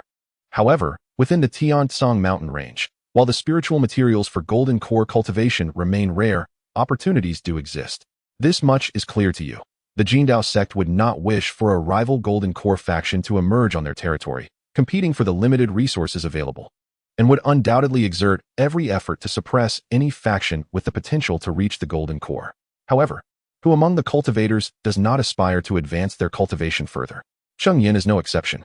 Remaining within the sphere of influence of the Golden Blade sect is indeed detrimental to his progress in forming a core. This matter is of great significance, and it seems I cannot provide an immediate answer. I hope you will grant me some time for contemplation. As it pertains to the family's grand plan, it is natural that one must not make hasty decisions. It is entirely reasonable for you, my friend Cheng, to require time to reflect. In light of this, we shall not impose further and will take our leave for now." The two did not expect Cheng Yan to acquiesce immediately. The decision they made initially took considerable time to deliberate. However, once Cheng Yan began to contemplate, they had already succeeded in their purpose by a significant margin. "I shall see you off, please." With that, Cheng Yan escorted the two families down the Nine-Feather Mountain. "Let us part here, my friends. I hope to hear good news from you soon," they said, bowing respectfully to Cheng Yan. "Very well, travel safely, and I shall certainly provide you with a definitive response at the earliest opportunity." After seeing off the Lu and Zhang families, Cheng Yan sought out Cheng Yuhao once more. "Yuhao, do you believe the proposal of relocating the family to the Xianxia mountain range is feasible?"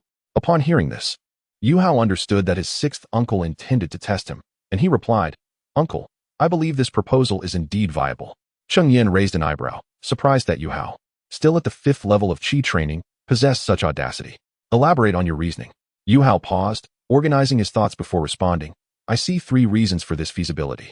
First, regarding your cultivation, uncle, you have now broken through to the Foundation establishment stage, and a second-tier spiritual vein is indispensable.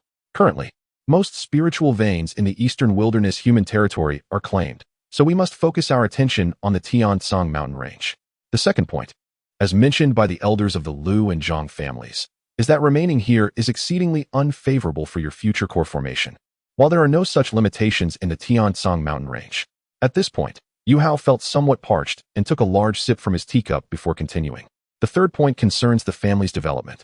Although our current growth seems stable, it is fraught with limitations and progresses too slowly. If we can truly establish a foothold in the Xianxia mountain range, our family's development will undoubtedly accelerate." Hearing this, Cheng Yan nodded with a smile. Recognizing the rare foresight Yuhao displayed, "Have you considered whether the Lu and Zhang families can be trusted?" Yuhao smiled in response and said, Though our Cheng family is still in its infancy and lacks strength, as long as we have you, uncle, regardless of their trustworthiness, they will not act against us until they possess the capability to stand independently in the Tiansong mountain range. Moreover, we ought to extend our assistance to the Cheng family within our means, for they indeed require the support of you, sixth uncle, as a foundational cultivator. Once we have established our footing, we shall no longer fear either of the two families. How can you be certain they will not outpace us in their development? After all, we have sixth uncle here. Cheng Yuhao chuckled, flattering Cheng Yan. Cheng Yan, taken aback, remarked, when did you learn the art of sycophancy? Enough of this. Hasten to your cultivation and strive to break through to the 6th level of Qi training as soon as possible. Chapter 123, The Upcoming Auction. Uncle Lu, I shall take my leave now. With that, Cheng Yuhao descended to pursue his cultivation, as his current level of skill was indeed too meager.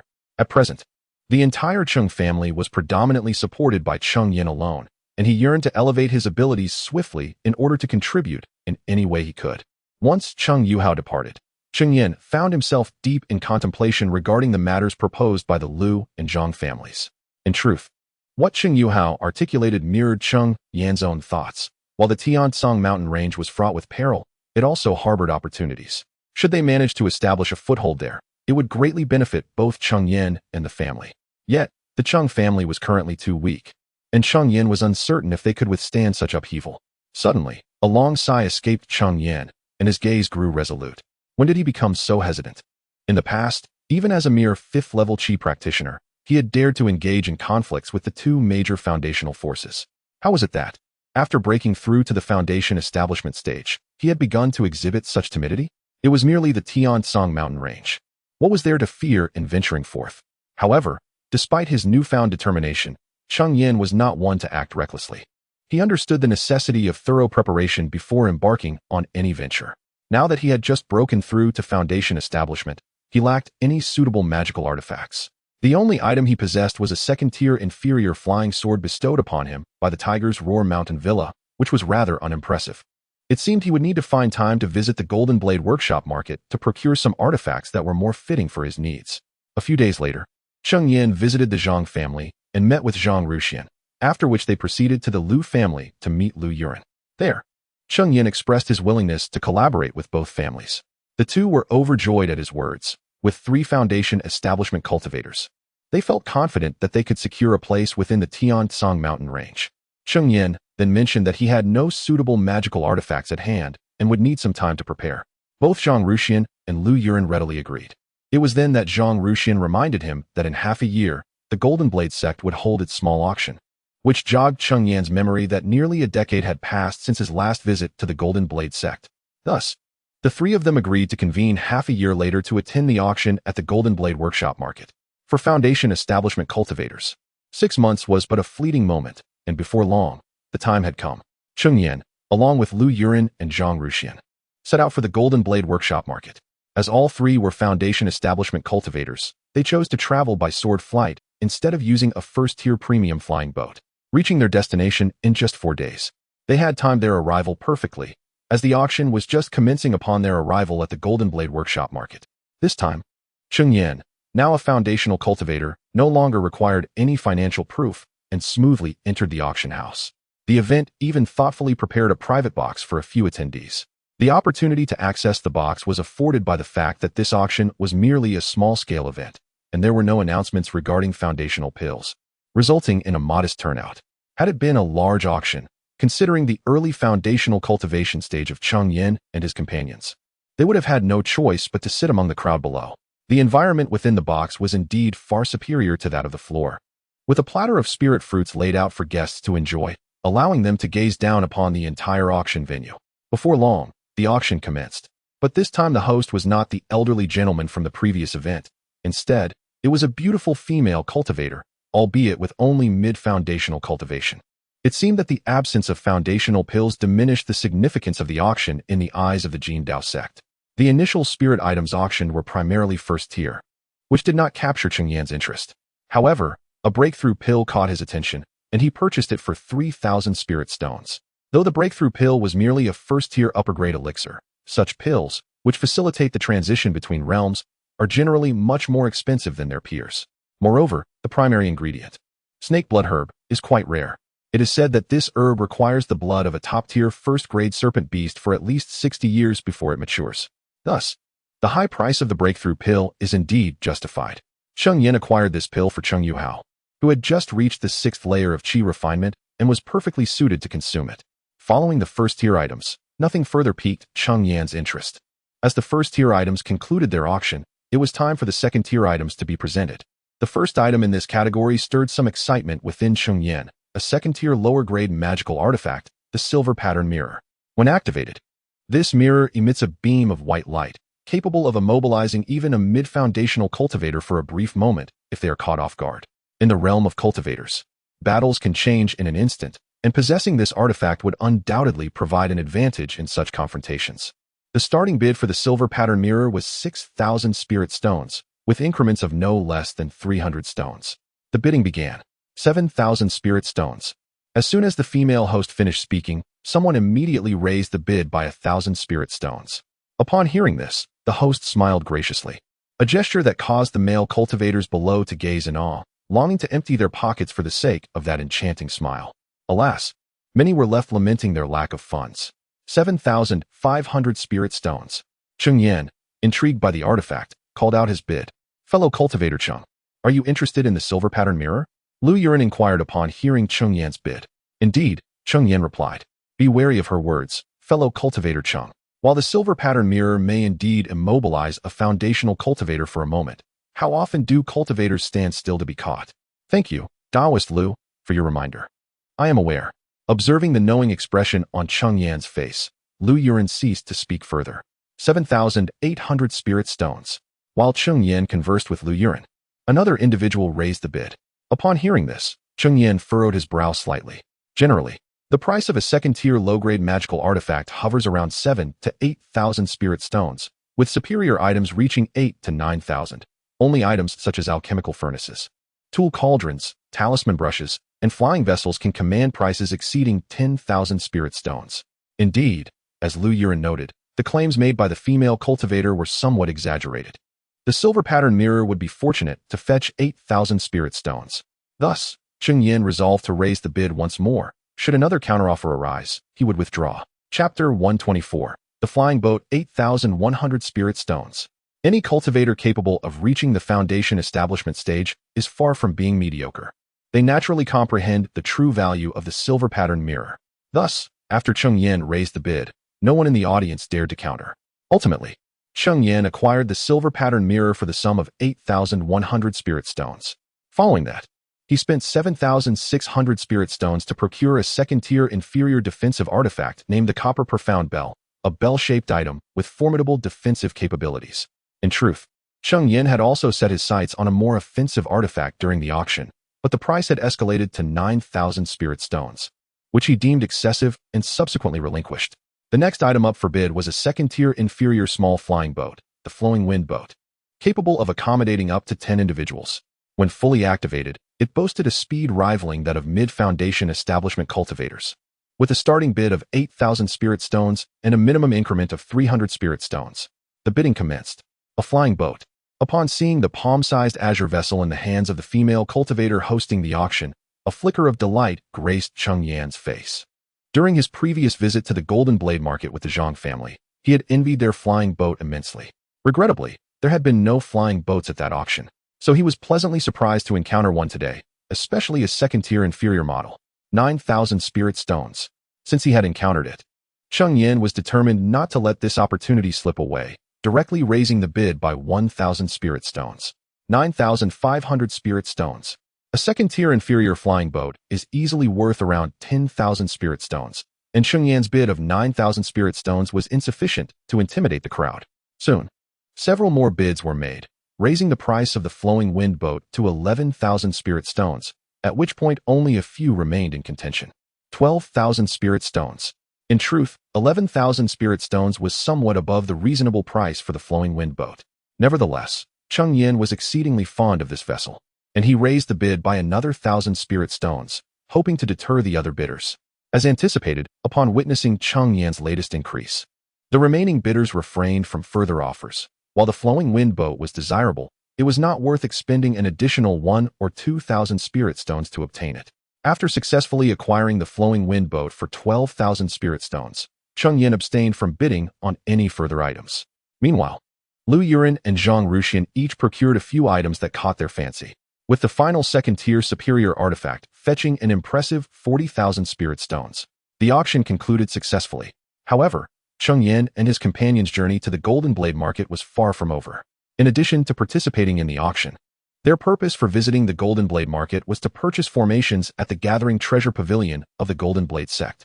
Given their decision to seek second-tier spiritual veins in the Tiansong mountain range, it was clear that the protective formations of the three families were no longer viable, necessitating the acquisition of new ones.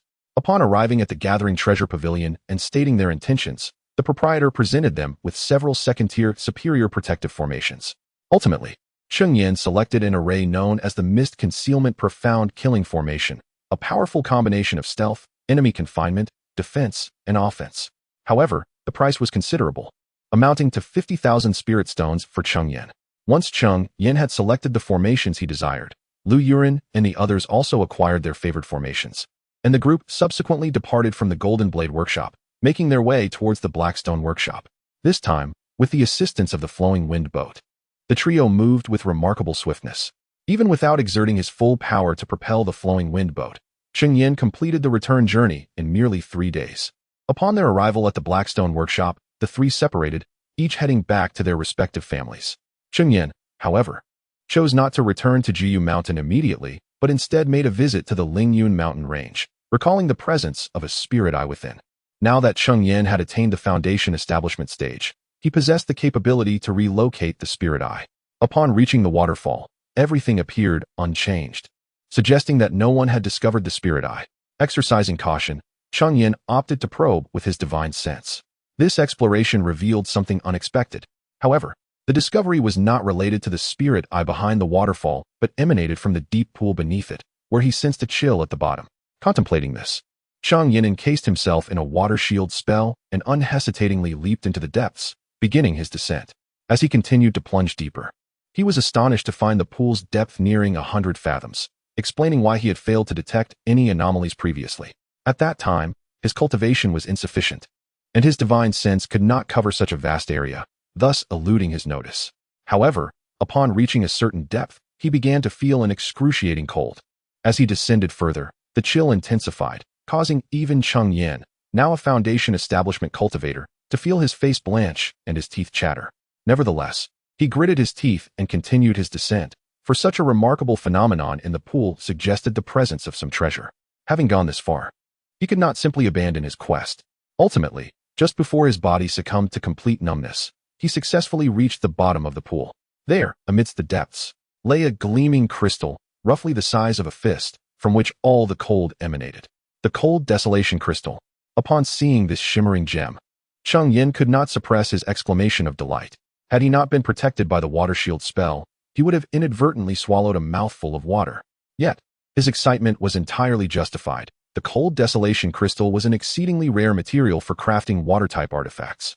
This particular crystal was of second-tier mid-grade quality, and its substantial size was sufficient to forge 2 magical instruments. Artifacts imbued with the cold desolation crystal would unleash a frigid aura with each strike, wreaking havoc upon the body of any cultivator it entered, proving to be extremely troublesome. Thus, it was no wonder Cheng Yan was so exhilarated upon discovering the cold desolation crystal. What he did not anticipate was the existence of second-tier spiritual items within the Lingyun mountain range. However, upon reflection, it was reasonable, as few who ventured into the Lingyun mountain range were even at the late stage of qi refinement. Their spiritual awareness could scarcely extend 100 zhang, rendering them incapable of perceiving the anomalies at the bottom of the pool. Furthermore, given their cultivation levels, they lacked the strength to delve into the depths of such a profound abyss. This frost crystal had likely resided at the bottom of the pool for several millennia, and attaining its current mid-tier second-grade status is quite plausible. Had it not been fortuitously discovered by Cheng Yan, this frost crystal might, after several more centuries, or even millennia, have ascended to the upper tier of the second grade. As Cheng Yan reached out to grasp the frost crystal, a surge of intense cold enveloped him. In an instant, he felt his arm become numbed by the frigid temperature, prompting him to hastily discard the crystal. Chapter 125. Unexpected gains. He was reluctant to simply cast the cold frost crystal into his storage ring. as the intense cold it emanated might adversely affect the other items within. Thus, Cheng Yan retrieved a jade box from his storage ring, which possessed excellent insulating properties against both cold and heat. Upon placing the cold frost crystal inside the jade box, the frigid aura dissipated immediately. After securing the crystal in his storage ring, Cheng Yan shook his hand. Although their contact had been brief, a trace of the chilling energy had still penetrated his arm. While he swiftly expelled it, a lingering soreness remained. Subsequently, Cheng Yan began to ascend. Upon emerging from the pool, he collected the spiritual eye hidden behind the waterfall into the Qian Kuan mountain water diagram. With the spiritual eye safely stored, Cheng Yan proceeded towards Jiuyu Mountain, elated by the unexpected bounty of his journey. Upon returning to Jiuyu Mountain, Cheng Yan summoned Cheng Yuhao and handed him the Breaking Realm pill acquired from the auction. You have now reached the 6th layer of Qi refinement, making this Breaking Realm pill perfectly suited for you. However, do not rush to consume it. You have only just broken through, and your spiritual power is still unstable. If you take the pill now, it could jeopardize your foundation and hinder your future path. Wait until your cultivation is thoroughly solidified before using it. Cheng Yuhao, still quite young, retained a glimmer of potential for foundational establishment. Cheng Yan was keen to ensure that his nephew did not jeopardize his chances for the sake of rapid advancement. Uncle, Cheng Yuhao gazed at the Breaking Realm pill in Cheng Yan's hand, feeling a mix of gratitude and shame, yet hesitating to accept it. After spending 16 or 17 years atop Jiuyu Mountain, he felt he had not only failed to assist Cheng Yan, but had also caused him considerable trouble, making him reluctant to accept the pill. Enough of this hesitation. As you know, I must embark on a journey soon, and the family will need you to oversee matters in my absence. The higher your cultivation, the more at ease I shall be. Take it without delay. Without waiting for Cheng Yuhao's consent, he pressed the Breaking Realm pill into his hands. Rest assured, Uncle, I will not disappoint your expectations. Cheng Yuhao tightened his grip around the vial containing the pill and bowed deeply to Cheng Yan. You are my brother's child. It is my duty to care for you. If you truly wish to assist me, then do hurry and provide me with a grandnephew. Just look at our current state on Jiuyu Mountain. A prestigious foundational family with only 5 members is a subject of ridicule. Although Cheng Yuhao was now a married man, he was still merely in his 20s. And Cheng Yan's words left him blushing deeply. Do not feel embarrassed. Both you and Xiaoyu possess spiritual roots, and the likelihood of your offspring inheriting such roots is quite substantial. Relying solely on our mundane family's meager probability of birthing individuals with spiritual roots, our development would inevitably be excessively sluggish. For the advancement of our clan, population holds paramount importance. Otherwise, even with abundant industries, the absence of management poses a significant issue. Why have you not sought a Dao partner, 6th uncle? Cheng Yuhao mumbled softly, his head bowed. Cheng Yan, being a foundation-building cultivator with exceptionally keen hearing, immediately caught wind of Cheng Yuhao's words and glared in surprise. Have you become bold enough to jest about your 6th uncle? While speaking, Cheng Yan feigned an intention to strike Cheng Yuhao. I shall retreat to cultivate now. Observing this, Cheng Yuhao swiftly made his escape. Remember, do not hastily consume the breakthrough pill. I know, 6th uncle. As Cheng Yuhao's voice faded into the distance, Cheng Yan chuckled and shook his head. Yuhao typically possesses a calm demeanor, yet displays such playful behavior only in my presence. Nevertheless, Yuhao's words hold merit. Perhaps it is indeed time to seek a Dao partner. However, wealth, companionship, methodology, and land are all significant, with companionship ranking second in importance. This matter warrants careful consideration.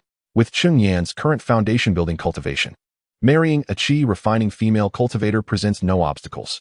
Yet, rather than viewing these individuals as true partners, one might consider them more akin to concubines, offering no assistance in his quest for enlightenment. Thus, Cheng Yan does not rush into the matter of finding a Dao partner. Such things depend on fate. When the time is right, it cannot be forced. Cheng Yan subsequently remained atop Jiuyu Mountain for 3 months.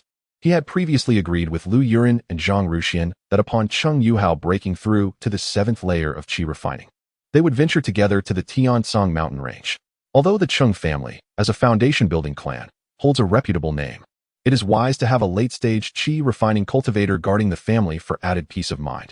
Today, Cheng Yuhao successfully achieved his breakthrough to the 7th layer of Qi refining. Cheng Yan summoned the newly advanced Cheng Yuhao and instructed him to ensure the family was well taken care of during Cheng Yan's absence. If faced with insurmountable foes, he could seek assistance from the Lu and Zhang families. After imparting his instructions, Cheng Yan set forth. Outside Haishi Square, Lu Yuran and Zhang Ruxian had been waiting patiently for some time. Lu Daoyu, Zhang Daoyu, I apologize for keeping you waiting. Cheng Yan greeted the two who stood outside Haishi Square, offering an apologetic gesture. No worries, Cheng Daoyu. You are not late. We simply arrived a bit early. Zhang Ruxian smiled, waving his hand dismissively, indicating that Cheng Yan need not concern himself. Since you have arrived, let us set off. Lu Yuren, seemingly unable to contain his eagerness, urged the two to depart promptly upon Cheng Yan's arrival. It is hardly surprising that Lu Yuren is in such a hurry. The two have been foundation-building cultivators for a decade. During this decade, their cultivation has been minimal, and naturally, they are eager to locate a second-tier spiritual vein to sustain their practice. What Lu Daoyu has stated is indeed accurate. However, the distance from Haishi Fangshi to the Tiansong mountain range is quite considerable. It seems we must rely on Zhou Daoyu's flowing wind boat to journey from Haishi Fangshi eastward to the Tiansong mountain range, even for a foundation establishment cultivator, would require no less than half a month. Yet, with the aid of the flowing wind boat, this time could be significantly reduced to merely 10 days. Therefore, Cheng Yan naturally would not decline this offer. After all, arriving a day earlier at the Tiansong mountain range would enable them to discover a suitable spiritual vein sooner.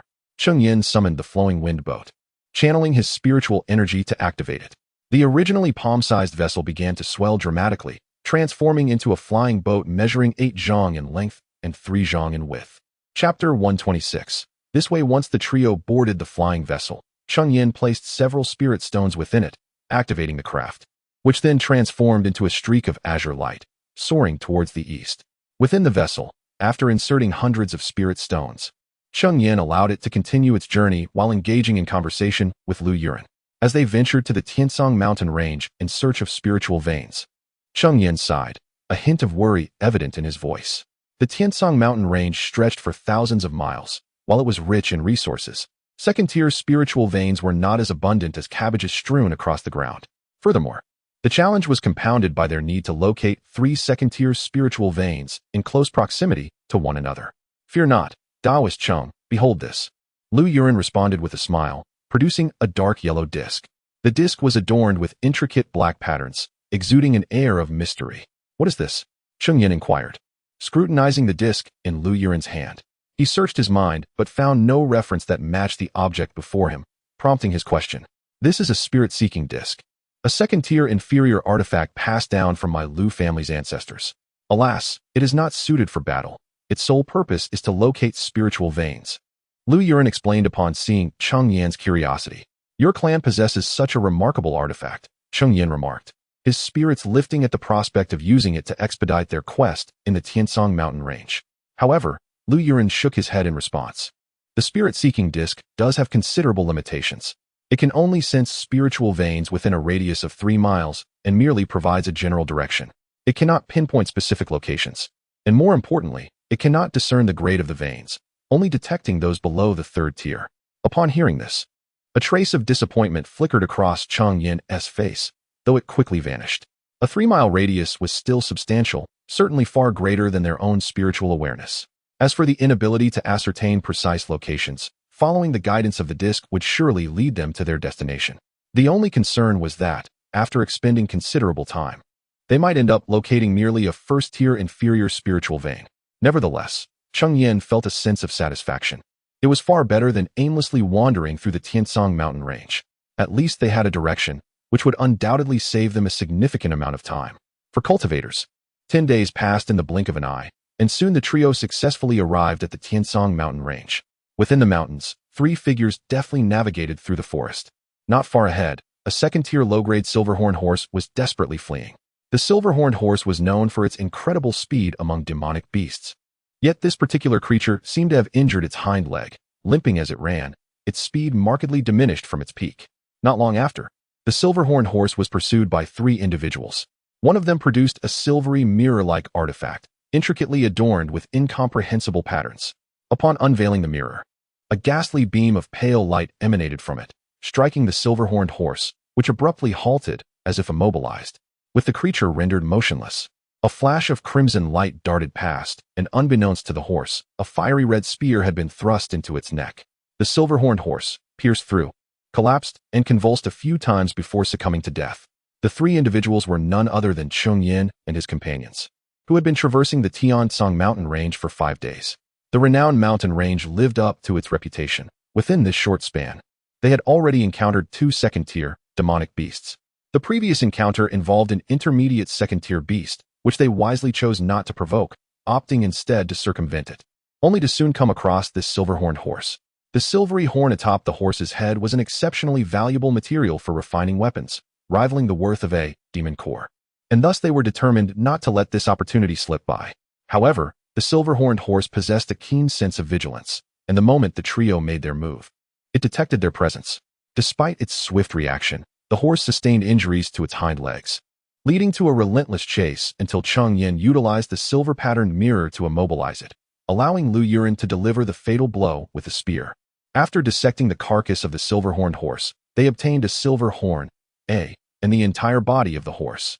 Cheng Yan, having contributed little to the endeavor, graciously deferred the selection to his companions.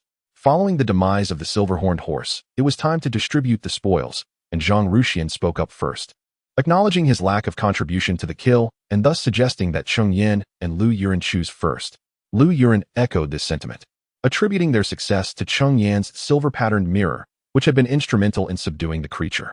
Given this, I shall not refuse any longer. I shall take the, Cheng Yan ultimately declared. While the silver horn was of equal value, the offered broader applications, suitable for both weapon refining and alchemy. Consequently, the silver horn was entrusted to Lu Yuren, while the entire carcass of the silver-horned horse found its way into Zhang Ruxian's possession. We have pursued this silver-horned horse over quite a distance. Lu, perhaps you should examine the surroundings for any spiritual veins, Cheng Yan suggested after the division of materials. Throughout these 5 days, they had yet to discover even a low-grade first-tier spiritual vein.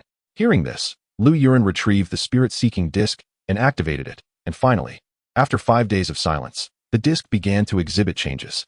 The faces of the three lit up with expressions of joy. This way, Lu Yuren sensed the direction indicated by the spirit-seeking plate and led the two companions forth. Merely a quarter of an hour later, the trio arrived at the site of the spiritual vein. However, upon their discovery, the expressions on their faces swiftly shifted from joy to disappointment. For the vein was merely of the first-grade premium quality. Yet, suddenly, Cheng Yan recalled something, and the earlier dejection vanished, replaced by eyes that sparkled with excitement. Although this spiritual vein was only of first-grade premium quality, it did not imply that we would leave empty-handed. Chapter 127. Oh? What do you mean by that? Zhang Ruxian, observing Cheng Yan's expression, inquired with a hint of confusion. The spiritual veins within the Xianxia Mountains are not comparable to those in our region. They have already been thoroughly plundered by others. Naturally, numerous spiritual entities exist within these veins. Upon hearing this, both of them experienced a moment of enlightenment. Realizing that in their preoccupation with the spiritual veins, they had overlooked the fact that such veins typically harbor various spiritual entities. Even if these veins do not fully satisfy their needs, acquiring some spiritual entities would still be highly beneficial. Given that a first-tier premium spiritual vein certainly would not host second-tier demon beasts, why not split up and search separately? The bounty we reap shall depend on our individual fortunes. Once Zhang Ruxian grasped the situation, he proposed this idea. Cheng Yan and the others readily agreed, acknowledging that if they all searched together, they might face difficulties in distributing any discovered spiritual entities. By separating, their eventual gains would hinge solely on their luck, thus averting potential discord over uneven distribution. With this consensus, they decided to part ways, agreeing to reconvene at this location after 2 hours. Zhang Ruxian, seeing Cheng Yan and the others in agreement, established the meeting point for 2 hours hence, and each chose a direction to venture into the spiritual vein. The aura of this first-tier premium spiritual vein was significantly more potent than that atop Jiuyu Mountain, promising a wealth of treasures. Once inside the spiritual vein, Cheng Yan commenced his exploration, and before long, he stumbled upon a type of spiritual entity.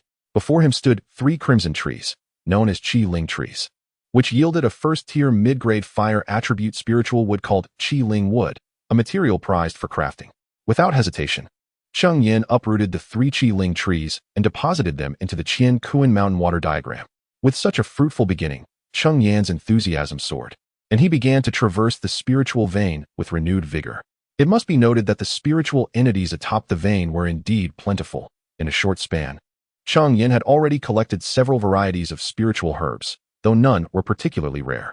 However, this was merely from Cheng Yan's perspective. If he could bring these spiritual entities back to his family and cultivate them over the course of a decade or two, they could evolve into a thriving enterprise. Later, Cheng Yan also discovered 2 first-tier elite golden-haired monkeys guarding over a dozen first-tier premium Qing Tao fruit trees, which bore an abundance of green peaches. The 2 elite golden-haired monkeys stood no chance against Cheng Yan, who swiftly dispatched them with just a few strikes from his flying sword. Sampling one of the green peaches, he found it to be succulent and juicy, a true rarity among spiritual fruits. Naturally, these dozen or so Qing Tao fruit trees also became part of Cheng Yan's collection.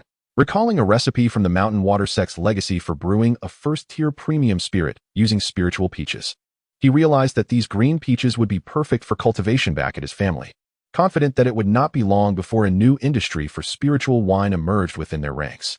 The 2 hours swiftly elapsed, and the trio reconvened at the designated spot, their faces illuminated with expressions of joy and satisfaction. It appears that both of you have made remarkable gains this time.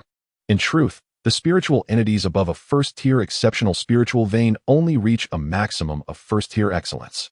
Unless, like Cheng Yan's ice crystal, they remain undiscovered for thousands of years, there exists the possibility of encountering a second-tier entity.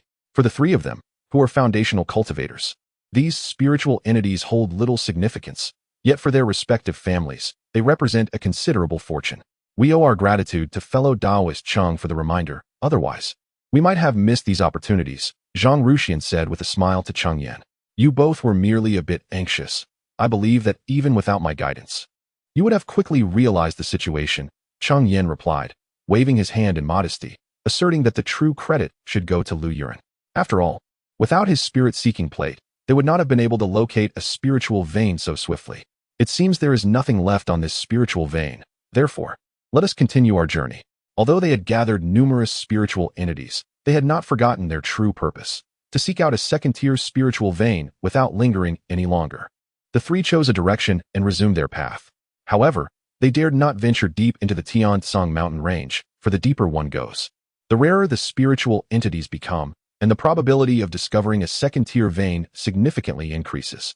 Yet, the depths of the Tiansong mountain range are a paradise for second-tier and higher demon beasts, where even third-tier beasts may be encountered. As mere foundational cultivators at the initial stage, they could only operate on the periphery, hoping to find a second-tier spiritual vein there. However, second-tier veins are not as common as cabbages scattered on the ground. They spent an entire month without finding a single one. They did discover several first-tier veins, and each reaped substantial first-tier entities. Alas, after a month, still no second-tier vein to be found. Are we simply suffering from a string of misfortunes? Zhang Ruxian sighed. In truth, he was not an impatient person. However, the significance of a second-tier vein weighed heavily on the 3 of them, and the prolonged absence of discovery left Zhang Ruxian feeling somewhat distressed. There is no need for concern, Zhang Taoist. Perhaps our findings will lead us to a second-tier vein. Cheng Yan reassured him with a smile. Zhang Ruxian opened his mouth, intending to speak further. Suddenly, Lu Yuren interjected, "We've arrived." Upon hearing this, both paused in their tracks. Before them stood a towering mountain, reaching several hundred zhang in height. The 3 expanded their spiritual senses to gauge the spiritual energy atop the mountain, and instantly, expressions of joy illuminated their faces. The spiritual vein on this mountain was indeed a second-tier vein, though the precise grade would require them to ascend and investigate, as their senses could not encompass the entirety of the mountain. However, once they soared to the mountain's peak, disappointment soon washed over them. The vein was merely a second-tier low-quality vein. However, the aspirations of the 3 individuals were directed towards the mid-grade spiritual veins of the second tier. Otherwise, they would not have invested in the superior-grade protective formation for their mountain. While a low-grade spiritual vein of the second tier may suffice for the cultivation needs of a nascent soul practitioner at the initial stage, they were not short-sighted individuals. A low-grade spiritual vein could not possibly satisfy the ambitions of all 3. Moreover, with 3 nascent soul cultivators at their disposal, they harbored no fear even in the face of mid-tier demonic beasts, naturally setting their sights on the mid-grade spiritual veins of the second tier. Chapter 128. The Blue Featherbird Egg. However, the 3 soon set aside their feelings of disappointment. Although the spiritual vein here did not meet their expectations, they would certainly not overlook the spiritual treasures above. It was possible that Tier 2 spiritual entities resided above the Tier 2 spiritual vein. Perhaps we should first locate the beasts in this area and deal with them before we explore the spiritual veins separately, Zhang Ruxian suggested. Previously, when they encountered Tier 1 spiritual veins, they had each explored separately, for there was no risk of encountering Tier 2 beasts. Given their foundational cultivation level, they felt confident. Yet, the likelihood of Tier 2 beasts appearing above a Tier 2 spiritual vein was considerably high. While it was true that a lower Tier 2 spiritual vein would likely only produce low-level Tier 2 beasts, they worried about the potential of facing several at once, which could leave the other two unable to provide timely assistance. Thus, Cheng Yan and Lu Yuren agreed to first eliminate the beasts before splitting up to explore the vein. Consequently, the trio made their way toward the mountaintop. As spiritual veins located at high altitudes typically had the densest spiritual energy and were the most likely to be chosen as lairs by beasts. True to expectation, they discovered a colossal nest at the summit, within which resided two large birds, their bodies adorned with vibrant blue feathers. "The blue feather birds!" exclaimed the three in unison upon spotting the majestic creatures. The blue feather bird is a relatively rare flying beast, known for its incredible speed. Even mid-level foundational cultivators would find it challenging to pursue a low-level Tier 2 blue feather bird. However, the state of the two birds before them was peculiar. One bird appeared completely uninjured, yet exuded an undeniable weakness, while the other stood protectively in front of its feeble companion, glaring intently at Cheng Yan and the others, emitting continuous calls in an effort to intimidate them. Cheng Yan's keen eyes soon caught sight of an egg nestled behind the weak blue feather bird. Bloodstains dotted the eggshell, indicating it had just been laid. No wonder the bird appeared so frail. A blue featherbird egg, Lu Yuren exclaimed as he and his companions noticed the egg as well. Once fully matured, a blue featherbird could reach peak Tier 1 status, and with further nurturing, it held the potential to ascend to Tier 2. Moreover, a blue featherbird could be cultivated to the pinnacle of Tier 2, making it an exceptional guardian spirit beast for their clan. Exchanging glances, the three discerned a glimmer of excitement on each other's faces. If they could obtain the blue featherbird egg, their family could gain another foundational combatant in a span of 30 to 50 years. Without further hesitation, they all launched their attacks toward the blue featherbirds. Cheng Yan produced the silver pattern mirror, channeling his spiritual energy into it, unleashing a beam of pale light. Yet, the blue featherbirds were swift. In an instant, they took flight, evading Cheng Yan's assault. However, upon witnessing the scene, Cheng Yan was not alarmed but rather elated. His objective was not the male Qingyu bird, which was in its prime, but rather the female Qingyu bird that had just laid her eggs. The male Qingyu bird, having narrowly evaded Cheng Yan's attack, let out an indignant cry, flapping its wings vigorously in an attempt to return and shield the female from the impending blow. However, the pale beam of light was already swift, and the male Qingyu bird had no time to turn back. Meanwhile, the female Qingyu bird, still weak from her recent labor, was unable to evade and was struck by Cheng Yan's silver pattern mirror. Upon impact, the female bird was immobilized, and soon after, a fiery red spear hurtled towards her.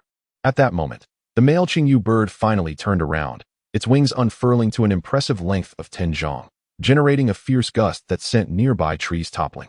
Transforming into a streak of azure light, it collided forcefully with the spear, sending it flying away. Although the male Qingyu bird had successfully intercepted Lu Yuren's attack, one must remember that Cheng Yan was not alone. There were three of them.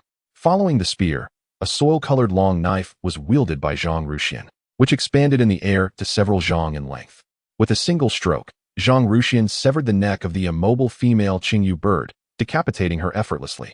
The female bird scarcely had time to resist before she was easily slain by the trio.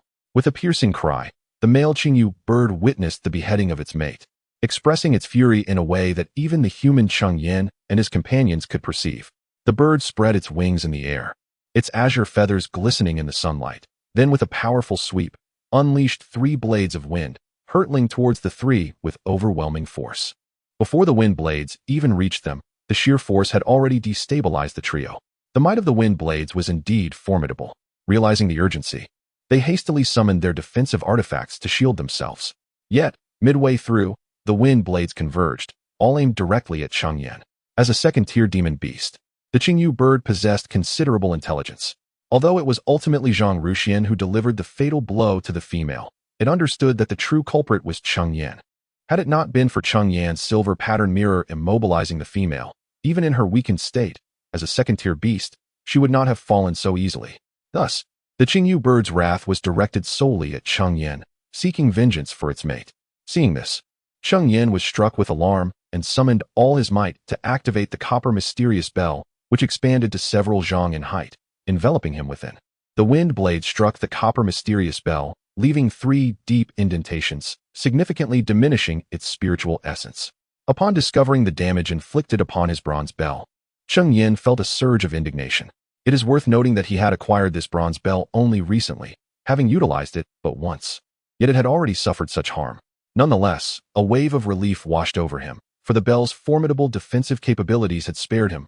Otherwise, those 3 slicing wind blades could have claimed his life. The azure-feathered bird, observing that Cheng Yan had successfully countered its wind blades, spread its wings once more, intent on launching a further assault. It discerned that while Cheng Yan's bronze bell exhibited commendable resilience, it likely could not withstand many more of its wind blade attacks. However, Lu Yuren and his companion were determined to thwart the azure-feathered bird's intentions, each employing their own techniques to strike at the creature. Chapter 129, A Family. A single egg. The magical artifacts wielded by Lu Yuren and his companion were of the second-tier lower grade, exhibiting formidable power. The Qingyu bird, not renowned for its defensive capabilities, dared not confront them head-on. Reluctantly, it abandoned its assault on Cheng Yan, taking to the skies to evade their attacks. Cheng Daoyu, are you unharmed? After neutralizing the threat posed by Cheng Yan, Zhang Ruxian inquired with concern. For the trio, any misfortune befalling one would spell trouble for the others. Hence their deep-seated worry for Cheng Yan's safety. Thank you for your concern, Zhang Daoyu. I am quite well, though this beast indeed possesses considerable strength. My artifact has sustained some damage. You both should exercise caution, Cheng Yan replied, shaking his head to indicate he was unharmed while also warning them to be wary of the Qingyu bird's strikes. However, while Cheng Yan conversed with Zhang Ruxian, the Qingyu bird circled the air without launching another attack against the 3. Cheng Yan initially speculated that the bird deemed them formidable and was contemplating a strategy to confront them. Suddenly, he felt a surge of wind intensifying beside him. His pupils constricted at this ominous sign, and just as he was about to alert his companions, a green tornado materialized before the Qingyu bird. Initially, the tornado appeared diminutive. Yet in the blink of an eye, it swelled to dozens of feet in height. A powerful gale surged forth, uprooting trees atop the mountain and spiraling them into the sky, creating a truly awe-inspiring spectacle. The 3 men were taken aback by the sight of this green tornado. Its might was not merely superficial. Its power was formidable, rivaling the wind blades they had previously encountered. Moreover, this tornado constituted an area-wide attack, leaving them no option to evade, only the choice to confront it head-on. Please, do not hold back. Let us unite our strength to counter this. Lu Yuren bellowed. Taking the initiative, he hurled his fiery red spear, which ignited mid-air with flickers of flame, rapidly engorging into a blazing inferno. The spear became a colossal fiery arrow, hurtling towards the green tornado. Cheng Yan and Zhang Ruxian, refusing to be outdone, sprang into action.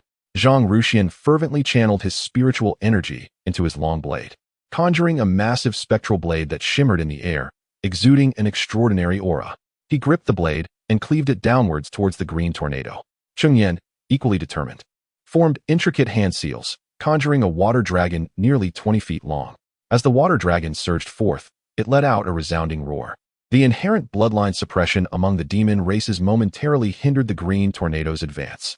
Yet, the water dragon, being a mere conjuration of Cheng Yan's spell, lacked the true might of a dragon.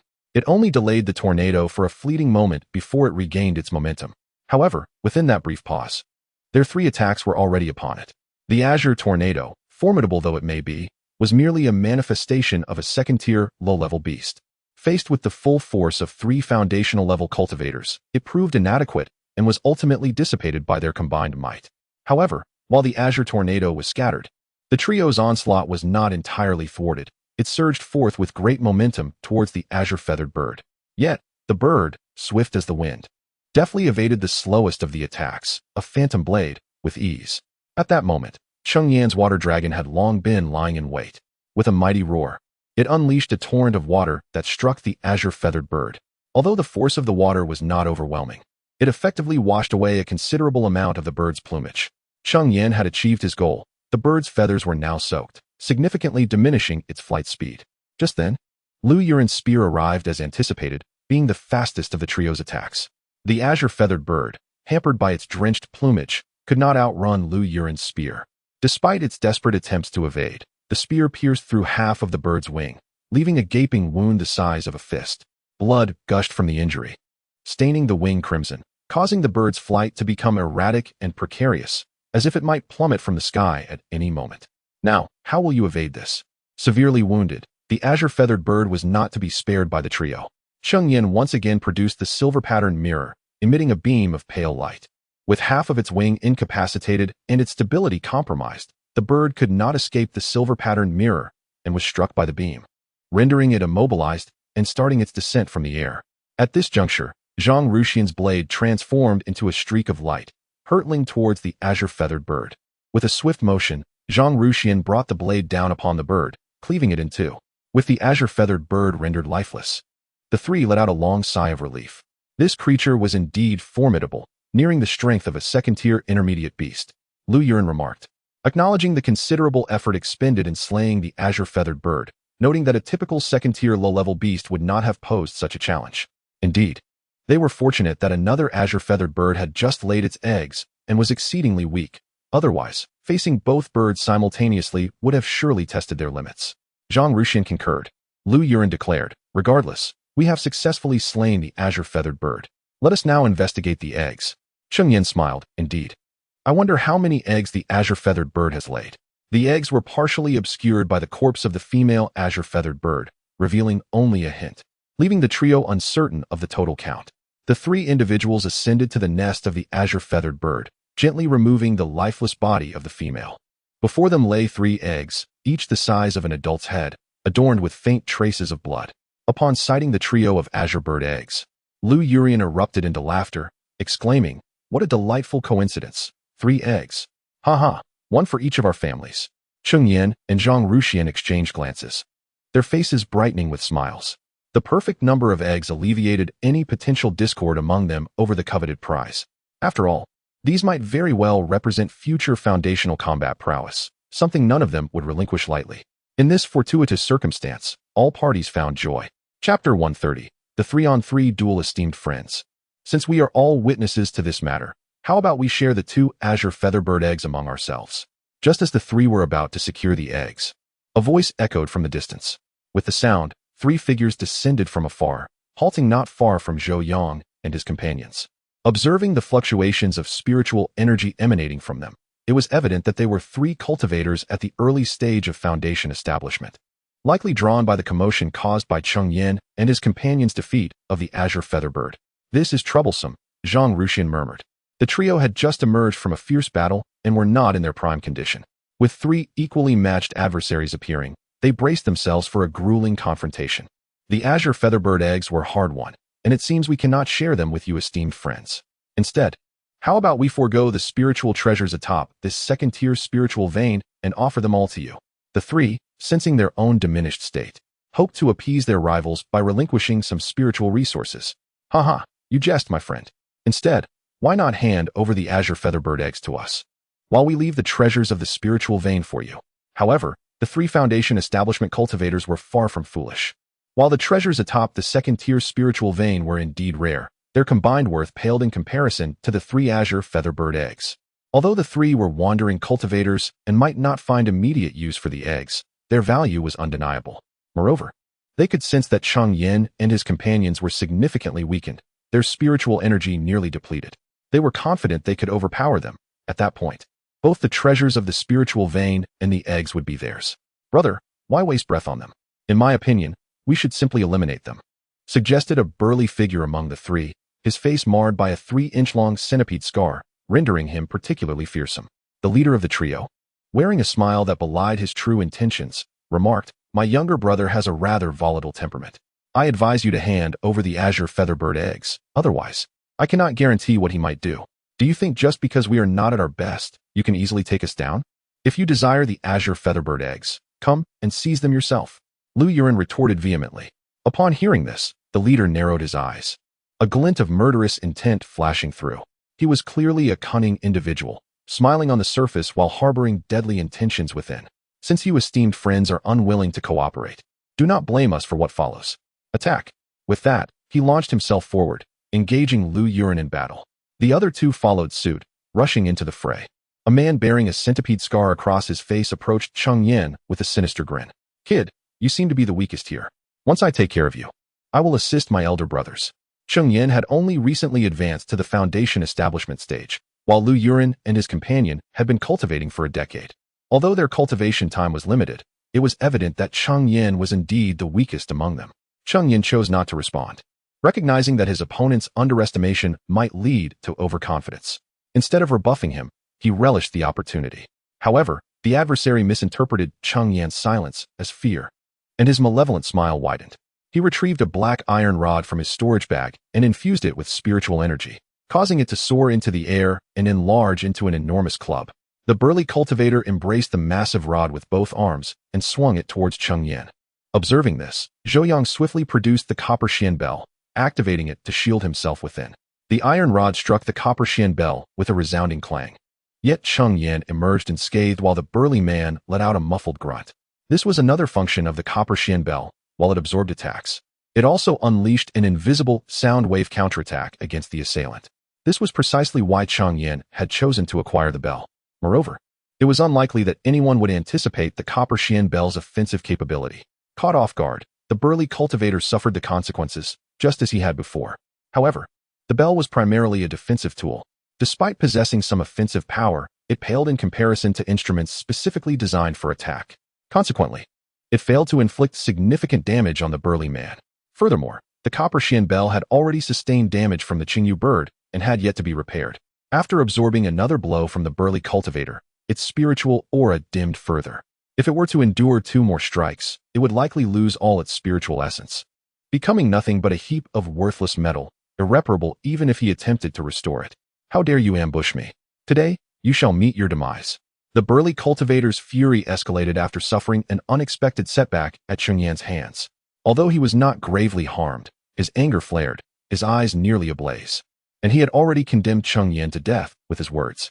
He channeled a surge of spiritual energy into the iron rod, conjuring a colossal illusory figure of the weapon aimed at Zhou Yang.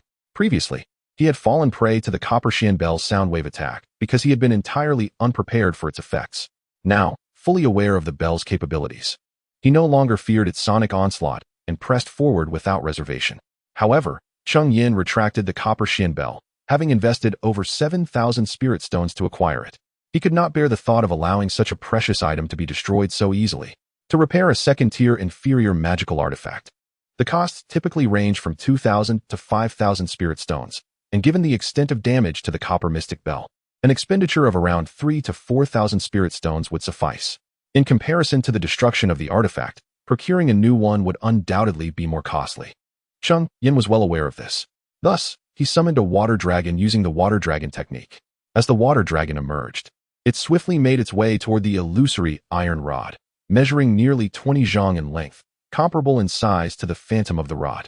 With a dramatic flourish, the water dragon lashed its tail against the illusory rod, sending it flying through the air. Chapter 131. Body Cultivation. Subsequently, the water dragon unleashed a formidable jet of water towards the burly cultivator. Yet, the imposing figure did not flinch or evade, brazenly absorbing Cheng Yan's attack. Humph! Such feeble power, attempting to engage in a battle of spells. He scoffed, wiping the droplets from his face. Is he a body cultivator? Cheng Yan pondered, a sense of suspicion creeping into his mind. Although the water jet appeared to lack potency when it struck the azure-feathered bird, it was evident that a human cultivator's physique could not compare to that of a demon. Even a diluted force such as this was not something a cultivator could withstand with mere flesh, unless one were a body cultivator. After withstanding Cheng Yan's water jet, the burly man charged forward, wielding a black iron rod. Cheng Yan's certainty grew. Only a body cultivator would so boldly assault an adversary. The might of their close-range attacks was unparalleled. As the man approached, Cheng Yan swiftly retreated. For a spellcaster, the greatest peril lay in allowing an enemy to close the distance, as their frail bodies rendered them vulnerable. While retreating, Cheng Yan simultaneously commanded the water dragon to engage in combat, yet the burly cultivator, relying on his seemingly indestructible physique, disregarded the water dragon's assaults. Each strike of the iron rod against the water dragon sent torrents of spray into the air. Fortunately, the water dragon's form was composed of water, thus, each blow met with substantial resistance, inciting the cultivator's ire. The more vexed he became, the harder he swung, and Cheng Yan sensed that if this continued, the water dragon would soon be reduced to a mere puddle. Meanwhile, Lu Yuren and his companions appeared relatively untroubled, as the 3 rogue cultivators executed their plans with remarkable shrewdness. The burly man was indeed the strongest among them, tasked with subduing the seemingly weakest Cheng Yan. Once Cheng Yan was dealt with, they would unite against the other two. Consequently, the other two merely bound Lu Yuren and his companion, not exerting their full strength. "It seems your companion will not endure for much longer," remarked the leading foundational cultivator, observing Cheng Yan's plight. "Humph, had we been at our peak, you would stand no chance against us," Lu Yuren retorted. Indeed, as he stated, the trio hailed from powerful families, equipped with far more resources than the ragtag group before them. Had they been at their best, they would have feared no opposition, alas. They faced their adversaries at an inopportune moment, having just emerged from a fierce battle with the azure-feathered bird, leaving them in less than optimal condition. Success belongs to the victor, while the defeated are but the scorned. My friend, perhaps you should ponder how to survive when your companion inevitably falters. The jovial demeanor of the man incited a wave of frustration within Lu Yuren. Yet, he found himself ensnared, left with no recourse but to fervently hope that Cheng Yan could triumph over his adversary. Otherwise, they would have no choice but to abandon the Qingyu bird's egg and flee. Meanwhile, Cheng Yan's water dragon continued to exert itself valiantly, while the body cultivator was drenched from head to toe, soaked in water. Nevertheless, his movements showed no sign of slowing, as if he possessed an inexhaustible reservoir of strength. Relentlessly assaulting the water dragon, Cheng Yan could hardly fathom what state he would be in had the water dragon not been there to impede his opponent. However, the water dragon's power was destined to wane, and under the torrential onslaught of the body cultivator, it ultimately dissipated with a thunderous crash, transforming into a puddle upon the ground. "Ha ha ha, what further tricks do you possess? Unleash them," exclaimed the body cultivator, brandishing an iron rod and pointing it at Cheng Yan with arrogant bravado. "If you have no more resources, then prepare to meet your demise." He assumed that Cheng Yan had exhausted his capabilities, and with a thunderous roar, he swung the iron rod toward him. At that moment, however, Cheng Yan's aura began to surge dramatically. Despite having depleted a significant portion of his spiritual energy through the previous battles, it was now rapidly replenishing. In the blink of an eye, his spiritual power returned to its zenith. The body cultivator, taken aback, halted in his tracks. Having lived for so long and having slain countless foes, including foundational cultivators, he had never witnessed anyone restore their spiritual energy mid-battle as Cheng Yan was doing. Fearing a deception, he hesitated, his once relentless advance now stalled. "Now, allow me to demonstrate the true water dragon technique," Cheng Yan declared, and as his words fell, his spiritual energy began to plummet, swiftly diminishing to levels even lower than before his recovery. At that moment, the energy within his gathering pearl also dwindled, and behind him, a water dragon gradually took form. However, this dragon's eyes remained shut as Cheng Yan continued to channel his energy into it. Eventually, when the energy within the gathering pearl had nearly been exhausted, a complete water dragon, measuring 33 zhang in length, materialized behind Cheng Yan. Suddenly, the water dragon's eyes burst open. With the awakening of its gaze, an overwhelming aura surged forth, enveloping the body cultivator, who was caught in its wake, and the dragon's eyes fixated upon him. The body cultivator, witnessing the dragon's eyes, felt a terrifying force bearing down upon him, causing his heart to skip a beat. The true water dragon technique, he thought, unable to suppress a gulp as he beheld the enormous dragon before him, which was infinitely more formidable than the one he had just battled. The recently conjured water dragon, in his grasp, resembled a mere loach, subject to his whims.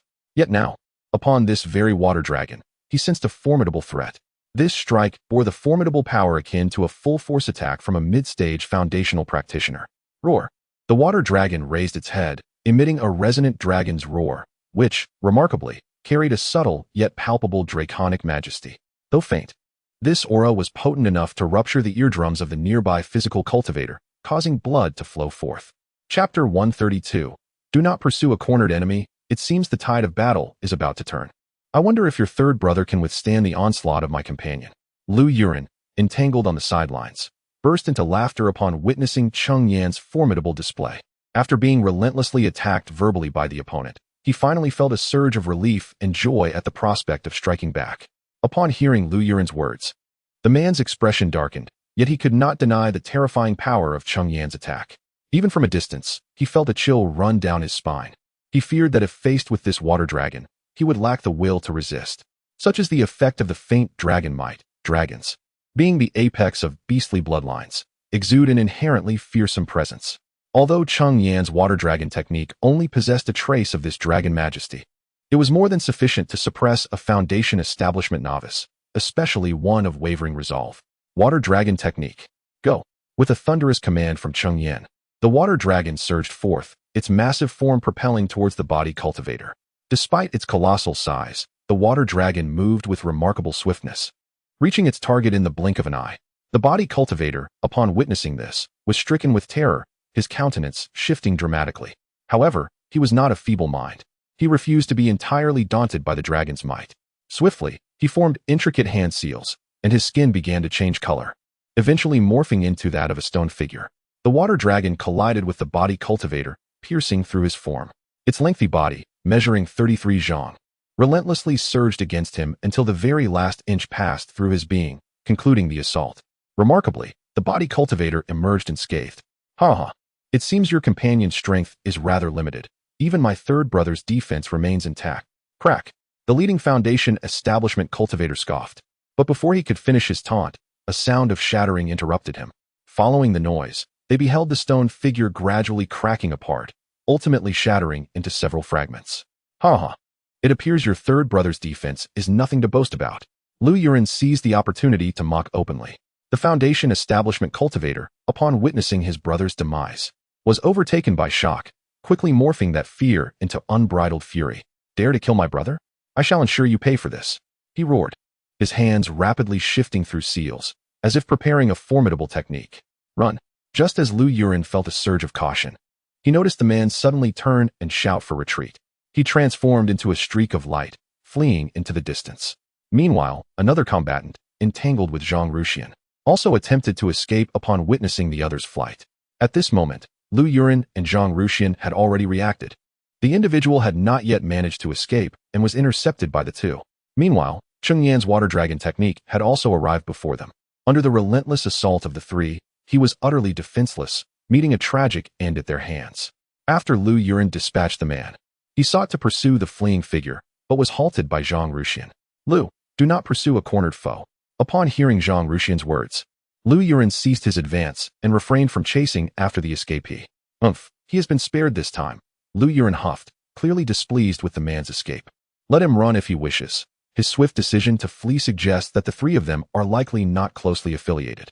They were perhaps merely three solitary cultivators who had come together, and he did not recognize us. Even if he wished to retaliate, he would have no means to do so. At this juncture, Cheng Yan approached and spoke. However, Cheng Yan chose not to pursue primarily because he had expended nearly all the spiritual energy within the gathering spirit pearl to fully unleash his water dragon technique. Should he chase after the man, any unforeseen circumstances could prove detrimental. Let us collect the corpse of the Qingyu bird and its eggs before departing. We shall forego the spiritual treasures atop this spiritual vein, as the commotion we caused may attract unwanted attention, Zhang Ruxian suggested upon seeing the matter resolved. Cheng Yan's water dragon technique was not only powerful, but also created significant noise.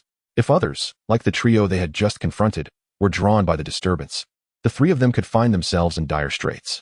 After a series of fierce battles, their conditions were markedly poor. Naturally, Cheng Yan and his companion had no objections. While the treasures atop the second-tier spiritual vein were indeed valuable, they paled in comparison to their lives. In that case, let Cheng Daoist choose first from these three eggs, Lu Yuren remarked. Had it not been for Cheng Yan's presence, the two would likely have fared poorly. Allowing Cheng Yan to select first was only just. Cheng Yan did not decline and chose the egg that radiated the strongest life fluctuations. Lu Yuren and Zhang Ruxian each selected an egg as well, and the trio departed from the site. As for the peculiar occurrence in which Cheng Yan suddenly began to restore his spiritual energy during the battle, the two wisely refrained from inquiring. After all, every cultivator possesses their own secrets, and prying into another's secrets is an act of profound disrespect, potentially sowing discord. The three of them, now united in their journey, would not engage in such behavior. After leaving the spiritual vein, they flew for a considerable distance before finding a secluded spot to halt and restore their spiritual energy. Cheng Yan and Lu Yuren were in a more precarious state, so they began their recovery first, with Zhang Ruxian standing guard. Once all three had replenished their spiritual energy, they took stock of their gains. In addition to the 3 Qingyu bird eggs and 2 Qingyu birds, they had also slain 2 foundation establishment cultivators. The body of the physical cultivator had been vanquished solely by Cheng Yan, and naturally, the storage bag belonged entirely to him. The cultivator of the body, though not particularly affluent, possessed merely over 8,000 spirit stones and wielded a second-tier inferior iron rod as a magical instrument, lacking even a defensive artifact. However, it is worth noting that his own physique served as the most effective means of defense. The iron rod was indeed useful to Cheng Yan, who was in need of an offensive weapon, thus addressing the deficiency in his arsenal. The most valuable possession he had was undoubtedly the jade tablet containing the body cultivation technique. Upon examination, Cheng Yan found that the technique was named stone skin art, which could not be deemed exceptionally profound. Chapter 133. The Art of Law and Body Cultivation. This is quite natural in the Eastern Wasteland. The predominant schools of thought lean towards the cultivation of laws, while body cultivation remains a relatively obscure path, with its techniques and legacies being rather scarce and generally lacking in sophistication. It is said that in the Western Desert, body cultivation reigns supreme, boasting a far more complete lineage. Zhou Yang dismisses this approach, for he has no desire to transform himself into a mere stone figure. However, it could certainly serve to enrich his family's heritage. In addition to this, there were various miscellaneous spiritual items, indicating that the three had spent considerable time within the Tiansong mountain range. Cheng Yan, however, was elated to discover a serpent blood mushroom in his storage pouch. Unfortunately, this particular specimen appeared to be immature, and he resolved to take it back to his family for cultivation in their spiritual fields.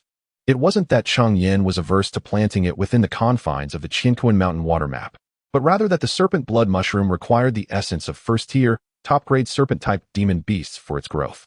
Without such nourishment, it would fail to thrive, and prolonged neglect could even lead to its demise. Cheng Yan lacked the leisure to tend to it diligently.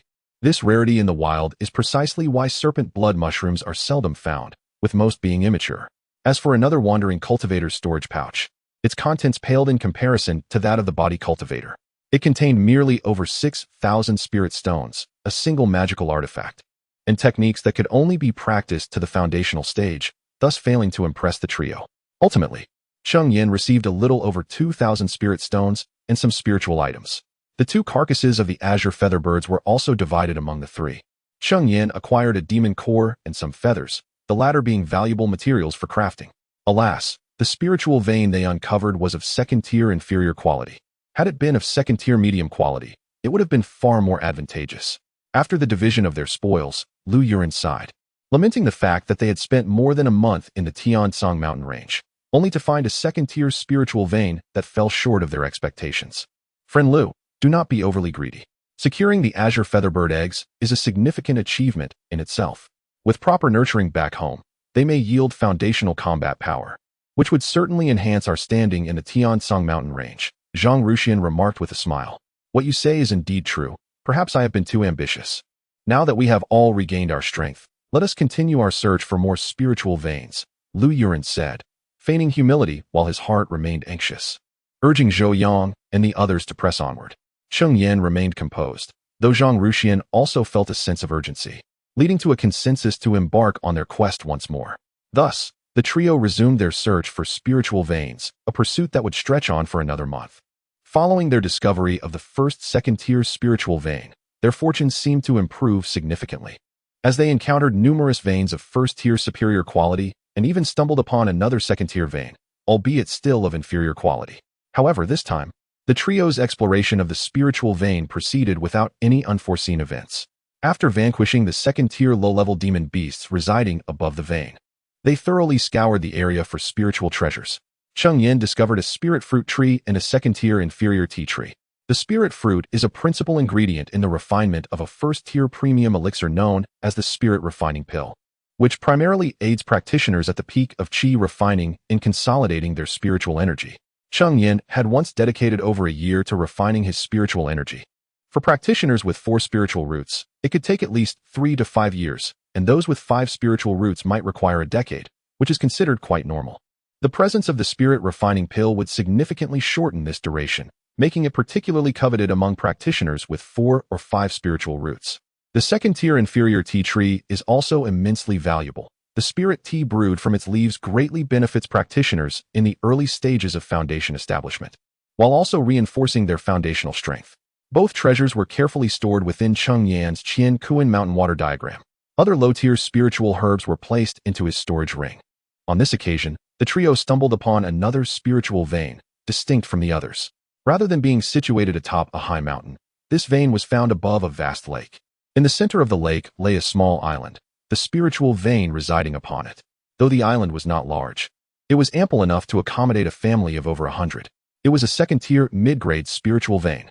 Upon their arrival on the island, the trio could clearly sense the rich spiritual energy present, confirming its mid-tier status. This discovery brought them immense joy, especially since they had been in the Tiansong mountain range for nearly 3 months. They had even contemplated settling for 3 second-tier inferior spiritual veins. However, today they finally uncovered their first second-tier mid-grade spiritual vein. Yet, the elation on their faces quickly faded as they set foot on the island. A formidable aura of demonic energy surged forth, indicating the presence of a second-tier mid-level demon beast. The three exchanged solemn glances, their expressions betraying a sense of gravity. Yet they bore no fear. Together, they were capable of confronting a second-tier mid-level demon beast. Thus, they proceeded directly towards the source of the demonic energy.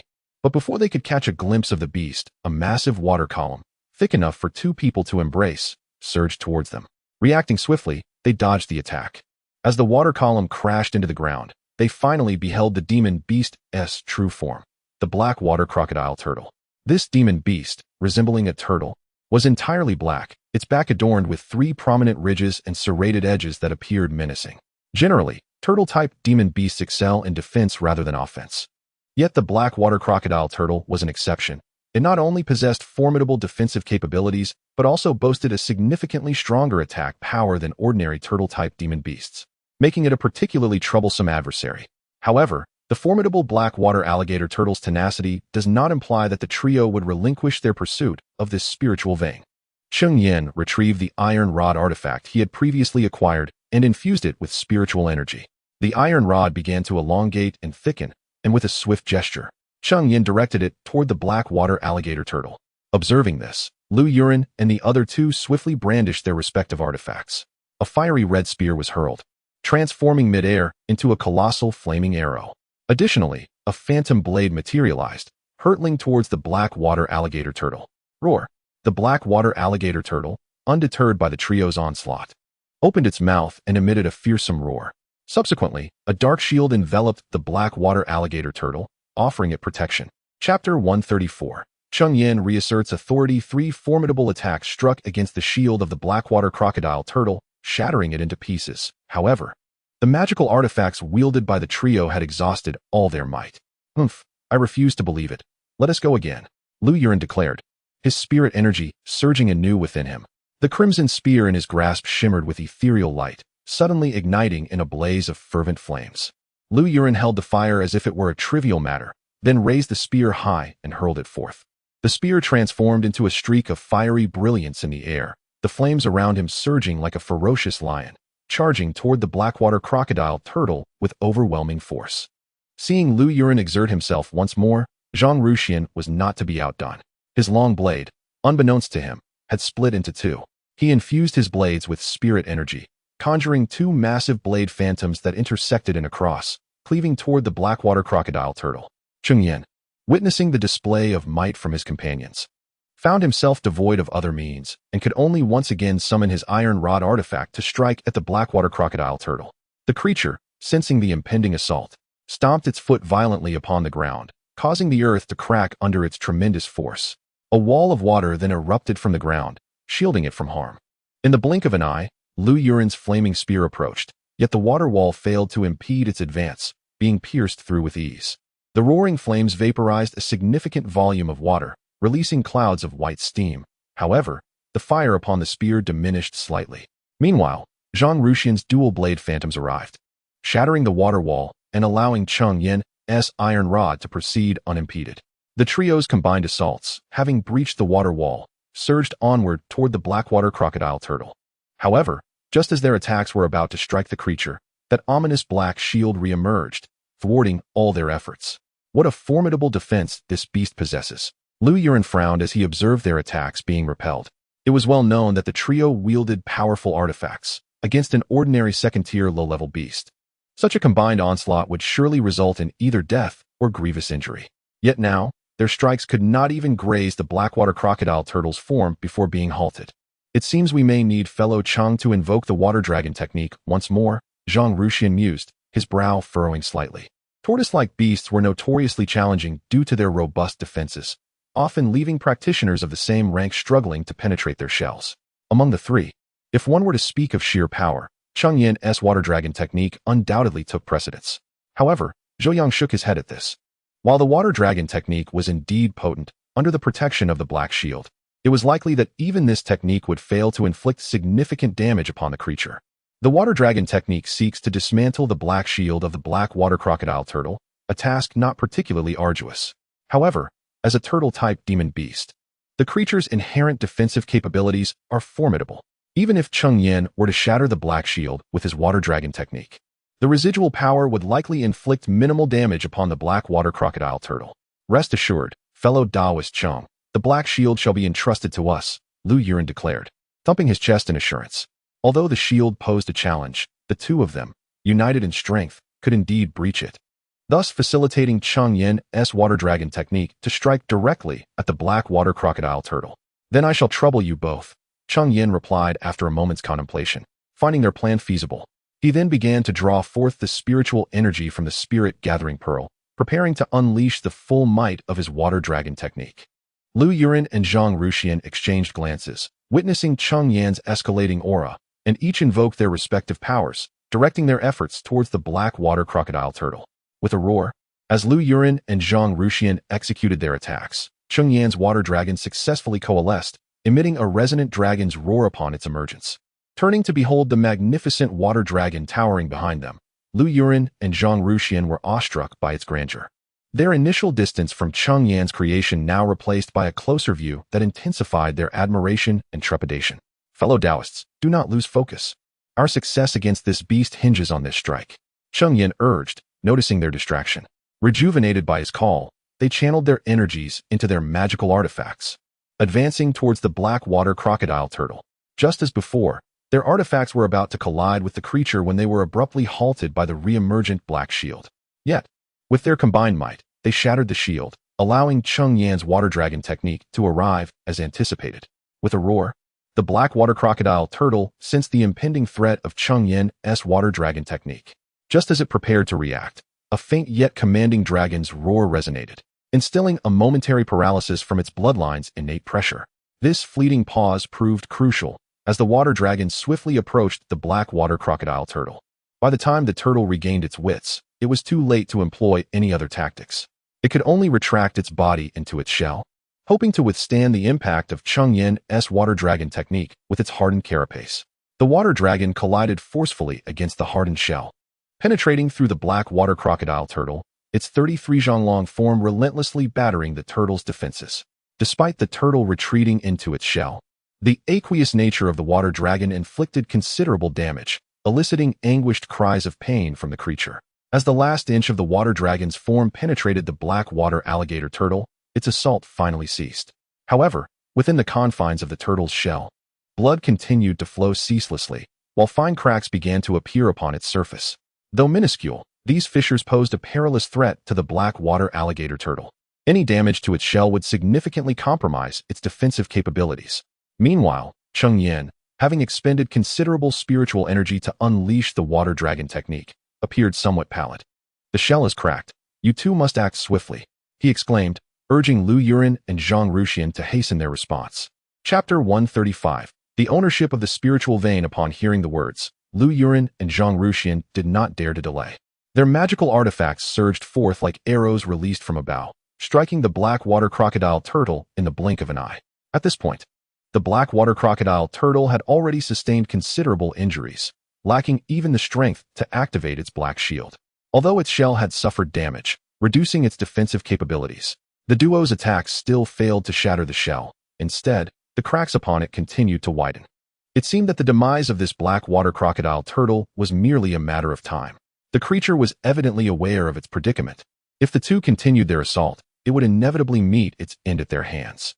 With a gaping maw, it conjured two water spheres, launching them violently toward the pair. They, too, acted swiftly, employing their respective techniques to intercept the water projectiles. It sought to flee.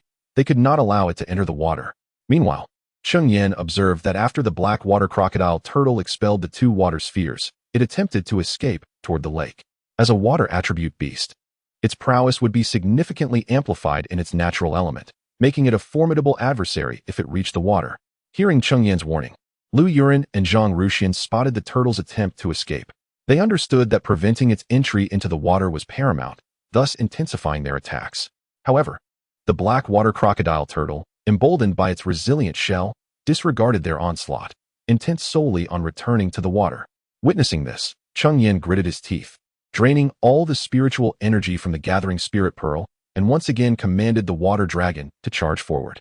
This time, the black water crocodile turtle could no longer withstand the assault. Its shell shattered, bloodied and lifeless, it collapsed to the ground, devoid of vitality. Yet Cheng Yan's complexion had turned even paler. The complete water dragon technique imposed a significant burden on a foundational level cultivator. Though the presence of the gathering spirit pearl had alleviated some of the strain. Having finally dealt with this beast, fellow Taoist Cheng, please recover your spiritual energy. My companion and I shall protect you, Lu Yuran said, exhaling deeply as he turned to see Cheng Yan's pale visage, urging him to replenish his energy. Cheng Yan, heeding the suggestion, did not refuse. He retrieved a pill from his storage bag and, after consuming it, seated himself on the ground to restore his spiritual energy. The pill had come from the storage of that body cultivator. Shortly thereafter, Cheng Yan's spiritual energy returned to its peak state. However, the energy within the gathering spirit pearl had been entirely depleted, leaving him with an unsettling sense of vulnerability. Fellow Taoists, my spiritual energy is restored. Please hurry and regain your strength. I shall stand guard, Cheng Yan announced after his recovery. The two nodded in agreement and began to recuperate their energy. Given their minimal exertion, they quickly returned to their full vigor. Next, the discussion turned to the ownership of the spiritual vein. Although the trio had previously agreed to collectively secure a spiritual vein for each of their families, the first one was highly coveted by all. Who can say how long it will take to find the second mid-tier spiritual vein? Yet, hesitant to speak, the three of them fell into a momentary silence. In my opinion, this endeavor has seen the most effort from Taoist Cheng, and given the abundant water spiritual energy in this place, which aligns perfectly with Taoist Cheng's water-based cultivation techniques, it would be most fitting for this spiritual vein to belong to the Cheng family. Finally, Zhang Ruxian broke the silence, suggesting that the spiritual vein be assigned to the Cheng family. After speaking, he turned his gaze towards Lu Yuran. Without much contemplation, Lu Yuran agreed. If one were to consider who among the three held the least interest in this spiritual vein, it would undoubtedly be Lu Yuran. He practiced fire-based techniques, whereas the area was rich in water spiritual energy, which could potentially hinder his cultivation speed. Given this, I shall not make any further excuses, rest assured. I will do my utmost to assist you both in securing this spiritual vein, Cheng Yan said, offering a respectful gesture to the two. He was quite satisfied with this spiritual vein. The environment here would greatly benefit his cultivation. Moreover, the formation he possessed was also of the water attribute, which, if arranged here, would enhance its power by a third. With Taoist Zhou's assurance, we can all feel more at ease. Although both were aware that Cheng Yan would not neglect them once the spiritual vein was secured for his own family. After all, the Cheng family, apart from Cheng Yan, was rather weak. For the Cheng family to establish themselves in the Tiansong mountain range, they would undoubtedly require the assistance of both Lu and Zhang families.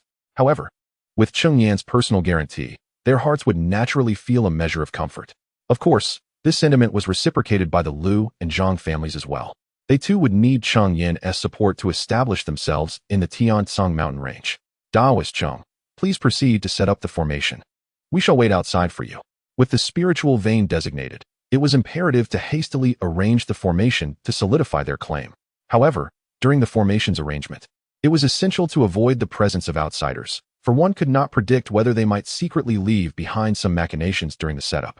Thus, both Lu and Zhang discreetly exited the area of the spiritual vein, allowing Cheng Yan to commence his arrangements. As they vacated the vicinity, Cheng Yan retrieved the mist concealment profound formation from his storage ring and began to set it up on the island.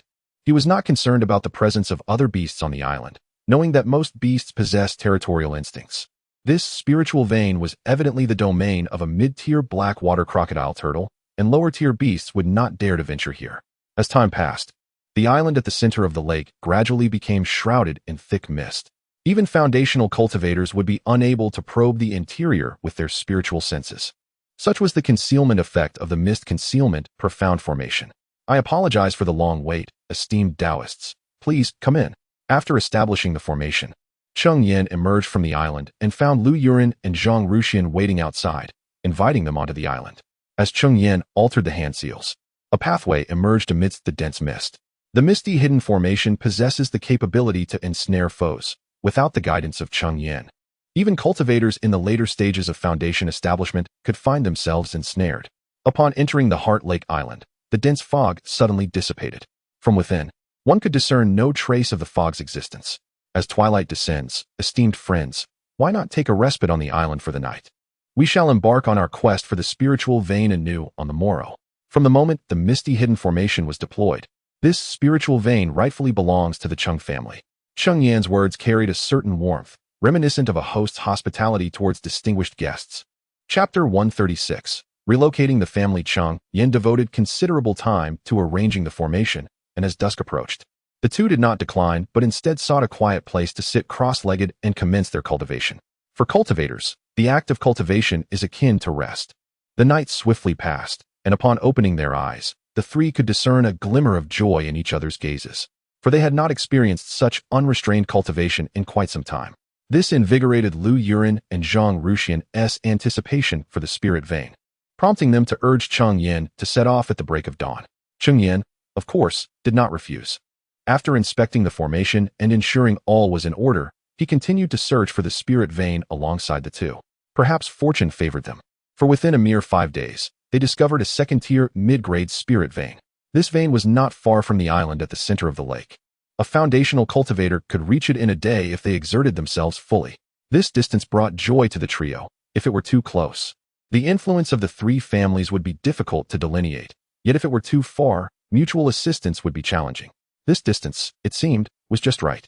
The beasts guarding the spirit vein were not particularly formidable, merely 3 low-tier second-grade beasts, each easily dispatched by one of the trio.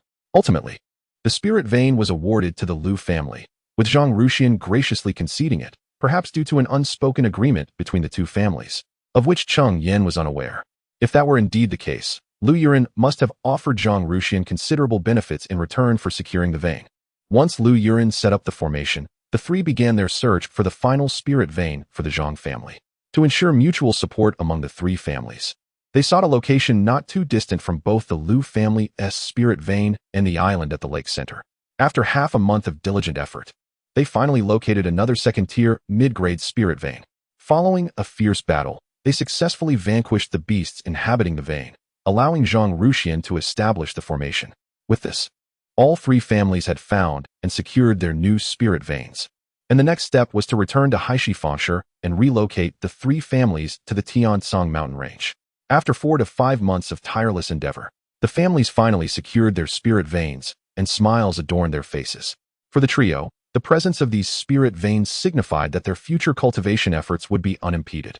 Moreover, the higher the grade of the spirit vein, the more advantageous it would be for the family's development. After all, a second-tier spirit vein's expanse far surpassed that of a first-tier vein. A broader spirit vein meant more fertile land could be cultivated and a greater variety of spiritual plants could be grown. Furthermore, many spiritual treasures could be found within a second-tier spirit vein. Initially, the three families had agreed that the family that claimed a spirit vein would also possess all treasures found within it, thus preventing any discord arising from the competition for spiritual resources. In his eagerness to assist the Lu and Zhang families in discovering suitable spirit veins, Cheng Yan had yet to explore the island at the lake's center, leaving him unaware of the treasures it might hold.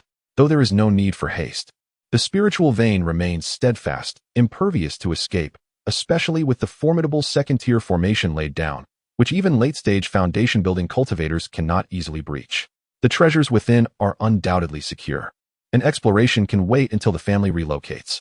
Now that the spiritual vein has been discovered, let us promptly return to the family and arrange for the relocation. Lu Yuren has grown somewhat impatient, urging Zhang Ruxian, who has just completed the formation. Without a moment's hesitation, Zhang Ruxian acquiesced. For him, the sooner the family could settle in the Tiansong mountain range, the sooner stability would be attained, which would be exceedingly beneficial for the clan. Cheng Yan, however, remained indifferent. With few members in the Cheng family, and having only managed Yushin for a mere decade, there was little of significance to transport, making the relocation quite straightforward. Yet, given Lu Yuren's urgency, Cheng Yan chose not to decline. Thus, the three proceeded to inspect the spiritual vein and the central island occupied by the Lu family, confirming its integrity before heading towards Haishi Square City. After a fortnight's journey, they returned to Haishi Square City. My esteemed friends, let us part ways here. I kindly request that upon your return to your clan, you swiftly arrange for the family's relocation. The spiritual vein within the Tiansong mountain range remains unguarded. Should we delay, unforeseen troubles may arise, Zhang Ruxian said, inclining his hands in a respectful gesture. His concerns were valid. While the spiritual vein was protected by formations, prolonged neglect could attract the attention of ill-intentioned individuals, leading to the destruction of the formations and depletion of the vein, leaving them with no recourse for lamentation. Indeed, Cheng Yan and his companion replied, returning the gesture. Subsequently, the three bid farewell in Haishi Square City, each heading back to their respective families. Half a day's journey later, Cheng Yan arrived once more at Jiyushan. At that moment, all was well on the mountain. During his absence, no ill-fated individuals or forces had dared to act against the Cheng family. After all, as a foundation-building clan, the Cheng family was a dominant force in the vicinity of Haishi Square City, and thus, none would dare provoke them. Upon returning to Jiyushan, Cheng Yan summoned Cheng Yuhao. Uncle Lu, you have returned. Have you located the spiritual vein? Cheng Yuhao, upon receiving Cheng Yan's message, rushed to the mountaintop with a face full of joy, inquiring before Cheng Yan could speak. Indeed, my return is to prepare for the family's relocation, Cheng Yan replied with a smile and a nod. Wonderful. This resolves your cultivation concerns. Cheng Yuhao exclaimed, his delight intensifying at Cheng Yan's affirmative response, as if he were more anxious about Cheng Yan's cultivation than Cheng Yan himself. Do not fret about my cultivation. Instead, tell me about the situation in the family during my absence, Cheng Yan said, chuckling. However, he felt a surge of happiness from being so cared for by his younger kin. In response to Uncle Lu, during your absence, there have been no significant events within the family. However, if one were to speak of matters of joy, there are indeed two auspicious occurrences. Oh, what are these joyful events? Upon hearing Cheng Yuhua's words, Cheng Yan's curiosity was piqued. The first piece of good news pertains to Uncle San. 2 months prior, I returned to Qingshan village to assess the spiritual roots of our clan members. It was revealed that Uncle San's child, Cheng Yui, possesses a spiritual root, and not just any. He exhibits a remarkable four-root talent, with fire being the most exceptional. He has already begun to channel energy into his body, thus entering the first layer of qi cultivation. What? Truly splendid. In this light, Uncle San has certainly alleviated a great concern. Cheng Yan exclaimed thrice in approval, his excitement palpable. Chapter 137. Is there another joy? During the wedding of Cheng Yuhao, he noticed that his third brother had grown somewhat despondent due to the prolonged absence of a child with spiritual roots. Now, with the arrival of Cheng Yui, it must surely bring great joy to his third brother's heart. There is indeed another piece of good news. Cheng Yuhao mentioned to the family that there were 2 joyful occurrences, and this was merely the first. However, upon hearing Cheng Yan's inquiry, Cheng Yuhao appeared somewhat bashful. Cheng Yan, observing this, began to speculate. Could it be that Xiaoyu is with child? Indeed, nothing escapes the keen perception of Uncle Lu. Xiaoyu is indeed pregnant and has already reached 3 months. Cheng Yuhao chuckled, scratching his head, and said, well, in light of this, our Cheng family is truly blessed with double happiness. No, triple happiness, as we are soon to possess our own lineage of spiritual veins. Cheng Yan felt a surge of joy. For him, the expansion of the family was indeed a cause for celebration. Afterwards, Cheng Yan went to visit Cheng Yui and could see that he was a good child, diligent in his cultivation. Cheng Yan rewarded him with a bottle of Huangyadan, encouraging him to practice diligently and to feel free to seek his guidance should he encounter any difficulties in his training. He also instructed Cheng Yuhao to take good care of Cheng Yui. Cheng Yuhao readily complied, for apart from Uncle Lu, Cheng Yui was the closest to him in terms of bloodline, and he held great affection for this younger brother. Following his visit with Cheng Yui, Cheng Yan summoned Li Yun. With Li Yu now expecting, the responsibility of caring for the spiritual fields fell entirely upon Li Yun.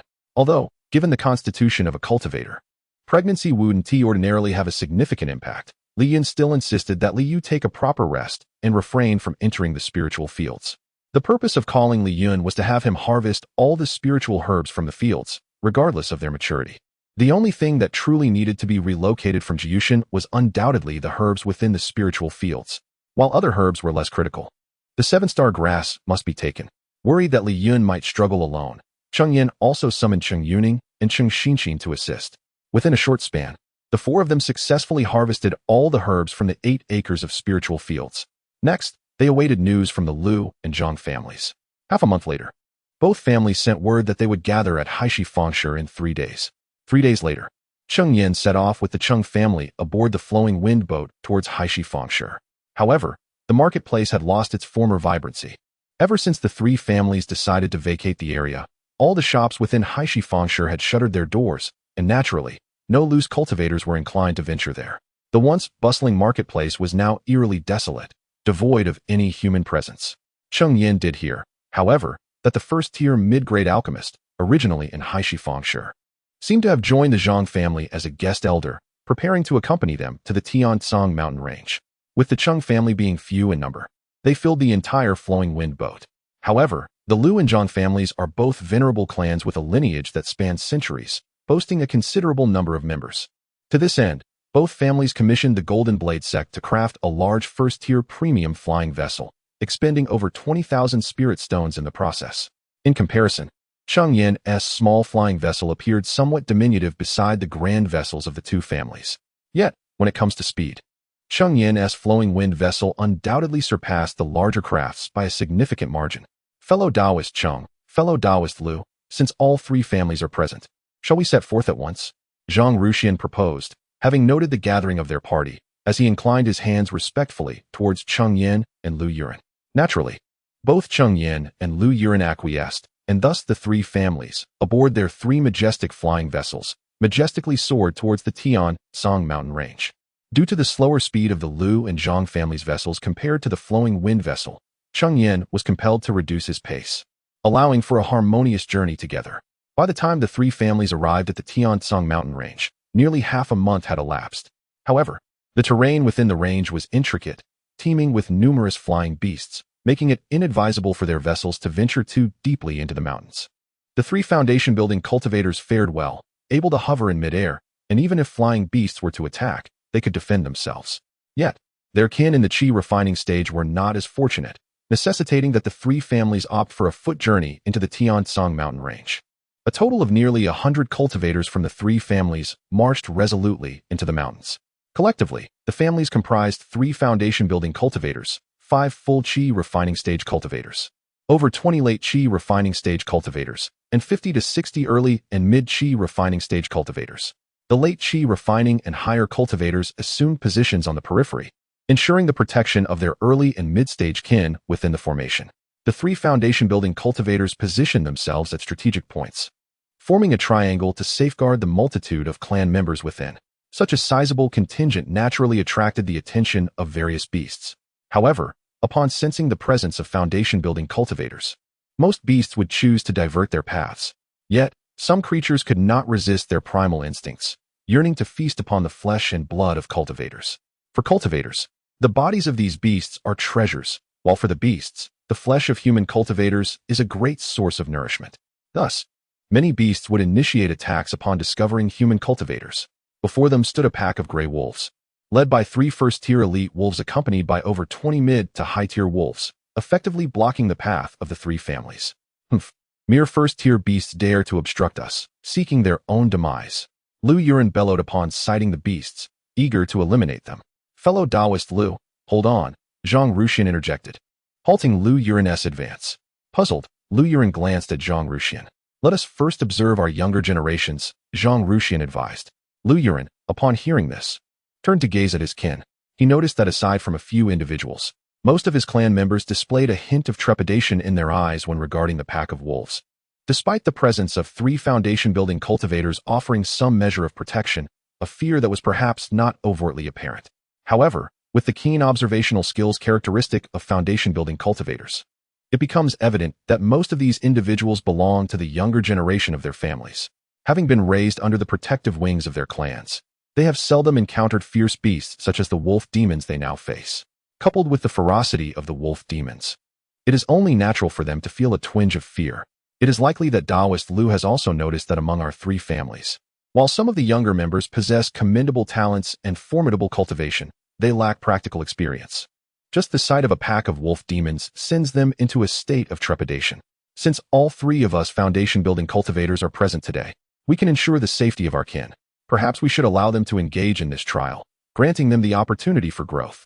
Chapter 138. Trials. The circumstances within the Zhang family were not dissimilar to those of the Liu family. prompting Zhang Ruxian to conceive the idea of utilizing these ferocious beasts to train his kin. What are your thoughts, Taoist Cheng? Lu Yuran, upon hearing Zhang Ruxian's proposal, felt a flicker of excitement. With the presence of the 3 foundational cultivators, ensuring the safety of their family members seemed feasible. However, with representatives from 3 families present, it was prudent to seek Cheng Yan's opinion. Then let it be as the 2 Taoists have suggested. Cheng Yan did not decline. A trial for the younger disciples could indeed be beneficial, although the Cheng family might only be able to send forth Cheng Yuhao and Li Yun. Seeing Cheng Yan's agreement, Lu Yuran and Zhang Ruxian summoned several members from their clan, 3 who had achieved complete Qi training and 20 who were in the later stages of Qi training. Cheng Yan also beckoned Cheng Yuhao and Li Yun to step forward. Most of those selected were promising younger members from the 2 families. Upon learning they were to confront the pack of gray wolves, fear etched across their faces, and a look of resistance emerged. Yet, bound by their elders' commands, they could only muster grim faces as they stepped forth. Conversely, some recognized this as a rare opportunity for growth, their expressions betraying eagerness. As the participants were finalized, they charged into battle against the wolves under the guidance of the 3 seasoned Qi cultivators. However, one individual performed exceedingly poorly before even engaging the wolves. He was overwhelmed by fear, fleeing back to the families in disarray. This individual belonged to the Lu family, and upon witnessing this, Lu Yuran's expression darkened. His disgrace was not solely his own, but also reflected poorly on Lu Yuran and the Lu family as a whole. When Lu Yuran saw him return, he unleashed a torrent of scorn upon him. The young man lowered his head in silence, and Lu Yuran, nearly compelled to strike him, restrained himself. Fortunately, several other members of the Lu family displayed commendable performance, which improved his mood considerably. As for the cowardly Ritter, unless he possessed extraordinary talent in cultivation, it was unlikely he would receive further significant training from the Lu family. Amidst the throng, Cheng Yan spotted Lu Changming, who, at this point, had only attained the 8th level of Qi training and now addressed Cheng Yan as senior. Cheng Yuhao's performance was notably impressive. Wielding the heavy mystic seal bestowed by Cheng Yan, he found the first-tier intermediate gray wolves to be no match for him. In fact, he even vanquished 2 of the first-tier advanced wolves, a commendable feat indeed. Li Yun also fared well, though despite being with the Cheng family for over a decade, he was not of their lineage and thus lacked access to certain traditions. Nevertheless, relying on his own abilities, he managed to overpower a first-tier intermediate gray wolf.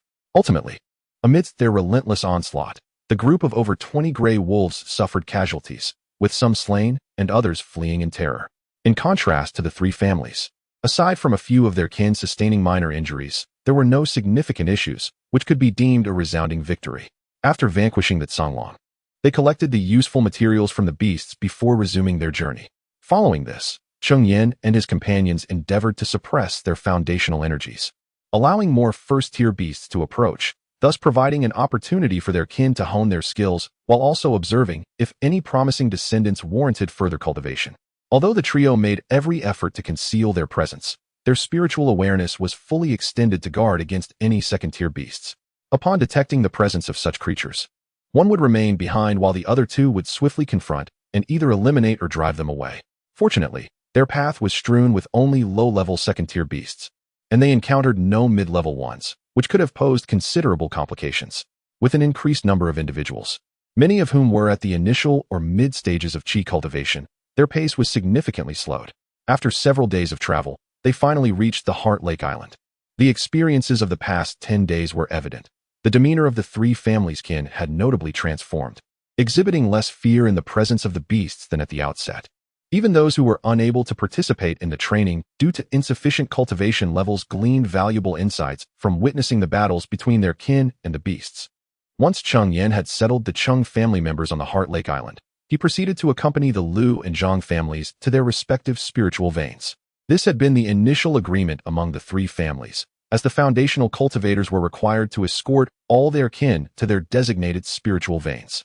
Fortunately, with the protection of a high-grade second-tier array on Heart Lake Island, Cheng Yan felt assured regarding the safety of Cheng Yuhao and the others, allowing him to confidently return the Lu and Zhang family members to their respective spiritual veins. After another 3 days of travel, they reached the Lu family's spiritual vein. Once the Lu family members were settled, only the Zhang family remained. However, while escorting the Zhang family, an unexpected event occurred when a mid-level second-tier beast appeared. Fortunately, they were close to the Zhang family's spiritual vein, and Cheng Yan along with Lu Yuren stayed behind to confront the beast, while Zhang Ruxian swiftly led his kin to safety. After successfully escorting his family members to the spiritual vein, Zhang Ruxian returned to join Cheng Yan and Lu Yuren in defeating the mid-level second-tier beast.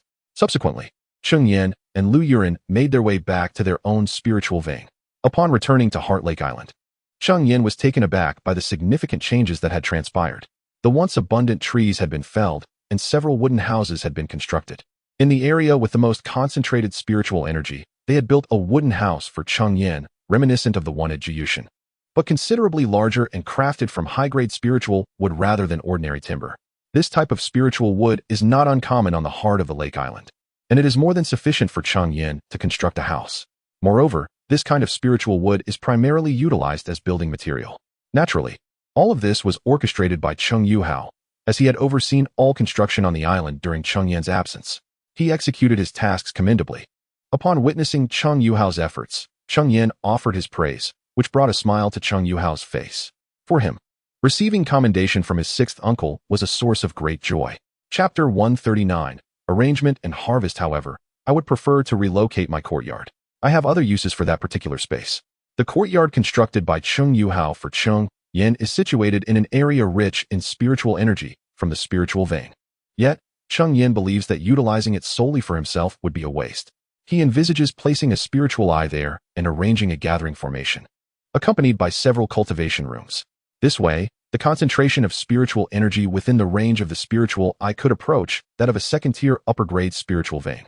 He intends to reserve one cultivation room specifically for Zhou Yang, while the remaining rooms could be accessible to the clan members during their breakthroughs or when in need. Yes, Uncle 6.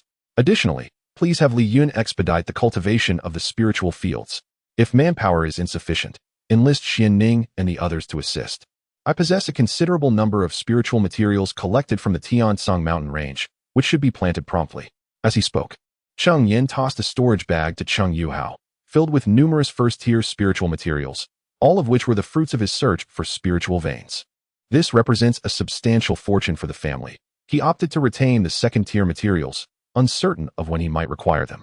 Upon receiving the storage bag, Cheng Yuhao's consciousness delved inside, and he was immediately taken aback by the abundance of spiritual materials within. He had never encountered such a wealth of resources in his life. And soon after, excitement surged within him. With these materials, the family's prospects for development seemed bright.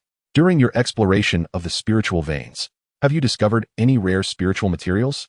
After handing over the storage bag to Cheng Yuhao, Cheng Yan continued his inquiry. In response to Uncle 6, we have uncovered numerous spiritual materials atop the spiritual veins, including blood ginseng, white jade fruit, and green bamboo. Cheng Yuhao eagerly reported their recent findings, his face alight with joy. Clearly, he was elated by the bounty they had amassed. However, Cheng Yan interrupted him with a wave of his hand. Enough of these low-tier spiritual materials. You may make decisions on those yourself. Instead, tell me if there are any second-tier materials or particularly rare first-tier ones. Indeed, there is a relatively rare first-tier spiritual material, the clear spirit flower, which serves as the primary ingredient for crafting the barrier-breaking pill. The rest are mostly commonplace items. As for second-tier materials, we have identified 3 types. The first consists of 2 second-tier lower-grade spiritual mulberry trees, which bear numerous mulberries. We also discovered several first-tier upper-grade spiritual silkworms, the ice silk silkworms, which produce silk highly suitable for crafting magical robes or inner armor. The second is the primary ingredient for the second-tier lower-grade xianyuan pill, the xianyuan fruit. Lastly, we found a second-tier middle-grade spiritual bamboo, the purple jade bamboo, which is exceptionally suited for crafting flying swords. Unfortunately, our family lacks an instrument maker. Cheng Yan felt a surge of delight upon hearing Cheng Yuhao's account of these spiritual materials. He had not anticipated such a treasure trove atop the spiritual veins. The clear spirit flower, in particular, was noteworthy, as the barrier-breaking pill crafted from it is a first-tier premium elixir that significantly enhances a qi refining practitioner's chances of breaking through their bottleneck. The breaking barrier pill is typically required by practitioners with 4 or 5 spiritual roots, as those with 3 spiritual roots seldom encounter bottlenecks during the qi refinement stage. However, this is not an absolute rule. Should a 3-root practitioner neglect their foundation in pursuit of rapid breakthroughs, they may indeed face a bottleneck when attempting to advance from the 9th layer of qi refinement to its consummate form. Conversely, Practitioners with 4 spiritual roots are certain to encounter such obstacles upon reaching the consummate stage, while those with 5 roots face even more dire challenges. They may confront a bottleneck transitioning from the mid to late stages of qi refinement, and again when striving for perfection in this phase. Once a bottleneck is encountered, it may impede a practitioner's progress for a considerable duration, ranging from 3 to 5 years, or even extending to over a decade. During this period, practitioners are unable to cultivate, making a breaking barrier pill exceedingly precious, as it can potentially save them years of effort. The Ling Sang tree is a treasure in its entirety. Its wood is suitable for crafting artifacts. Its mulberries are rare spiritual fruits with exquisite flavor, and its leaves can nourish spiritual silkworms, whose silk is a valued material for refining. The xianxia fruit can be used to concoct the xianxia pill, which aids foundational practitioners in their cultivation.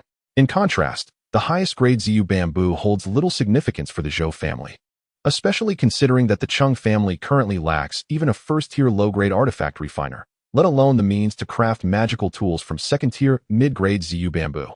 Please provide me with the clear spirit flower and xianxia fruit. You may arrange the rest as you see fit. Cheng Yan instructed Cheng Yuhao to hand over these 2 spiritual herbs, intending to cultivate them within the Qian Kuan mountain water diagram. The maturation of these herbs requires considerable time, particularly the xianxia fruit, which, as a material for crafting second-tier pills, necessitates a full century to ripen. Cultivating them in spiritual fields would be excessively slow. However, entrusting their growth to Cheng Yan within the Qian Kuan mountain water diagram could significantly reduce the required time. Cheng Yuhao retrieved the clear spirit flower and xianxia fruit from his storage bag and presented them to Cheng Yan. That will be all. You may leave now. From this point forward, the development of our family will be in your capable hands. I hope you will not disappoint me. After accepting the clear spirit flower and xianxia fruit, Cheng Yan responded, "Yes, Uncle Lu, I will not fail your expectations." Cheng Yuhao's face lit up with excitement at Cheng Yan's words. After such a long time, the family finally had a need for his abilities. He silently resolved to enhance the family's prospects and live up to Cheng Yan's hopes. Enough, enough. You're soon to be a father. You must cultivate a calmer disposition. Go ahead and attend to your duties. Cheng Yan chuckled, gently patting his shoulder.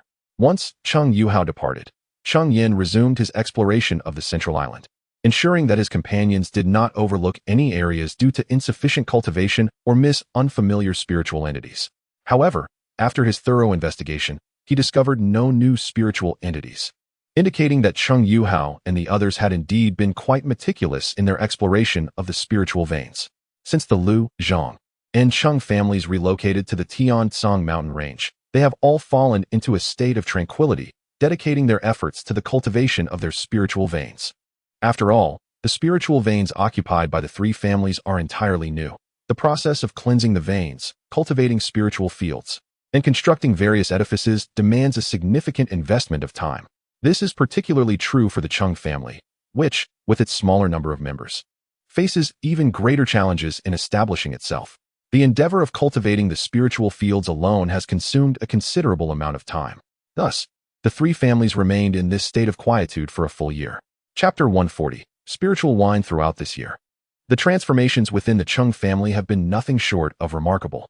Under the leadership of Cheng Yuhao, the island now boasts a plethora of architectural marvels, meticulously organized in a harmonious layout.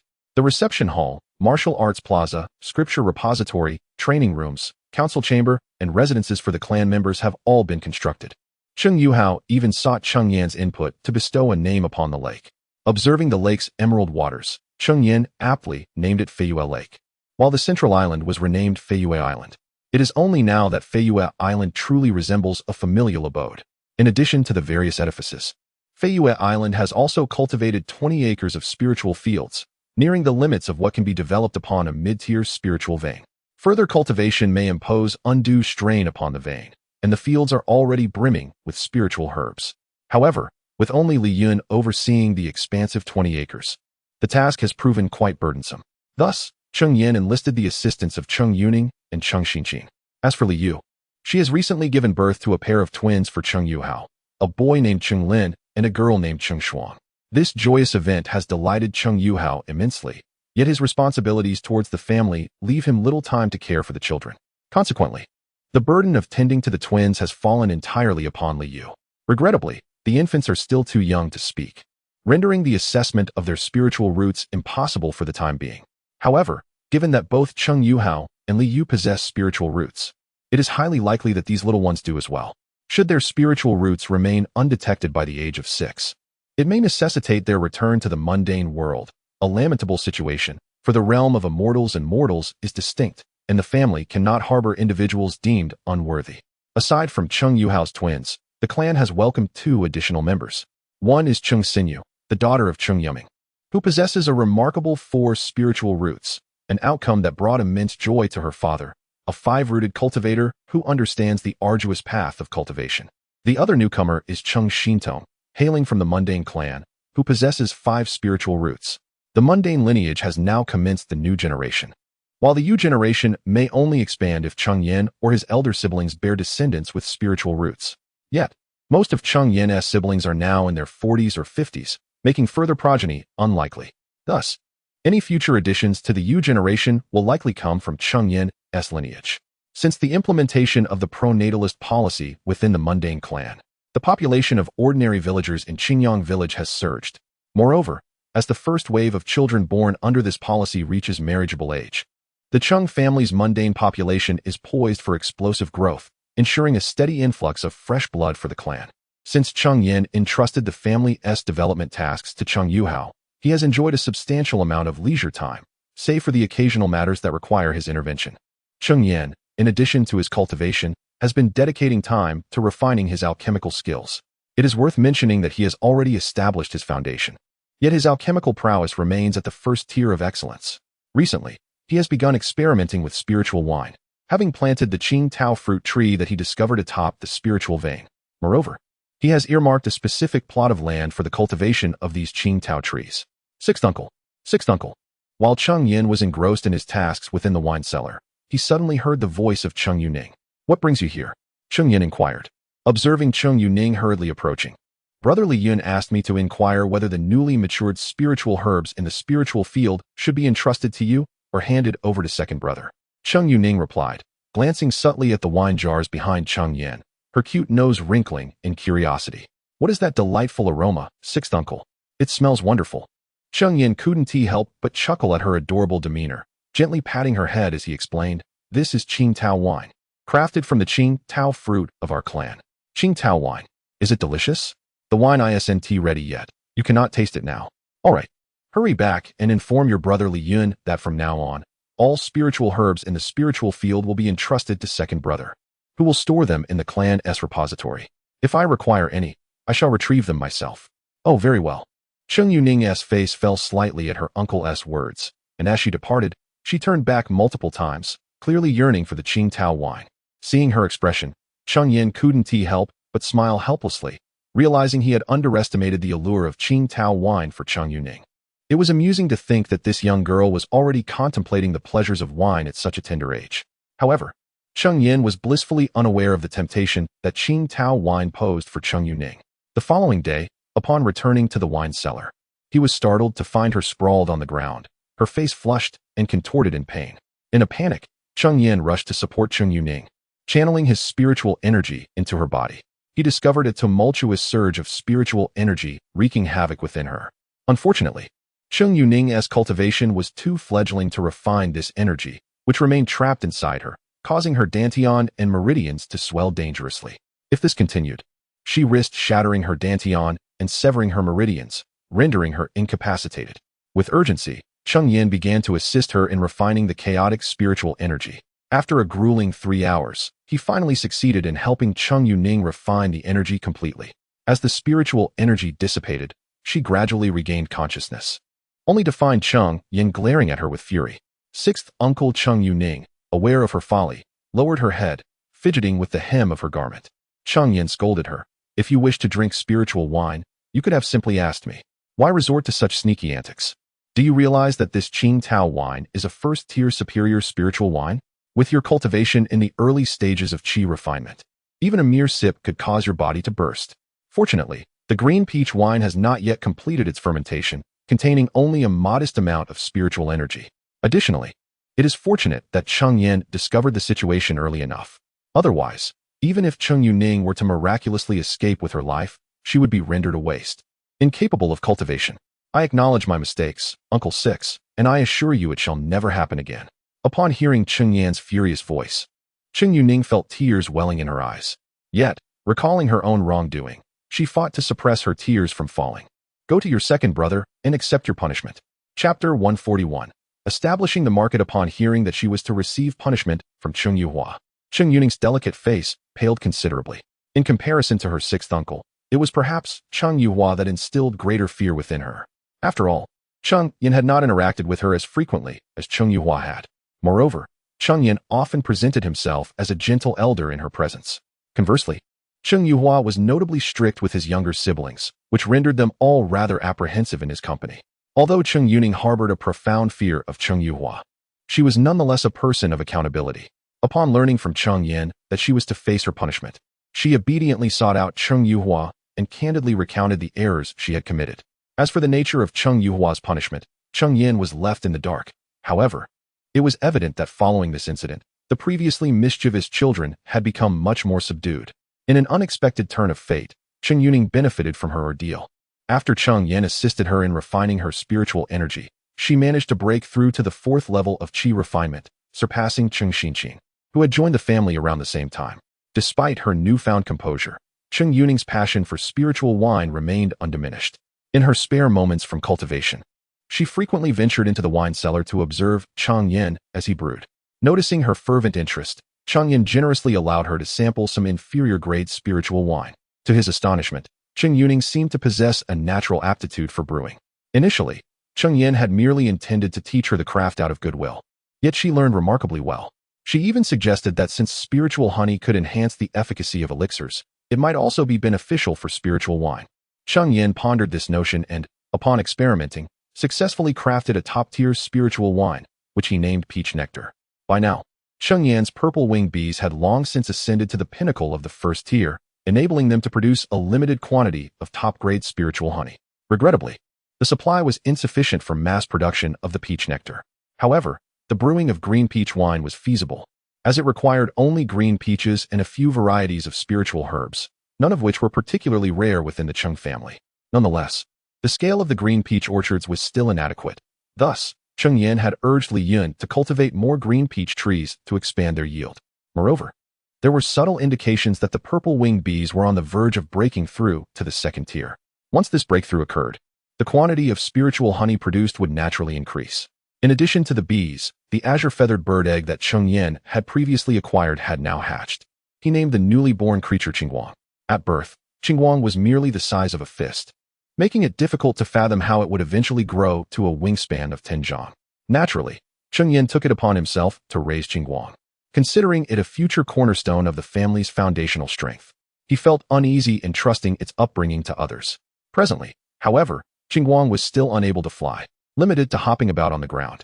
Its adorable appearance, nonetheless, attracted several children from the clan, who came to play with Qingguang during their cultivation breaks. Although the family is steadily advancing in its internal development, external challenges have begun to emerge. Feiyue Island, nestled within the Tiansong mountain range, may be situated on the periphery, yet it is home to numerous second-tier demon beasts. Presently, within the Cheng family, apart from Cheng Yan, no one dares to venture beyond the confines of Feiyue Lake. The Cheng family is fervently expanding various industries, yet goods remain accumulated within the family, unable to be dispatched. The other clan members possess insufficient cultivation levels, rendering them incapable of undertaking such tasks. It is unreasonable to expect Cheng Yan to personally attend to every matter. While Cheng Yan was in a state of distress, Lu Yuren and Zhang Ruxian arrived at Feiyue Island, accompanied by Lu Yuyong and Zhang Ruzhou. Fellow Taoist Lu, fellow Taoist Zhang, it has been a considerable time. Please, come in. Cheng Yan warmly greeted them upon learning of their visit, activating the formation to allow their entrance to the island. After escorting them to the reception hall, Cheng Yan summoned Cheng Yuhao and Cheng Xinqin. The presence of individuals from the Lu and Zhang families surely indicated that they were not merely visiting to admire Feiyue Island, but had matters of significance to discuss. Cheng Yuhao, now a key figure in the Cheng family, was indeed required to be present, while Cheng Xinqin merely served tea and attended to the guests. Previously, these tasks were managed by Cheng Yuhao, but given his current status, it was only fitting that they fell to the elder Cheng Xinqin. Fellow Taoist Cheng, you possess remarkable skill. The management of Feiyue Island is truly commendable. Lu Yuran remarked, unable to suppress his admiration upon witnessing the island's transformation. You flatter me. Fellow Taoist Lu, it is merely the handiwork of a few juniors, Cheng Yan humbly replied, waving his hand in modesty. Your junior indeed displays exceptional talent. I recall our first encounter when he was merely at the second level of qi refinement, and now he has reached the seventh level, Zhang Ruxian observed, recognizing Cheng Yuhao's cultivation and offering his praise. Thank you for your kind words, Senior Zhang. My humble cultivation pales in comparison to the prodigious talents within your esteemed families. Cheng Yuhao responded with a slight bow, his humility balanced with a dignified demeanor. Cheng Yan nodded approvingly. Cheng Yuhao was undoubtedly a worthy individual to cultivate. Even in the presence of Foundation establishment cultivators, he exhibited neither fear nor an overly humble disposition. Your modesty is commendable, at your age. Achieving the seventh level of qi refinement is indeed rare among both our families, Zhang Ruxian continued. However, let us refrain from excessive flattery, lest he begins to elevate himself too high. Surely, your visit today is not solely for the purpose of admiring Feiyue Island. Let us turn our attention to the matter at hand. After exchanging a few pleasantries, Cheng Yan guided the conversation back to the pressing issue.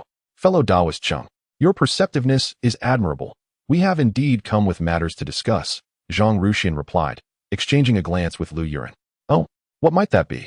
It is evident that my fellow cultivators have recently observed that the construction of our three families is nearly complete.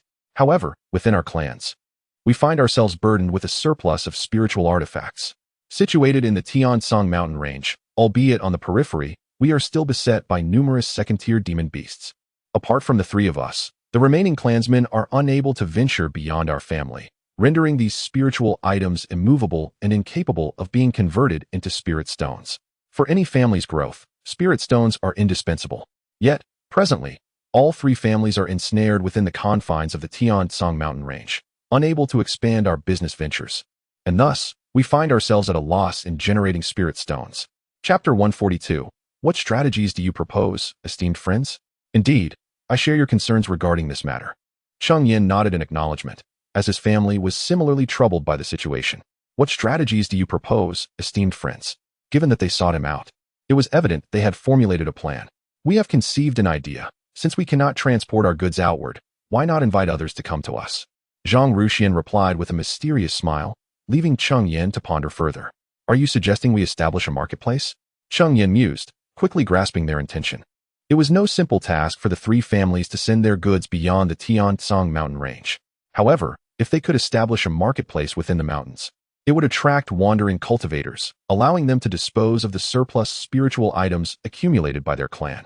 Moreover, with an influx of wandering cultivators, other factions would likely be drawn to open shops, generating substantial spiritual stones from the rental income alone.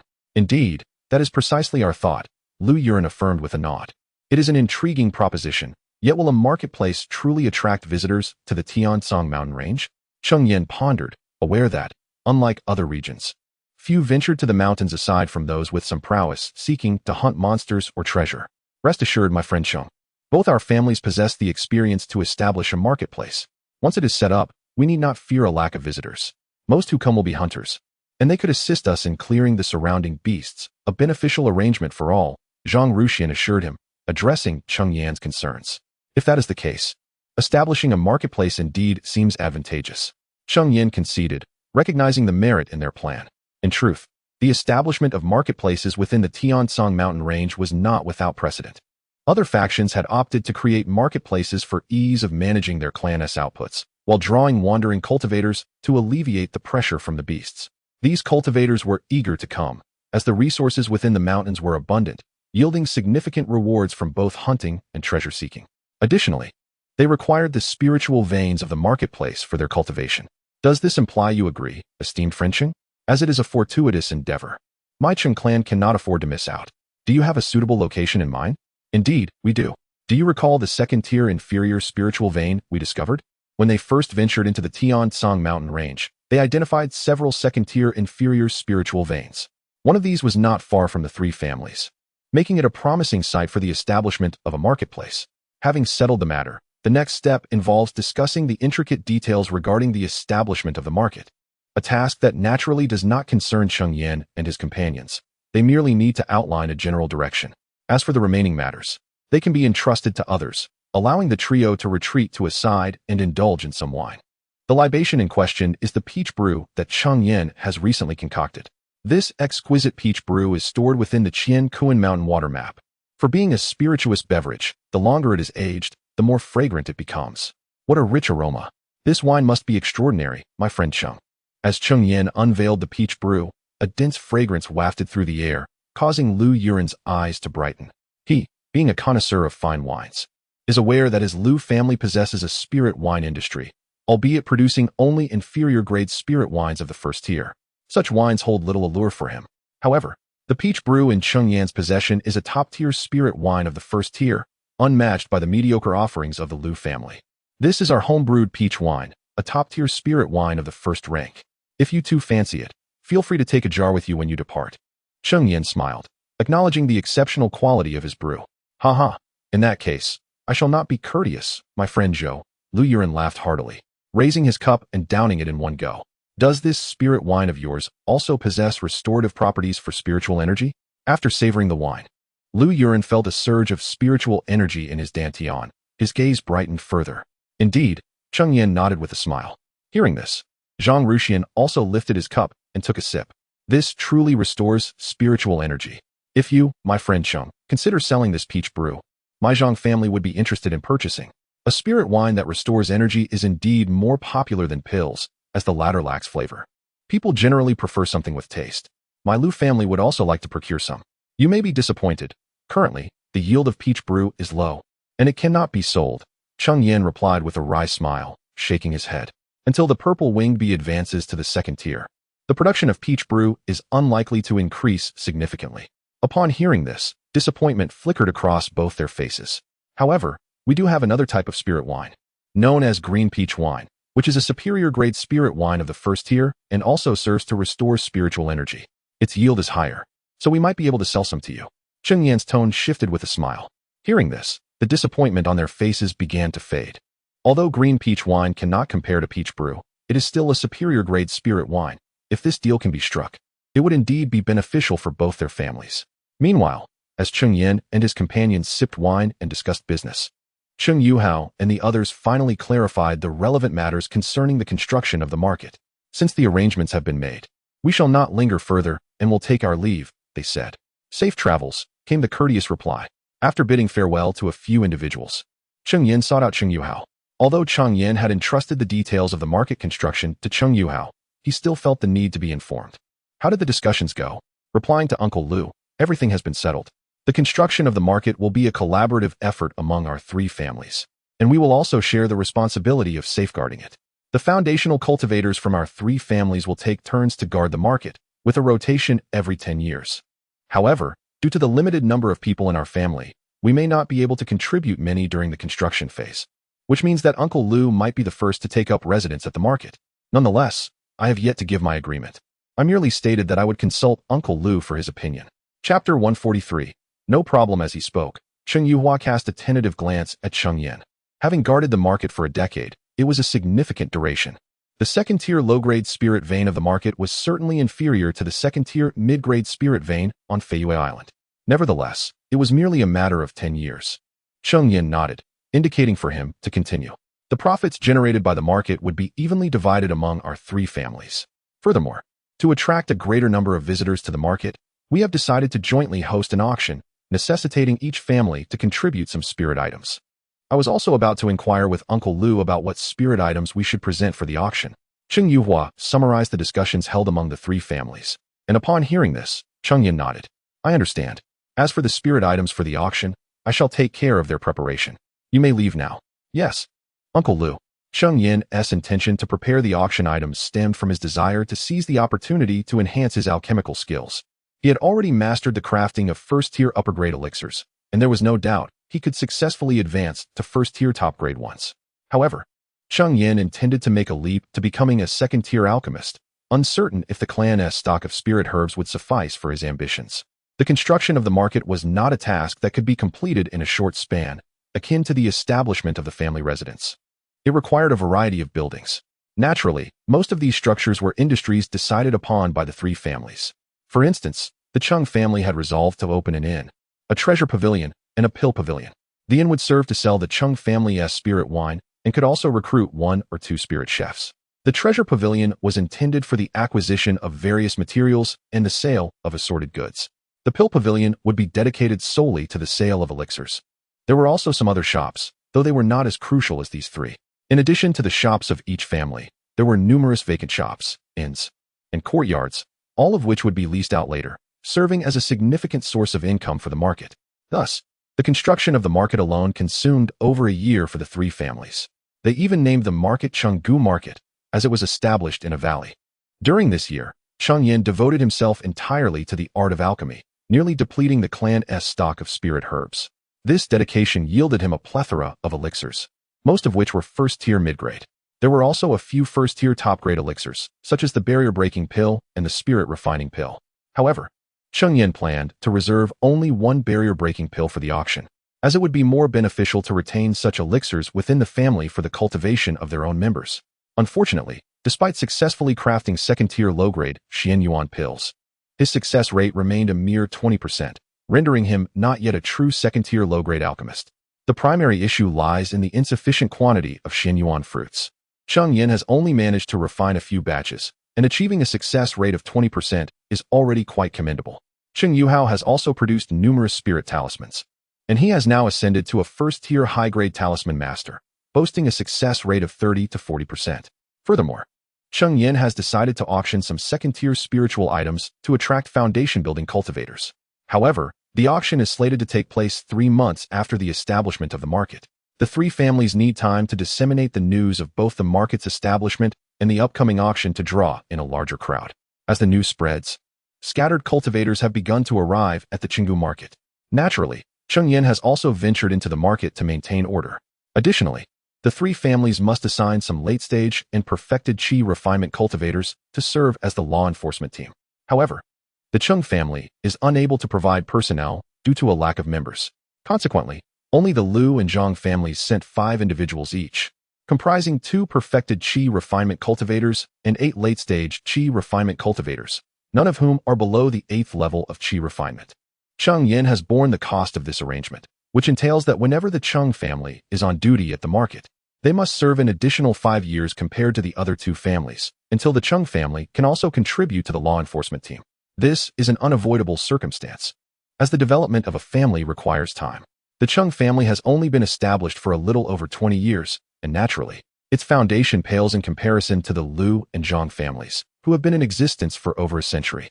Of course, while Cheng Yan is required to oversee the market, it does not mean he must remain there at all times. He is still free to enter and exit the market, provided his visits are not excessively prolonged. The daily task of maintaining order is entrusted to the law enforcement team. As scattered cultivators continue to arrive at the Chengdu market, the shops of the 3 families have also opened. The Cheng family's tavern is managed by Li Yu, the Baibao pavilion is overseen by Li Yun, and the Dan pavilion is directly supervised by Cheng Yan himself. Currently, the tavern enjoys the best business, as any cultivator brave enough to enter the Tiansong mountain range has a cultivation level no lower than the late-stage qi refinement, with many being perfected qi refinement cultivators. The Qingtao wine served at the tavern is perfectly suited to their tastes. Conversely, had it been honey peach wine, they would likely refrain from spending, given its significantly higher price. However, the tavern currently offers only wine and a few light snacks, as they have yet to recruit a spirit chef. Fortunately, Liu has some knowledge of spirit cuisine, making her a makeshift spirit chef capable of preparing a few snacks to accompany the wine. Cheng Yan has already instructed for swift recruitment, and he believes that soon the Cheng family's establishments will be running smoothly. Although the Baibao Pavilion boasts a wide variety of spiritual items, their quality is not particularly high, predominantly consisting of mid to upper-tier first-grade items, with few top-tier first-grade items and scarcely any second-tier spiritual items, thus rendering them less appealing. The business at Dangu is rather flourishing, particularly due to the presence of Cheng Yan, an adept alchemist nearing the second tier. The availability of first-tier premium elixirs is assured.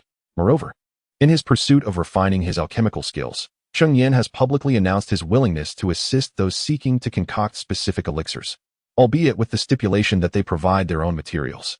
Additionally, the minimum requirement is a first-tier premium elixir, for which Cheng Yan will only charge a nominal processing fee.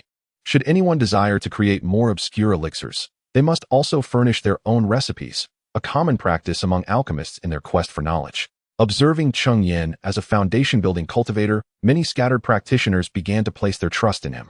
Gradually, individuals started to approach him for the crafting of elixirs. However, all requests pertained solely to first-tier premium elixirs, with none yet seeking the creation of second-tier potions. Chapter 144. The commencement of the Chengdu auction. Those in pursuit of second-tier elixirs are undoubtedly foundation establishment cultivators. However, within the Chengdu market, there are scarcely a few of such practitioners, most of whom are merely at the initial stage of foundation establishment. After all, for these cultivators, there are far superior venues available to them. The ones present here have primarily been lured by certain items featured in the auction. Indeed, the announcement regarding this auction has revealed a considerable number of second-tier spiritual artifacts. As the date of the auction draws nearer, the atmosphere within the Chengdu market grows increasingly vibrant. Lu Yuran and Zhang Ruxian have also arrived at the Chengdu market, acknowledging the significance of this inaugural auction hosted by the three families. With 6 or 7 foundation establishment cultivators already in attendance, they feared that relying solely on Cheng Yan might not suffice to maintain order. As time flows inexorably onward, the auction at Chengdu market commences as scheduled. The Chengdu auction hall, the grandest structure within the market, is more than capable of accommodating thousands of attendees. This edifice was the most time-consuming to erect during the establishment of the market by the three families. Constructed entirely from spiritual materials, not a single component is made from mundane stone or wood, imparting an air of grandeur and magnificence. At this moment, Cheng Yan and his companions find themselves in box number 1 of the Chengdu auction hall, attentively observing the proceedings. Welcome, esteemed friends, to our Chengdu auction hall. This auction features a total of 186 first-tier spiritual artifacts and 38 second-tier spiritual artifacts.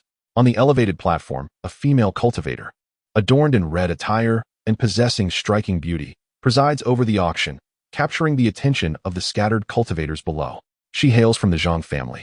Though Cheng Yan does not know her name, her cultivation level is commendable, being at the 8th layer of qi refinement. At this moment, she is elucidating the rules of the auction, which essentially revolve around fair competition, with the highest bidder prevailing. Without further ado, let us commence the auction. Please welcome the first item. Having conveyed the rules, she seamlessly transitions into the main event, presenting the first auction item, a fire-red long sword artifact. This first-tier premium artifact, the Crimson Flame Blade, was originally intended for refinement into a second-tier artifact. However, due to some errors during the refining process, although it was ultimately successful, the artifact's grade was reduced to that of a first-tier premium. Nonetheless, this artifact possesses a potency superior to that of a standard first-tier premium artifact by a notable margin. Esteemed friends, do not let this opportunity slip away. The starting bid is 3,000 spirit stones, with each subsequent bid requiring a minimum increase of 200 spirit stones. Bidding commences now. The Zhang family cultivator, after introducing the artifact, announces the start of the bidding. Upon hearing her description, Cheng Yan turns to Lu Yuran. Given that neither the Cheng nor Zhang families possess a craftsman, it is highly likely that this artifact was supplied by the Lu family. Please forgive me, esteemed friends. The Crimson Flame Blade is but a practice piece of mine. Regrettably, my skills were insufficient, and I could only refine it to a first-tier premium. Lu Yuran, noticing their gaze, chuckles and speaks. I did not expect my friend Lu to be a second-tier craftsman. Cheng Yan humbly claimed to be a second-tier alchemist, but it was merely a gesture of politeness, especially considering his previous failures in crafting second-tier magical artifacts. However, he was taken aback to discover that the Lu family possessed a legacy of second-tier alchemy. Previously, during his time at the Blackstone market, it was widely rumored that the Lu family only had a first-tier superior alchemical heritage, revealing the unreliability of external gossip. This led him to surmise that the Zhang family's talisman-making legacy must also be quite formidable. Friend Cheng, you flatter me. My inability to produce a second-tier artifact hardly qualifies me as a second-tier alchemist, Cheng Yan remarked. Lu Yuran, upon hearing this, shook his head and responded. Meanwhile, the auctioned red flame blade had already surpassed 4,000 spirit stones, continuing to rise until it was ultimately sold to a fully realized qi refinement practitioner for 4,500 spirit stones. The high bidding for the first item ignited enthusiasm among the attendees, and several subsequent spiritual items fetched impressive prices as well. Although this auction primarily featured first-tier spiritual objects, none of the items were below the quality of first-tier superior, perfectly catering to the needs of the wandering cultivators present, ensuring that not a single item went unsold. The next item up for bid was a first-tier premium medicinal pill, the Breakthrough Pill. Its efficacy is well understood by all present, with the starting bid set at 4,000 spirit stones and increments of no less than 200 spirit stones. Upon hearing about the breakthrough pill, the Qi refinement ninth layer practitioners in the audience began to stir with excitement. Most wandering cultivators typically possessed 4 or 5 spiritual roots, as those with higher talents were often recruited into sects, causing many wandering cultivators to encounter bottlenecks. A single breakthrough pill could potentially enable them to successfully break through to the perfected Qi refinement stage, which was understandably exhilarating. Could this breakthrough pill be crafted by friend Cheng? Among the 3 families, only Cheng Yan had the potential to produce a first-tier premium medicinal pill, leading Zhang Ruxian to naturally assume that the pill was indeed crafted by him. Indeed, Cheng Yan did not deny this. Being a foundation-building cultivator now, he was unafraid of revealing certain aspects of himself. Could you assist our Lu family in crafting some breakthrough pills? Rest assured, we are well acquainted with the rules. We will provide the spiritual herbs, and you shall not be shortchanged on processing fees. Zhang Ruxian hastily interjected, only to be interrupted by Lu Yuren's urgent voice. It was understandable that Lu Yuren was anxious, as the Lu family had several practitioners trapped at the 9th layer of Qi refinement. If they could obtain breakthrough pills, it might lead to the emergence of several perfected Qi refinement cultivators within their clan. My Zhang family is in a similar predicament, Zhang Ruxian added, echoing Lu Yuren's sentiments regarding the necessity of the breakthrough pill. This is certainly feasible, but I must warn you that my success rate in crafting the breakthrough pill is quite low, so you may want to prepare yourselves mentally. That is of no consequence. Please proceed with the crafting. Both men waved off Cheng Yan's concerns, fully aware that his success rate would likely not be as low as he suggested. They believed at the very least, the success rate would be around 20%, if not 30%. Otherwise, Cheng Yan would not have resorted to selling the breaking barrier pills. His words merely serve as a pretext to justify the elixirs he has concocted. In truth, this practice has become a customary norm within the realm of cultivation. When seeking the assistance of an alchemist, one must not only pay a fee but is also unable to claim the entirety of the produced elixirs. It is only under rare circumstances, such as when the alchemist can produce but a single pill or when one shares a particularly close rapport with the alchemist, that one might attain all of the crafted elixirs. Chapter 145. Spiritual soil. The role of a weapon refiner is indeed quite similar, for outsiders are often unaware of the precise materials required for forging magical artifacts. Typically, once a weapon refiner completes an artifact, they retain any leftover materials. Moreover, this opportunity not only hones refining skills, but also allows for the acquisition of spirit stones, a chance that Cheng Yan would not let slip by. During the conversation among the 3, the price of the barrier-breaking pill had already surged to 5,000 spirit stones, and it continued to rise steadily. Ultimately, it was sold to an individual for 6,200 spirit stones.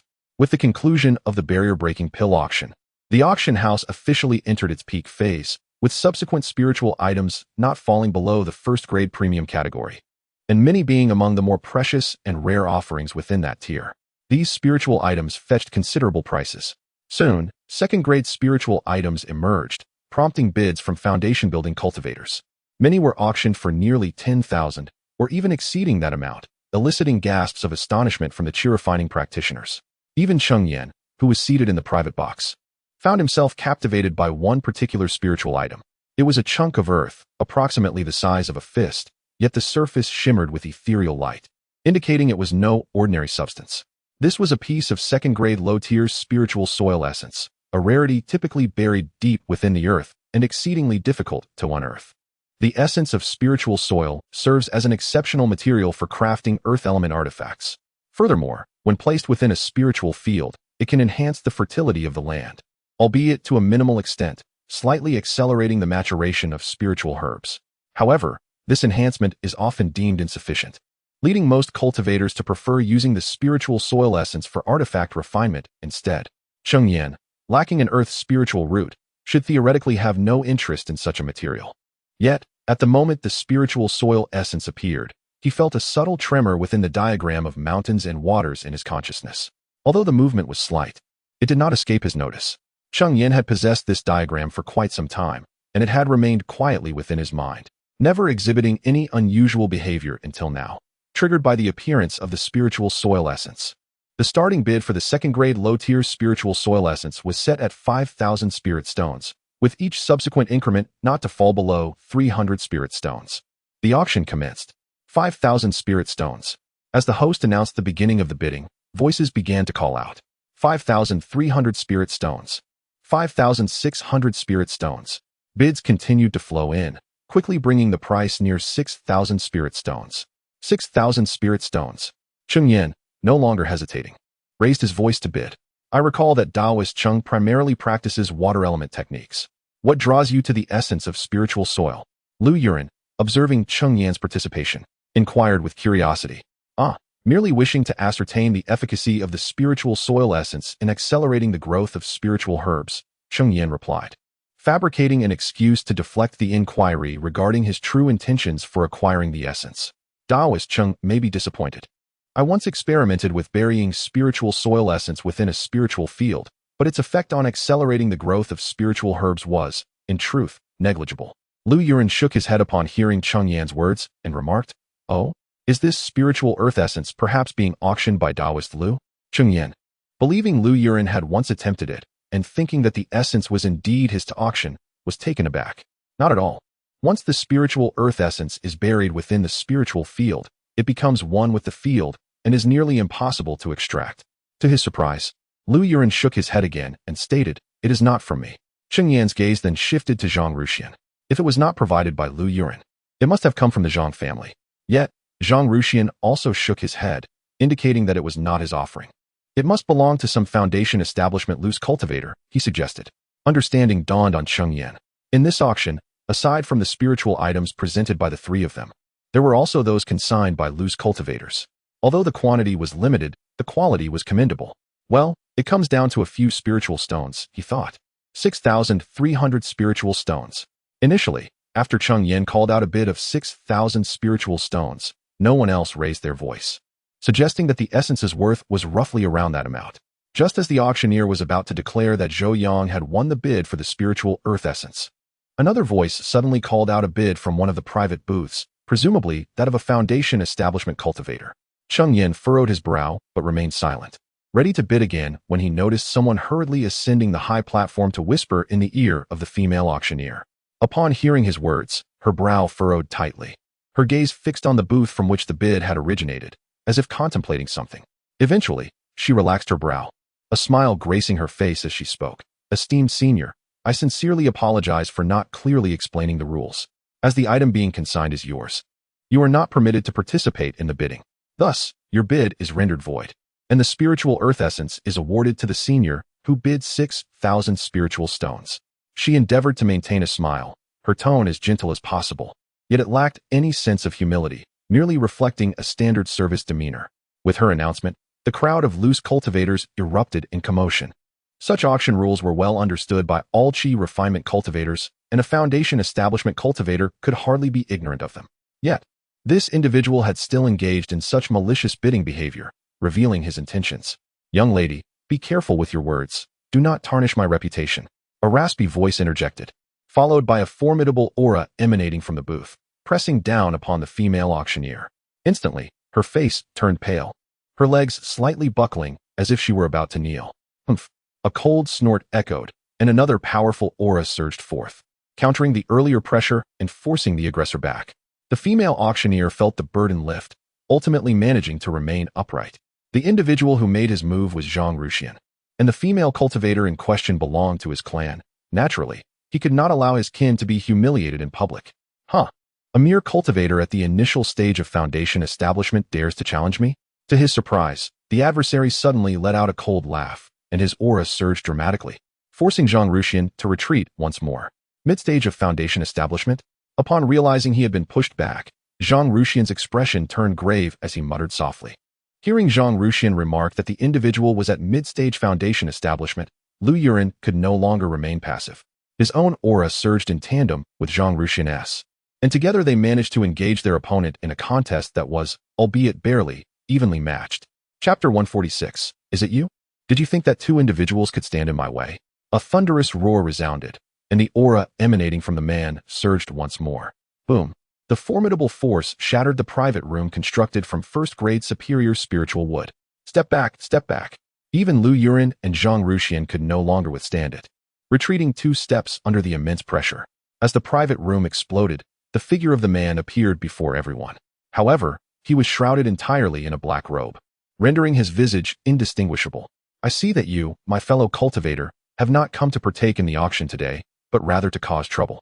At this moment, Cheng Yan also rose to his feet, his aura unique to foundational cultivators combining with that of Lu Yuren and Zhang Ruxian, providing them with a momentary respite.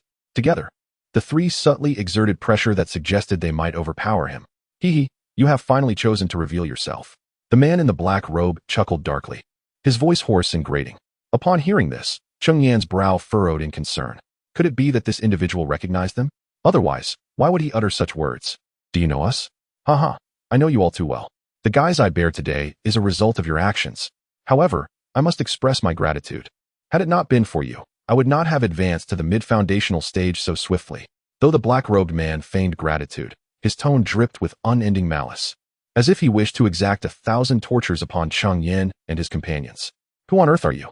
The man remained concealed in his black robe, his identity veiled, prompting Lu Yuren to voice his inquiry. Upon hearing Lu Yuren's question, the black-robed man slowly lowered his hood, unveiling his face. As the hood fell, his features finally came into view. He was none other than the individual who had escaped when Cheng Yan and his companions obtained the Qingyu bird egg. However, now, one side of his face was grotesquely disfigured, rendering him terrifying. It's you. Lu Yuren recognized him immediately, although only half of his face was visible. Being a foundational cultivator endowed him with keen observational skills and a remarkable memory. I can't believe you still remember me. Do you see the scars upon my face? They are the result of your actions.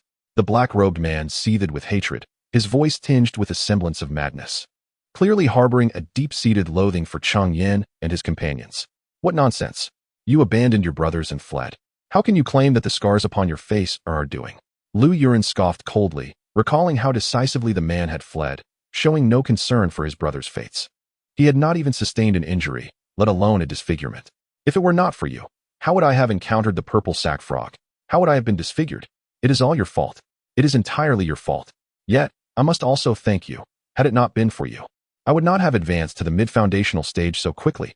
The black-robed man raved like a madman, his voice a cacophony of despair and fury. After he managed to escape from Cheng Yan and his companions, he was consumed by fear of being pursued and intimidated by Cheng Yan's formidable strength. In his panic, he fled aimlessly. Unexpectedly, he encountered a second-tier intermediate purple sack frog during his flight. Being merely at the initial stage of foundation establishment, he stood no chance against such a formidable foe and was forced to flee once more. After a harrowing chase, he successfully evaded the creature, albeit at the cost of sustaining injuries from the frog's venom, which left half of his face disfigured. However, this misfortune turned into an unexpected opportunity, allowing him to break through to the mid-stage of foundation establishment. Once he reached this new level, every glance at his disfigured visage intensified his hatred towards Cheng Yan and his companions. The injuries on his face were not beyond the reach of miraculous elixirs. However, the toxicity of the purple sack frog's venom was notoriously difficult to counter. To remedy his facial scars, he would require at least a second-tier premium or even a third-tier potion, resources he simply could not obtain. His growing animosity twisted his heart whenever others looked at him. He believed they were mocking his disfigured appearance. Consequently, he shrouded himself in a black cloak and began to search for Cheng Yan and his companions, intent on enacting revenge. Eventually, he learned of a marketplace that had opened, intending merely to find a place to rest. To his surprise, he encountered Cheng Yan and his companions there, and his pent-up hatred erupted completely. If it were not for your greedy intentions upon seeing our Qingyu bird egg, you would not have ended up in such dire straits. Lu Yuren scoffed. The root cause of his predicament was nothing but his own avarice. Had he not been tempted by the Qingyu bird egg that Cheng Yan and his companions had obtained, he would not have found himself in this situation today. Enough of this idle chatter. Today marks the end for the three of you. The figure in the black robe bellowed, as he conjured a massive fireball that appeared in the sky like a blazing sun, engulfed in fierce flames. A wave of heat surged forth, overwhelming the Qi practitioners within the auction hall, forcing them to retreat. Only a few foundation establishment cultivators could withstand the oppressive heat. This matter does not concern you. Leave at once, the cloaked figure commanded, addressing the foundation establishment practitioners present. They exchanged glances, reluctant to provoke a mid-stage cultivator, and retreated beyond the confines of the duel, opting to observe from a distance. This is bad. It's the falling flame technique. Quickly activate the formation. We must not allow him to destroy the marketplace. Zhang Ruxian recognized the massive fireball as the falling flame technique, which ranked among the more powerful fire attribute spells, even exceeding the strength of the fire phoenix technique. Should this flame descend, the auction hall would surely be at risk. Hearing this, Cheng Yan retrieved the formation disc from his storage ring and activated the formation. As the first to guard the marketplace, the formation disc was naturally in Cheng Yan's possession. The formation of Chenggu Fangshi is a second-tier, mid-grade array known as the Falling Stone Quicksand Formation, characterized by its earth attribute and formidable defensive capabilities. As Cheng Yan activated the formation, an endless tide of quicksand began to rise. The entire sky above Chenggu Fangshi became shrouded in yellow sand, casting shadows throughout the marketplace, as if it had been plunged into the depths of night. With the initiation of the formation by Cheng Yan, the relentless quicksand ascended, enveloping the sky in a swirling tempest of sand, obscuring the marketplace in darkness, akin to a sudden onset of night. Chapter 147. Mid-stage foundation establishment against the enemy. Under the deft manipulation of Cheng Yan, the swirling sands enveloped the colossal fireball, transforming it into an immense yellow sand sphere suspended in the sky. As the yellow sphere gradually diminished in size, the massive meteor flame extinguished, vanishing from sight. Upon witnessing the meteor flame being halted, Zhang Ruxian let out a sigh of relief. This market had consumed more than a year of their efforts, alongside considerable resources. Had it been destroyed so easily, their hearts would ache for a long time. Did you think this was the end? Unexpectedly, the robed figure displayed no sign of surprise at the interruption of his meteor flame. Instead, he emitted a piercing laugh and declared, as if that were the case. No sooner had he spoken than 5 more meteor flames appeared in the sky above the market, revealing the true terror of the meteor flame technique. A single meteor flame, wielded by the robed figure at mid-stage foundation establishment, possessed power comparable to that of a full-force strike from an early-stage foundation establishment cultivator. However, the meteor flame technique allowed for simultaneous launches. When multiple flames descended together, their destructive power escalated immensely, rendering defense nearly impossible and proving exceedingly troublesome. Intervene, Zhang Ruxian bellowed, charging forth to intercept one of the meteor flames with his own methods. Lu Yuren, unwilling to lag behind, rushed forward to block another flame. The remaining 3, however, were left to Cheng Yan. The yellow sands spread out once more, converging toward the meteor flames. Clearly, Cheng Yan intended to employ a similar strategy to thwart these 3 flames. Yet, the combined force of 3 meteor flames crashing upon the flowing sands far exceeded that of the single flame encountered earlier. Although Cheng Yan successfully intercepted 2 flames, one still breached the defenses of the sand flow, hurtling toward the market like a meteorite. Realizing the impending danger, Cheng Yan swiftly tossed the formation plate to a perfected Qi disciple of the Lu family, entrusting him with the control of the formation. The formation drew upon the spiritual veins for energy, allowing even a perfected Qi cultivator to manage it, albeit with diminished efficacy compared to Cheng Yan's command. After passing the formation plate to the Lu disciple, Cheng Yan surged forward, a sturdy iron rod materializing in his grasp. As he infused it with spiritual energy, the rod expanded dramatically. Embracing it with both hands, he struck upward against the meteor flame. The iron rod collided with the flame, releasing an immense force that sent the meteor flame careening away, exploding in the sky like a resplendent firework. Impressive strength. Yet do not presume this is the conclusion. The robed figure had yet to unleash his full might from the outset. He intended to torment Cheng Yan and his companions slowly, savoring his revenge. With a series of hand seals, the robed man conjured several more meteor flames, which plummeted toward the market. As they descended, the flames coalesced into an even larger meteor flame, exuding a pressure that left Cheng Yan feeling a chill of apprehension.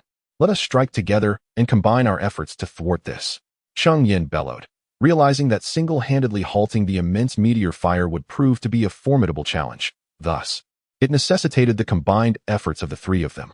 As his voice echoed, the trio sprang into action, brandishing a robust iron rod, a fiery red spear, and a dusty yellow long knife, directing their magical artifacts towards the colossal meteor fire. United in their endeavor, even the formidable meteor fire was momentarily thwarted, ceasing its descent. However, while they managed to stave off disaster for a brief period, they could not maintain their defense indefinitely.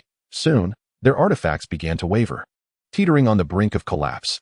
Despite the collaborative strength of 3 foundation-building cultivators, they could not exert their force with the unity of a single being. Consequently, their hold on the massive meteor fire was fleeting, and soon their artifacts lost their efficacy, being cast aside. At that moment, the meteor fire appeared to be on the verge of extinguishment, evidently weakened by the efforts of Cheng Yan and his companions. Yet, if they could not restrain the meteor fire, who else could? Just as the onlookers resigned themselves to the inevitable destruction of the Chun Valley market, a cascade of flowing sand erupted, enveloping the gigantic meteor fire. Having already expended a significant portion of its power, the meteor fire was easily subdued by the sands. The one who intervened was none other than the Lu clan cultivator, whom Cheng Yan had previously entrusted with the control of the formation. With a sigh of relief, Cheng Yan and his companions felt a wave of gratitude wash over them. They had successfully averted disaster, sparing the market from substantial ruin. Lu Daoyou's clan member had proven remarkably capable, showing no fear even in the face of a mid-foundation cultivator. Cheng Yan could not help but commend the Lu clan's adept practitioner for their valiant efforts. "Ha, you flatter me, Cheng Daoyou," Lu Yuren laughed heartily, pleased that his kin had brought him honor. "Humph, how dare you distract yourselves during a duel? Such folly." The cloaked figure scoffed coldly. Perceiving Cheng Yan and his companions' actions as a blatant affront, daring to engage in conversation amidst the confrontation. With a swift motion, the figure produced a crimson gourd, infusing it with spiritual energy until it expanded into a massive, hovering object. "Behold the might of my fire gourd," he proclaimed, unleashing a torrent of flames that surged forth with the force to incinerate mountains and boil seas. Yet, his target was none other than the Lu clan's adept practitioner, clearly harboring a grudge for having thwarted his meteor fire moments before. Such shamelessness. A mid-foundation cultivator striking at a mere chi practitioner. "Give me the formation plate." Zhang Ruxian bellowed in astonishment, taken aback by the cloaked figure's audacity. Upon hearing Zhang Ruxian's command, the Lu clan's adept practitioner promptly cast the formation plate into his hands. Zhang Ruxian, a master of earth attribute techniques, was poised to wield the falling rock and flowing sand formation with enhanced potency. A colossal boulder descended from the heavens, positioning itself before the blazing flames. Did this mere stone truly believe it could thwart my fiery gourd? Upon witnessing Zhang Ruxian manipulating the formation in an attempt to obstruct his infernal gourd, the figure cloaked in black revealed a mocking grin, which, combined with the visage of his ravaged half-face, rendered him particularly fearsome. As his words hung in the air, the black-clad man intensified the infusion of spiritual energy, causing the flames emitted by the gourd to surge with even greater ferocity, to the extent that the boulder seemed on the verge of melting away. Chapter 148. Slaying the enemy. Upon witnessing the situation, Cheng Yan recognized that it was time to take action. With a series of intricate hand seals, the spiritual energy within the spirit-gathering pearl dwindled, coalescing into a water dragon that measured 33 zhang in length. "At last, you will witness this technique," he declared. "Today, I shall demonstrate that the proud maneuver you once wielded is now utterly ineffective in my hands." The figure cloaked in black, upon seeing Cheng Yan unleash the water dragon technique, exhibited an even more frenzied expression. His former companion, a body cultivator, had perished to this very technique, and it was precisely due to this that he had been forced to flee, leading to his current predicament. With a resounding roar, the water dragon raised its head and emitted a mighty dragon's cry. Nearby chi practitioners paled at the sound, their legs trembling, nearly unable to remain standing. "Zhang Daoyou, confine him," Cheng Yan bellowed as the water dragon made its appearance. Responding to his command, Zhang Ruxian manipulated the swirling sands to form a yellow sand cage, intending to ensnare the black-cloaked figure along with his magical artifacts. However, as the sands enveloped the figure, a flash of silver light suddenly pierced through. "Do you think this can trap me?" The black-cloaked man roared in wrath as flames surged forth, causing the sand cage to gradually soften under the unbearable heat. In mere moments, the entire sand enclosure erupted violently. At the very instant the sand cage shattered, a blindingly white beam of light shot forth, striking the black-cloaked man before he could react. This was clearly the effect of the silver pattern mirror, yet the wielder was not Cheng Yan, but Lu Yuren. While Zhang Ruxian ensnared the black-cloaked figure with the sands, that fleeting silver light had been the mirror tossed to Lu Yuren by Cheng Yan. This had been a prearranged strategy among the three. Their earlier casual conversation was not born from disdain for the black-cloaked man. After all, he was a mid-stage foundation establishment practitioner, and even with their combined strength, they needed to approach the confrontation with utmost seriousness. How could they afford to be distracted? The apparent distraction from the two had been feigned, as they needed to communicate discreetly, silently devising a strategy. However, the black-cloaked man's superior cultivation level allowed him to potentially intercept their communication, thus unraveling their scheme. Cheng Yan cleverly devised a method to provoke him, and the opponent fell for the trap, failing to detect their transmission. Momentarily stunned by the white beam, the black-cloaked man regained his composure almost instantly. Yet by then, the water dragon had already surged before him. As he gazed at the approaching dragon, his pupils constricted involuntarily. He felt an unmistakable aura of death emanating from it. At that moment, he finally understood how his former companion had met his demise at Cheng Yan's hands. However, he was no longer the same man. Now a mid-stage Foundation establishment practitioner, he believed himself unafraid of the water dragon. With a wave of his hand, he directed the fire gourd, aiming its mouth at Cheng Yan's water dragon, unleashing a torrent of flames. Nevertheless, Cheng Yan's water dragon remained undeterred, resolutely advancing towards the oncoming inferno. A powerful surge of intense heat enveloped the water dragon's form, continuously searing it, as billowing white steam ascended, reminiscent of clouds drifting in the sky. Meanwhile, the flames emitted by the fire gourd gradually diminished. Nevertheless, under comparable might, water attribute spells inherently restrained fire attribute spells. Ultimately, the water dragon succeeded in extinguishing the fire gourd, crashing into the figure cloaked in black. However, the water dragon's potency had also been significantly depleted by the fire gourd, inflicting only a minor wound upon the black-cloaked individual. Yet, just as the black-cloaked figure was about to mock, he suddenly found himself shrouded in an ominous shadow. Looking up, his expression shifted dramatically. A colossal falling rock loomed directly above him. Do not underestimate the power of a mid-tier second-grade formation, Zhang Ruxian bellowed. The falling rock sand formation was indeed a mid-tier second-grade array, capable of threatening cultivators in the mid-stage of Foundation establishment, its power far exceeding what had been previously demonstrated. The immense boulder plummeted from the heavens, leaving the black-cloaked figure with no time to evade. He could only manipulate the fire gourd once more, redirecting its spout to unleash an endless torrent of flames at the descending rock, hoping to obstruct its descent. The black-cloaked individual's strength was indeed formidable. Despite suffering a blow from Cheng Yan, he still managed to counter the assault of the mid-tier second-grade formation. Observing this, Cheng Yan gritted his teeth, draining every last bit of spiritual energy from the spirit-gathering pearl, and unleashed another water dragon technique. The black-cloaked figure, preoccupied with defending against the falling rock, lacked the capacity to fend off Cheng Yan's water dragon technique, and could only watch helplessly as the water dragon drew closer. Ultimately, under the dual onslaught of the water dragon technique and the falling rock sand formation, the fire gourd could no longer withstand the pressure and was shattered, as both the water dragon and the boulder collided with the black-cloaked figure. Both the water dragon technique and the falling rock sand formation bore the might equivalent to a full-force strike from a mid-stage Foundation establishment cultivator. Without the fire gourd's protection, the black-cloaked figure could not endure such an assault and met a tragic end beneath the two attacks. As the black-cloaked figure perished, the multitude of spells in the sky dissipated, leaving an eerie silence. Only the corpse of the black-cloaked figure fell from the heavens, landing with a resounding thud. Esteemed guests, the troublemaker has been dealt with. The auction will proceed. Please make your way back to the auction venue. Cheng Yan's voice resonated, though not loud. It was clear enough for everyone in the Deep Valley Market to hear. As his words echoed, many cultivators returned to the auction hall. Given that even cultivators in the mid-stage of Foundation establishment were no match for Cheng Yan and his companions, they no longer feared for their safety. Moreover, many among them had successfully bid on numerous items during the auction, which they had yet to claim. The few initial-stage Foundation cultivators who had been driven away by the black-cloaked figure now regarded Cheng Yan and his companions with a newfound respect. Clearly, the trio's achievement in slaying a mid-stage Foundation cultivator had instilled a sense of trepidation in them. However, they had not come to cause trouble. While they were wary of Cheng Yan and his companions, they were not easily frightened away. As the final item was auctioned off, the event came to a close. Despite encountering some unforeseen circumstances along the way, the overall outcome was satisfactory, and the objectives of the three parties were achieved. After the auction concluded, Lu Yuran and Zhang Ruxian did not hasten to return home. Instead, they lingered in the bustling market of Chengafang for a while, taking the opportunity to divide the contents of the black-robed man's storage bag. Although the bag contained a modest sum of spirit stones, approximately 10,000, it was rich in second-tier spiritual items, particularly an abundance of materials from various second-tier demonic beasts.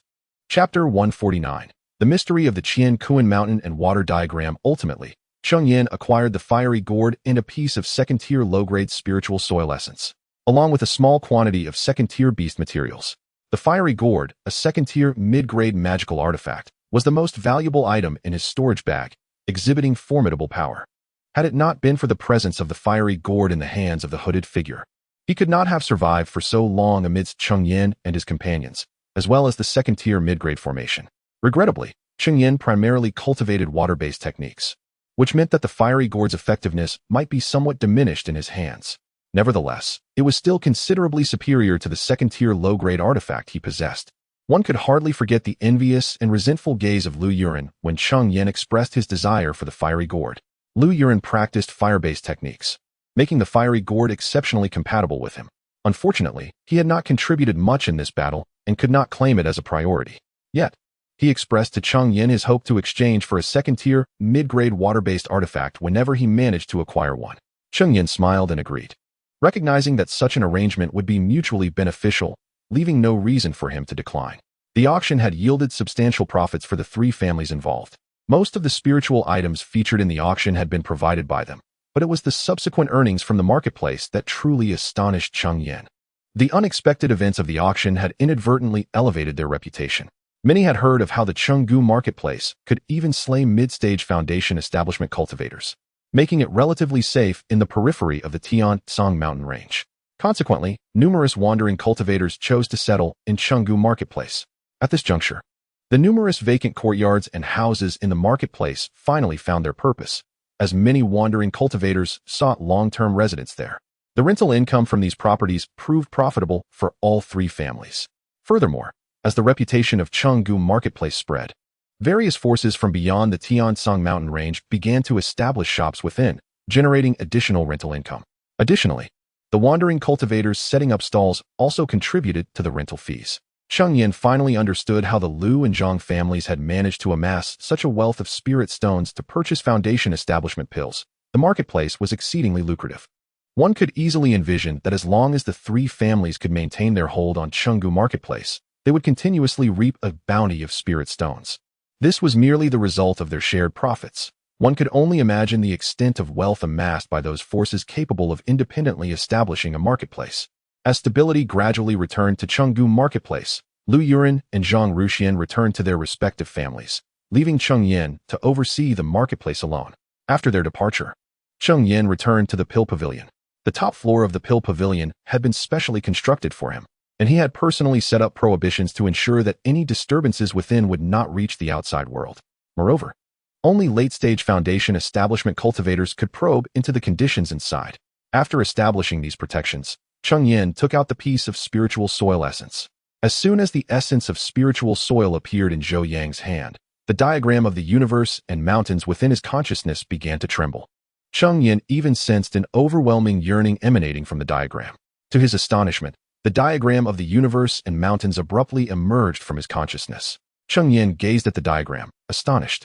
For so many years, it had remained quietly within his mind, impervious to any attempts he made to extricate it.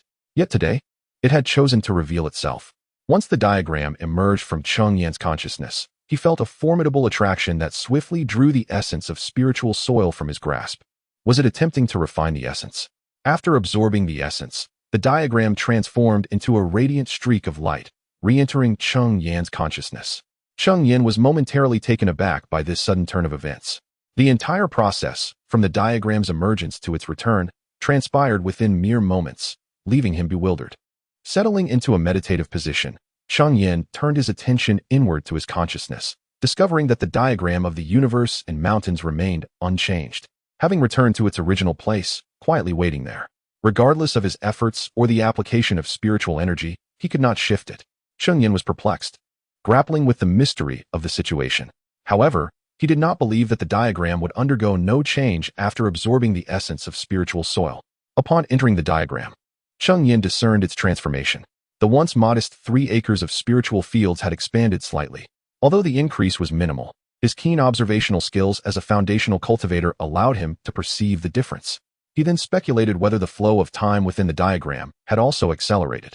After conducting a series of experiments, he confirmed that indeed, the passage of time in the diagram had subtly quickened. This revelation filled Cheng Yan with joy. As he progressed in his foundational cultivation, the various spiritual herbs he required typically needed centuries to mature. Even when planted within the diagram, they would take years or even decades to ripen. Yet, Cheng Yan was not exceptionally gifted. His cultivation relied heavily on elixirs. If the time flow within the diagram could be further accelerated, his cultivation would naturally advance more swiftly. With this exhilarating discovery, Cheng Yan promptly sought out Li Yun, urging him to remain vigilant for any news regarding the essence of spiritual soil, promising to inform him immediately upon any findings. The treasure pavilion not only sold a myriad of spiritual items, but also acquired diverse spiritual materials. Although Li Yun was unaware of Cheng Yan's intentions for the essence of spiritual soil, he readily agreed to assist. He need not concern himself with the purpose for which Cheng Yan sought the essence of spiritual soil. His sole obligation was to heed Cheng Yan's directives and execute his tasks. Although the essence of spiritual soil was merely a second-tier spiritual object, it lay buried deep underground, making it exceedingly difficult to unearth. Thus, even though Cheng Yan instructed Li Yun to remain vigilant for any news regarding the essence, the quantity ultimately procured was lamentably scant. With a sense of resignation, Cheng Yan set aside this matter, leaving the acquisition of the essence to fate. Subsequently, he devoted himself wholeheartedly to fulfilling his duty of safeguarding the marketplace, a commitment that would endure for 6 long years. Chapter 150. News of the mind. The days spent guarding the marketplace were exceedingly monotonous. Aside from immersing himself in cultivation within the market, Cheng Yan also devoted his time to concocting elixirs for various cultivators in need. This endeavor significantly honed Cheng Yan's alchemical skills. Presently, he was able to achieve a success rate of approximately 40% for second-tier low-grade elixirs. In addition to the enhancement of his alchemical abilities, Cheng Yan's cultivation had also experienced considerable advancement. He was on the verge of breaking through to the mid-foundation stage, and within approximately 6 months, he would successfully transcend to that level. This was undoubtedly facilitated by Cheng Yan's status as an alchemist. Moreover, the purple-winged bee had reached the second-tier low-grade level, now capable of producing second-tier low-grade spiritual honey. Utilizing the xianxia fruits he procured from the treasure pavilion, Cheng Yan concocted the xianxia pill infused with second-tier low-grade spiritual honey, greatly accelerating his cultivation speed. It is worth noting that Lu Yuren from the Lu family and Zhang Ruxian from the Zhang family had broken through to the foundation stage several years prior and were cultivating above a second-tier mid-grade spiritual vein. Yet, their current cultivation levels were only marginally superior to Cheng Yan's. At this moment, Cheng Yan found himself on the top floor of the dam pavilion, where he had set up protective barriers that rendered it impervious to prying eyes, save for those in the late foundation stage. Seated before the alchemical furnace, Cheng Yan was enveloped in waves of heat, his expression grave as he was clearly at a critical juncture in his alchemical process. As the temperature of the furnace gradually decreased, a rich medicinal fragrance wafted into the air. Cheng Yan lifted the lid of the furnace and retrieved 4 xianxia pills. Alas, only 4 again. It seemed that elevating the success rate for second-tier low-grade elixirs was an exceedingly arduous task. Cheng Yan sighed softly, reflecting on how he had maintained a 40% success rate for over 6 months. Yet despite his diligent efforts, he had been unable to improve it further. In pursuit of better results, he had purchased a second-tier mid-grade alchemical furnace from the Golden Blade marketplace, spending nearly 20,000 spirit stones. The furnace left behind by Wan Feng was merely a first-tier high-grade one, barely adequate for crafting first-tier supreme elixirs. Cheng Yan had attempted to refine several batches of second-tier elixirs with it, nearly causing the furnace to explode, ultimately forcing him to seek a replacement.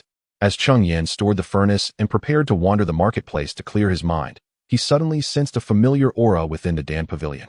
Upon probing with his consciousness, he discovered it was Cheng Yuqing. What was this girl doing in the Qingyu Valley marketplace? Cheng Yan furrowed his brow, muttering to himself. In recent years, the surrounding demonic beasts had faced extensive extermination, rendering second-tier demonic beasts virtually non-existent, and even first-tier ones were seldom seen. Yet, traversing this terrain was not something a mere 5th-level Qi practitioner could undertake lightly. Lost in thought, Cheng Yan approached Cheng Yuqing. Uncle Six, you've finally emerged from seclusion. Cheng Yuqing exclaimed upon spotting Cheng Yan, her face lighting up with joy. Now 20 years old, Cheng Yuqing stood only half a head shorter than Cheng Yan. She had blossomed into a graceful figure, embodying a charming demeanor, though her penchant for alcohol remained an unaltered trait. She wore a cerulean gourd at her waist, an artifact of the first tier, concealing a universe within, yet it was solely employed by her to store wine. The spiritual liquor enterprise of the Cheng family had gradually fallen into her capable hands. Cheng Yan, with a stern expression, remarked, "What brings you to the market of Qinggu? Did I not instruct you previously that you were not to leave Feiyue Lake until you reached the late stage of Qi refining?" Cheng Yuning, mischievous since childhood, had indeed matured somewhat after her previous escapade of secretly drinking spiritual wine, yet today she had once again contravened the family's rules. It was my second brother who summoned me, instructing me to deliver this jade slip to you. Fearing Cheng Yan's displeasure upon seeing his countenance, Cheng Yuning quickly produced a jade slip and handed it to him. He mentioned it contained something of great importance and placed a restriction on it, forbidding me from viewing its contents. As she passed the slip to Cheng Yan, she muttered under her breath, "Ah." Cheng Yan accepted the jade slip and playfully tapped her on the head. "Your temperament lacks steadiness. The reason Yu Hao did not permit you to see it is for your own good.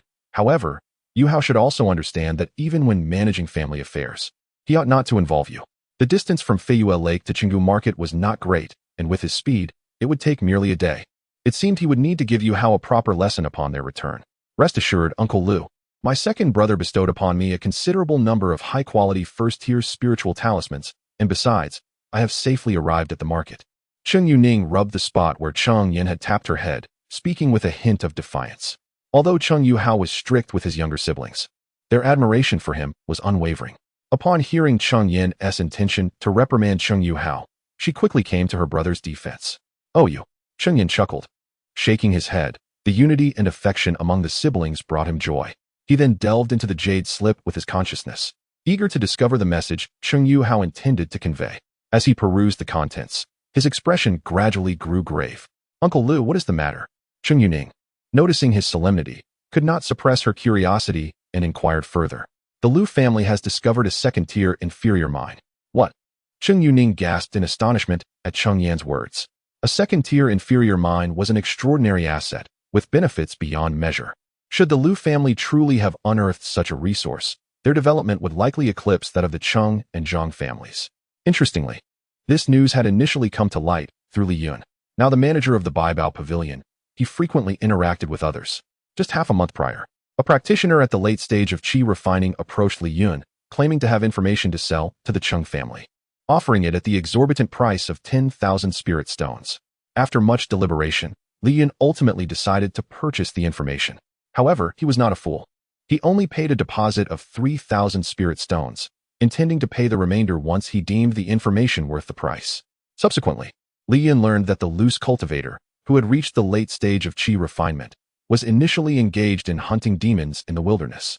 However, he inadvertently stumbled upon members of the Lu family, accompanied by two fully realized qi refinement practitioners. Driven by curiosity and possessing remarkable stealth skills, he stealthily followed them. To his astonishment, he witnessed the Lu family discovering a low-grade second-tier mineral vein, which elicited a profound expression of ecstasy upon his countenance. He realized that this information could yield him a substantial profit in spirit stones. Consequently, he approached Li Yun, but he dared not seek out Cheng Yan. He was acutely aware that revealing such crucial information to Cheng Yan could jeopardize his personal freedom, regardless of whether he could exchange it for 10,000 spirit stones. After all, Cheng Yan would never permit him to harbor such a significant secret in the outside world. Chapter 151. The Lu family. Since he was capable of selling information to the Cheng family, it was only natural that he could also sell it to the Zhang family, or even to forces beyond the confines of Chengdu Fangshi. However, he never anticipated that he would be incapacitated by Li Yun, who was merely at the 6th level of qi refinement, having been drugged by a sleeping potion in the spirit tea that Li Yun prepared for him. Initially, he had no intention of consuming the elixir provided by Li Yun, but upon hearing Li Yun proclaim it to be a top-tier spirit tea with immense benefits for cultivation, he was persuaded. As a wandering cultivator, he had never tasted such exquisite spirit tea. Moreover, having witnessed Li Yun drink from the same pot, he lowered his guard and took a sip. Little did he know that Li Yun had secretly laced it with a potent sleeping drug. The moment he ingested the spirit tea, he collapsed, and now he remained confined in the secret chamber of the Baibao Pavilion. Subsequently, Li Yun sought out Cheng Yan to convey the information, but at that time, Cheng Yan was in seclusion. After waiting for nearly 10 days without any sign of Cheng Yan emerging, he had no choice but to take the risk of returning to Feiyue Lake to share the news with Cheng Yuhua first. Upon learning the information, Cheng Yuhua instructed Li Yun to stay on Feiyue Island and asked the unsuspecting Cheng Yuning to bring the message to Cheng Yan, fearing that Li Yun might inadvertently leak the news to the Lu family. As for Cheng Yuhua, years ago, Cheng Yan had passed the position of clan leader to him. Being the leader of the Cheng family, Cheng Yuhua's every move was undoubtedly under the scrutiny of both the Lu and Zhang families. If he rashly approached Cheng Yan, it might arouse the Lu family's suspicions. Knock, knock, knock. Just as Cheng Yan was conversing with Cheng Yuning, a knocking sound echoed from outside the door. "Senior." Someone from the Zhang family requests an audience. The speaker was a wandering cultivator recruited by Cheng Yan, possessing an 8th level of qi refinement, who usually managed the store for him. However, this wandering cultivator was different from Li Yun and Li Yu. With Li Yu now married to Cheng Yuhua, she was considered part of the Cheng family, while Li Yun was more of a guest elder, also regarded as a semi-member of the Cheng family. This particular wandering cultivator merely looked after the store and had little deep connection to the Cheng family. Let him in, Cheng Yan responded, furrowing his brow. The Zhang family had sought him out immediately upon his emergence from seclusion. Could it be that they had received news as well? Yes, the person outside replied, and then ushered in a fully realized qi refinement cultivator. Greetings, Senior Cheng. The newly entered cultivator bowed respectfully to Cheng Yan. Cheng Yan did not recall him, surmising he was likely a recent breakthrough from the Zhang family to the full stage of qi refinement. Ever since both families learned that Cheng Yan could concoct barrier-breaking pills, they had brought numerous spirit herbs for him to assist in their creation. In recent years, both families had produced several cultivators at the full qi refinement stage. Please, no need for formalities. What brings you here? Cheng Yan waved his hand, instructing him to rise, and then inquired further. Greetings, Senior Cheng. I come on the orders of the Grand Elder to inform you that you are requested to travel to Qingluo Mountain together in 3 days, the cultivator replied respectfully. The venerable elder he spoke of was none other than Zhang Ruxian, the foundation-building cultivator of the Zhang family. Qingluo Mountain serves as the ancestral stronghold of the Lu clan. All right, I understand, but is there anything else? Nothing more. The message has been delivered. I shall take my leave now. With that, he exited the room and departed. As for the wandering cultivator, he resumed his duty at the shop. Uncle Lu, what does the Zhang family mean by this invitation to join them at Qingluo Mountain in 3 days? As soon as the Zhang family members departed, Cheng Yuning could no longer contain her curiosity. Presumably, the Zhang family has learned of this matter, and they are aware that our Cheng family is also informed. Hence they extend the invitation to me in an attempt to exert pressure on the Lu clan, Cheng Yan explained to Cheng Yuning.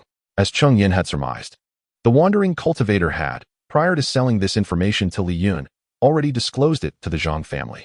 However, the individual from the Zhang family lacked the cunning of Li Yun, who was solely focused on returning to report this news to his family and claim a reward, neglecting to ensure the wandering cultivator's safety. After all, Li Yun had mingled among the wandering cultivators since childhood, accompanied by a younger sister, and his wits far surpassed those of individuals from these families. Oh, Cheng Yuning nodded, half comprehending. Upon seeing this, Cheng Yan chuckled and shook his head. Cheng Yuning was of a simple disposition, not adept in schemes. Her sole interest lay in drinking. It was indeed somewhat burdensome for her to interact with those outside her family. Nonetheless, her talent for brewing was commendable. Hence, in the future, the family's spirit wine enterprise could be entrusted to her, allowing her to focus on crafting wine within the family. Now, you should remain in the Chung Valley marketplace for the next few days. When I return from the Lu family, I will escort you back to Feiyue Island. Oh, after such a long while away, I wish to stay a few more days. Cheng Yuning's spirits dampened upon hearing Cheng Yan's words. She had spent nearly a decade at Feiyue Lake, and now that she finally had the chance to venture out, she naturally yearned to explore the world beyond. There are still 3 or 4 days left. That should be ample time for you to enjoy yourself. Hee, then I shall seek out second sister-in-law. I've heard the family's tavern recently employed a talented spirit chef. I must hurry to sample his creations. Cheng Yuning chuckled and hurried off to the Cheng family's tavern in search of Li Yu. Afterward, Cheng Yan made his way to the secret chamber of Baibao Pavilion, where the wandering cultivator who had sold the information to the Cheng family awaited him. Upon seeing Cheng Yan, the cultivator realized that the situation had entirely slipped from his grasp. Now, all he desired was to ensure his survival, fervently pleading with Cheng Yan for mercy. Cheng Yan, however, did not take his life. Instead, he sealed the cultivator's cultivation, allowing him to remain there in safety. 3 days swiftly passed, and Cheng Yan journeyed from the Chung Valley marketplace toward Qingluo Mountain, encountering Zhang Ruxian along the way. Fellow Taoist Cheng, it has been quite some time. Your cultivation has indeed advanced. Upon seeing Cheng Yan, Zhang Ruxian clasped his hands in greeting. Cheng Yan's progress in cultivation had been remarkable, once considered the weakest among 3. He had now caught up with them. Haha, fellow Taoist Zhang, you too have made commendable strides. You must be on the verge of a breakthrough. Cheng Yan, with a smile, returned the gesture with a slight bow, acknowledging the courtesy. I shall take your auspicious words to heart, Taoist Zhang. Zhang Ruxian first responded to Cheng Yan, then shifted the conversation. May I inquire, Taoist Cheng, about the rogue cultivator who was trafficking information? How is he faring now? Rest assured, Daoist Zhang, he has been apprehended. In that case, I can breathe easy. The younger generation of my clan truly struggles to achieve greatness. They allowed that individual to escape so easily. Thankfully, with your presence, Daoist Zhang, a grave mistake has been averted. Zhang Ruxian's concern did not stem from the prospect of the Cheng clan acquiring the information. For the three clans were not far apart, and it was merely a matter of time before the news reached them. His worry lay in the possibility that the rogue might relay the information to forces beyond the three clans, which would invite complications should other powers seek to stake their claim. Chapter 152. Matters of the ore vein. It seems that your companion's relative is in a hurry to return home to report, mused Cheng Yan, who had offered some leniency towards the Zhang family's members, as it would be inappropriate to openly declare that their descendant was lacking in merit. Never mind him. Let us proceed to the Lu family. Today, I am determined to extract a share from Lu Yuan, Zhang Ruxian remarked with a hint of jest. Yet, there is truth in Zhang Ruxian's words. Their visit was undoubtedly aimed at contending for a share of the ore vein, akin to gnawing a piece of flesh from the Lu family's bounty. Soon, the two arrived at the foot of Qingluo Mountain. Cheng family, S. Cheng Yan. Zhang family, S. Zhang Ruxian, here to pay our respects. As their voices echoed, a small aperture in the mountain's formation opened, and a fully realized Qi practitioner emerged. My apologies for the oversight in not welcoming you sooner, esteemed seniors. Please do not take offense. The Grand Elder has been awaiting your arrival in the main hall. Kindly follow me, he said, gesturing graciously for them to enter. Cheng Yan and Zhang Ruxian exchanged glances and followed him inside. What wind brings you two esteemed friends here? Please, take a seat. Lu Yuan's voice resonated as they stepped into the grand hall. Lu Daoyu, it has been quite some time. Zhang Ruxian acknowledged with a respectful bow. Cheng Yan also paid his respects with a slight nod.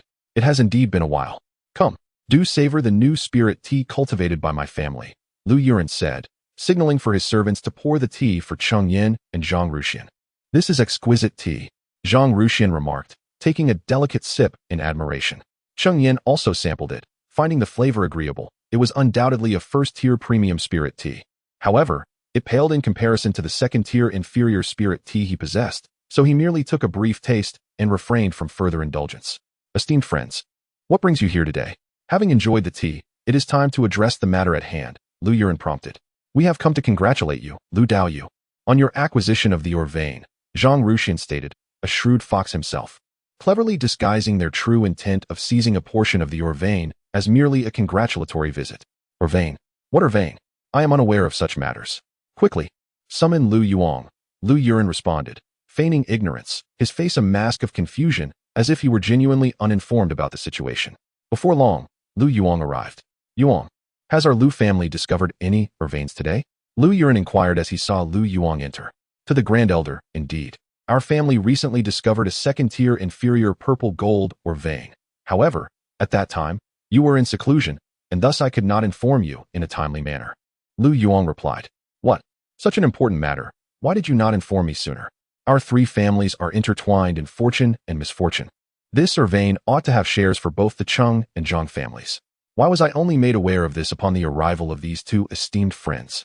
Lu Yuan's anger flared as he rebuked Lu Yuan loudly. This matter was poorly managed on my part, and I willingly accept the consequences. Upon hearing Lu Yuan's furious rebuke, Lu Yuan lowered his body significantly, displaying an exemplary attitude of contrition. Lu Daoyu, let us not dwell on this. For individuals such as ourselves, who often retreat for periods ranging from 3 months to several years, it is indeed commonplace to miss certain news. Thus, this situation cannot be solely attributed to Lu Zuchang. Zhang Ruxian, standing nearby, assumed the role of a mediator. Cheng Yan, watching from the side, could not help but chuckle at the impressive performances of Lu Yuan and Lu Yuyo. It is worth noting that Li Yun had received the news a fortnight prior, implying that the Lu family had been clandestinely mining the vein for at least that duration. To suggest that Lu Yuan was entirely unaware would be implausible to Cheng Yan. The reason for Lu Yuan's theatrics was merely to obscure the fact that the Lu family was independently exploiting the mine. Naturally, this scenario was not unusual. Had the Cheng family been the first to discover the vein, Cheng Yan would have certainly endeavored to suppress the information to secure greater profits before the other families were informed. Cheng Yan and Zhang Ruxian had no intention of exposing him. To do so would be to embarrass the Lu family. Their goal was to negotiate a share of the profits, not to sour the relationship among the three families. However, this would be a different matter if Lu Yuan possessed greater strength than the two families combined. It was likely that when Zhang Ruxian revealed the Lu family's discovery of the vein, Lu Yuren would have erupted, exclaiming, "What business is it of yours? Humph. Had it not been for Zhang Daoyu advocating for you today, you would have certainly faced a penalty at the law enforcement hall." Lu Yuren let out a heavy snort, aligning with Zhang Ruxian's words, thus providing Lu Yuyong a means of retreat. "Thank you, Senior Zhang," Lu Yuyong said, turning to Zhang Ruxian and bowing in gratitude. Zhang Ruxian waved his hand dismissively, indicating no need for formality. "Rest assured, gentlemen, now that I am aware of this matter, the mining rights will be shared among our three families. However, since it was the Lu family that first discovered the vein, we shall claim 40% of the profits." The performance concluded, and it was time to address the substantive issues. "Lu Daoyu, your assertion is misguided. If we are to discuss the matter, nearly half of the mine lies within the territory of the Zhang family, and thus we are entitled to that 40%.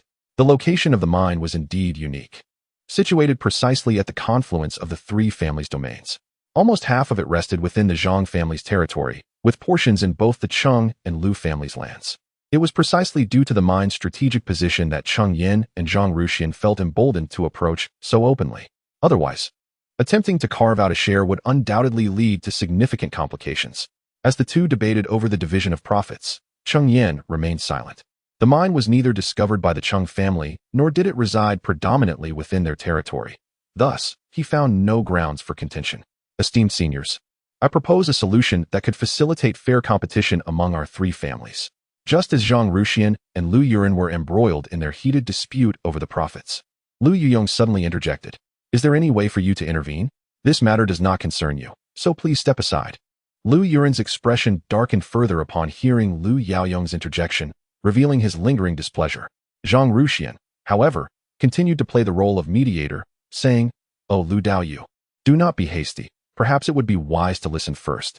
Who knows? Lu clan leader may indeed possess a valuable solution." Upon hearing Zhang Ruxian's words, Lu Yuren's demeanor softened, and he replied, "Since Daoyu Zhang has invited you to speak, please, do share your thoughts." Lu Yaoyong bowed respectfully to the three, stating, "Esteemed elder and two revered seniors, our three families have always supported one another, sharing both joys and sorrows. We must not allow this dispute over the mine to disrupt our harmony. I propose that instead of engaging in endless quarrels, we entrust this matter to the younger generation of our three families to resolve." Chapter 153, Struggle for Interests. Junior Competition O? Pray tell, how might one allow the juniors to handle such matters? Lu Yuyong's inquiry successfully piqued Zhang Ruxian's curiosity. "We could convene a small contest of skills among our three families, each sending forth 3 juniors to participate. The victorious family shall claim 40% of the mining profits." Upon hearing this, Zhang Ruxian furrowed his brows.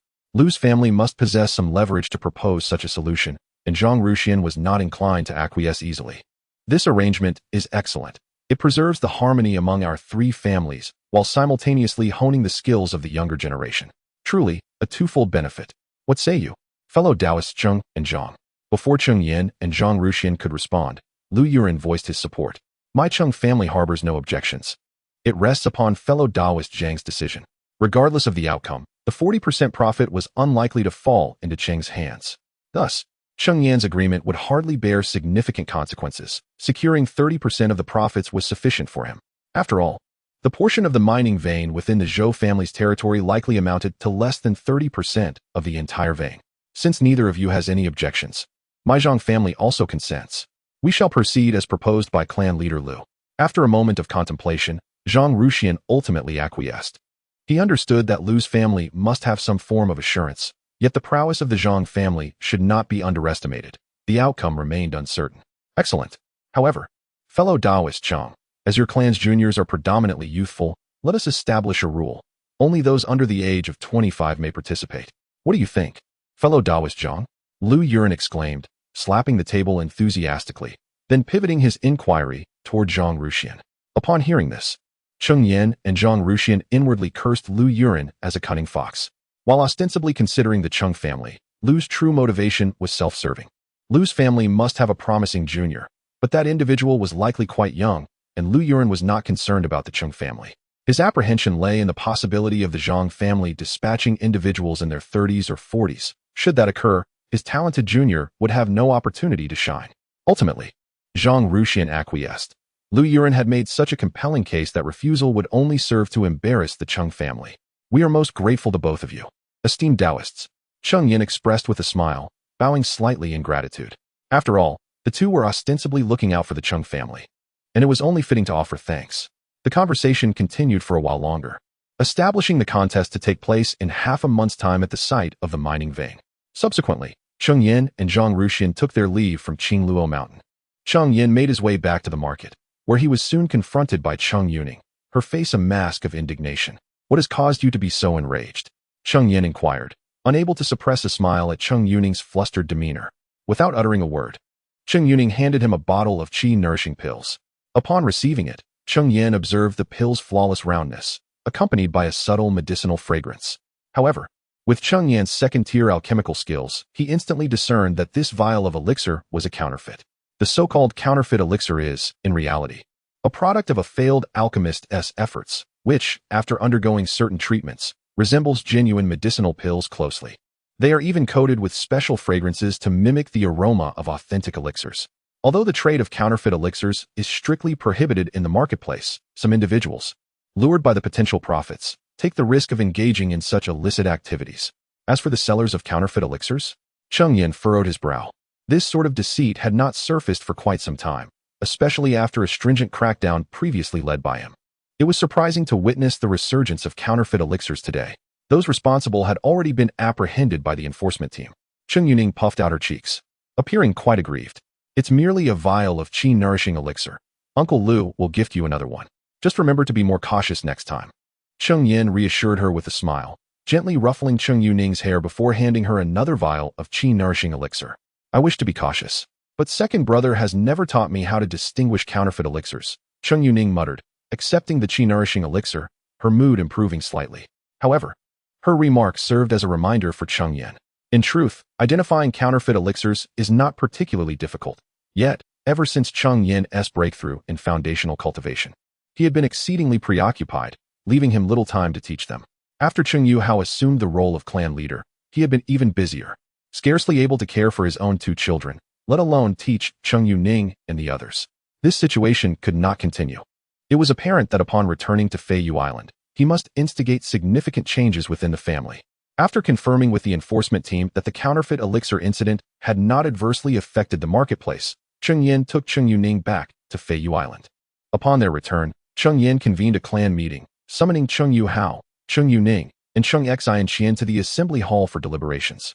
Now that both Cheng Yuning and Cheng Xianxia had surpassed the age of 20, it was time for them to assume some family responsibilities and alleviate the burdens on Cheng Yuhao. Cheng Yan occupied the principal seat, while the three sat on either side of him. "Uncle Lu, what is the status of the mine?" As soon as they were seated, Cheng Yuhao inquired eagerly. That mine was a second-tier purple gold vein, and securing a share could yield substantial benefits for the Cheng family. Presently, most of the Cheng family's income stemmed from their tavern, specifically their spirit liquor industry. Besides that, there was Cheng Yan's Pill Pavilion. As for the Baibao Pavilion, due to its dual role of acquiring spiritual items, it was not particularly profitable. The Cheng family also possessed several industries in the developmental stage, such as the ice silk silkworms. After years of cultivation, they now had about 20 ice silk silkworms. However, these industries not only failed to generate profit at present, but also required continuous investment of spiritual stones from the Cheng family. Nonetheless, once these ventures matured, they would yield a steady influx of spiritual stones for the family, making these investments worthwhile.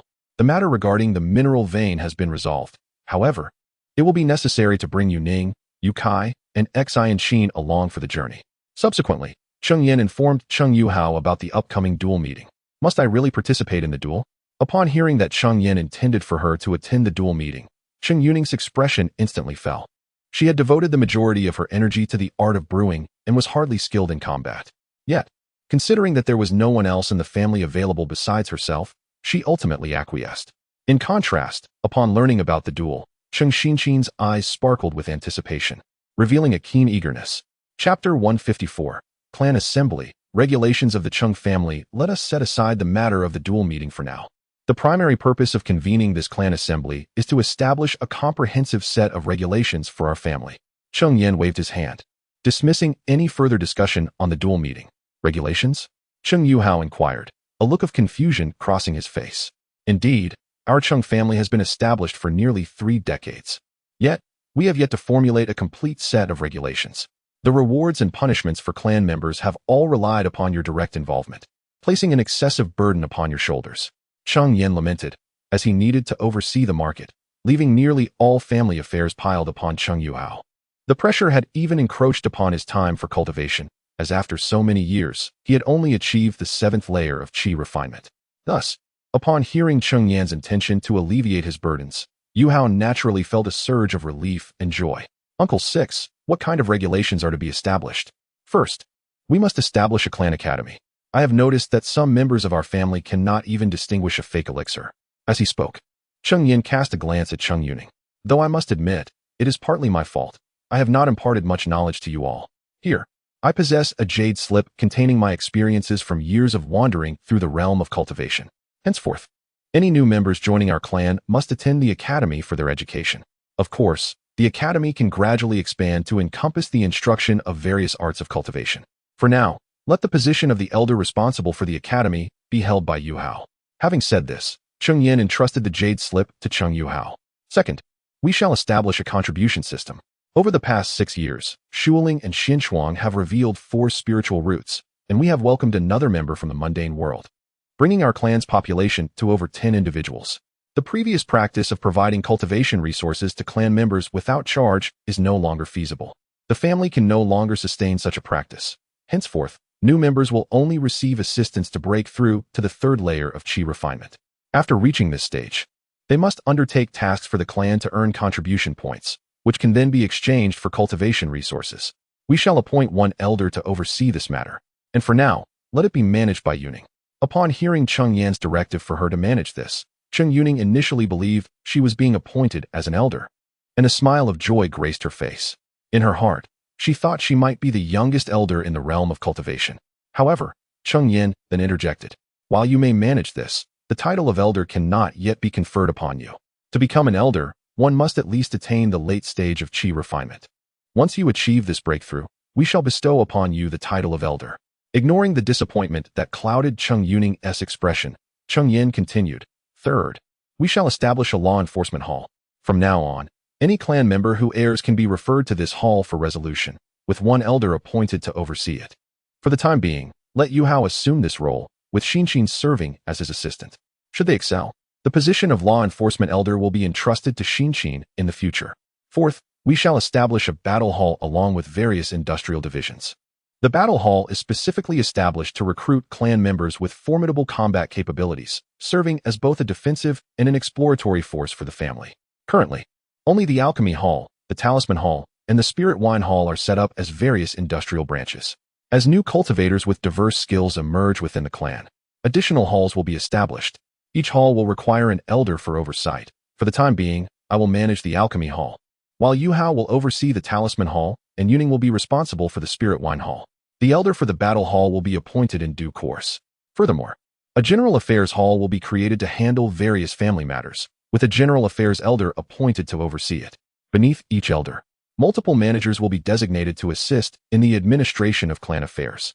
From this point onward, the clan leader will focus solely on the strategic direction of the family, assigning tasks to the elders, who will further delegate responsibilities to the managers for execution. Although our clan currently lacks sufficient manpower, leading to significant vacancies in various positions, it is imperative that this system be rigorously enforced, as it will facilitate our clan's rapid development. Thus, the framework of the family is broadly established. Should further needs arise, we shall add to it. As for specific details, such as clan regulations, I shall entrust Yuhao with drafting them, with Yuning and Xianxia assisting him. Once completed, he will present them to me for review. After an extensive discourse, Cheng Yan has successfully outlined the power structure of the Cheng family. This is of paramount importance for the Cheng family, as order is essential for coherence. With these systems in place, the future development of the Cheng family will be smoother and more secure. Yes, sixth uncle. The 3 responded in unison, nodding in agreement. Let us conclude today's clan meeting here. From now on, we shall convene a clan meeting every 3 years. In my absence, Yuhao will preside over it. The combat seminar is set to take place in half a month. Yuning and Xianxia, please invite Yukai to join me for the next 2 weeks, during which I will impart some combat techniques to you. By the way, since Li Yun has achieved great merit, he should be rewarded. It appears he has been stuck at the 6th level of qi refinement for quite some time. Let us retrieve a breaking barrier pill from the clan treasury for him. That will be all for now. You may leave. Yu Hao, please stay behind. After hearing Cheng Yan's words, Cheng Yuning and Cheng Xinxin bowed respectfully before departing the assembly hall. After all these years, why are you still at the 7th level of qi refinement? Cheng Yan inquired, frowning at Yu Hao's cultivation level. These years have been consumed by family affairs, leading to neglect of my cultivation. While family matters are undeniably important, for a cultivator, one's cultivation is paramount. You are nearing 40, and 60 is not far off. If you do not expedite your cultivation, you risk losing the opportunity to establish your foundation. Cheng Yan earnestly urged Yu Hao to prioritize his cultivation, but to his surprise, Yu Hao merely smiled wryly. 6th uncle, putting aside whether we have access to a foundation establishment pill. Even if we do, my aptitude as a 4 spiritual root cultivator does not merit the expenditure of such a precious resource. Foolishness. Are you aware of the current number of perfected qi practitioners among the Liu and Zhang families? As soon as they obtain a foundation establishment pill, they can immediately produce another foundation establishment practitioner. Our Cheng family, with its limited heritage, risks being overshadowed by these 2 families if we cannot match their number of foundation establishment cultivators. Very well, after you return, devote yourself diligently to your cultivation and elevate your abilities. You need not fret over the matter of the foundation establishment pill, for I shall take care of it. Cheng Yan's resolute words left Cheng Yu Hao with no choice but to acquiesce with a wry smile. Yet, what cultivator does not harbor a dream of foundation establishment? Cheng Yu Hao is no exception. However, he had always believed that, given his 4 spiritual roots, even with the assistance of a foundation establishment pill, the probability of breaking through to foundation establishment would not be particularly high. Chapter 155, The Gathering of the Cheng, Liu, and Zhang clans. The precious foundation establishment pill would be a waste for him, especially since such a treasure is not easily obtained. However, Cheng Yan's words enlightened him. The Cheng family, with its shallow foundation, must surpass the Liu and Zhang clans in high-end combat prowess, or else they would inevitably be overshadowed. At present, among the Cheng family, only Cheng Yu Hao possessed the potential to swiftly break through to the foundation establishment stage. Upon realizing this, Cheng Yu Hao's resolve solidified, and he silently vowed to diligently cultivate, not to disappoint his uncle Liu. Cheng Yan, observing Cheng Yu Hao's growing determination, wore a satisfied smile. As long as Cheng Yu Hao was willing to strive, Cheng Yan was confident that within a decade, he would be able to assist Cheng Yu Hao in attempting to break through to the foundation establishment stage. This confidence stemmed from the Qingyuan fruit tree within the Qian Kuan Mountain water map. The tree had already blossomed, and it would not be long before it bore fruit. Once Cheng Yu Hao reached the 8th level of qi refinement, he could consume the Qingyuan fruit to advance to the 9th level, should he encounter any bottlenecks. The clan possessed breaking barrier pills, and upon achieving qi refinement perfection, there were also spirit refinement pills available to accelerate the consolidation of spiritual energy. In essence, Cheng Yu Hao would lack for nothing in terms of cultivation resources. Cheng Yan's urgency was also due to the second-tier inferior mineral vein. The value of such a vein could nurture several foundation establishment cultivators, although the vein was jointly mined by the 3 clans. Given the market's substantial revenue-generating capacity and the comprehensive industries of the Liu and Zhang families, it was believed that in another decade, they would once again possess the capability to cultivate a foundation establishment cultivator. Enough of the intricate relationships. I trust you understand. I shall not elaborate further. You may leave now. Ensure the strict implementation of the regulations I established during the clan meeting. In the future, your cultivation time will undoubtedly increase, Cheng Yan instructed. I understand, Uncle Liu. I will cultivate diligently.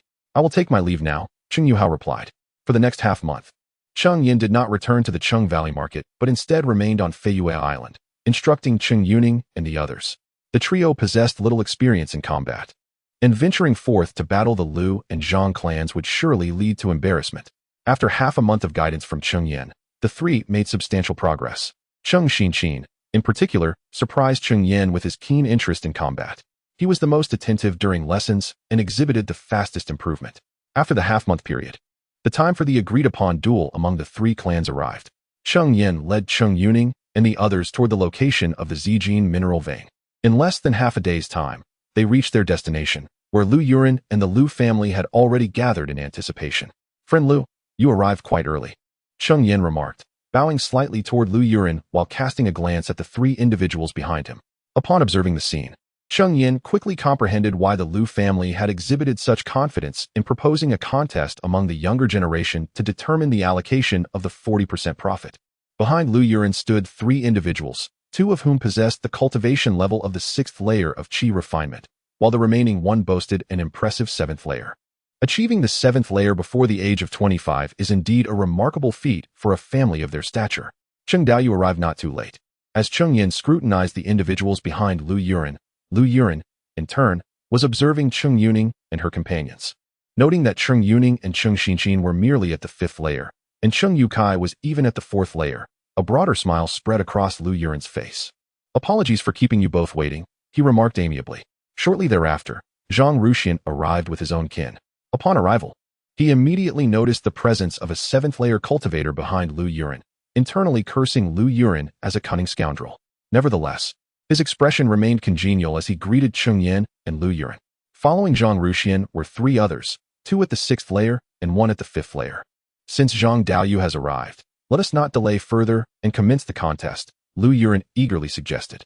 The rules were straightforward. The individuals standing on the stage would be the challengers, accepting any duels from those below. Should a challenger prevail, they would assume the position of the current champion. Should they fail, the original champion would retain their status. Naturally, ample time for recovery would be granted after each bout. The last person remaining on the stage would be declared the victor, and the 40% share of the Zijin mine would henceforth belong to their family. "Given your eagerness, Lu Daoyu, my Zhang family shall gladly oblige," Zhang Ruxian replied. Both turned their attention to Cheng Yan, seeking his approval. "Let us proceed without further ado," Cheng Yan consented. "Excellent. Is there anyone willing to step forward first?" Lu Yuren called out, glancing around, yet no one volunteered initially. Although each contest would allow for recuperation, the toll on both spirit and energy was considerable, and the first to step forward would undoubtedly bear the brunt of this challenge. "Xiyu, you shall go," Zhang Ruxian directed towards an individual among his company. This person was Zhang Xiyu, a cultivator at the 5th layer of qi refinement. "Yes," Zhang Xiyu replied. Stepping onto the stage, "I am Zhang Xiyu of the Zhang family," he announced, bowing respectfully to Cheng Yan and Lu Yuren before taking his stance, awaiting a challenger. "Is there anyone daring enough to challenge?" Lu Yuren exclaimed, his enthusiasm evident. "Yukai, you should go," Cheng Yan advised. Seeing that the only 5th layer cultivator from the Lu and Zhang families had taken the stage, Cheng Yukai, possessing merely the cultivation of the 4th layer of qi refinement, would find it utterly impossible to contend against those at the 6th or even 7th layers. However, facing an opponent of the 5th layer could be considered a feasible challenge. "Yes, 6th uncle," Cheng Yukai acknowledged Cheng Yan's directive with a nod. He was advised not to dwell on victory or defeat, but rather to regard this as a form of training. Given that his adversary was at the 5th layer, the likelihood of Cheng Yukai emerging victorious in this confrontation was exceedingly slim. Nevertheless, Cheng Yan wished to prevent Cheng Yukai from becoming despondent over the outcome of this encounter, as youthful ambition often placed undue emphasis on such matters. "Understood, 6th uncle," Cheng Yukai responded affirmatively and made his way towards the makeshift arena. In truth, this so-called arena was merely a circle hastily drawn by the 3 families, lacking the authenticity of a true martial platform. Chapter 156. An unexpected turn. As Cheng Yan observed Cheng Yukai stepping forward, he smiled and nodded at Zhang Ruxian, who reciprocated the gesture. This time, Zhang Ruxian extended a favor to Cheng Yan, for it was well understood that the first to engage would inevitably bear the brunt of the challenge. Nevertheless, Zhang Ruxian dispatched his junior to ensure that Cheng Yukai would not have to face an opponent of the 6th level of qi refinement. The Cheng family, represented by Cheng Yukai, stepped forward to issue a challenge. Cheng Yukai cupped his fist in greeting to Zhang Shiryu, proclaiming loudly his intent. Unfazed by Zhang Shiryu's 5th level of qi refinement, Cheng Yukai radiated a spirited determination, earning Cheng Yan's approving nods from the sidelines. The contest commenced. At Lu Yuren's command, both participants retrieved their respective magical artifacts from their storage pouches. Cheng Yukai specialized in fire-based techniques, wielding a first-tier, mid-grade crimson flag capable of summoning fireballs to assault his adversary. In contrast, Zhang Shiryu brandished a first-tier, mid-grade flying sword. The clash of fireballs and flying swords illuminated the air with a dazzling display. Yet, to the 3 Foundation establishment cultivators observing, it resembled little more than a child's play. Initially, Cheng Yukai held his ground against Zhang Shiryu, but his inferior cultivation level soon became evident, and he was swiftly overwhelmed, conceding defeat in short order. "I concede, Dao friend Zhang," Cheng Yukai panted, his face pale, while Zhang Shiryu appeared composed and unruffled. The disparity in their cultivation levels was palpable, And in a contest where their magical artifacts and techniques were relatively equal, such differences are not easily bridged. Thank you, Dao friend Zhang, for your mercy, Cheng Yukai said, bowing once more before exiting the arena. I'm sorry, Uncle Lu. I have lost. Cheng Yukai hung his head low. Although he had anticipated the slim chances of victory from the outset, the sting of defeat was nonetheless disheartening. It matters not. After all, your cultivation is inferior, and you are younger than he. A loss is to be expected, Cheng Yan reassured him. Do not be discouraged. I hope you glean valuable lessons from this contest. For instance, your techniques are too singular, lacking adaptability. Furthermore, as Cheng Yan comforted Cheng Yukai, he pointed out the areas where the latter had faltered during their duel, then handed him a medicinal pill to aid in his recovery. After each round of competition, a quarter of an hour was allotted for the champion to recuperate. After the allotted time, Lu Yuren inquired if anyone was willing to challenge Zhang Shiyu. However, the Lu family members, all above the 6th level of qi refinement, found it implausible to challenge someone of a lesser cultivation level. Thus it fell upon the Cheng family to step forward once more. Cheng Yuning, announced Cheng Yuning as she approached, cupping her fist in greeting to Zhang Shiyu, who returned the gesture. The contest began. At Lu Yuren's command, Cheng Yuning's aura shifted dramatically. Once lively and energetic, she is now wholly absorbed in the duel. Although Cheng Yuning may not excel in combat, it does not imply that she fears it. At this moment, her sole intention is to exert every effort to triumph in this contest. Without hesitation, Cheng Yuning initiates her attack, weaving her spell with deft fingers, summoning a fireball from thin air. Fireball technique. Go, she exclaims, sending the fireball soaring directly towards Zhang Shiyu. Seeing this, Zhang Shiyu quickly forms several hand seals, and a flash of golden light appears as a golden ray rushes towards the fireball. This is the golden light technique, a rather common metal-based spell, whose strength is comparable to that of the fireball. The two spells collide in mid-air, mutually nullifying each other, neither able to gain the upper hand. Recognizing that her fireball technique is ineffective against him, Cheng Yuning swiftly executes several more hand seals, conjuring a fiery serpent. The moment the serpent materializes, it writhes and lunges towards Zhang Shiyu. With remarkable speed, the fiery serpent reaches him in the blink of an eye. Left with no choice, Zhang Shiyu deploys the golden shield technique, creating a golden barrier to protect himself. The serpent sinks its fangs into the shield, but it cannot breach the protective barrier and continues to assault it, gradually depleting its power. As the fiery serpent relentlessly attacks, the golden shield begins to dim, revealing that its strength is waning. However, the serpent itself appears to be on the verge of extinguishment. Ultimately, the shield shatters with a thunderous crash. Yet the serpent also shows signs of faltering, poised to extinguish at any moment. A mere flick from Zhang Shiyu could scatter it to oblivion. As Zhang Shiyu contemplates this, preparing to command his flying sword to disperse the serpent, he suddenly notices Cheng Yuning grasping a gourd at her waist. She uncorks the gourd, and a rich aroma of liquor wafts through the air. Cheng Yuning tilts her head back and takes a sip of the spirit, but rather than swallowing it, she sprays a mouthful towards the fiery serpent. Upon contact with the spirit, the serpent's flames surge dramatically, its power amplified significantly. Zhang Shiyu's expression shifts drastically. The serpent is now perilously close, and casting a counterspell is clearly too late. Relying solely on his sword is futile, and he can only watch helplessly as the serpent lunges at him. With the enhancement from the spirit, the serpent's might is formidable. Should it strike him, he would undoubtedly suffer severe injuries. However, 3 foundation-building cultivators are present, and they will not allow such an incident to transpire. Cheng Yan raises a hand, and with a flick, the fiery serpent that had reached Zhang Shiyu's face vanishes into thin air. After the serpent's disappearance, Zhang Shiyu stands stunned for a moment, unable to comprehend how he was so easily defeated. Yet, this is a consequence of his own underestimation. He had disregarded the fire serpent's potency because it appeared to be on the brink of collapse, thus lowering his guard. Little did he anticipate that Cheng Yuning's sip of spirit would revive the serpent. Had he prepared in advance, the outcome would undoubtedly have been different. However, the conclusion is now irrevocably settled. He is not one to shy away from defeat and can only sigh, conceding, "Friend Cheng, your prowess is commendable. I admit my loss. I merely resorted to cunning tactics. If we were to discuss this matter further, I might not necessarily stand as a match against you, Zhang." Although Cheng Yuning emerged victorious, she did not succumb to arrogance.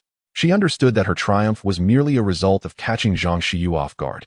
Such tactics can only be employed once. Thereafter, others will be prepared, rendering them ineffective. In the realm of magical combat, cunning does not exist. As long as one achieves victory, it is a commendable strategy. and I humbly acknowledge my inferiority. Chapter 157. Uncle Lu, I hope I did not bring you shame. After exchanging pleasantries, Xianxia dejectedly returned to the Zhang clan's ranks. In contrast, Cheng Yan bounced back with evident joy, clearly thrilled by her victory in the competition. Uncle Lu, I hope I did not bring you shame. She beamed at Cheng Yan, basking in her accomplishment. Well done. Now go recuperate your spiritual energy. There will be another contest shortly. Cheng Yan praised Cheng Yan and handed her a pill to aid in her recovery. A quarter of an hour later, Cheng Yan had regained her peak spiritual energy, ready to face the next challenge. This time, she would be contending against a practitioner at the 6th level of qi refinement. However, no one was willing to face Cheng Yan, whose cultivation was lower than theirs. Ultimately, she took the initiative to challenge a 6th level practitioner from the Lu clan. Unfortunately, with her cultivation suppressed, her surprise tactics lost their effectiveness. In the end, she could not withstand the pressure for long and was defeated. Subsequently, the Zhang clan dispatched another 6th level practitioner to confront the Lu clan's contender. The Lu clan's practitioner proved to be formidable, and having faced minimal exertion against Cheng Yan, he engaged the Zhang clan's 6th level practitioner in an evenly matched contest, ultimately securing a narrow victory by a single move. Thus, both the Cheng and Zhang clans suffered 2 defeats, while the Lu clan remained unbeaten. At this juncture, Cheng Xianxia grew restless. There were only a few participants left in the arena. If he did not step up to challenge soon, he feared he would miss his opportunity. Lacking both natural talent in cultivation and management, he had devoted himself to enhancing his combat abilities. However, over the years, he had seen little opportunity to hone his skills, leaving his prowess stagnant. When he heard of the martial arts gathering hosted by the 3 clans, he was overjoyed, finally presented with a chance for real combat. Yet, upon arrival, he was taken aback to find that only one practitioner from the Lu and Zhang clans was at the 5th level of qi refinement. The others surpassed him in cultivation. Nonetheless, Cheng Xianxia was determined not to forfeit this opportunity, and even against a 6th level opponent, he resolved to challenge them. Thus, once the Lu clan's 6th level practitioner had recovered, Cheng Xianxia stepped forward without waiting for Lu Yuren's inquiry.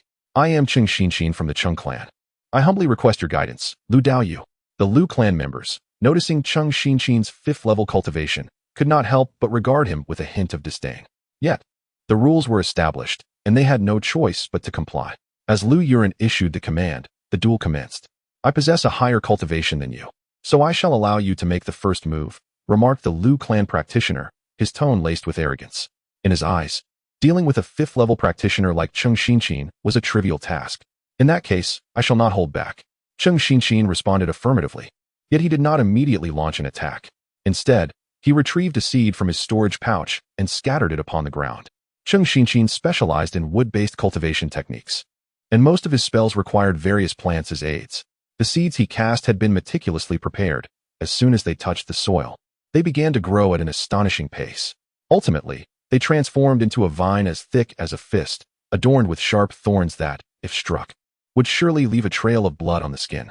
The vine continued to grow, resembling the tentacles of some otherworldly beast, swaying incessantly. The Lu clan members could not passively watch as the vine flourished. They swiftly formed several hand seals, unleashing water blades that sliced toward the vine.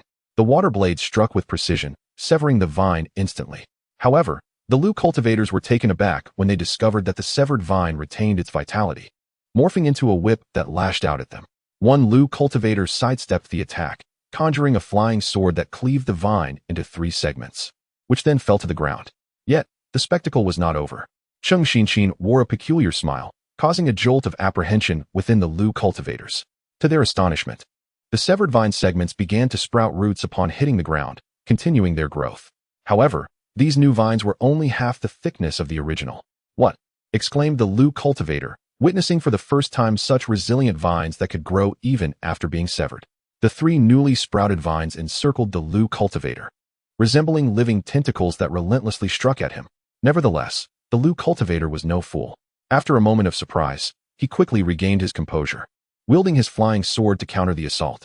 For a time, Cheng Xianxia's vines could not inflict any harm upon the Lu cultivator, who maintained a vigilant defense until the vines ultimately lost their last vestiges of vitality and ceased to grow. However, before the Lu cultivator could exhale a sigh of relief, the original vine that Cheng Xianxia had planted had fully matured, stretching nearly 10 zhang in length. With a flick of his hand, the vine lashed out towards the Lu cultivator.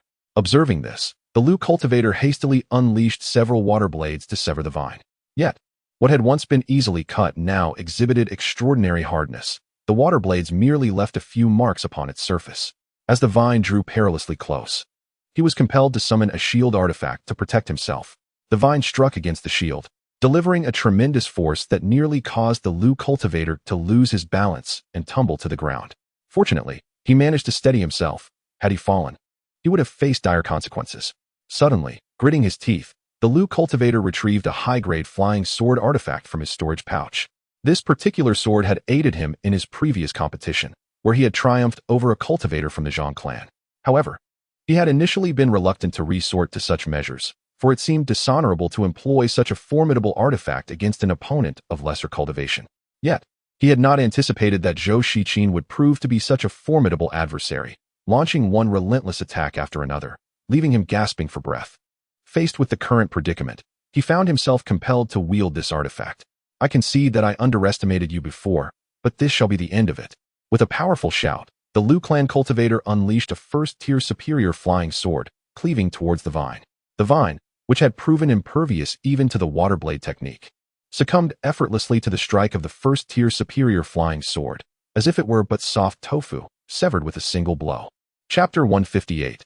Thus ends once impervious to the water blade technique. The vine succumbed effortlessly to the exquisite craftsmanship of a first-tier superior flying sword, as though they were mere soft tofu, severed with a single stroke. The Lu clan cultivator, fearing that the vine might continue to flourish after being cut, deftly manipulated the sword to uproot it entirely. Deprived of the nurturing soil, the vine quickly withered into a pallid hue. With the loss of this vine, do you possess any other strategies? Should you lack alternatives, this battle may well slip from your grasp. After shattering Cheng Xinqin's vine, the Lu clan cultivator did not hasten to retaliate. In his estimation, having summoned a first-tier superior magical artifact, victory was assured. In that case, my friend, why not test this technique of mine? Unperturbed by the destruction of his vine, Cheng Xinqin retrieved a fresh seed from his storage pouch and scattered it upon the ground. Upon forming a hand seal, the seed sprouted visibly, breaking through the soil with remarkable speed. In mere moments, it grew into a towering tree nearly 3 zhang high.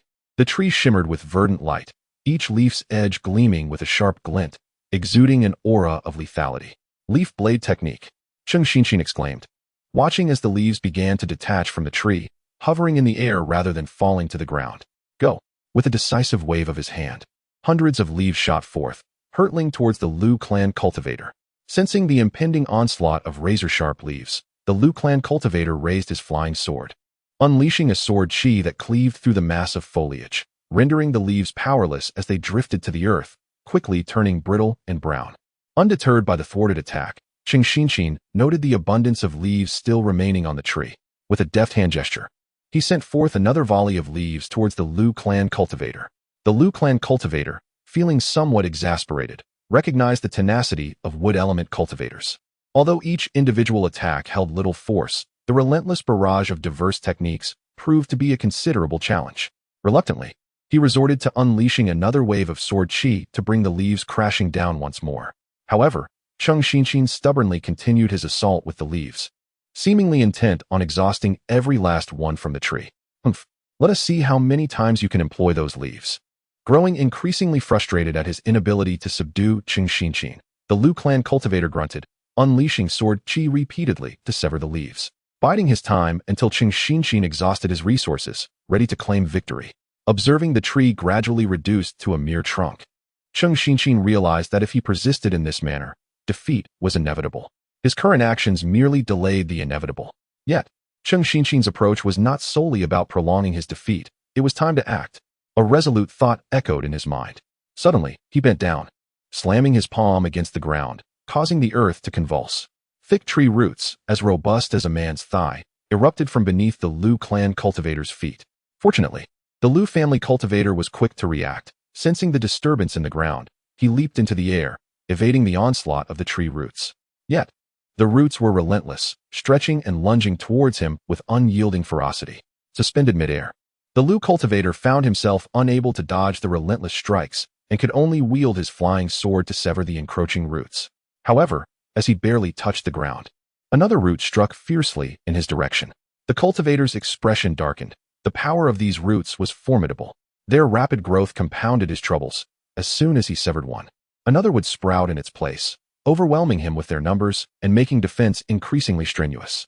If this continued, defeat seemed inevitable.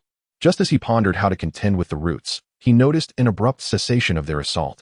The Lu cultivator paused, quickly realizing that Cheng Xianxia had depleted his spiritual energy. While wood element practitioners could be quite troublesome, their energy consumption was notably more rapid than that of other elemental cultivators. After all, spells required energy, nurturing plants demanded energy, and restoring severed flora consumed energy as well.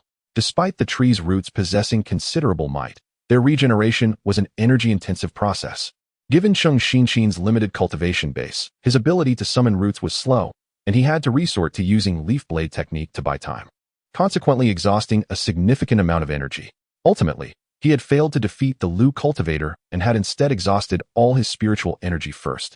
I concede, Cheng Xianxia said, a bitter smile gracing his features as he acknowledged his defeat, ultimately succumbing to the disparity in cultivation levels. Your prowess, fellow cultivator, truly commands my respect. Defeating you was merely a matter of leveraging my higher cultivation. It was sheer fortune. The Lu cultivator spoke these words sincerely. Prior to the contest, he had not regarded Cheng Xianxia as a serious opponent, given the latter's lower cultivation. However, had he lacked either his sixth layer of qi refining or his high-quality magical artifact, he would likely have found himself no match for Zhou Shiqing. Any disdain he had once harbored for Cheng Xianxia had evaporated. After all, cultivation is a journey painstakingly traversed by each practitioner. There is no room for mere chance and defeat. Cheng Xianxia shook his head, refusing to let this defeat affect his mindset. Upon hearing this, the Lu cultivator paused, then sighed, saying, "Your character far surpasses my own. I have learned much from you. I look forward to our next contest." Reflecting on his earlier arrogance, he couldn't help but smile ruefully. How could he have dared to look down on others with such limited ability? "You flatter me, my friend. I too anticipate our future contest." Cheng Xianxia replied humbly, clasping his hands in respect before turning to exit the arena. "I lost, sixth grandfather. I have disappointed you," he said, head bowed, addressing Cheng Yan. Regardless of his outward composure, a hint of sorrow slipped through before his elder. To compel a practitioner at the sixth layer of qi refinement, wielding a first-grade superior magical artifact, to such a state, while possessing only the fifth layer of qi refinement, is indeed an extraordinary feat. Your performance brings me immense joy, and I have no room for disappointment. Cheng Yan smiled as he gently patted Cheng Xianxia's shoulder, offering words of consolation. Hearing Cheng Yan's comforting remarks, Cheng Xianxia felt somewhat uplifted. Enough of overthinking. Since this defeat stems from a disparity in cultivation, focus on your training upon returning, striving diligently to attain the sixth layer of qi refinement. Additionally, upon your return, I encourage you to take on the responsibilities of the battle hall.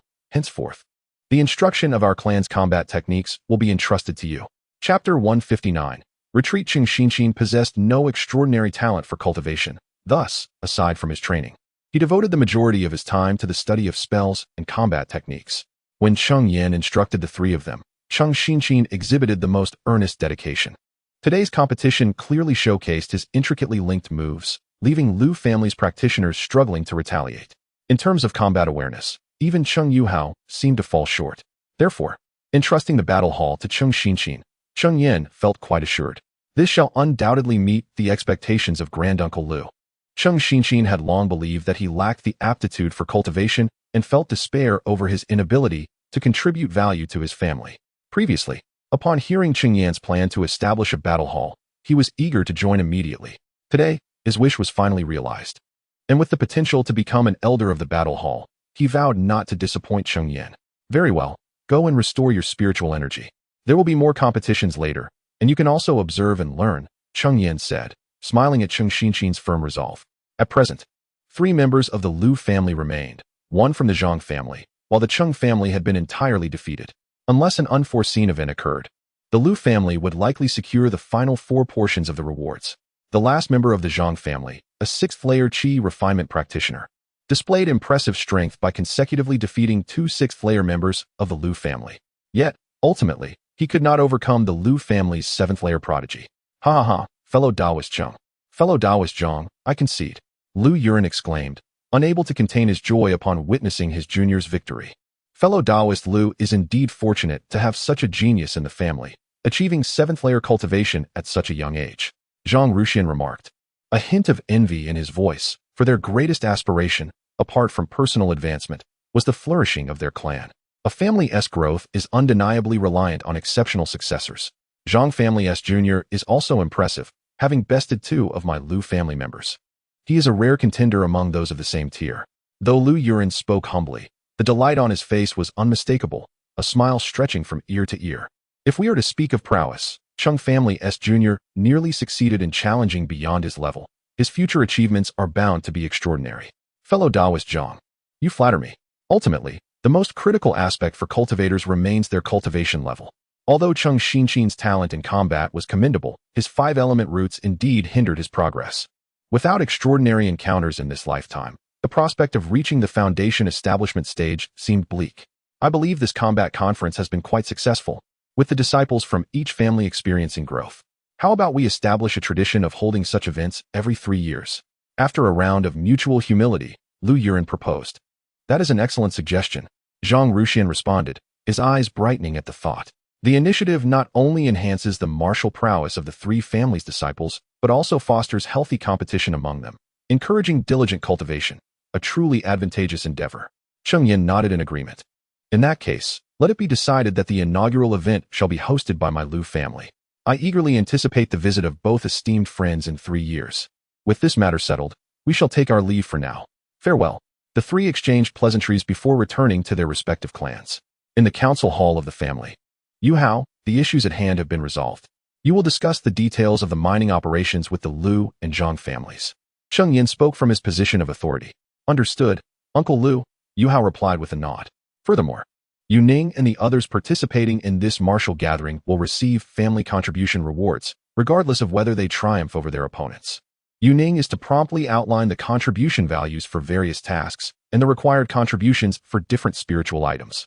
Should there be any uncertainties, consult Li Yun, who oversees the treasure pavilion and possesses profound knowledge regarding the value of various spiritual items.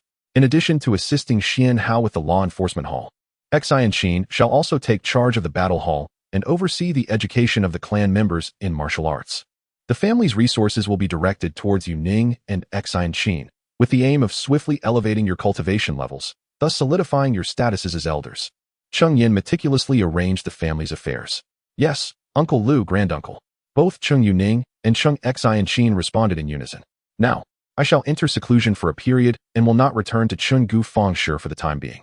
Yu Hao, please keep an eye on developments there and notify me promptly via the sound transmission talisman if anything arises.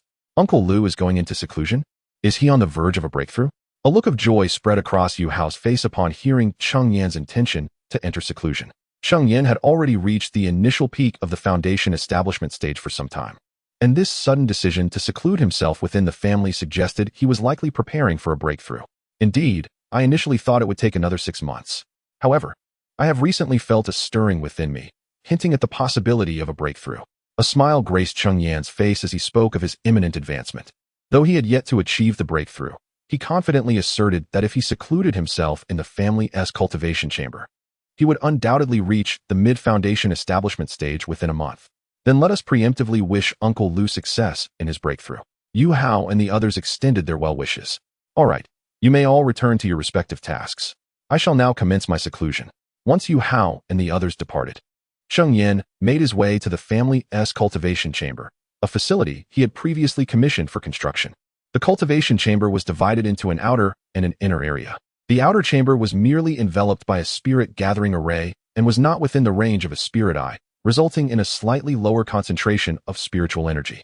In contrast, the inner chamber boasted a spirit eye, complemented by the spirit gathering array, ensuring that its spiritual energy concentration was on par with that of a high-grade second-tier spiritual vein.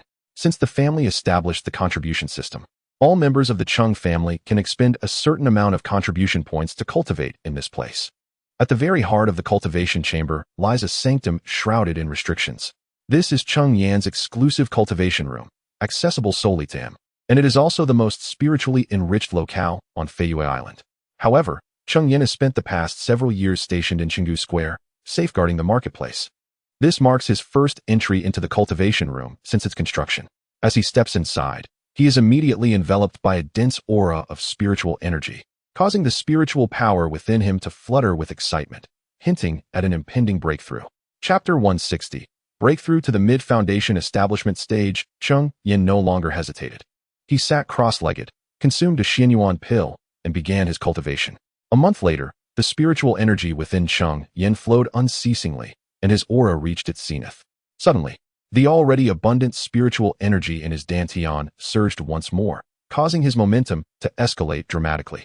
Had there been an observer present, they would have sensed an overwhelming pressure of spiritual energy. This state persisted for nearly an hour before finally subsiding. At this moment, Cheng Yan exuded a distinct aura of mid-foundation establishment stage spiritual energy.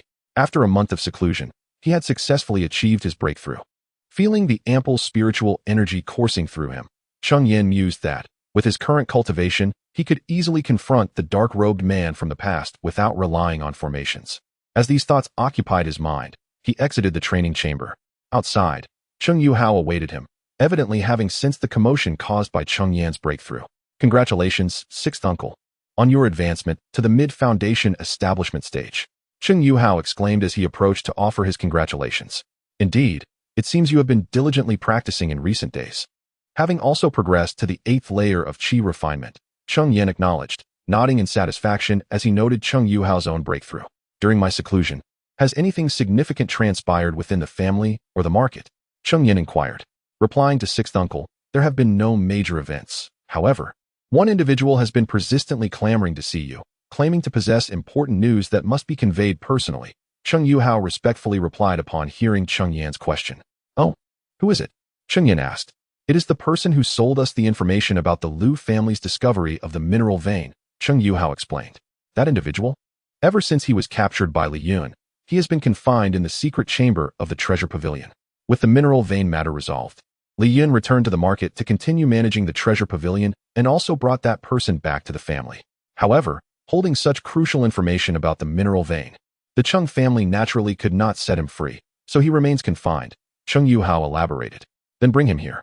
If he claims to possess important news that is only meant for me, it would be prudent to listen, Cheng Yan instructed. Understood, sixth uncle, Cheng Yuhao replied and departed. Shortly thereafter, he returned with the individual in question. This man, who had sold the information to the Cheng family and had subsequently been subdued by Li Yun, was at the 8th layer of qi refinement, though his cultivation was currently suppressed by the restrictions Cheng Yan had placed upon him. I hear you have news to share with me? Cheng Yan prompted. Indeed, and this information is sure to pique your interest, esteemed senior, the man replied confidently. Oh, pray tell what this news entails, Cheng Yan inquired, his curiosity piqued. He wondered what revelation a mere 8th layer qi refinement practitioner could possess that would warrant such a claim. The information will not disappoint you, esteemed senior. But I hope you will agree to one condition, the man stated, brimming with confidence. What condition? I hope my senior can grant me my freedom. It is impossible to grant you freedom when you possess such critical information regarding the mineral veins. However, I may spare your life. Upon hearing this, Cheng Yan shook his head, resolutely rejecting the offer. What? Are you planning to kill me? The man exclaimed in astonishment, his face draining of color. He had initially believed that the Cheng family would merely imprison him, never considering that they intended to take his life. This is only natural. Only the dead can keep secrets, Cheng Yan replied with an air of inevitability. No, you cannot kill me. If you do, you will never obtain this information. The man shouted in a flurry of desperation. Thus, it hinges on whether your information is worth your life, Cheng Yan remarked, observing the man's panicked demeanor with a faint smile. It is worth it. Absolutely worth it. The man replied hastily, now no longer contemplating his freedom, but solely focused on surviving. Then tell me, what is this information? Upon hearing Cheng Yan's insistence, the man fell silent, lowering his head as his expression shifted. Lost in thought, at last, he sighed and said, I know the location of a celestial spirit fruit tree. What? The celestial spirit fruit tree? Cheng Yuhao, who had been listening, stood up in shock, while Cheng Yan wore a similarly astonished expression. They had not anticipated that the man's so-called information pertained to the location of a celestial spirit fruit tree. This tree bore a fruit known as the celestial spirit fruit, which, when consumed, could enhance the success rate of foundation establishment by 20%. However, most importantly, this celestial spirit fruit was a primary ingredient in the concoction of the foundation establishment pill. The foundation establishment pill required 3 principal ingredients: the celestial spirit fruit, dragon tendengrass, and jade essence mushroom. The rarity of the foundation establishment pill stemmed from the extreme difficulty in locating these 3 spiritual herbs, particularly the celestial spirit fruit. While the other two could still be considered spiritual herbs, the celestial spirit fruit belonged to the category of heavenly treasures. A treasure such as the celestial spirit fruit tree might not even be possessed by some of the weaker golden elixir factions. Yet now, he was revealing to Cheng Yan that he knew the location of one such tree, a revelation that could hardly fail to astonish him. This information indeed holds the potential for your survival. However, how can I ascertain that your claim is genuine and not a ploy to lead me into the territory of a formidable beast? Cheng Yan, though surprised, did not lose his composure in light of the celestial spirit fruit tree. It is true. The information is authentic. I not only know of a celestial spirit fruit tree, but I also know that it is guarded by a mid-level second-tier crimson flame tiger. Upon hearing Cheng Yan's skepticism, the man grew frantic, desperately attempting to validate the authenticity of his claim. As Cheng Yan learned that the guardian beast's identity and its tier were clearly articulated, his doubts only deepened. You are merely at the 8th layer of chi refinement. How could you possibly find the celestial spirit fruit tree within the territory of a mid-level second-tier crimson flame tiger and return alive? This coincidence is indeed a coincidence. When I discovered it, the crimson flame tiger happened to be in deep slumber. Cheng Yan's inquiry caused a noticeable change in the man's complexion, his speech becoming somewhat halting. It appears you are reluctant to speak the truth. If that is the case, I shall be left with no choice but to end your life. Naturally, Cheng Yan could not accept his so-called explanation of coincidence. If it were truly a coincidence, just how remarkable would that be? No. Senior, you must not kill me. If you do, you shall never uncover the location of the heavenly spirit fruit tree. If you wish to preserve your life, it will depend on your willingness to cooperate. Chapter 161. The secret art of concealing breath to ensure your survival. It hinges upon your willingness to cooperate. Upon uttering these words, Cheng Yan refrained from pressuring him further, instead offering a knowing smile. The intensity of Cheng Yan's gaze left him feeling quite flustered, even as he lowered his head to avoid direct eye contact. The oppressive scrutiny of a Foundation establishment cultivator rendered him restless. After several changes in expression, he finally let out a long sigh and, with a sense of resignation, confessed, "In my youth, I came across a fortuitous opportunity involving the storage bag of a Foundation establishment cultivator. Within it, I discovered a technique known as the secret art of concealing breath. With this art, I am capable of evading the probing consciousness of Foundation establishment practitioners. Furthermore, beasts are inherently less adept in this regard compared to human cultivators, which is why even the advanced second-tier crimson flame tiger would be unable to detect my presence. I have utilized this technique to gather information on rare spiritual herbs within the Tian-Tsang mountain range for trade, thereby earning spirit stones." Cheng Yan, upon hearing this, felt a twinge of skepticism. Nevertheless, to err on the side of caution, he dispelled the restrictions binding the man, allowing him to demonstrate the technique to ascertain its authenticity. As the man sensed the revival of spiritual energy within him, a flicker of reassurance washed over him. Yet, the presence of a Foundation establishment cultivator before him swiftly dissipated that sense of security, compelling him to comply with Cheng Yan's command and activate the art. As he performed the technique, Cheng Yan instantly perceived a shift in his consciousness. The man's figure began to waver, becoming ethereal and elusive. Cheng Yan, being at the mid-level of Foundation establishment himself, recognized the potential for early-stage cultivators to overlook him entirely. Following this revelation, Cheng Yan's belief in the existence of the heavenly spirit fruit tree solidified significantly, and he found himself intrigued by the technique. "Show me the jade tablet containing the art," Cheng Yan requested. The man's expression tightened at these words, but he ultimately sighed in resignation, stating, "Such a vital technique is not something I carry with me. I have rented a courtyard in the Chun Gufang city, where the art is concealed." Upon revealing this information, the man was acutely aware that the secret of the technique was likely irretrievable. Rather than prolonging the inevitable and inciting Cheng Yan's displeasure, he opted for honesty. "Then let us proceed to the Chun Gufang city." Without waiting for his agreement, Cheng Yan grasped him firmly and set forth towards the marketplace. In less than half a day's time, the two arrived before a courtyard within the Chun Gufang city.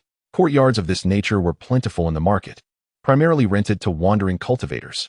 Many of these practitioners would invest spirit stones to secure such spaces for cultivation atop the spiritual veins.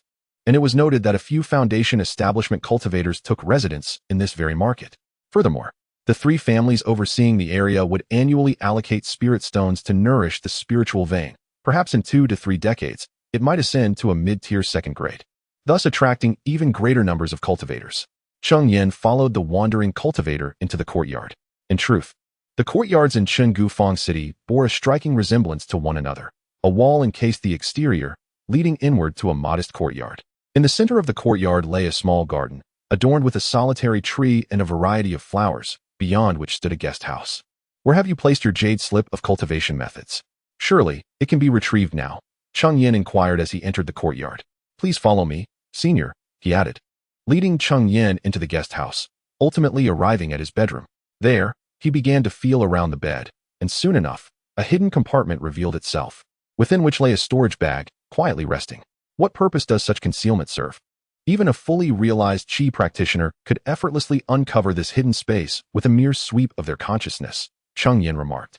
Upon entering the room, he had already sensed the compartment. Under his scrutiny, he could even detect the presence of several ants throughout the courtyard. Such hiding was merely a means of reassuring oneself. In the market, one would seldom find individuals intruding upon another's courtyard. The man chuckled sheepishly, aware that his method of concealment would only deceive those of lesser cultivation. Nonetheless, this act afforded him some comfort. In truth, as long as the cultivation method remained within the confines of this courtyard, it was fundamentally secure. Each courtyard in the Chengdu market was fortified with protective formations, accessible solely by individuals possessing the corresponding tokens. Previously, there had been attempts to forcibly breach these formations and pilfer their contents. However, the formations were linked to the law enforcement team's base. Any disturbance would promptly alert them. After dealing with several individuals who attempted to sabotage the formations, no one dared to repeat such folly. Thus, as long as he kept his belongings within this courtyard, the risk was minimal. Senior, this is the storage bag I acquired from a foundation building practitioner. Most of its contents have been sold for spirit stones or consumed. Presently, only 2 jade slips and 1 magical artifact remain. One of the jade slips is the God-sealing breath-holding technique. However, the other is sealed with a restriction, rendering its contents unreadable. I estimate that only someone of foundation-building cultivation could access its information, he explained, offering the storage bag with both hands to Zhou Yang. Cheng Yan accepted the storage bag, inspected it, and confirmed its integrity before probing with his consciousness. As the man had stated, only 3 items remained. 2 jade slips, and 1 magical artifact. The artifact was a cyan flag, a second-tier mid-grade magical item, suggesting that its former owner was likely a mid-stage foundation-building practitioner. The blue flag, known as the wind blade flag, could unleash a formidable wind blade when activated. Cheng Yan also examined the 2 jade slips, one of which was indeed the God-sealing breath-holding technique. However, after perusing its contents, he felt a twinge of disappointment. Despite its imposing name, the technique's efficacy was rather limited, even at its perfected state. It would only suffice to evade the detection of a novice foundation-building practitioner's consciousness. To Cheng Yan, this technique proved to be somewhat superfluous. After all, he has already reached the mid-stage of foundation establishment. It is quite remarkable that other early-stage foundation establishment cultivators do not flee upon seeing him, let alone requiring Cheng Yan to avoid them.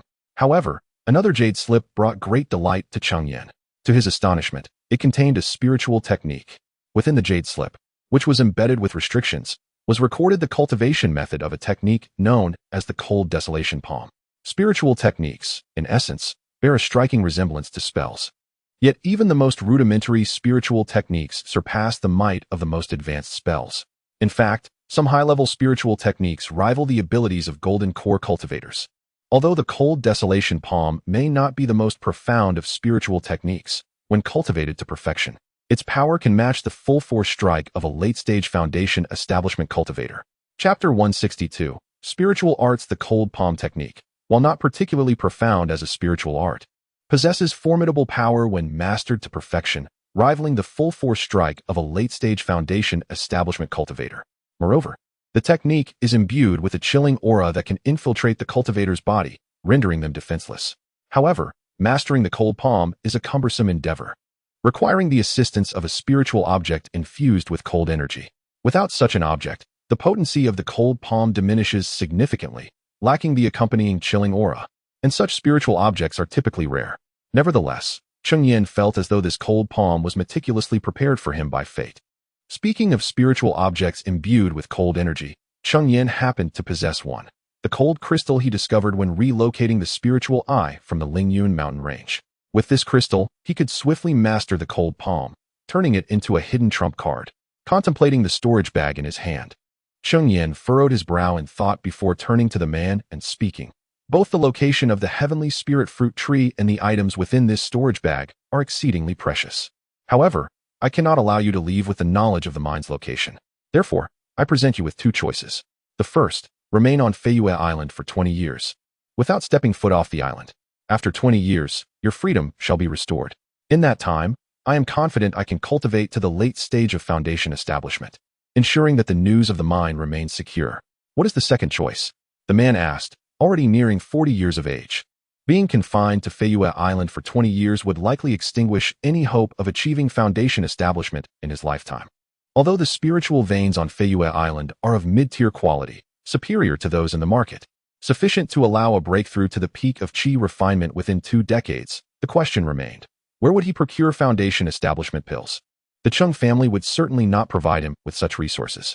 Upon hearing Cheng Yan's first option, he hastily inquired about the second.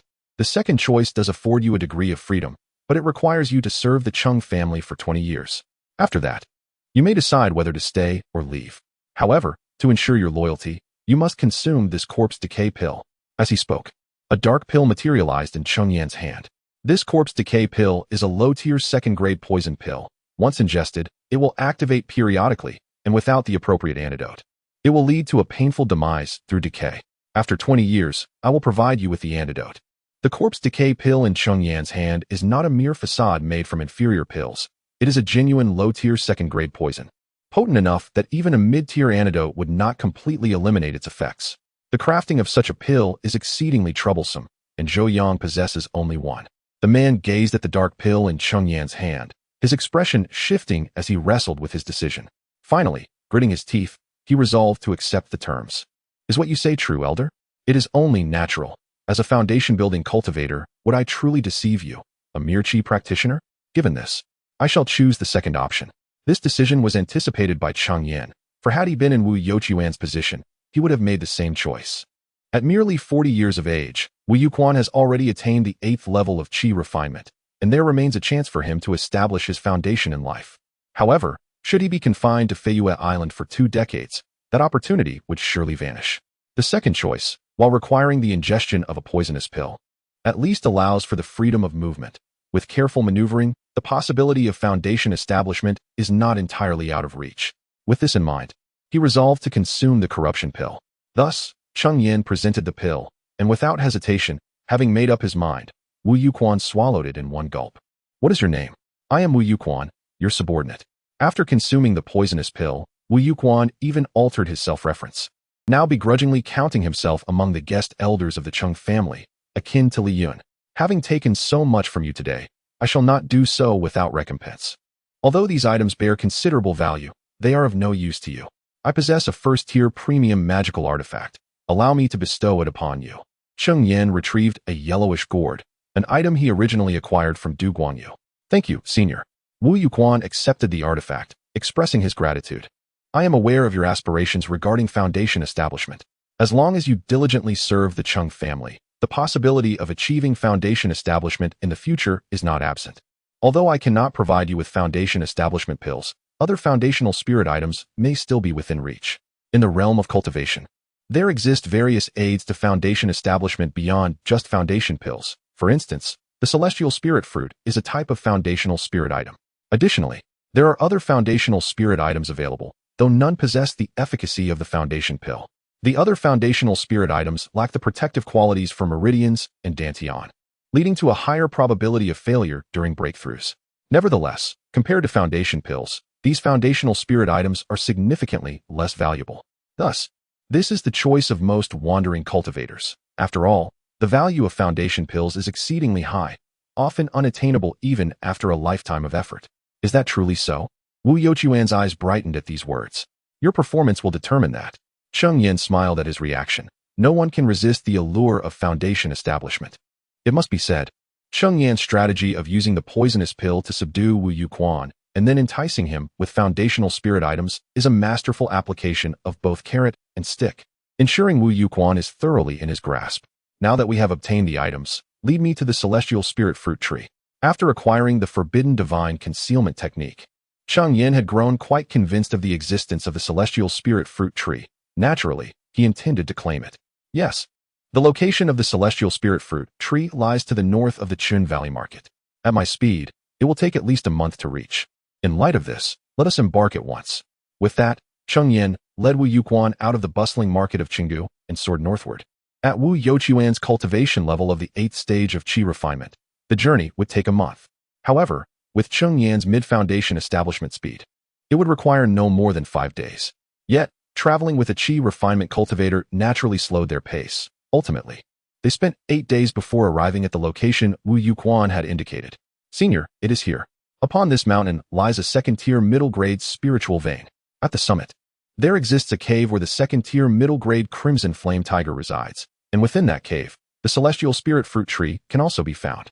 Chapter 163. The crimson flame tiger, unyielding in death before the two, stood a towering mountain, over 100 zhang high. You possess quite the audacity to venture into such a cavern, one remarked.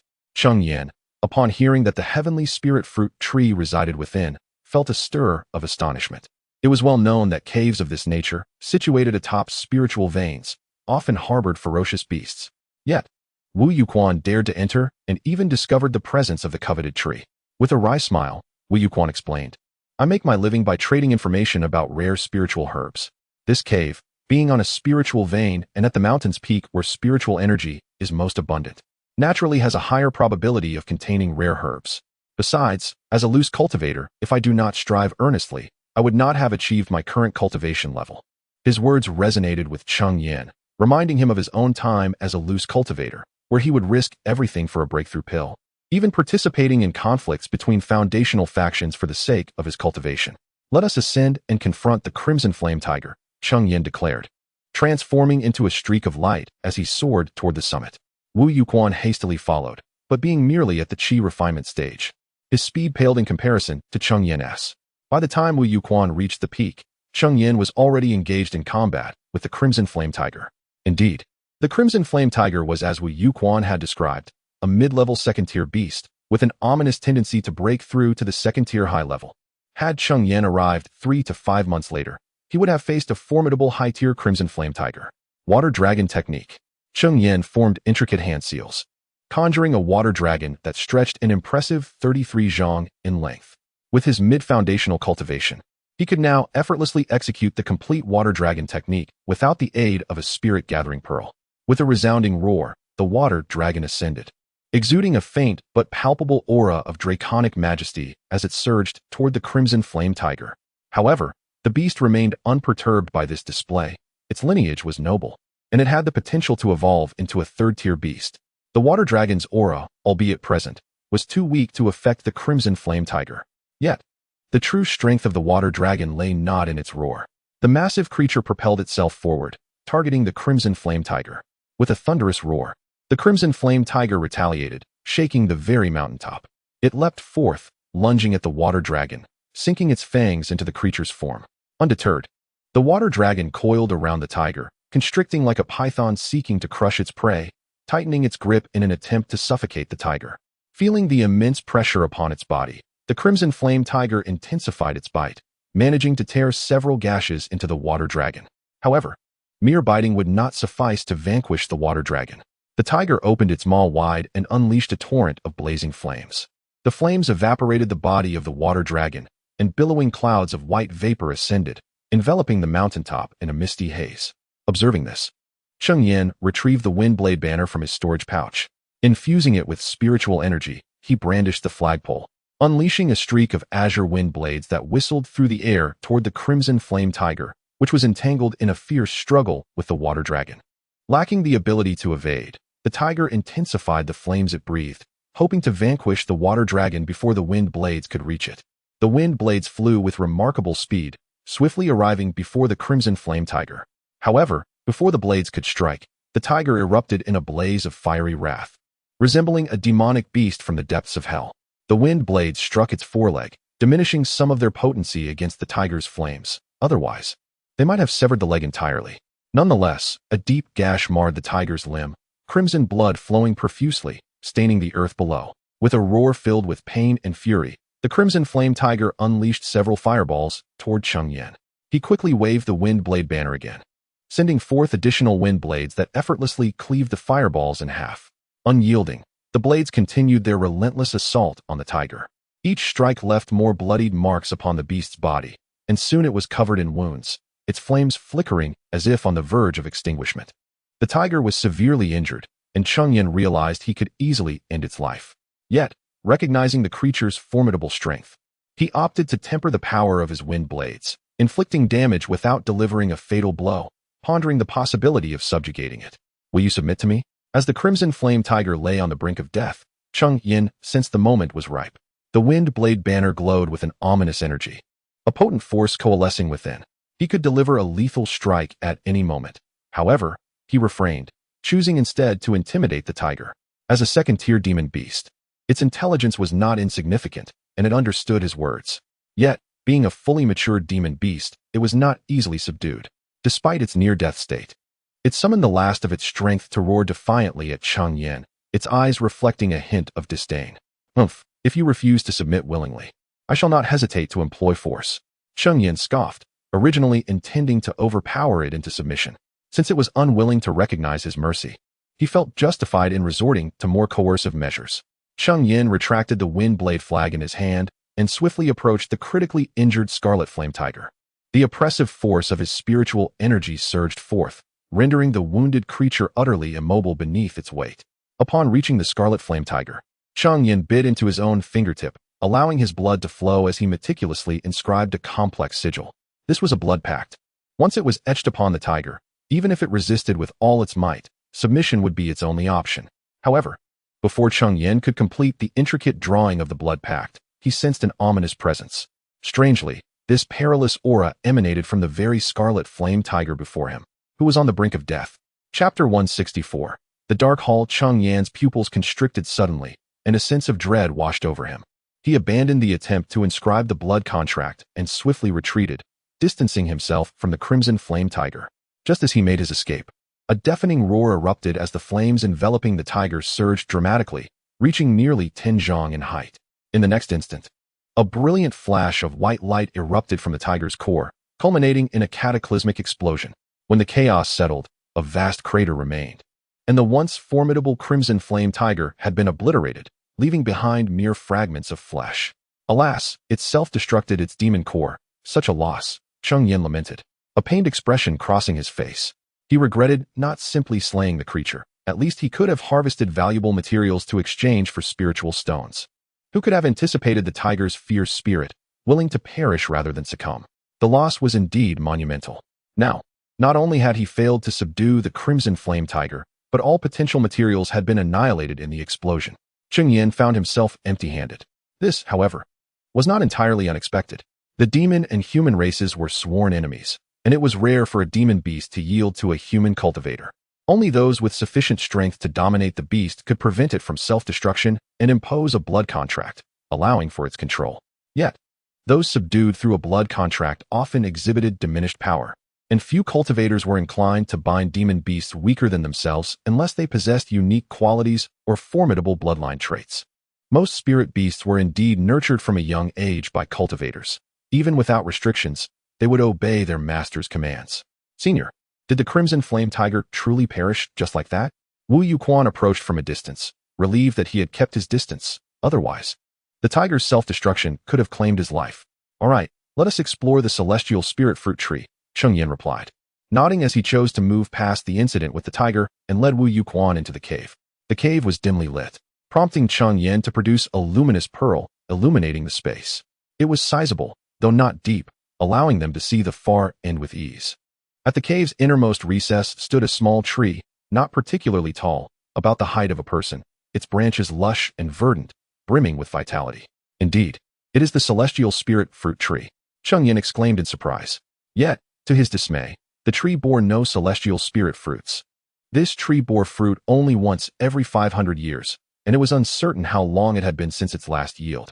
Surrounding the celestial spirit fruit tree were numerous spiritual herbs, likely gathered by the crimson flame tiger. It was not solely humans who hoarded resources. The demon beasts lacked the understanding of how to safeguard the potency of spiritual herbs, carelessly accumulating them in a manner that amounts to a grievous waste. Consequently, the efficacy of many herbs has diminished significantly. Even if utilized for alchemy, their effects would be considerably compromised. Nevertheless, Cheng Yan diligently gathered all the spiritual herbs. Although many had lost their potency and thus diminished in value, collectively, they still represented a considerable fortune. After securing the amassed herbs, Cheng Yan proceeded to transplant the heavenly spirit fruit tree into the Qian Kuan mountain water diagram. Done. There is nothing left. Let us depart, Cheng Yan announced after extending his consciousness to inspect the cave, ensuring that nothing was overlooked. Understood, Senior, Wu Yuquan replied promptly, following Cheng Yan towards Feiyue Island. 10 days later, the two returned to Feiyue Island. During their journey, they encountered two second-tier intermediate demon beasts, which delayed their return somewhat. Fortunately, Cheng Yan's strength had significantly increased following his recent breakthrough, and ultimately, the two beasts were transformed into a collection of materials for his storage ring. Upon returning to Feiyue Island, Cheng Yan sought out Cheng Yuhao. Sixth uncle, you've returned. How did the heavenly spirit fruit tree fare? Cheng Yuhao inquired urgently upon hearing Cheng Yan's call. The heavenly spirit fruit tree was a precious resource that could serve as a foundation for a golden core power. Hence his keen interest. Rest assured, the heavenly spirit fruit tree is now in our possession, Cheng Yan replied with a smile and a nod. Upon hearing this, Cheng Yuhao's face lit up with joy. Within the Cheng family, aside from Cheng Yan, he was among the most senior members. Although technically, the eldest by lineage should be Cheng Rumming, he had long since ventured into the mortal realm and only participated in the family's annual spirit testing conference. Over the years, Cheng Rumming's cultivation had only reached a mere 4 levels of qi refinement, even falling short of his son, Cheng Xinqing. Cheng Yuhao held a deep affection for the family, rivaling that of Cheng Yan, the founder of the Cheng clan. Thus, he sincerely rejoiced at the family's continuous growth. Cheng Yan continued, however, in addition to discussing the heavenly spirit fruit tree, I wish to establish another branch within the family, to be named the Dark Hall. The Dark Hall? Cheng Yuhao asked, somewhat perplexed. Indeed, the primary duty of the Dark Hall will be to gather various intelligence, essentially serving as the Cheng family's future intelligence department, Cheng Yan elucidated. This idea had originated when he acquired the Forbidden God concealment technique, which was also the reason he sought to recruit Wu Yuquan. Not only had Wu Yuquan mastered the Forbidden God concealment technique, but he had also spent years in the Tiansong mountain range collecting and selling various intelligence, making him particularly suited for the role in the Dark Hall. There's no rush regarding the Dark Hall. I share this with you primarily to ask you to select a few individuals from the family to cultivate the Forbidden God concealment technique as preparatory members of the Dark Hall. I have already identified a suitable instructor for them, Cheng Yan said, glancing at Wu Yuquan who stood nearby. Upon witnessing the situation, Cheng Yuhao comprehended Cheng Yan's thoughts and promptly responded, Indeed, sixth uncle, I understand. However, we must not be arbitrary in our selection. We should not solely focus on innate talent. The cultivation of the Forbidden God restraint technique is not overly arduous, so we should strive to choose some intelligent and astute clan members. Understood, sixth uncle. Very well. The market cannot remain without oversight for too long. It has been quite a while since I departed from the Chun Valley market. It is time for my return. I entrust the family matters to you, and should any issues arise, feel free to seek me at the Dan Pavilion. Having concluded his instructions regarding the Dark Hall, Cheng Yan prepared to head back to the Chun Valley market. Chapter 165. The Demon Hunting Conference. Upon returning to the bustling market of Qinggu, Cheng Yan found his days once again steeped in monotony, dominated solely by cultivation and alchemy. However, as time passed, a particular term began to circulate with increasing frequency among the scattered cultivators in Qinggu, namely, the Demon Hunting Conference. This topic permeated discussions not only within the market, but also across various marketplaces in the Tiansong mountain range, and even Cheng Yan had caught wind of it. Noticing the fervor surrounding the Demon Hunting Conference, Cheng Yan took the initiative to send someone to investigate further. Through this inquiry, he gleaned the true nature of the event. The so-called Demon Hunting Conference was a collaborative endeavor orchestrated by the 3 foremost Golden Core factions within the Tiansong mountain range, Lingyun Sect, Yunyan Pavilion, and the Tao clan. Each of these elite factions boasted Golden Core cultivators of remarkable prowess. The primary objective of hosting this conference was to diminish the population of demon beasts within the Tiansong mountain range. Over 2 millennia ago, certain forces had opted to relocate to this region, and these 3 factions were among the first to establish themselves there. At that time, the Tiansong mountain range was akin to a paradise for demon beasts, teeming with their numbers. Following their settlement, they frequently faced waves of demon beast onslaughts, causing them considerable distress. It was only after centuries of struggle that they managed to significantly reduce the demon beast population. Nevertheless, As demon beasts continued to reproduce and their habitat shrank due to the presence of humans, sporadic outbreaks of demon beast tides persisted. Consequently, the three Golden Core factions resolved to periodically unite in their efforts to eradicate demon beasts, thereby preventing the emergence of these tides. During those early days, even Golden Core masters would personally engage in the hunt. Gradually, this initiative evolved into the present-day Demon Hunting Conference. While the core aim remained unchanged, to curtail the number of demon beasts and avert the birth of new tides, the dynamics shifted. A tacit agreement seemed to have been reached between the human Golden Core masters and the third-tier demon beasts, leading to the withdrawal of both from direct participation. The conflict thus transitioned into battles between Foundation establishment disciples and second-tier demon beasts, transforming the conference into a platform for cultivating disciples from the three factions. However, as time progressed, the three families began to sense an unsettling trend. Their disciples alone were insufficient to achieve the goal of reducing the demon beast population, which paradoxically led to a surge in the numbers of second-tier demon beasts. Reluctant to dispatch their Golden Core masters and disrupt the fragile balance they had painstakingly established, the three factions decided to extend the scope of the Demon Hunting Conference to encompass the entirety of the Xianxia mountain range. They sought to attract cultivators from other factions and scattered practitioners by offering enticing spiritual treasures as bait. In the present day, the Demon Hunting Conference had evolved beyond merely catering to the forces within the Xianxia mountain range. Numerous disciples from factions outside the range now chose to participate in order to hone their skills.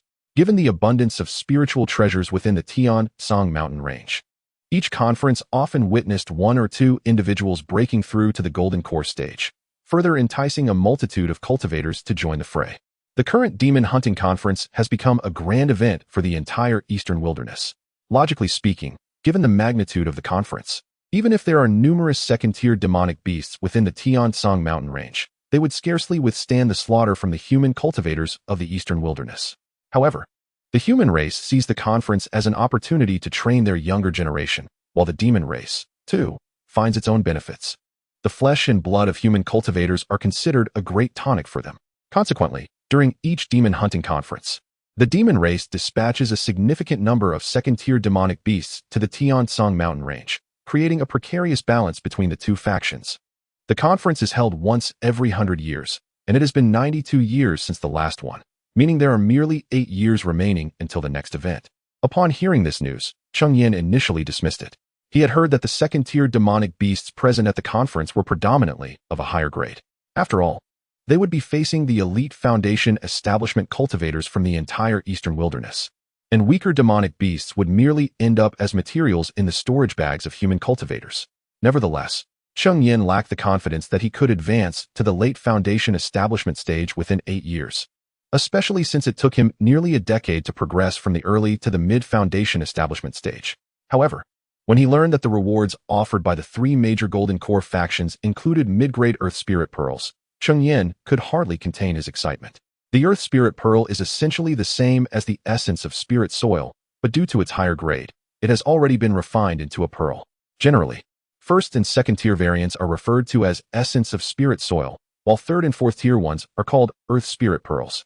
Thus, the Earth Spirit Pearl could undoubtedly be used to enhance the Qian Mountain Water diagram, and its efficacy would surpass that of the second-tier low-grade Essence of Spirit Soil by a considerable margin. Cheng Yan was indeed moved by this prospect. Yet, the duration of each demon hunting conference is unpredictable, lasting anywhere from 3 to 5 years, and sometimes extending over a decade.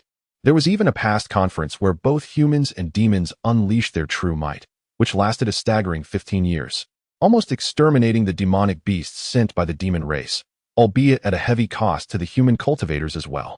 Presently, the Cheng family, apart from Cheng Yan, has no other Foundation establishment cultivators. He feared that participating in the demon hunting conference might lead to troubles within his family. At this moment, Cheng Yuhao was the closest in the Cheng family to achieving Foundation establishment.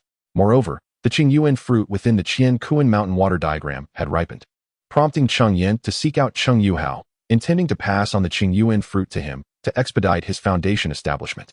Just as Cheng Yan contemplated this, Cheng Yuhao sought him out first. Uncle Lu, good news. Cheng Yan had just finished refining a batch of pills and was resting in the alchemy pavilion when he heard Cheng Yuhao's voice and stepped out of the alchemy room to find him. What brings you to the Chun Gu Fong market? Cheng Yan inquired, observing the joyous expression on Cheng Yuhao's face.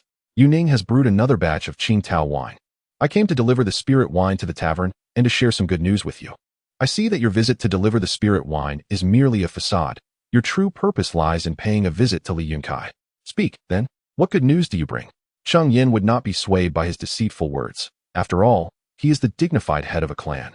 Moreover, the Cheng family is not lacking in capable individuals, so there is no need for him to personally deliver the spirit wine. It is evident that his intentions are not solely about the wine. Recently, 2 new members have joined the family, one of whom possesses the extraordinary talent of 3 spiritual roots. Cheng Yuhao's thoughts have been unraveled by Cheng Yan, yet his expression remains unchanged, accompanied only by an awkward smile. After serving as clan leader for so many years, he may not have learned much else, but his audacity has certainly grown thicker. Chapter 166. The family flourishes. Cheng Yan shook his head helplessly and remarked, "It is merely a matter of possessing 3 spiritual roots.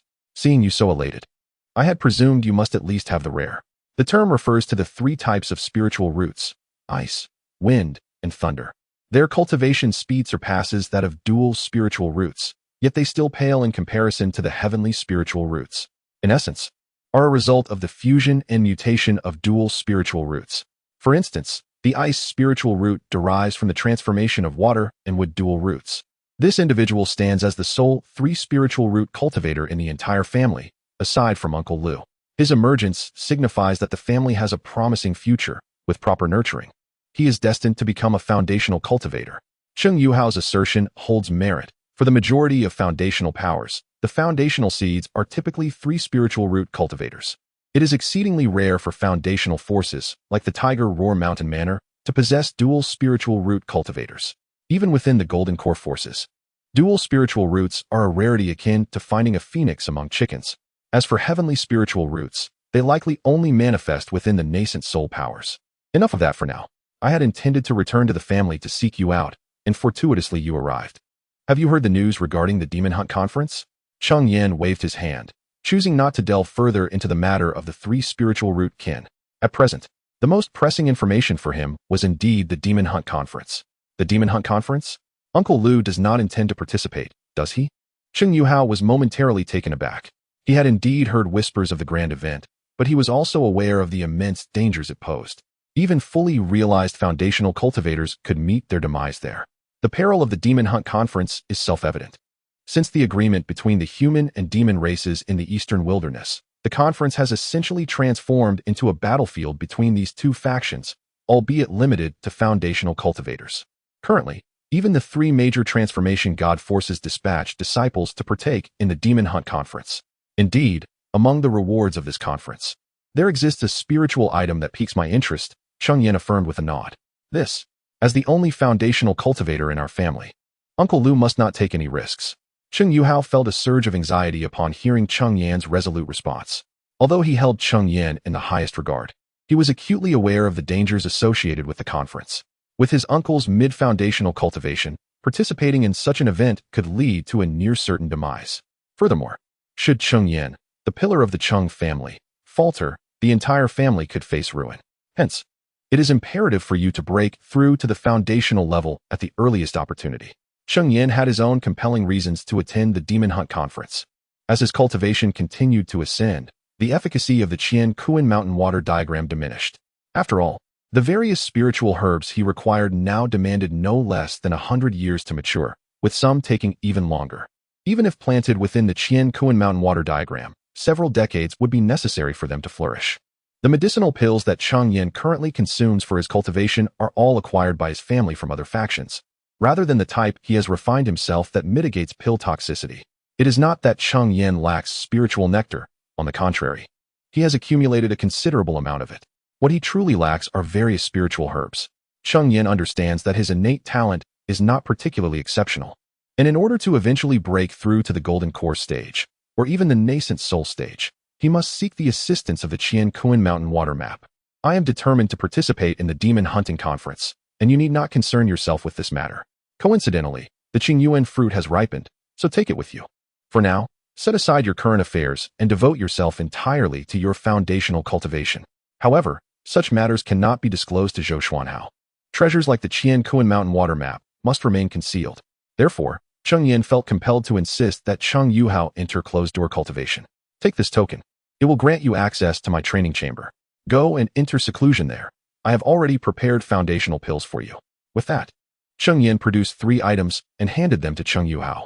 This, I understand, Uncle Lu. Cheng Yuhao gazed at the 3 items in his hands, opened his mouth to persuade Cheng Yan further, but ultimately let out a sigh and acquiesced. I know you are concerned for me, but I am not foolish enough to engage in reckless actions. Focus on your foundational cultivation, and once you succeed, I can venture out with greater peace of mind. Cheng Yan patted Cheng Yuhao's shoulder and said, the items have been given to you. Return to the family promptly and begin your seclusion. By the way, before starting your foundational cultivation, you may study my insights from the scripture pavilion. It will aid you in your progress. Yes, Uncle Lu. With that, Cheng Yuhao took his leave. After delivering the spiritual liquor to the tavern, he exchanged only a few words with Liu before hastily returning to Feiyue Island. After all, possessing such crucial foundational pills made it difficult for him to feel at ease while remaining outside.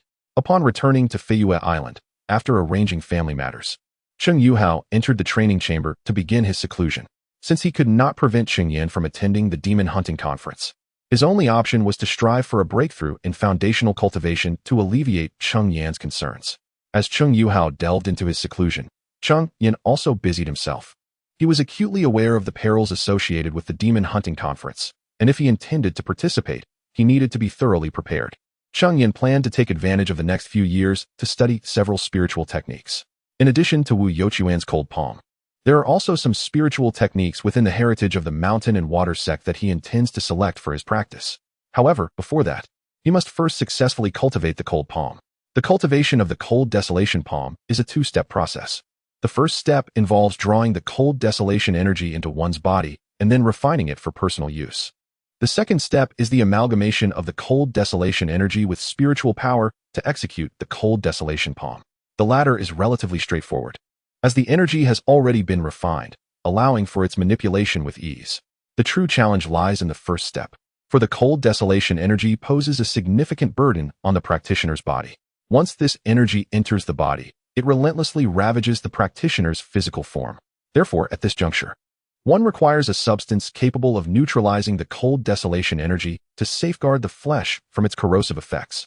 Moreover, this substance must not be excessively potent, otherwise, it would completely neutralize the cold desolation energy, leaving Cheng Yan with no means to refine it. Chapter 167. Preparations and Cultivation. Cheng Yan indeed had a choice, the Yi-Yang pill. Upon consumption, this pill would generate a veil of yang energy within the body, safeguarding the meridians and flesh from the encroaching chill. The recipe and requisite spiritual herbs for the Yi-Yang pill were available within his family, yet regrettably, there existed but a single portion.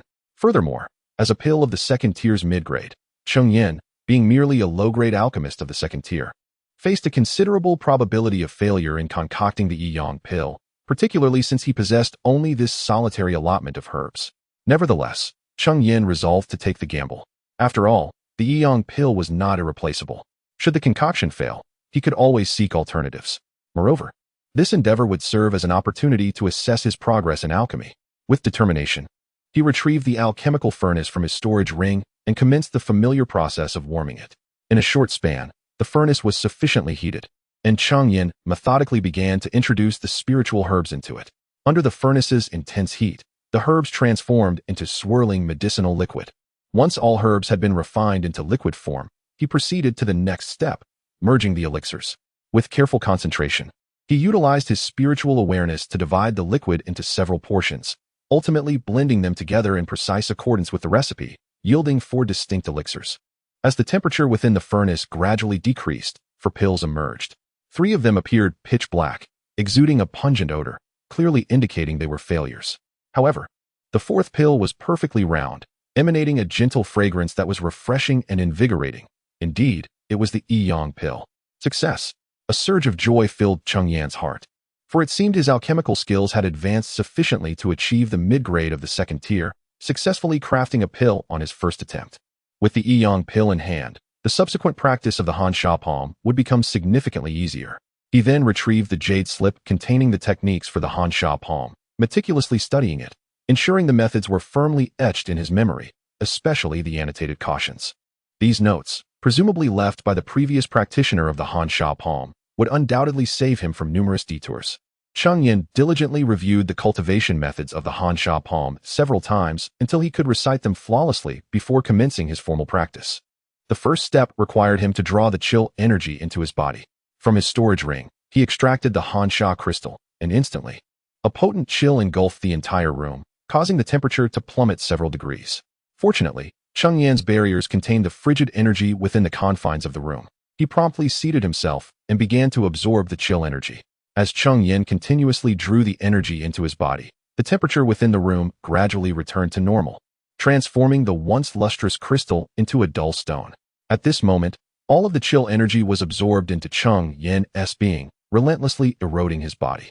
The biting cold and excruciating pain caused Cheng Yan's body to tremble uncontrollably, his complexion as pale as death, with frost clinging to his brows and hair. Hastily, he consumed a yang pill, which provided some relief, though discomfort still lingered. At the very least, it prevented the frigid energy from ravaging his meridians and flesh further. However, the efficacy of the yang pill was fleeting. After taking it, Cheng Yan commenced his training in the cold desolation palm technique. According to the jade slip, his current task was to refine all the cold energy and condense it into a seed of cold desolation, facilitating its invocation in future applications of the palm technique. As time flowed gently onward, the cold energy within Cheng Yan diminished, gradually revealing the nascent form of a cold desolation seed. Yet, just as he believed success was within arm's reach, an unexpected event transpired. The effect of the yang pill waned. With the suppression of the pill lost, the cold energy surged forth once more, relentlessly eroding Cheng Yan's body. Waves of pain and chill assailed him, causing his body to tremble incessantly.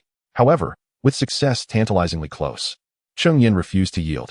In desperation, he channeled his spiritual power to suppress the cold energy, exerting every ounce of strength to accelerate its refinement. Yet, the destructive force of the cold energy was formidable, especially within Cheng Yan's body. Gradually, he felt not only the pain in his flesh, but also a sharp sensation coursing through his meridians. This acute pain intensified. Should he fail to refine the cold energy promptly, it could inflict harm upon his meridians, even risking rupture. As he continued his arduous refinement, a peculiar occurrence unfolded. A wisp of cold energy began to merge with his spiritual power. At that moment of fusion, it was as if a switch had been flipped. The cold energy within him rapidly integrated with his spiritual force, causing the previously formed seed of cold desolation to shrink and ultimately vanish, completely absorbed into his spiritual essence. With the last remnant of cold energy merged with his spiritual power, the pain and chill dissipated, leaving Cheng Yan in a state of astonishment. This was entirely contrary to the teachings in the jade slip. Where was the cold desolation seed? Why had the cold energy merged with his spiritual power? He directed his spiritual energy to his fingertips, and there, alongside his own power, was a trace of cold energy. However, this cold energy no longer posed any threat. Quite the opposite, Cheng Yan felt an inexplicable sense of familiarity, as if it were a part of him all along. Had he succeeded in his cultivation? Or had he failed? Cheng Yan gazed bemusedly at the cold energy at his fingertips, never anticipating such a turn of events, uncertain whether it was a boon or a bane for him. Nevertheless, for the moment, he felt no discomfort whatsoever. As for whether Cheng Yan has successfully mastered the cold desolation palm, only time and his continued practice will reveal the truth. There are two methods to execute the cold desolation palm. One involves harnessing the cold desolation seeds to imbue the palm technique with chilling energy, while the other employs pure spiritual power without the aid of seeds. However, the latter may not truly qualify as the cold desolation palm, but rather a mere manifestation of ordinary spiritual energy, likely inferior in potency even to the water dragon technique.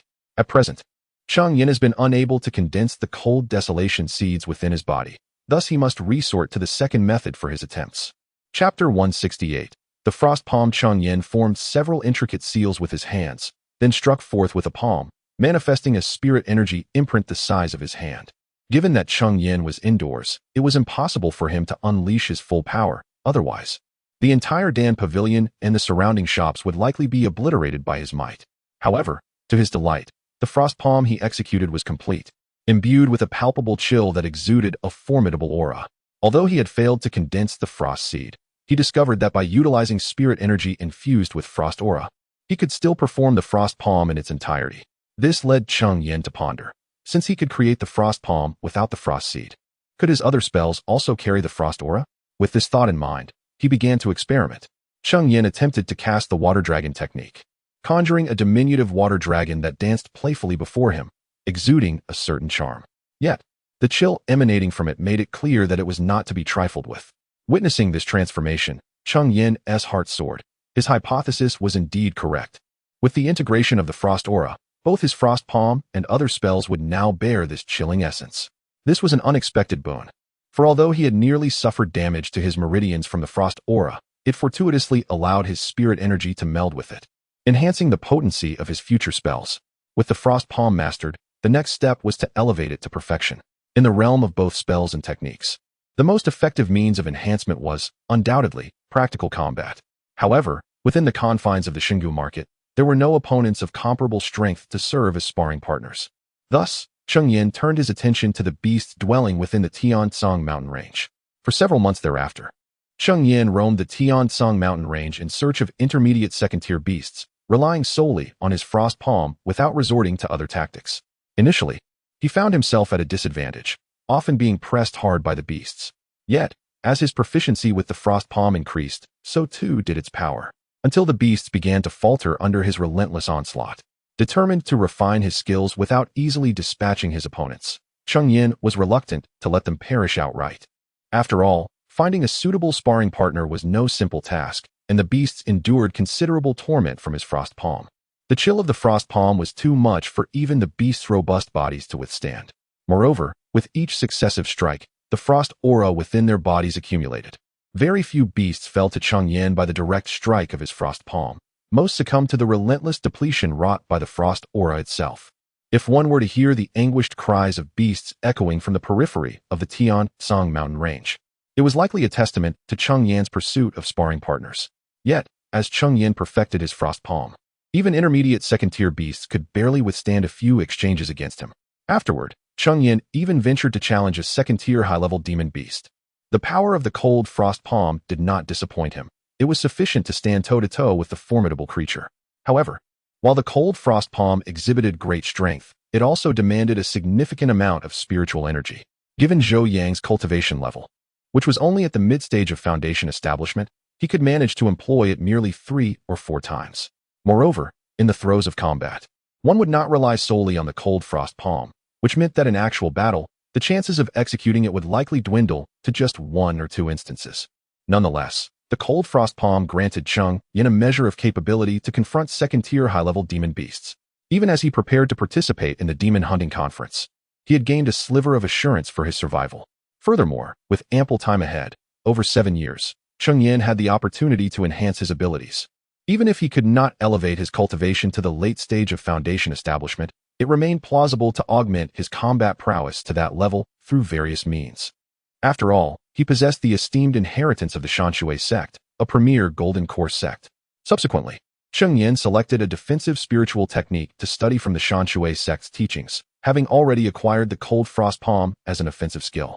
This defensive technique, known as the primal unity shield, would manifest a resplendent barrier that enveloped him in protection. Should he cultivate the primal unity shield to perfection, it could even withstand the full force of a late-stage foundation establishment cultivator. This was a conclusion Cheng Yan reached after rigorously testing the shield's effectiveness against the very second-tier high-level demon beast he had previously confronted with the cold frost palm. The beast, having suffered significantly from Cheng Yan's cold energy, glared at him with rage upon sighting him. It unleashed a furious strike, yet Cheng Yan effortlessly countered it, gracefully evading the blow. With these 2 spiritual techniques at his disposal, Cheng Yan felt a newfound confidence. He was now capable of contending with second-tier high-level demon beasts. Once he had perfected the 2 techniques, Cheng Yan entered a period of secluded cultivation. Although he could not elevate his cultivation to the late stage of foundation establishment, he aimed to reach the pinnacle of the mid-stage, which would significantly bolster his strength. As time flowed ceaselessly, the date of the demon hunting conference drew ever closer, and the Tiansong mountain range began to buzz with excitement. Meanwhile, on Feiyu Island, within the Zhou family's cultivation chamber, Cheng Yuhao sat cross-legged, his eyes tightly shut, his face flushed with vigor. Just moments ago, he sensed that his state had reached its peak and decisively consumed a foundation establishment pill, placing him at a critical juncture of breakthrough. As time progressed, Cheng Yuhao's aura suddenly surged skyward, a unique wave of spiritual energy emanating from the cultivation chamber. Clearly, he had successfully achieved his breakthrough. At the very instant of his success, the spiritual energy surrounding the chamber began to coalesce, forming a thin mist that enveloped the entire room. He had arrived at the final step of his breakthrough, the influx of spiritual energy. The energy flowed continuously into Cheng Yuhao's body, creating a vortex of spiritual power above the cultivation chamber. It was merely a touch smaller than the vortex of spiritual energy that had formed at the moment of Cheng Yan's breakthrough. From this, one can discern the general nature of an individual's innate talent. Those with higher aptitude produce more pronounced phenomena during their breakthroughs, while the opposite holds true for those with lesser talent. After more than 2 hours, the extraordinary manifestation dissipated, and the door to the cultivation chamber, which had been closed for over 7 years, finally swung open. Cheng Yuhao emerged from the chamber, yet due to his recent breakthrough, he was still unable to fully harness his spiritual energy. A formidable pressure emanating from his foundational cultivation overwhelmed the trio waiting outside, Cheng Yining, Cheng Yu, and Cheng Xinxin, leaving them somewhat breathless. Chapter 169. Cheng Yuhai's breakthrough in foundation establishment. Due to Cheng Yuhai's recent breakthrough, he was unable to fully harness his spiritual power. A formidable pressure emanating from his newly attained status as a foundation establishment cultivator rendered Cheng Yuning, Cheng Yikai, and Cheng Xinxin, who were waiting outside, somewhat breathless.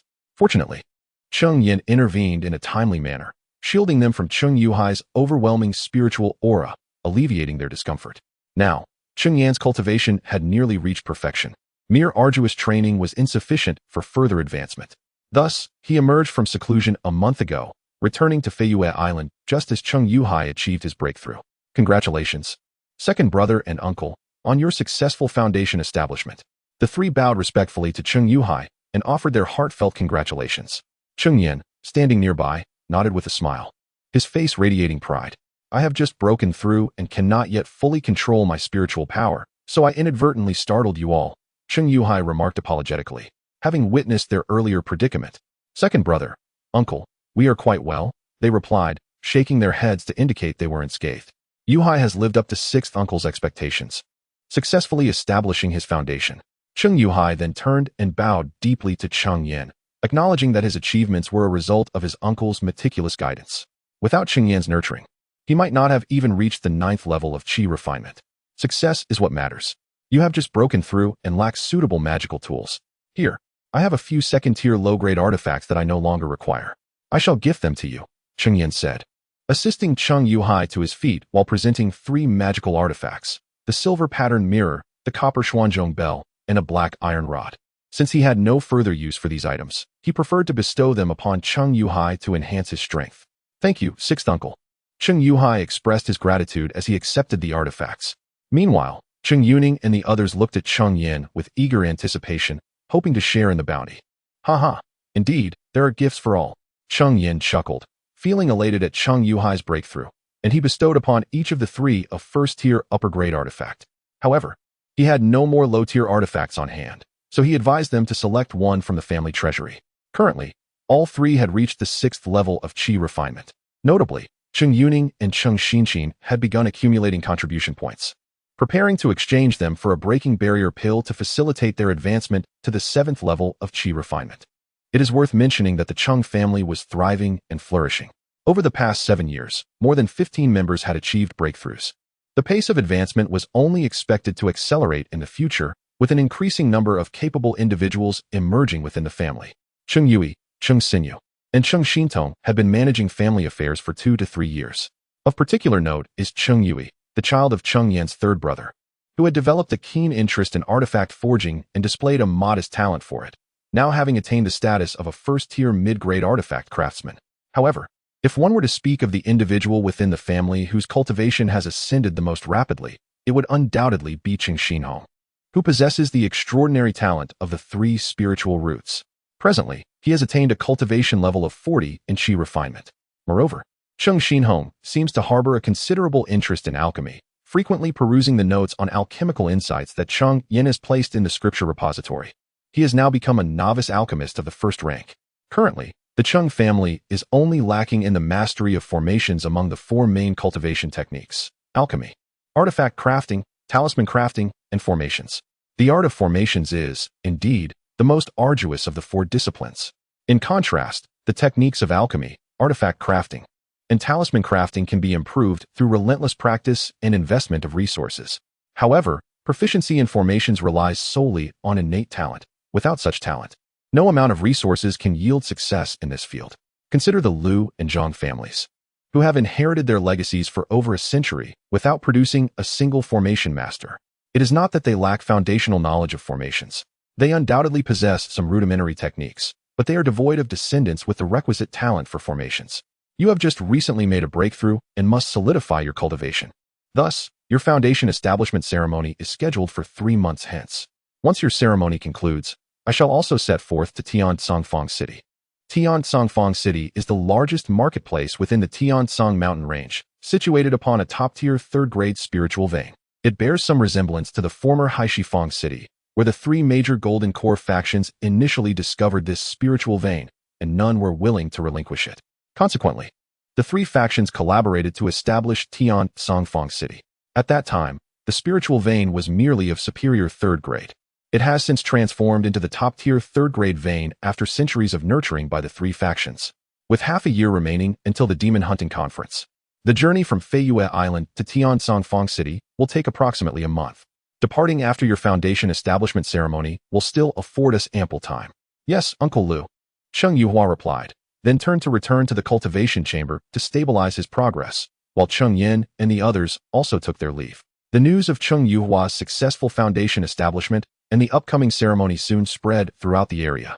Now, within the Xingufang City, discussions about the newly established foundation cultivator from the Cheng family abound, even overshadowing the impending Demon Hunting Conference.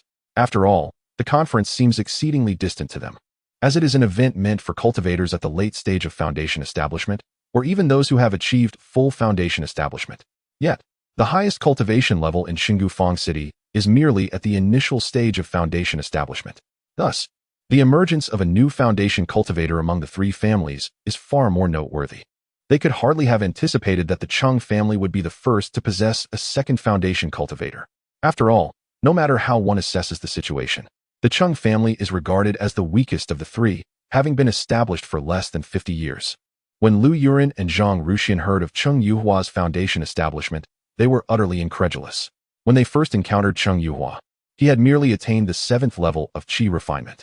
How could it be that, in just over a decade, he has suddenly established his foundation? Nevertheless, despite their disbelief, the truth lay before them, compelling them to accept it.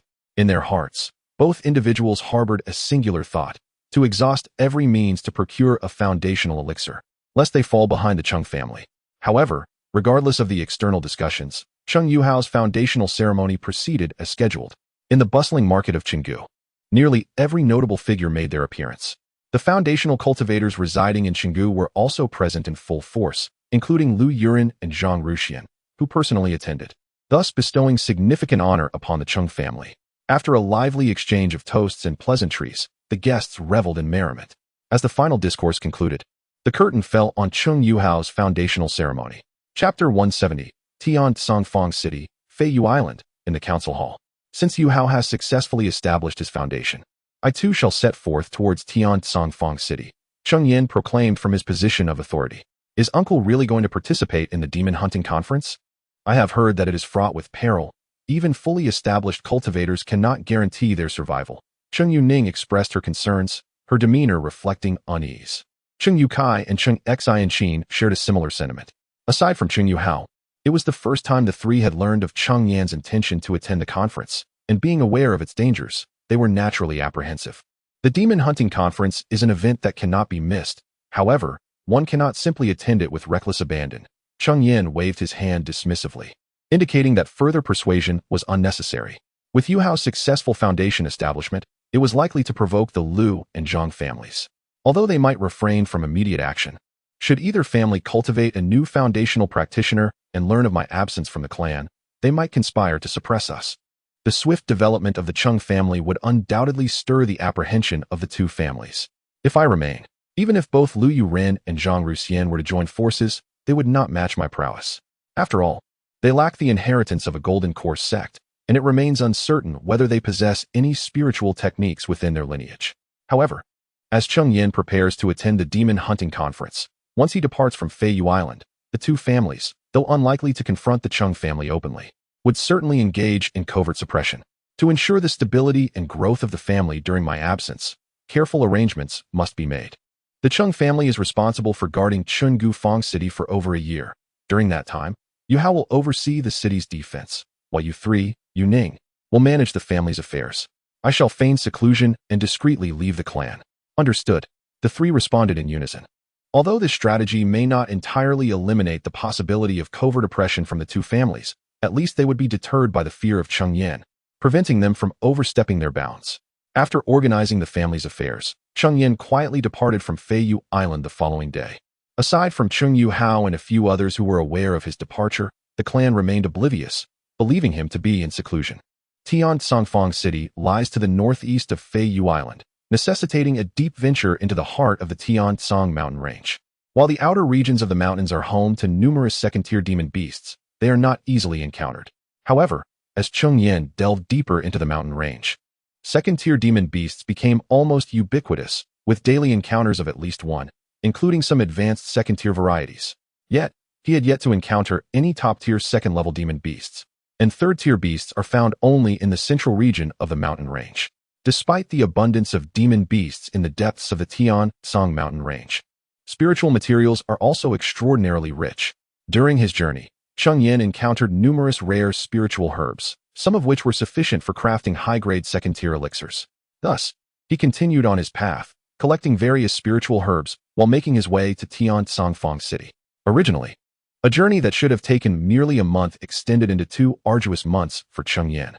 However, by the time he arrived at Tiansongfang City, his storage ring was overflowing with a myriad of rare spiritual herbs and a substantial collection of materials from various magical beasts, all gathered during his travels.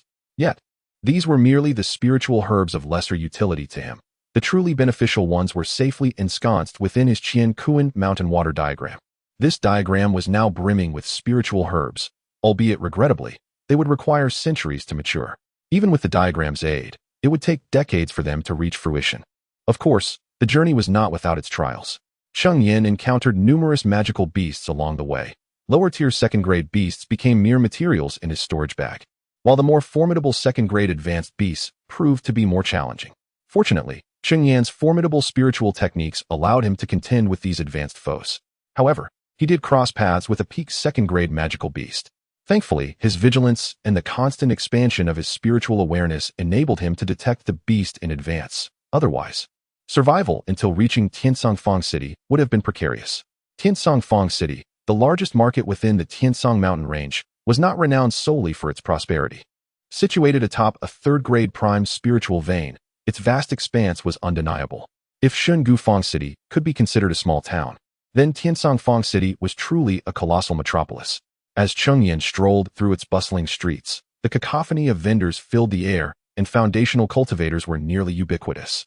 He even encountered an individual whose profound cultivation left him trembling with apprehension at a mere glance. This person was likely a golden core master. In this environment, Cheng Yan's mid-foundation cultivation felt rather modest. After perusing the market for a while, he decided to find a place to rest and randomly entered an inn. Esteemed senior, will you be staying for a short while or overnight? Upon entering, a young attendant approached him, exhibiting a cultivation level of perfected qi refinement. In Tiansongfang City, such a level was somewhat lacking. However, one should not underestimate these qi refinement cultivators. Their ability to thrive in this city suggested a formidable background. Perhaps as disciples of a Golden Core faction. I would like a private room, along with some refreshments. Of course, esteemed senior. Please, follow me. The attendant led Cheng Yan to an available space, fortuitously the last vacant spot in the inn. As the date of the Beast Hunting Conference drew near, the number of cultivators in Tiansongfang City had nearly doubled, resulting in many inns reaching full capacity. Cheng Yan was fortunate that this establishment had both dining and lodging available. What would you like to eat, esteemed senior? Please bring me some of your signature dishes and a pot of spirit wine. Very well, esteemed guest, please hold on. Before long, the dishes arrived, resplendent in color and exuding an enticing aroma. Cheng Yan picked up his chopsticks and took a bite. The flavor was indeed delightful, far surpassing that of his own establishment. He then poured himself a cup of wine, served by the attendant with a superior grade spirit. Such a high-quality spirit was something Cheng Yan had never tasted before, making it a perfect opportunity for a new experience. Tomorrow marks the Tiansong auction, and I have heard that there will be prototypes of magical treasures available. Chapter 171. The prototype of magical artifacts tomorrow marks the commencement of the Xianxia auction, and I have heard whispers that prototypes of magical artifacts will grace the event. While Cheng Yan savored his spiritual feast and indulged in divine wine, the conversations of several individuals nearby permeated his ears. The prototypes of magical artifacts. I have been informed that this auction is exclusively organized by the three great powers for those attending the demon hunting conference. How could prototypes possibly be present? You might not be aware, but I have heard that many prodigious disciples from the Yuaning forces of the Eastern Wilderness are attending the demon hunting conference. Furthermore, I have even heard that disciples from all three factions will be present. As the speaker continued, his voice dwindled to a whisper, as if divulging something of utmost importance. Cheng Yan, upon hearing this, chuckled and shook his head. The three factions in question must refer to the three eminent transformation forces of the Eastern Wilderness, the Xiang sect, the Tianling sect, and the Sword Valley. However, these names are hardly taboo. Why the need for such caution? Cheng Yan found himself quite intrigued by the auction, though not specifically by the prototypes of magical artifacts. Despite the term prototype, these artifacts are still formidable entities, not easily wielded by foundational cultivators. Only the most exceptional among them possess the capability to do so, typically hailing from the major Yuaning forces. Nevertheless, since this auction is tailored for attendees of the Demon Hunting Conference, it is reasonable to expect a plethora of second-tier spiritual items. Although Cheng Yan believed himself capable of contending with late-stage foundational cultivators, that alone did not assure his survival in the forthcoming Demon Hunting Conference. The auction might very well present potent life-preserving spiritual treasures. It is certain that numerous life-saving items will be available at this auction, which essentially aligns with its founding principle. After all, many participants hail from Golden Core or even Yuaning forces. Naturally, they would not wish to see their painstakingly cultivated disciples perish during the Demon Hunting Conference. However, even Yuaning forces cannot guarantee that every disciple under their wing will receive protective items. Consequently, this auction provides an opportunity for those lacking significant backing in their respective factions, but who refuse to accept mediocrity. Hosting an auction before the commencement of the Demon Hunting Conference has become customary in Tiansong Square City. Cheng Yan was fortunate to arrive just in time, as the auction was to take place the very next day. Had he arrived 2 days later, he would have missed this opportunity altogether. After resting overnight at an inn, Cheng Yan attended the auction the following day. Upon arriving at the venue, he found it teeming with people, the majority of whom were present for the Demon Hunting Conference. Thus, most of them were late-stage or perfected foundational cultivators. Cheng Yan did encounter a few mid-stage foundational cultivators, yet they were invariably accompanied by several individuals of higher cultivation, clearly from the same faction. As for solitary mid-stage foundational cultivators, aside from Cheng Yan himself, he found none. As more individuals entered the auction hall, it soon became filled to capacity, marking the official commencement of the auction. I extend a warm welcome to all esteemed guests attending this Tiansong auction. I am your host, Chu Kuren. From the elevated platform of the auction, a gentle and enchanting voice resonated, akin to a fragrant breeze that instantly softened the hearts of the audience. The previously bustling hall fell into a hushed silence with the emergence of this voice. The presence of Chu Kuren as the host heightened the anticipation of the crowd. Following a fleeting moment of stillness, whispers began to circulate. Who is Chu Kuren, and why does she evoke such fervor? Even Chu Kuren herself was unaware that some among the crowd were not from the Tiansong mountain range. My friend, you jest. Indeed, this is my first visit to the Tiansong mountains, solely to participate in this demon hunting conference. The mention of Chu Kuren's name sparked quiet discussions among some attendees, including Cheng Yan, who perked up with curiosity. Despite having spent considerable time in the Tiansong mountains, he was unfamiliar with her name. Allow me to enlighten you, said another. Chu Kuren is a direct disciple of Yunyan Pavilion, possessing consummate foundational cultivation. However, that is not the crux of her allure. The most significant aspect is her title, the Enchantress of 100 Charms. Her beauty is unparalleled, and a mere smile from her can captivate the hearts of countless young talents. She is undoubtedly the dream maiden of many male cultivators in our Tiansong mountain range. As he spoke, his eyes narrowed in a dreamy expression, as if envisioning a delightful evening with his goddess. The newcomer to the Tiansong mountains observed this with a smirk, seemingly mocking the man's infatuation with a mere woman. Yet, when he turned his gaze to the elevated platform, his expression transformed to mirror that of the other man. Cheng Yan, witnessing this, felt compelled to discern what manner of beauty could render individuals so entranced. At that moment, Chu Ku-run ascended the platform, and Cheng Yan turned to behold an extraordinary beauty. She possessed a graceful figure and an alluring demeanor, her face adorned with a subtle smile that irresistibly drew one in, causing even Cheng Yan to momentarily lose his composure. Suddenly, a chill swept through his consciousness, jolting him back to reality. Once awakened, a flicker of wariness crossed Cheng Yan's eyes. He had never anticipated that this woman practiced the art of allure. Moreover, she was likely born with an innate charm. He sensed no fluctuations of spiritual energy emanating from her, indicating that she was not actively employing her enchanting abilities. Yet, her allure seemed instinctive, capable of ensnaring individuals within an illusion with merely a smile. Fortunately, the Qianquan mountain water map intervened in time. Otherwise, Cheng Yan might have succumbed to the same infatuation as those around him, revealing a foolish countenance. In truth, many harbor misconceptions about the art of allure.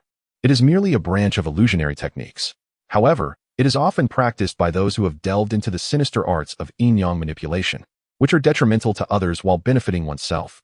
They resort to the art of seduction to captivate male cultivators and seize the essence within them.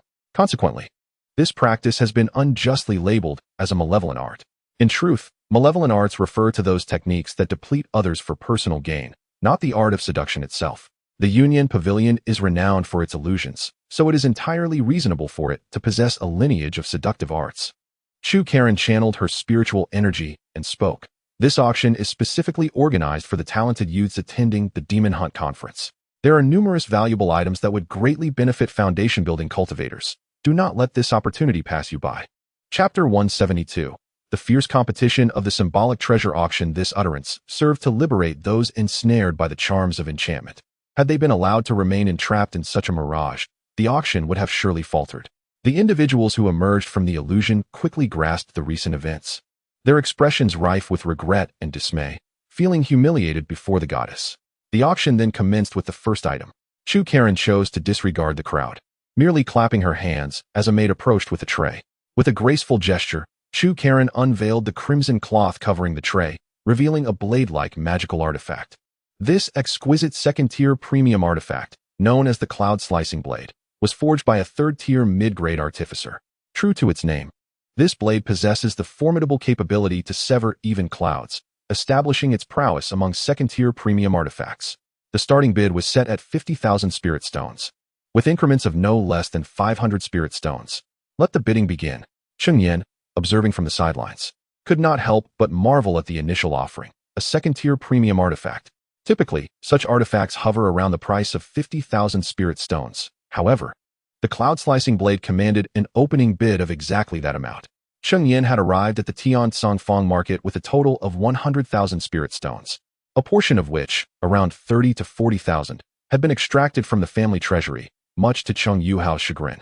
Initially, Cheng Yan had intended to procure 2 protective spiritual items for his safety upon arriving in Tiansongfang, but it now appeared that this sum would scarcely suffice.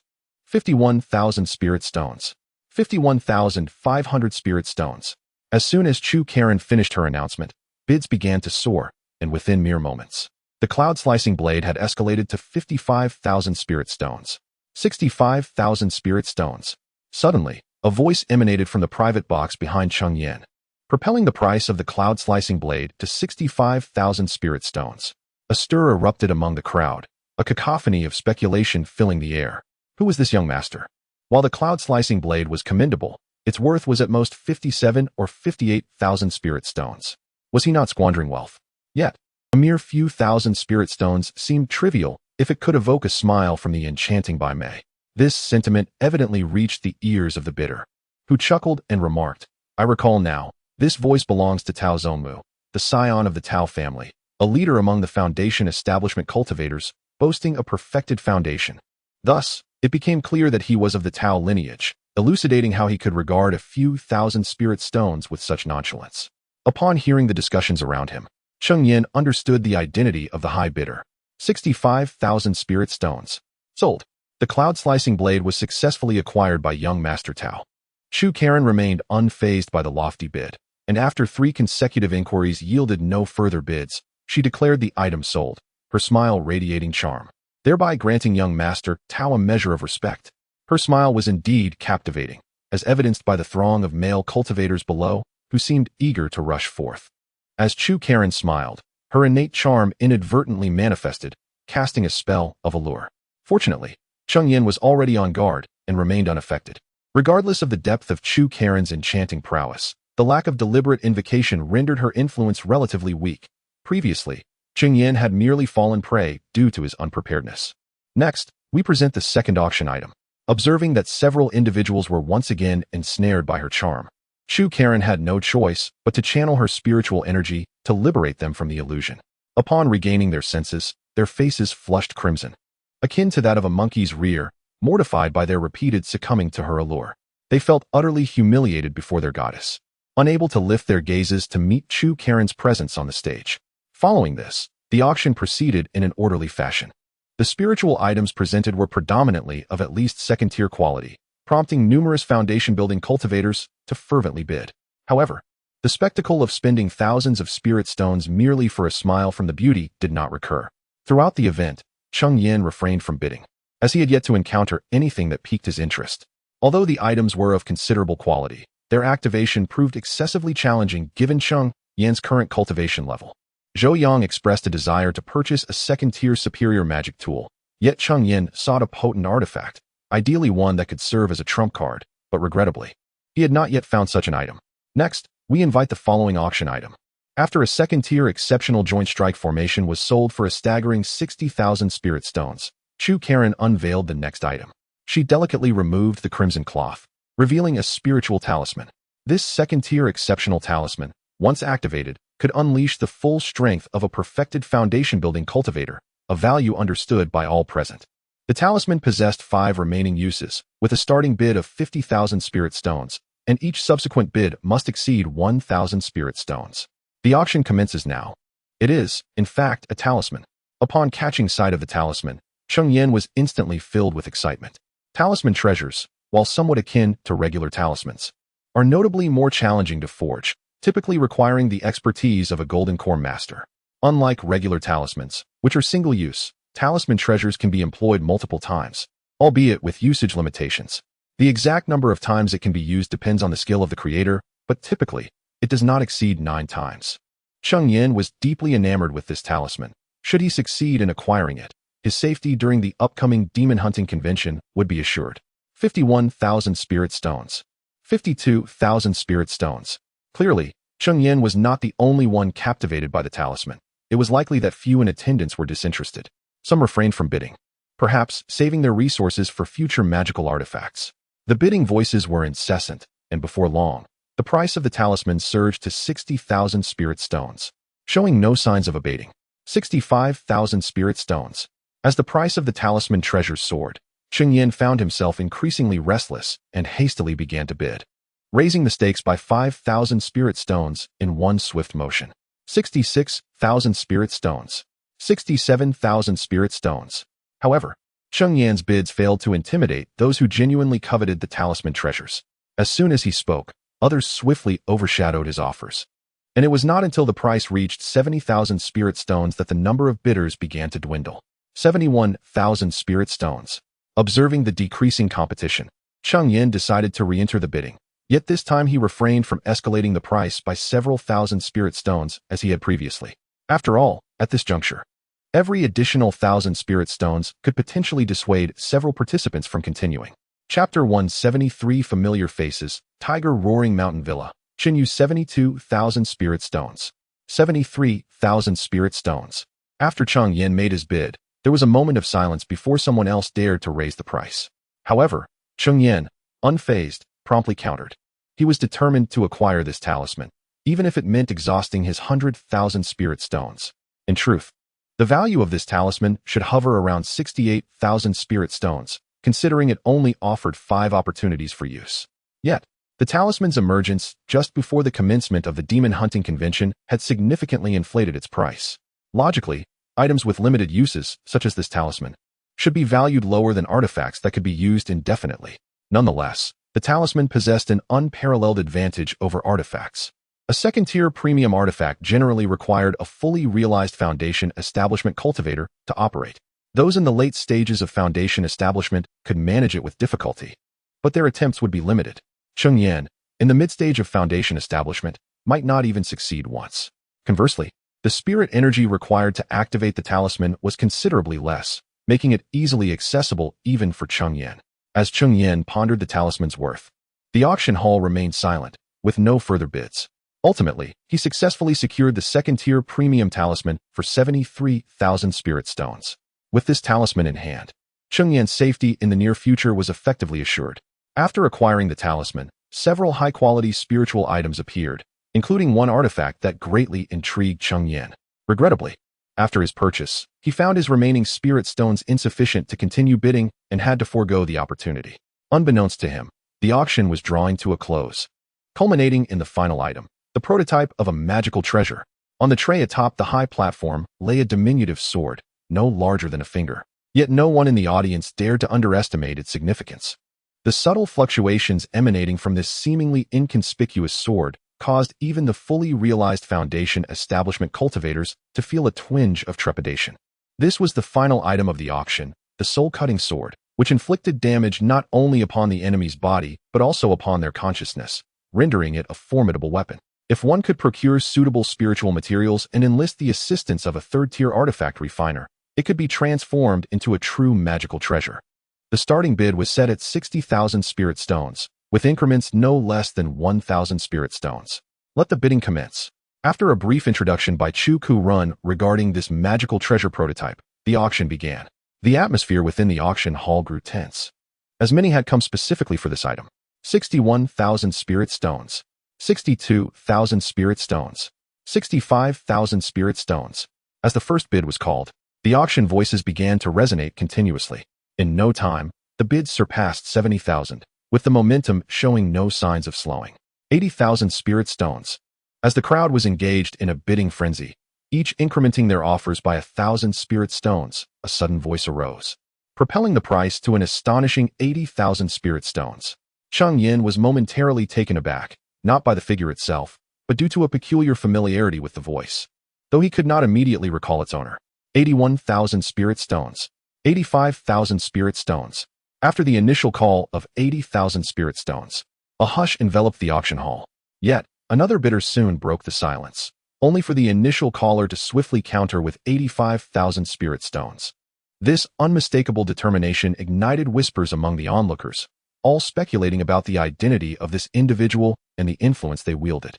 The value of the soul-cutting sword seemed to have reached its zenith, considering that even a moderately priced third-tier low-grade magical artifact would scarcely exceed 100,000 spirit stones. Thus, after the bid of 85,000 spirit stones, the auction fell silent, with no further offers. Even Tao Zongmu, the scion of the Tao family who had initially splurged 65,000 spirit stones to elicit a smile from a beauty, refrained from further participation in the bidding. However, Cheng Yan had heard that the Tao family was renowned for their mastery in artifact forging, boasting 2 third-tier high-grade artifact craftsmen among their ranks. As the leading figure of the Tao family's Foundation establishment practitioners, Tao Zongmu undoubtedly possessed a plethora of artifact prototypes. It was entirely possible that the soul-cutting sword had been presented by the Tao family themselves. Ultimately, the soul-cutting sword was secured by that individual for 85,000 spirit stones. Yet Cheng Yan still could not place the voice's owner. It was only after the auction concluded, upon catching sight of that figure, that he recognized the individual as Chun Yu, the young master of the Tiger Howl Mountain Villa. Now, Chun Yu had attained the pinnacle of Foundation establishment.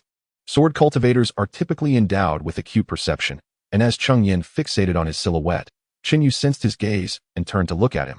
Upon seeing Cheng Yan, Chun Yu appeared momentarily stunned.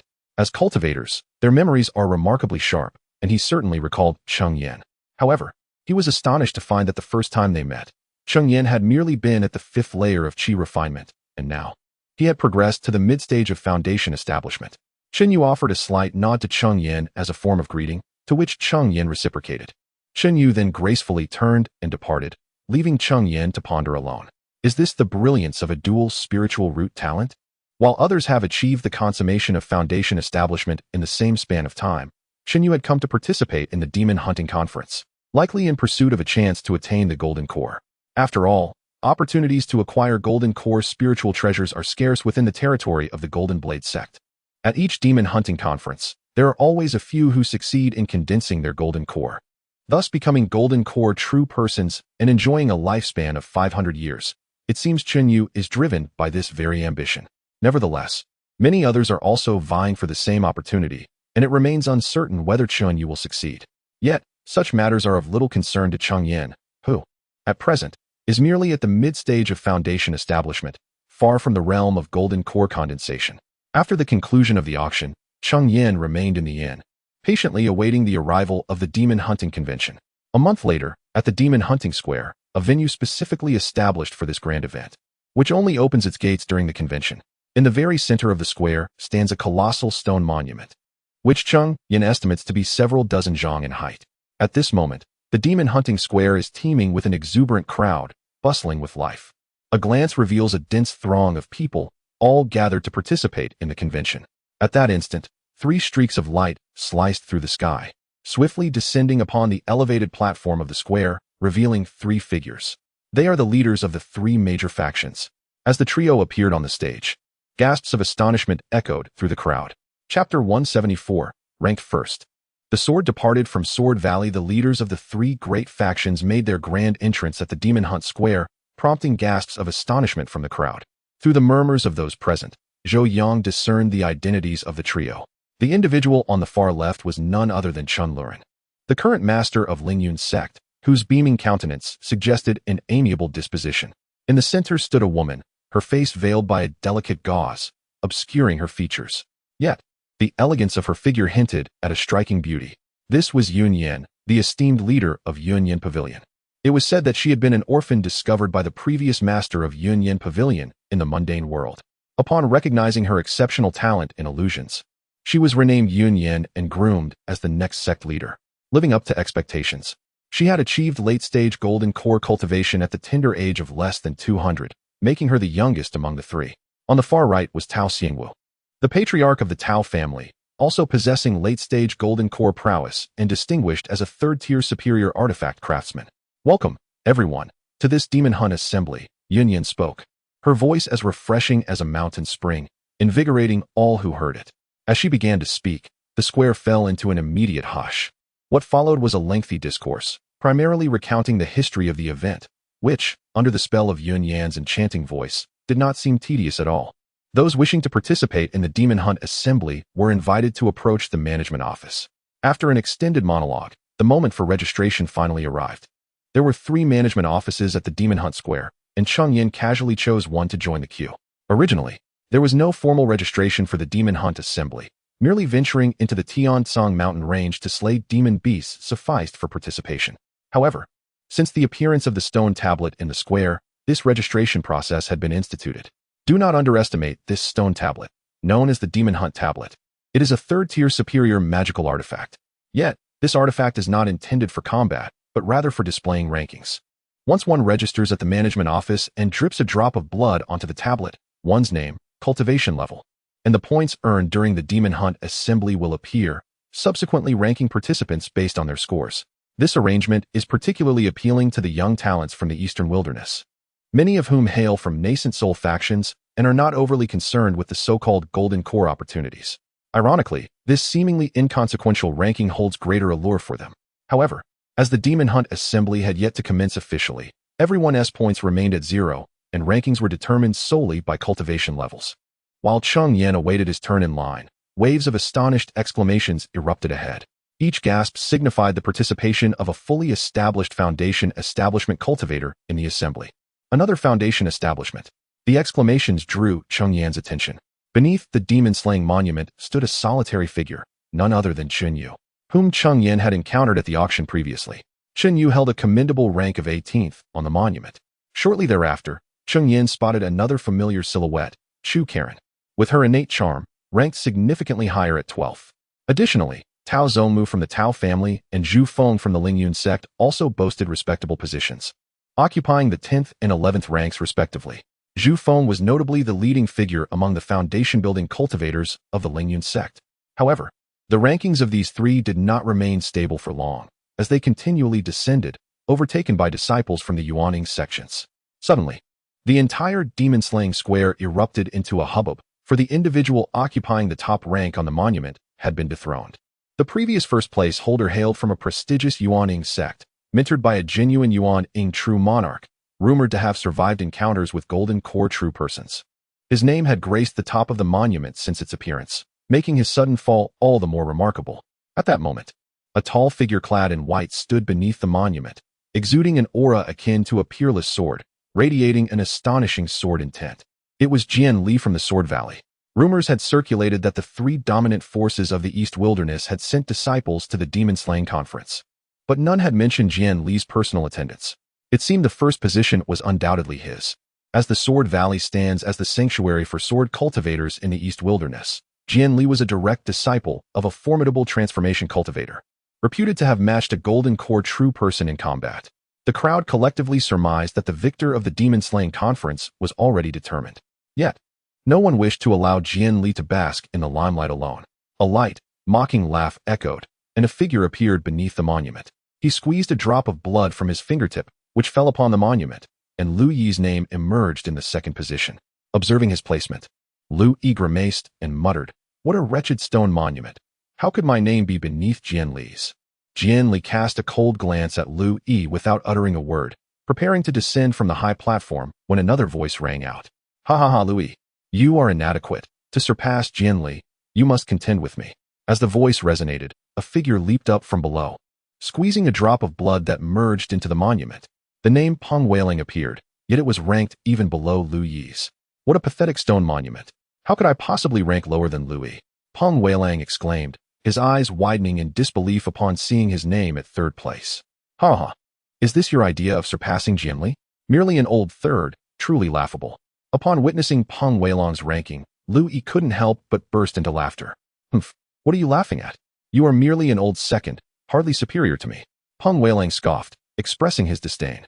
Meanwhile, Jian Li, observing the two, furrowed his brow but chose to remain silent, turning away from the Demon Hunter Square. "TCH, what's so impressive about merely drawing with an ordinary golden core cultivator? What is there to boast about?" Peng Weiling remarked dismissively as he watched Jian Li depart without uttering a word. Chapter 175. Registration. If you could match the prowess of a golden core master, you too could afford such arrogance. Lu Yi retorted sharply at Peng Weiling before turning away from the demon hunting square. Peng Weiling snorted in response, but ultimately chose silence as he followed suit. The chasm between the Foundation establishment and golden core stages is akin to a vast abyss, a divide that few can bridge. Only a prodigy like Jian Li possesses such formidable strength.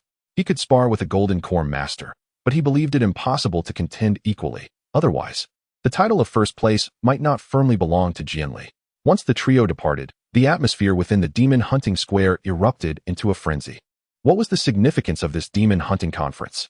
The appearances of Jian Li from Jian Valley, Lu Yi from Xiang sect, and Peng Weiling from Tianling sect was astonishing. Apart from Jian Li, both Lu Yi and Peng Weiling were renowned figures, leading disciples from their respective factions. Historically, while the three dominant sects have sent disciples to participate in the demon hunting conference, it was unprecedented for their leaders to attend. For them, possessing resources and renown, the event held little allure. Indeed, with these three present, the top three contenders for the demon hunting conference seemed already predetermined. Their prowess ranks among the elite of Foundation establishment cultivators across the Eastern Wilderness. Among the perfected Foundation establishment practitioners present, none dared to claim they could engage a golden core cultivator in battle. Even the previous champion had barely escaped in the face of a golden core master. After the tumult, order gradually restored itself and registration resumed. However, subsequent participants could no longer incite discussions among the crowd. After all, no matter how formidable they were, they paled in comparison to Jian Li and his companions. Name? Soon, it was Cheng Yan's turn. After Zhou Yang announced his name, the official in charge presented a token inscribed with the number 0. This numeral represented one's score. The corpses of the demon beasts hunted could be brought here for point redemption.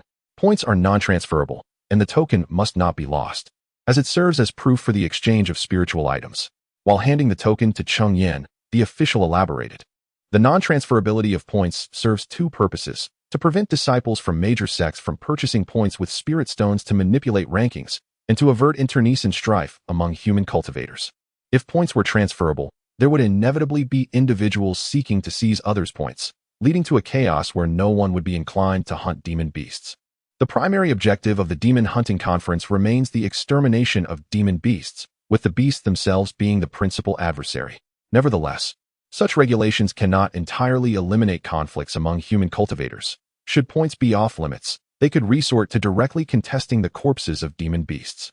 Moreover, the various rare spiritual items encountered would also spark competition among participants. Having received the token, proceed to inscribe your name upon the demon hunting stele. The person in charge waved his hand, indicating for Cheng Yan to inscribe his name upon the demon hunting stele. Cheng Yan accepted the token and placed it within his storage ring before ascending the high platform. From his fingertip, he squeezed forth a drop of blood, which fell onto the stele, causing his name to materialize there. However, Cheng Yan's name appeared at the very bottom of the stele, belonging to the last group of entrants. Ha ha ha, this is utterly hilarious. A cultivator in the mid-foundation establishment stage dares to participate in the demon hunting convention. Does he not realize that the majority of participants are formidable beasts of at least second-tier rank? How long do you think his name will remain on the stele? If it vanishes, it signifies that the individual has perished. I doubt he'll last 3 days. That may not be the case. If I were him, I would certainly stay in Tiansong Square City and avoid venturing out. They chuckled. As soon as Cheng Yan's name appeared, it provoked a wave of laughter. Among the names inscribed on the stele, there were scarcely any cultivators in the mid-foundation establishment stage, thus placing Cheng Yan at the very bottom. Cheng Yan frowned upon hearing their jeers. While he had anticipated such an occurrence, recalling how previous mid-foundation establishment cultivators had been met with similar mockery, he noted that some had influential backgrounds that deterred others from being overly critical. However, as an unfamiliar face, Cheng Yan had never been heard of before, which led to unrestrained ridicule. Yet, Cheng Yan chose silence, allowing others to voice their opinions, for after all, one cannot dictate the words of others. Today marked the registration for the convention, and tomorrow the demon hunting convention would formally commence. As long as he demonstrated sufficient prowess, he would be able to silence his detractors. If his strength were inadequate, what would be the use of silencing others anyway? In this world, only strength holds true significance. As the names on the stele multiplied, the registration approached its conclusion. After inscribing his name, Cheng Yan turned and departed the demon hunting square. Though the convention would not officially begin until the following day, many had already left Tiansong Square City after registering, eager to hunt demon beasts and secure an advantageous position. Achieving a rank within the top 100 not only promised fame, but also ensured better cultivation opportunities upon returning to their respective sections. Those in the top 30 were often regarded as golden core seeds, with promising futures ahead. Cheng Yan had even heard that nearly all past champions of the demon hunting convention eventually ascended to become true monarchs of the nascent soul stage. Those who emerged victorious were assuredly not mediocre. After completing his registration, Cheng Yan opted not to rush out of Tiansong Square City like others, but rather chose to rest at an inn for the night, conserving his energy and preparing for the challenges ahead. The following day, Cheng Yan radiated vitality and was in exceptional spirits as the demon hunting conference officially commenced. Countless foundation establishment practitioners emerged from the Tiansong market, venturing into the Tiansong mountain range. A few fortunate souls who had departed the market the previous day managed to hunt demon beasts and returned to exchange their spoils for points. The rankings on the demon hunting stele fluctuated wildly, with even the names of Jian Li and his companions relegated beyond the 20th position. However, this was merely a temporary state. Those individuals could only rely on such underhanded tactics to secure a fleetingly advantageous rank. In truth, those of genuine prowess have always held disdain for such methods. Chapter 176. Dragon Muscle grasped the rankings on the Demon Slayer stele were in a state of chaotic flux, with even the names of Jian Li and his companions relegated to beyond the 20th position. Of course, this was merely a transient occurrence. Those who employed such underhanded tactics could only temporarily ascend the ranks. True prowess has never been associated with such methods. Nevertheless, this approach yielded some benefits, as the individuals now occupying the higher ranks garnered a modicum of fame for themselves. However, this method ultimately falls within the realm of the trivial, and soon enough, their names would be overshadowed by those of genuine capability. As for the names in the top 3, ever since Jian Li and his companions fell and subsequently returned, they have remained unchanged. At this moment, Cheng Yan had already spent over a month in the Tiansong mountain range. Yet, within his storage ring, he possessed merely 2 demon beast carcasses, one of intermediate second tier and the other of advanced second tier. It was not for lack of desire to hunt more demon beasts. Rather, Cheng Yan found himself constrained by his capabilities. Since the commencement of the Demon Slayer conference, intermediate second tier demon beasts had become exceedingly rare. After all, these creatures possess a significant degree of intelligence, and those lacking sufficient strength tend to seek refuge away from danger. During the past month, Cheng Yan had encountered only a single intermediate second-tier demon beast, while he had faced numerous advanced second-tier ones. Although Cheng Yan was not intimidated by the advanced second-tier beasts, slaying them proved to be a formidable challenge. Furthermore, his cultivation at the mid-stage of Foundation establishment could not sustain prolonged engagements with advanced second-tier beasts. Thus, whenever he encountered such formidable foes, he would attempt to resolve the situation swiftly. If that proved unfeasible, he would retreat immediately to conserve his spiritual energy. As a result, after a full month, Cheng Yan had managed to hunt only one advanced second-tier demon beast, which had just recently advanced, along with one intermediate second-tier beast.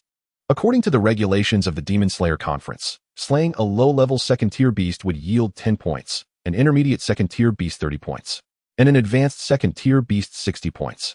As for the pinnacle second-tier beasts, each would reward 100 points. In essence, after a month of arduous effort, Cheng Yan had accumulated a mere 90 points, while the required points for exchanging various spiritual items had yet to be disclosed. Historical data from previous Demon Slayer conferences suggested that at least 2,000 points would be necessary for low-grade, third-tier spiritual items, with some rarer items potentially demanding 3,000 to 4,000 points. The mid-grade, third-tier spiritual item that Cheng Yan sought, the Earth Spirit Pearl, would necessitate around 5,000 points. This implies that, given Cheng Yan's current pace, it might take him 5 years to accumulate enough points for the Earth Spirit Pearl. Assuming the Demon Slayer conference would even last that long, the shortest duration recorded for such events was merely 3 years. Just as Cheng Yan contemplated ways to earn more points, his spiritual sense detected the presence of a demon beast. At the moment he became aware of it, the creature had also spotted him. This is a second-tier advanced ironhide bull, named for its skin as tough as iron and its astonishing defensive capabilities. However, for reasons unknown, upon discovering Cheng Yan, this ironhide bull did not charge forward as one might expect. After all, the flesh and blood of human cultivators are considered a tremendous boon for beast kind. Typically, upon encountering a human cultivator, beasts would attack without hesitation. Moreover, the aura emanating from Cheng Yan indicated he was merely at the mid-stage of foundation building, weaker than this second-tier advanced ironhide bull. Yet, upon noticing Cheng Yan, the ironhide bull merely cast a wary glance before unleashing a deafening roar, seemingly warning him to keep his distance. This behavior piqued Cheng Yan's curiosity. Suddenly, behind the ironhide bull, Cheng Yan spotted a spiritual herb, dragon muscle grass. Upon recognizing the herb, he could not suppress an exclamation. Indeed, behind the ironhide bull stood one of the primary ingredients for a foundation-building pill, dragon muscle grass. Furthermore, it appeared that the herb would mature in just a month or two. No wonder the ironhide bull behaved so peculiarly. Dragon muscle grass is not only immensely attractive to human cultivators, but is also highly coveted by beasts for its ability to strengthen the body. Should this ironhide bull consume the dragon muscle grass, its defensive capabilities would significantly increase, potentially allowing it to withstand attacks from top-tier second-tier beasts. However, human cultivators primarily seek the herb for its other benefit, protecting the meridians. The reason the foundation-building pill possesses the ability to safeguard the meridians is due to the inclusion of dragon muscle grass. This herb is exceedingly rare, and since Cheng Yan had encountered it, he had no intention of letting it slip away, even with a second-tier advanced beast guarding it. Cheng Yan swiftly formed several intricate hand seals, followed by a powerful strike, sending a massive spiritual energy handprint towards the ironhide bull. Cold energy swirled around the frost palm, and those of lesser strength would feel an instant chill merely by glancing at it. Yet, the ironhide bull exhibited a disdainful expression, choosing to stand its ground, relying on its physical defenses to withstand the blow. Observing this, Cheng Yan could not help but smirk. Underestimating his frost palm would lead to dire consequences. The frost palm struck the ironhide bull, yet it remained unmoved, absorbing the blow effortlessly. However, in the next instant, the previously disdainful ironhide bull suddenly appeared flustered. The chilling energy from the frost palm began to infiltrate its body, wreaking havoc from within. The frost energy is a natural nemesis to these defensive beasts. No matter how formidable their outer defenses, their internal organs remain vulnerable. The frost energy could penetrate directly into the beast's interior. As the frost energy continued to erode the ironhide bull, waves of pain surged through it, prompting a pained roar to escape its lips. However, in a short span of time, it was impossible to expel the chilling aura from its body, especially with Cheng Yan lurking nearby, ever watchful. At this moment, it harbored an intense loathing towards Cheng Yan. The iron-skinned bull's eyes gradually turned crimson, fixated on Cheng Yan, its hind legs propelling it forward with fervor, charging directly at him. The iron-skinned bull possessed formidable defensive capabilities. However, conversely, its method of attack was exceedingly singular, relying solely on the brute force of its physical charge. Coupled with its massive frame, this rendered it quite cumbersome and lacking in agility. Nonetheless, the bull's speed was astonishing, its body hurtling forward like a bolt from a crossbow, arriving before Cheng Yan in the blink of an eye. Chapter 177. The unexpected encounter. The speed of the iron-hide bull startled Cheng Yan. He had anticipated that such a massive creature would be slow. Fortunately, he reacted swiftly, forming several seals with his hands, conjuring a radiant shield of myriad colors to protect himself. As the iron-hide bull charged, Cheng Yan employed a primordial shield to absorb the impact, the tremendous recoil toppling the colossal beast to the ground. Its limbs flailed in a desperate attempt to rise, yet its cumbersome bulk hindered its efforts. What an opportunity! Seeing the iron-hide bull brought low by his counterforce, Cheng Yan's eyes gleamed with realization. He swiftly altered his hand seals, summoning dozens of water blades that materialized beside him, each one infused with a chilling aura. Since the frost palm could not breach the iron-hide bull's defenses, it was wiser to utilize the water blade technique, which demanded far less spiritual energy. With Cheng Yan's unique spiritual power, each water blade bore the frigid essence. Though the chilling aura of each blade was less potent than that of the frost palm, the sheer number of blades compensated for it. As dozens of water blades struck the iron-hide bull, they left no mark upon its hide. However, the frigid essence permeated its body, relentlessly assaulting the creature from within. The agonized bellow of the iron-hide bull echoed as it summoned its strength, finally rising to its feet, its crimson eyes fixed intently on Cheng Yan, preparing for another charge. Yet this time, Cheng Yan was fully prepared. The brute's straightforward, reckless assault was easily evaded. He merely sidestepped, eluding the charge with grace. The iron-hide bull, unable to halt its momentum, collided with several sturdy trees before finally coming to a stop. But as it paused, the water blades once again rained down upon it. The frigid essence that had yet to dissipate was now compounded by a fresh wave, driving the creature into a frenzy, its rationality lost in the throes of pain. It charged towards Cheng Yan like a maddened bull, yet its attack method sealed its fate, ensuring it could not land a blow. After each assault, Cheng Yan employed the water blade technique not to inflict harm, but to facilitate the infiltration of more frigid essence into the iron-hide bull's body. Thus, for half an hour, he patiently wore down the beast, until its massive form finally crashed to the ground, blood streaming from its mouth and nostrils, a clear sign of severe internal damage. The fallen iron-hide bull gasped heavily a few times before succumbing to death. Cheng Yan exhaled deeply, relieved. This marked the first time he had dedicated a full half hour to hunt a single beast. Moreover, due to the considerable speed of the iron-hide bull, Cheng Yan had to remain fully focused to evade its charges. After an arduous battle, he found himself utterly exhausted, both mentally and physically. The iron-hide bull proved to be quite a formidable opponent. It was only thanks to Cheng Yan's possession of the frostbane energy that he was able to contend with it. Had it been anyone else, they would likely have surrendered long ago, unable to breach the creature's defenses. Fortunately, Cheng Yan had been employing the water blade technique, which required minimal spiritual energy. At present, he still had half of his spiritual power remaining. After storing the iron-hide bull's carcass in his storage ring, Cheng Yan approached the dragon tendon grass, intending to collect it into the universe mountain water diagram. Suddenly, a figure appeared within his consciousness, drawing ever closer. Cheng Yan had planned to swiftly gather the dragon tendon grass before departing the area, but the newcomer was alarmingly fast. Just as he pulled the dragon tendon grass from the ground, the individual arrived. Dragon tendon grass. Upon arrival, the person immediately spotted the plant in Cheng Yan's hand and exclaimed in astonishment. Although he no longer had any use for the dragon tendon grass, its high value was undeniable. A single specimen was worth at least 10,000 spirit stones. If sold at an auction, it could fetch as much as 20,000 spirit stones. Such a staggering worth stirred even his late-stage foundation establishment heart. "It's you." Upon recognizing Cheng Yan's face, he immediately identified him. The last time he had seen Cheng Yan was at the monster hunting conference, where he had made an impression as a mid-stage foundation establishment cultivator daring to participate in such an event. "Kid, seeing you at the monster hunting conference is quite the feat. If you willingly surrender the dragon tendon grass and your storage bag, I might just let you walk away." The man spoke with a mocking tone. Upon his arrival, he observed the chaotic scene, clearly indicative of a recent fierce battle. However, he did not believe that Cheng Yan had just slain a high-level second-tier beast. After all, not everyone possessed the talent to fight above their level. He merely assumed that Cheng Yan had been fortunate enough to encounter a dragon tinned in grass guarded by a mid-level second-tier beast, which explained his audacious demeanor. The dragon tinned in grass is mine. Why should I give it to you? Cheng Yan frowned upon realizing the man was at the late stage of foundation establishment. Yet he displayed no signs of fear. Setting aside his own combat prowess, which was not inferior to that of a late-stage cultivator, he also had a formidable weapon at his disposal. Why should I?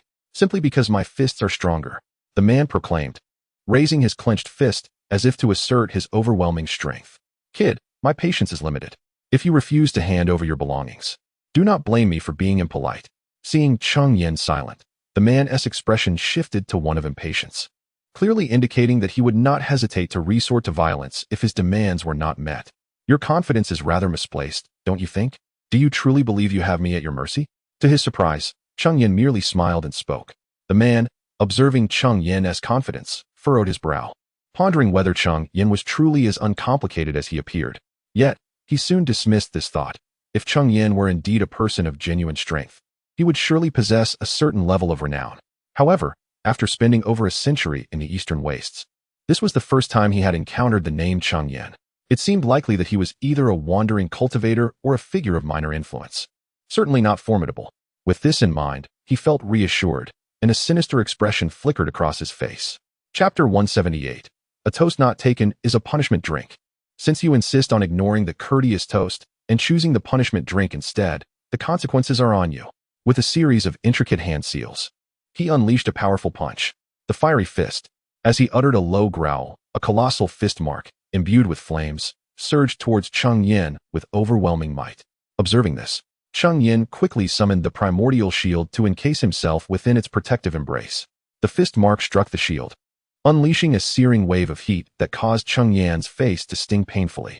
Nonetheless, the primordial shield successfully thwarted the onslaught. No wonder he exuded such arrogance. He possessed a modicum of strength. But how long can you sustain such a meager reserve of spiritual energy? With that thought, he formed another series of hand seals, conjuring an endless inferno in the skies above. The sky devouring flames. As the incantation resonated, the boundless flames surged forth towards Cheng Yan, their intensity warping the very fabric of the surrounding space. Gazing at the relentless blaze, Cheng Yan recognized its formidable power. Yet, his countenance betrayed no fear. He executed a series of complex hand seals, summoning the frostbane palm. The chilling aura emanating from the palm caused the ambient temperature to drop several degrees, stabilizing the previously distorted space scorched by the flames. As the opposing forces of cold and heat collided, a hissing sound filled the air, ultimately leading to a mutual cancellation of their respective techniques. The flames were mere ordinary fire, whereas Cheng Yan's frost essence was anything but commonplace. Were it not for his adversary's cultivation advantage, it would have been evident that Cheng Yan's technique surpassed that of his opponent. Noticing his sky-devouring flames thwarted, the man furrowed his brow. He now recognized that Cheng Yan's prowess was far from trivial. With just the frostbane palm, he could rival cultivators in the late foundation establishment stage.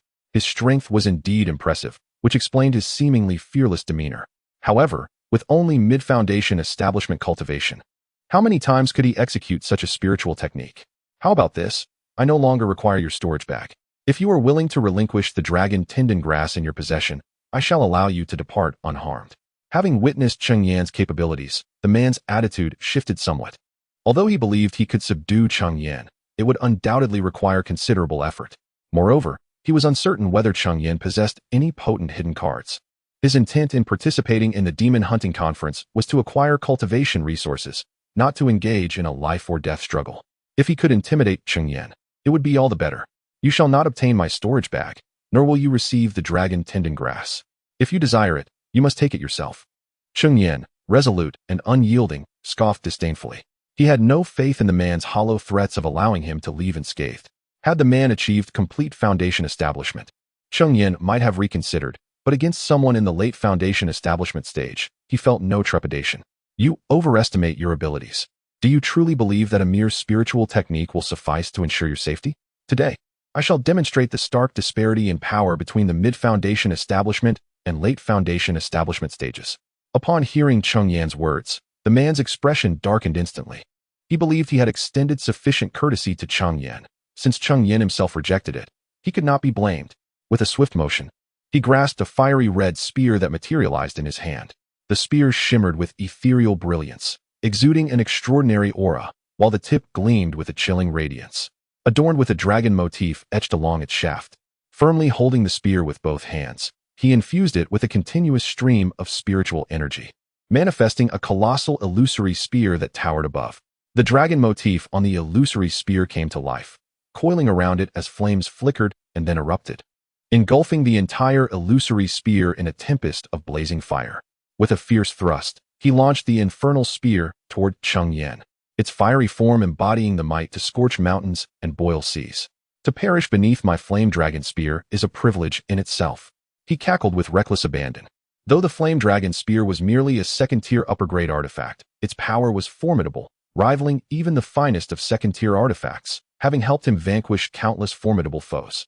It was indeed his most potent technique. Cheng Yan, observing the infernal spear's fiery manifestation, furrowed his brow, his countenance grave. The overwhelming pressure emanating from it sent a shiver down his spine. Relying solely on the primordial shield or the cold desolation palm might not suffice to withstand this assault. It appeared he would need to employ that technique. As this thought crossed his mind, a spiritual talisman materialized in Cheng Yan's hand. As he infused it with spiritual energy, a terrifying power coalesced upon the talisman. Talisman treasure. The man exclaimed in a startled gasp upon seeing the talisman in Cheng Yan's grasp. This was the very second-tier superior talisman that Cheng Yan had acquired at the auction. With the sound of the man's exclamation, Cheng Yan successfully activated the talisman, summoning a colossal spiritual arm in the sky, which wielded an illusory long knife. Without hesitation, the arm struck down toward the illusory spear, its formidable might posing a threat even to late-stage Foundation establishment cultivators. The illusory spear could not withstand even a moment's resistance, cleaved in twain beneath the long knife. After severing the spear's illusion, the long knife maintained its momentum, continuing its descent toward the man. The illusory knife loomed larger in the man's eyes, filling him with dread as he sensed the encroaching specter of death. Gripping his spear tightly, he hastily thrust forward, conjuring another illusory spear in a desperate attempt to intercept Cheng Yan's assault. Yet, this strike also faltered, unable to endure even a heartbeat before being shattered. He could only watch helplessly as the long knife descended upon him. When the knife struck, an immense force surged forth, propelling him several dozen feet away. As he soared through the air, he spat out several mouthfuls of blood. With a thunderous crash, he landed, rolling several times before finally coming to a halt. At this moment, he appeared utterly disheveled, his complexion as pale as parchment, with blood incessantly trickling from the corners of his mouth, staining his garments of vivid crimson. Ha! Yet, upon his countenance, there was an unmistakable glimmer of exuberance, and he could not suppress a hearty laugh, for he had triumphantly survived.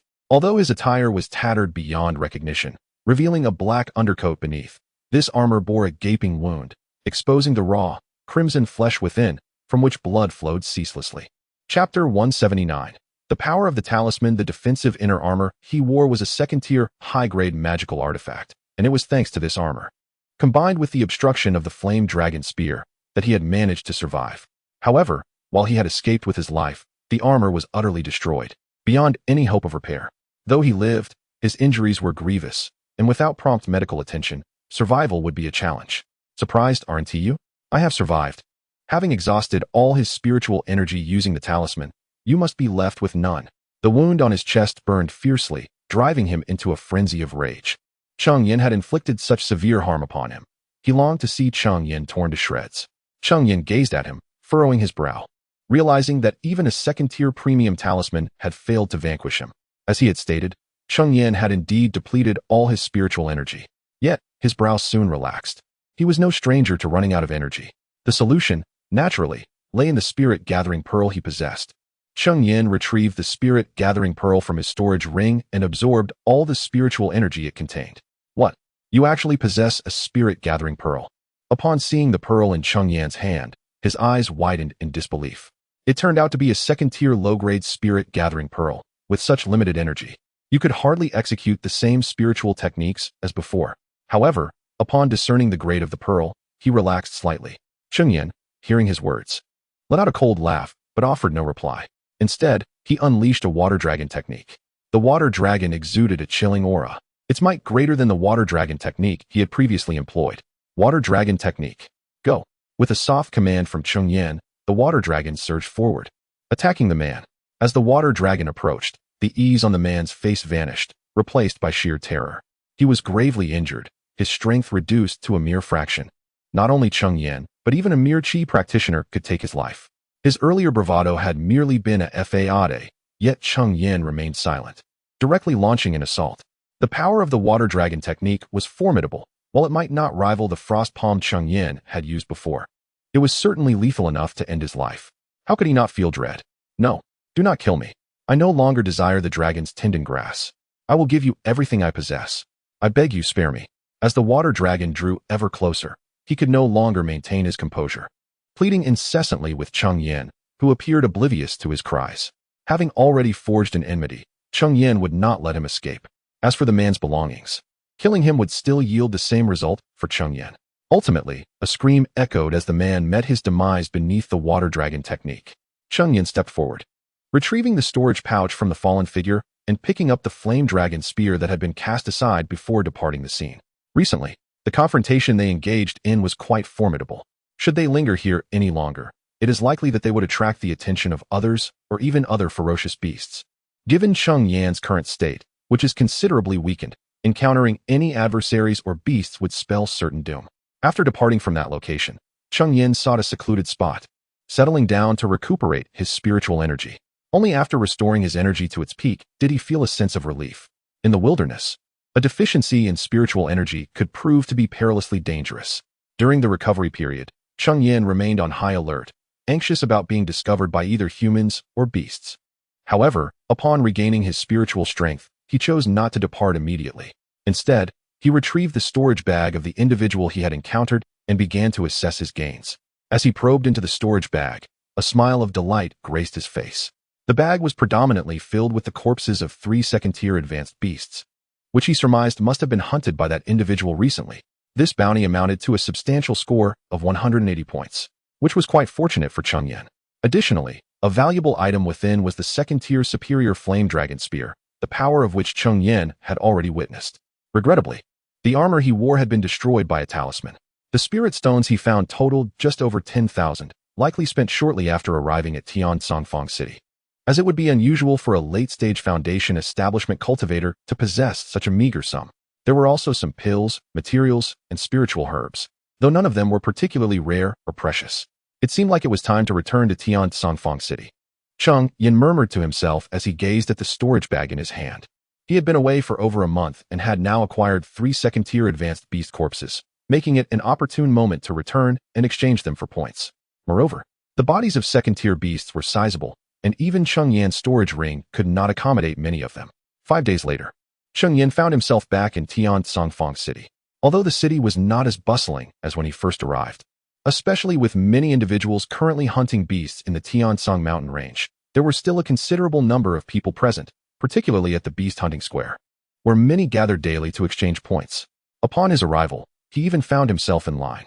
Isn't that the mid-foundation establishment cultivator? He has come to exchange points as well. When Zhou Yang appeared at the beast hunting square, some recognized him immediately. In terms of reputation, Cheng Yan's name was not inferior to those ranked higher on the beast hunting monument. After all, there were very few mid-foundation establishment cultivators on the entire monument. It was speculated that he had encountered good fortune in slaying a mid-tier second-tier beast and had eagerly returned to exchange for points. He must possess considerable strength to dare participate in the beast hunting conference, someone remarked with a tone of mockery. Yet, others contended that Cheng Yan was no fool. Knowing his own limitations, he would not recklessly attend the conference if he were aware of his inadequacies, as that would be akin to courting death. In the midst of foundational cultivation, what prowess can one truly possess? It is merely a case of failing to recognize one's own limitations, believing oneself to be a prodigy, while in reality, there remains a vast chasm when compared to genuine geniuses. His words emerged without a hint of restraint. Such unpleasant remarks prompted Cheng Yan to furrow his brow and cast a glance in his direction. Ultimately, however, he refrained from uttering a reply, for it was now his turn to exchange points. Please present the corpses of the beasts you have hunted. The overseer, having noted Cheng Yan's mid-level foundation cultivation, chose not to comment, instead diligently assisting him in the point exchange process. Chapter 180, Redemption of Points and Provocation. Cheng Yan nodded slightly, producing the corpse of a mid-level second-tier beast. Ha ha ha, did I not tell you? Clearly, luck smiled upon me. allowing me to hunt a mid-level second-tier beast. And I couldn't wait to return to redeem my points. Upon seeing the beast's corpse Cheng Yan presented, the man who had mocked him became even more brazen in his derision. Cheng Yan shot him a glance, revealing a cold smile, and then produced 5 corpses of high-level second-tier beasts in succession. A wave of astonishment swept through the crowd as the 5 massive corpses appeared in the plaza. Though Cheng Yan was not the first to display such a number of beast corpses, he was uniquely the only one capable of presenting them at the mid-foundation stage of cultivation. The man who had previously ridiculed Cheng Yan now wore a grim expression, having just claimed that Cheng Yan was unaware of his own limitations. Yet here was Cheng Yan, presenting 5 high-level second-tier beast corpses, delivering a stinging blow to his pride. Impossible. He must have purchased these beast corpses with spirit stones. How could someone with merely mid-foundation cultivation, in just a month, hunt 5 high-level second-tier beasts? Still unwilling to accept the reality, he persisted in his accusations. The crowd, upon hearing his words, displayed expressions of doubt. It was not unprecedented for individuals to purchase complete beast corpses with spirit stones in pursuit of higher rankings. Cheng Yan, however, chose not to respond. It seemed that this individual had been perpetually suppressed by those of higher cultivation within the sect, leading to a distorted perception that could not bear witness to other strength. Receiving his token from the attendant, Cheng Yan observed the number on it transform from 0 to 330, signifying that he now possessed 330 points. On the demon hunting stele, his name ascended from the bottom ranks to over 500. After obtaining the token, Cheng Yan had no intention of lingering and turned to leave the hunting plaza. Trying to leave? You haven't clarified anything yet. Those beast corpses must have been purchased, right? Although the hunting competition does not explicitly prohibit this, your actions are no different from cheating. Just as Cheng Yan turned, the man who had mocked him stepped forward to obstruct his path. Cheng Yan regarded him with furrowed brows and coldly replied, "Whether I bought them or not is of no concern to you. Step aside and do not block my way." The repeated taunts from the man had ignited a flicker of anger within Cheng Yan. "You may leave, but you must admit that these beast corpses are purchased." The man insisted. Cheng Yan, taken aback by the absurdity of his assertion, found it laughable. "So, just because you say I bought them, I must acquiesce? Why should I admit to something that is untrue? Since you claim these beast corpses are not purchased, how will you prove it?" The man, unyielding, continued to hound Cheng Yan. Growing weary of his persistence, Cheng Yan resolved to bypass him and exit the area. Upon seeing Cheng Yan attempt to leave, he immediately extended his hand, intent on seizing him, even resorting to the use of spiritual power. Yet, before he could grasp Cheng Yan, another individual intervened, restraining his hand. It was the overseer of this marketplace. Violence was strictly prohibited within the market. Any grievances must be resolved on the martial platform. The use of spiritual energy within the market was already a breach of etiquette, prompting the overseer's interference. The mention of the martial platform ignited a spark of excitement in the man's eyes. "If you wish to prove that the corpses of those demon beasts are not purchased, it is quite simple. You need only to defeat me on the martial stage." Cheng Yan, upon hearing this, regarded him as one would a fool, contemplating when he had ever expressed a desire to prove anything to him, and thus prepared to disregard him entirely, striding directly towards the exit of the demon hunting square. However, the man remained relentless, pursuing him.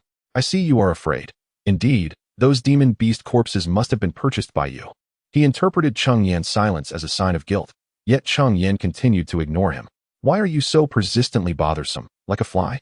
Cheng Yan, increasingly annoyed by his tenacity, finally spoke. "I shall not ascend the martial platform without cause.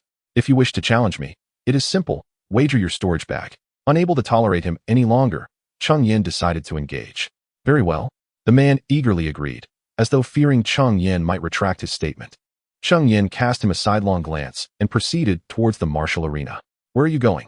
the man inquired, mistakenly believing Cheng Yan to be reconsidering. Upon realizing Cheng Yan was indeed heading towards the martial platform, he scoffed and hurried to follow. This promises to be entertaining. Onlookers in the demon hunting square, witnessing the unfolding drama, eagerly rushed to join the spectacle. Even those who had been queuing to exchange points momentarily abandoned their places. At the martial arena of Tiansong Market, a considerable crowd had gathered, some arriving from the demon hunting square while others joined along the way. Upon encountering the throng, they merged into the gathering, their intentions unified, to witness the unfolding drama. Those who arrived later engaged in lively discussions, inquiring of those in the know about the events that had transpired. Once apprised of the situation, they all regarded Cheng Yan with expressions of skepticism. In their eyes, A nameless mid-foundation cultivator could not possibly have slain so many high-tier second-grade demon beasts. At that moment, on the martial platform, Cheng Yan stood opposite the man who had mocked him. If you confess before everyone that those demon beast corpses are indeed purchased, I might spare you from a painful thrashing, the man proclaimed, arms crossed, and a mocking smile gracing his lips. In his eyes, Cheng Yan was merely at the mid-stage of foundation establishment, while he himself had attained the later stage. Defeating Cheng Yan would be a trivial endeavor for him. During his time within the sect, he had often bullied those whose cultivation was inferior to his own. Why do you have so much to say? From the very beginning, his incessant chatter had become a source of annoyance for Cheng Yan. Hearing Cheng Yan's retort only fueled his anger further. He snorted coldly and declared, "You, soon enough, you will be unable to speak so boldly." Cheng Yan, at a loss for words, replied, "Are you going to fight or not?" Chapter 181. Will you fight or not? Cheng Yan could no longer endure his opponent's demeanor. He yearned to swiftly conclude the confrontation and depart from this place. Of course, I will fight. However, given your inferior cultivation, I shall not take advantage of you. How about this? I will allow you to strike first. He feigned magnanimity, portraying himself as someone who does not prey upon the weak. This was a tactic he frequently employed, avoiding opponents of higher cultivation levels, or even those of equal standing, opting instead for someone like Cheng Yan, whose abilities were beneath his own. He would then masquerade as a generous individual unwilling to exploit the disadvantaged, all in a bid to enhance his reputation. In essence, such individuals are merely bullies who thrive on the feeble. Are you prepared now? With his opponent's words, Cheng Yan naturally could not decline. Under ordinary circumstances, he would have already launched an attack without uttering a word. However, this was the martial arts platform, which adhered to certain protocols. "I am ready. You may proceed," the opponent replied with a confident smile. Without further hesitation, Cheng Yan brandished the flame dragon spear he had just acquired. The spear possessed formidable power. The strength exhibited by the opponent previously had nearly equaled that of a perfected foundation establishment. Had Cheng Yan not possessed a talisman, he might have struggled to contend with it. Cheng Yan was not inclined to engage in prolonged conflict, so he unleashed his full might from the outset. Spiritual energy surged into the flame dragon spear, conjuring a colossal spectral image of the spear in the air, adorned with dragon patterns that ignited fiercely. As the flames roared, an intense wave of heat radiated outward. Fortunately, the martial arts platform was protected by an array, sparing the spectators from its effects. Yet, the individual standing upon the platform distinctly felt the searing heat rush towards him, stinging his face and altering his expression drastically. With just this one move, he realized he had encountered a formidable opponent. However, with so many eyes upon him, retreat was not an option. Gritting his teeth, he retrieved a shield artifact from his storage pouch, infused it with spiritual energy, and activated it. A massive spectral shield materialized behind him for protection. Cheng Yan gripped the flame dragon spear with both hands and lunged forward. The dragon patterns on the spear emitted a resounding roar, accompanied by an inferno of flames aimed at the opponent. The spear's spectral image collided with the shield, and the raging flames relentlessly scorched its surface. In mere moments, fine cracks appeared upon the shield's spectral form. With a sharp, cracking sound, the fissures began to propagate. In the blink of an eye, they enveloped the entire shield, which ultimately could not endure the assault, disintegrating into a swirl of spiritual light. Yet, the flame dragon spear maintained its momentum, piercing through to strike the shield artifact the opponent wielded. The spear's immense power forced the individual back, driving him to the very edge of the martial arts platform, where the spear finally dissipated into a cascade of embers. What an astonishing technique! Is this truly something a mid-stage foundation establishment cultivator can achieve? The prowess of Cheng Yan's technique was evidently observed by those watching the battle, and with just this one move, he had garnered the respect of many foundation establishment practitioners present. It's merely the advantage of a magical artifact. If I possessed such a tool, I could accomplish the same. Yet, in this world, those unwilling to acknowledge the strength of others are numerous. At this moment, the individual opposing Cheng Yan appeared quite disheveled, blood seeping from the corners of his mouth, clearly suffering significant injury.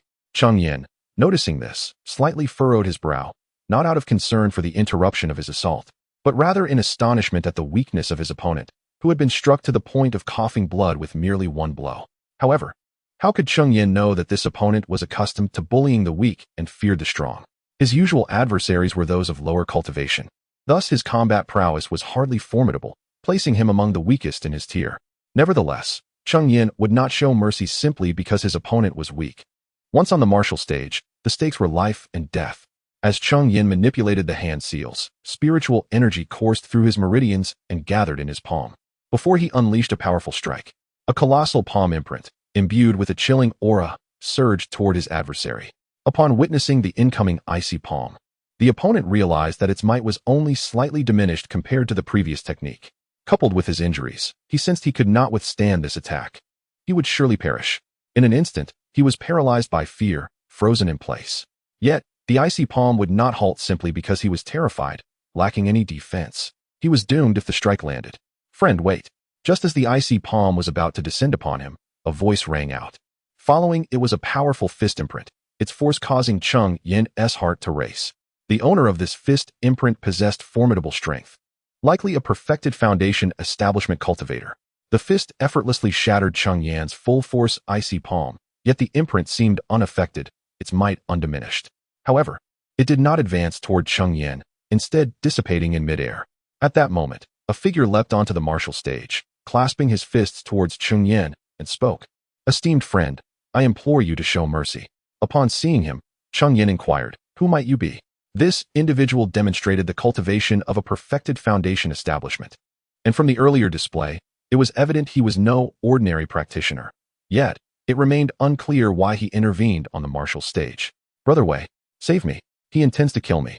Before the newcomer could utter a word, the frightened individual, who had been terrified by Cheng Yan, regained his composure and scrambled behind Brother Wei, practically rolling in his haste.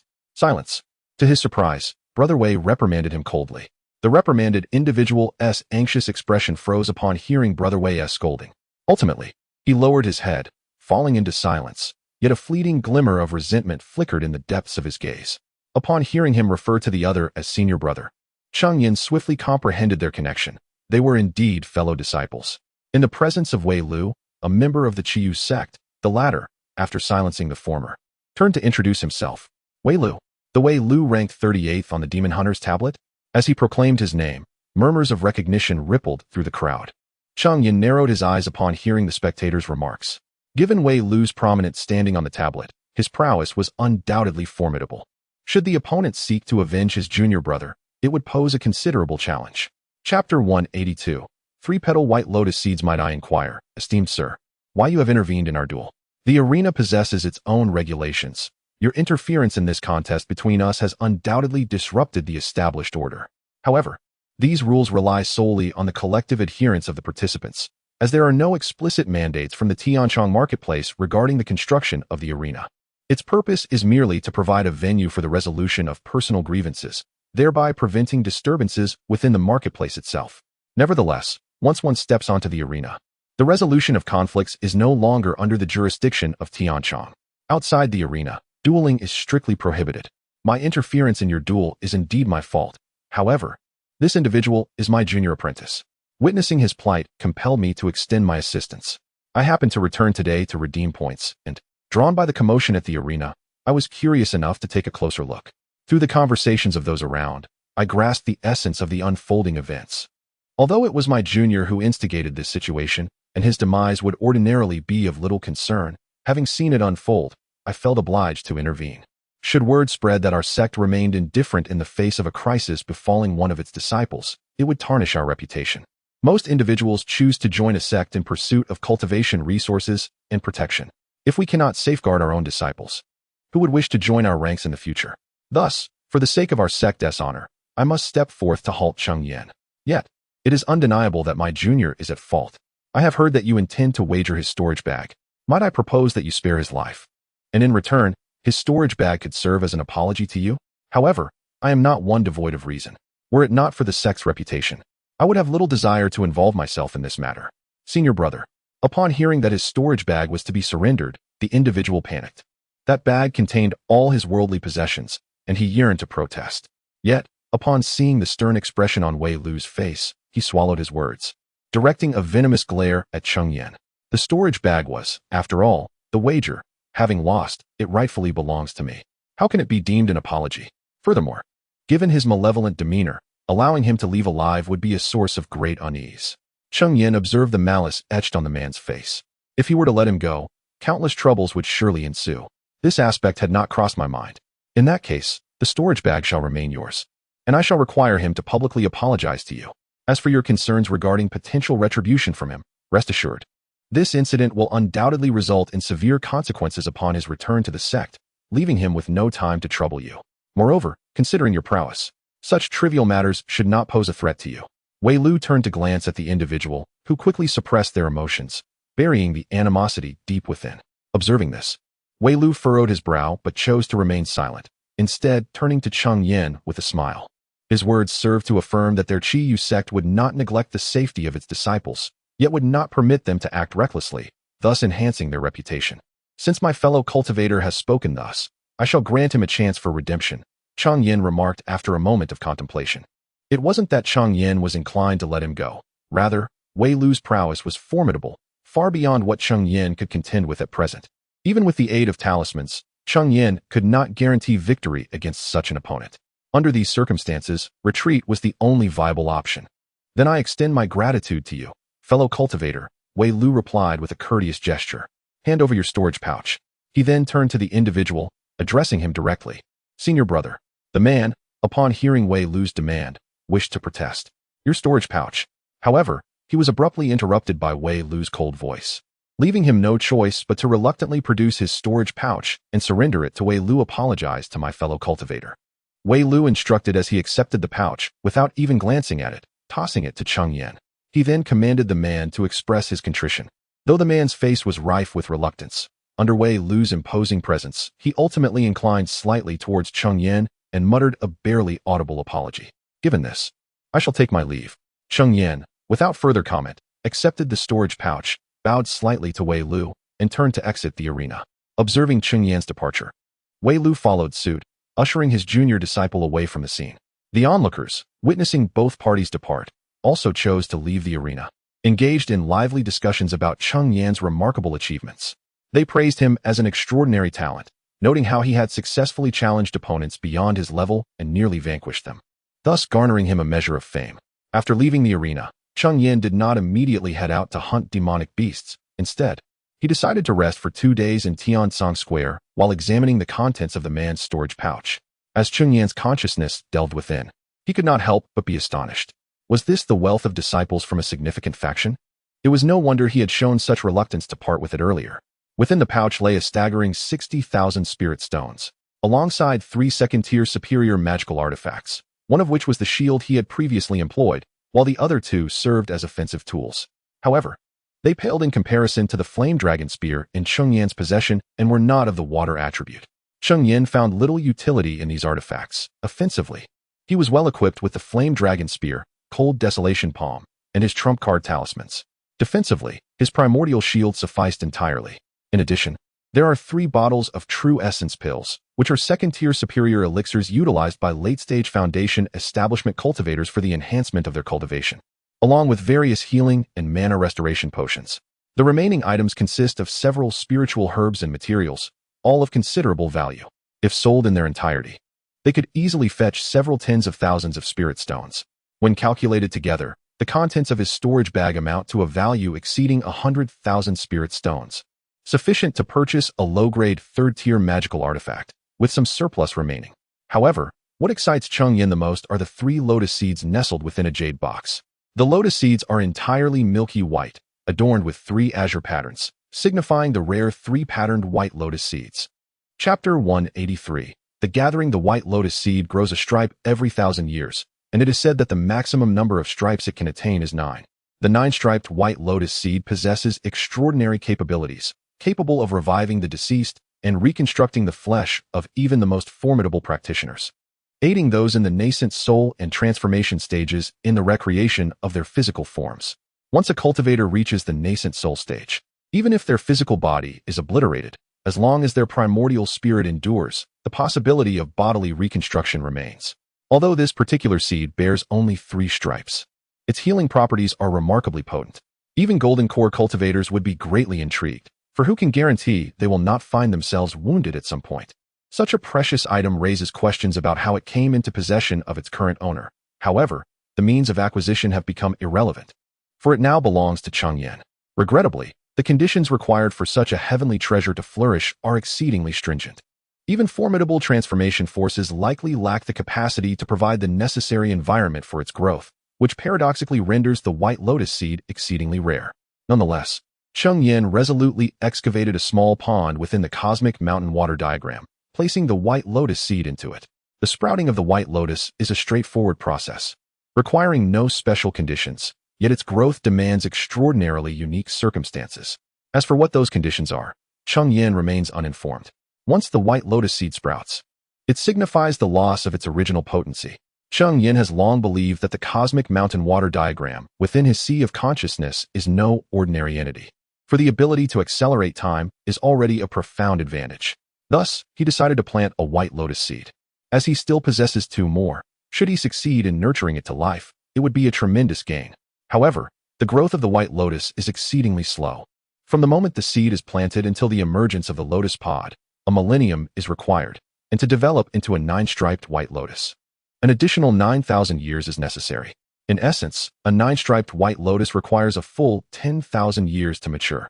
Even with the existence of the cosmic mountain water diagram, it necessitates a millennium. Yet, the lifespan of a foundation establishment cultivator is merely 240 years, and even that of a golden core cultivator extends only to 500 years.